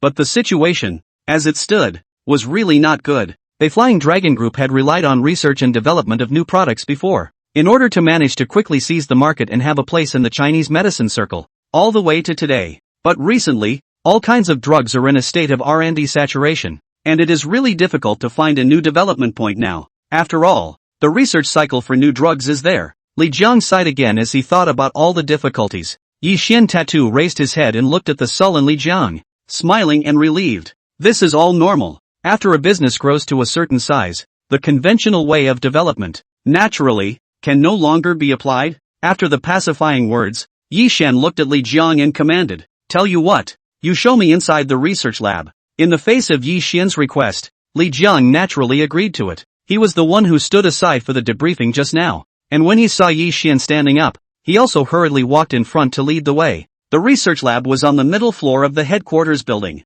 and since all the information here was very important, the level of protection on this side was relatively high. Yi Xian looked at the safety equipment over here and also nodded lightly, feeling that it was decent. And at that moment in the middle of the research room, a group of professors in white coats, with a large number of backbones and researchers, were carrying out their daily experiments. While the crowd was waiting for the research data, over here, Li Jiang brought Yi Xian into the research room. The people in the research lab looked over towards the side, and when they saw Li Jiang's figure, they immediately went forward and greeted him. "Mr. Li, you came over." Li Jiang looked at the crowd and nodded his head, then gave a seat so that the crowd could see Yi Xian behind him as he introduced himself with a serious expression. "Let me introduce to you all. This one is the new chairman of our group, Yi Dong." Upon hearing Li Jiang's introduction, all the people present were stunned and looked at Yi Xian's young face in unison, a shocked look on each face. So young? It was unbelievable that he had already become the chairman of the group. While the crowd was shocked,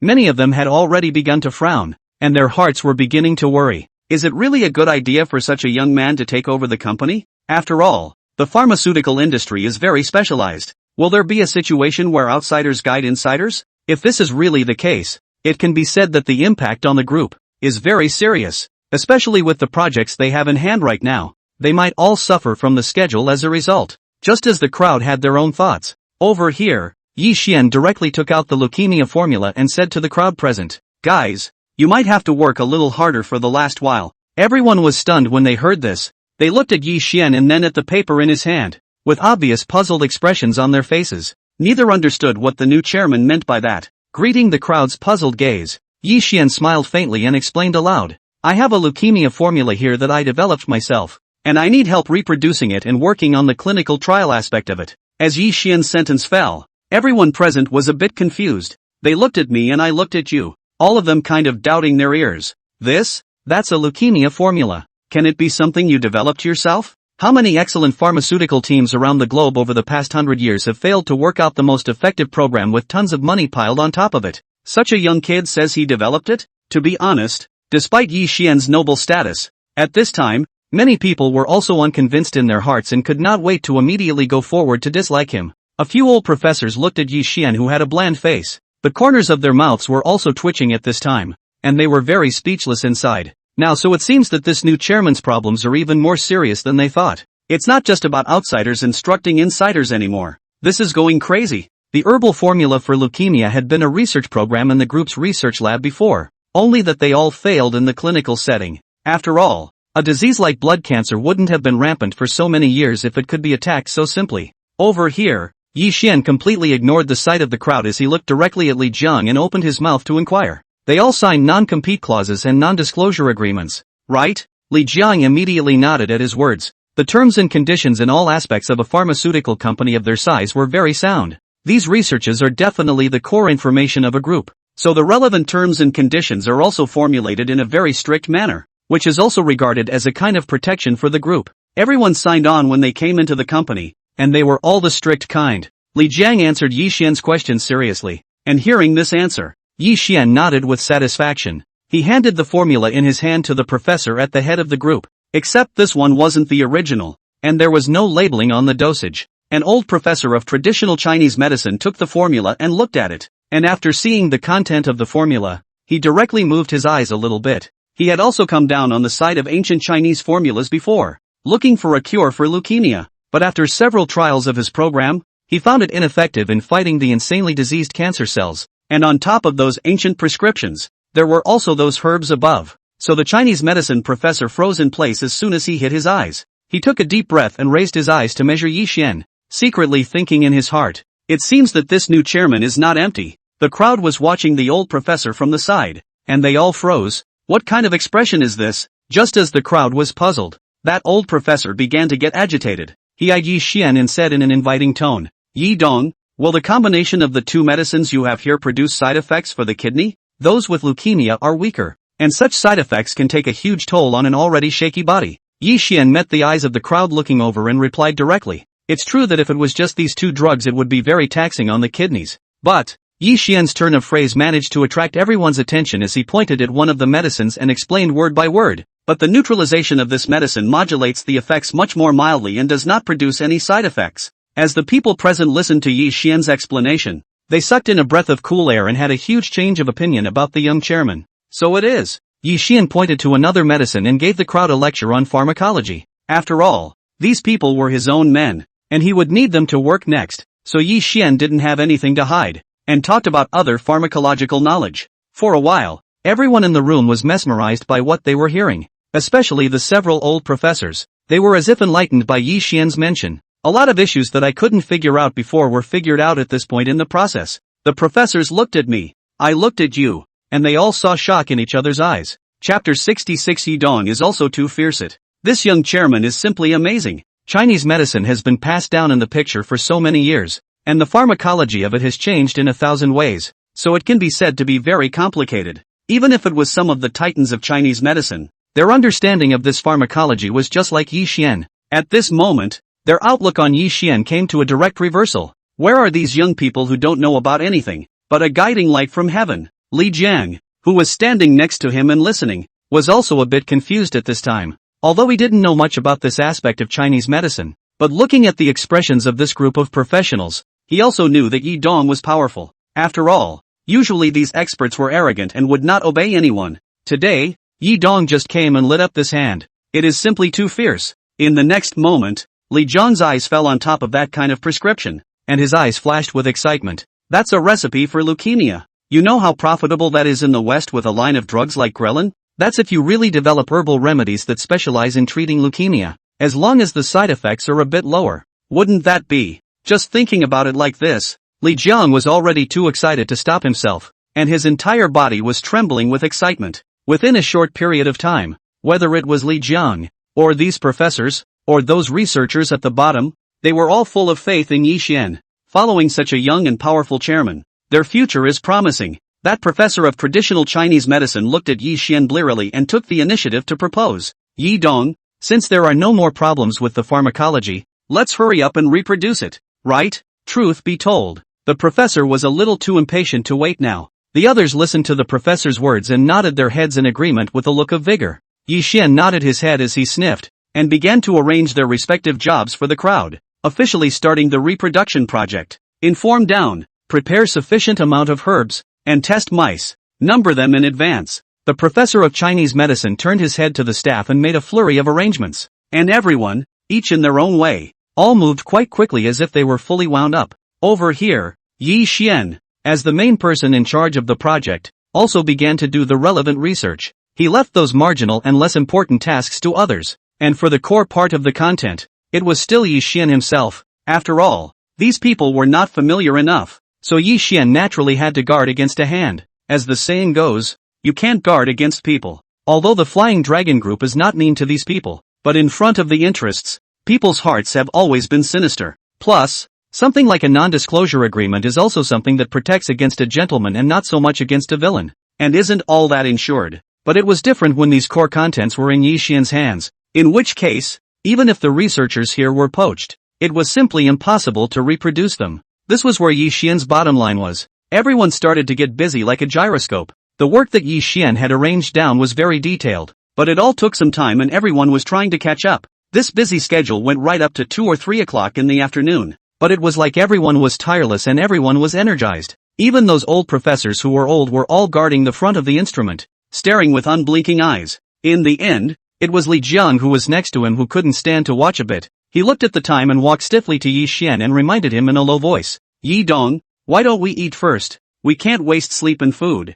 can we? Li Jiang's words interrupted the crowd, and they all raised their wrists to look at the time. I didn't feel it when people were busy, but now that I'm violently relaxed, I'm really a little hungry. A couple of the younger fellows, in particular, had their stomachs growling quite nonchalantly. Yi Xian was also stunned when he heard the bone-crunching voice and directly said to the crowd, "Come on, now go to the cafeteria and eat." The people present immediately nodded. They were happy to be able to eat with Yi Dong, even if it was a cafeteria. Li Jiang led everyone together to the cafeteria, and although this time of the day was not mealtime, there were still quite a few people eating their meals here. After all, in a $10 billion group like the Flying Dragon Group, many of the employees had a heavy workload, and it was normal to miss their meal times. And there's no shortage of workaholics here who purposely stagger their meals and don't want to waste an extra minute. All of these people noticed the hordes of people coming and cast their eyes this way. They saw Yi Xian in the middle of the crowd at a glance. After all, his looks and temperament were too outstanding, and he looked dazzling wherever he went.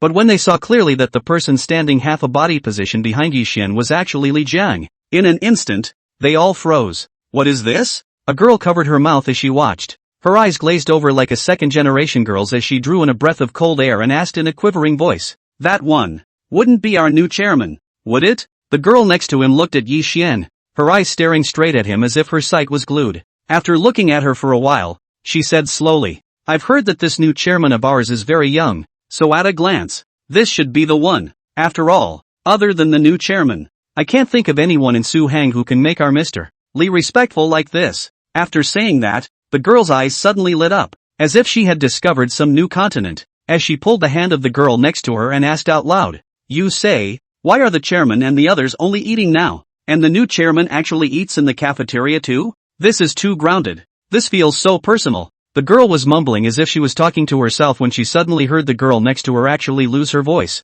She turned her head to look with some confusion, and saw that the girl was looking at Yi Xian with bated breath, and because she was completely out of her mind, she didn't hear her at all. The girl was outright helpless as she rolled her eyes in a big, drawn-out voice of caution. "Please, don't be a nymphomaniac. Over here." The girl heard her and turned back with a grin and a hefty grin, the harumphs about to drip out of the corners of her mouth. "Do you think that if I work hard to become a senior, I'll be able to touch our chairman every day? Girls, oh, the idea is wonderful. The reality is bone-chilling. By the time you can get promoted to accompany the chairman next to you, you may not be retiring the next day." Although he knew that the chances of this matter were not high, Yi Xian's face value simply grew on the tip of the girls' hearts, causing the girls present to be flooded with nymphomania. However, Yi Xian didn't even notice this. His mind was still calculating the previous research data right now. After Yi Xian ate the cafeteria with everyone, He returned directly to the research lab. The crowd came back to life full of blood directly after eating their fill.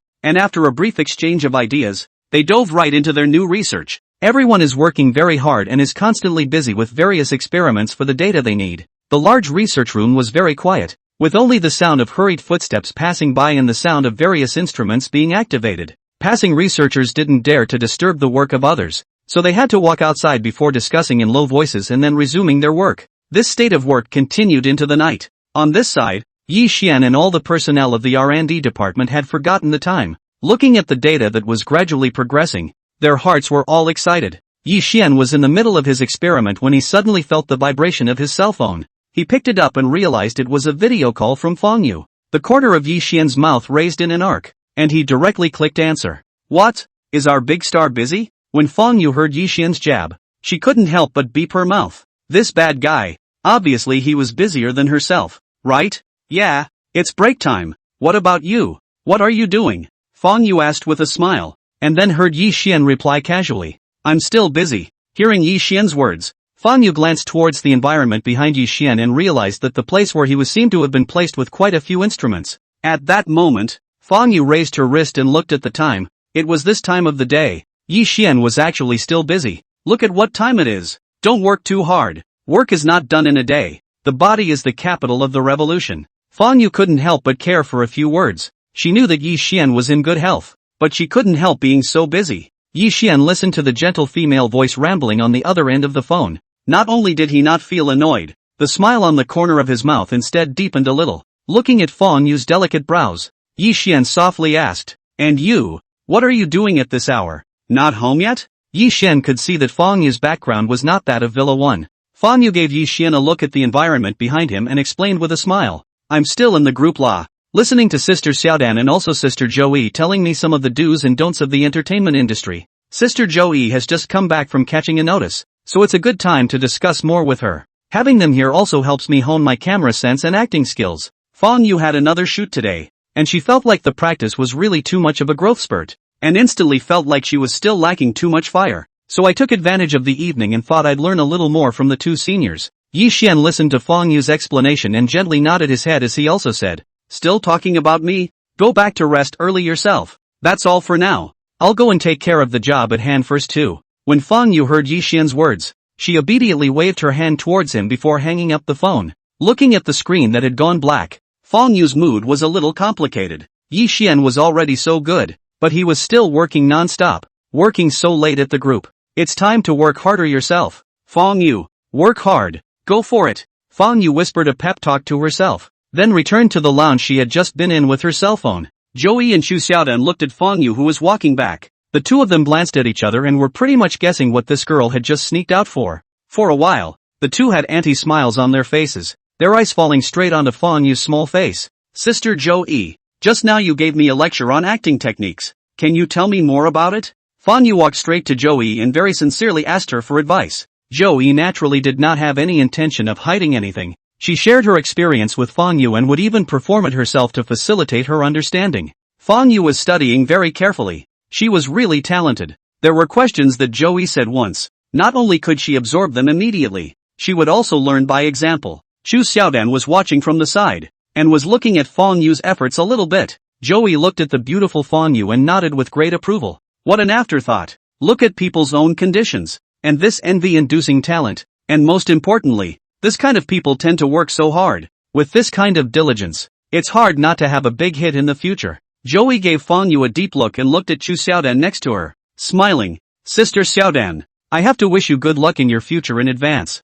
To have a big star like this under her hand, Chu Xiaodan, in the future, would naturally see her value rise. Even Zhao Feng, the most powerful agent now, didn't dare to belittle Chu Xiaodan in the slightest. Chu Xiaodan smiled at her words. In fact, her heart was also bursting with excitement, and in the emotions that flashed quickly under her eyes was the anticipation for her future life. Sister, will you guys help me see if this is the right thing to do? Just as the two were talking, Feng Yu also walked over, and the three continued their discussion. Soon the time came late at night. After Yi Xian recorded the latest data, he looked at the time and said to the people present, It's getting late, so that's all for now, everyone. Hearing Yi Xian's voice ringing out, over here, Li Jiang walked over from the back. Yi Xian was also stunned when he saw Li Jiang's figure. You haven't gone back yet? After all, it was already the latter part of the night, and Yi Xian thought that Li Jiang had already returned after handling his work. Over here, a researcher standing next to Yi Xian picked up the conversation. Mr. Li usually gets off work after this time. We all know that. The R&D department is usually the department that gets off work the latest, but Li Jiang is the only one who gets off work even later than them. There was a time when the department was gone, and the work on Li Jiang's side had not yet been dealt with, and he was still working overtime. It was an open secret throughout the Flying Dragon group that they had a workaholic general manager. Yi Xian also nodded gently as he listened to the researcher's words. He looked at the crowd present with a faint smile and said in a slightly serious tone, we may need everyone to work hard these days, so that way, everyone's wages and benefits are all tripled. In the future, if the reproduction clinical trials are successful, everyone who is a meritocracy can share the equity. Triple your salary and benefits? And equity? Yi Xian's words immediately caused the emotions of everyone present to become agitated. What's a little salary compared to equity? Besides, this was a leukemia treatment agent. If the group was successful in developing it and it was successfully marketed, then the Flying Dragon group would rise up and soar. At that point, the equity in their hands will be a real cash cow. Having figured this out, the crowd in the room became more and more excited. They looked at Yi Xian's handsome face, and their gazes towards this new chairman changed once again. Yi Dong is not only an exceptionally strong individual, but also so atmospheric. It is really a blessing for them. When a backbone heard Yi Xian's promise, he immediately felt his body filled with strength and immediately took a stand. Yi Dong, you've been so kind to us, and we have nothing to show for it. I'm willing to stay all night and continue the unfinished experiment. The others, hearing the words of the backbone, also spoke out in agreement. Even two of the old professors, who also expressed their intention to stay. This project is extremely important to our Flying Dragon group, or all humans around the world. I think we should split it into 2 shifts to increase efficiency. I agree with the idea if it will speed up the trials. Now that the pharmacology is all in order, we're just waiting for the various test data to come out, so we can get the data to support it. Yi Dong, I'm willing to lead the team for a nighttime trial. Let's all work together to overcome this problem. Yi Xian looked at a face full of fighting spirit and smiled slightly. The experiment is something that requires everyone to be of one mind, and the results of the experiment are important, but all of you who participated in the experiment are also very important beings. So that's all for today. Tomorrow we'll continue to start. Only good spirits will ensure the absolute course of the experiment. They now had the recipe in their hands, so they were taking the shortcut, and they didn't need to be so desperate to catch up at all. Listening to what Yi Xian said and feeling the concern from the chairman of the board, all the people present were somewhat touched. Several old professors were very emotional. They looked at each other and echoed, since the chairman has said so, let's leave together. The researchers who were still in the midst of their excitement were helpless, but they accepted the chairman's goodwill, and they all walked out of the R&D department together, ready to go back and get some rest. Early the next morning, by the time Yi Xian arrived at the research lab, he realized that everyone from the R&D department had already arrived early. Everyone was carrying out their respective work in an organized manner, and when they saw Yi Xian walk into the research room, they immediately stopped their work in unison and greeted each other loudly. Hello Yi Dong. Yi Xian nodded his head towards everyone as a greeting and quickly got into his work. For the next few days, Yi Xian stayed with everyone, ate in the cafeteria together, and participated in the research and development of the potion together. The crowd followed Yi Xian and watched his efforts and concentration, and their admiration for him grew. Li Jiang watched everyone's emotional transformation towards Yi Xian, as well as Yi Xian's ability to work, and was also greatly shocked. This new chairman, who is capable of good physical strength, is more liver than he is. Good lord, is this the legendary King Liver? However, through all the contacts, Li Jiang had more respect for Yi Xian. Finally, after a few days of tireless efforts, the leukemia agent was finally reproduced. Everyone's gathered in front of the potion, looking at the crystal clear liquid inside the test tube, each excited. Great, their efforts are finally paying off. Yi Xian looked at the potion and also gently nodded his head,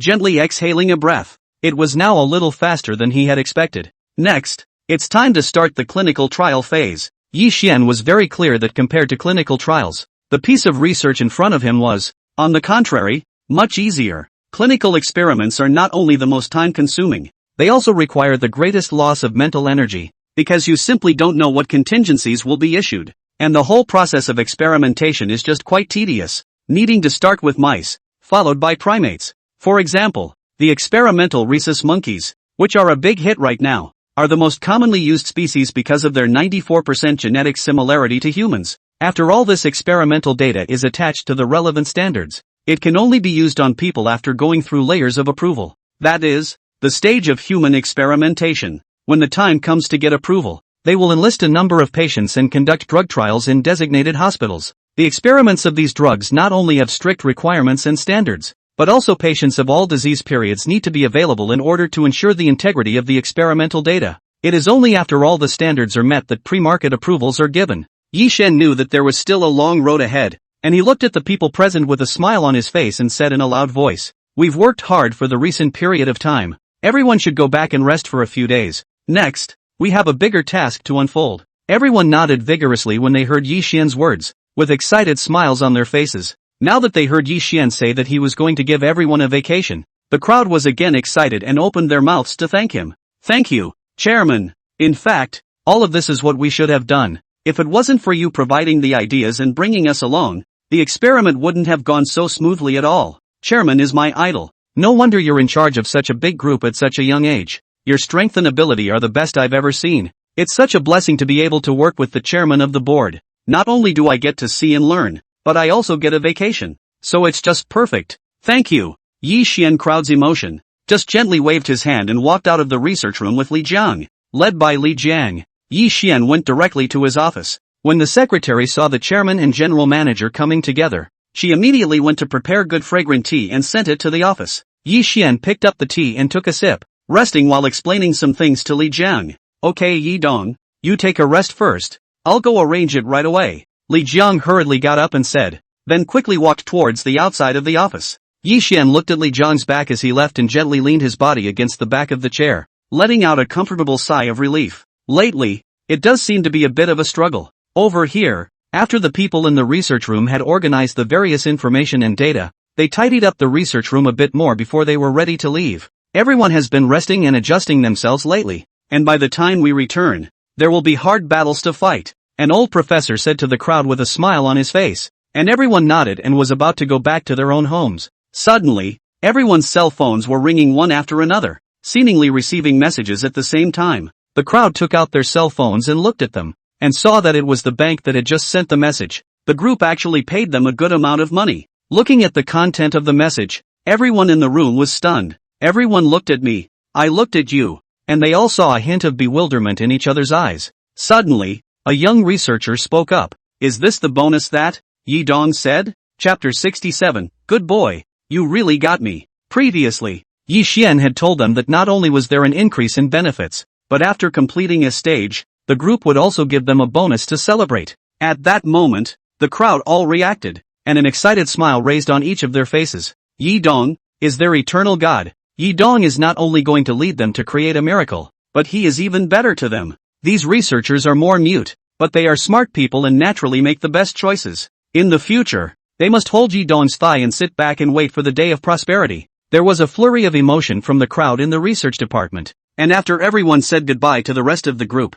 they walked at a brisk pace in the direction of home. They can't wait to rush home and share the good news with their families. Over here, Li Jiang also walked back from the finance department. He looked towards Yi Xian, who was sitting in front of his desk, and replied respectfully, "Yi Dong, I've already arranged it. The money has already been sent down." Li Jiang finished looking at Yi Xian's lively and energetic appearance. Yi Dong, this physical quality, really absolute. After so many days of work, each of those youngsters in the research lab had dark circles under their eyes. But look at Yi Dong, who works no less than anyone else every day and still looks so refreshed, his eyes shining, couldn't see the slightest hint of exhaustion. However, Li Jiang also knew how hard Yi Xian had been working lately, so he still couldn't help but raise his voice to remind him. "Yi Dong, you've also been busy for so many days. You also need to take a good rest." Yi Xian raised the statement in his hand. "I know. I'll go back after I process these statements." As the chairman of the group, this information was something he had to deal with personally. So while he had the energy now, he simply got it all.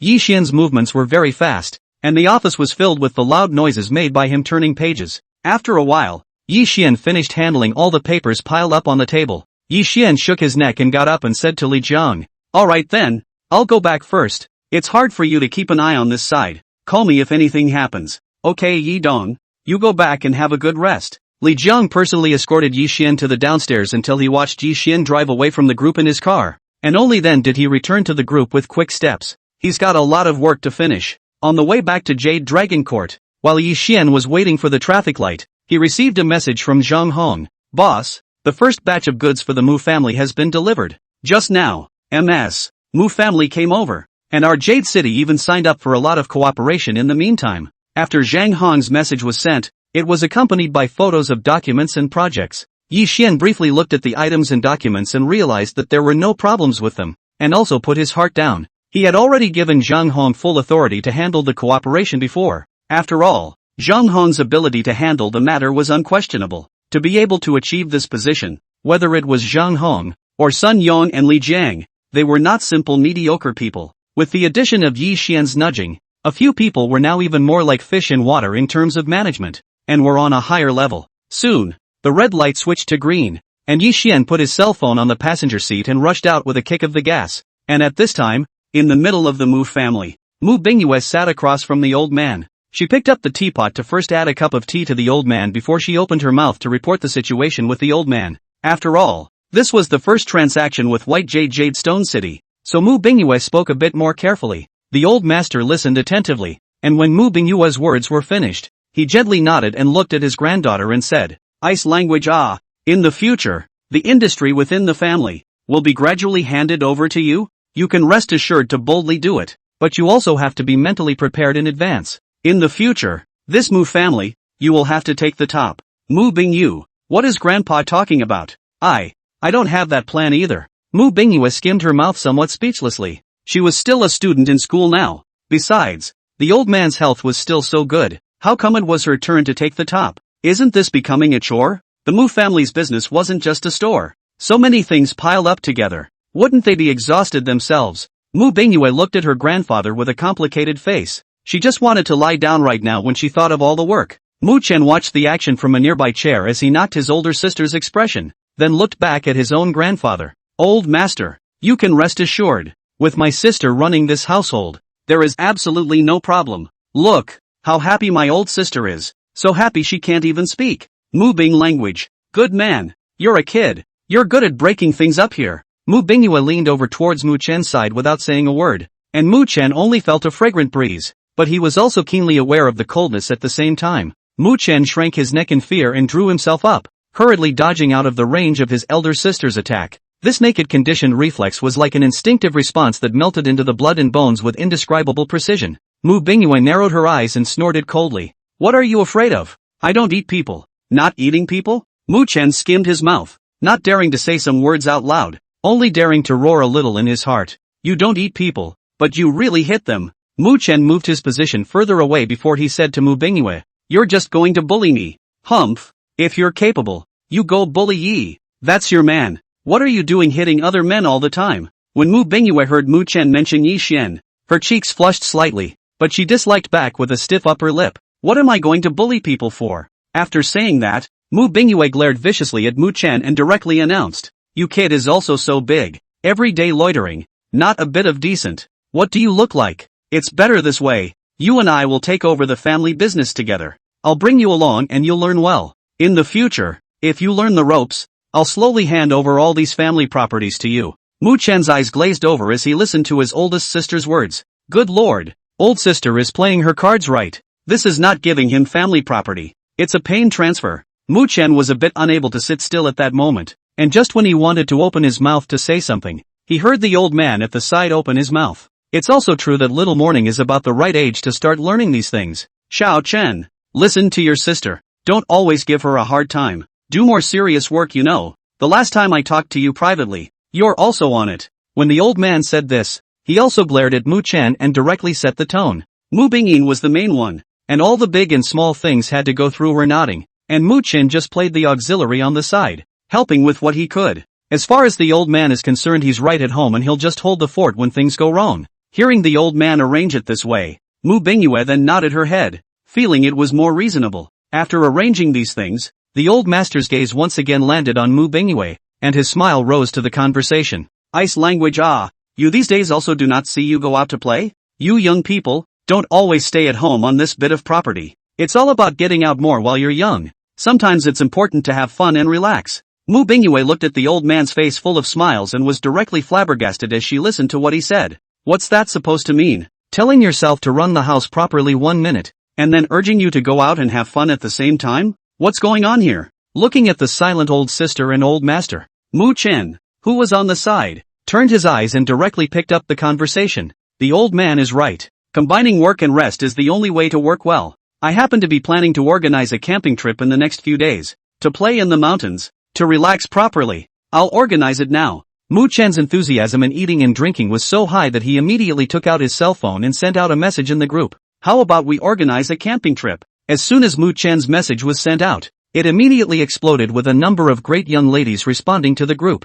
No problem. You can set the time. I'm available anytime. On call. Brother Chen finally remembered us. Camping is a good idea. There are so many fun places in our neighborhood. We can have fun anywhere. Great. Who wants to go and sign up with me? I'll send the list to Brother Chen. Mu Chen looked at the response of the great young ladies and also knew that this activity was considered a success, and hurriedly flipped out the dialogue box with Yi Xian and sent over the message. Brother Yi, we're going camping. Why don't you come too? Yi Xian just happened to be waiting for a red light, and when he saw Mu Chen's message, he was also ready to go out and relax. So he replied, good. Mu Chen immediately cheered up when he saw Yi Xian's reply and he handed his cell phone to Mu Bingying to look at it. Sister, look, Yi will be there that day. Do you want to come along? Mu Bingying looked at the good words sent out by Yi Xian and directly nodded without hesitation. I don't think it's easy for you to organize an event. Okay, I'll go with you. Mu Chen, good guy, really told you to pretend to. Chapter 68, Falling into the Water. Mu Chen glanced at his oldest sister and suddenly let out a soft laugh and muttered, just be arrogant you. Pretend I don't know anything like the old man? TSK. The scene on that day had shocked Mu Chen, and he still remembered it vividly. Even some of the details he could describe if he could actually say them. Mu Bingyu, bastard. If you say a word of nonsense, you're dead today. In an instant, Mu Bingyu's death sight looked straight at Mu Chen, her eyes literally carrying killing intent. When Mu Chen was stared at by such a line of sight, his body was suddenly jolted, and his entire body followed suit. After all, you can't hide the eyes that want to knife someone. Mu Chen hurriedly hid a little farther away, looking at his oldest sister who was about to storm out, and sensibly chose to shut up. I can't, my life is at stake. Over here. After Yi Xian finished replying to the message, a light curtain suddenly popped up in front of his eyes, detecting that the host has been given a random chance to sign in. Do you sign in? Checking in. Sign in successfully. Reward a Patek Philippe watch. Please pay attention to receive. In the next moment, as the words appeared on the light screen, a very delicate black box appeared on the passenger seat. Yi Xian looked at the fact that it would still take a bit of time to change the light, so he took the black box in his hand and looked at it carefully. This gift box is heavy to start with and seems to be made of solid wood with the brand's logo engraved on it, and you can also smell the strong smell of wood. Yi Xian looked at the exquisite and luxurious box, then gently opened it, revealing the watch placed inside. It was a black watch with a very elaborate watch display mounted inside that could rotate on its own if you flipped a switch, and had a small light mounted underneath. Yi Xian just lightly swept a glance before focusing on his watch. The material of this watch looks very special and gives off a unique glow and natural light. There are no flashy diamonds and accessories on it, but the black color of the whole body shows a unique charm, and the high-end atmosphere is coming out. A watch like this can be brought out without worrying about any watch clashing at all. Yi Xian looked at such a low-profile and luxurious style and liked it. He picked it up and wore it on his wrist and raised his hand to admire it. True to form, the Patek Philippe is already so understated in style, but still gives a very different visual impression, especially because Yi Xian's wrist was thin and his skin color was white. After wearing this watch, an aristocratic atmosphere suddenly rose. If Yi Xian was willing, any photo he took could be hung on the official website as an endorsement photo. Yi Xian took a look and also felt good, seeing that the light changed to green. Then he put his hands on the steering wheel and drove the car back to the villa. He had just parked his car, and as soon as he got out of the car, he saw An Ziao walking towards him. Yi Xian, you're back. As soon as An Ziao saw Yi Xian, she immediately went forward and greeted him, a smile written all over her sweet little face. Yi Xian raised his lips with a smile and greeted An Ziao, then seemed to think of something and opened his mouth. By the way, open a pool for me. I want to swim to relieve myself. The last few days are always lying on the test bench to do experiments. Yi Xian only feel that the upper body muscles are very tight. Appropriate aerobic exercise to revitalize the muscles and bones. The activity through certainly comfortable. Okay, hold on. I'll go get ready now. And Ziao immediately nodded her head and returned towards the direction of the pool. After a while, and Ziao looked at the large swimming pool and stretched out her small hand to explore in the water. Her brows could not help but frown. In the end, the pool is a bit bigger and this water temperature hasn't come up yet. Just at this time, and Ziao heard a sound of footsteps coming from behind her, and it was none other than Yi Xian who had already changed into his swim trunks, and Ziao turned her head to look at Yi Xian's figure, and immediately, she was also stunned, completely forgetting to react. Although it was not the first time she saw Yi Xian's body, but so close to watch, look at the outline of the pectoral muscles abs, and Ziao was still shocked for a moment. A flicker of awe flashed in her eyes, but she quickly reacted. Over here, Yi Xian walked over with big strides. He looked at the watch on his wrist and took it off and put it on the table next to the pool. He then stood on the shore and did warm-up exercises for a while, and was about to go into the water when he was suddenly shouted at by Ziao. Not yet. The water isn't up to temperature yet. We need to wait a little longer. Yi Xian nodded when he heard Ziao's reminder and pulled over a chair to wait patiently. He wasn't in a hurry, so he took out his cell phone and looked through the news. Over here, and Ziao returned to the villa, and when she returned, she was holding a tray in her hand. Inside the tray was a full set of towels, bath towels and 2 glasses of freshly squeezed juice. Yi Xian, drink some juice first and rest, the water should be ready in a while. And Ziao greeted with a smile as she took out 2 cups of juice and placed them in front of Yi Xian, thinking that the remaining cup would be left for Yi Xian to replenish his water after exercising. But Ziao didn't notice that the table was set in a somewhat uneven position. The weight of the tray plus the 2 glasses of juice made the table start to tilt up. Yi Xian looked at the situation and hurriedly reached out to serve the 2 cups of juice, while Ziao on the opposite side of the table also picked up the tray and then checked under the table. What neither of the 2 people had expected was that the watch that Yi Xian had placed on the table just now slid towards the other side as the table tilted. The material of the watch and the tabletop were of the smooth kind, so the watch quickly fell towards the inside of the pool as the 2 people watched. Over here, and Zia's beautiful eyes rounded and immediately let out a cry of shock. She couldn't care less about the tray in her hand. She simply flung it directly to the side, and the person had already lunged up towards the watch. Only a muffled sound was heard as Ziao had fallen solidly into the water. Are you okay? Yi Xian inquired with concern. As he hurriedly placed the juice in his hand to the side, he saw Ziao's entire body planted into his hand. Only one small hand holding the watch was exposed, and Ziao was still struggling. Only that hand was still protruding. Compared to how Ziao's entire body was dripping wet, that dry hand looked extremely piercing. When Yi Xian saw this scene, he couldn't care less and directly jumped into the water, ready to fish Ziao out of the water. When he jumped in, he realized that the temperature still hadn't come up and the water was a little cold. Even if Yi Xian jumped down with such a body, he was still iced solidly. Yi Xian swam to Ziao's side and held her from behind her, exerting a slight force on his arm so that Ziao could use the force to float out of the water. Ahem! And Ziao seemed to be choking a bit, and she immediately started coughing as soon as she came out of the water. But by the time Ziao reacted, the first thing she did was to first put her watch on the side of the pool, and she herself was lying on her back on the side of the pool, gasping for air. Yi Xian looked at Ziao's whitened little face and hurriedly swam to the shore and got on the shore with both hands. He then walked over to Ziao's side and fished her out from the shore. The Ziao at this moment was a wretched appearance that Yi Xian had never seen before. The uniform, which was usually always neat and clean, was soaked through by this time, and the hair, neatly combed, was wet and dripping downward. The crystal clear little face was also stained with a lot of water droplets. If it wasn't for the fact that the little face was miserably white, it would have been a charming picture. Yi Xian swept a glance at Ziao and said with some reproach, "Wasn't it just the watch that fell? And how could you jump after it yourself? Do you know that it is very dangerous for you to do so? People fall into the water when they are unprepared. Drowning can easily happen. Especially when just now Ziao had clearly fallen into the water and was still trying to bravely extend a hand. Wouldn't this situation be a joke on your own little life?" Yi Xian's face was a bit unsightly. If he wasn't here, Ziao would really be in danger today. Ziao flattened her mouth. Listening to Yi Xian's reprimand, her head was about to be stuck into her chest position. Her heart was more or less aggrieved. She really didn't think that much just now, thinking that the things Yi Xian usually used were worth a lot of money. And if this watch fell into the water, it wasn't the kind of thing she could afford to pay for. So she was also conditioned to pounce right then and there. Ziao was so nervous that she didn't even think to come below the swimming pool, so she directly smashed down. Yi Xian looked at Ziao's expression and seemed to guess the other party's thoughts. He sighed quietly and shrugged it right off. The watch is supposed to be waterproof. Ziao.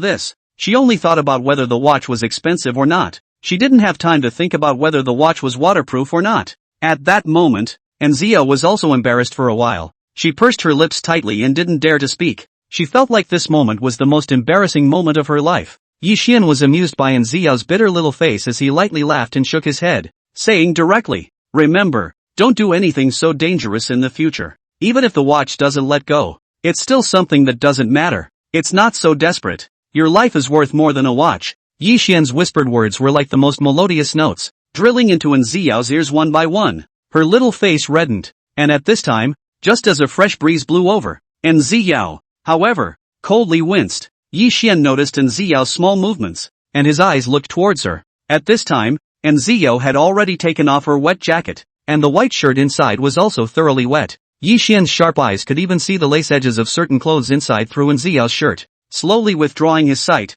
Yi Xian looked at Ziyao and said, "You can't do this. Go take a hot bath or people will get sick." When Ziyao heard Yi Xian's words, she pursed her lips and thought about it, and said with some embarrassment, "Okay, I'll go back to the property now and change it over there." Yi Xian sniffed for a while and pointed to the villa behind him. "I mean, you can just change here. Do you want to go to the property office looking like this? Walking all the way wet like this?" Ziyao would become a scenic line in itself. Ziyao looked down at the clothes on her body. Her face was embarrassed, and she gently nodded her head in response. "Good." Yi Xian followed her into the villa, looked at Ziyao's clothes and thought for a moment. "You'll change out of your wet clothes later, and I'll go dry them for you without delaying you from continuing to wear them." Ziyao was shy, but she also knew that what Yi Xian said was the best option, so she could only redden her face and pick up in a small voice, "Yes, please." After Ziyao finished speaking, she dug into the bathroom, and after a while, she placed her wet clothes at the door of the bathroom. Yi Xian walked in and picked up the clothes,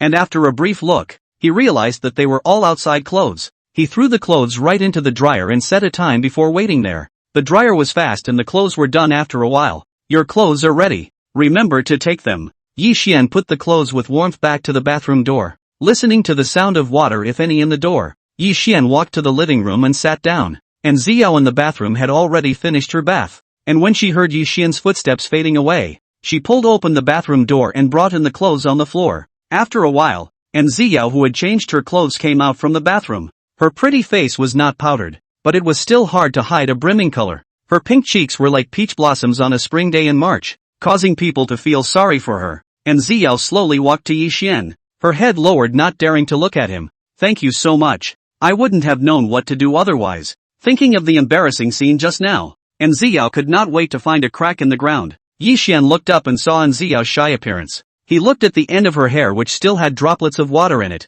so he spoke carefully. "Don't be so polite. Go dry your hair. Don't catch a cold." Ziyao didn't expect Yi Xian to be so attentive. She felt a warmth in her heart and honestly nodded her head, walking towards the bathroom. Yi Xian looked at Ziyao's back and also headed in the direction of the pool. After all that, by this time the water in the pool had warmed up just enough to swim in. Yi Xian directly jumped down with a jerk. Swimming in such a large private pool, that feeling was really different. Yi Xian only felt comfortable swimming as he swam towards the front with his legs glaring. It was a pity that there was no audience at the scene. If someone saw Yi Xian smooth swimming, I'm afraid that another batch of little fangirls would appear. After all, Yi Xian's figure was too good, and with this white complexion, it definitely made people move their eyes. Yi Xian was completely immersed in the smoothness of swimming as he waved the arm in his hand, like a swimming fish, freely swimming in the water. A moment later, a gentle footstep came. It was Ziyao walking over. In her hands she carried a fresh tray with dry towels and washcloths. The previous set had gone down with her and was completely unusable. Ziyao put away the wet bath towel, then stood to the side to wait. At this moment, Ziyao was wearing her hair loose. Her hair should have just been blow-dried and still had a special kind of luster. Her hair was thick and fluffy and looked great down. The broken hair scattered on her forehead added a touch of girlishness to Ziyao. When Yi Xian looked back over, he just happened to see Ziyao's small face with a pinkish blush, her watery eyes carrying an endless flavor. Such a beautiful Ziyao caused Yi Xian's eyes to flash with a touch of amazement. Ziyao stood quietly on the shore, waiting for Yi Xian to come ashore. Yi Xian swam freely for a while longer until his whole body was soothed. Then he swam towards the shore. Ziyao watched Yi Xian's movements and hurriedly walked to the shore to wait, handing over a bath towel and towel in time. Yi Xian put on a bath towel and took another towel to wipe his hair. Next to her, Ziyao took out her cell phone and looked at the time, noticing that she received a message on her phone. It turned out that it was now time for the scheduled cleaning, and the cleaning crew had arrived at Villa 1, sending her a message in the process.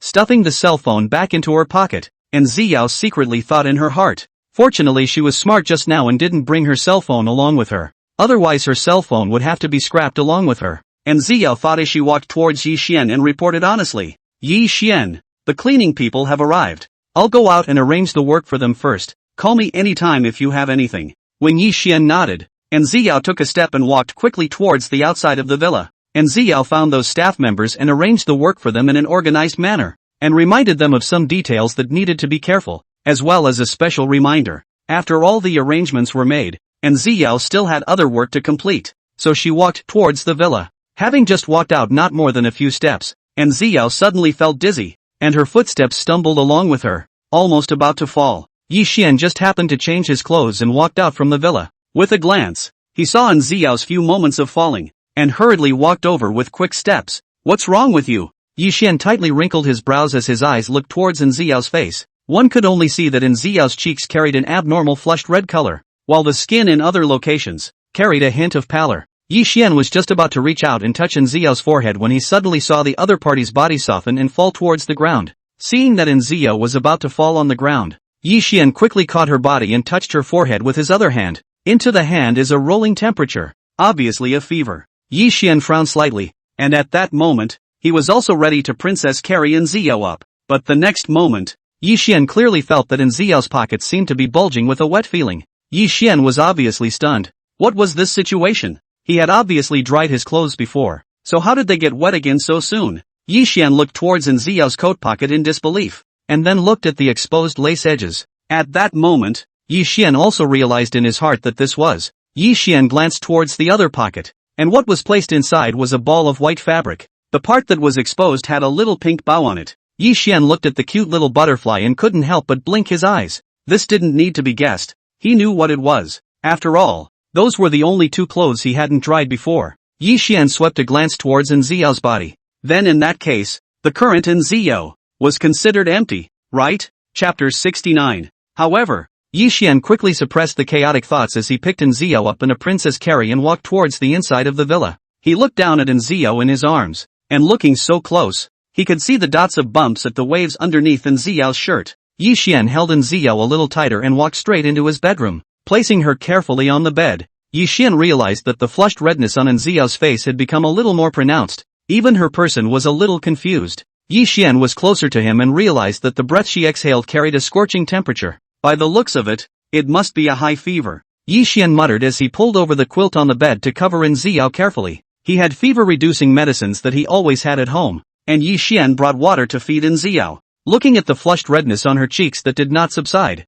Yi Xian knew that such fever-reducing medicine was not enough. After thinking about it, he picked up his cell phone and called the property company to have them send him some herbs. Coincidentally, the herbs that Yi Xian wanted were relatively common, and it just so happened that the property company had leftovers from other property owners before, so the staff immediately moved to deliver the herbs to Villa 1. After Yi Xian got the herbs, he didn't delay and directly boiled the herbs into medicinal soup and fed it to Ziyao little by little. Fortunately, although Ziyao was confused, she was quite obedient. When she felt that the herbs were particularly bitter and unwilling to swallow them, Yi Xian coaxed her twice, and then she honestly drank the medicinal soup down. When the medicinal soup was finished, Yi Xian also put his heart down. Looking at Ziyao's gradually stabilized breathing, he also knew that the condition was considered stabilized. Just need to get a good night's sleep and it should be healed by tomorrow. After finishing in Ziyao's side of things, Yi Xian suddenly remembered that he had an appointment with Mu Chen and the others to go camping together tomorrow. Yi Xian seemed to have thought of something. He went straight to the garage and looked at the newly arrived Rolls-Royce and Land Rover, and was also in awe. It's really worthy of the system. These two cars, it's too grand. If such a big guy were to drive on the road, Yi Xian could already imagine the intense reaction of the passers-by. Yi Xian picked up the key next to him and sat in the car to feel it. With a car as prestigious as a Rolls-Royce, it's only natural to sit in the back seat for a real treat. This driver's seat is really nice, but it's extremely complicated to maneuver, and because of the long body, it's challenging to maneuver. On the contrary, the Land Rover next to it was nice. Such a tall and wide car would have been very cool to use for hill running. Just as Yi Xian tried the car, his cell phone suddenly rang non-stop. He picked it up and glanced at it, and found that it was Mu Chen who had sent a message to the group, asking everyone about the car for tomorrow's trip, and what arrangements were to be made. The youngest ladies spoke to each other, and soon the car was arranged in a clear way. After all, they were all rich young men with a handful of cars at home, and it was easy to put together a couple of cars that could run the mountain roads. Yi Xian's side was looking at the group chat. Then he received a private message from Mu Chen. Brother Yi, I'll pick you up tomorrow morning. Yi Xian looked at the message sent by Mu Chen. The corner of his mouth lifted up in an arc as he directly replied. No, you guys wait for me at home. I'll go pick you two up. Mu Chen first sent out an expression of surprise, and then a message was sent over. Brother Yi, tomorrow we're going to run a mountain road. Although your supercar is big enough, it won't come in handy at this time. Looking at Mu Chen, who was trying to convince himself, the arc on the corner of Yi Xian's mouth became more and more pronounced as he replied with a light smile. Don't worry, I have other cars. Mu Chen's reply was a string of ellipses, somewhat speechless, just like his current mood. A small black crow with 6 dots before his heart flew over. How did such precise words come so naturally? After agreeing on tomorrow's arrangements, Yi Xian found a guest room to rest. In the evening, Yi Xian also deliberately went to the master bedroom to check on Enziao's condition. Her body was sweating. Her pretty little face had regained its blood color, and her lips were pink, because of the sweat. Enziao's hair was plastered to her forehead with a hint of sweat. However, the temperature had obviously dropped, which indicated that the current Enziao should have no more problems. Yi Xian put down his heart. He fed Enziao some water before he returned to the room where he was resting and fell into a deep sleep. The next morning, Enziao slept until she woke up naturally. She opened her eyes in a daze and looked at the ceiling that was gradually becoming clearer, only to feel a sense of strangeness come over her. She frowned slightly, a hint of doubt in her eyes. Gee, why does it feel like the ceiling today is completely different from what you normally see? Enziao blinked her eyes, recalling yesterday's events, and seemed to have thought of something. Her beautiful eyes snapped wide and she directly sucked in a mouthful of cool air. She scuffed up and sat up, surveying her surroundings in a bit of disbelief. This is Villa 1? How did you stay here yourself? Enziao was startled by this answer. She carefully recalled yesterday's events, and suddenly lowered her head fiercely, looking towards the clothes she was wearing. The uniform jacket was hung on one side. Looking at the dry and flat appearance of the jacket, it should be Yi Xian who helped himself to dry once. The rest of his clothes were still neatly on, just looking a little wrinkled now from the sweat. Enziao let out a sigh of relief, then looked to the pocket of her jacket, and in her heart, she probably understood. Mr. Yi was afraid that he felt the dampness of the jacket and helped her take it off. Right? Such a Mr. Yi is too sweet, isn't he? However, thinking about her vacuum situation, Enziao still blushed in the moment, especially embarrassed. When Enziao wanted to get out of bed, she noticed the cup of hot water and the dregs of medicine inside the bowl sitting on the bedside table. Seeing these things, Enziao instantly thought of the fact that she had received all kinds of care from Yi Xian yesterday, and her heart carried a trace of a strange feeling. Only in the next moment, all the feelings were drowned out by a sense of shame. The current Enziao couldn't wait to find a crack in the ground to drill in and hide. What does it look like for her, a housekeeper in the service industry, to end up letting the owners serve themselves, and the most honorable being in the entire neighborhood? How dare she? Thinking of this, Enziao was really a bit unable to sit still and hurriedly climbed up from the bed. She made the bed carefully, and folded the quilt she had covered herself with. Enziao found a black bag from her room and put the clothes that were placed in the pocket of her jacket on her body. Simply cleaning herself up, Enziao walked out of the master bedroom and headed towards the first floor. Just after coming downstairs, Enziao saw Yi Xian's busy back in the kitchen, seemingly making breakfast. The air carried a strong fragrance, and Enziao, who had a fever all night, smelled it and instantly felt a little hungry. Yi Xian heard footsteps coming from behind him and turned his head to see Enziao walking down. He raised his lips and smiled, taking the initiative to ask, "Has the fever gone down? You can rest again. It's fine." Enziao's heart warmed when she heard Yi Xian's words of concern, and she hurriedly waved her hand. No, I'm all better now, and I can't thank you enough for taking care of me." Glancing towards the kitchen, Enziao offered, "Let me do it." Yi Xian gestured towards the dining table and told Enziao to sit over and wait for a while. "I'm almost done, and it's just as well I've warmed up 2 cups of milk, so you can feel better with something warm." After a while, Yi Xian brought out breakfast from the kitchen and placed it on the table. Yi Xian chucked a fried egg into Enziao's bowl. "You're a sick man now. Get more nutrition so you can get better faster." Enziao listened to Yi Xian's words, and at some point, a touch of pink colored her small face again. She held her chopsticks and ate slowly and methodically, her movements elegant with a hint of girlish cuteness, looking exceptionally good. Enziao's spirit was good, plus she was also really hungry and ate the breakfast Yi Xian made. Looking at Enziao, who had finished eating, Yi Xian put down his chopsticks and spoke. "Today is a vacation for you. You go back and have a good rest. I'll take the dog away as well. It just so happens that I won't be in the villa today either, so just go back in peace. And Ziyao immediately wanted to say something when she heard this, but before she could open her mouth, she saw Yi Xian say jokingly with a smile, "If you don't do as you're told, I'll file a complaint against you, ha." No, no, no. Knowing that Yi Xian was joking, however, and Ziyao still couldn't help but feel nervous. She looked up at Yi Xian and said very sincerely, "Yi Xian, I really thank you. If it wasn't for you, I might still be running a high fever right now. After all, people Yi Xian is the owner. People help to make a phone call has been benevolent, but Yi Xian not only took in herself, but also took special care of her. This favor she remembered. Though he is a man of few words, he will not forget to repay." Yi Xian gently waved his hand and did not take it to heart. "It's okay, you're still doing it for that watch. Just get some rest and remember to drink lots of water." Yi Xian instructed Ziyao a few more times, and when Yi Xian left the table, and Ziyao cleaned up the mess on the table and came over to say goodbye to Yi Xian. "I'll head back then. If anything happens, you call me back." "Good, go on." After saying goodbye to Yi Xian, and Ziyao walked out of Villa 1. She looked back at the magnificent and luxurious villa, thinking about what Yi Xian had said just now. A warmth once again welled up in her heart. Mr. Yi is a man who is not only handsome and powerful, but also so sweet. How could there be such a perfect man in this world? And Ziyao thought like this, a small heart pounding, almost about to break out of her chest. She looked down to collect the blush on her face, and her feet couldn't help but quicken her pace as she walked towards the outside. Over here, Yi Xian went back to the master bedroom and found a suitable outfit for sports to change into. He lifted his wrist and looked at the time, realizing that it was almost time to leave, and hurried out of the room. Yi Xian went directly to the garage and drove the customized Land Rover out. Sitting in the driver's seat and looking at the perspective in front of the car, Yi Xian could not help but raise his eyebrows. This chassis is high and the view is just not the same. The feeling, it's just great.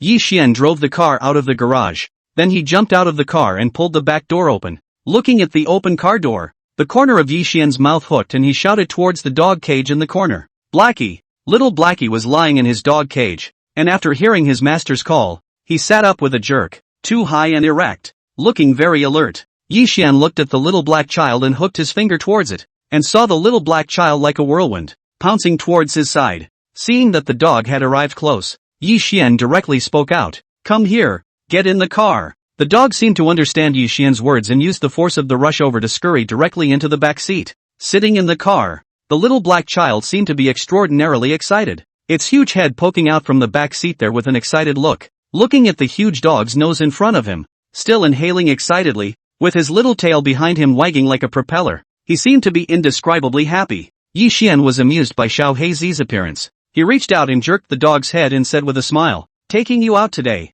Little Blackie immediately barked at the sound, which was loud and muffled, and seemed extraordinarily clear in the carriage. Yi Xian was noisy for a bit, but looking at the dog's excitement, he didn't take it to heart. This little guy, bluffing and smart enough, but with a childlike heart in his bones, was extraordinarily cute. He put his foot right on the gas and got ready to go with the dog. Over here, Mu Chen and Mu Bingyue also packed up the things they were going to bring and waited for Yi Xian to come over. Looking at the large bag in front of her, Mu Bingyue carefully examined it for fear of accidentally leaving something behind. Today's Mu Bingyue wore a set of apricot-colored sportswear, and although the soft fabric was loose, it still couldn't hide Mu Bingyue's extremely good figure. The long hair was simply in a ponytail, looking clean and valiant. The exposed swan neck and jawline formed a soft arc, revealing a delicate beauty unique to girls. However, this kind of sporty style was completely different from Mu Bingyue's usual air of being a lady of the house, and it was a sight to behold. Mu Chen also chose a casual-leaning sports suit,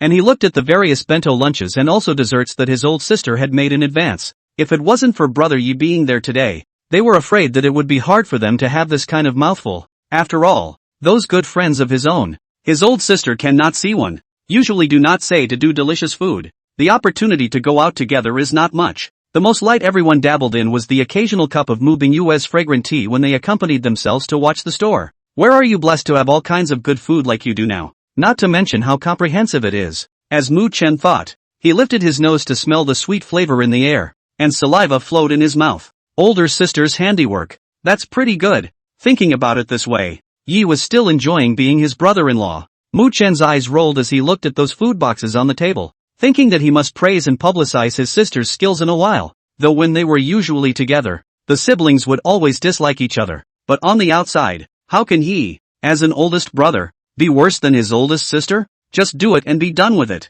Sister, for your lifelong happiness, let's see how your brother will fight for you. After Mu Bingyue checked what she was going to bring, she looked at Mu Chen and asked, right, will Yi Xian pick us up later? Mu Chen nodded at his words. Yes, Brother Yi said yesterday that he would come and pick us up in a while and go over together. Mu Bingyue gave a and although she didn't seem to have any special expression, the slightly upturned corners of her mouth still revealed that she was in a good mood at this time. Since everything had been brought along, Mu Bingyue pretended to walk in front of the dressing mirror without thinking, checking her attire and makeup with a single glance. In order to be able to leave a good impression on Yi Xian, Mu Bingyue had also used a lot of small thoughts. The ponytail is padded with ponytail clips underneath, which keeps the strands high but not loose and looks spirited. Although her face was only slightly powdered, if it was in normal times, she would not bother to get this foundation. But today it was fully equipped. Just as Mu Bingyin was repeatedly checking. Over here, Mu Chen looked at the message sent by Yi Xian on his cell phone, grinned, and said aloud to his sister, Sis, Brother Yi said he'll be over in a while. The two siblings spoke a few more words, and after a few minutes, Mu Bingyue heard an engine roar from outside the window. The sound was extraordinarily noticeable in the midst of the quiet old mansion. Mu Bingyue's eyes instantly lit up, following the direction of the sound and looking towards the distance. But when her eyes looked over, she froze in place. Mu Bingyue's beautiful eyes rounded as she took a deep breath before she could hold a few words from her mouth. That? Over here? Mu Chen froze as he watched his oldest sister's shocked expression, and was also curious as he looked towards that side. After he also saw the widened version of the customized Land Rover, he sucked in a breath of cold air and couldn't believe his eyes a little. This. Mu Chen's eyes stared so hard that they almost protruded out. His eyes filled with shock, and his breath caught in his throat. Is this a Land Rover? Fogweed. Was this a Land Rover he had seen before? Chapter 70, The Old Driver. Mu Chen swallowed hard as his eyes stared straight at the customized Land Rover. The model looks familiar and the badge is even more so, but combined together, to be honest, Mu Chen was really a bit afraid to recognize it. The only thing that's the same about this and all the Land Rovers I remember from my own memory is a label. The Land Rover was too huge, like a beast that had been giganticized with a fearsome aura. The car passing by was like a toy car driven by a child compared to it, and it was not at all presentable. Even the luxurious and incomparable supercars were compared to a tiny model car like. A little bit of domineering feeling could not be found. A car seems to be shivering in general. This Land Rover drives on the road like a unique king, with an overwhelming aura of majesty and solemnity. Mu Chen and Mu Bingyue boasted that they had seen a lot of the world, but looking at this huge car, they finally felt like they were a bit of a frog in a well.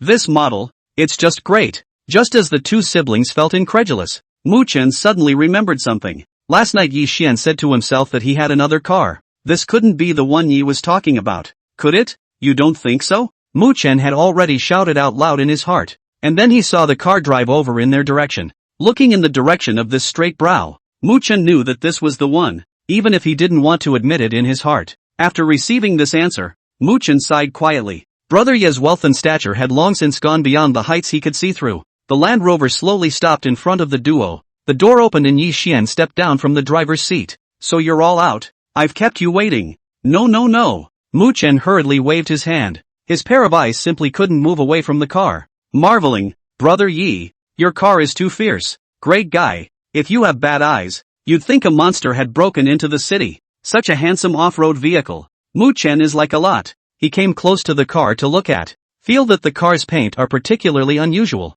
The paint is very thick and translucent with a different color. Mu Chen emotionally patted the front cover of the car, and then his eyes looked towards the car, wanting to see how the interior of such a domineering car was. He stretched his head towards the inside, and in the next moment, Mu Chen's sight collided with a pair of dark eyes. The moment the four eyes met, Mu Chen instantly widened his eyes, and a pair of big eyes in the car were staring at him. Mu Chen was instantly startled. He only felt his entire body's sweaty hairs stand up, and a wave of cool air went straight from his tailbone to his heavenly soul. Fogweed. What the hell? Mu Chen retreated several steps in a row before he managed to stabilize himself. He turned his head to look at Yi Xian with a small amount of panic still in his eyes. What's this in the back seat? Yi? This is too scary. Yi Xian looked at Mu Chen's somewhat pale face and was first flabbergasted for a moment, then thought of something and explained with a smile. You mean this one? It's our watchdog. I brought him along for the ride. While saying this, Yi Xian directly pulled open the rear door. Looking at the open door of the car,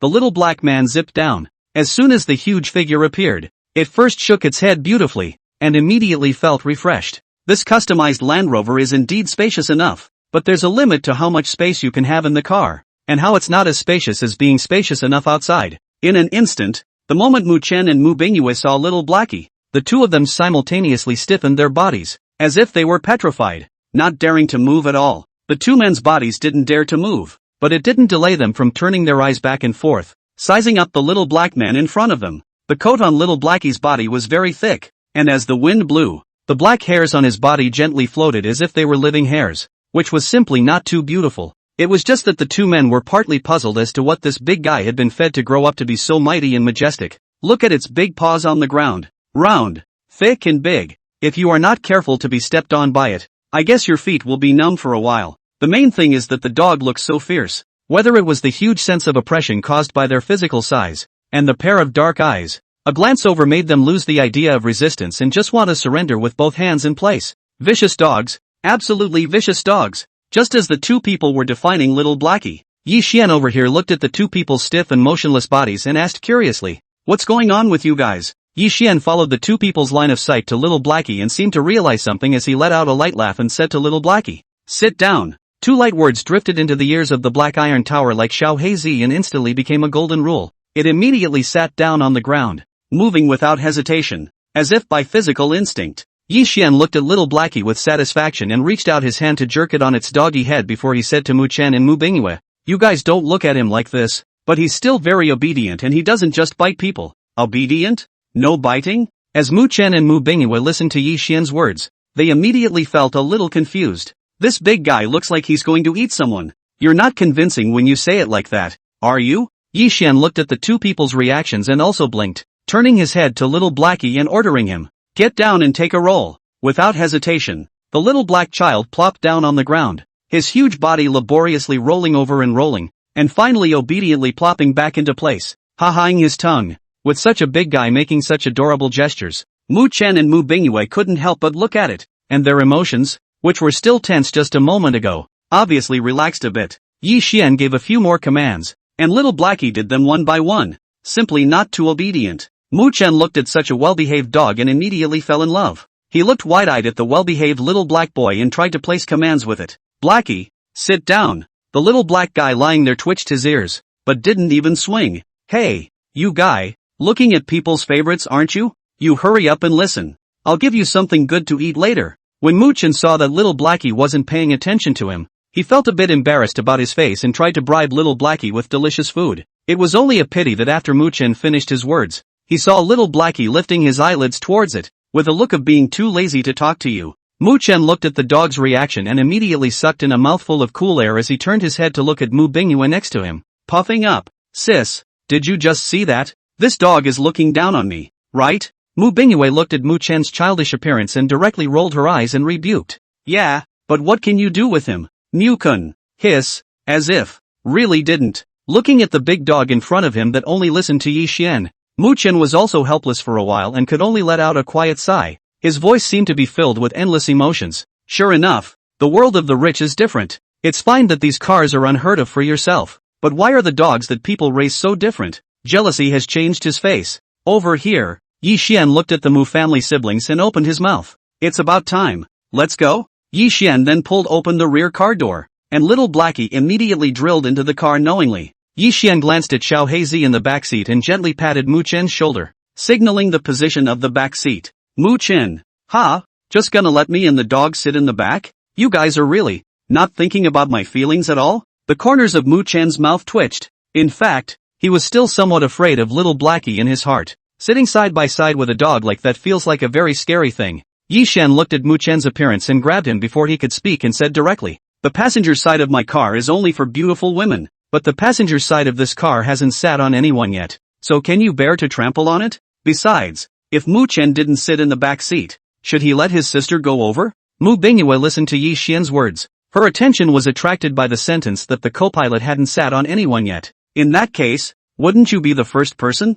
Thinking of this, Mu Bingyue's heart immediately became joyful. She swept a glance at Mu Chen, who was still dazed, and said with a smile, "Little brother, the responsibility of taking care of the dog in the back can be left to you, haha. You must take good care of the dog and not make it unhappy." The gloating on the corners of that mouth couldn't have been more obvious. "Mu Chen, oh, So much for sibling love. Break it off. Mu Chen glanced at his old sister and Yi Xian, and finally resigned himself to sitting in the back seat. Over here, Mu Bingyue saw Mu Chen get into the car and prepared to put the various food boxes she was carrying into the trunk. Yi Xian saw Mu Bingyue's movements and quickly walked over to help her open the trunk door. Mu Bingyue looked at the huge space and realized that it was actually reasonably divided into grids. She had brought just enough food boxes to fit inside those individual compartments in just the right place. After carefully putting everything away, Mu Bingyue circled around and came to the passenger door. Looking at the distance between the car door and the ground, Mu Bingyue couldn't help but sigh in her heart. Luckily, I have long legs.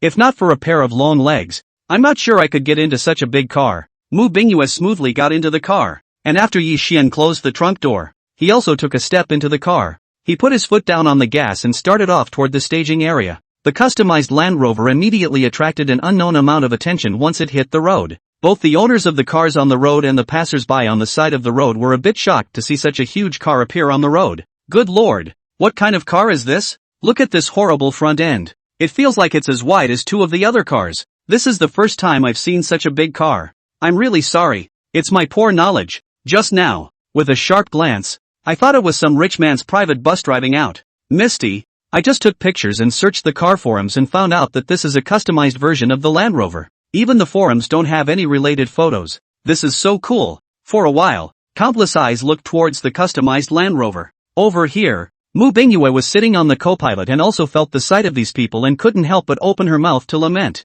Yi Xian, look. They're all looking at your car, eh? After saying that, Mu Bingyue adjusted her posture, feeling the comfortable touch of the seat, and looked out of the car and said, good lord, this perspective I'm in right now feels just like sitting on top of a big truck. It's so exciting. When Mu Chen heard his oldest sister's words, he also looked towards the outside of the car. He wanted to take a look at the view from the window across the street, but he didn't expect to just turn his head and come face to face with the little black guy looking at him intently. For a moment, being stared at by such a pair of eyes, Mu Chen's heart also fluttered. Mu Chen took a deep breath as he looked towards Yi Xian in the driver's seat and asked with a trembling voice, Yi, this dog of yours doesn't bite, does it? Yi Xian couldn't help but let out a low laugh as he listened to Mu Chen's trilling voice, then replied in as serious a tone as possible, no biting, just relax. Mu Bingyue listened from the side and was also amused. She didn't bother to pay attention to that wimpy brother, took out a bottle of drink from her own bag and opened it, placing it in the center before saying to Yi Xian, you drive hard, drink some water. As Mu Chen listened to her older sister's never-before-heard gentle tone, the corners of her mouth lifted up in an antly smile. After all, it's my own sister. It's practically a no-brainer. Good, good. When the car stopped to wait for the traffic light, Yi Xian also picked up his drink and sipped it, feeling the icy cold drink cut into his abdomen. Yi Xian's heart was also filled with emotion. This girl's heart is just a little bit finer, and it's still very soothing to have someone so serviceable. Just as Yi Xian was enjoying an icy moment, a curtain of light suddenly popped up in front of him, detecting that the host has been given a random chance to sign in. Do you sign in? Checking in. Chapter 71, Charge. Sign in successfully. Rewarded with godly old driver skills. Yi Xian's line of sight swept over the sign-in rewards and immediately froze. Good lord, there's such a skill? In the next moment, Yi Xian only felt a warm sensation coming to his mind, which gradually receded after a moment. However, when Yi Xian looked at the steering wheel again, a large amount of knowledge flooded into his mind, and some of the operations were gradually blending in. After a while, Yi Xian turned his car around and headed towards the mountain road. Next, they had a good bit of hill running to do to get to the spot where they had all agreed to go. Mu Chen glanced at the suddenly transformed scenery outside, took out his cell phone to look at it, and said to the two people in front of him, the others seem to have arrived and are waiting for us over there. Everyone was out a little early because they were worried about the hills being a bad run. I didn't realize that they were the only ones who went out on time and fell directly behind the crowd. When Yi Xian heard Mu Chen's words, the corner of his mouth lifted up in a meaningful arc and said quietly, in that case, we'll have to speed up then. When Mu Chen heard Yi Xian say this, he instantly became excited and immediately asked out loud, yeah, this car of yours should be very cool to run on mountain roads, right? Imagining the scene of such a beastly car running wildly on a mountain road, Mu Chen's eyes glowed as he moved closer to the front seat and proposed to Yi Xian, Yi, how about a drag race? Mu Bingyue was listening from the side, and she was also getting a little excited. Though she had always been the good girl of the family, she also had more of an adventurous spirit in her bones. Plus with such a fierce Land Rover car today, who wouldn't want to feel a good drag race? Thinking like this, at that moment, Mu Bingyue also looked towards Yi Xian with anticipation inside her eyes. Yi Xian met the siblings' line of sight and smiled faintly. So, just take you guys for a run? It just so happens that there's no surveillance over here, and there aren't any cars, so it's okay to run. Yi Xian observed the situation on the mountain path, then instructed the two people beside him. Fasten your seatbelts and hold on to the armrests. We're about to begin. When Mu Chen heard Yi Xian's words, he couldn't help but grin and pick up with a smile. Brother Yi, why do you still use the handrail? Don't worry, my sister and I are very bold. It's fine. Mu Bingyue listened to Mu Chen's words, although she didn't say anything on her lips, but in her heart, she was pretty much thinking the same thing, and just sat there quietly. Yi Xian swept a glance at the two people's indifferent appearance, just blinked his eyes, said nothing, and stepped on the gas directly to the bottom. With Yi Xian's movements, as if he had pressed the excitement of a fierce beast, the engine began to roar madly. Immediately afterward, a powerful pushback sensation hit, the kind that comes from all over the place, tightening one's grip on the seat. For just a moment, Mu Chen and Mu Bingyue were both a bit confused. This? What kind of horsepower is that? It's a little too exciting to explode with such impact just at the beginning. A thrilling sensation that had never been felt before stimulated the nerves of the two men, who only felt a tingle in their scalps in the face of such a fierce force. Mu Bingyue's body gave a jolt, and even more so, she directly let out a low cry, her beautiful eyes filled with full of shock. The dog, who was sitting in the back seat at that moment, was also brought to a position close to the seat under the great inertia. At this point, Mu Bingyue were still dared to show off. Without saying a word directly tightly grasped the handrail, as if grasping a life-saving straw in general, unwilling to let go. It was only bitter for Mu Chen in the back, who had no intention of pulling the armrest just now in order to be cool. As a result, it was now too late to pull the handrail, and the next moment simply held the dog's head directly. Such a big dog, scary to look at, but at this time of year, it's also really secure. Dogs. If the dog could talk, he would have already broken down and called him a real dog. Where has a dog ever suffered such indignity? It whimpered twice and thought nothing of dashing off to the side as well. You dog thief, don't try to take advantage of my puppy. Mu Chen had no one to rely on at this time, so he could only resign himself to nestling in the back seat, trying his best not to shout out. As for Yi Xian at this time, as he sped along the mountain road, he had completely mastered the skills of the old driver. With a hint of excitement on his face, he kept increasing the gas pedal and sped towards the front. As the speed increased steeply again, Mu Bingyue felt the change in speed and only felt her scalp begin to explode. Out of the corner of her eye, she saw the trees outside the car window, swishing past at an alarming rate. Mu Bingyue's eyes were so wide that they were about to bulge out. She even forgot to breathe. Such speed really scared her. This isn't driving a car. This is flying a car like an airplane. Mu Bingyue pursed her lips tightly, but because of her nervousness and fear, her clenched teeth were trembling along with her. It's really good to drive so exciting. Mu Bingyue felt her legs go a little soft, and in this instant, she suddenly felt that it was better to be steady. Life needs to be wasted a little bit sometimes, and it's too easy to give yourself away when you're fighting for time so much. Mu Bingyue made up her mind in her mind. She laboriously turned her head to look at Yi Xian and negotiated with a trembling voice. Yi Xian, why don't we slow down a bit? Mu Bingyue's voice was drowned in the sound of the wind, and in the next moment, the scenery in front of them changed, and a curve was already close at hand. Looking at the curve that suddenly appeared here, Mu Bingyue's eyes widened in horror. She could feel the extreme speed now, but the car was now in a position where it was infinitely closer to the guardrail not far away. At this speed and for such a short distance, countless thoughts arose in Mu Bingyue's mind. The corners of her mouth twitched uncontrollably, and her human spirit followed suit with high tension. The height of this guardrail, and this thickness, can it withstand the impact of this oversized Land Rover? Once you can't afford it, the consequences are not normal. In this instant, Mu Bingyue instantly felt that all the strength in her body had been drained out of her, and a strong sense of fear struck her heart. Mu Bingyue took a deep breath and shouted loudly at Yi Xian. Yi Xian! Yi Xian! Brake, brake, brake! The curve was right in front of us, and if we didn't brake quickly, it would be too late. Mu Chen, who was sitting in the back row, looked at the situation in front of him, and with difficulty, he also came to the front and said loudly, Misty grass! Yi! The curve! Hurry up and slow down! You'll wash out like that. For a while, low cries rose from the car, and both Mu Chen and Mu Bingyue were so shocked by the situation in front of them that they only felt their brains go haywire, as if they were deprived of oxygen. Mu Bingyue was terrified, and when she was about to say something, she was suddenly covered by a large hand. She suspiciously turned her head to look, and saw that at this moment, Yi Xian was driving the car with one hand, while the other hand was covering his mouth. Woo woo. Mu Bingyue looked at the situation in front of her, immediately agitated.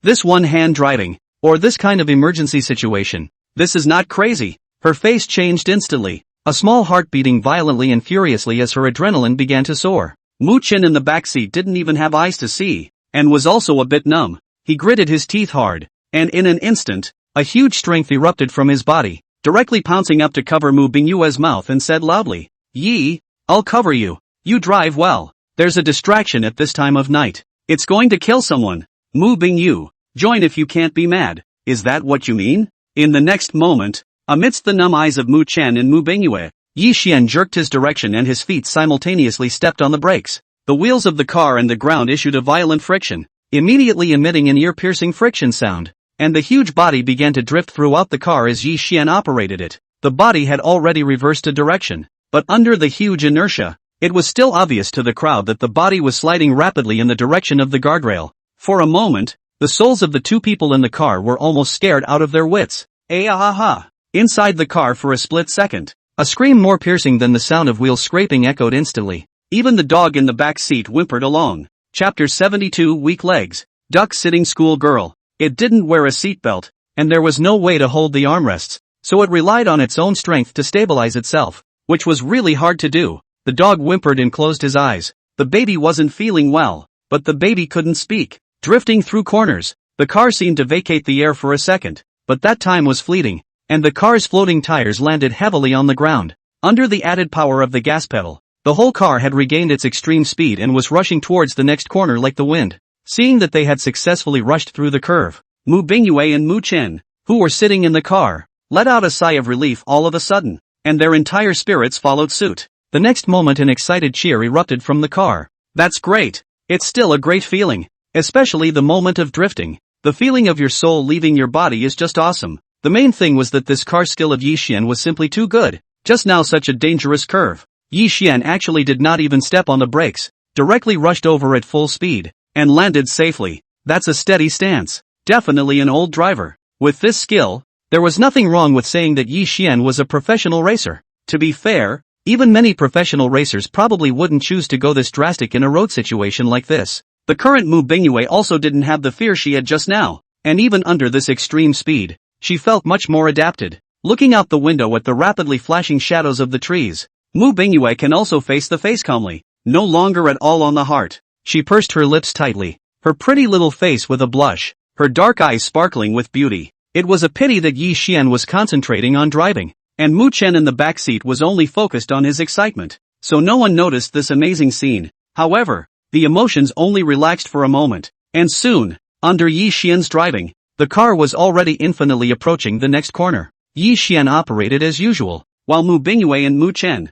who were beside him, looked at the curve in front of them with wide eyes with an almost morbid excitement. This, perhaps, is the beauty of drag racing, and the limits. Extreme fear is followed by extreme enjoyment. It's a feeling that's just so mesmerizing. Punch! Meanwhile, at the foot of the mountain, a few of the great young ladies had arrived at the appointed place early, and they were leaning against the car, talking in one way or another. Their bodies were all dressed in casual clothes suitable for sports, and one of them had a thick smile on his face, so it was obvious that everyone was in a good mood. A major said as he slipped his cell phone into his pocket and looked at the few people in front of him. "We might have to wait here for a while. It should take a while. Why don't we go back to the car and sit for a while?" "What's going on? Did Morn get back to you?" Missy, who was next to him, sniffed and inquired with some concern. The young man nodded as he glanced in the direction of the mountain road and explained, "Brother Chen just sent me a message over, saying that they just drove up the mountain road. As we knew when we drove over just now, the mountain roads here are curvy and dangerous, so we can't drive fast at all.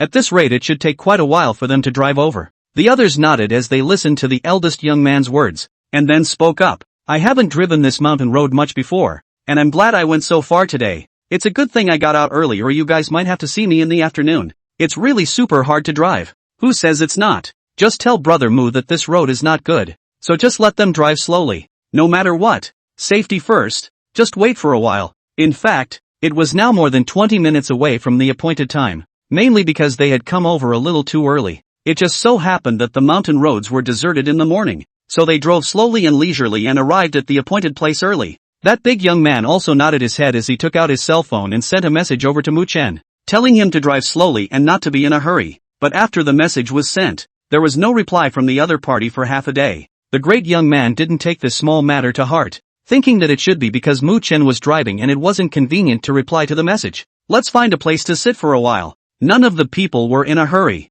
and as they talked, they found a good spot to sit down and rest. Some big young man took out mineral water from the car and handed it to the others to drink as they sat and chatted. It's a quieter environment, and it doesn't take long for a chuckle to ring out as someone takes the initiative to start a conversation. That big young man was chatting with everyone at first, but he took out his cell phone to look at it from time to time, only that he never received a message from Mu Chen. His brow couldn't help but frown, and a heart couldn't help but lift with some concern. What's this? Brother Mu hasn't returned any messages. It can't be something, right? When the others heard the words of the eldest young man, everyone looked at me and I looked at you, and they all saw a hint of worry in each other's eyes. It's not a good time to call over and ask. This mountain road is not easy to drive. If it's because of a phone call, distraction is not good. Why don't we wait a little longer? Mu and the others probably don't have a signal or something, so let's not scare ourselves. Isn't this messing with our own heads? But it's also very urgent to wait like this. Why don't we go over there together to look for someone? It's only a matter of a kick of gas.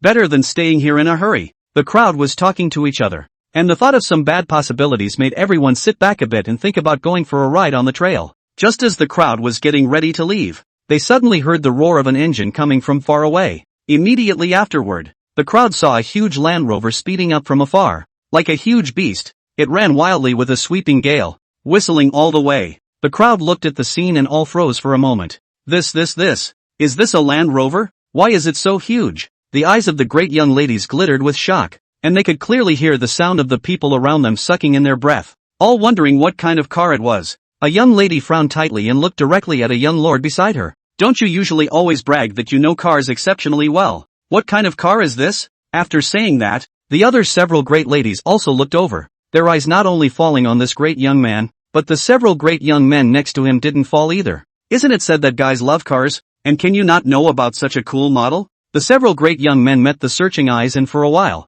they also looked at each other with a hint of embarrassment on their faces. The question asked is totally over the top, okay? The several great young men looked at me. I looked at you. And finally their gazes fell back on the huge car. Their eyes glazed over. The last great young man who was asked gritted his teeth, almost squeezing out one word at a time from between his teeth. That makes sense. The car looks like a Land Rover. As soon as the words came out of his mouth, though, the great young man scratched his head in agony, already caught up in self-doubt and self-struggle. Is this really a Land Rover? If I didn't know a mark, I wouldn't even dare to say this. Damn it, what kind of design is this? I don't know it at all, okay? The several great young men on this side also frowned as they spoke out to pick up the conversation. Misty grass. It's really not that I haven't seen anything, but it's really the first time I've seen such a huge car. I've heard of a longer version, but this is the first time I've seen a wider version. That's a really cool car. What's the difference between the front of this and the front of a big truck? With this thick body, I feel like I wouldn't be afraid at all if a big truck hit it. Is there such a premium model of Land Rover? It's unheard of. I've never seen this one on the forums. Is it some kind of customized model? Several of the great young men discussed the model and marveled at the extraordinary nature of this Land Rover. The young ladies were listening to a few people from the side, and looking at their tangled faces, they couldn't help but skim their mouths. Do you guys know anything about cars or not? Just asking you about a model year. Do you have to get all tangled up like this? Alas. In the future, go out and don't say how much you know about cars and such things. How much it hits your face. Just ask you guys if it hurts. The great unwashed. It's not even a question of whether we get it or not, okay? Let alone us. You or Su Hang casually pull over a big young man, facing such a car, also have to roll their eyes. But the great young men didn't bother to reason with the great ladies. After all, reasoning with women was definitely a death act. They came together and looked at the huge Land Rover and whispered, "Such a cool car. How much does this cost to buy? Look at the shell of this car. With this thick strength, it's not even wrong to say it's a transformer. All these parts are definitely a markup, and they're worth it. It just feels like you're sticking money on the car. Good lord. If you do the math like this car must be tens of millions of dollars at the cheapest. I can't imagine what kind of person would spend so much money on such a special car." Together, the crowd looked toward the Land Rover, and after their moment of discussion, the car sped toward them. A great young man averted his eyes fiercely, then addressed the crowd. "Don't look. Let's go find Brother Mu and the others first." According to normal time, They should be in the middle of the mountain road by now. Let's welcome them over and take a look. The crowd all nodded at the words and were about to get into their cars and leave when they saw the Land Rover actually drive over with a straight brow. And the Land Rover was parked next to their car. It was so big it was blocking it and had blocked their car. Seeing this situation, a great young man hissed as he narrowed his eyes, his emotions becoming visibly disgruntled. It's ing. It's not looking for trouble. The great young ladies were all a bit unable to look at it, and were about to go forward to theorize about it, when the next moment, the Land Rover's window suddenly fell down in front of the crowd, and Ambiguous was right there in front of the crowd, lying on her back and gasping for air. In this moment of breathing fresh air, Ambiguous felt like she had finally come to life. Her heart had never beat as violently as it did now, as if it might jump out of her chest at any moment. Over here, the crowd all froze when they saw Ambiguous poking her head out of the car window. The eyes of the crowd were wide open, and time seemed to stand still at this moment. Even their breathing was stagnant. This is Sister Moo? Looking at Ambiguous' delicate and incomparable little face, the big young ladies only felt that their brains were going to go down. So then, this car. Just as the answer was calling out, the crowd saw the door of the Land Rover open and Yi Xian step down from the driver's seat. Looking at the faint smile on Yi Xian's face, a great young man took a deep breath before asking, Yi, is this your car? Yi Xian gently nodded his head as an acknowledgement. At this time the passenger door was also opened, and Ambiguous stumbled and jumped down from the car. All she felt was a rush of weakness in her legs, and then all of a sudden she was sitting ducked down on the floor. Sister Ambiguous, are you alright? Let me help you up. Seeing Ambiguous sitting on the ground like this, a young lady exclaimed in shock and wanted to come over to assist her, but she didn't expect to see Ambiguous gently waving her hand. All she wanted to do now was to feel the ground, and she had to say that the feeling of being in close contact with the ground was so real. Finally landed. Woo-hoo-hoo. Ambiguous thought about all the situations just now, and her mood was again excited. But this excitement was mixed with a hint of fear. It's obviously a very tangled and punchy feeling, but it carries a kind of magic that you can't help but get a little addicted to. As long as she remembered that feeling, Ambiguous' little face instantly became flushed, her cheeks filled with pink. The crowd looked at Ambiguous for a moment, then looked at the two and asked, by the way, where's Moo? Before the crowd's words fell, Yi Xian had already walked over and pulled open the rear door. Mu Chen jumped out at the first opportunity, and then a black shadow followed behind Mu Chen and scurried out as well. The crowd froze in place as they watched the scene. What is this beast? Rubbing out so fast and furious? The crowd couldn't wait to worry about Mu Chen's condition, and each of them stared at the black shadow from earlier, only to feel a wave of fear. When the black shadow stopped and everyone fixed their eyes on it, only then did they recognize that it was actually a dog. What the? Is this even a dog? At this moment, the crowd could only feel the veins popping at their temples. What is this? It's too much of a test this early in the morning, isn't it? First there was the giant Land Rover, and now a giant dog has come out. What's the point of this once or twice? The crowd felt like they were going to wonder about life when the sound of vomiting was then heard, only to see Mu Chen and little Blackie together, starting to vomit in the grass next to each other. The scene was miserable and somewhat unbearable to watch. Chapter 73, What's that? The great young ladies were dumbfounded as they watched this bizarre scene. Each one of them was in a daze, completely unaware of what was happening. What kind of scene is this? Is it something they can watch? And puking like that? What's going on here? The crowd was all puzzled, looking at Ambiguous who was sitting on the ground as a duck, and then looking at Mu Chen and the big dog, and for a while they were even looking at each other in disbelief. It's weird. It's so wrong. Well, after a while, the crowd was slowing down. When Ambiguous felt the strength in her body, she hurriedly stood up from the ground and dusted her body, a trace of embarrassment on her small face. Although it's much better now, it still feels a bit footloose. After all, the excitement of that only is a bit of a fearful panic. Over here, Mu Chen brought little Blackie over. Some of the great youngsters looked at Mu Chen's appearance and somewhat went up to bring him a bottle of mineral water to rinse out his mouth. However, when he looked at the mighty little Blackie behind him, he also immediately stopped, not daring to go forward at all. The other big young ladies were thinking pretty much the same thing. It was the first time they had ever seen a dog like this, and one of them was scared to death. Looking at the dog's approach, he subconsciously tried to step back a bit.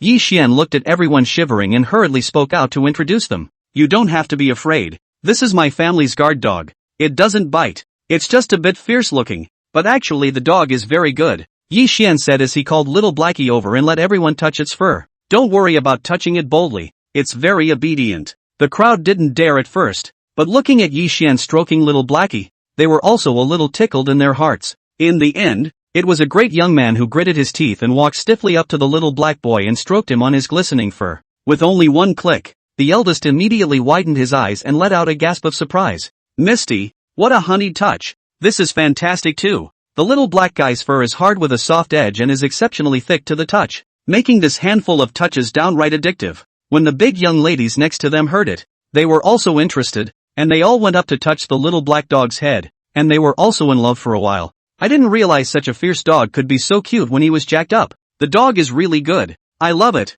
A big lady couldn't help but praise. Little Blackie seemed to understand the other party's compliment and bumped the other party's small hand with her dog's head, causing the big lady to be even more excited. At this time, a great young man looked at Yi Xian's few people and opened his mouth to inquire, Brother Yi, how did you guys get here so fast? When he was on the mountain road earlier, Mu Chen had sent a message. Even if they were faster, they couldn't get here in such a short time. Could they? Hearing the questions from the crowd, Mu Chen and Mu Bingyue both took a deep breath, forcibly suppressing the emotions in their hearts, and Mu Chen, with a raw look on his face, spoke out to explain. It wasn't because Yi was too fierce and roared all the way here. Otherwise I could spit out like this? Even dogs can't stand it. Mu Bingyue listened to Mu Chen's words and nodded in agreement. The crowd sniffed and looked toward the Land Rover, counting the time they'd spent from the time they'd gone up the mountain to the time they'd gotten here. That's a pretty wild speed. For a while, the eyes of the crowd were filled with sympathy as they looked at Mu Chen and Mu Bingyue. In the end, it was Mu Chen who clapped his hands and said to the crowd,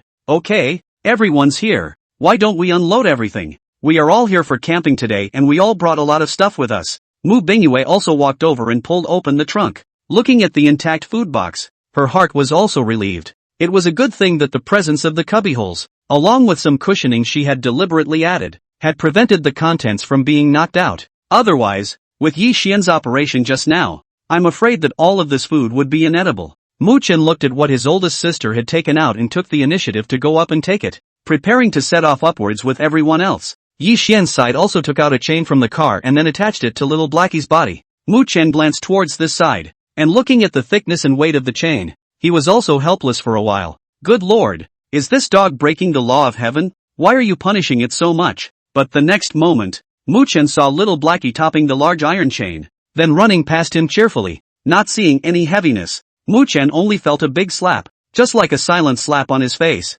However, in the next moment, a wave of fear rose up in Mu Chen's heart. Good Lord, what kind of power is this? It was really the first time he had encountered such a hardened dog, and it was really a long time coming. The group walked together in the direction of the mountain. There weren't many people coming through here, so there wasn't any set path up the mountain. But the good thing is that the path up the mountain is not difficult to walk, and when everyone came over, they also prepared in advance, changed into well-fitting and comfortable shoes, and the speed of climbing is not too slow. The view of the mountains was wonderful, with all kinds of greenery everywhere you looked, making your eyes feel very comfortable. And there is a natural beauty here, unlike the refined goodness of the city. No frills, it's just a natural wild growth, yet still the beauty of it is instantly recognizable. Whether it's a tree or a flower, it carries its own wanton beauty that is impossible to ignore. Suddenly an older lady pointed to a tree not far away and exclaimed, Wow! Look guys, there's actually wild fruit over there eh? The crowd followed the direction of Missy's finger and saw that there were wild fruits hanging from a tree.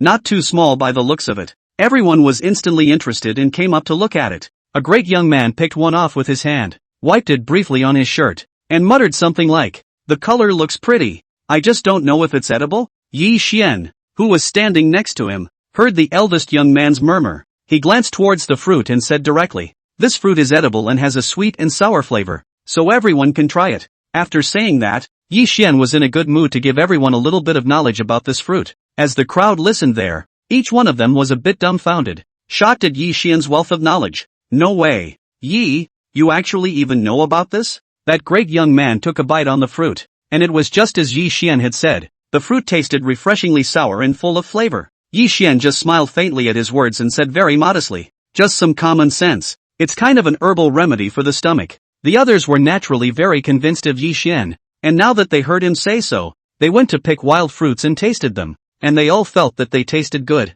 Next, everyone seemed to be interested, and when they saw the fresh plants and small insects, they couldn't wait to discuss with Yi Xian. Yi Xian was not polite, and almost always answered questions, and as everyone listened to his well-spoken science, they had a new understanding of his knowledge reserves for a while. Brother Yi, you're just too knowledgeable. I didn't realize that I could increase my knowledge by coming out to play with you, one of the older ladies said with a smile, and the others nodded in agreement, looking at the scenery around them, and for a moment feeling even more quiet and beautiful. Over here, Mu Chen was already walking forward, admiring the pure natural beauty of the place as he did so. True to form, this choice of camping location is nothing short of awesome. Look at all the greenery around. It's a natural oxygen bar, or the free kind. Just as everyone was talking and laughing and moving forward, suddenly a great young man exclaimed, "Good Lord! Look you guys, there's a rabbit there." The crowd sniffed and looked over, and they saw a gray rabbit with tightly fallen calves, running quickly toward the front.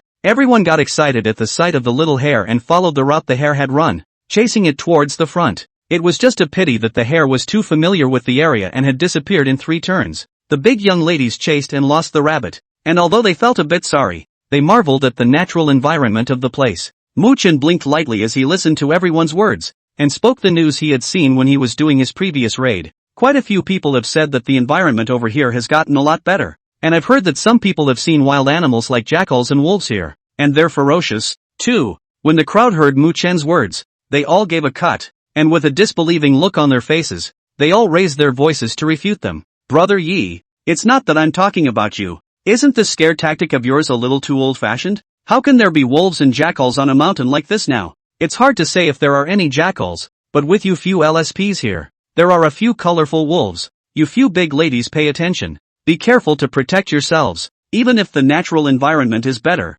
such small wild animals may be there, like jackals are an exaggeration. The crowd, as you spoke, thought that Mu Chen was joking and continued to walk towards the mountain. By the time everyone arrived at the top of the mountain, the crowd began to lay down picnic cloths under Mu Chen's openings, ready to start today's picnic. The big young ladies were well prepared before they came over and brought a lot of delicious food with them. They also seemed to have made a point of discussing the different types of food that each person brought, and there was absolutely no pain in the ass of bumping into each other. At one point, the picnic cloth was filled with a variety of treats. Yi Xian looked at everyone's preparations and scratched his head with some hindsight and said with a smile, "I didn't bring any, so it looks like I'll just have to contribute a mouthful." Hearing Yi Xian's words, Mu Chen grinned and directly answered, "Brother Yi, why are you so polite? My old sister brought out your share when she made it. Try my old sister's cooking." Mu Chen greeted Yi Xian while sweeping a glance at his own old sister and continued, "It's not that I'm bragging, Yi. Your oldest sister's cooking, that can be considered to be on the top of the list.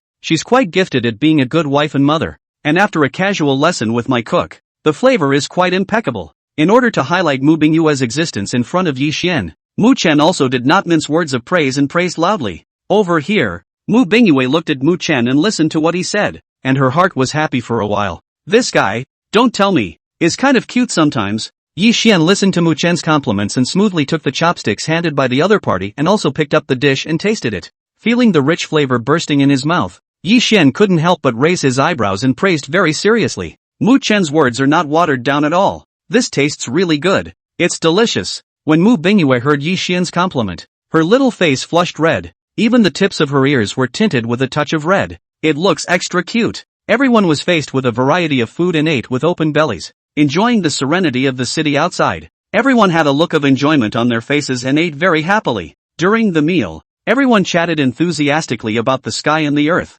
and the picnic cloth was filled with joyful laughter. Over here, Yi Xian ate slowly and methodically, then handed the finished bone to little Blackie who was waiting next to him. The little black son did not mind, beautifully lying on the ground, holding the bones and gnawing one bite at a time. Mu Bingyue looked at Xiao Heizi's appearance, a little intolerant, pursed her lips and said, "Don't just give it bones. How can it possibly get enough of this stuff at this large size?" While saying that, Mu Bingyue hooked her finger towards little Blackie, and the little Blackie on the opposite side immediately obediently came forward when she saw this. Seeing little Blackie's reaction, Mu Bingyue happily stroked its big head. Before, Mu Chen was unable to greet the immovable, but he didn't expect to come when he called. "What a cute baby. Here's some meat for you." Mu Bingyue picked out a large piece of meat from the food box and fed it to little Blackie. This bit of meat was just a bite for the little black guy. It had just swallowed the meat on its side, but in the next moment, little Blackie rubbed his head up, his pair of black eyes staring tightly into the distance, and shouted loudly. Little Blackie screamed extraordinarily ferociously, and the roar was loud and muffled, startling Mu Bingyue and the others. Everyone followed little Blackie's line of sight to the distance, and when they saw the dark shadow in the distance, they all froze. What's that? Chapter 74, Good old human Tyrannosaurus Rex. Ha!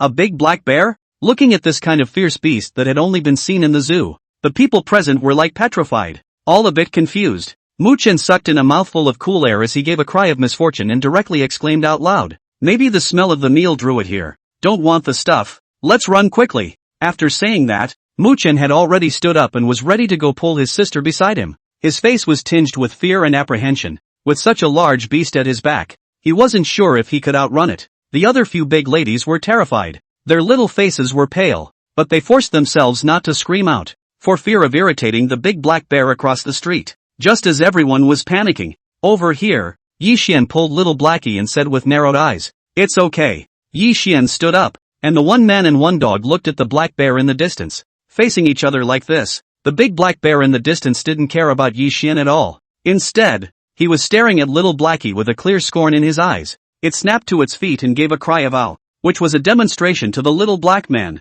Where can the little black son stand this kind of provocation? It was instantly furious. Legs a more force. Want to pounce towards the black bear. Kill it. Unexpectedly, little Blackie's movements were directly stopped. It was Yi Xian who pulled the chain from behind and controlled little Blackie's movements. But Koriko's entire body stood up under the force of the pull. Its hind legs stood firmly on the ground. And when it stood up like this, its height was more than 2 meters. The effect of such a huge mastiff, standing there majestically, was a bit amazing. For a moment, it startled everyone in the room. But when he waited to react and looked at the huge size of the little black man, he had to say that it felt really good to feel safe. At the very least, they weren't so wimpy in front of the raging big black bear. But the next moment, the crowd heard a tiny clicking sound in their ears. It was as if something was morphing and an agonizing hissing sound was occurring. The crowd immediately followed the sound and saw that the thick and heavy chains were deforming a little bit. At that moment, the corners of the crowd's mouths twitched, and their eyes were filled with shock and no other emotions.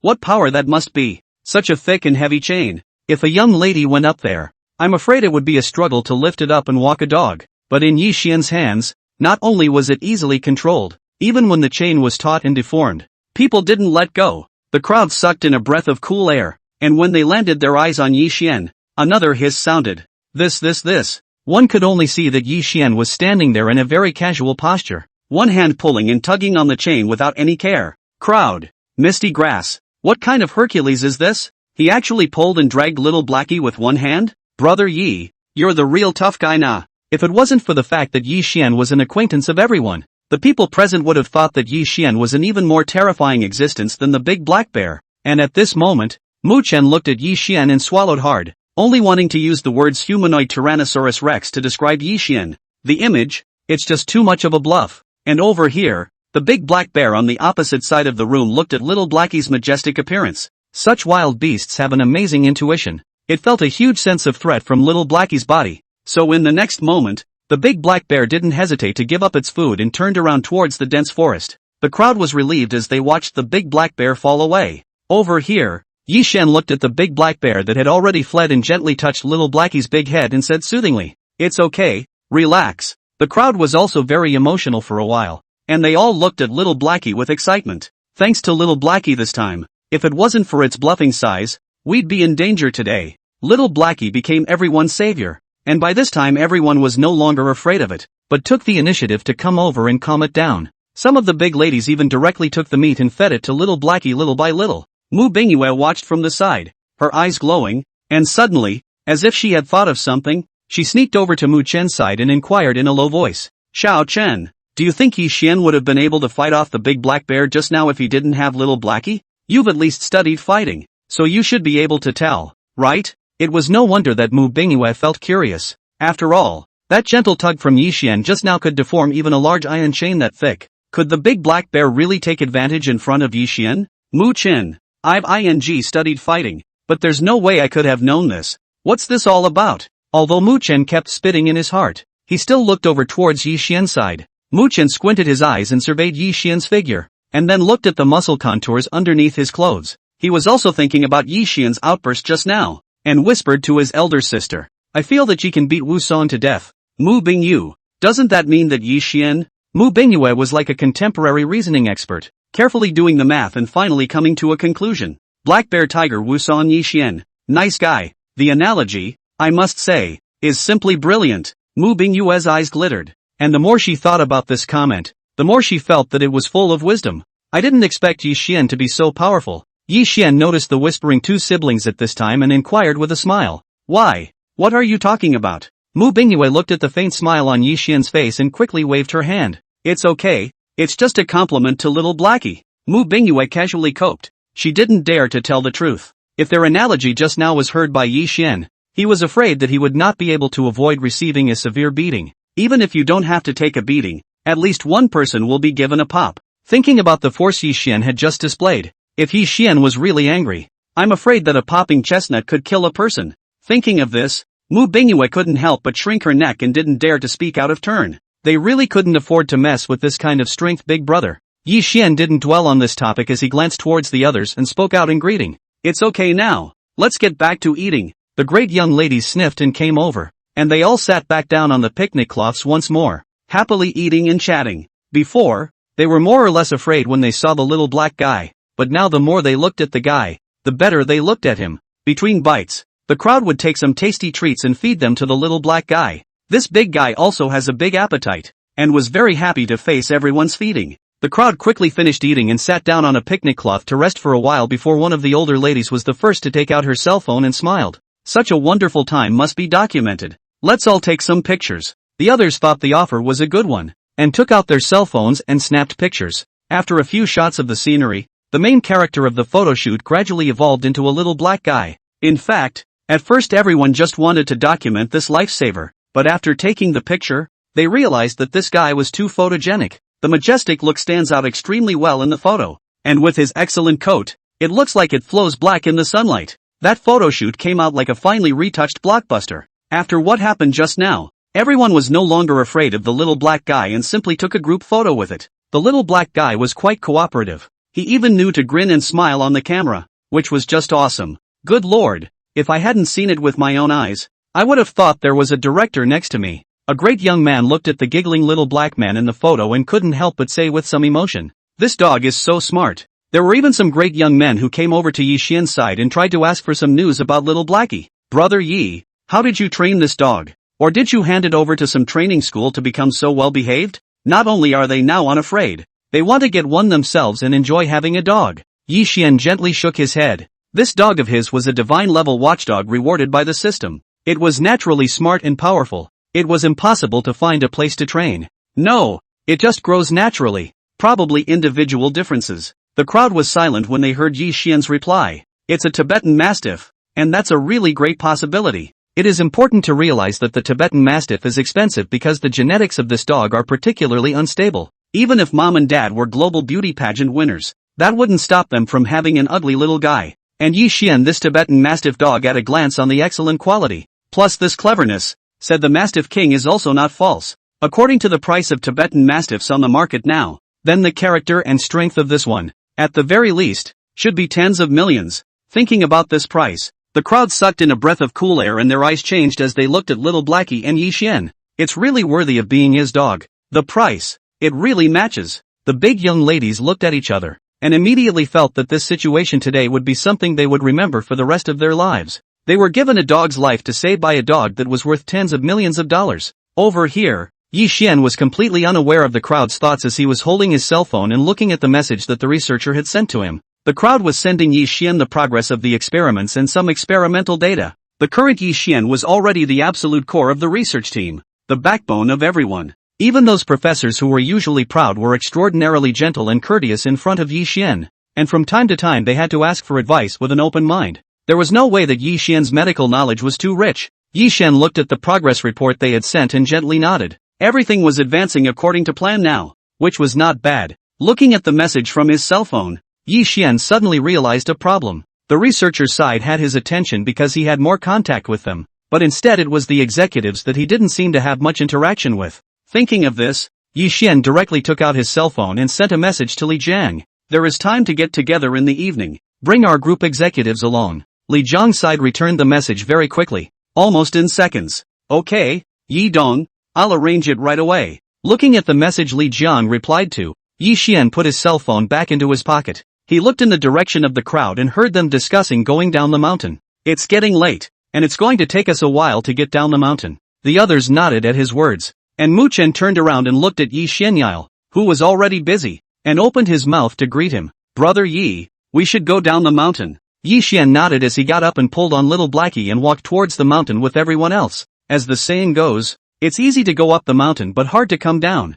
And the crowd, who were excited before, finally ate the pain of going down the mountain. The crowd had long been a little tired, and with the strength concentrated in their legs as they descended the mountain, it felt like their legs were trembling and sore. Mu Bingyue walked behind Mu Chen. She was also feeling a wave of weakness in her legs, and she pulled Mu Chen's shoulder from time to time, which made her feel better. However, seeing that Mu Chen was also walking wobbly, Mu Bingyi shook her head breathlessly and simply walked slowly behind her. At this time, Mu Bingyue suddenly noticed that a silhouette was walking as if it was flying, and the path of the mountain road was as if it was walking on flat ground. Unusually easy. It was Yi Xian. Mu Chen gasped and looked at Yi Xian, silently shaking his head. Yes, physical strength. It's really overwhelming. The others around them also noticed Yi Xian's ease and were all helpless for a while. It was true that people had to die compared to people. Compared to Yi Xian, they were simply a waste of time. Yi Xian felt the warm side of the crowd and looked at the way they were all panting, and said with a smile, "Do you have any that can't walk? Here's a ride instead." While saying this, Yi Xian's hand patted on little Blackie's thick back. The crowd watched Yi Xian's movements. Good lord, Yi means, riding a dog? For a while, the crowd shook their heads frantically at the sight, rejecting Yi Xian's good intentions. Is this thing rideable? There's an old saying about riding a dog through your pants. If this is sitting on the car, the little black one is not happy. Turn his head over and bite. Thinking of all the possible consequences, the great young man immediately felt a cool whoosh of air below him. Even the big ladies next to them changed their faces. No one had the guts to do so. An older lady took a deep, hard breath. No need, Brother Yi. It just so happens that we're taking this opportunity to get some exercise and stretch our lazy muscles. Yi Xian smiled and nodded his head when he heard everyone say this, holding little Blackie as he continued to walk down the mountain. After a while, the crowd finally arrived at the bottom of the mountain. Looking at their cars close at hand, the great young ladies, one by one, burst into tears, finally coming down alive. That's great. The crowd pulled out their car keys and unlocked the door and got in on their asses. Feeling the softness of the seats, a hint of relief and emotion was on everyone's face. Sure enough, it's the car that feels the most comfortable. Mu Chen couldn't help but skim his lips as he watched one of the big young ladies paralyzed in their car seats. He had planned to take on another night out and have some fun. But now, looking at everyone in this state, let's forget about it for now. This one is exhausted and I guess that energy. Thinking of this, Mu Chen clapped his hands towards everyone and said loudly, "Alright, let's call it a day. Next time we'll meet again." When the crowd heard Mu Chen's words, they all let out a sigh of relief before nodding vigorously. They really can't play anymore now. They just want to go home and hurry to rest for a while and have a good sleep. On this side, Yi Xian opened the car door and let little Blackie get into the car first, then sat in the driver's seat. Sitting in the back seat, Mu Chen fastened his seatbelt, and then strapped another one on little Blackie. Mu Chen looked at little Blackie and nodded with satisfaction, then leaned on little Blackie's body and gently closed his eyes. I have to say, the warmth of the dog's body was like sleeping on good fur, and it couldn't have felt better. Mu Chen began to enjoy himself beautifully, and without a moment's notice, he gradually fell asleep while holding the dog. Little Blackie had a long day of fun today, mostly because the drag race earlier made him throw up for a while, and he'd be tired by this point. Plopped down on the seat for a while and also fell right asleep. Yi Xian was driving in front. He seemed to have thought of something and spoke to Mu Chen in the back seat, but after waiting for a while, there was no response from the other side. Yi Xian froze and looked back towards the back seat. Looking at the one person and one dog who had already fallen asleep, Yi Xian's mouth twitched and he was somewhat speechless. Yi Xian took a deep breath and then looked towards the passenger seat again, only to see Mu Bingyue's head gently leaning against the car window. Her breathing was calm and long at this time, and it was obvious that she had also fallen asleep. He's the only one in this car who's still awake. At that moment, Yi Xian was also a bit numb. Really? Why do you still try to be strong if you can't hold on? Letting you ride little Blackie down the mountain, and you're all still not happy about it. Yi Xian couldn't help but spit out a whisper as he tried to drive the car as steadily as possible, driving at an even speed in the direction of the Mu family's old mansion. A while later, Yi Xian drove the customized Land Rover and parked the car in front of the Mu family's old mansion. Yi Xian gently patted Mu Bingyue's shoulder and said in a gentle tone, "Ice whisper, you're home." When Mu Bingyue heard Yi Xian's call, she opened her sleepy eyes in a daze and subconsciously looked around.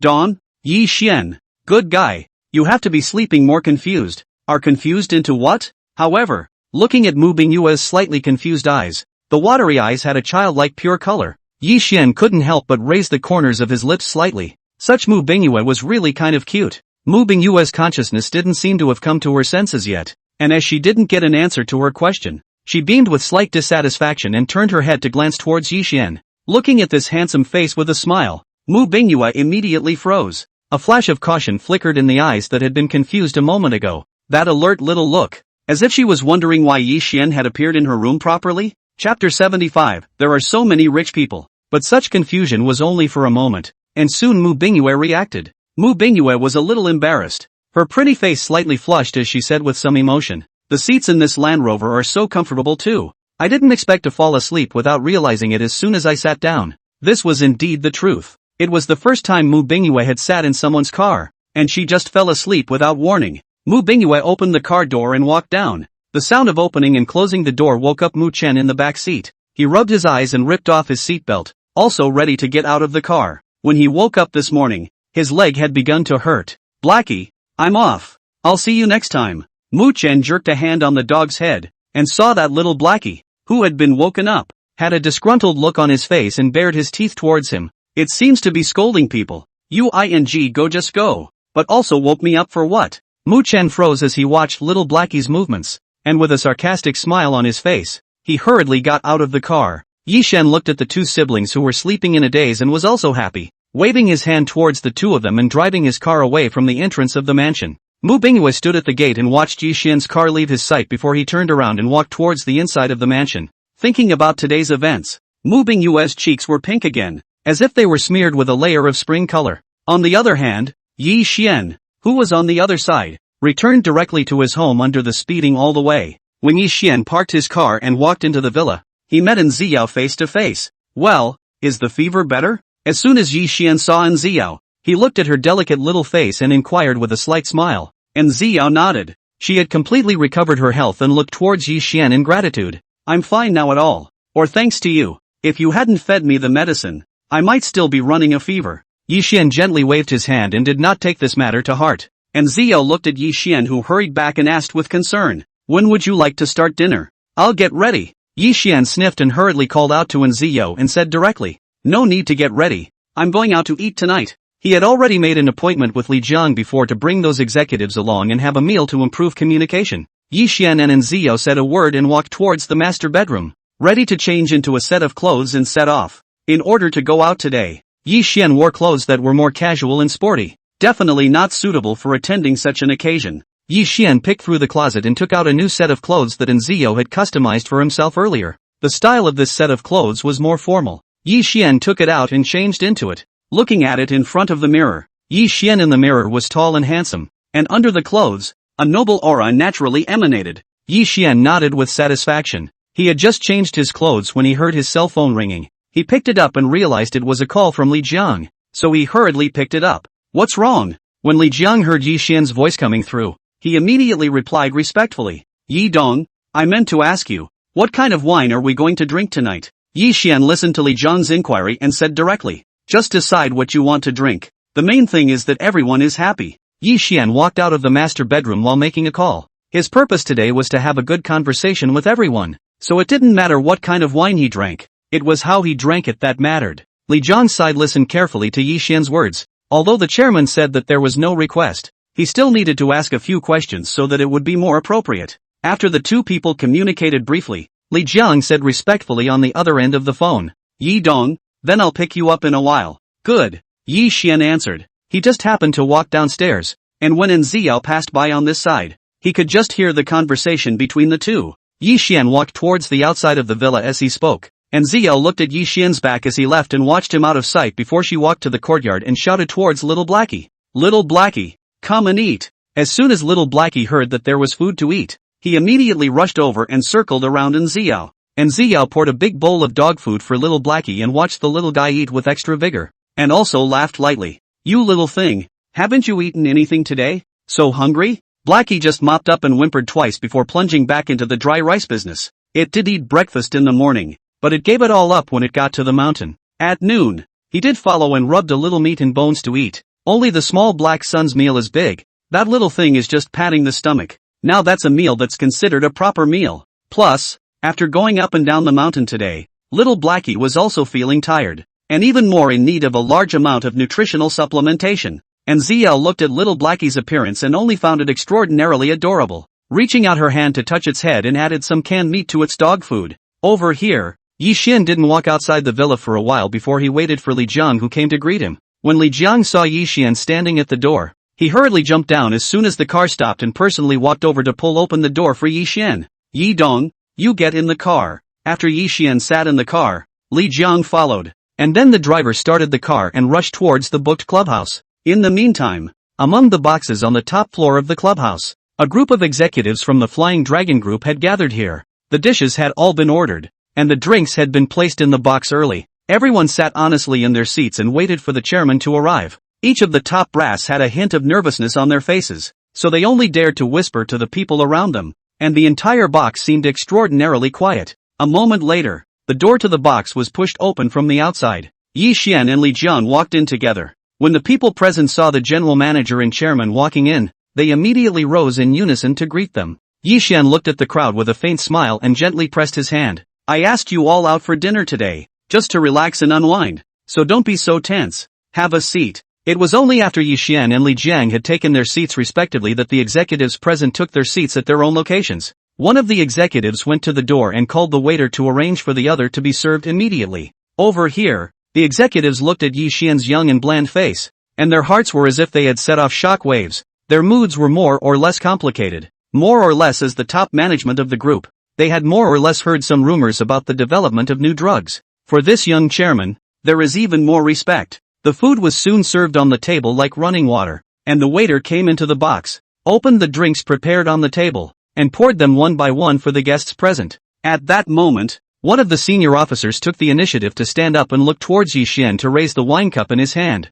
Yi Dong, I toast you. Yi Xian smiled lightly as he picked up his wineglass and signaled to that senior. The two people's wineglasses clashed together and then drank it all in one go. When the other executives saw that their own chairman was so forthcoming, they were all excited all of a sudden, and one by one, they stood up and toasted Yi Xian individually. Over here, Li Jiang watched the movements of the executives and knew what they were thinking, and his eyes widened. So many people are taking turns toasting. Are you guys playing Wheel Wars? But you can't do that. This is Yi Dong, one of our own. If they do get drunk, they'll have a lot to answer for. Thinking of this, Li Jiang hurriedly coughed loudly, then glanced towards those executives. The executives are all smart people. The general manager is so clear. Where can they not understand? The crowd immediately understood, and they all rose together in unison. Yi Dong, let's jointly toast you to express our respect. Yi Xian looked at the sincere faces of the crowd, also the corners of his mouth raised with a smile and raised his wineglass, saying to the crowd, there may be busy times for all of us later,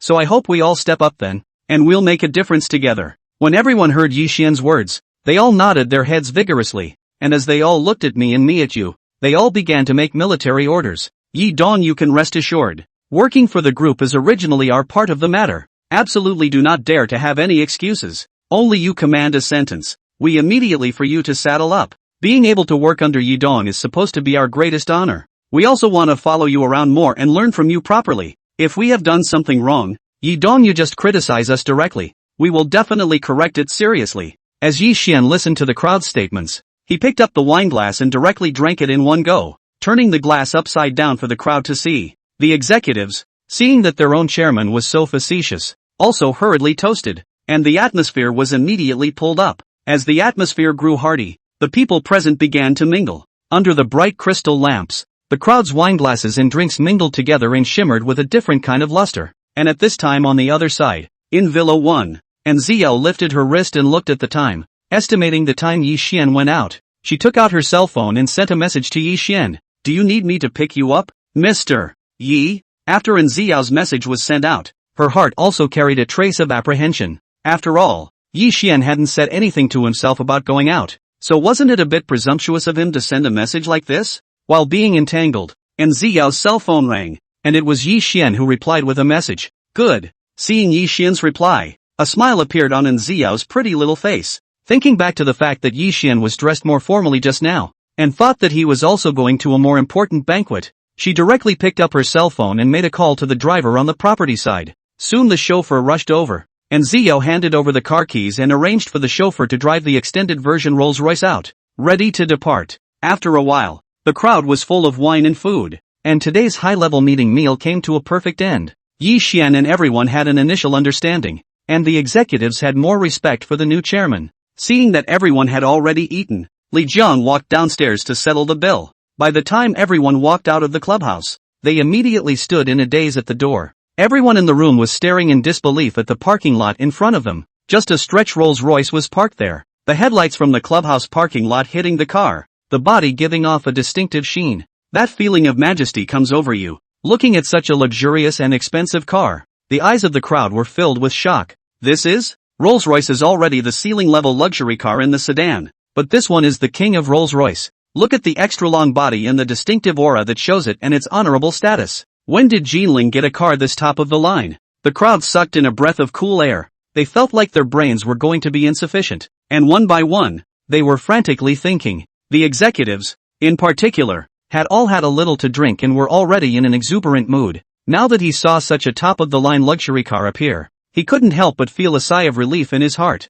Our great Jinling, there are so many rich people. Chapter 76, this is Ziyao's boyfriend. They have a long road ahead of them to fight for. Over here, Li Jiang looked at the Rolls-Royce in front of him, and the same shock flashed in his eyes. However, he quickly reacted and looked at Yi Xian beside him, respectfully inquiring, Yi Dong, I'll send you back? The little one sniffed and waved her hand gently. No, I have someone to pick me up. Ha! Li Jiang froze for a moment, and then he saw Yi Xian straighten his clothes and walk quickly in the direction of the Rolls-Royce. The crowd watched Yi Xian's movements in unison, and each of them was wide-eyed. This, just as doubts rose in the hearts of the crowd. The next moment, the Rolls-Royce's passenger door was pushed open, and Enzio walked down from the car. Looking at Enzio, who suddenly walked down, looking at her delicate face, the crowd were all amazed. Nice guy, so pretty? Enzio's body was wearing a black uniform, and the tight design outlined her curves in a very seductive way, carrying a curvature that seduced the eye. Mr. Yi, please get in the car. Enzio immediately spread a smile when she saw Yi Xian. She walked over and pulled open the back seat door to welcome Yi Xian on board. Yi Xian stopped in front of the car and turned back to wave his hand towards the crowd behind him. Seeing Yi Xian's action, the crowd reacted with hindsight and bowed. Yi Dong, you take your time. Yi Xian got into the car and Enzio followed. The Rolls-Royce then started and gradually disappeared in front of everyone's eyes. Only Li Jiang and a group of executives were left behind, looking a bit dumbfounded in the wind. After slowing down for a good while, one of the executives suddenly looked at Li Jiang and inquired with some curiosity. Mr. Li, how much did you say that car of Yi Dong's just now cost? In one sentence, Li Jiang was directly baffled. Li Jiang gave that senior a confused look. How did he know this? Is that a question he can know? At that moment, Li Jiang also shook his head. There was a moment of silence from the executives present. Although they didn't know the exact value of that car, they could imagine it. After all, that was the top customized model of the Rolls-Royce house, and at the very least, it would start at tens of millions of dollars. If you shop around a bit more, the price might go straight to hundreds of millions, or even hundreds of millions. That kind of price is definitely not something they can afford, and not to mention the car, but the beautiful woman. Look at that face, and that body, it's top-notch. Yi Dong, the combination of this fragrant car and beautiful woman, is also too happy. The faces of all the people showed envy. The main thing was that the other Yi Dong was still so young, and this side of the car, Enzio sat beside Yi Xian, and could smell the smell of alcohol on his body if there was any, slowly dispersing in the airtight compartment. She looked at Yi Xian's as usual face and thought better of it. Mr. Yi, I'll go get you some sobriety medicine. Drinking too much alcohol tends to damage the liver. Or drink some sobering pills, more or less protective of the body. After saying that, Enzio looked at the driver in front and reported the address of the pharmacy with him. These are small things,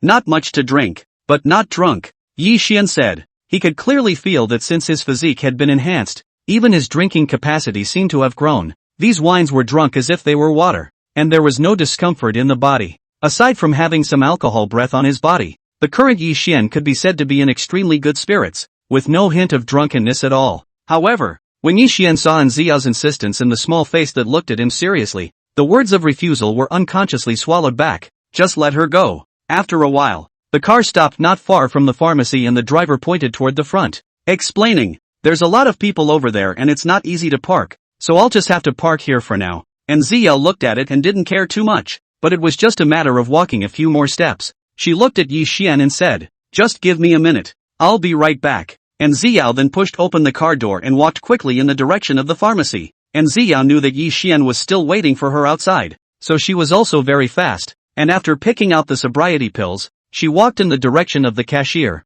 Just as she was standing in line ready to check out, a couple of girls were gathering not far from her, also picking out medicines. A few of the girls were all heavily made up. Their clothes were stylish and well put together. Their bodies showed large swaths of white skin, but they carried themselves as celebrities. One of the girls looked at the prices of the medicines on the shelves, and couldn't help but skim her lips and complain out loud. Asterisk asterisk asterisk asterisk. A medicine is still sold at such a high price. This is a money grab, right? The girls next to her nodded in deep amusement, and they quickly chose their drugs and stood chatting together. A girl with short hair said with a cold grunt as she fanned the wind with her hand, "You guys don't know. A guy in a BMW asked me out yesterday and it was ridiculous. A poor who drives a BBA level is also able to ask us out. Really not self-conscious. I don't even bother with him. If you want to hang out with me, you have to drive a Porsche at the very least." The short-haired girl rolled her eyes directly as she spoke, her tone sounding a bit aggravated. "All those circle of friends photos I posted were of me driving a Ferrari, okay? That kind of poor is so annoying. It must be seeing that we have money and thinking of pouncing on us raw." The few girls next to them listened, all showing a face of indignation, and opened their mouths. "You guys should pay attention a little bit. Don't take all kinds of goods, and lower yourselves in a raw way. That kind of beggar man is not our target. We are going to join the mansion. That's right. If I just find someone who drives a BBA, I'm sorry for all the money I've spent all these years putting together a group. Anyway, this pussy is loaded. Just waiting for the rich to come to my door. You also have to be more proactive. And when you see similar conditions, you have to fight for more. That kind of rich man, there are a bunch of women staring at him. If you're a little haughty, you'll get snatched up over there." Listening to the crowd's comments, a long-haired girl next to her rolled her eyes and spoke out to pick up the conversation. "It's not easy to come out. What's the point of mentioning those disgusting beggar men? By the way, you still haven't paid me for the Parisian collage from the other day, and for the rental of the sports car before that," the long-haired girl said while holding her hand out in front of a few people with a serious expression. "You guys hurry up and give it to me, ha. I have to pay my online loan today." The short-haired girl rolled her eyes directly at the words and said in an impatient tone, "I know. What's the rush? As soon as I get a loan, I'll give it to you right away. It's not going to be close to your money. At least you're the one who's going to be a rich wife in the future. Why do you have such a small heart? As if anyone is going to owe you money." A few of the girls chirped, and one of them looked at the medicine in her hand and smiled. "Well, at least this medicine is bought, so it's a good idea to bring some with you." When they finished, they headed this way, ready to get in line for the checkout. A few girls clapped at the back of the line, a hint of impatience on their faces, and they were just about to open their mouths to complain when they suddenly saw the side faces of the girls in front of them. That perfect delicate face, and the glowing skin activated a certain memory in the girl's mind. The girl flinched, she narrowed her eyes and shouted tentatively, "And Ziyao?" And Ziyao heard someone call her name, so she turned back to look,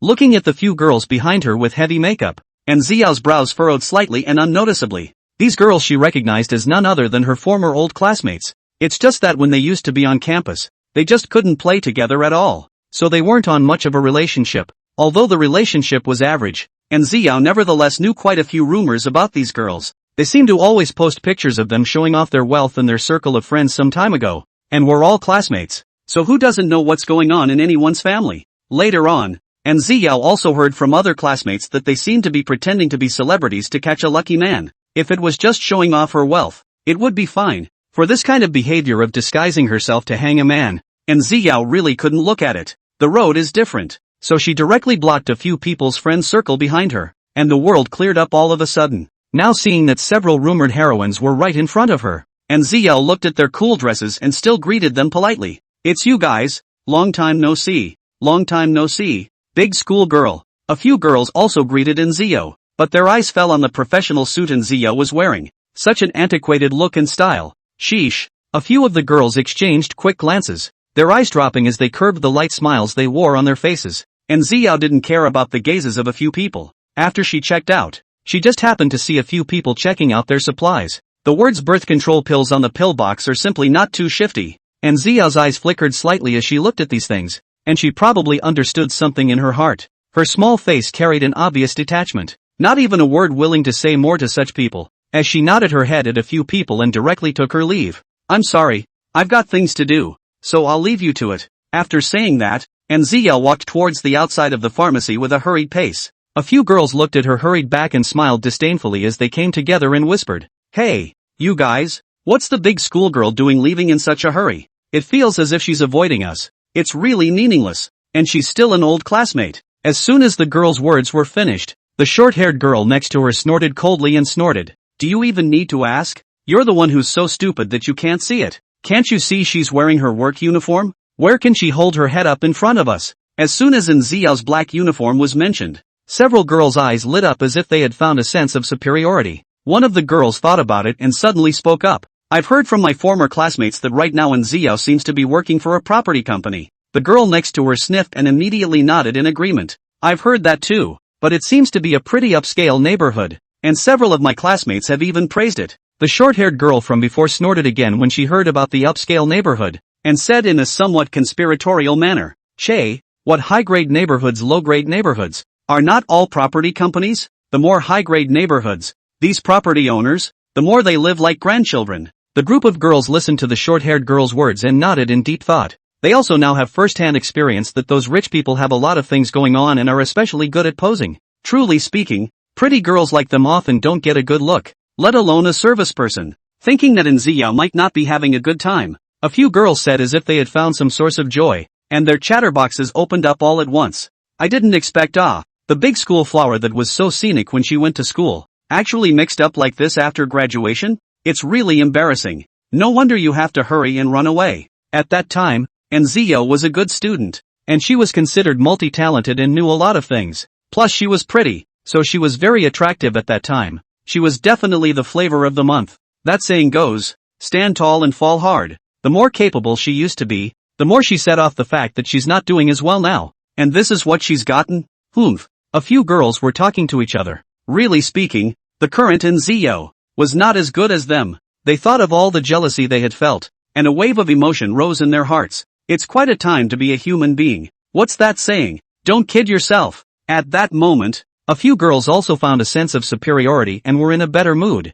Even the price of the medication, which was heartbreaking just a moment ago, felt unconcerned at this time. After all, even if there was that little bit less than ideal, wasn't it still much better than Nziao who still had to serve people? A few of the men painfully settled their bills and prepared to leave. Their steps were more or less hurried, and as soon as they stepped out of the drugstore, their eyes began to look up and down the road, searching for Nziao's figure.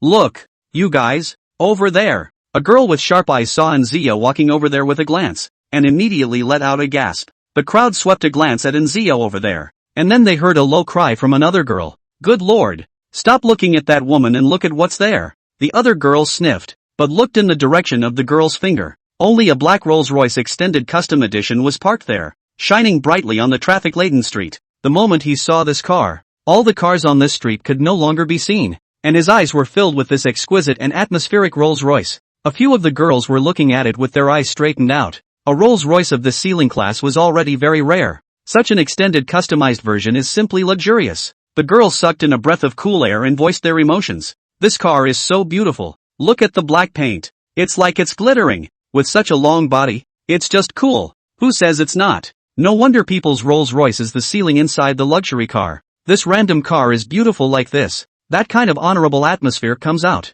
I wonder what kind of person the owner of the car is. I'm guessing someone who can drive a car of this magnitude is not too young, but it doesn't matter. Come on, my old baby. Just as a few girls were chattering non-stop, the door of the Rolls-Royce was suddenly pushed open. A pair of long legs appeared in the crowd's line of sight first, and before they could see them, a few girls had already begun to swallow their saliva. The next moment, Yi Xian stepped down from the car. A formal attire of Yi Xian, the cool and noble aura instantly swept up. Almost instantly, several girls directly froze in place. Their eyes were glazed over, their eyes filled with shock, and their entire being was a bit confused. Good Lord, this guy is so handsome, not to mention the face, just this top-notch body. It was enough for them to look at it for 3 days and 3 nights without getting tired of it at all. And he just stepped out of the back seat. Could he be the owner? A few girls exchanged quick glances, both seeing the amazement and greed in each other's eyes. They could tell even if they were blind that this one was definitely the youngest son of one of the families, out to blow up the streets.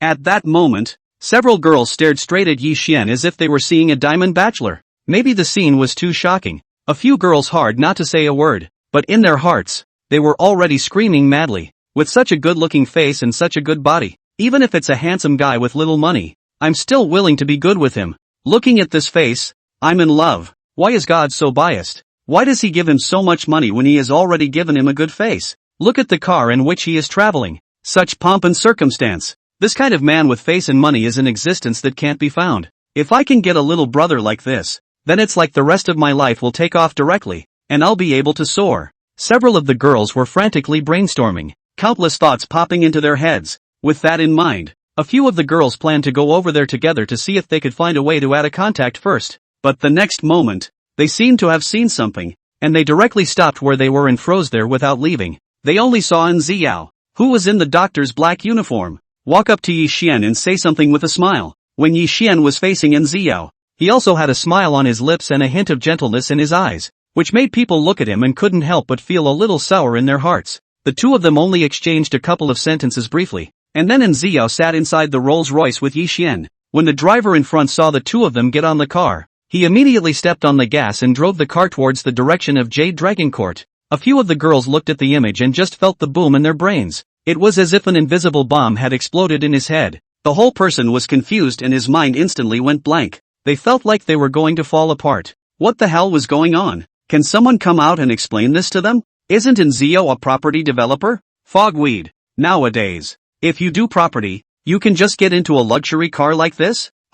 Chapter 77, The Dog's Ordeal. A few girls had already begun to doubt life. They knew the situation in An Ziao's family. There was no way they could drive this kind of car. How the hell did she do that? Is it possible that people go to upscale properties and so they fall for such rich people? But how can the average rich person look at a property worker who is just a service worker? The more the girls thought about it, the more their minds were about to explode, and the corners of their mouths couldn't help but twitch as they looked in the direction the car had disappeared. This old classmate of theirs, still so good, took off straight away with such a handsome boyfriend and mainly so rich. At that moment, a few of the girls thought back to their current situation and were a little ashamed. Just now they actually couldn't look at An Ziao and thought they were better than others? This is ridiculous. What is there in them that can be compared to others? Looks, body, education, job, or boyfriend? They could easily crush them if they picked one out at random. If they thought about it, they also had more men than An Ziao in terms of the number of men. But this one, what's there to brag about? For a while, the few girls who wanted to understand the gap between them directly had their minds broken. Looking at the purchased pills in their hands, several of the girls were bashful and somewhat speechless. Over here, An Ziao sat beside Yi Xian. She opened the antidote to alcohol that she had just bought, only to realize that there was no hot water in the car. Oops, should have stopped by for some hot water earlier. An Ziao let out a low cry as she picked up a bottle of mineral water from the side and held it in her hand in an attempt to warm it up with water. Yi Xian looked at An Ziao and was directly amused by her actions. I don't think he's that vain yet. Yi Xian directly took the antidote to alcohol, and then took the mineral water from An Ziao's hand, opened it and directly swallowed the medicine. An Ziao looked at Yi Xian, who was moving in a single motion, from the side and could not help but let out a sigh in her heart. She was initially prepared to take care of Yi Xian for a bit at night. After all, Yi Xian had been drinking and had taken care of her so well before. An Ziao also wanted to repay her. But now, looking at Yi Xian's clear and bright appearance, he felt sober, as if he didn't need it. An Ziao thought of this and silently looked at the antidote to alcohol held in her hand. In that case, it seems like the sobriety pills I bought were a bit redundant as well. The Rolls-Royce quickly returned to the front of Villa 1, and the driver drove the car into the courtyard before coming to a steady stop. Yi Xian walked down from the car and looked at An Ziao, who had already gotten off the car, and smiled as he thanked her. Thank you so much for coming over to pick me up today. An Ziao hurriedly waved her hand at her words. Look what you said. Isn't that what I should do? If you need anything next time, you can call me anytime. Maybe other owners can't provide this service, but as owners of Villa 1, when this is requested, they go all out. After the two spoke a few more words, An Ziao looked at the time and took the initiative to open her mouth to say goodbye. Mr. Yi, then you go back and have a good rest. I'll go back first. Yi Xian nodded and watched as An Ziao joined the driver and walked quickly towards the outside of the villa. Slowly withdrawing his sight, Yi Xian walked into the villa with large strides. He went to take a shower first, washing away the smell of alcohol and making his whole body feel refreshed. Yi Xian was about to take a break when he suddenly received a message from Li Jiang. Yi Dong, have you arrived home safely? Looking at Li Zhang's inquiry filled with concern, Yi Xian took his cell phone and quickly replied, "It's here. You rest early too." Li Zhang sighed replied to the message quickly, "Okay Yi Dong, you also have an early night. Good night." Yi Xian scanned the message, then put his phone aside and prepared to rest. After first playing all day today and then drinking wine later, Yi Xian was also a bit tired and soon fell into a deep sleep. In the meantime, East China, in the top floor office of a high-class office building, the office was brightly lit, putting the elegant and luxurious setup into perspective. A girl leaned back in her chair, her crossed legs looking extremely seductive in black silk. She was wearing one of the latest tailored suits, perfectly tailored to frame her curves perfectly, obviously just a simple action. The cold temperament of the girl's body is revealed. It is more set off, the girl's eyebrows clear and beautiful. Proper iceberg beauty one. The girl leaned there somewhat lazily, casually toying with the pen in her hand as she listened to the secretary's report. "Show me the file." The girl suddenly called a halt to the secretary's report, and the secretary sniffed and immediately handed a piece of material to the girl's hand. She flipped it open and looked at it, looking at the data and additions, and couldn't help but let out a soft hiss. This Flying Dragon Group, it seems to be making big moves lately. According to this news, if it wasn't what she expected, it looked like the other party should be developing a new product. The girl narrowed her eyes slightly, and a glint of refinement flashed in her narrow Danfeng eyes. She looked to the secretary beside her and inquired after a moment's thought, "Any word on what kind of drug it is?" The secretary shook her head. They had gone through quite a few means recently, but the news hadn't gotten out at all. The girl also nodded in understanding as she sniffed, a curve on the corner of her mouth. "Since that's the case, I'll pay a visit to the Flying Dragon Group in a few days. After all, I'm going to develop this part of the Su family's drug distributor industry in East China, and I'm going to have to deal with these big pharmaceutical companies as well." When the girl finished, she seemed to have made up her mind about something as she raised an eyebrow towards the secretary and threw out a direct sentence. "Okay, that's it for today. Let's go. Off duty." The girl was very painful, and before the words fell from this side, she had already stood up from her chair, ready to go back to rest. The next morning, Yi Xian got up early. After a night's rest, he was already full of blood and spirit. After he shuffled around a bit, he walked out into the yard, ready to get some exercise. When Yi Xian was almost done practicing,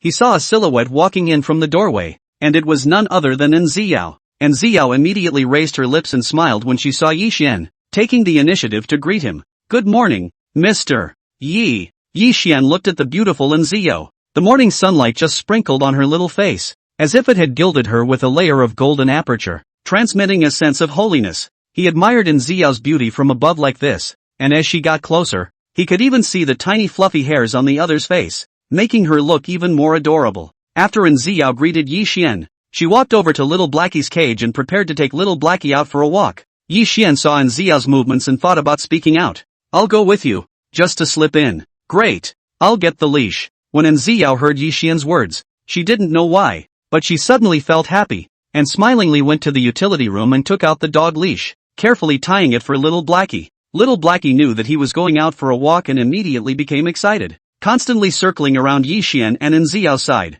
And Ziao picked up Little Blackie and walked out side by side with Yi Xian. The two were walking and chatting, and the atmosphere was very nice. And on the other side at this time, the general manager was also in the property early, and he was ready to spot check the crowd in the morning. After all, the Jade Dragon Court Villa area where they were located was the most luxurious villa area in the entire Jinling, and the owners who lived here were all either rich or noble, so they could not be slowed down at all. Otherwise, the employee himself will lose his job, and in serious cases, the company's reputation may even be involved, which is the biggest loss. The general manager also had a critical heart and was ready to give the staff some corrective suggestions. He stepped out of the property company and was making his rounds in the villa area when he saw a big, mighty dog from afar, heading this way. As soon as he saw the big dog, the general manager also froze for a moment and directly sucked in a breath of cool air. "Good lord, what kind of dog is this that's so big?" The general manager was really startled by the dog. He subconsciously took a step backward, and then he saw Ziao holding the dog's leash and walking behind the dog. As soon as he saw Ziao appear, the general manager immediately had a black line. Such a big dog. Was it a small girl with thin arms and legs like Ziao who could hold it? Is this a person walking a dog? Or a dog walking a person? Looking at this extremely disharmonious picture, the general manager also skimmed his lips and secretly thought in his heart that he would have to hurry up and have a good talk with Ziao. Although the general manager knew that Ziao was the housekeeper in charge of Villa Number 1, then this dog must have been raised by the owner of Villa Number 1 as well. No one can control a dog in your own home, but it's a little too dangerous to just blatantly lead it out. After all, it was such a ferocious dog that if it really hurt someone, it was definitely a responsibility that their property could not afford. Even if the dog doesn't hurt anyone, scaring the children in the villa area will make the neighborhood unhappy. The general manager made a calculation in his mind. He was about to take a step towards Nzia when he saw Yi Xian following from behind. Upon seeing Yi Xian's handsome young face, the general manager immediately froze. This face? He suddenly recalled that this one, wasn't it the one he had seen in the lobby that day when he came down from the high-speed train? The GM couldn't help but take a deep breath at the thought. This one was surrounded by stars in the center by Mr. Lee and others, and also warmly shouted chairman. Posture is indescribably respectful. This face was so handsome. The general manager was so impressed that it was impossible to misremember it. For a while, the general manager was also shocked, and his sight towards Yi Xian changed all of a sudden. Shocked, the general manager was the first to react. It seems that this one in front of him must be the owner of Villa 1. He had long known that the identity of the owner of Villa number 1 was not simple, but how could he not expect that it was actually so honorable? Just as the general manager was thinking, he suddenly noticed that Yi Xian and Nzia were talking and laughing along the way, seemingly getting along very happily. At that moment, the general manager also had his eyes rolled back in calculation. He walked quickly towards Yi Xian's side as he bowed slightly and took the initiative to greet him. Yi Dong, good morning to you. Yi Xian looked at the general manager in front of him who was full of smiles and was also stunned. You are? Next to her, Nzia looked at the general manager and hurriedly walked over, taking the initiative to speak out and introduce him. Mr. Yi, let me introduce you. This is the general manager of our property company. Yi Xian gently nodded his head when he heard Nziao's introduction, then looked at the general manager and asked with a smile, how do you know me? Hearing Yi Xian's inquiry, the general manager didn't dare to hide, and honestly told him what happened to them at the high-speed train station that day. Yi Dong is young and talented, and with your looks and temperament, it's hard not to be impressed. Yi Xian didn't care about the general manager's explanation. After all, there were so many people passing by the high-speed train station that day, he really didn't notice this one. The general manager looked at Yi Xian's bland face and inquired with a smile on his face. By the way, Yi Dong, are you still satisfied with the service of our property? If there's anything that's not done well, you can mention it, and I'll immediately arrange for someone to rectify it. Yi Xian looked at Nzio by his side, hooked his lips in a smile and replied gently, not bad at all. The general manager had been watching Yi Xian and naturally noticed the other party's movements. His eyes glanced towards Nzio, and he instantly understood something as well. The general manager struck up a few more conversations with Yi Xian before excusing himself and leaving. Yi Xian and Nzio held little Blackie together as they continued to walk forward along the path of the villa area. Over here, the general manager looked back at the two's harmonious backs and narrowed his eyes slightly, as if he had already made up his mind about something. After a while, the general manager went straight back into the office. Where did he have the heart to pick on those ordinary staff now? His heart was all on the shock of seeing Yi Xian. After the general manager thought carefully for a moment, he took out his cell phone and sent a message to Nzio. On this side, Nzio and Yi Xian together brought little Blackie to skate in a big circle before returning to Villa 1. Nzio took little Blackie back to the side of the cage, took out little Blackie's special basin and towel, and carefully scrubbed its paws. Although little Blackie was too big, but this was a god-level watchdog, naturally smart enough to know to match Nzio's movements, so the slender-looking Nzio completed the project with ease. Okay, now wash up so we can have dinner. Nzio smiled and spoke to little Blackie as she poured a bowl full of dog food for the little guy, and carefully added canned dog food and probiotics. All of these were good for the dog's body, and after Nzio took over the management of little Blackie, she looked for a vet to ask about the relevant feeding details. Yi Xian watched from the side, looking at the skillful movements of the one man and one dog. He couldn't help but sigh with emotion. No wonder I see that little Blackie's fur is getting better and better lately, so it's because you serve it well. Thank you so much. Yi Xian wasn't blind. He could see how much Nzio was devoted to little Blackie, and in his heart, he was genuinely grateful. He was lucky to have such an attentive housekeeper at his own villa. After all, the difference between attentive and serious work may not be visible in the short term, but will become apparent over time. You don't have to be so polite with me. It's all I should do, Nzio said with a smile, and after a flurry of sharp busywork, she had already arranged little Blackie in a clear way. At this time she heard her cell phone vibrate and took it out to see that it was a message from the general manager. Nzio froze and hurriedly put away her cell phone and said to Yi Xian, Mr. Yi, if there's nothing else for you for the time being, I'll go back over to the company first. The general manager is looking for me. Yi Xian nodded at his words, and Enziao quickly walked towards the outside of the villa. Along the way, Enziao was also more or less apprehensive, not knowing what the general manager was up to when he suddenly called himself over. Enziao went all the way directly back to the property company, and she walked straight to the general manager's office. General manager, what do you want to see me about? Chapter 78, Sweet? Enziao respectfully looked at the general manager and couldn't help but open her mouth to inquire. Have a seat. The general manager greeted Enziao and sat on the chair across from him before saying with a smile, You've been doing a good job lately. I'm going to promote you to manager of the property side. Of course, your duties are still primarily responsible for Villa 1, but the rights and benefits will be adjusted accordingly. Get a promotion? Be a manager? Hearing the general manager's words, Enziao's original expression, which was still a bit nervous, instantly converted into happiness. The general manager looked at Enziao's happy appearance and continued, By the way, there may be training and such later on, so prepare for it all. The main thing is, the general manager intentionally stretched his voice. He looked seriously into Enziao's eyes and said in a serious tone, No, one villa side you must serve well. Absolutely cannot let Yidong unhappy. Know it? Enziao listened to the general manager's exhortation and also nodded her head seriously, indicating that she remembered. Don't worry, I'll do my best. Enziao quickly walked out from the general manager's office, his delicate little face full of happiness, his eyebrows full of joy. However, Enziao was also guessing that the reason why the general manager would suddenly give himself a promotion must be Mr. Ye's power. Otherwise, he wouldn't have specifically instructed himself to take care of Yi Xian. That serious expression was the first time Enziao had seen it. While thinking about this, Enziao's pace towards Villa No. 1. All followed the likeness. After a while, Enziao walked through the generally landscaped paths of the villa area and once again returned to Villa 1. Yi Xian was drinking tea and watching the news in the house. Looking at the joyful Enziao, he was also happy and inquired with a smile, So happy, what good thing has happened to you? I got promoted. Enziao excitedly spoke about the situation just now. Then she looked at Yi Xian and said very seriously, Mr. Yi, in the end, it's thanks to you that I was able to get this promotion. If you don't mind, I'll treat you to dinner tonight. As soon as Yi Xian heard that Enziao was going to treat her to dinner, he immediately got in the spirit. Yes, Yi Xian agreed in a single breath. And he seemed to have thought of something and attached a sentence. That can't just be thrown together for me, haha. Enziao couldn't help but purse her lips when she heard Yi Xian say this. She thought seriously about it and nodded her head very solemnly, stating her position aloud.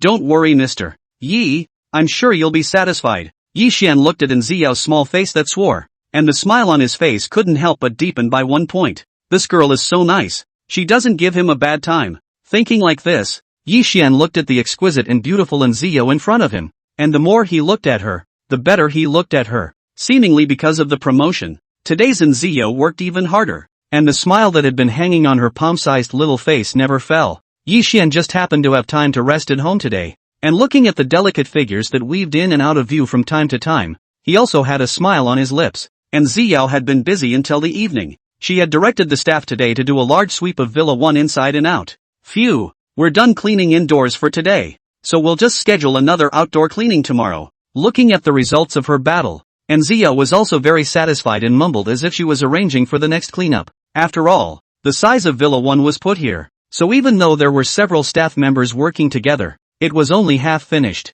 If such a large area was only worked by Enziao alone, I'm afraid that the time required would be even more unimaginable. After doing all this, Enziao raised her wrist to look at the time and walked straight towards Yi Xian, who was sitting on the sofa, smiling and inviting. Mr. Yi, I'm about to get off work. Are we ready to go? Yi Xian's eyes lit up at the words. He got up and went back to his room to change into a new outfit before he returned downstairs, ready to set off with Enziao. The two people went to eat, and for the sake of traveling convenience, Yi Xian still chose Lamborghini Poison. Yi Xian went to the garage and retrieved the key, then drove the supercar to the yard. Enziao was still wearing the uniform on her body. She sat into the passenger seat and fastened her seatbelt at the first opportunity. Yi Xian stepped on the gas pedal to the end and drove Enziao towards the outside of the villa. It was the first time for Enziao to sit in such an expensive supercar. Feeling the good wrapping feeling of the seat and the different visual angle outside the window, she felt a burst of novelty. She looked back and forth like a curious baby for a while before gradually withdrawing her eyes.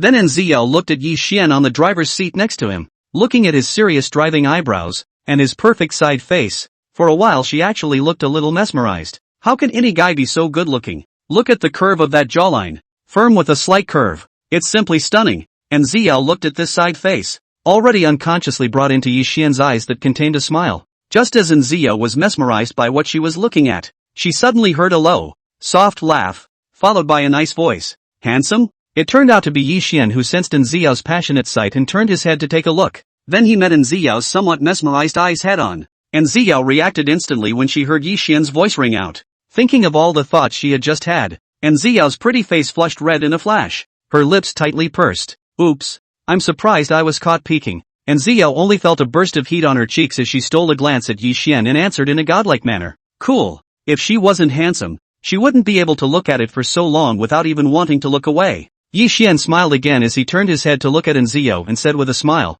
it's after work, we're considered friends, you don't have to be so formal. Yi Xian swept a glance towards Xiao's side as he spoke, quite a pretty little girl, but carefully nestled in the seat, looking surprisingly a little soft and cute. When Xiao heard Yi Xian's words, she also nodded her head in a good manner. Mr. Yi actually said he was friends with himself, thinking about the various superior conditions of others, but not caring at all about her own mediocrity. Xiao's heart was a little bit delighted for a while, and Xiao's mood gradually relaxed and she and Yi Xian sat in the car chatting as if they were friends. Turn right up ahead, and Xiao pointed the way to Yi Xian. Ever since Yi Xian said that she couldn't fool around with him, she thought carefully about the stores she knew before finally choosing one. After saying the direction, Xiao glanced at Yi Xian's reaction and introduced with a smile. I've scouted this place out and read the reviews online, and a lot of people say it's exceptionally good. Yi Xian laughed softly as he listened to Xiao's believing voice. Good, then I'll have to try it later. After a while,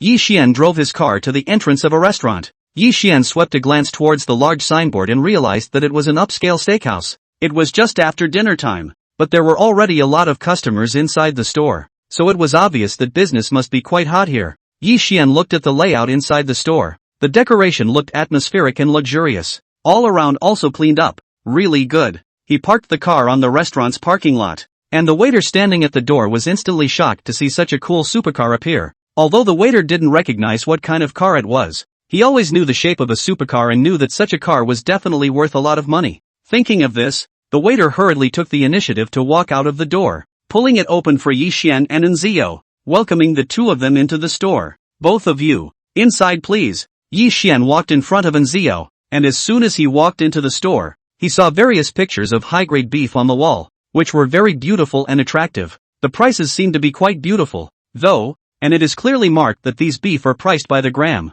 Yi Xian raised his eyebrows and secretly sighed in admiration in his heart. It's really not that bad. And Xiao also noticed the price on the wall at this time. She subconsciously averted her eyes, not daring to take a closer look. Led by the waiter, the two sat in a window seat where they could enjoy the street view and eat at the same time. Gentlemen, please take a look at our menu. The waiter took the lead in handing the menu to the lady out of the principle of ladies first. And Xiao, however, didn't even look at it and directly passed the menu towards Yi Xian. With a look of you order it, I'm a meathead. Then Xiao's gentle voice rang out with a tone full of helplessness. You order it, I'll just wait for the last bit of flesh to ache, or I'm afraid I'm going to be aching all the way through this whole meal if I watch myself. Yi Xian was amused by Xiao's tone and expression. He took the menu and looked at it. We'll take this one, and this one. The waiter hurriedly made a note of it, and soon there was a meat seller from the back kitchen pushing a cart over. On top of the car was the variety of beef that Yi Xian had just chosen. The rule at the store is to cut and weigh the beef as it is,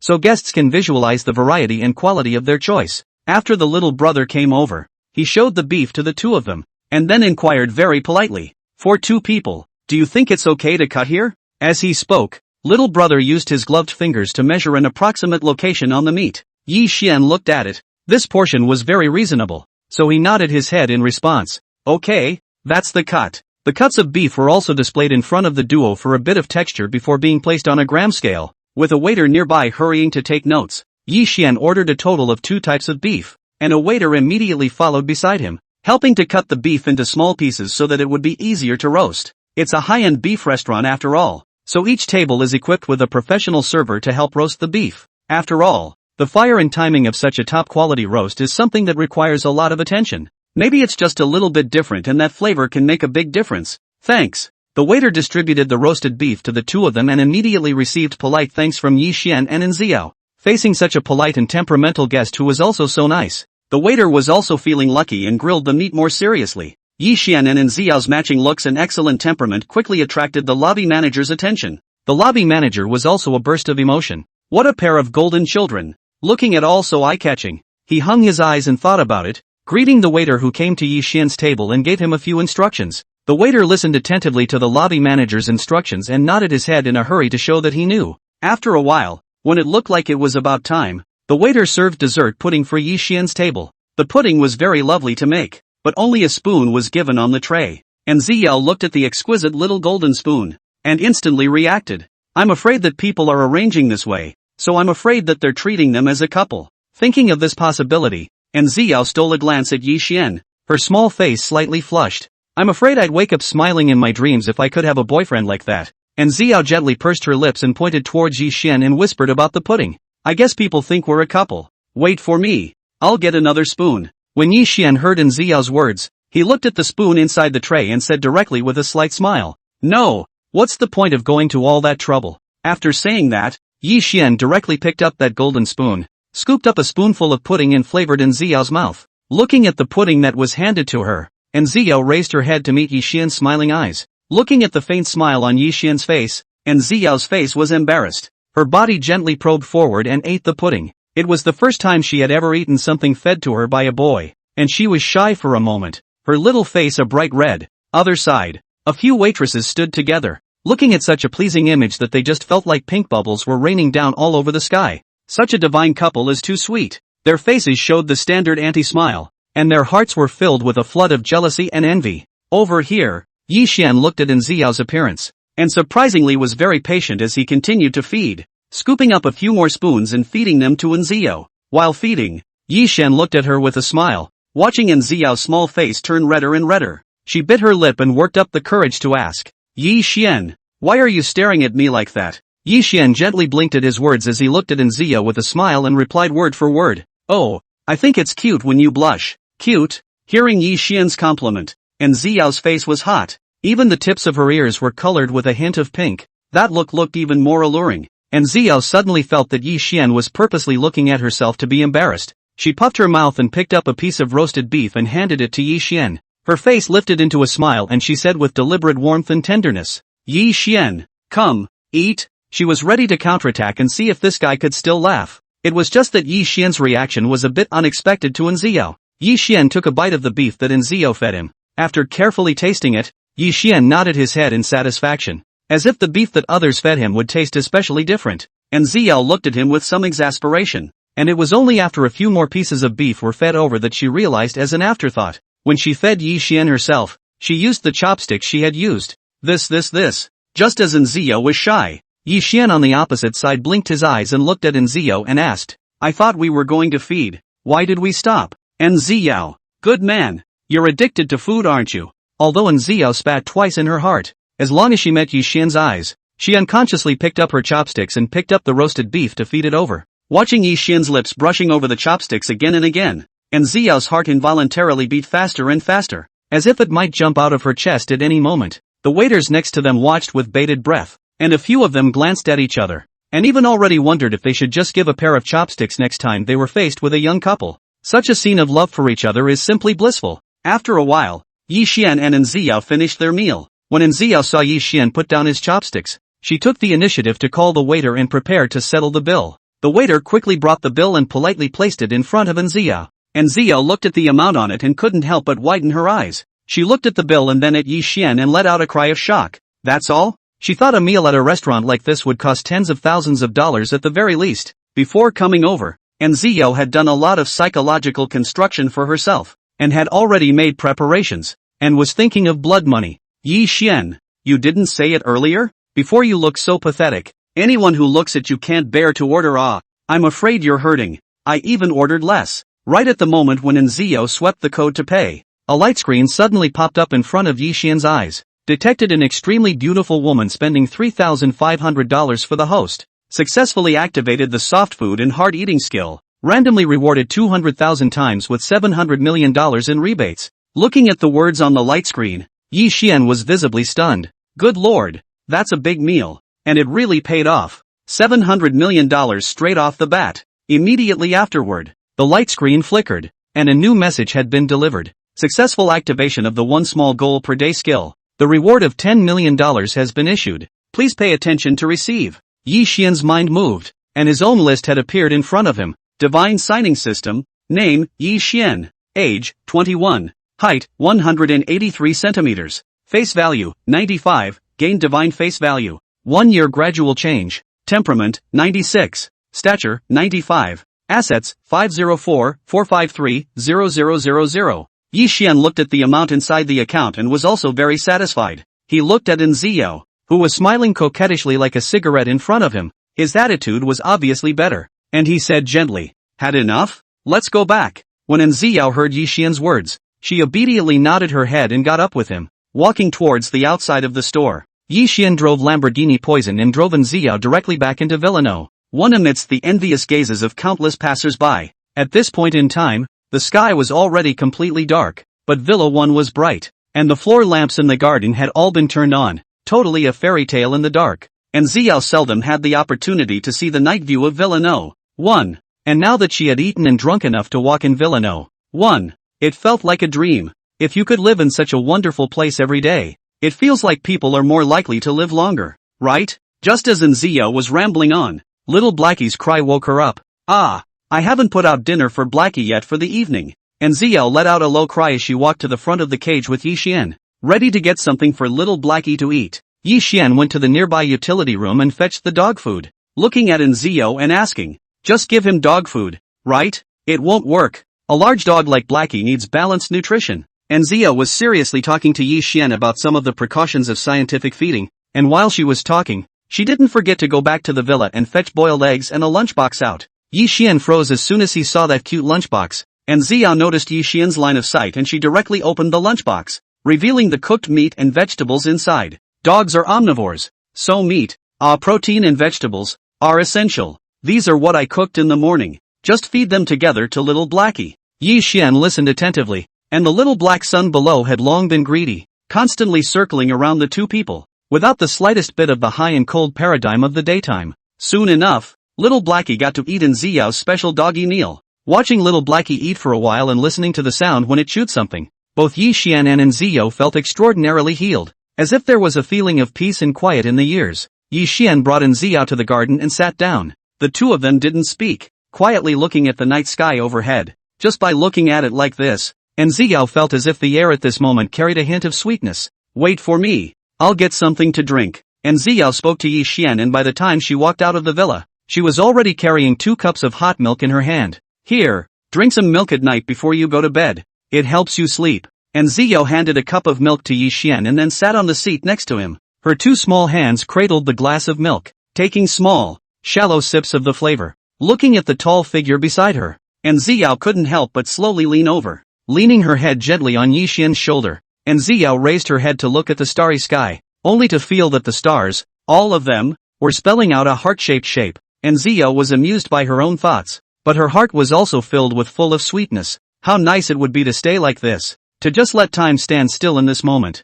Yi Xian sat there peacefully as he picked up the milk and took a sip, only to feel that the flavor was somewhat bland. He smacked his lips and mumbled something like that. If only there was some sugar in it. Nziao couldn't help but beep her mouth as she listened to Yi Xian's words and deliberately said to Yi Xian, "My milk is just sweet." "Sweet?" Yi Xian raised an eyebrow and looked at Nziao and asked, "Girl, why are you still treating it differently?" Nziao and Yi Xian locked eyes and looked at Yi Xian's eyes. At this moment, she only felt that there were fine fragments of stars that flashed in Yi Xian's eyes. She gently pursed her lips, purposely not listening to her wildly beating heart, and instead hooked her finger at Yi Xian. "Come here and I'll show you how to sweeten the milk." Yi Xian directly leaned over when he heard this and winked towards Nziao, signaling that she could speak. The next moment, Nziao gently lifted her head, her exquisite little face zooming larger and larger in front of Yi Xian's eyes, her pink lips directly kissing Yi Xian on the lips. After a shallow kiss, Nziao slightly retreated and looked into Yi Xian's eyes. "Sweet?" Only Nziao didn't get an answer from Yi Xian at all. What responded to her was Yi Xian's hug. Nziao's body stiffened, and just as she wanted to let out a low cry, her lips were already blocked. The two people kissed together with some difficulty. Even the moon in the sky was so shy that it hid in the clouds, naughtily revealing a pair of eyes, secretly glancing at the lovers of the world. As time passed by, Nziao only felt that her body's strength was drained, and her body went weak for a while. Just at the moment when she was feeling a little dizzy, Yi Xian's voice resounded above her head. Stupid! You have to change your breath. And Ziyao's face was embarrassed. She was at a bit of a loss for words when her entire body was directly princess-hugged by Yi Xian and walked towards the inside of the villa. After a while, a gust of high and low chants resounded from inside the villa. The dog in the garden heard it and wailed twice, covering his doggy ears in displeasure. Lifelessly sprawled in the cage, he seemed to be reminiscing about his youth. Chapter 79, this is not the same article. The next morning, Ziya woke up in a daze, only to feel soreness all over her body, repeatedly as if she had been repeatedly run over by a heavy truck many times. She yawned and tried to sit up when suddenly her whole body froze. Seemingly thinking of something, her eyes instantly widened and she violently lifted the covers to look. Looking at the messy sheets, the clear red marks, and the unclothed body, a flood of memories immediately flooded his mind. From the living room to the room and then in the bathroom when it was over. These fragments were like little movies that kept flashing in Ziyao's mind. She was flushed with shame and burrowed under the covers, not daring to look up. It seemed like Yi Xian was still carrying her back, and Ziyao adjusted her emotions and was also ready to get up. Only just as she moved, she immediately let out a wail and cowered under the covers in pain. It hurts too much. A movement is like a torture. Over here, Yi Xian just happened to walk up the stairs, and outside, he heard Ziyao cry out in pain, and hurriedly pushed open the door and walked in. What's wrong? Greeting Yi Xian's concerned gaze, Ziyao replied in a resigned manner. I'm too sore to move. When Yi Xian heard Ziyao's words, he giggled and tenderly touched her hair. No? Yesterday an octopus gripped me like an octopus. Could it not be hard? When Ziyao heard the description of the octopus, and then thought back to yesterday's situation, her cheeks suddenly turned red again. She was immediately ready to pounce up and cover Yi Xian's mouth, her mouth still yelling. No more talk, no more talk. How can you say something so shameful? But Ziyao's body was really in pain. She couldn't move at all, and the tail of her eyes were slightly reddened in anxiety. Yi Xian looked at her and sighed lightly, taking the initiative to say, come on, I'll give you a massage. Just lie back and relax. And Ziyao tightened the quilt on her body. She was still empty now. Just get down? Yi Xian directly nodded his head. He seemed to know what Ziyao was worried about and said with a smile, either that, or I should have seen it anyway. And Ziyao glanced at Yi Xian as she sniffed. She obediently lay on her back on the bed, not daring to go and meet Yi Xian's eyes at all, burying her flushed little face into the pillow.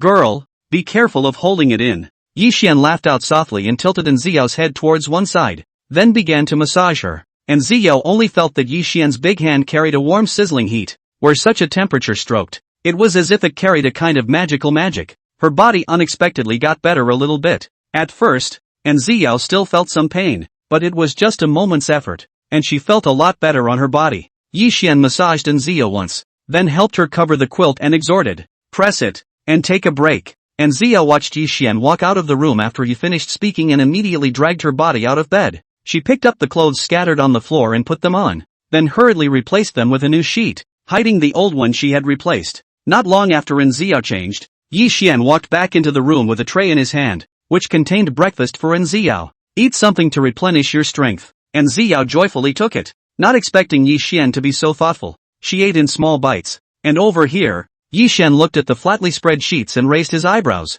I don't think that was the one just now, was it? And Ziyao didn't even raise her head, but she had already guessed what Yi Xian was talking about, and she directly came up with a negative trifecta. No way. You're mistaken. How could you not be? You must have misremembered. Yi Xian looked at Ziyao's stiff upper lip and held back the laughter at the corner of his mouth, lifting the quilt to look at it. This time his tone was more certain. Indeed, not this one. And Ziyao looked at Yi Xian's action and instantly understood how Yi Xian had judged it, and immediately blushed to the extreme. This bad guy, why is he so mindful? After forcing her blush to finish a meal, and Ziyao raised her wrist to look at the time and looked at Yi Xian and said, it's about time. I have to get busy. Yi Xian looked at Ziyao's still somewhat lackluster appearance and spoke directly. Why don't you take a vacation and get a good night's sleep, after last night's exertion? And Ziyao, however, and Ziyao also felt really tired. They messed around until the morning before sleeping in a daze. They did need to catch up on their sleep. I'll take a vacation then, just in case I have to go to training tomorrow. There's not much to do. And Ziyao said, took out her cell phone and asked for leave from the general manager, then lay back on the bed and prepared to rest. Over here, Yi Xian walked out of the villa after watching Ziyao fall asleep. Unlike Ziyao, he still felt refreshed even though he had also worked hard all night. Right at this moment, a curtain of light popped up in front of Yi Xian's eyes, detected that the host has been given a chance to sign in randomly. Do you sign in? Checking in. Sign in successfully. Rewarded a set of Dior's top cosmetic set. Looking at the rewards that had just popped up, Yi Xian raised an eyebrow and didn't pay any attention to it. Unexpectedly, the next moment, Yi Xian's cell phone suddenly rang. He picked it up and realized it was a call from the Dior store in Golden. The person on the other end of the phone spoke very politely and courteously. Just a moment. We'll personally arrange for you to be staffed and delivered in a few minutes. Good. Yi Xian answered and hung up the phone, also preparing to go get it in a while. He put his hands behind his back and peered over into the distance. It was only after viewing it in this way that Yi Xian suddenly froze.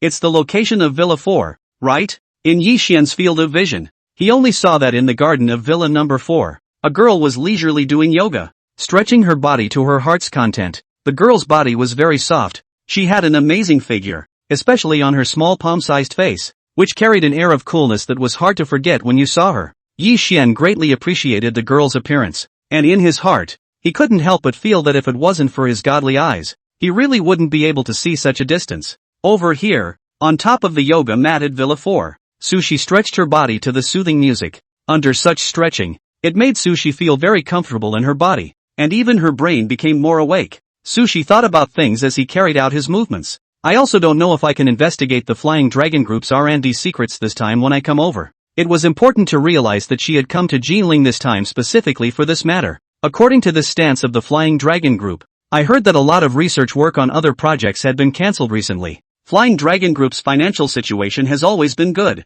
excluding problems with funding. Then the only possibility is that the other side is going to make a big move. Sushi took a deep breath. This kind of thing can't be rushed. Just wait for the secretary's reply first. While thinking about this, Sushi's eyes began to survey the number 4 villa in front of her. The decorations here were very luxurious and the design was also very clever and reasonable. It felt a bit better than her villa in East China. Plus the housekeeping service on this side of Jade Dragon Court is really on point. And even though I haven't had a chance to come and stay here since I purchased it, the place is very well taken care of. The flowers in the garden have begun to bloom, permeated with a vibrant vitality, so that people look at it and feel very happy mood. Rather worthy of the high property rates they charge. Sushi sighed in admiration in his heart. It was really worthy of being the Jinling with outstanding people. Those who have money will enjoy it, and those who make money do the service right, calling for money to be spent comfortably. Sushi's line of sight then fell in the direction of Villa 1. His own Villa 4 is so good, so what will be the scene of Villa 1,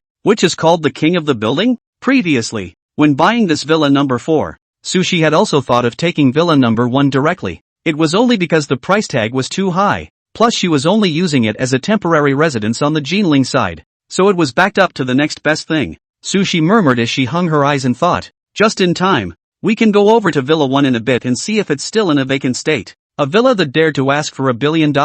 In the end, how extravagant and magnificent it was. She also wanted to open her eyes. After a while, after Sushi finished practicing yoga and went back to her room to simply change into a low-key luxurious suit, she sat in front of the dresser and put on a light makeup. She usually needed to meet clients often, so going out with light makeup had become Sushi's habit. But it was just a few minutes of work. Sushi had already finished her makeup, and the whole person looked serene and elegant. Very beautiful. The color of the fat and powder washed out the coolness of Sushi's face. And this kind of makeup made Sushi no longer the iceberg beauty that no one should disturb, but brought a hint of affinity. Of course, this kind of makeup doesn't affect Sushi's natural beauty, and she still looks amazingly beautiful. Against the backdrop of the high luxury suit, Sushi's body exuded an innate nobility that was impossible to ignore. Sushi slowly stepped out of Villa No. 4, the high heels under her feet emitting a clear sound of clicking and clacking as she wandered in the direction of Villa No. 1. As she approached, Sushi saw Yi Xian from a long distance.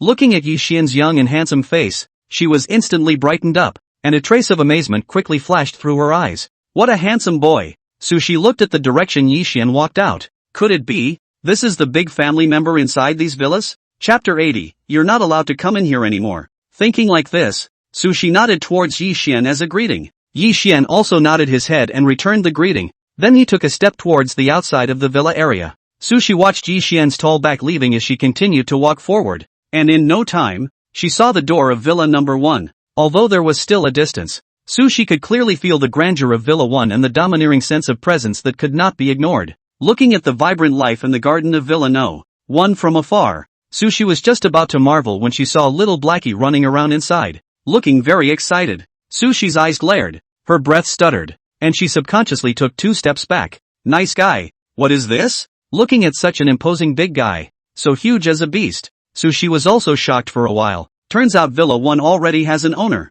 Sushi fixed his mind and took a deep look at this magnificent big villa, then hurried towards his own villa with quick steps. The little black guy just now had left a big shadow in Sushi's heart. What kind of owner is this to have such a big dog in his house? Aren't you afraid of scaring the family? And looking at the dog's stature, even the high fence of Villa 1 couldn't stop it, could it? Sushi couldn't help but step faster under her feet when she thought like this. It wouldn't be good if the dog went crazy and jumped out later and bit himself. Sushi returned to the villa, still feeling a pang of fear. She gently rubbed her chest and even made up her mind that when she saw this big dog in the future, she would make sure to take a detour. At this time on the other side, Yi Xian slipped and walked to the entrance of the villa area. After he waited for a while, he met a Dior staff member who had come to make a delivery. Hello, it's Mr. Yi, isn't it? The Dior staff faced the young Yi Xian, but did not dare to show any contempt at all, but bowed and politely inquired. Yi Xian nodded, and the staff saw this and hurriedly delivered the Dior set. It's just a skincare set, but it comes in a very elaborate little leather case that just looks very high class. Yi Xian signed for the set, said goodbye to the staff, and headed inside the villa area. The staff watched Yi Xian leave as he looked at the luxurious and incomparable villa area. No wonder it was the guest who could order their group's top cosmetic set. Not only was he young and handsome with a good temperament, this financial strength was also a strong one. Who in Jinling hasn't heard of the great name of Jade Dragon Court? Averting his eyes with great difficulty, the staff member hurriedly walked back to the company bus and took it straight away. Half a day later, and Zio once again woke up leisurely. She stretched and slowly climbed up from the bed in the master bedroom, picking up the cell phone on the bedside table and looking at the time, and Zio immediately stared with wide eyes and let out a bitter smile. She had slept for so long? Honestly, she just used to work half an overnight shift at the office and not get up this late. While thinking, and Zio couldn't hold on to another yawn. It wasn't a short sleep, but this tired body is still so tired. And Zio gently rubbed her face and hurriedly got up from the bed,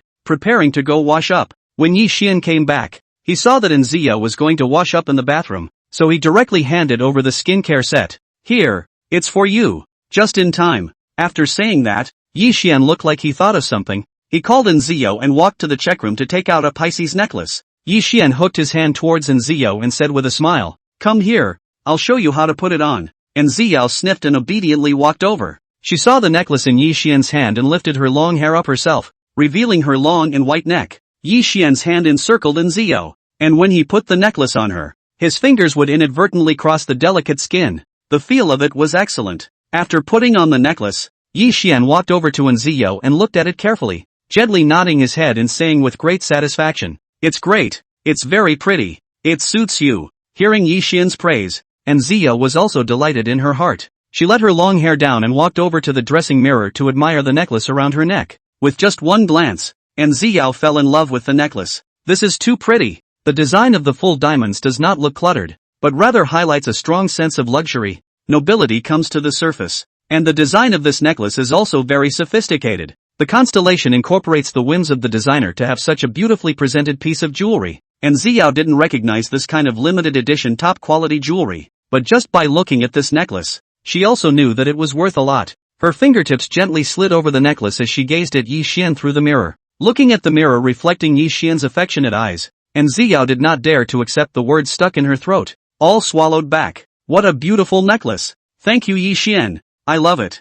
Zio sweetly thanked Yi Xian. Since she couldn't refuse it, it would be good to accept it in peace. After circling around the mirror and admiring it carefully for a while, over here, Zio was also preparing to go take a shower to soothe her tired body. Just as Zio was about to walk into the bathroom, she suddenly turned around to look at Yi Xian behind her and said with some aggression, "You're not allowed to follow me in here anymore. Some bad guy followed me in last night, and sure enough, nothing good came of it. If there hadn't been this bathroom thing, she wouldn't be this tired right now." Yi Xian looked at Zio's pitiful little appearance and the small mouth that was pouting. He couldn't help but laugh out softly and solemnly promised, "Okay, you go take a shower." After a while, Zio finished her shower and walked out of the bathroom wrapped in a bath towel. She had just taken a bath, with a touch of pink on her cheeks. Her whole person was like a lotus flower, indescribably clean and pure. Seeing that Yi Xian wasn't in the living room, Zio simply went directly to the study, ready to look at the documents for tomorrow's training. Zio sat at her desk and watched. The light from the desk lamp illuminated her eyebrows, mapping out the seriousness in her eyes. Soon, Yi Xian found the study and looked at Nziao, who had a serious face. Yi Xian inquired, "What are you looking at here?" Nziao showed the contents of the information to Yi Xian to look at and casually explained, "These are the materials I'm going to be training on tomorrow. I'm going to come in and familiarize myself with them first, so that when I train tomorrow, I can understand them better as well." When Yi Xian heard Nziao's words, he gently rubbed her head and said with a smile, "Okay, I'll drop you off tomorrow." Yi Xian just happened to have to go to school tomorrow as well. Although tomorrow was only half a morning class, it was definitely not good to always miss classes. After all, by the time he was in his grade, classes had become few and far between. Yi Xian accompanied Nziao to read the information for a while, and seeing that the time was already late, the two of them got up and went back to the bedroom, ready to rest. Early the next morning, Nziao got up early. With Yi Xian's massage yesterday, plus a beautiful night's rest, the current Nziao was in very good spirits. She got up and washed up, sitting at her dresser ready to apply her makeup. At this time, Nziao suddenly remembered that Yi Xian had given her a whole set of cosmetics yesterday, so she took that small box over. Looking at the small box above the Dior logo was very clear. Nziao's finger crossed the logo, feeling the excellent material on it. Cosmetics in such an elaborate case. What kind of class must this be? Nziao carefully opened the box and saw a set of skincare products neatly arranged inside. When she saw the skincare products inside, Nziao instantly widened her eyes and directly sucked in a mouthful of cool air with disbelief in her eyes. This skincare set. This is so beautiful. The entirety of the skincare bottle is crafted from a crystal-like material, and the liquid it contains is like it glows and shimmers with aurora borealis-like colors. Nziao was obviously shocked when she looked at such a special set of skincare products, and the person froze there. It was the first time she had seen this kind of makeup, and the visual impact was tremendous. After a moment, the shock in Nziao's heart was gradually washed away by being moved. Yi Xian is too good for himself too. The fact that she actually bought herself such high-class cosmetics was like opening up a new world for her. Nziao followed the order of skincare, opening those bottles and jars and smearing them on her face in turn. Looking at the mirror, obviously more delicate beauty, Nziao is also a trembling eyes. The effect of this skincare products. It is not too good, a little too. It's not a whole lot better than the big name products she was using before. Nziao simply loved this kind of skincare product. She took out the cosmetics next to her again and gave herself a simple makeup. The Nziao in the mirror at this time was completely like a different person. The whole person's temperament seemed to have changed a little. Good lord, the quality of this makeup is simply not good either. Is it? And these colors are so advanced in color development. Nziao mumbled as if she were a professional makeup artist to use it. Then the effect would definitely be even more amazing. Just as Nziao was putting on her makeup, Yi Xian over here also changed his clothes and walked over. Looking at the refreshed Nziao in the mirror,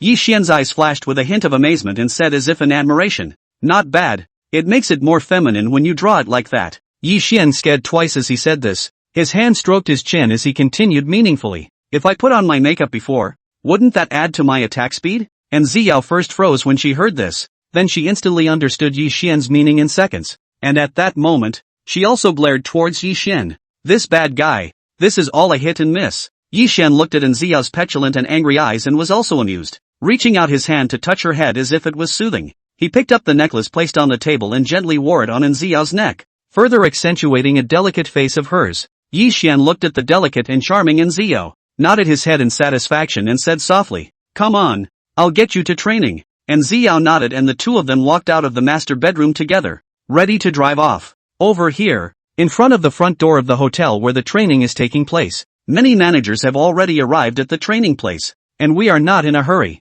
chatting familiarly and waiting together for the arrival of the general manager. None of them noticed that the general manager had already driven his car onto the hotel parking lot. He had just parked his car and stepped down when he saw a Lamborghini Poison speeding by. As soon as he saw this supercar, the general manager immediately froze, his eyes flashing with shock. "This is Mr.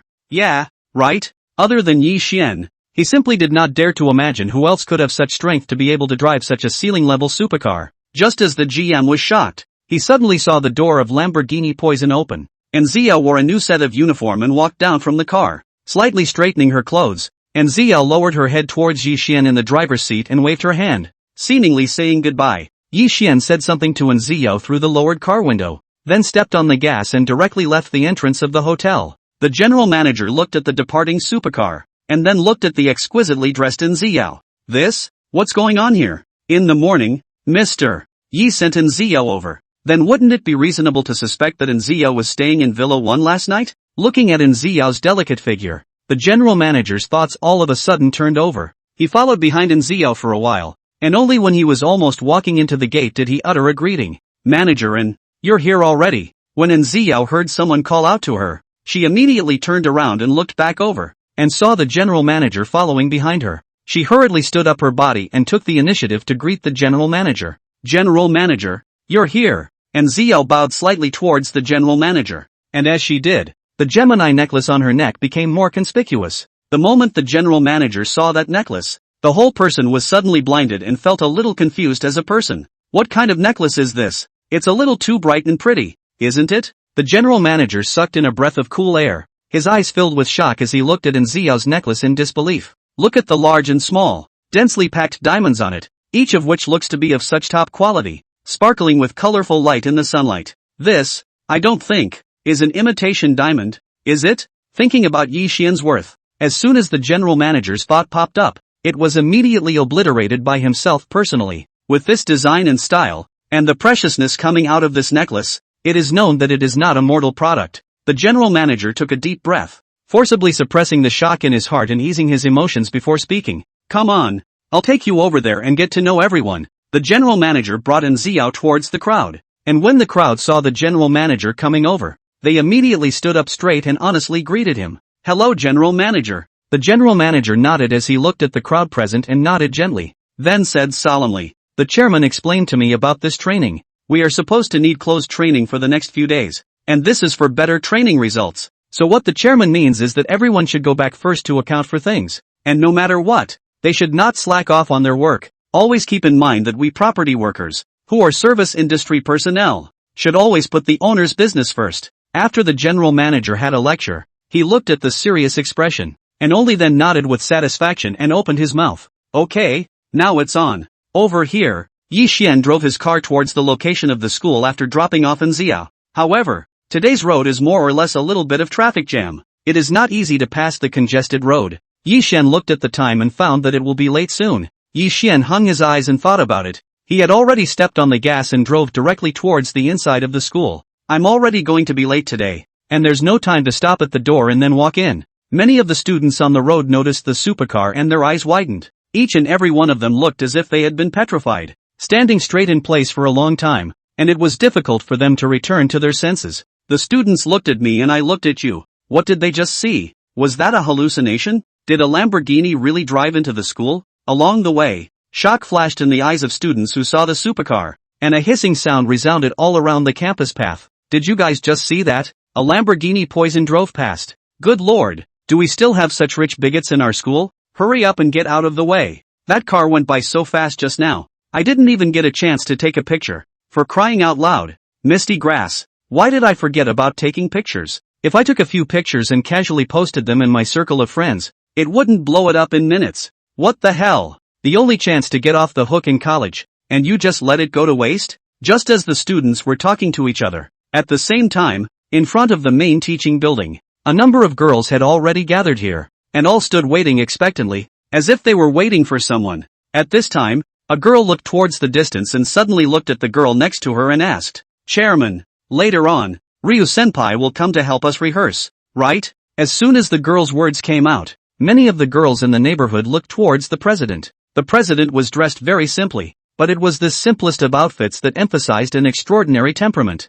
Her top was covered in a white shirt, buttoned up in a regular fashion, revealing only a section of her pink and white neck. The long black hair was neatly draped over her shoulders, and an air of innocence poured out. There was a student union badge pinned to his chest, topped off by certain positions that made it look very obvious. It was no one else but Jin Shueiro. Chapter 81, Who's the schoolgirl waiting for? Hearing the girl's question, Yun Shueiro smiled and nodded, softly replying, Of course, I'm the one who contacted you, Sister Willow. Specifically, she's good at all kinds of music, chess, calligraphy and painting, so you guys should come back and learn from her. Okay. After saying that, Yun Shueiro also raised her wrist to look at the time and muttered suspiciously, This girl, why hasn't she come over yet? Yun Shueiro looked at the girls around her and said to them, I have work on my side of the student council and I have to take care of other things first. You guys greet her when you see her coming and call me if anything happens. Then Yun Shueiro seemed to have thought of something as she added another sentence. By the way,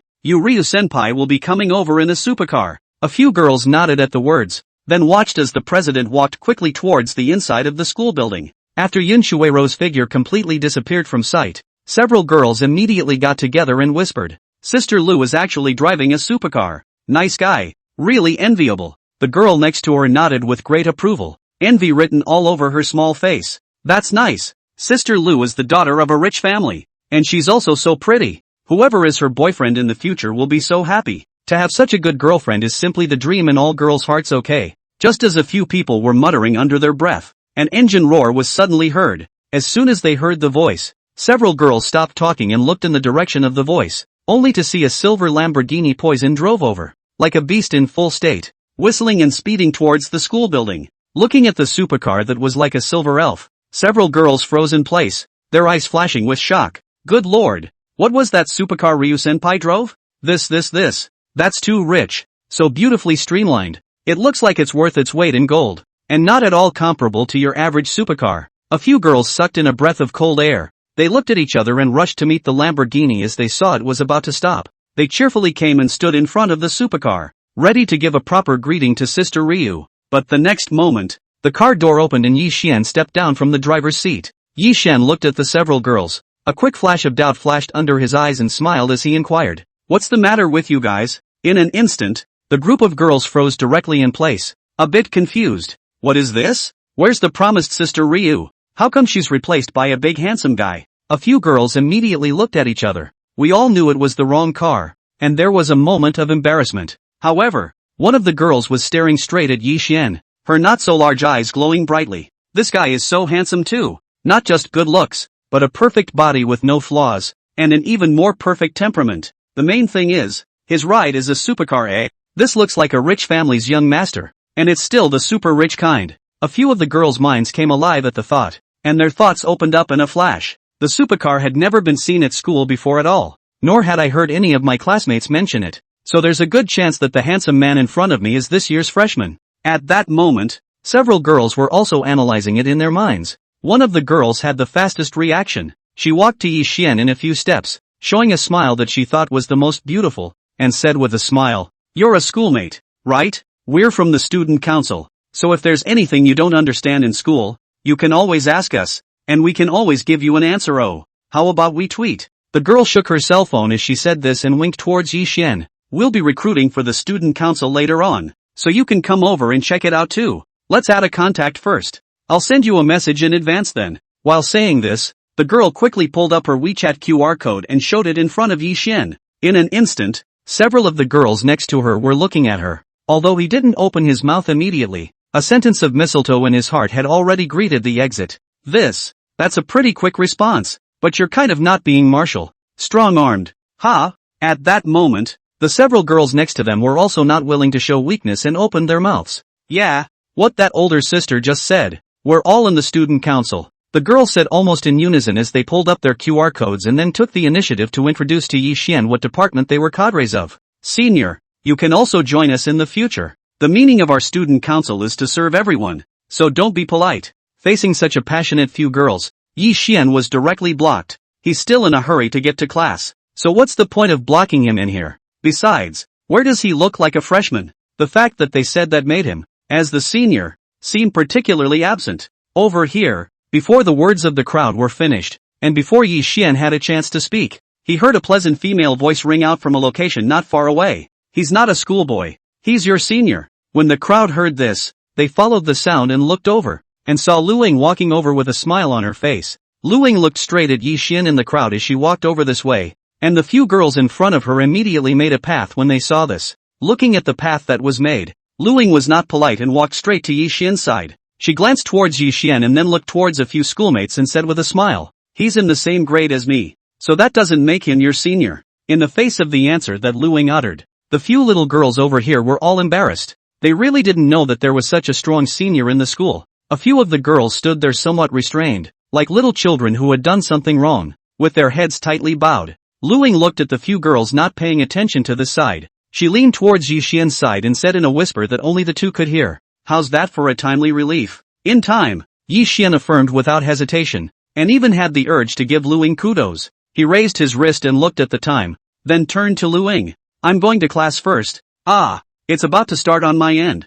Good. Lu Ying nodded and looked at Yi Xian's back as he left in large strides, and quickly withdrew his eyes. She then looked at a few of the little girls, and the few of them were instantly a little flustered by Lu Ying's look, with sardonic smiles plastered on their little faces. Lu Ying also didn't continue the previous topic as she looked around and asked, "Where's Suru? President?" "She's gone on an errand." A girl took the initiative to reply. Looking at Lu Ying's face, she then spoke out again to explain. "The president told us to wait here for you. Senior sister. She said that you came in a supercar. We thought that the one just now was, but we didn't think. Pick up the wrong person." The girl was a bit vain when she said this. She glanced at a couple of girls next to her and laughed nervously. We also felt a little awkward, so we just made a random excuse and, as Lu Ying listened to the words of the several girls, she also roughly understood what was going on. She lifted her lips in a straightforward smile. "Come on, let's go to rehearsal." A few girls sniffed and hurriedly followed Lu Ying's footsteps, walking together towards the rehearsal hall. And Yi Xian on this side, rushed into the classroom before the professor came in. His eyes swept around the classroom, looking at the empty classroom, and he let out a foggy gasp. These then, actually, didn't come again? Yi Xian had a helpless face and casually found a seat. He was also too lazy to also dormitory, a few people said. Anyway, the teacher did not name them. They are also considered to have escaped. Over here, time is quickly approaching noon. Outside the classroom, the rehearsal on Lu Ying's side had ended for the time being, and she looked towards the inside of the classroom, her innocent little face with a look of eager anticipation. Very intriguing. In order to better rehearsal, Lu Ying but quite a few times personally demonstrated, so the cheeks still with a touch of pink. Youthful spirit of that energy is simply not too obvious. She lifted her wrist to look at the time, seeing that it was about to be the end of class, and tiptoed to look inside the classroom, and at a glance, she saw Yi Xian's position. Seeing Yi Xian's serious listening, Lu Ying's eyes lit up with a flash of amazement.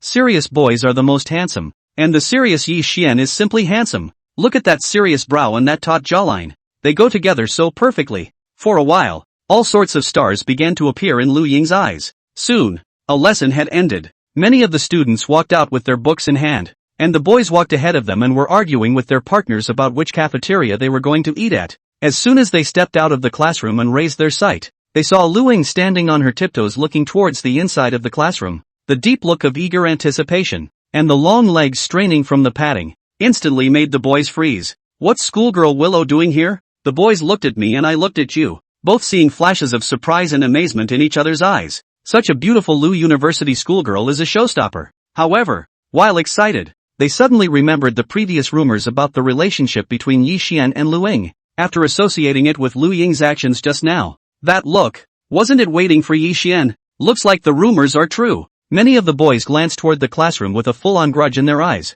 The thought of certain people having such a big schoolgirl waiting in the wings was nothing short of jealousy and envy. Who wants to take this crap class if they can have someone to wait on too? How come they don't have that luck? It makes me so angry just thinking about it. But there was nothing to be done, and the boys could do nothing but let out a long sigh and hurry away unwillingly. The boys walked away quickly, but their eyes were tinged with indignation, and they were all thinking in their hearts that it would be better not to see any solid scenes in a while, or to hurry up. If that's the case, are they going to eat their midday meal or not? When you can't eat and you have to be pressed by the neck to pour dog food, you'll really be a dog. Chapter 82. Just as the students were leaving in big strides, Yi Xian in the classroom packed up his things and also walked out of the classroom. As soon as Yi Xian went out, he naturally noticed Lu Ying. After all, such a delicate and moving big schoolgirl was a shining star everywhere, and couldn't block anyone's line of sight at all. It makes her instantly recognizable. Yi Xian froze when he saw Lu Ying here and walked up to her and asked with a smile, Why? What brings you over?" Meeting Yi Xian's gaze, Lu Ying skimmed her mouth with some dissatisfaction. "Nothing's wrong. Is there nothing else I can't do to get you to join me for lunch?" When Yi Xian heard Lu Ying's muttering, he couldn't help but laugh out softly and quickly spoke out. "Of course you can. Let's go." When Lu Ying heard Yi Xian say this, she lightly hummed and walked to Yi Xian's side, and the two of them walked towards the downstairs of the school building together. The two figures walking together, one taller and one shorter, looked so harmonious, obviously only in the same frame, but those students next to them looked. But how to look at it all feel like there are pink bubbles floating screen. It's a damn good match, really inexplicable. Seeing the two of them slowly leave, many students over here stood back and watched, with very complicated looks in their eyes. The girls were more envious, while the boys were nakedly jealous of their envy and hatred. That's Lu University schoolgirl. It was the school flower of their entire Jinling University, the absolute goddess of all the boys. Nice guy, just a hot hand folding flowers?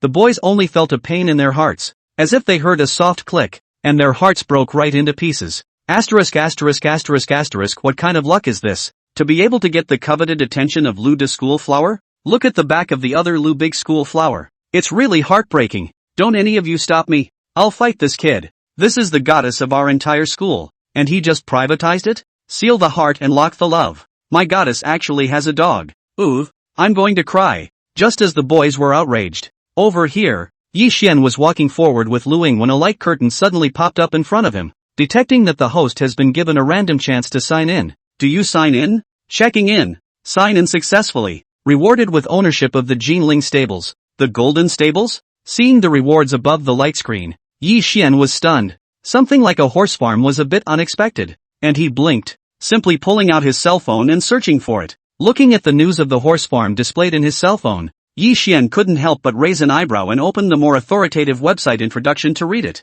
That's really something to see. It turns out that the name of this golden horse farm sounds a bit ordinary, but in fact the body is still quite small. This horse farm directly occupies a hilltop. And back then, the construction of this horse farm alone cost billions of huge sums of money to have the horse farm's current size. Yi Xian picked some of the publicity photos and looked at them. And he had to say that the site selection for the construction of the horse farm in the first place must have been a lot of effort as well. That mountain has a very nice setting. And building it down like this can be a great place to relax in a nice setting. Large and classy. And equestrian recreation like this is one of the favorite activities of many rich and powerful people, along with golf, which is relaxing and looks very elegant at the same time. So the Jinling horse racecourse, naturally, has become one of the favorite places for many dignitaries over here. Not only that, but to ensure that the next generation can take the elite route, there are also wealthy businessmen who send their children to stud farms from a young age to receive regular equestrian training. This gives their children savvy horsemanship at a young age, which will be a useful skill later on, both for recreation and socializing. Yi Xian also made a special inquiry and found that this stable was the only one in Jinling. If you look at it this way, it means that the stable doesn't have any competitors and is at the level of a monopoly. Over here, Lu Ying saw Yi Xian looking intently with his cell phone next to him, and a curiosity rose in his heart. She poked her head in front of Yi Xian's cell phone and looked at it, blinking lightly when she saw the search content on Yi Xian's cell phone screen. What are you looking at the stable for? What's wrong? Curiosity was written all over Lu Ying's small face as her eyes turned to Yi Xian and asked, Did you want to go to the horse track? Yi Xian listened to Lu Ying's triple question as his eyes swept over her delicate face. Do you have classes this afternoon? Lu Ying subconsciously shook her head and replied honestly. There are no classes. She seemed to have thought of something, looked at Yi Xian, pursed her lips and said with some embarrassment, But I don't know horsemanship, eh? At best I'll look. Horseback riding she did, but just rode around a couple times and posed for pictures in passing. Yi Xian raised his lips in a smile as he listened to such a solid answer. It's okay. Lu Ying looked at the smile that swept across Yi Xian's face and couldn't help but be a little mesmerized. She lowered her head a little shyly, collected the emotions under her eyes and asked curiously, You would? Neither would I. Yi Xian directly shrugged his shoulders and replied with an innocent face. Lu Ying, then you still say it's fine? I thought you were a master of your craft by the way you made light of the situation. Lu Ying skimmed her mouth and was about to say something when her cell phone over here suddenly rang. She hurriedly took it out and glanced at it, and when she realized that it was Yin Shuiero calling, she immediately pressed the answer button. The person on the other end of the phone didn't know what was said, and Lu Ying softly hummed, then opened her mouth. I've rehearsed it for them a few times now, and it looked good, so I went ahead and let them practice on their own. As you know, the dancing and all that still depends on them practicing diligently on their own, and this has not a bit to do with who the master is. She had specifically said where to instruct them, and she could go back later and train them again if needed. As Lu Ying kept communicating with her cell phone, Yi Xian simply walked to the side and waited quietly. After a while, Lu Ying finished her phone call and walked back to Yi Xian and said with some embarrassment, It was Yin Shuiero who called me. It took a little longer to say. You're waiting impatiently, aren't you? Yi Xian shook his head with a light smile and asked casually as he listened to the familiar name. Your roommate, right? Lu Ying nodded. She saw that Yi Xian did not look angry. She also put her heart down and said with a smile, Yeah, I'll introduce you to them when I get back. Let me tell you, our dormitory is full of beautiful girls. This Yi Xian did know, before the dormitory boss but said to him, Jinling University's 4 major schoolgirls, but live in a dormitory. The two talked as they walked downstairs to the school building, because just now Lu Ying called delayed a lot of time. So this time downstairs has not much people. All back to the dormitory or directly to eat. Yi Xian pointed to the Lamborghini Poison not far away and gestured to Luing. Just take my car and go. And go to dinner together. While saying that, Yi Xian seemed to have thought of something. A trace of a different color flashed in the depths of his eyes as he looked at Luing and said, "Tell you what, how about I treat you to a ride this afternoon?" Luing gently nodded without hesitation. She instantly also understood that Yi Xian meant that she would come to settle the bill at noon. "It's just a meal. Take the pinch." Luing smiled and sat in the passenger side of the Lamborghini Poison. She wouldn't think that Yi Xian was the type of person who would rub his nose in a meal. How could they do such a thing when they already have hundreds of millions of dollars for this ride? It must be because Yi Xian was afraid that he would refuse, so he found such an excuse, right? Thinking of this, the smile on the corner of Lu Ying's mouth deepened a bit. She fastened her seatbelt and then commanded Yi Xian, "Turn right after the west gate and I'll take you to the place we always meet to try it." Yi Xian, led by Lu Ying, went directly to a private restaurant outside the school. It's a small store, but the flavors are very well done, to say the least. Lu Ying was also very enthusiastic, and ordered all the dishes that they usually found delicious at their gatherings, clamoring for Yi Xian to have a good taste of them. The two people were more satisfied with the food, and when the food was almost done, Lu Ying excused herself to go to the bathroom and went directly to the front desk to pay the bill. Yi Xian was still burying his head in his food when suddenly a curtain of light popped up in front of him, interrupting his movements. Detected an extremely beautiful woman spending $350 for the host. Successfully activated the soft food and hard eating skill. Randomly 100,000 times rewarded with a rebate of $35 million. Please pay attention to check. Yi Xian's eyes trembled. Then the words on the light screen changed, and a new notification had been displayed on it. Successful activation of the one small goal per day skill. Rewarded with $10 million. Please check. In the next moment, the system seemed to have sensed Yi Xian's thoughts and had popped up the system interface before his mind moved. Divine signing system. Name, Yi Xian. Age, 21. Height, 183 centimeters. Face value, 95. Gain divine face value. 1 year gradual change. Temperament, 96. Stature, 95. Assets, 508-953-0000. Yi Xian looked at the asset figures on the page, and couldn't help but skim. Just so dry plus tens of millions of dollars. This money is somewhat less, but it's just a meal, and it's better than nothing. Yi Xian thought darkly while suddenly yawning as some drowsiness struck him. He raised his wrist and looked at the time. It was still relatively early, so he suggested to Lu Ying, "How about a nap in the car before you go over there?" Lu Ying also noticed Yi Xian yawning. She rarely saw Yi Xian showing such a sleepy expression. Usually she always looked at him with special spirit. She found it quite interesting and nodded in agreement. "Fine. Whatever I want." Lu Ying looked towards the side and looked at Yi Xian and said, "It's pretty close to the school. Or should I get the car?" Yi Xian sniffed and gently waved his hand, pointing to the Lamborghini Poison in the parking lot outside. "No, just sleep at my place. Anyway, it's just a little nap, and it's more comfortable in this car." The two got up and walked straight out of the restaurant, and together they went to the parking lot to get their cars, and drove towards the road in front of them. Yi Xian directly picked a place with just the right amount of sunlight and parked the car on the side of the road and turned off the engine. "I'll help you put the chair down," Yi Xian said as he approached Lu Ying's direction and pressed the button to adjust the seat. Lu Ying couldn't help but tense her body a little when she felt Yi Xian's approach. With the two people so close, she could clearly smell the nice cedar smell of Yi Xian's body. This smelled so good, just like Yi Xian as a person. It was permeated with a mysterious feeling. As Lu Ying thought this, her cheeks couldn't help but blush. She hurriedly lowered her head and watched Yi Xian's operation, carefully memorizing it. After Yi Xian adjusted the position of the seat for Lu Ying, he adjusted his own as well, and then lay there peacefully, ready to take a nap. At this time, the sunlight outside was just right. Yi Xian's car was open with air conditioning, and the car windows were open with a little gap to ensure the circulation of air. Yi Xian felt that this environment was very comfortable, so he closed his eyes with satisfaction, and in no time his breathing began to even out. Next to her, Lu Ying also felt that looking at the traffic outside the car was very comfortable from her body to her mind, and she also followed Yi Xian's example and slightly closed her eyes. Lu Ying wasn't very sleepy, so she simply squinted for a while before coming to her senses. Before she could open her eyes in a daze, she heard the sound of thinly veiled voices talking from outside the car. After all, it's a ceiling-class supercar, and the glass of the car is actually specially textured to insulate the sound very well. If it wasn't for the fact that Yi Xian had opened a gap in order to ventilate the air, the sound from outside really wouldn't have been able to come in. The people outside the car seemed to have lowered their voices as well, so the sounds they heard drifted vaguely into the car.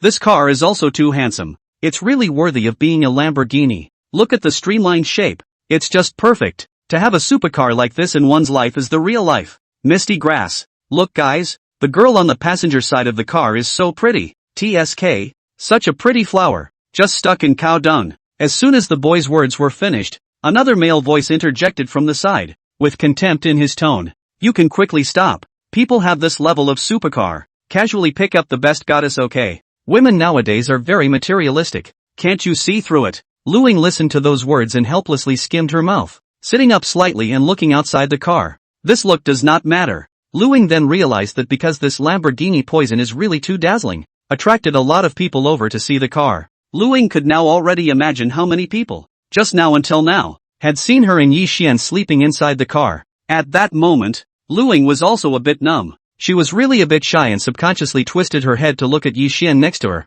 At this time, Yi Xian was still sleeping deeply. The midday sunlight mischievously fell on his face, displaying his perfect sleeping face completely in front of Luing. Sleeping Yi Xian with a childlike peace, Luing was surprised at this time. The original boy's eyelashes can also be so long and curly. The sun shines through and hits a thick shadow just the same. Luing gently pursed her lips. Her eyes flashed with amazement. Such a sleeping face. This was a little too perfect. Moreover, Luing also realized that Yi Xian's skin was really good, with no blemishes visible at all. She could barely see the pores when she looked so close. This was very rare amongst the boys, making a girl like Luing feel a little envious. Luing quietly observed for a while. She still felt that it was not too much. She simply secretly took out her cell phone and secretly photographed Yi Xian. She quickly pressed the shutter, wanting to capture all of Yi Xian's perfect looks. Luing finished taking the photos and carefully saved them. It's like some little secret inside that you don't want to know. Just want to bury it and savor it when you're alone in the dead of night. After a while,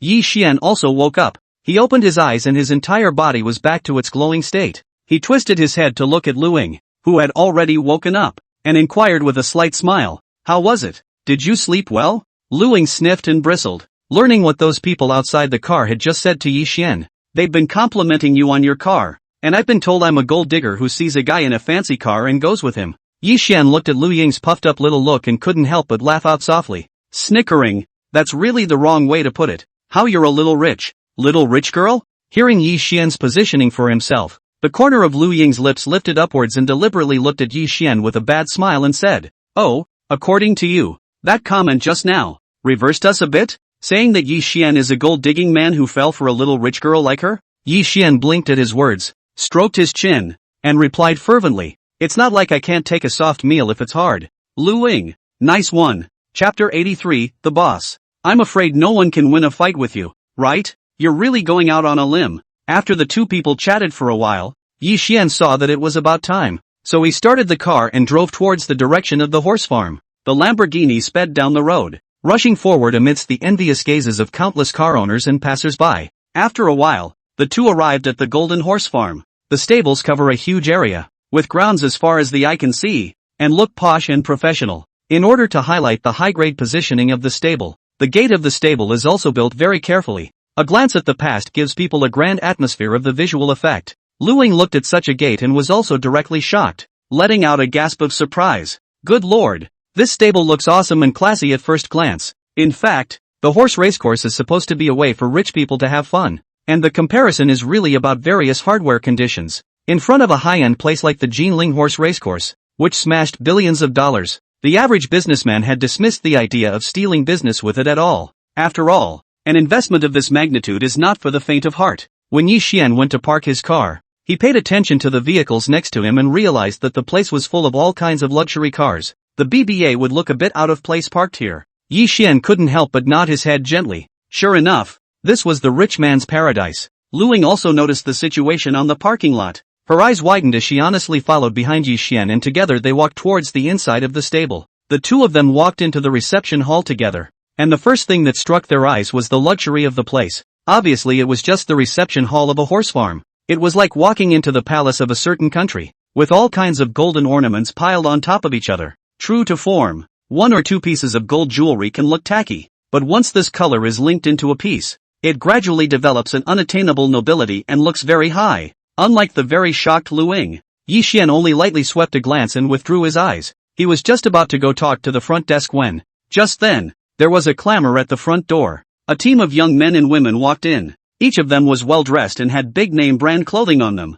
But they were completely different from those top-tier youngsters in Muchen. There are definitely two classifications, both in terms of demeanor and in terms of how they act. These people knew at a glance that they were just the kind of people whose families were affluent, but not at that level of a great young lady. As soon as they walked in, it was as if Lu walked into the Grand View Garden. Looking at everything felt particularly fresh, and all kinds of exclamations kept ringing out. The leading youth looked to the crowd next to him, looking left and right. A hint of smugness flashed across his face, looking very arrogant. The youth didn't say anything when he heard those boys and girls around him open their mouths. Good lord, this horse farm looks so luxurious. Just that gate alone. And such a large reception hall. I'm afraid it's already costly. Who says it isn't? You guys take a close look at the arrangement inside this reception hall. The various ornaments and supplies in here are all of a particularly high-class kind. It's really something. If Wu hadn't brought us in, on our own, I'm afraid we wouldn't have been able to come to such a classy place in our lifetime. The crowd spoke as you spoke,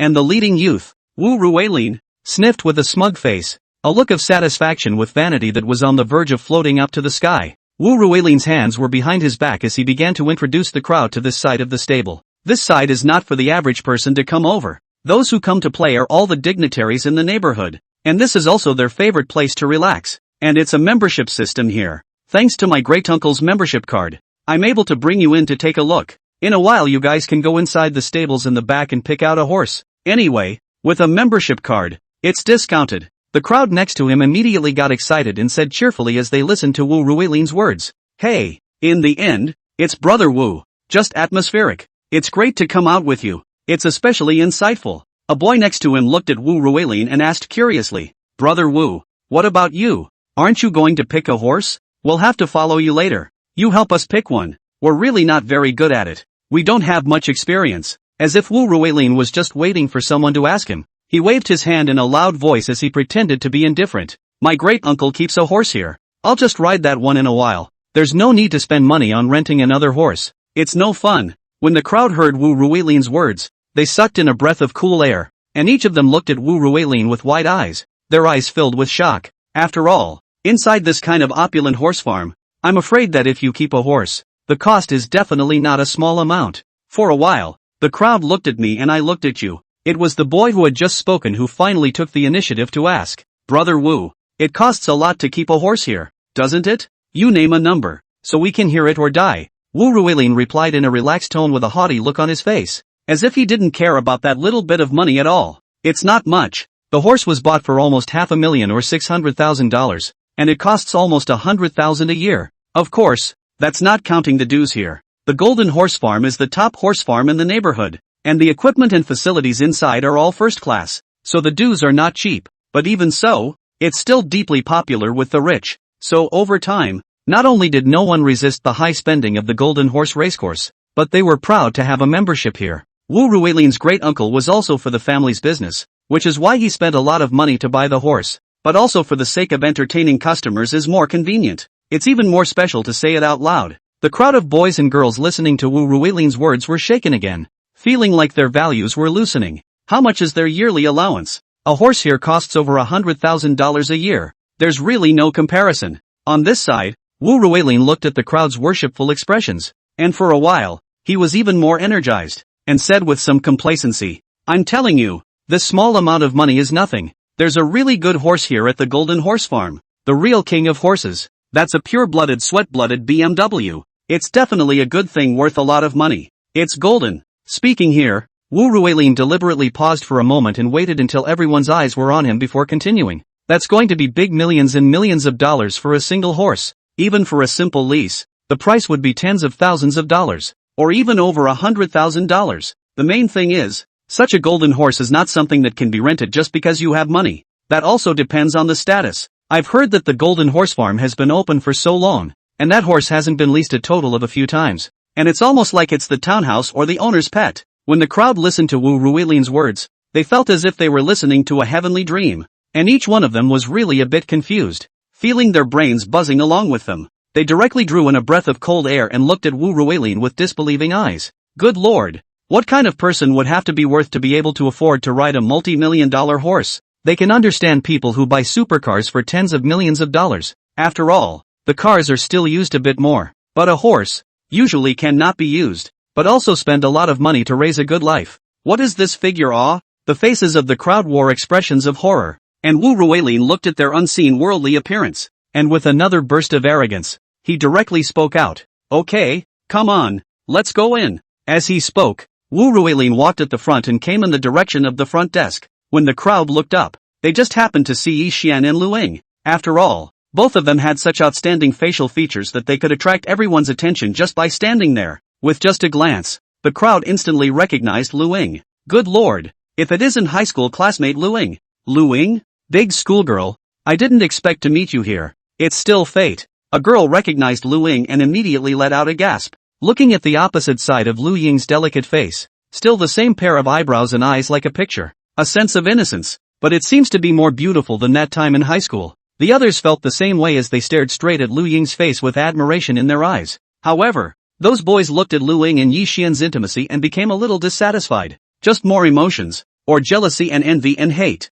After all, back then in high school, Lu Ying could be the school flower level girl, definitely counted as a popular figure. Even they, back then, looked up to Lu Ying's existence. Over here, Wu Ruilin looked at Yi Xian and Lu Ying's intimate appearance and directly frowned as he inquired. And this brother is? Lu Ying looked at the few people in front of her. Looking at them, after all, they used to be old classmates, so she briefly introduced them. This is my college classmate, Yi Xian. Hearing Lu Ying's introduction that he was a classmate, Wu Ruilin nodded, his eyes glancing back and forth on Yi Xian's face and body. So it's still a student. No wonder it doesn't feel like the other party is rich. I guess coming over to the Golden Horse Ranch was also Lu Ying's treat, wasn't it? After all, they were all aware that Lu Ying's family was in a good condition and could be considered quite affluent. But the next moment, Wu Ruilin's heart became clogged all of a sudden, as if he was looking at everything with a little bit of displeasure. Isn't it just a little white boy? What is so great that he can actually eat the soft rice of Lu Ying?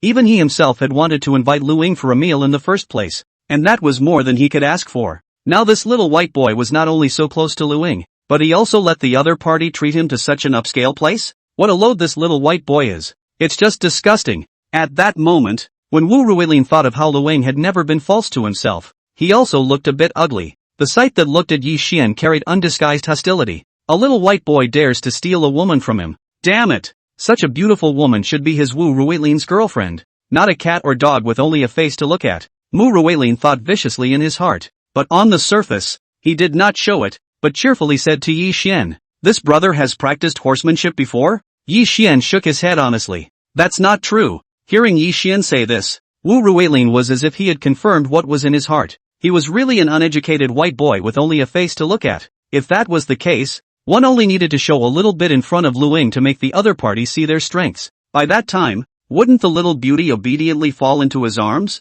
Thinking about this, Wu Ruilin made up his mind and decided to create a little more time to get to know each other first. So he looked directly at Lu Ying and warmly invited. "Old school, shall we join you?" Lu Ying waved her hand at the words and politely declined. "No need for that, let's just look over here." As if Wu Ruilin couldn't understand Lu Ying's words, he directly pulled out his membership card and waved it in front of the two of them, saying smugly, "I've got the membership card here, just put it all on my side today. Let's all hang out. It's been so long, let's talk. This group of old classmates and I have always talked about you, but we never had the chance to meet, so this time it's fate." Wu Ruilin confidently extended the invitation again, thinking that Lu Ying would not hesitate to agree and go together to choose a horse. But Lu Ying still had that detached look as she listened carefully to Wu Ruilin's words and smiled faintly towards them. "No, thanks." Faced with such a blunt rejection, Wu Ruilin's face became a little more ugly. "But I'm afraid I can't take back what I just said." Wu Ruilin glared viciously at Yi Xian. It seemed that today,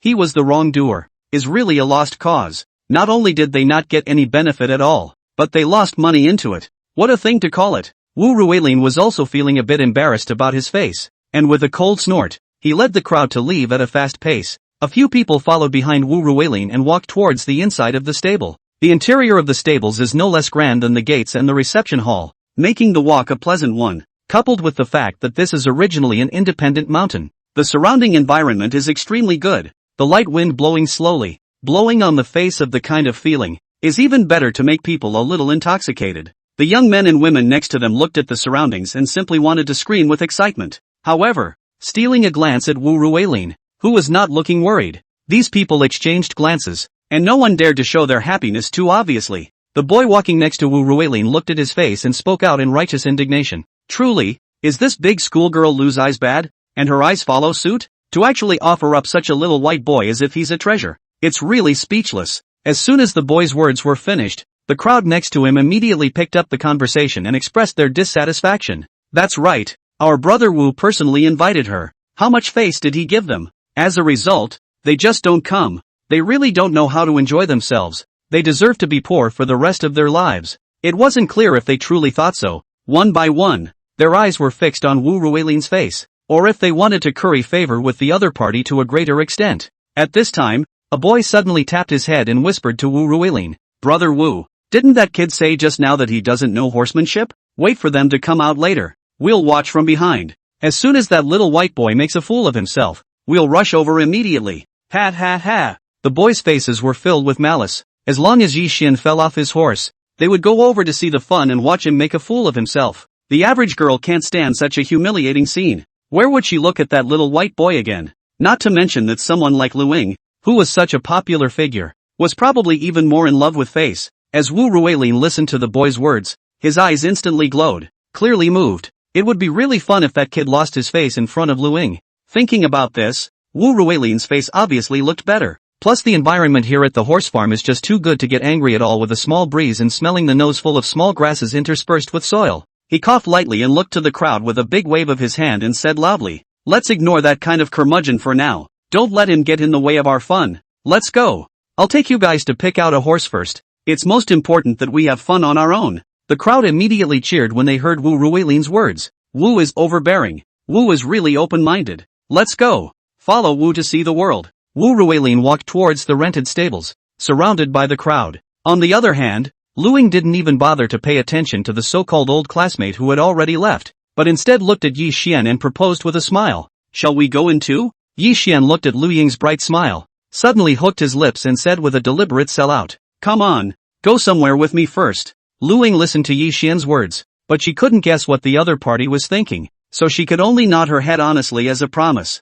Yi Xian walked in front and led Lu Ying to the front desk and said to the pretty and polite front desk lady, "I want to see your general manager. My name is Yi Xian. Just go tell him." To see the general manager? When the receptionist heard Yi Xian's request, she couldn't help but be stunned and scanned around Yi Xian's young face with a puzzled gaze. Although this young man is not very old, but an extraordinary temperament, coupled with this calm and certainty of the momentum, the receptionist lady is also not dare to be slow. She answered softly, and knowing that Yi Xian was not an ordinary person, she immediately walked quickly out of the reception desk and towards the general manager's office. Looking at the back of the front desk lady who hurriedly left, Lu Ying stood next to Yi Xian and was also puzzled for a while. What does Yi Xian mean by this? "Yi Xian, do you know the general manager here?" Lu Ying hung her eyes and thought for half a day, but she was also puzzled, so she simply raised her head and asked Yi Xian, wanting to get an answer. Yi Xian looked at Lu Ying's puzzled eyes and just wanted to speak. And at this moment on the other side, the door to the general manager's office was violently pulled open,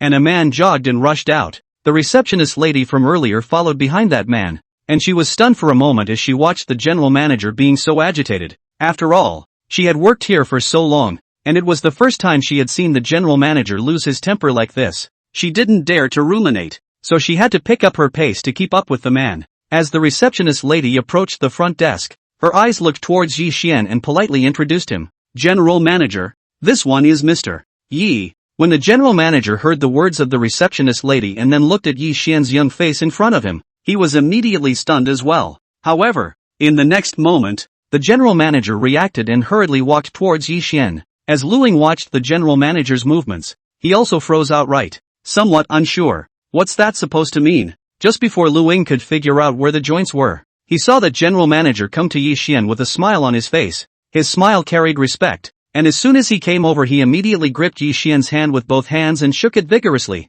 saying in an excited tone, "Boss, you're here. It's my fault for not welcoming you from afar. You mustn't blame me." The general manager seemed to have completely forgotten that Yi Xian had clearly come over on his own and hadn't notified anyone in advance. Instead, he had a look of shame and guilt on his face that made it impossible to pick anything wrong with him. "Boss?" The small face of the receptionist lady who stood behind the general manager went directly white. She looked at Yi Xian with an incredulous gaze, simply a little unable to believe her eyes. This super handsome young man was actually their new boss? That's a little too young. The front desk lady's eyes were filled with shock. And in a similar situation to her was Luing, who was standing beside Yi Xian. Luing only felt that her entire body froze. She shook her neck with difficulty before she could barely look at Yi Xian's face. This guy, he's actually the owner of this golden stables? What the hell is going on here? Just as Luing was shocked. Over here, General Manager Lu Ming excitedly came over and bowed towards Yi Xian, respectfully inviting him in a very polite manner.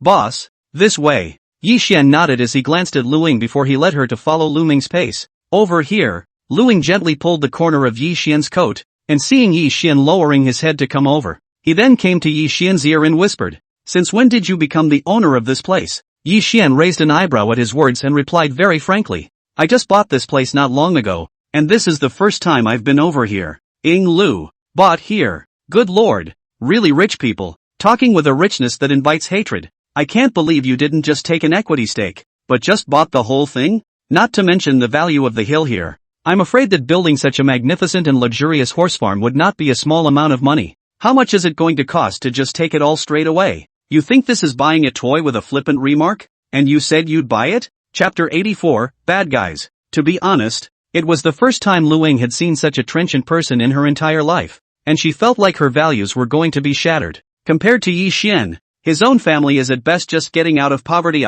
This evil rich man's life is really something that ordinary mortals dare not fantasize about. Luing thought secretly in her heart. Her watery eyes were full of shock, and the water rippled between her slight trembling, carrying an air of pity. She looked at Yi Xian's eyebrows beside her, and her heart was filled with another wave of emotion. This Yi Xian, obviously as old as her, but this was too rich. Luing didn't know what she remembered and glanced towards Yi Xian. Secretly poking in her heart, she thought, it seems that this soft rice and hard food, he may not be able to do it. No one has that kind of money for him to come and have a soft lunch. With her small hands behind her back, Luing silently estimated her best future income. It seemed like it was impossible to afford to feed Yi Xian anyhow. Just as Lu Ying's various thoughts surged through her mind, she had already followed Yi Xian into the middle of the general manager's office. General Manager Lu Ming was really warm and thoughtful. The two people had just taken their seats, and good hot tea had already been served on the table. Boss, you drink tea. Lu Ming personally poured tea for the two of them,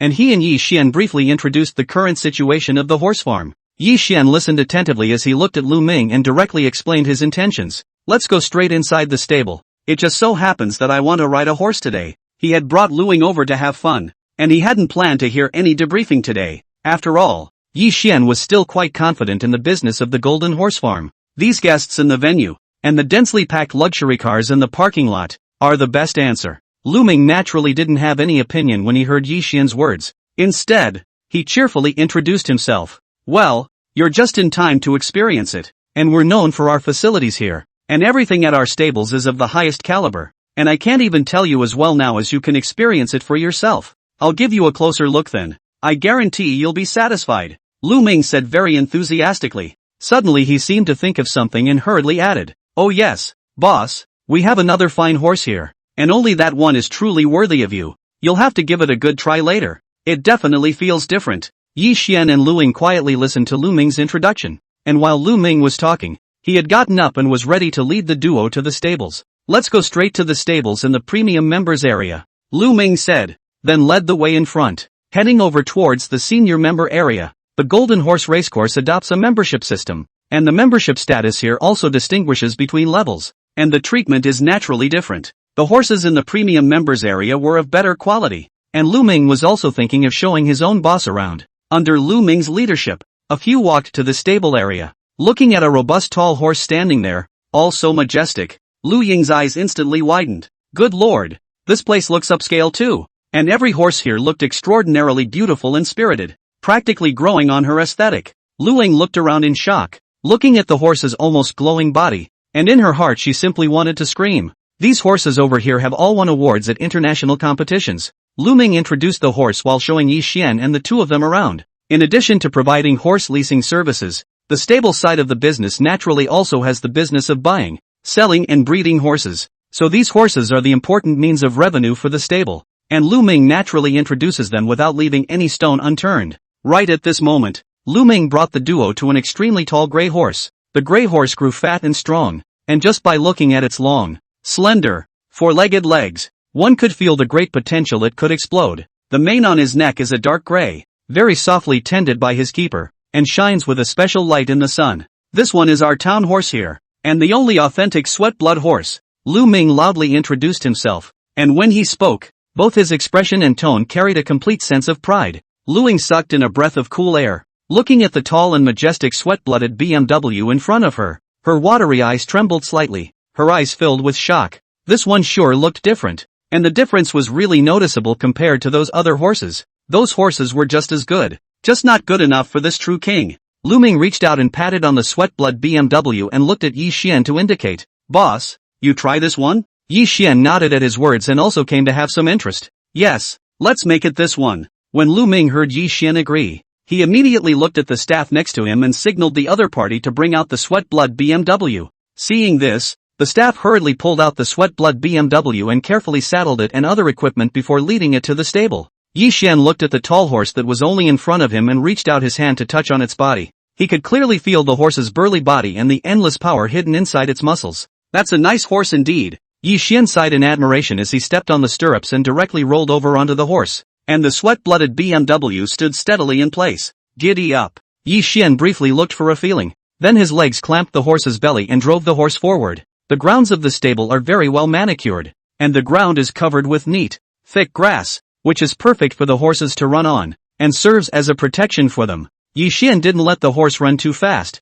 he just tried around the field. He was obviously this feeling of running wild in the wind, gently patting the big guy on his body, and was also very satisfied with the sweaty horse. As he adapted for a while, Yi Xian felt that he was gradually starting to get used to it. On this side, Lu Ming was watching from the side, looking at Yi Xian's various operations. He also couldn't help but feel a word of emotion in his heart. "Boss, this horsemanship can be no wonder he bought this huge horse farm at such a young age. Maybe it's because he really likes it too." Yi Xian took the horse for another run, and when he came back again, he pulled the reins and stopped. Lu Ming came up to the sweat-blood BMW, looked up at his boss and opened his mouth to praise him. "Boss, your horsemanship is awesome. It looks like you've been practicing a lot, and your control of power is awesome. And I can see that you're really talented at horsemanship." Yi Xian listened to Lu Ming's words, raised his lips and waved his hand gently. "That's not true. I haven't ridden a horse before and this is the first time." "The first time?" Yi Xian's words directly shocked Lu Ming, who looked at his own boss with an unbelievable gaze. The color inside his eyes was very complicated. Lu Ming certainly knew that there was no need for his own boss to deceive himself on this issue. But what kind of gifted young man would have to be to ride a horse so well on his first ride? You know, a sport like horsemanship is still very difficult. Many people feel especially uncomfortable when they ride a horse for the first time and the horse goes a little faster. The coach was right along for the ride, and both got a big scare every now and then. Which person would be like his own boss, who directly took the horse and ran? And he could see that Yi Xian's body mastery was very strong. Lu Ming's eyes were wide open. The shock in his eyes was clearly visible. Countless words were clogged up in his chest, and he was hard and somewhat unable to speak. All that can be said is that it was awesome. Yi Xian didn't care about Lu Ming's reaction. As he adapted to the sweat-blood BMW, he directly came to Lu Ying's body and reached out his hand towards her. "Come on, I'll take you for a ride." Lu Ying looked at the smile on Yi Xian's face and handed her small hand up without hesitation. When she had watched Yi Xian riding a horse just now,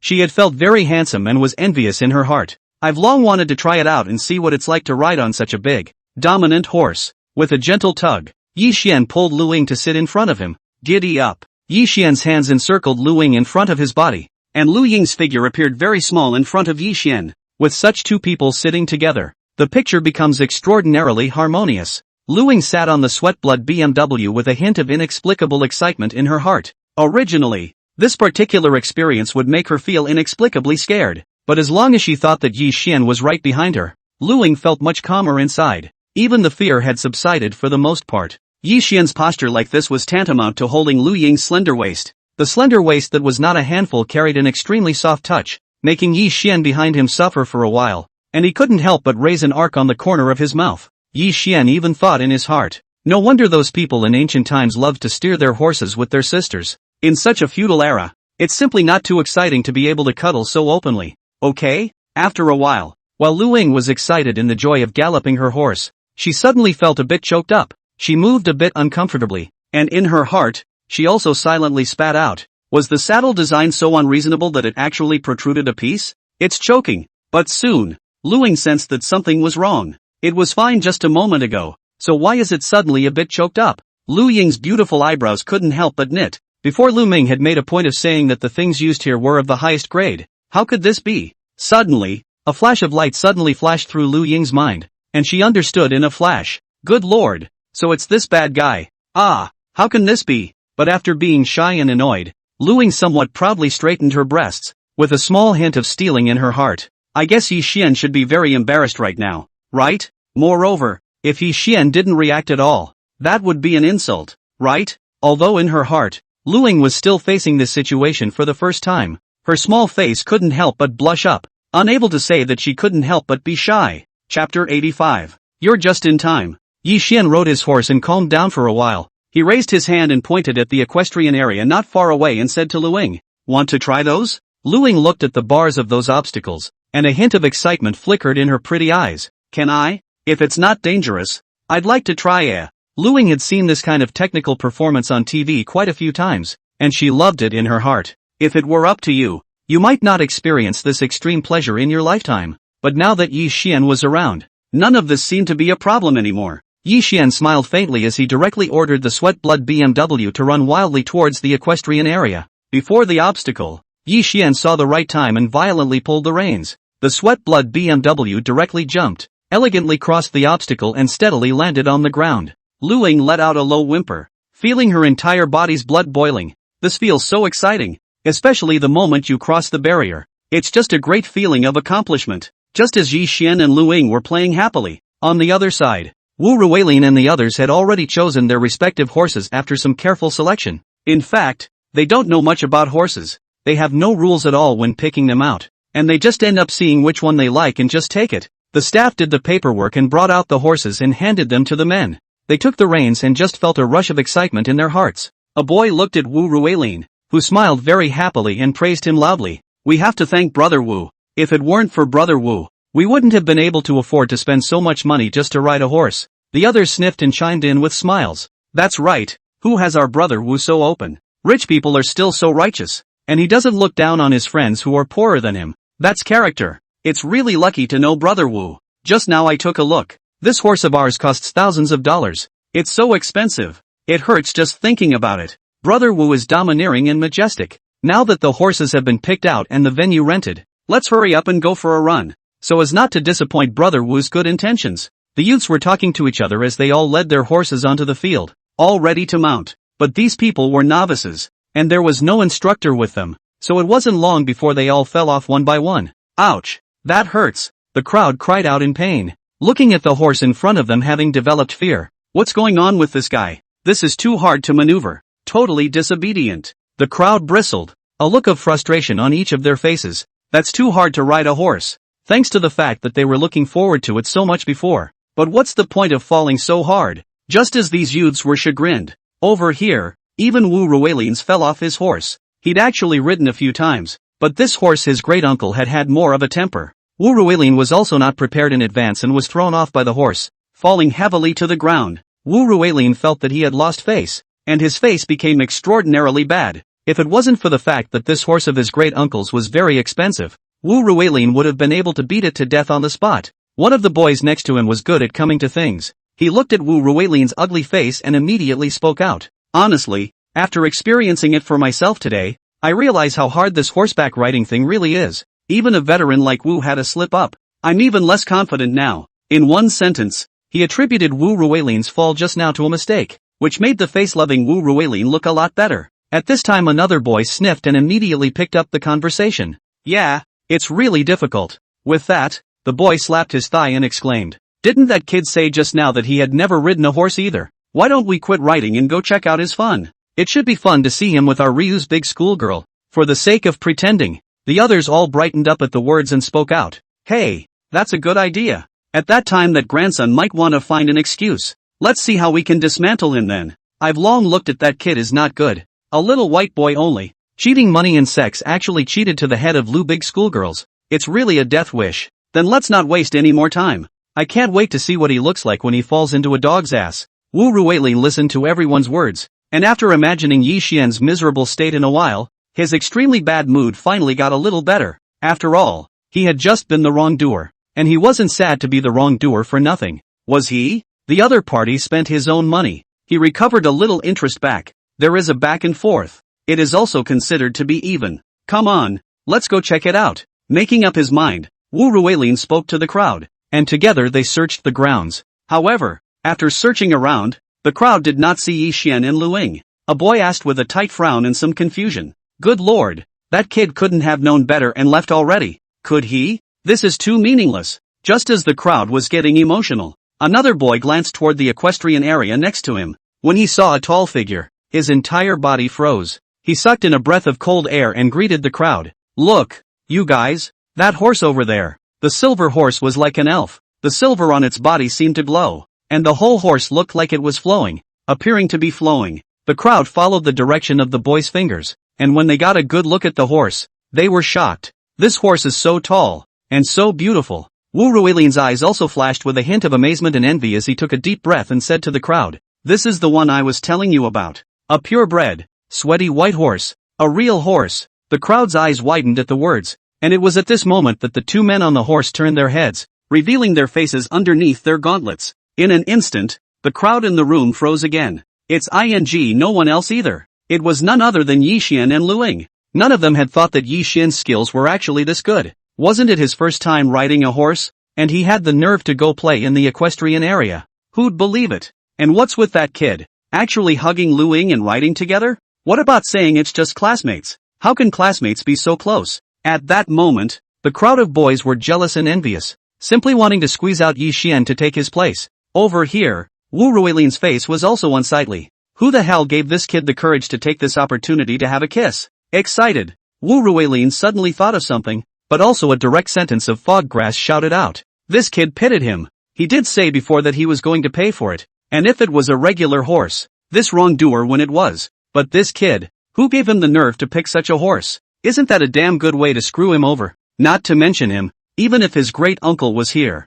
he wouldn't have the courage to say that he wanted to rent a sweat-blooded horse. What is the price point of that? Can it be something they can enjoy? A few youths beside him heard Wu Ruilin's exclamation of surprise, and at this time, they also thought of something and pointed over there and cursed. Misty grass. I didn't expect this kid to be so sinister. He actually dared to choose such an expensive horse. This is a naked pit. This brat is too unkind. Is this treating us like an ingrate pit? What kind of vision does Lu Ying have? This kid's character is really bad. No, we can't swallow this breath. Go find him together. We can't pay for this. The crowd spoke with righteous indignation while walking towards Yi Xian and their direction. Yi Xian was about to take Lu Ying for another lap when he suddenly saw Wu Ruilin and the others pulling his horse. What's wrong? Yi Xian frowned with some dissatisfaction, but thinking that these people were Lu Ying's old classmates, he asked patiently. Unexpectedly, once Yi Xian's words left his mouth, Wu Ruilin on the opposite side of the table was directly exasperated by him and laughed. And you have the nerve to ask me what's wrong?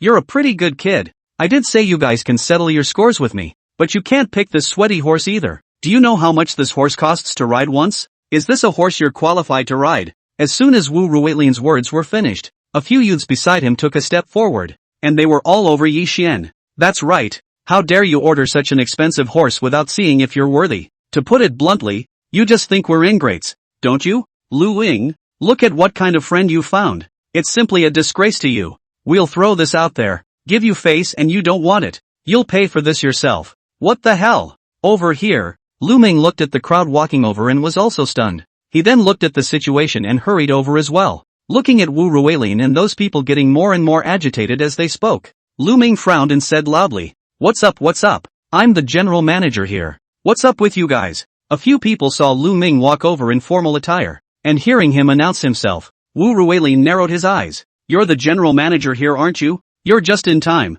Wu Ruilin felt instantly energized and directly pointed at Yi Xian. Then I'll make it clear to you that the money for this kid's horseback riding will come out of his own pocket in a moment, so don't put it on my head. This sweat-blood BMW he chose is his personal behavior, and it's none of my business. You saw it, he wrote it, and we weren't there when the choice was made, and that's a debt I'll never recognize. Wu Ruilin said loudly. He didn't care if the other party had the money to pay the bill. It was none of his business. Besides, he couldn't afford to take out such a large sum of money. Wu Ruilin viciously glared at Yi Xian. A white boy still dared to be arrogant. Directly on the point of the most expensive. I would like to see Lu Ying will not care about you, even if it does manage, with nearly $100,000 in rent. I just don't believe that big schoolgirl Lu doesn't feel a pain in the ass. Wu Ruilin's words confused Lu Ming. Lu Ming's brows were tightly locked as he sized up the few people in front of him and said in an unkind tone, "What are you talking about? Our boss rides here. Why do we need money? Besides,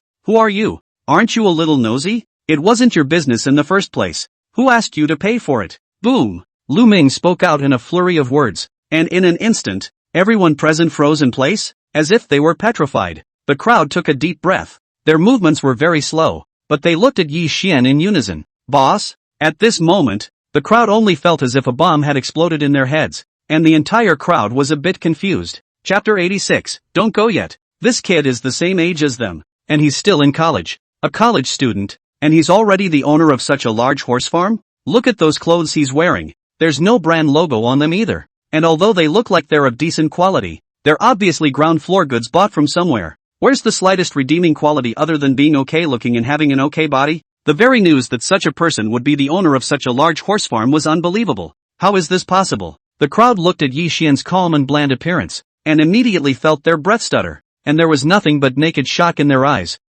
looking straight at him, and they simply couldn't believe their eyes and ears a little bit. How the hell did this kid? The corners of their mouths twitched as they recalled what they had seen earlier about the horse farm, and all the lavish grandeur they had seen along the way. Terrible. Just terrible. It was really the first time that the crowd had encountered such a situation. Their foreheads were already sweating, and their entire body was a bit numb, with these hundreds and millions of sweat and blood horses riding underneath them, and the fact that this was someone else's territory. They were losing, both in terms of momentum and reasoning. Shocked, they then looked at Lu Ying, who was sitting in front of Yi Xian, and their hearts roared again. It turns out that people aren't keeping a gigolo, but have actually found a golden son-in-law. I heard that when this place was being built, billions of dollars were spent to complete it. Then how rich must Yi Xian, who is the owner of this place, be? This question had completely exceeded the imagination of these people. They didn't even dare to look at Yi Xian, completely lacking that courage. These people were actually more worried that Yi Xian would remember their faces. Can they have a good life in the future after offending such a rich man? That's why they can't wait for a crack in the ground to appear immediately, so that they can have a place to hide for a while. And don't let this big brother remember their revenge. For a while, all sorts of thoughts exploded in everyone's minds like an explosion, blasting their livers and hearts. Their gazes towards Yi Xian instantly changed, and they only felt their legs go weak for a while, seeing that they would not be able to stand. Over here, Lu Ying looked at each one of them as they came in a bad way, and was genuinely annoyed, rebuking loudly. What do you want? She had already refused so clearly before. Were these people sick inside their heads and couldn't understand human words? They actually came over and cut them off, saying some garbled and incomprehensible things. Yi Xian's family is the boss here. Not to mention riding the sweat blood BMW. Is a person riding 2 horses? No one cares about it, right? These guys, they're really sick. A trace of obvious disgust appeared on Lu Ying's pure and lovely face. She usually had a good temper, but now she was really annoyed. She just wanted to be alone with Yi Xian to chat and ride a horse, but these people came out to cause trouble for no reason. It was really damned. Over here, Lu Ming looked at the scene in front of him and also roughly understood what was going on. His face instantly became cold and stern, and he directly shouted to a short distance away. Security guards, what are you all standing there for? Why don't you come over and do your work? These people are bullying their own boss's head. The security guard is still standing next to the stupid. This is waiting to eat fired it. The security chief also hurriedly ran over with his team members when he heard the general manager's angry voice. The captain looked at Wu Ruilin and the others expressionlessly and said in an icy voice, "Excuse me, please get out." After saying that, the security guards had come forward and wanted to forcefully pull them out. Where did the crowd need the security guards tugging? In order to save that little bit of remaining face, they grabbed the security guards' hands before they hurriedly turned around and walked towards the outside of the stable. It was only because they were worried that the security guards would strike at any time that these people walked fast and furious, their backs carrying a clear sense of falling away. A few of the girls were even jogging to keep up with the boys. Even Wu Ruilin, who had been unbeatable just a moment ago, boasting that he was an honored guest of the stable, was immediately walking faster than anyone else at this time with his tail between his legs. It wasn't until a few people were completely out of the confines of the stable that they finally breathed a sigh of relief and slowed to a stop, standing still to ease their emotions. Several people together looked back at the magnificent and huge horse farm, and their emotions were very complicated for a while. They looked at me, I looked at you, and spoke up. It's true that people can't look at each other. Who would have thought that someone who looks so much like a white boy would actually be the owner of such a big horse farm, and as old as us? It's simply unimaginable. God is really unfair. Obviously gave him that kind of appearance, but actually gave him $10,000 of wealth. I'm afraid someone like that has an even more frightening family background. Maybe he's the son of some rich family. Speaking of which, we were wrong. Lu Ying has embraced a golden thigh, and she will just sit back and wait to enjoy her blessings in the days to come. This horse farm alone will be a great place to eat and drink. The crowd was in a flurry of emotion that they had spent $10,000 or $20,000 just to come over and have some casual fun. Thinking about the huge venue there and the various clouds of luxury cars, I am afraid that the amount of water flowing down that day is shockingly large. When the crowd thought of this, they only felt another cold sweat break out on their foreheads. Thinking about the situation inside before, their faces were all a bit ugly and embarrassed. This big trip out, not only did not have a good time, but also somehow ended up offending the big brother, which who cannot be blindsided. Over here, Wu Ruilin, who was standing in place, was even more complex, his face gloomy and not knowing what he was thinking. He froze for a few moments before pulling a membership card out of his pocket with a trembling hand. The lowered face held a distinct look of apprehension. After all, he is taking his great-uncle's card to come over now offended the boss of the other horse farm. This is if he found his great-uncle's head. By then the family knows his deeds. Wouldn't this be bad? Thinking of all the tragic endings, the more Wu Ruilin thought about it, the more ugly his face became. He looked back at the lavish stable, and a surprisingly strong fear rose in his heart, gradually drowning out his emotions. Just as the crowd was in a complicated mood, over here, Yi Xian and Lu Ying were still inside the stable, happily riding their horses. The small episode just now was not on the minds of both of them, plus Yi Xian's horsemanship had gotten better and better, and he was extremely skillful in crossing the obstacles. Lu Ying's initial exclamation of surprise gradually evolved into cheers, and she was close to signing as a little fangirl. Yi Xian, this horsemanship of yours is also fantastic. Is this really your first time riding a horse? Lu Ying was truly in disbelief. After all, many people spent money to study for many years, and they were not necessarily half as good as Yi Xian. I've heard that many rich kids who study right away study for years, but only manage to run wild on the track for a bit. There is simply no courage to go over the hurdles. A challenging first time like that, many people can't get past that hurdle in their heart. Yi Xian took Lu Ying for 2 more laps before the two of them dismounted and led the Sweatblood BMW around the grounds. Come on, after the horseback riding program experience, take you to experience caring for a horse. Yi Xian couldn't help but smile as he watched Lu Ying's eyes were fixed on the Sweatblood BMW. Lu Ying's eyes instantly lit up when she heard this, and she said with some excitement, "Is it really okay? That's great." She was now very fond of the sweat-blooded horse, and was curious to see what a day in the life of a golden steed like it was like. Lu Ming personally took Yi Xian and the two of them to the stables, and because of the unrivaled stature of the Sweatblood BMW, the place where it resided was also a separate single room. Lu Ying surveyed the surroundings of the stables and couldn't help but give a thumbs up. This is truly a top-of-the-line horse farm. The facilities are really great. Lu Ming was very happy to hear Lu Ying's praise and introduced himself with a smile. If you have time, I'll show you the backgrounds then, where there is a dedicated ring for nailing palms, and a pool for horses to exercise in. There's a place for them to bathe, too. We really treat horses like babies here. They're exquisite. Lu Ying was also very interested in listening to this. At this time the staff brought some carrots and handed them to Yi Xian and Lu Ying.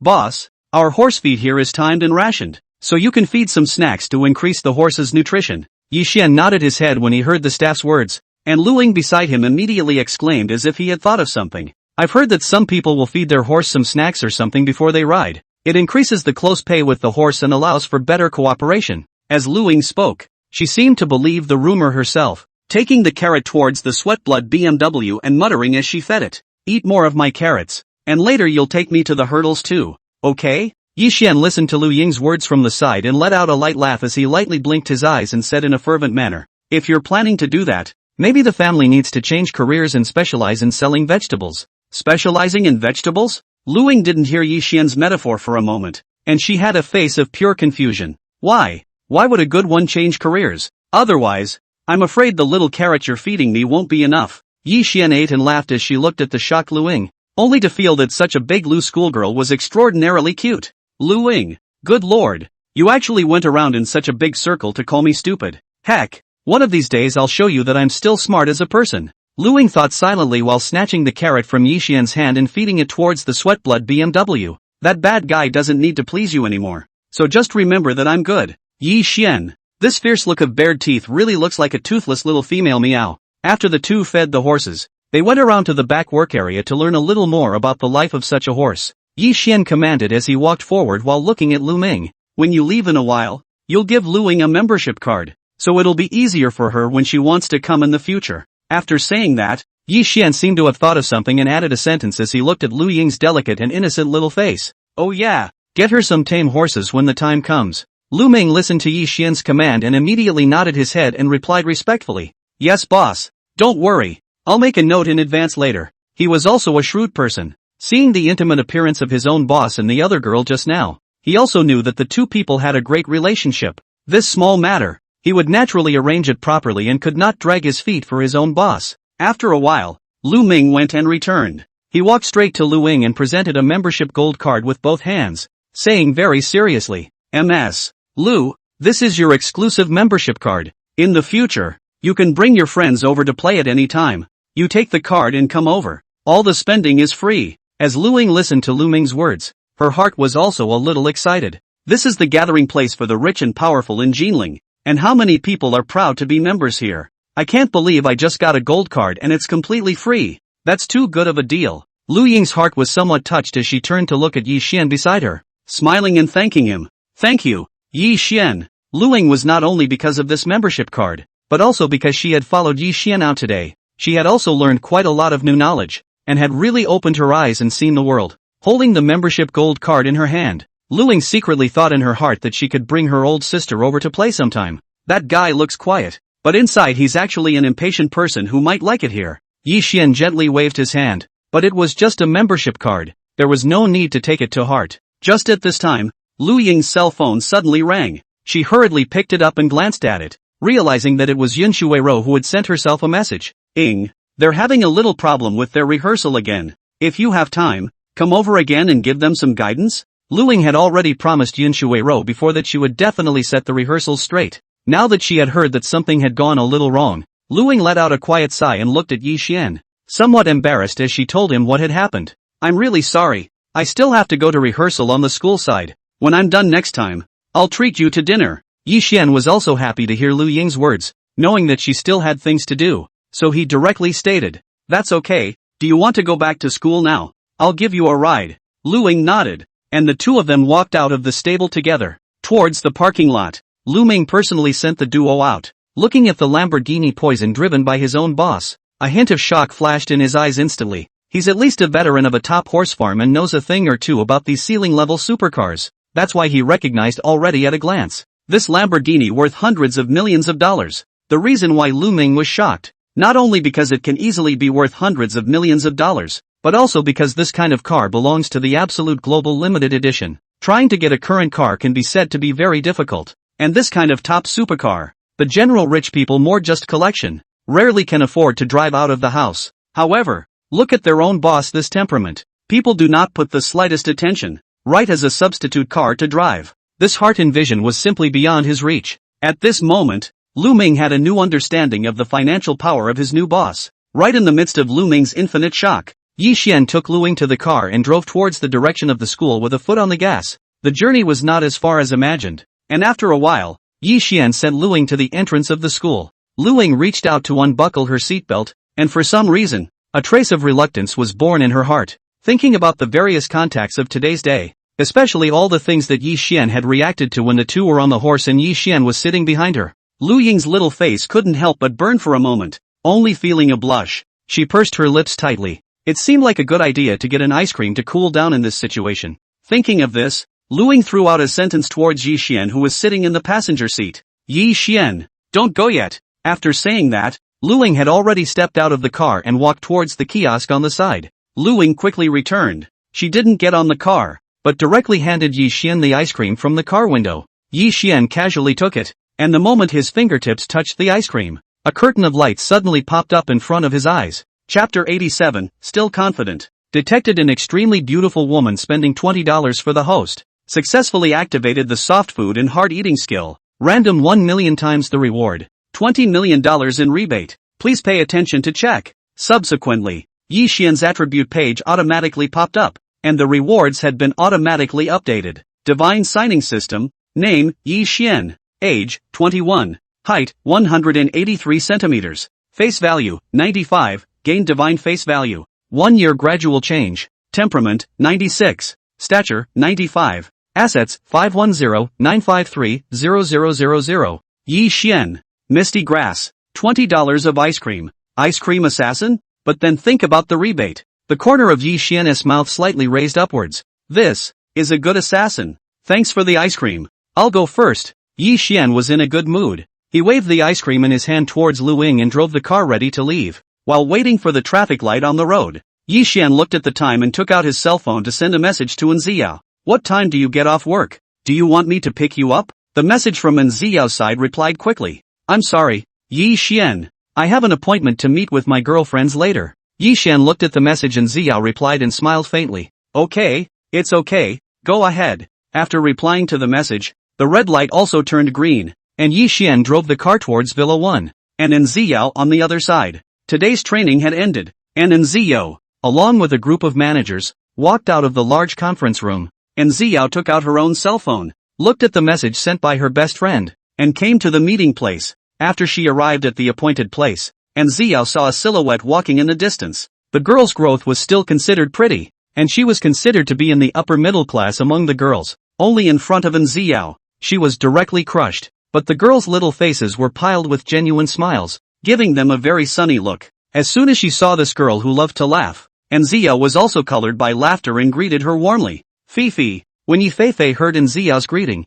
she also waved her hand vigorously towards her and walked quickly towards her side. Looking at Yifei who ran over, Enziao greeted her and touched heads with her. Yifei had one hand over her head as she looked at Enziao in confusion. What's this for? You girl? I thought you said meet up? Enziao was even more confused. It was obviously Yifei who said in WeChat to meet up. She just felt puzzled. Fei Yap. Nice one. You think you're funny? However, Yifei just spat out a sentence in her heart and quickly forgot about such things. She walked up and pulled Enziao's small hand, saying mysteriously, come on, I'll take you to a nice place. Gee, I was lucky to win this jackpot. You girls are also lucky to have a BFF as lucky as I am to have the opportunity to go along for the ride. Enziao couldn't help but laugh lightly as she listened to Yifei's tone filled with bragging and asked patiently, oh, so powerful? What on earth? Tell us. The Cartier show. How's that for awesome? Yifei's face was full of complacency and pride as she raised her neck high and pointed at the top-class hotel not far away.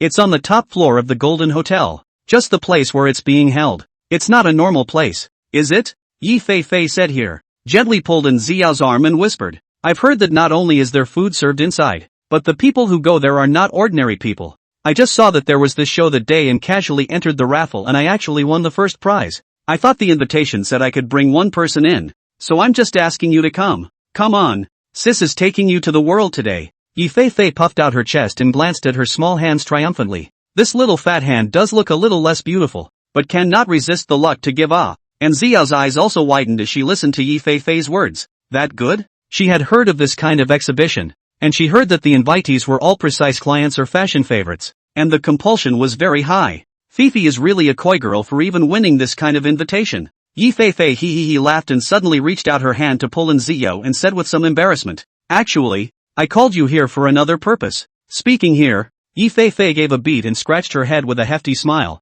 a rare trace of embarrassment appearing on her small face. I've never seen the world before and I'm afraid of being embarrassed. You work in a high-class villa area, so if there's anything I'm out of line about, just point me out. Besides, bringing you along here makes me feel more confident in my heart. And Ziao listened to Yifei's words, patted her chest and said in a very righteous manner, I've seen too much of the big world. And Ziao's mind couldn't help but picture Yi Xian in Villa No. 1. The supercars and luxury cars inside, as well as the cultural relics and antiques used for flower arrangements and decorations. And who in general has this feat? There were all sorts of other things that Enziao had never expected to see, all of which were top-notch enjoyments. When you think about it this way, those worlds she's seen are among the few in the country. I'm afraid. When Yifei heard Enziao's words with such conviction, she immediately had a bottom line, and the two of them took big steps towards the Jinling Hotel. After a while, the two arrived below the Golden Hotel and took the elevator directly to the top floor. As the elevator door opened, the scene that appeared in front of Enziao and Yifei was like a different world. There are no ordinary people in a hurry here. All of them are magnificently dressed dignitaries, with modest smiles on their faces. They stood with people they knew well, whispering and teasing. Under the luxurious and bright crystal chandelier, every dignitary present was like a shining star. radiating their own charm. And Zio and Yifei froze for a moment as they looked at such a scene. The next moment, a staff member in a black suit walked up and asked very politely, "Hello, both of you. Invitations please." Yifei hurriedly handed over her invitation, and after the staff checked it, they politely released the duo. The two of them walked into the middle of the venue and looked at the lavish decorations inside and were again in awe. It's really worthy of being Cartier's exhibition. The place is also too luxuriously decorated. I just saw a lot of crystal booths set up inside, with small spotlights cleverly hitting the tops of the exhibits, illuminating those pieces with a glittering glow. The long table next to it was decorated with assorted delicacies, all of which were served cold but smelled rich. The champagne tower had already been set up, and there was a great atmosphere as guests elegantly took a glass and chatted merrily with those around them. The two men looked briefly inside at the exhibits, and after a moment of staggering, they made their way to the table and picked up their plates to take their food. And Zia was patiently picking out the food when Yifei suddenly came to her side and tightly wrapped her arms around Nziao's slender waist. Her eyes looked around and she whispered to Nziao, Yao, why do I feel that the atmosphere here is a bit off?" And Nziao froze at the words and asked with some uncertainty, "What's wrong?"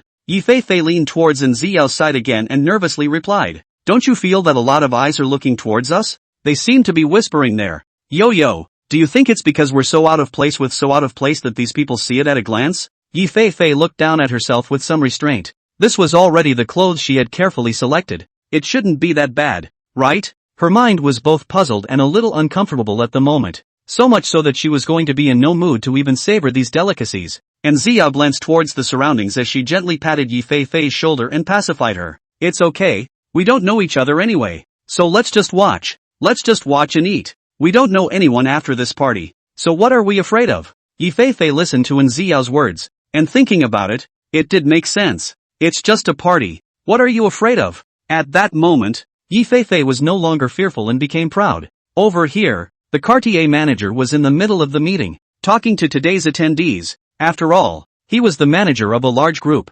facing this kind of scene, had long been familiar with it, and got along with everyone very pleasantly. As he raised his glass in a toast, the manager's eyes fell on the jewelry they were wearing. Just a glance over, she can firstly in her mind emerge the style, price, and even the promotional slogan can say a thing or two. The manager glanced around and was suddenly caught by Nziao. Although she was just in a normal black uniform, that top-notch face value and also temperament still attracted the manager's attention. "What a pretty girl," the manager praised in his heart, then subconsciously looked at the necklace she wore around her neck. Looking at the style of the necklace, her mind reflexively went to the price. Gee, this brain of his own is really flexible and good, and he can immediately recall an ornament that he had only seen once before. The manager mentally boasted to herself as the corners of her mouth lifted up in an arc and she turned around to head towards the other side of the room. Only the next moment, the manager suddenly sensed something was wrong. She jerked to a halt, then thought over what she had just thought. Again, in an instant, the manager's face was nothing but a look of shock,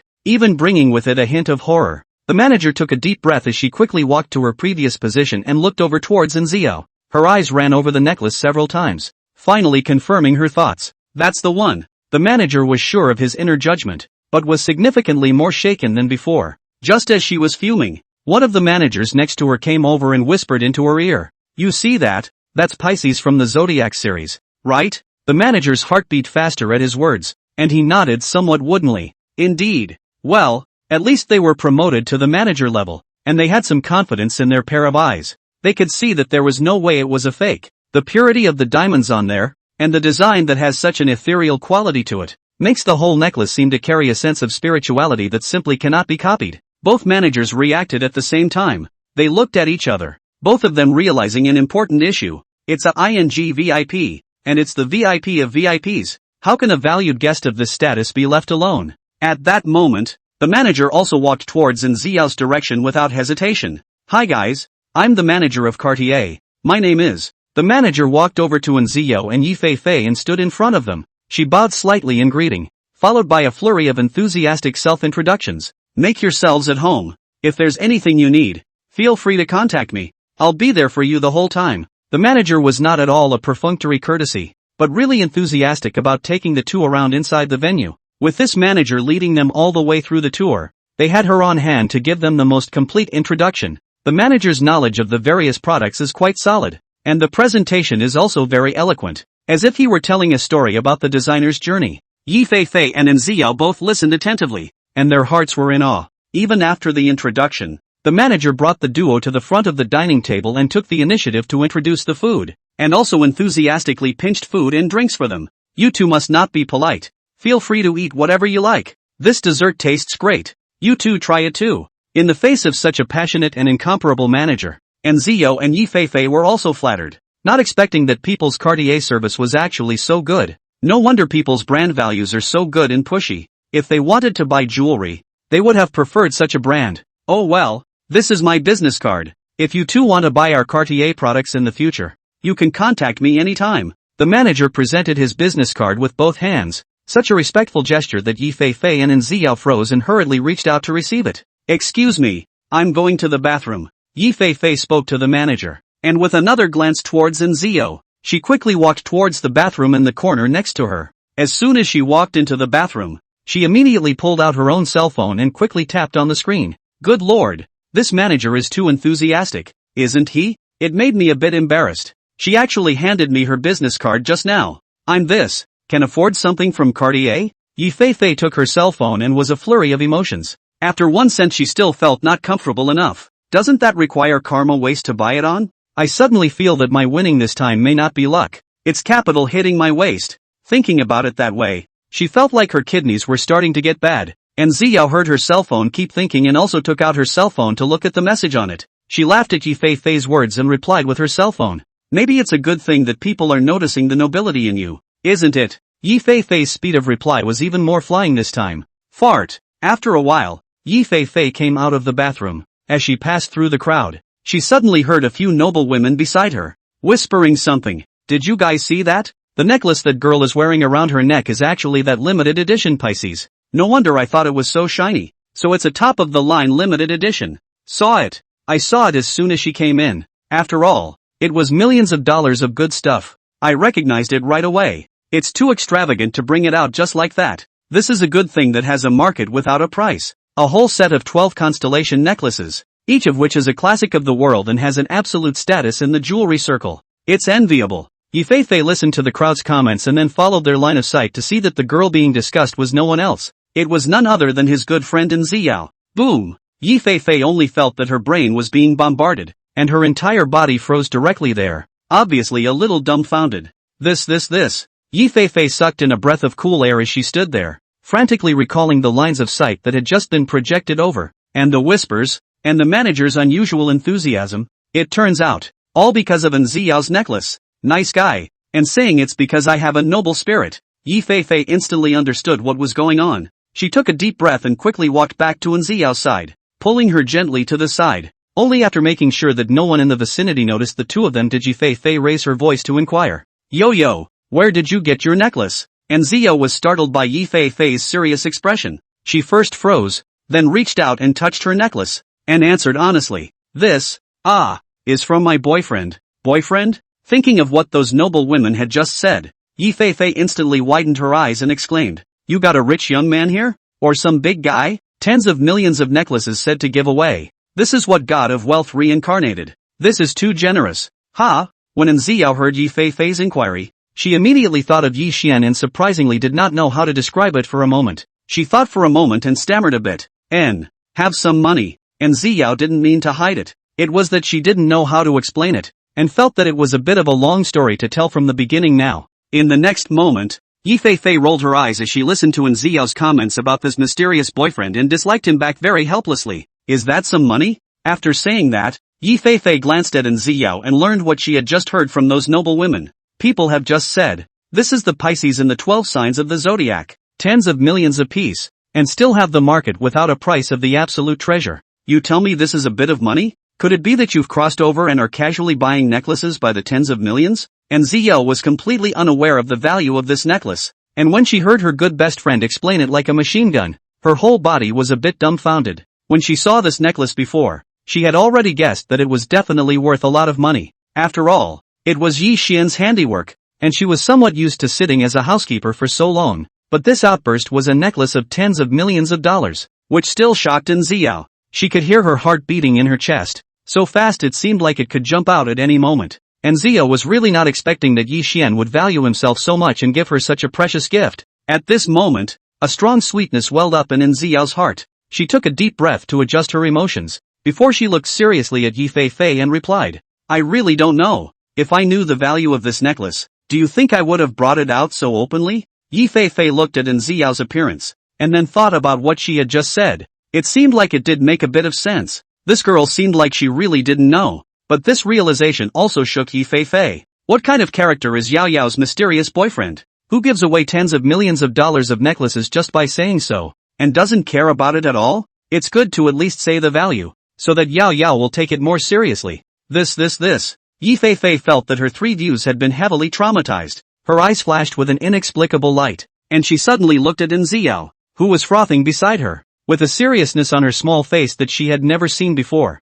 Yo, let me tell you something. Chapter 88, how can I care about this? Okay. And Ziyao looked at how serious Yi Fei was, and immediately realized that what she had to say was bound to be uncomplicated, and also came close to listen carefully. Yi Fei swallowed and whispered, That boyfriend of yours, is there a brother? And Ziyao helplessly skinned her mouth as she used her fork to pick up a piece of dessert and stuffed it into Yi Fei's mouth, and said without any goodwill, Stinky girl, you scared me. Here's a piece of dessert for you. Let's see if we can stuff your mouth. Yi Fei rolled her eyes and chewed her dessert, but in her heart, she had already made up her mind that in the future, she would blow in Yao Yao's ear more and more, and she would surely be able to get off the hook soon. After a while, the two of them ate the food for a while longer, and Yi Fei felt that she had eaten too much, so she pulled in Ziyao's hand and said, Anyway, there's still quite a bit of time left in this show, so let's take another good spin and cool off. And Ziyao nodded as she sniffed. She was also full and felt very well fed. After all, it is the Golden Hotel side dish, and the flavor is really fantastic. The two of them played in the exhibition for a while longer, and when Ziyao looked at the time it was already getting late. She looked at Yi Fei and said, Almost there. Shall we go? Yi Fei nodded her head, and just as the two were about to leave, the manager who had been watching them from the side noticed, and also personally went forward to see them off. Take care, you too, and I look forward to seeing you at Cartier anytime. The two of them, and Ziyao, nodded their heads in greeting to the manager and then quickly walked out of the banquet hall, while riding the elevator down. And Ziyao took out her cell phone and sent a message to Yi Xian. I'll be right back when I'm done here. Are you at the villa? Yi Xian's message replied very quickly, and Ziyao looked at the brightly lit cell phone screen with a charmed smile, and quickly gave Yi Xian a sentence back, saying that she would soon go back to the villa. Yao, remember what I told you. My happiness depends on you. On her way out, Yi Fei didn't forget to throw a wink towards Ziyao, asking her to remember about introducing her boyfriend. And Ziyao's small face was filled with helplessness as she hurriedly nodded her head in response. Fine, I know. If he had been slower to respond, I'm afraid I don't know how long he would have been chanted by this girl. And Ziyao and Yi Fei separated downstairs in the hotel, and Ziyao returned to the No. 1 villa very quickly. Yi Xian, I'm back. And Ziyao looked at the brightly lit villa and smiled as she opened the front door to greet her, but realized that she didn't get any response. She was visibly stunned as she circled around the entire villa, but did not find Yi Xian. This guy, where is he hiding? And Ziyao muttered suspiciously as she pushed open the door going to the back garden and headed outside. The quiet garden was illuminated extraordinarily clearly by the fairy tale-like line lights, and Ziyao walked on such a path, only to feel a piece of peace in her heart. She took a slow walk and finally saw the figure that had haunted her dreams in the outdoor pool. Yi Xian was swimming in the pool freely, and under the illumination of the lights and moonlight, Yi Xian's eyebrows looked even more handsome, making it impossible to ignore. And Ziyao stood by the side and admired for a while, before she walked up with a smile and squatted next to the pool. Are you a mermaid from the sea? You seem to know magic. I can't take my eyes off you a bit when I see you. Hearing such a naked confession, in addition to Ziyao's gentle voice, this made Yi Xian's heart burst with pleasure. He resisted the urge to pull her into his arms and just ventured out to stroke her soft hair in gentle inquiry. How was it? Did you have fun? And Ziyao nodded her head very seriously as she remembered all the things she had done on top of the exhibition and told Yi Xian everything that had happened today. She beamed as her white fingertips traced over the top of the necklace. This necklace is too expensive. And you didn't tell me about it, and I was stupid enough to take it out. You don't even know that people look at me differently when I'm at the show. Wearing tens of millions of dollars of jewelry on her body so carelessly, people must have thought that she was some kind of big family's daughter. Yi Xian let out a low laugh as he sniffed, his voice resounding over the clear water. It's fine. Just wear it. This necklace suits you. Beautiful. Hearing Yi Xian praising herself for being beautiful, and Ziyao felt joyful and indescribably sweet in her heart. The corners of her mouth lifted up in an arc, and suddenly she heard Yi Xian say to himself, "Go change into a bathing suit and come along for the swim." And Xiao immediately nodded at her words. She had eaten a lot of food at the exhibition at night. If she didn't exercise properly, she could easily get fat. "Okay, then wait for me for a moment while I go change." And Xiao said a word to Yi Xian and quickly walked towards the villa. Yi Xian looked at her curvaceous back, the corner of his mouth slightly hooked upwards, and a jolt zipped towards the front.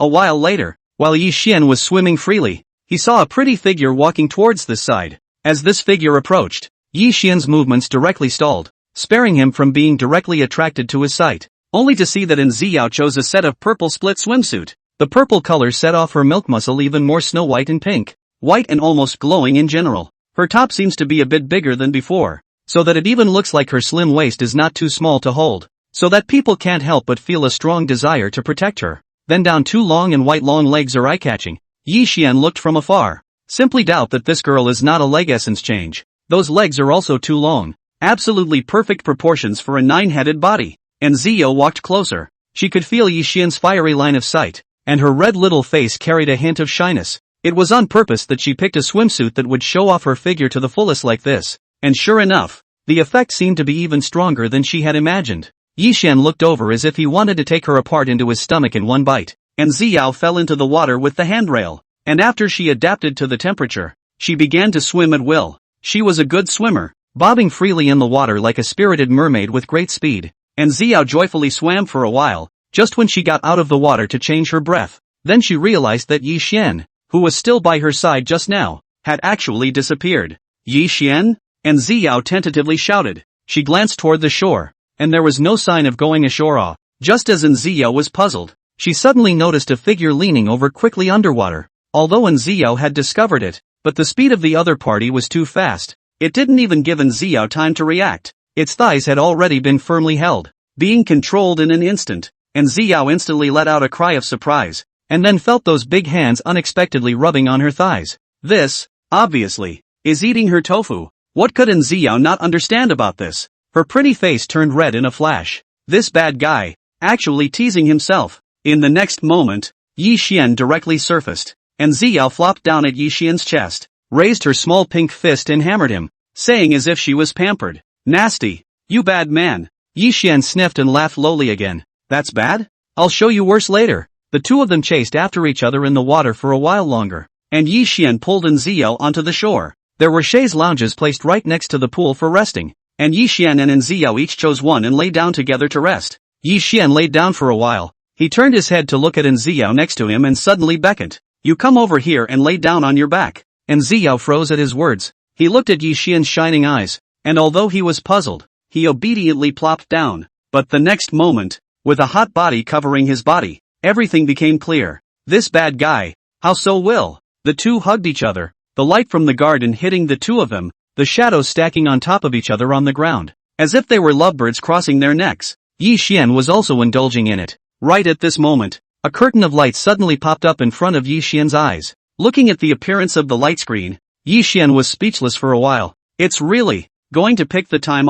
Detected that the host has been given a chance to sign in randomly. Do you sign in? Sign in at. Sign in successfully. Rewarded with ownership of the Southland Jade Raw Stone Mine. Looking at the content of the rewards displayed on the light screen, Yi Xian, who was busy, suddenly froze. This reward is a bit of a surprise. However, Yi Xian only took one more look at it. Let's put this matter aside first. How can he have time to care about this now? Business matters. The moon seemed to sense the charming atmosphere as well, and it was so shy that it hid in the clouds.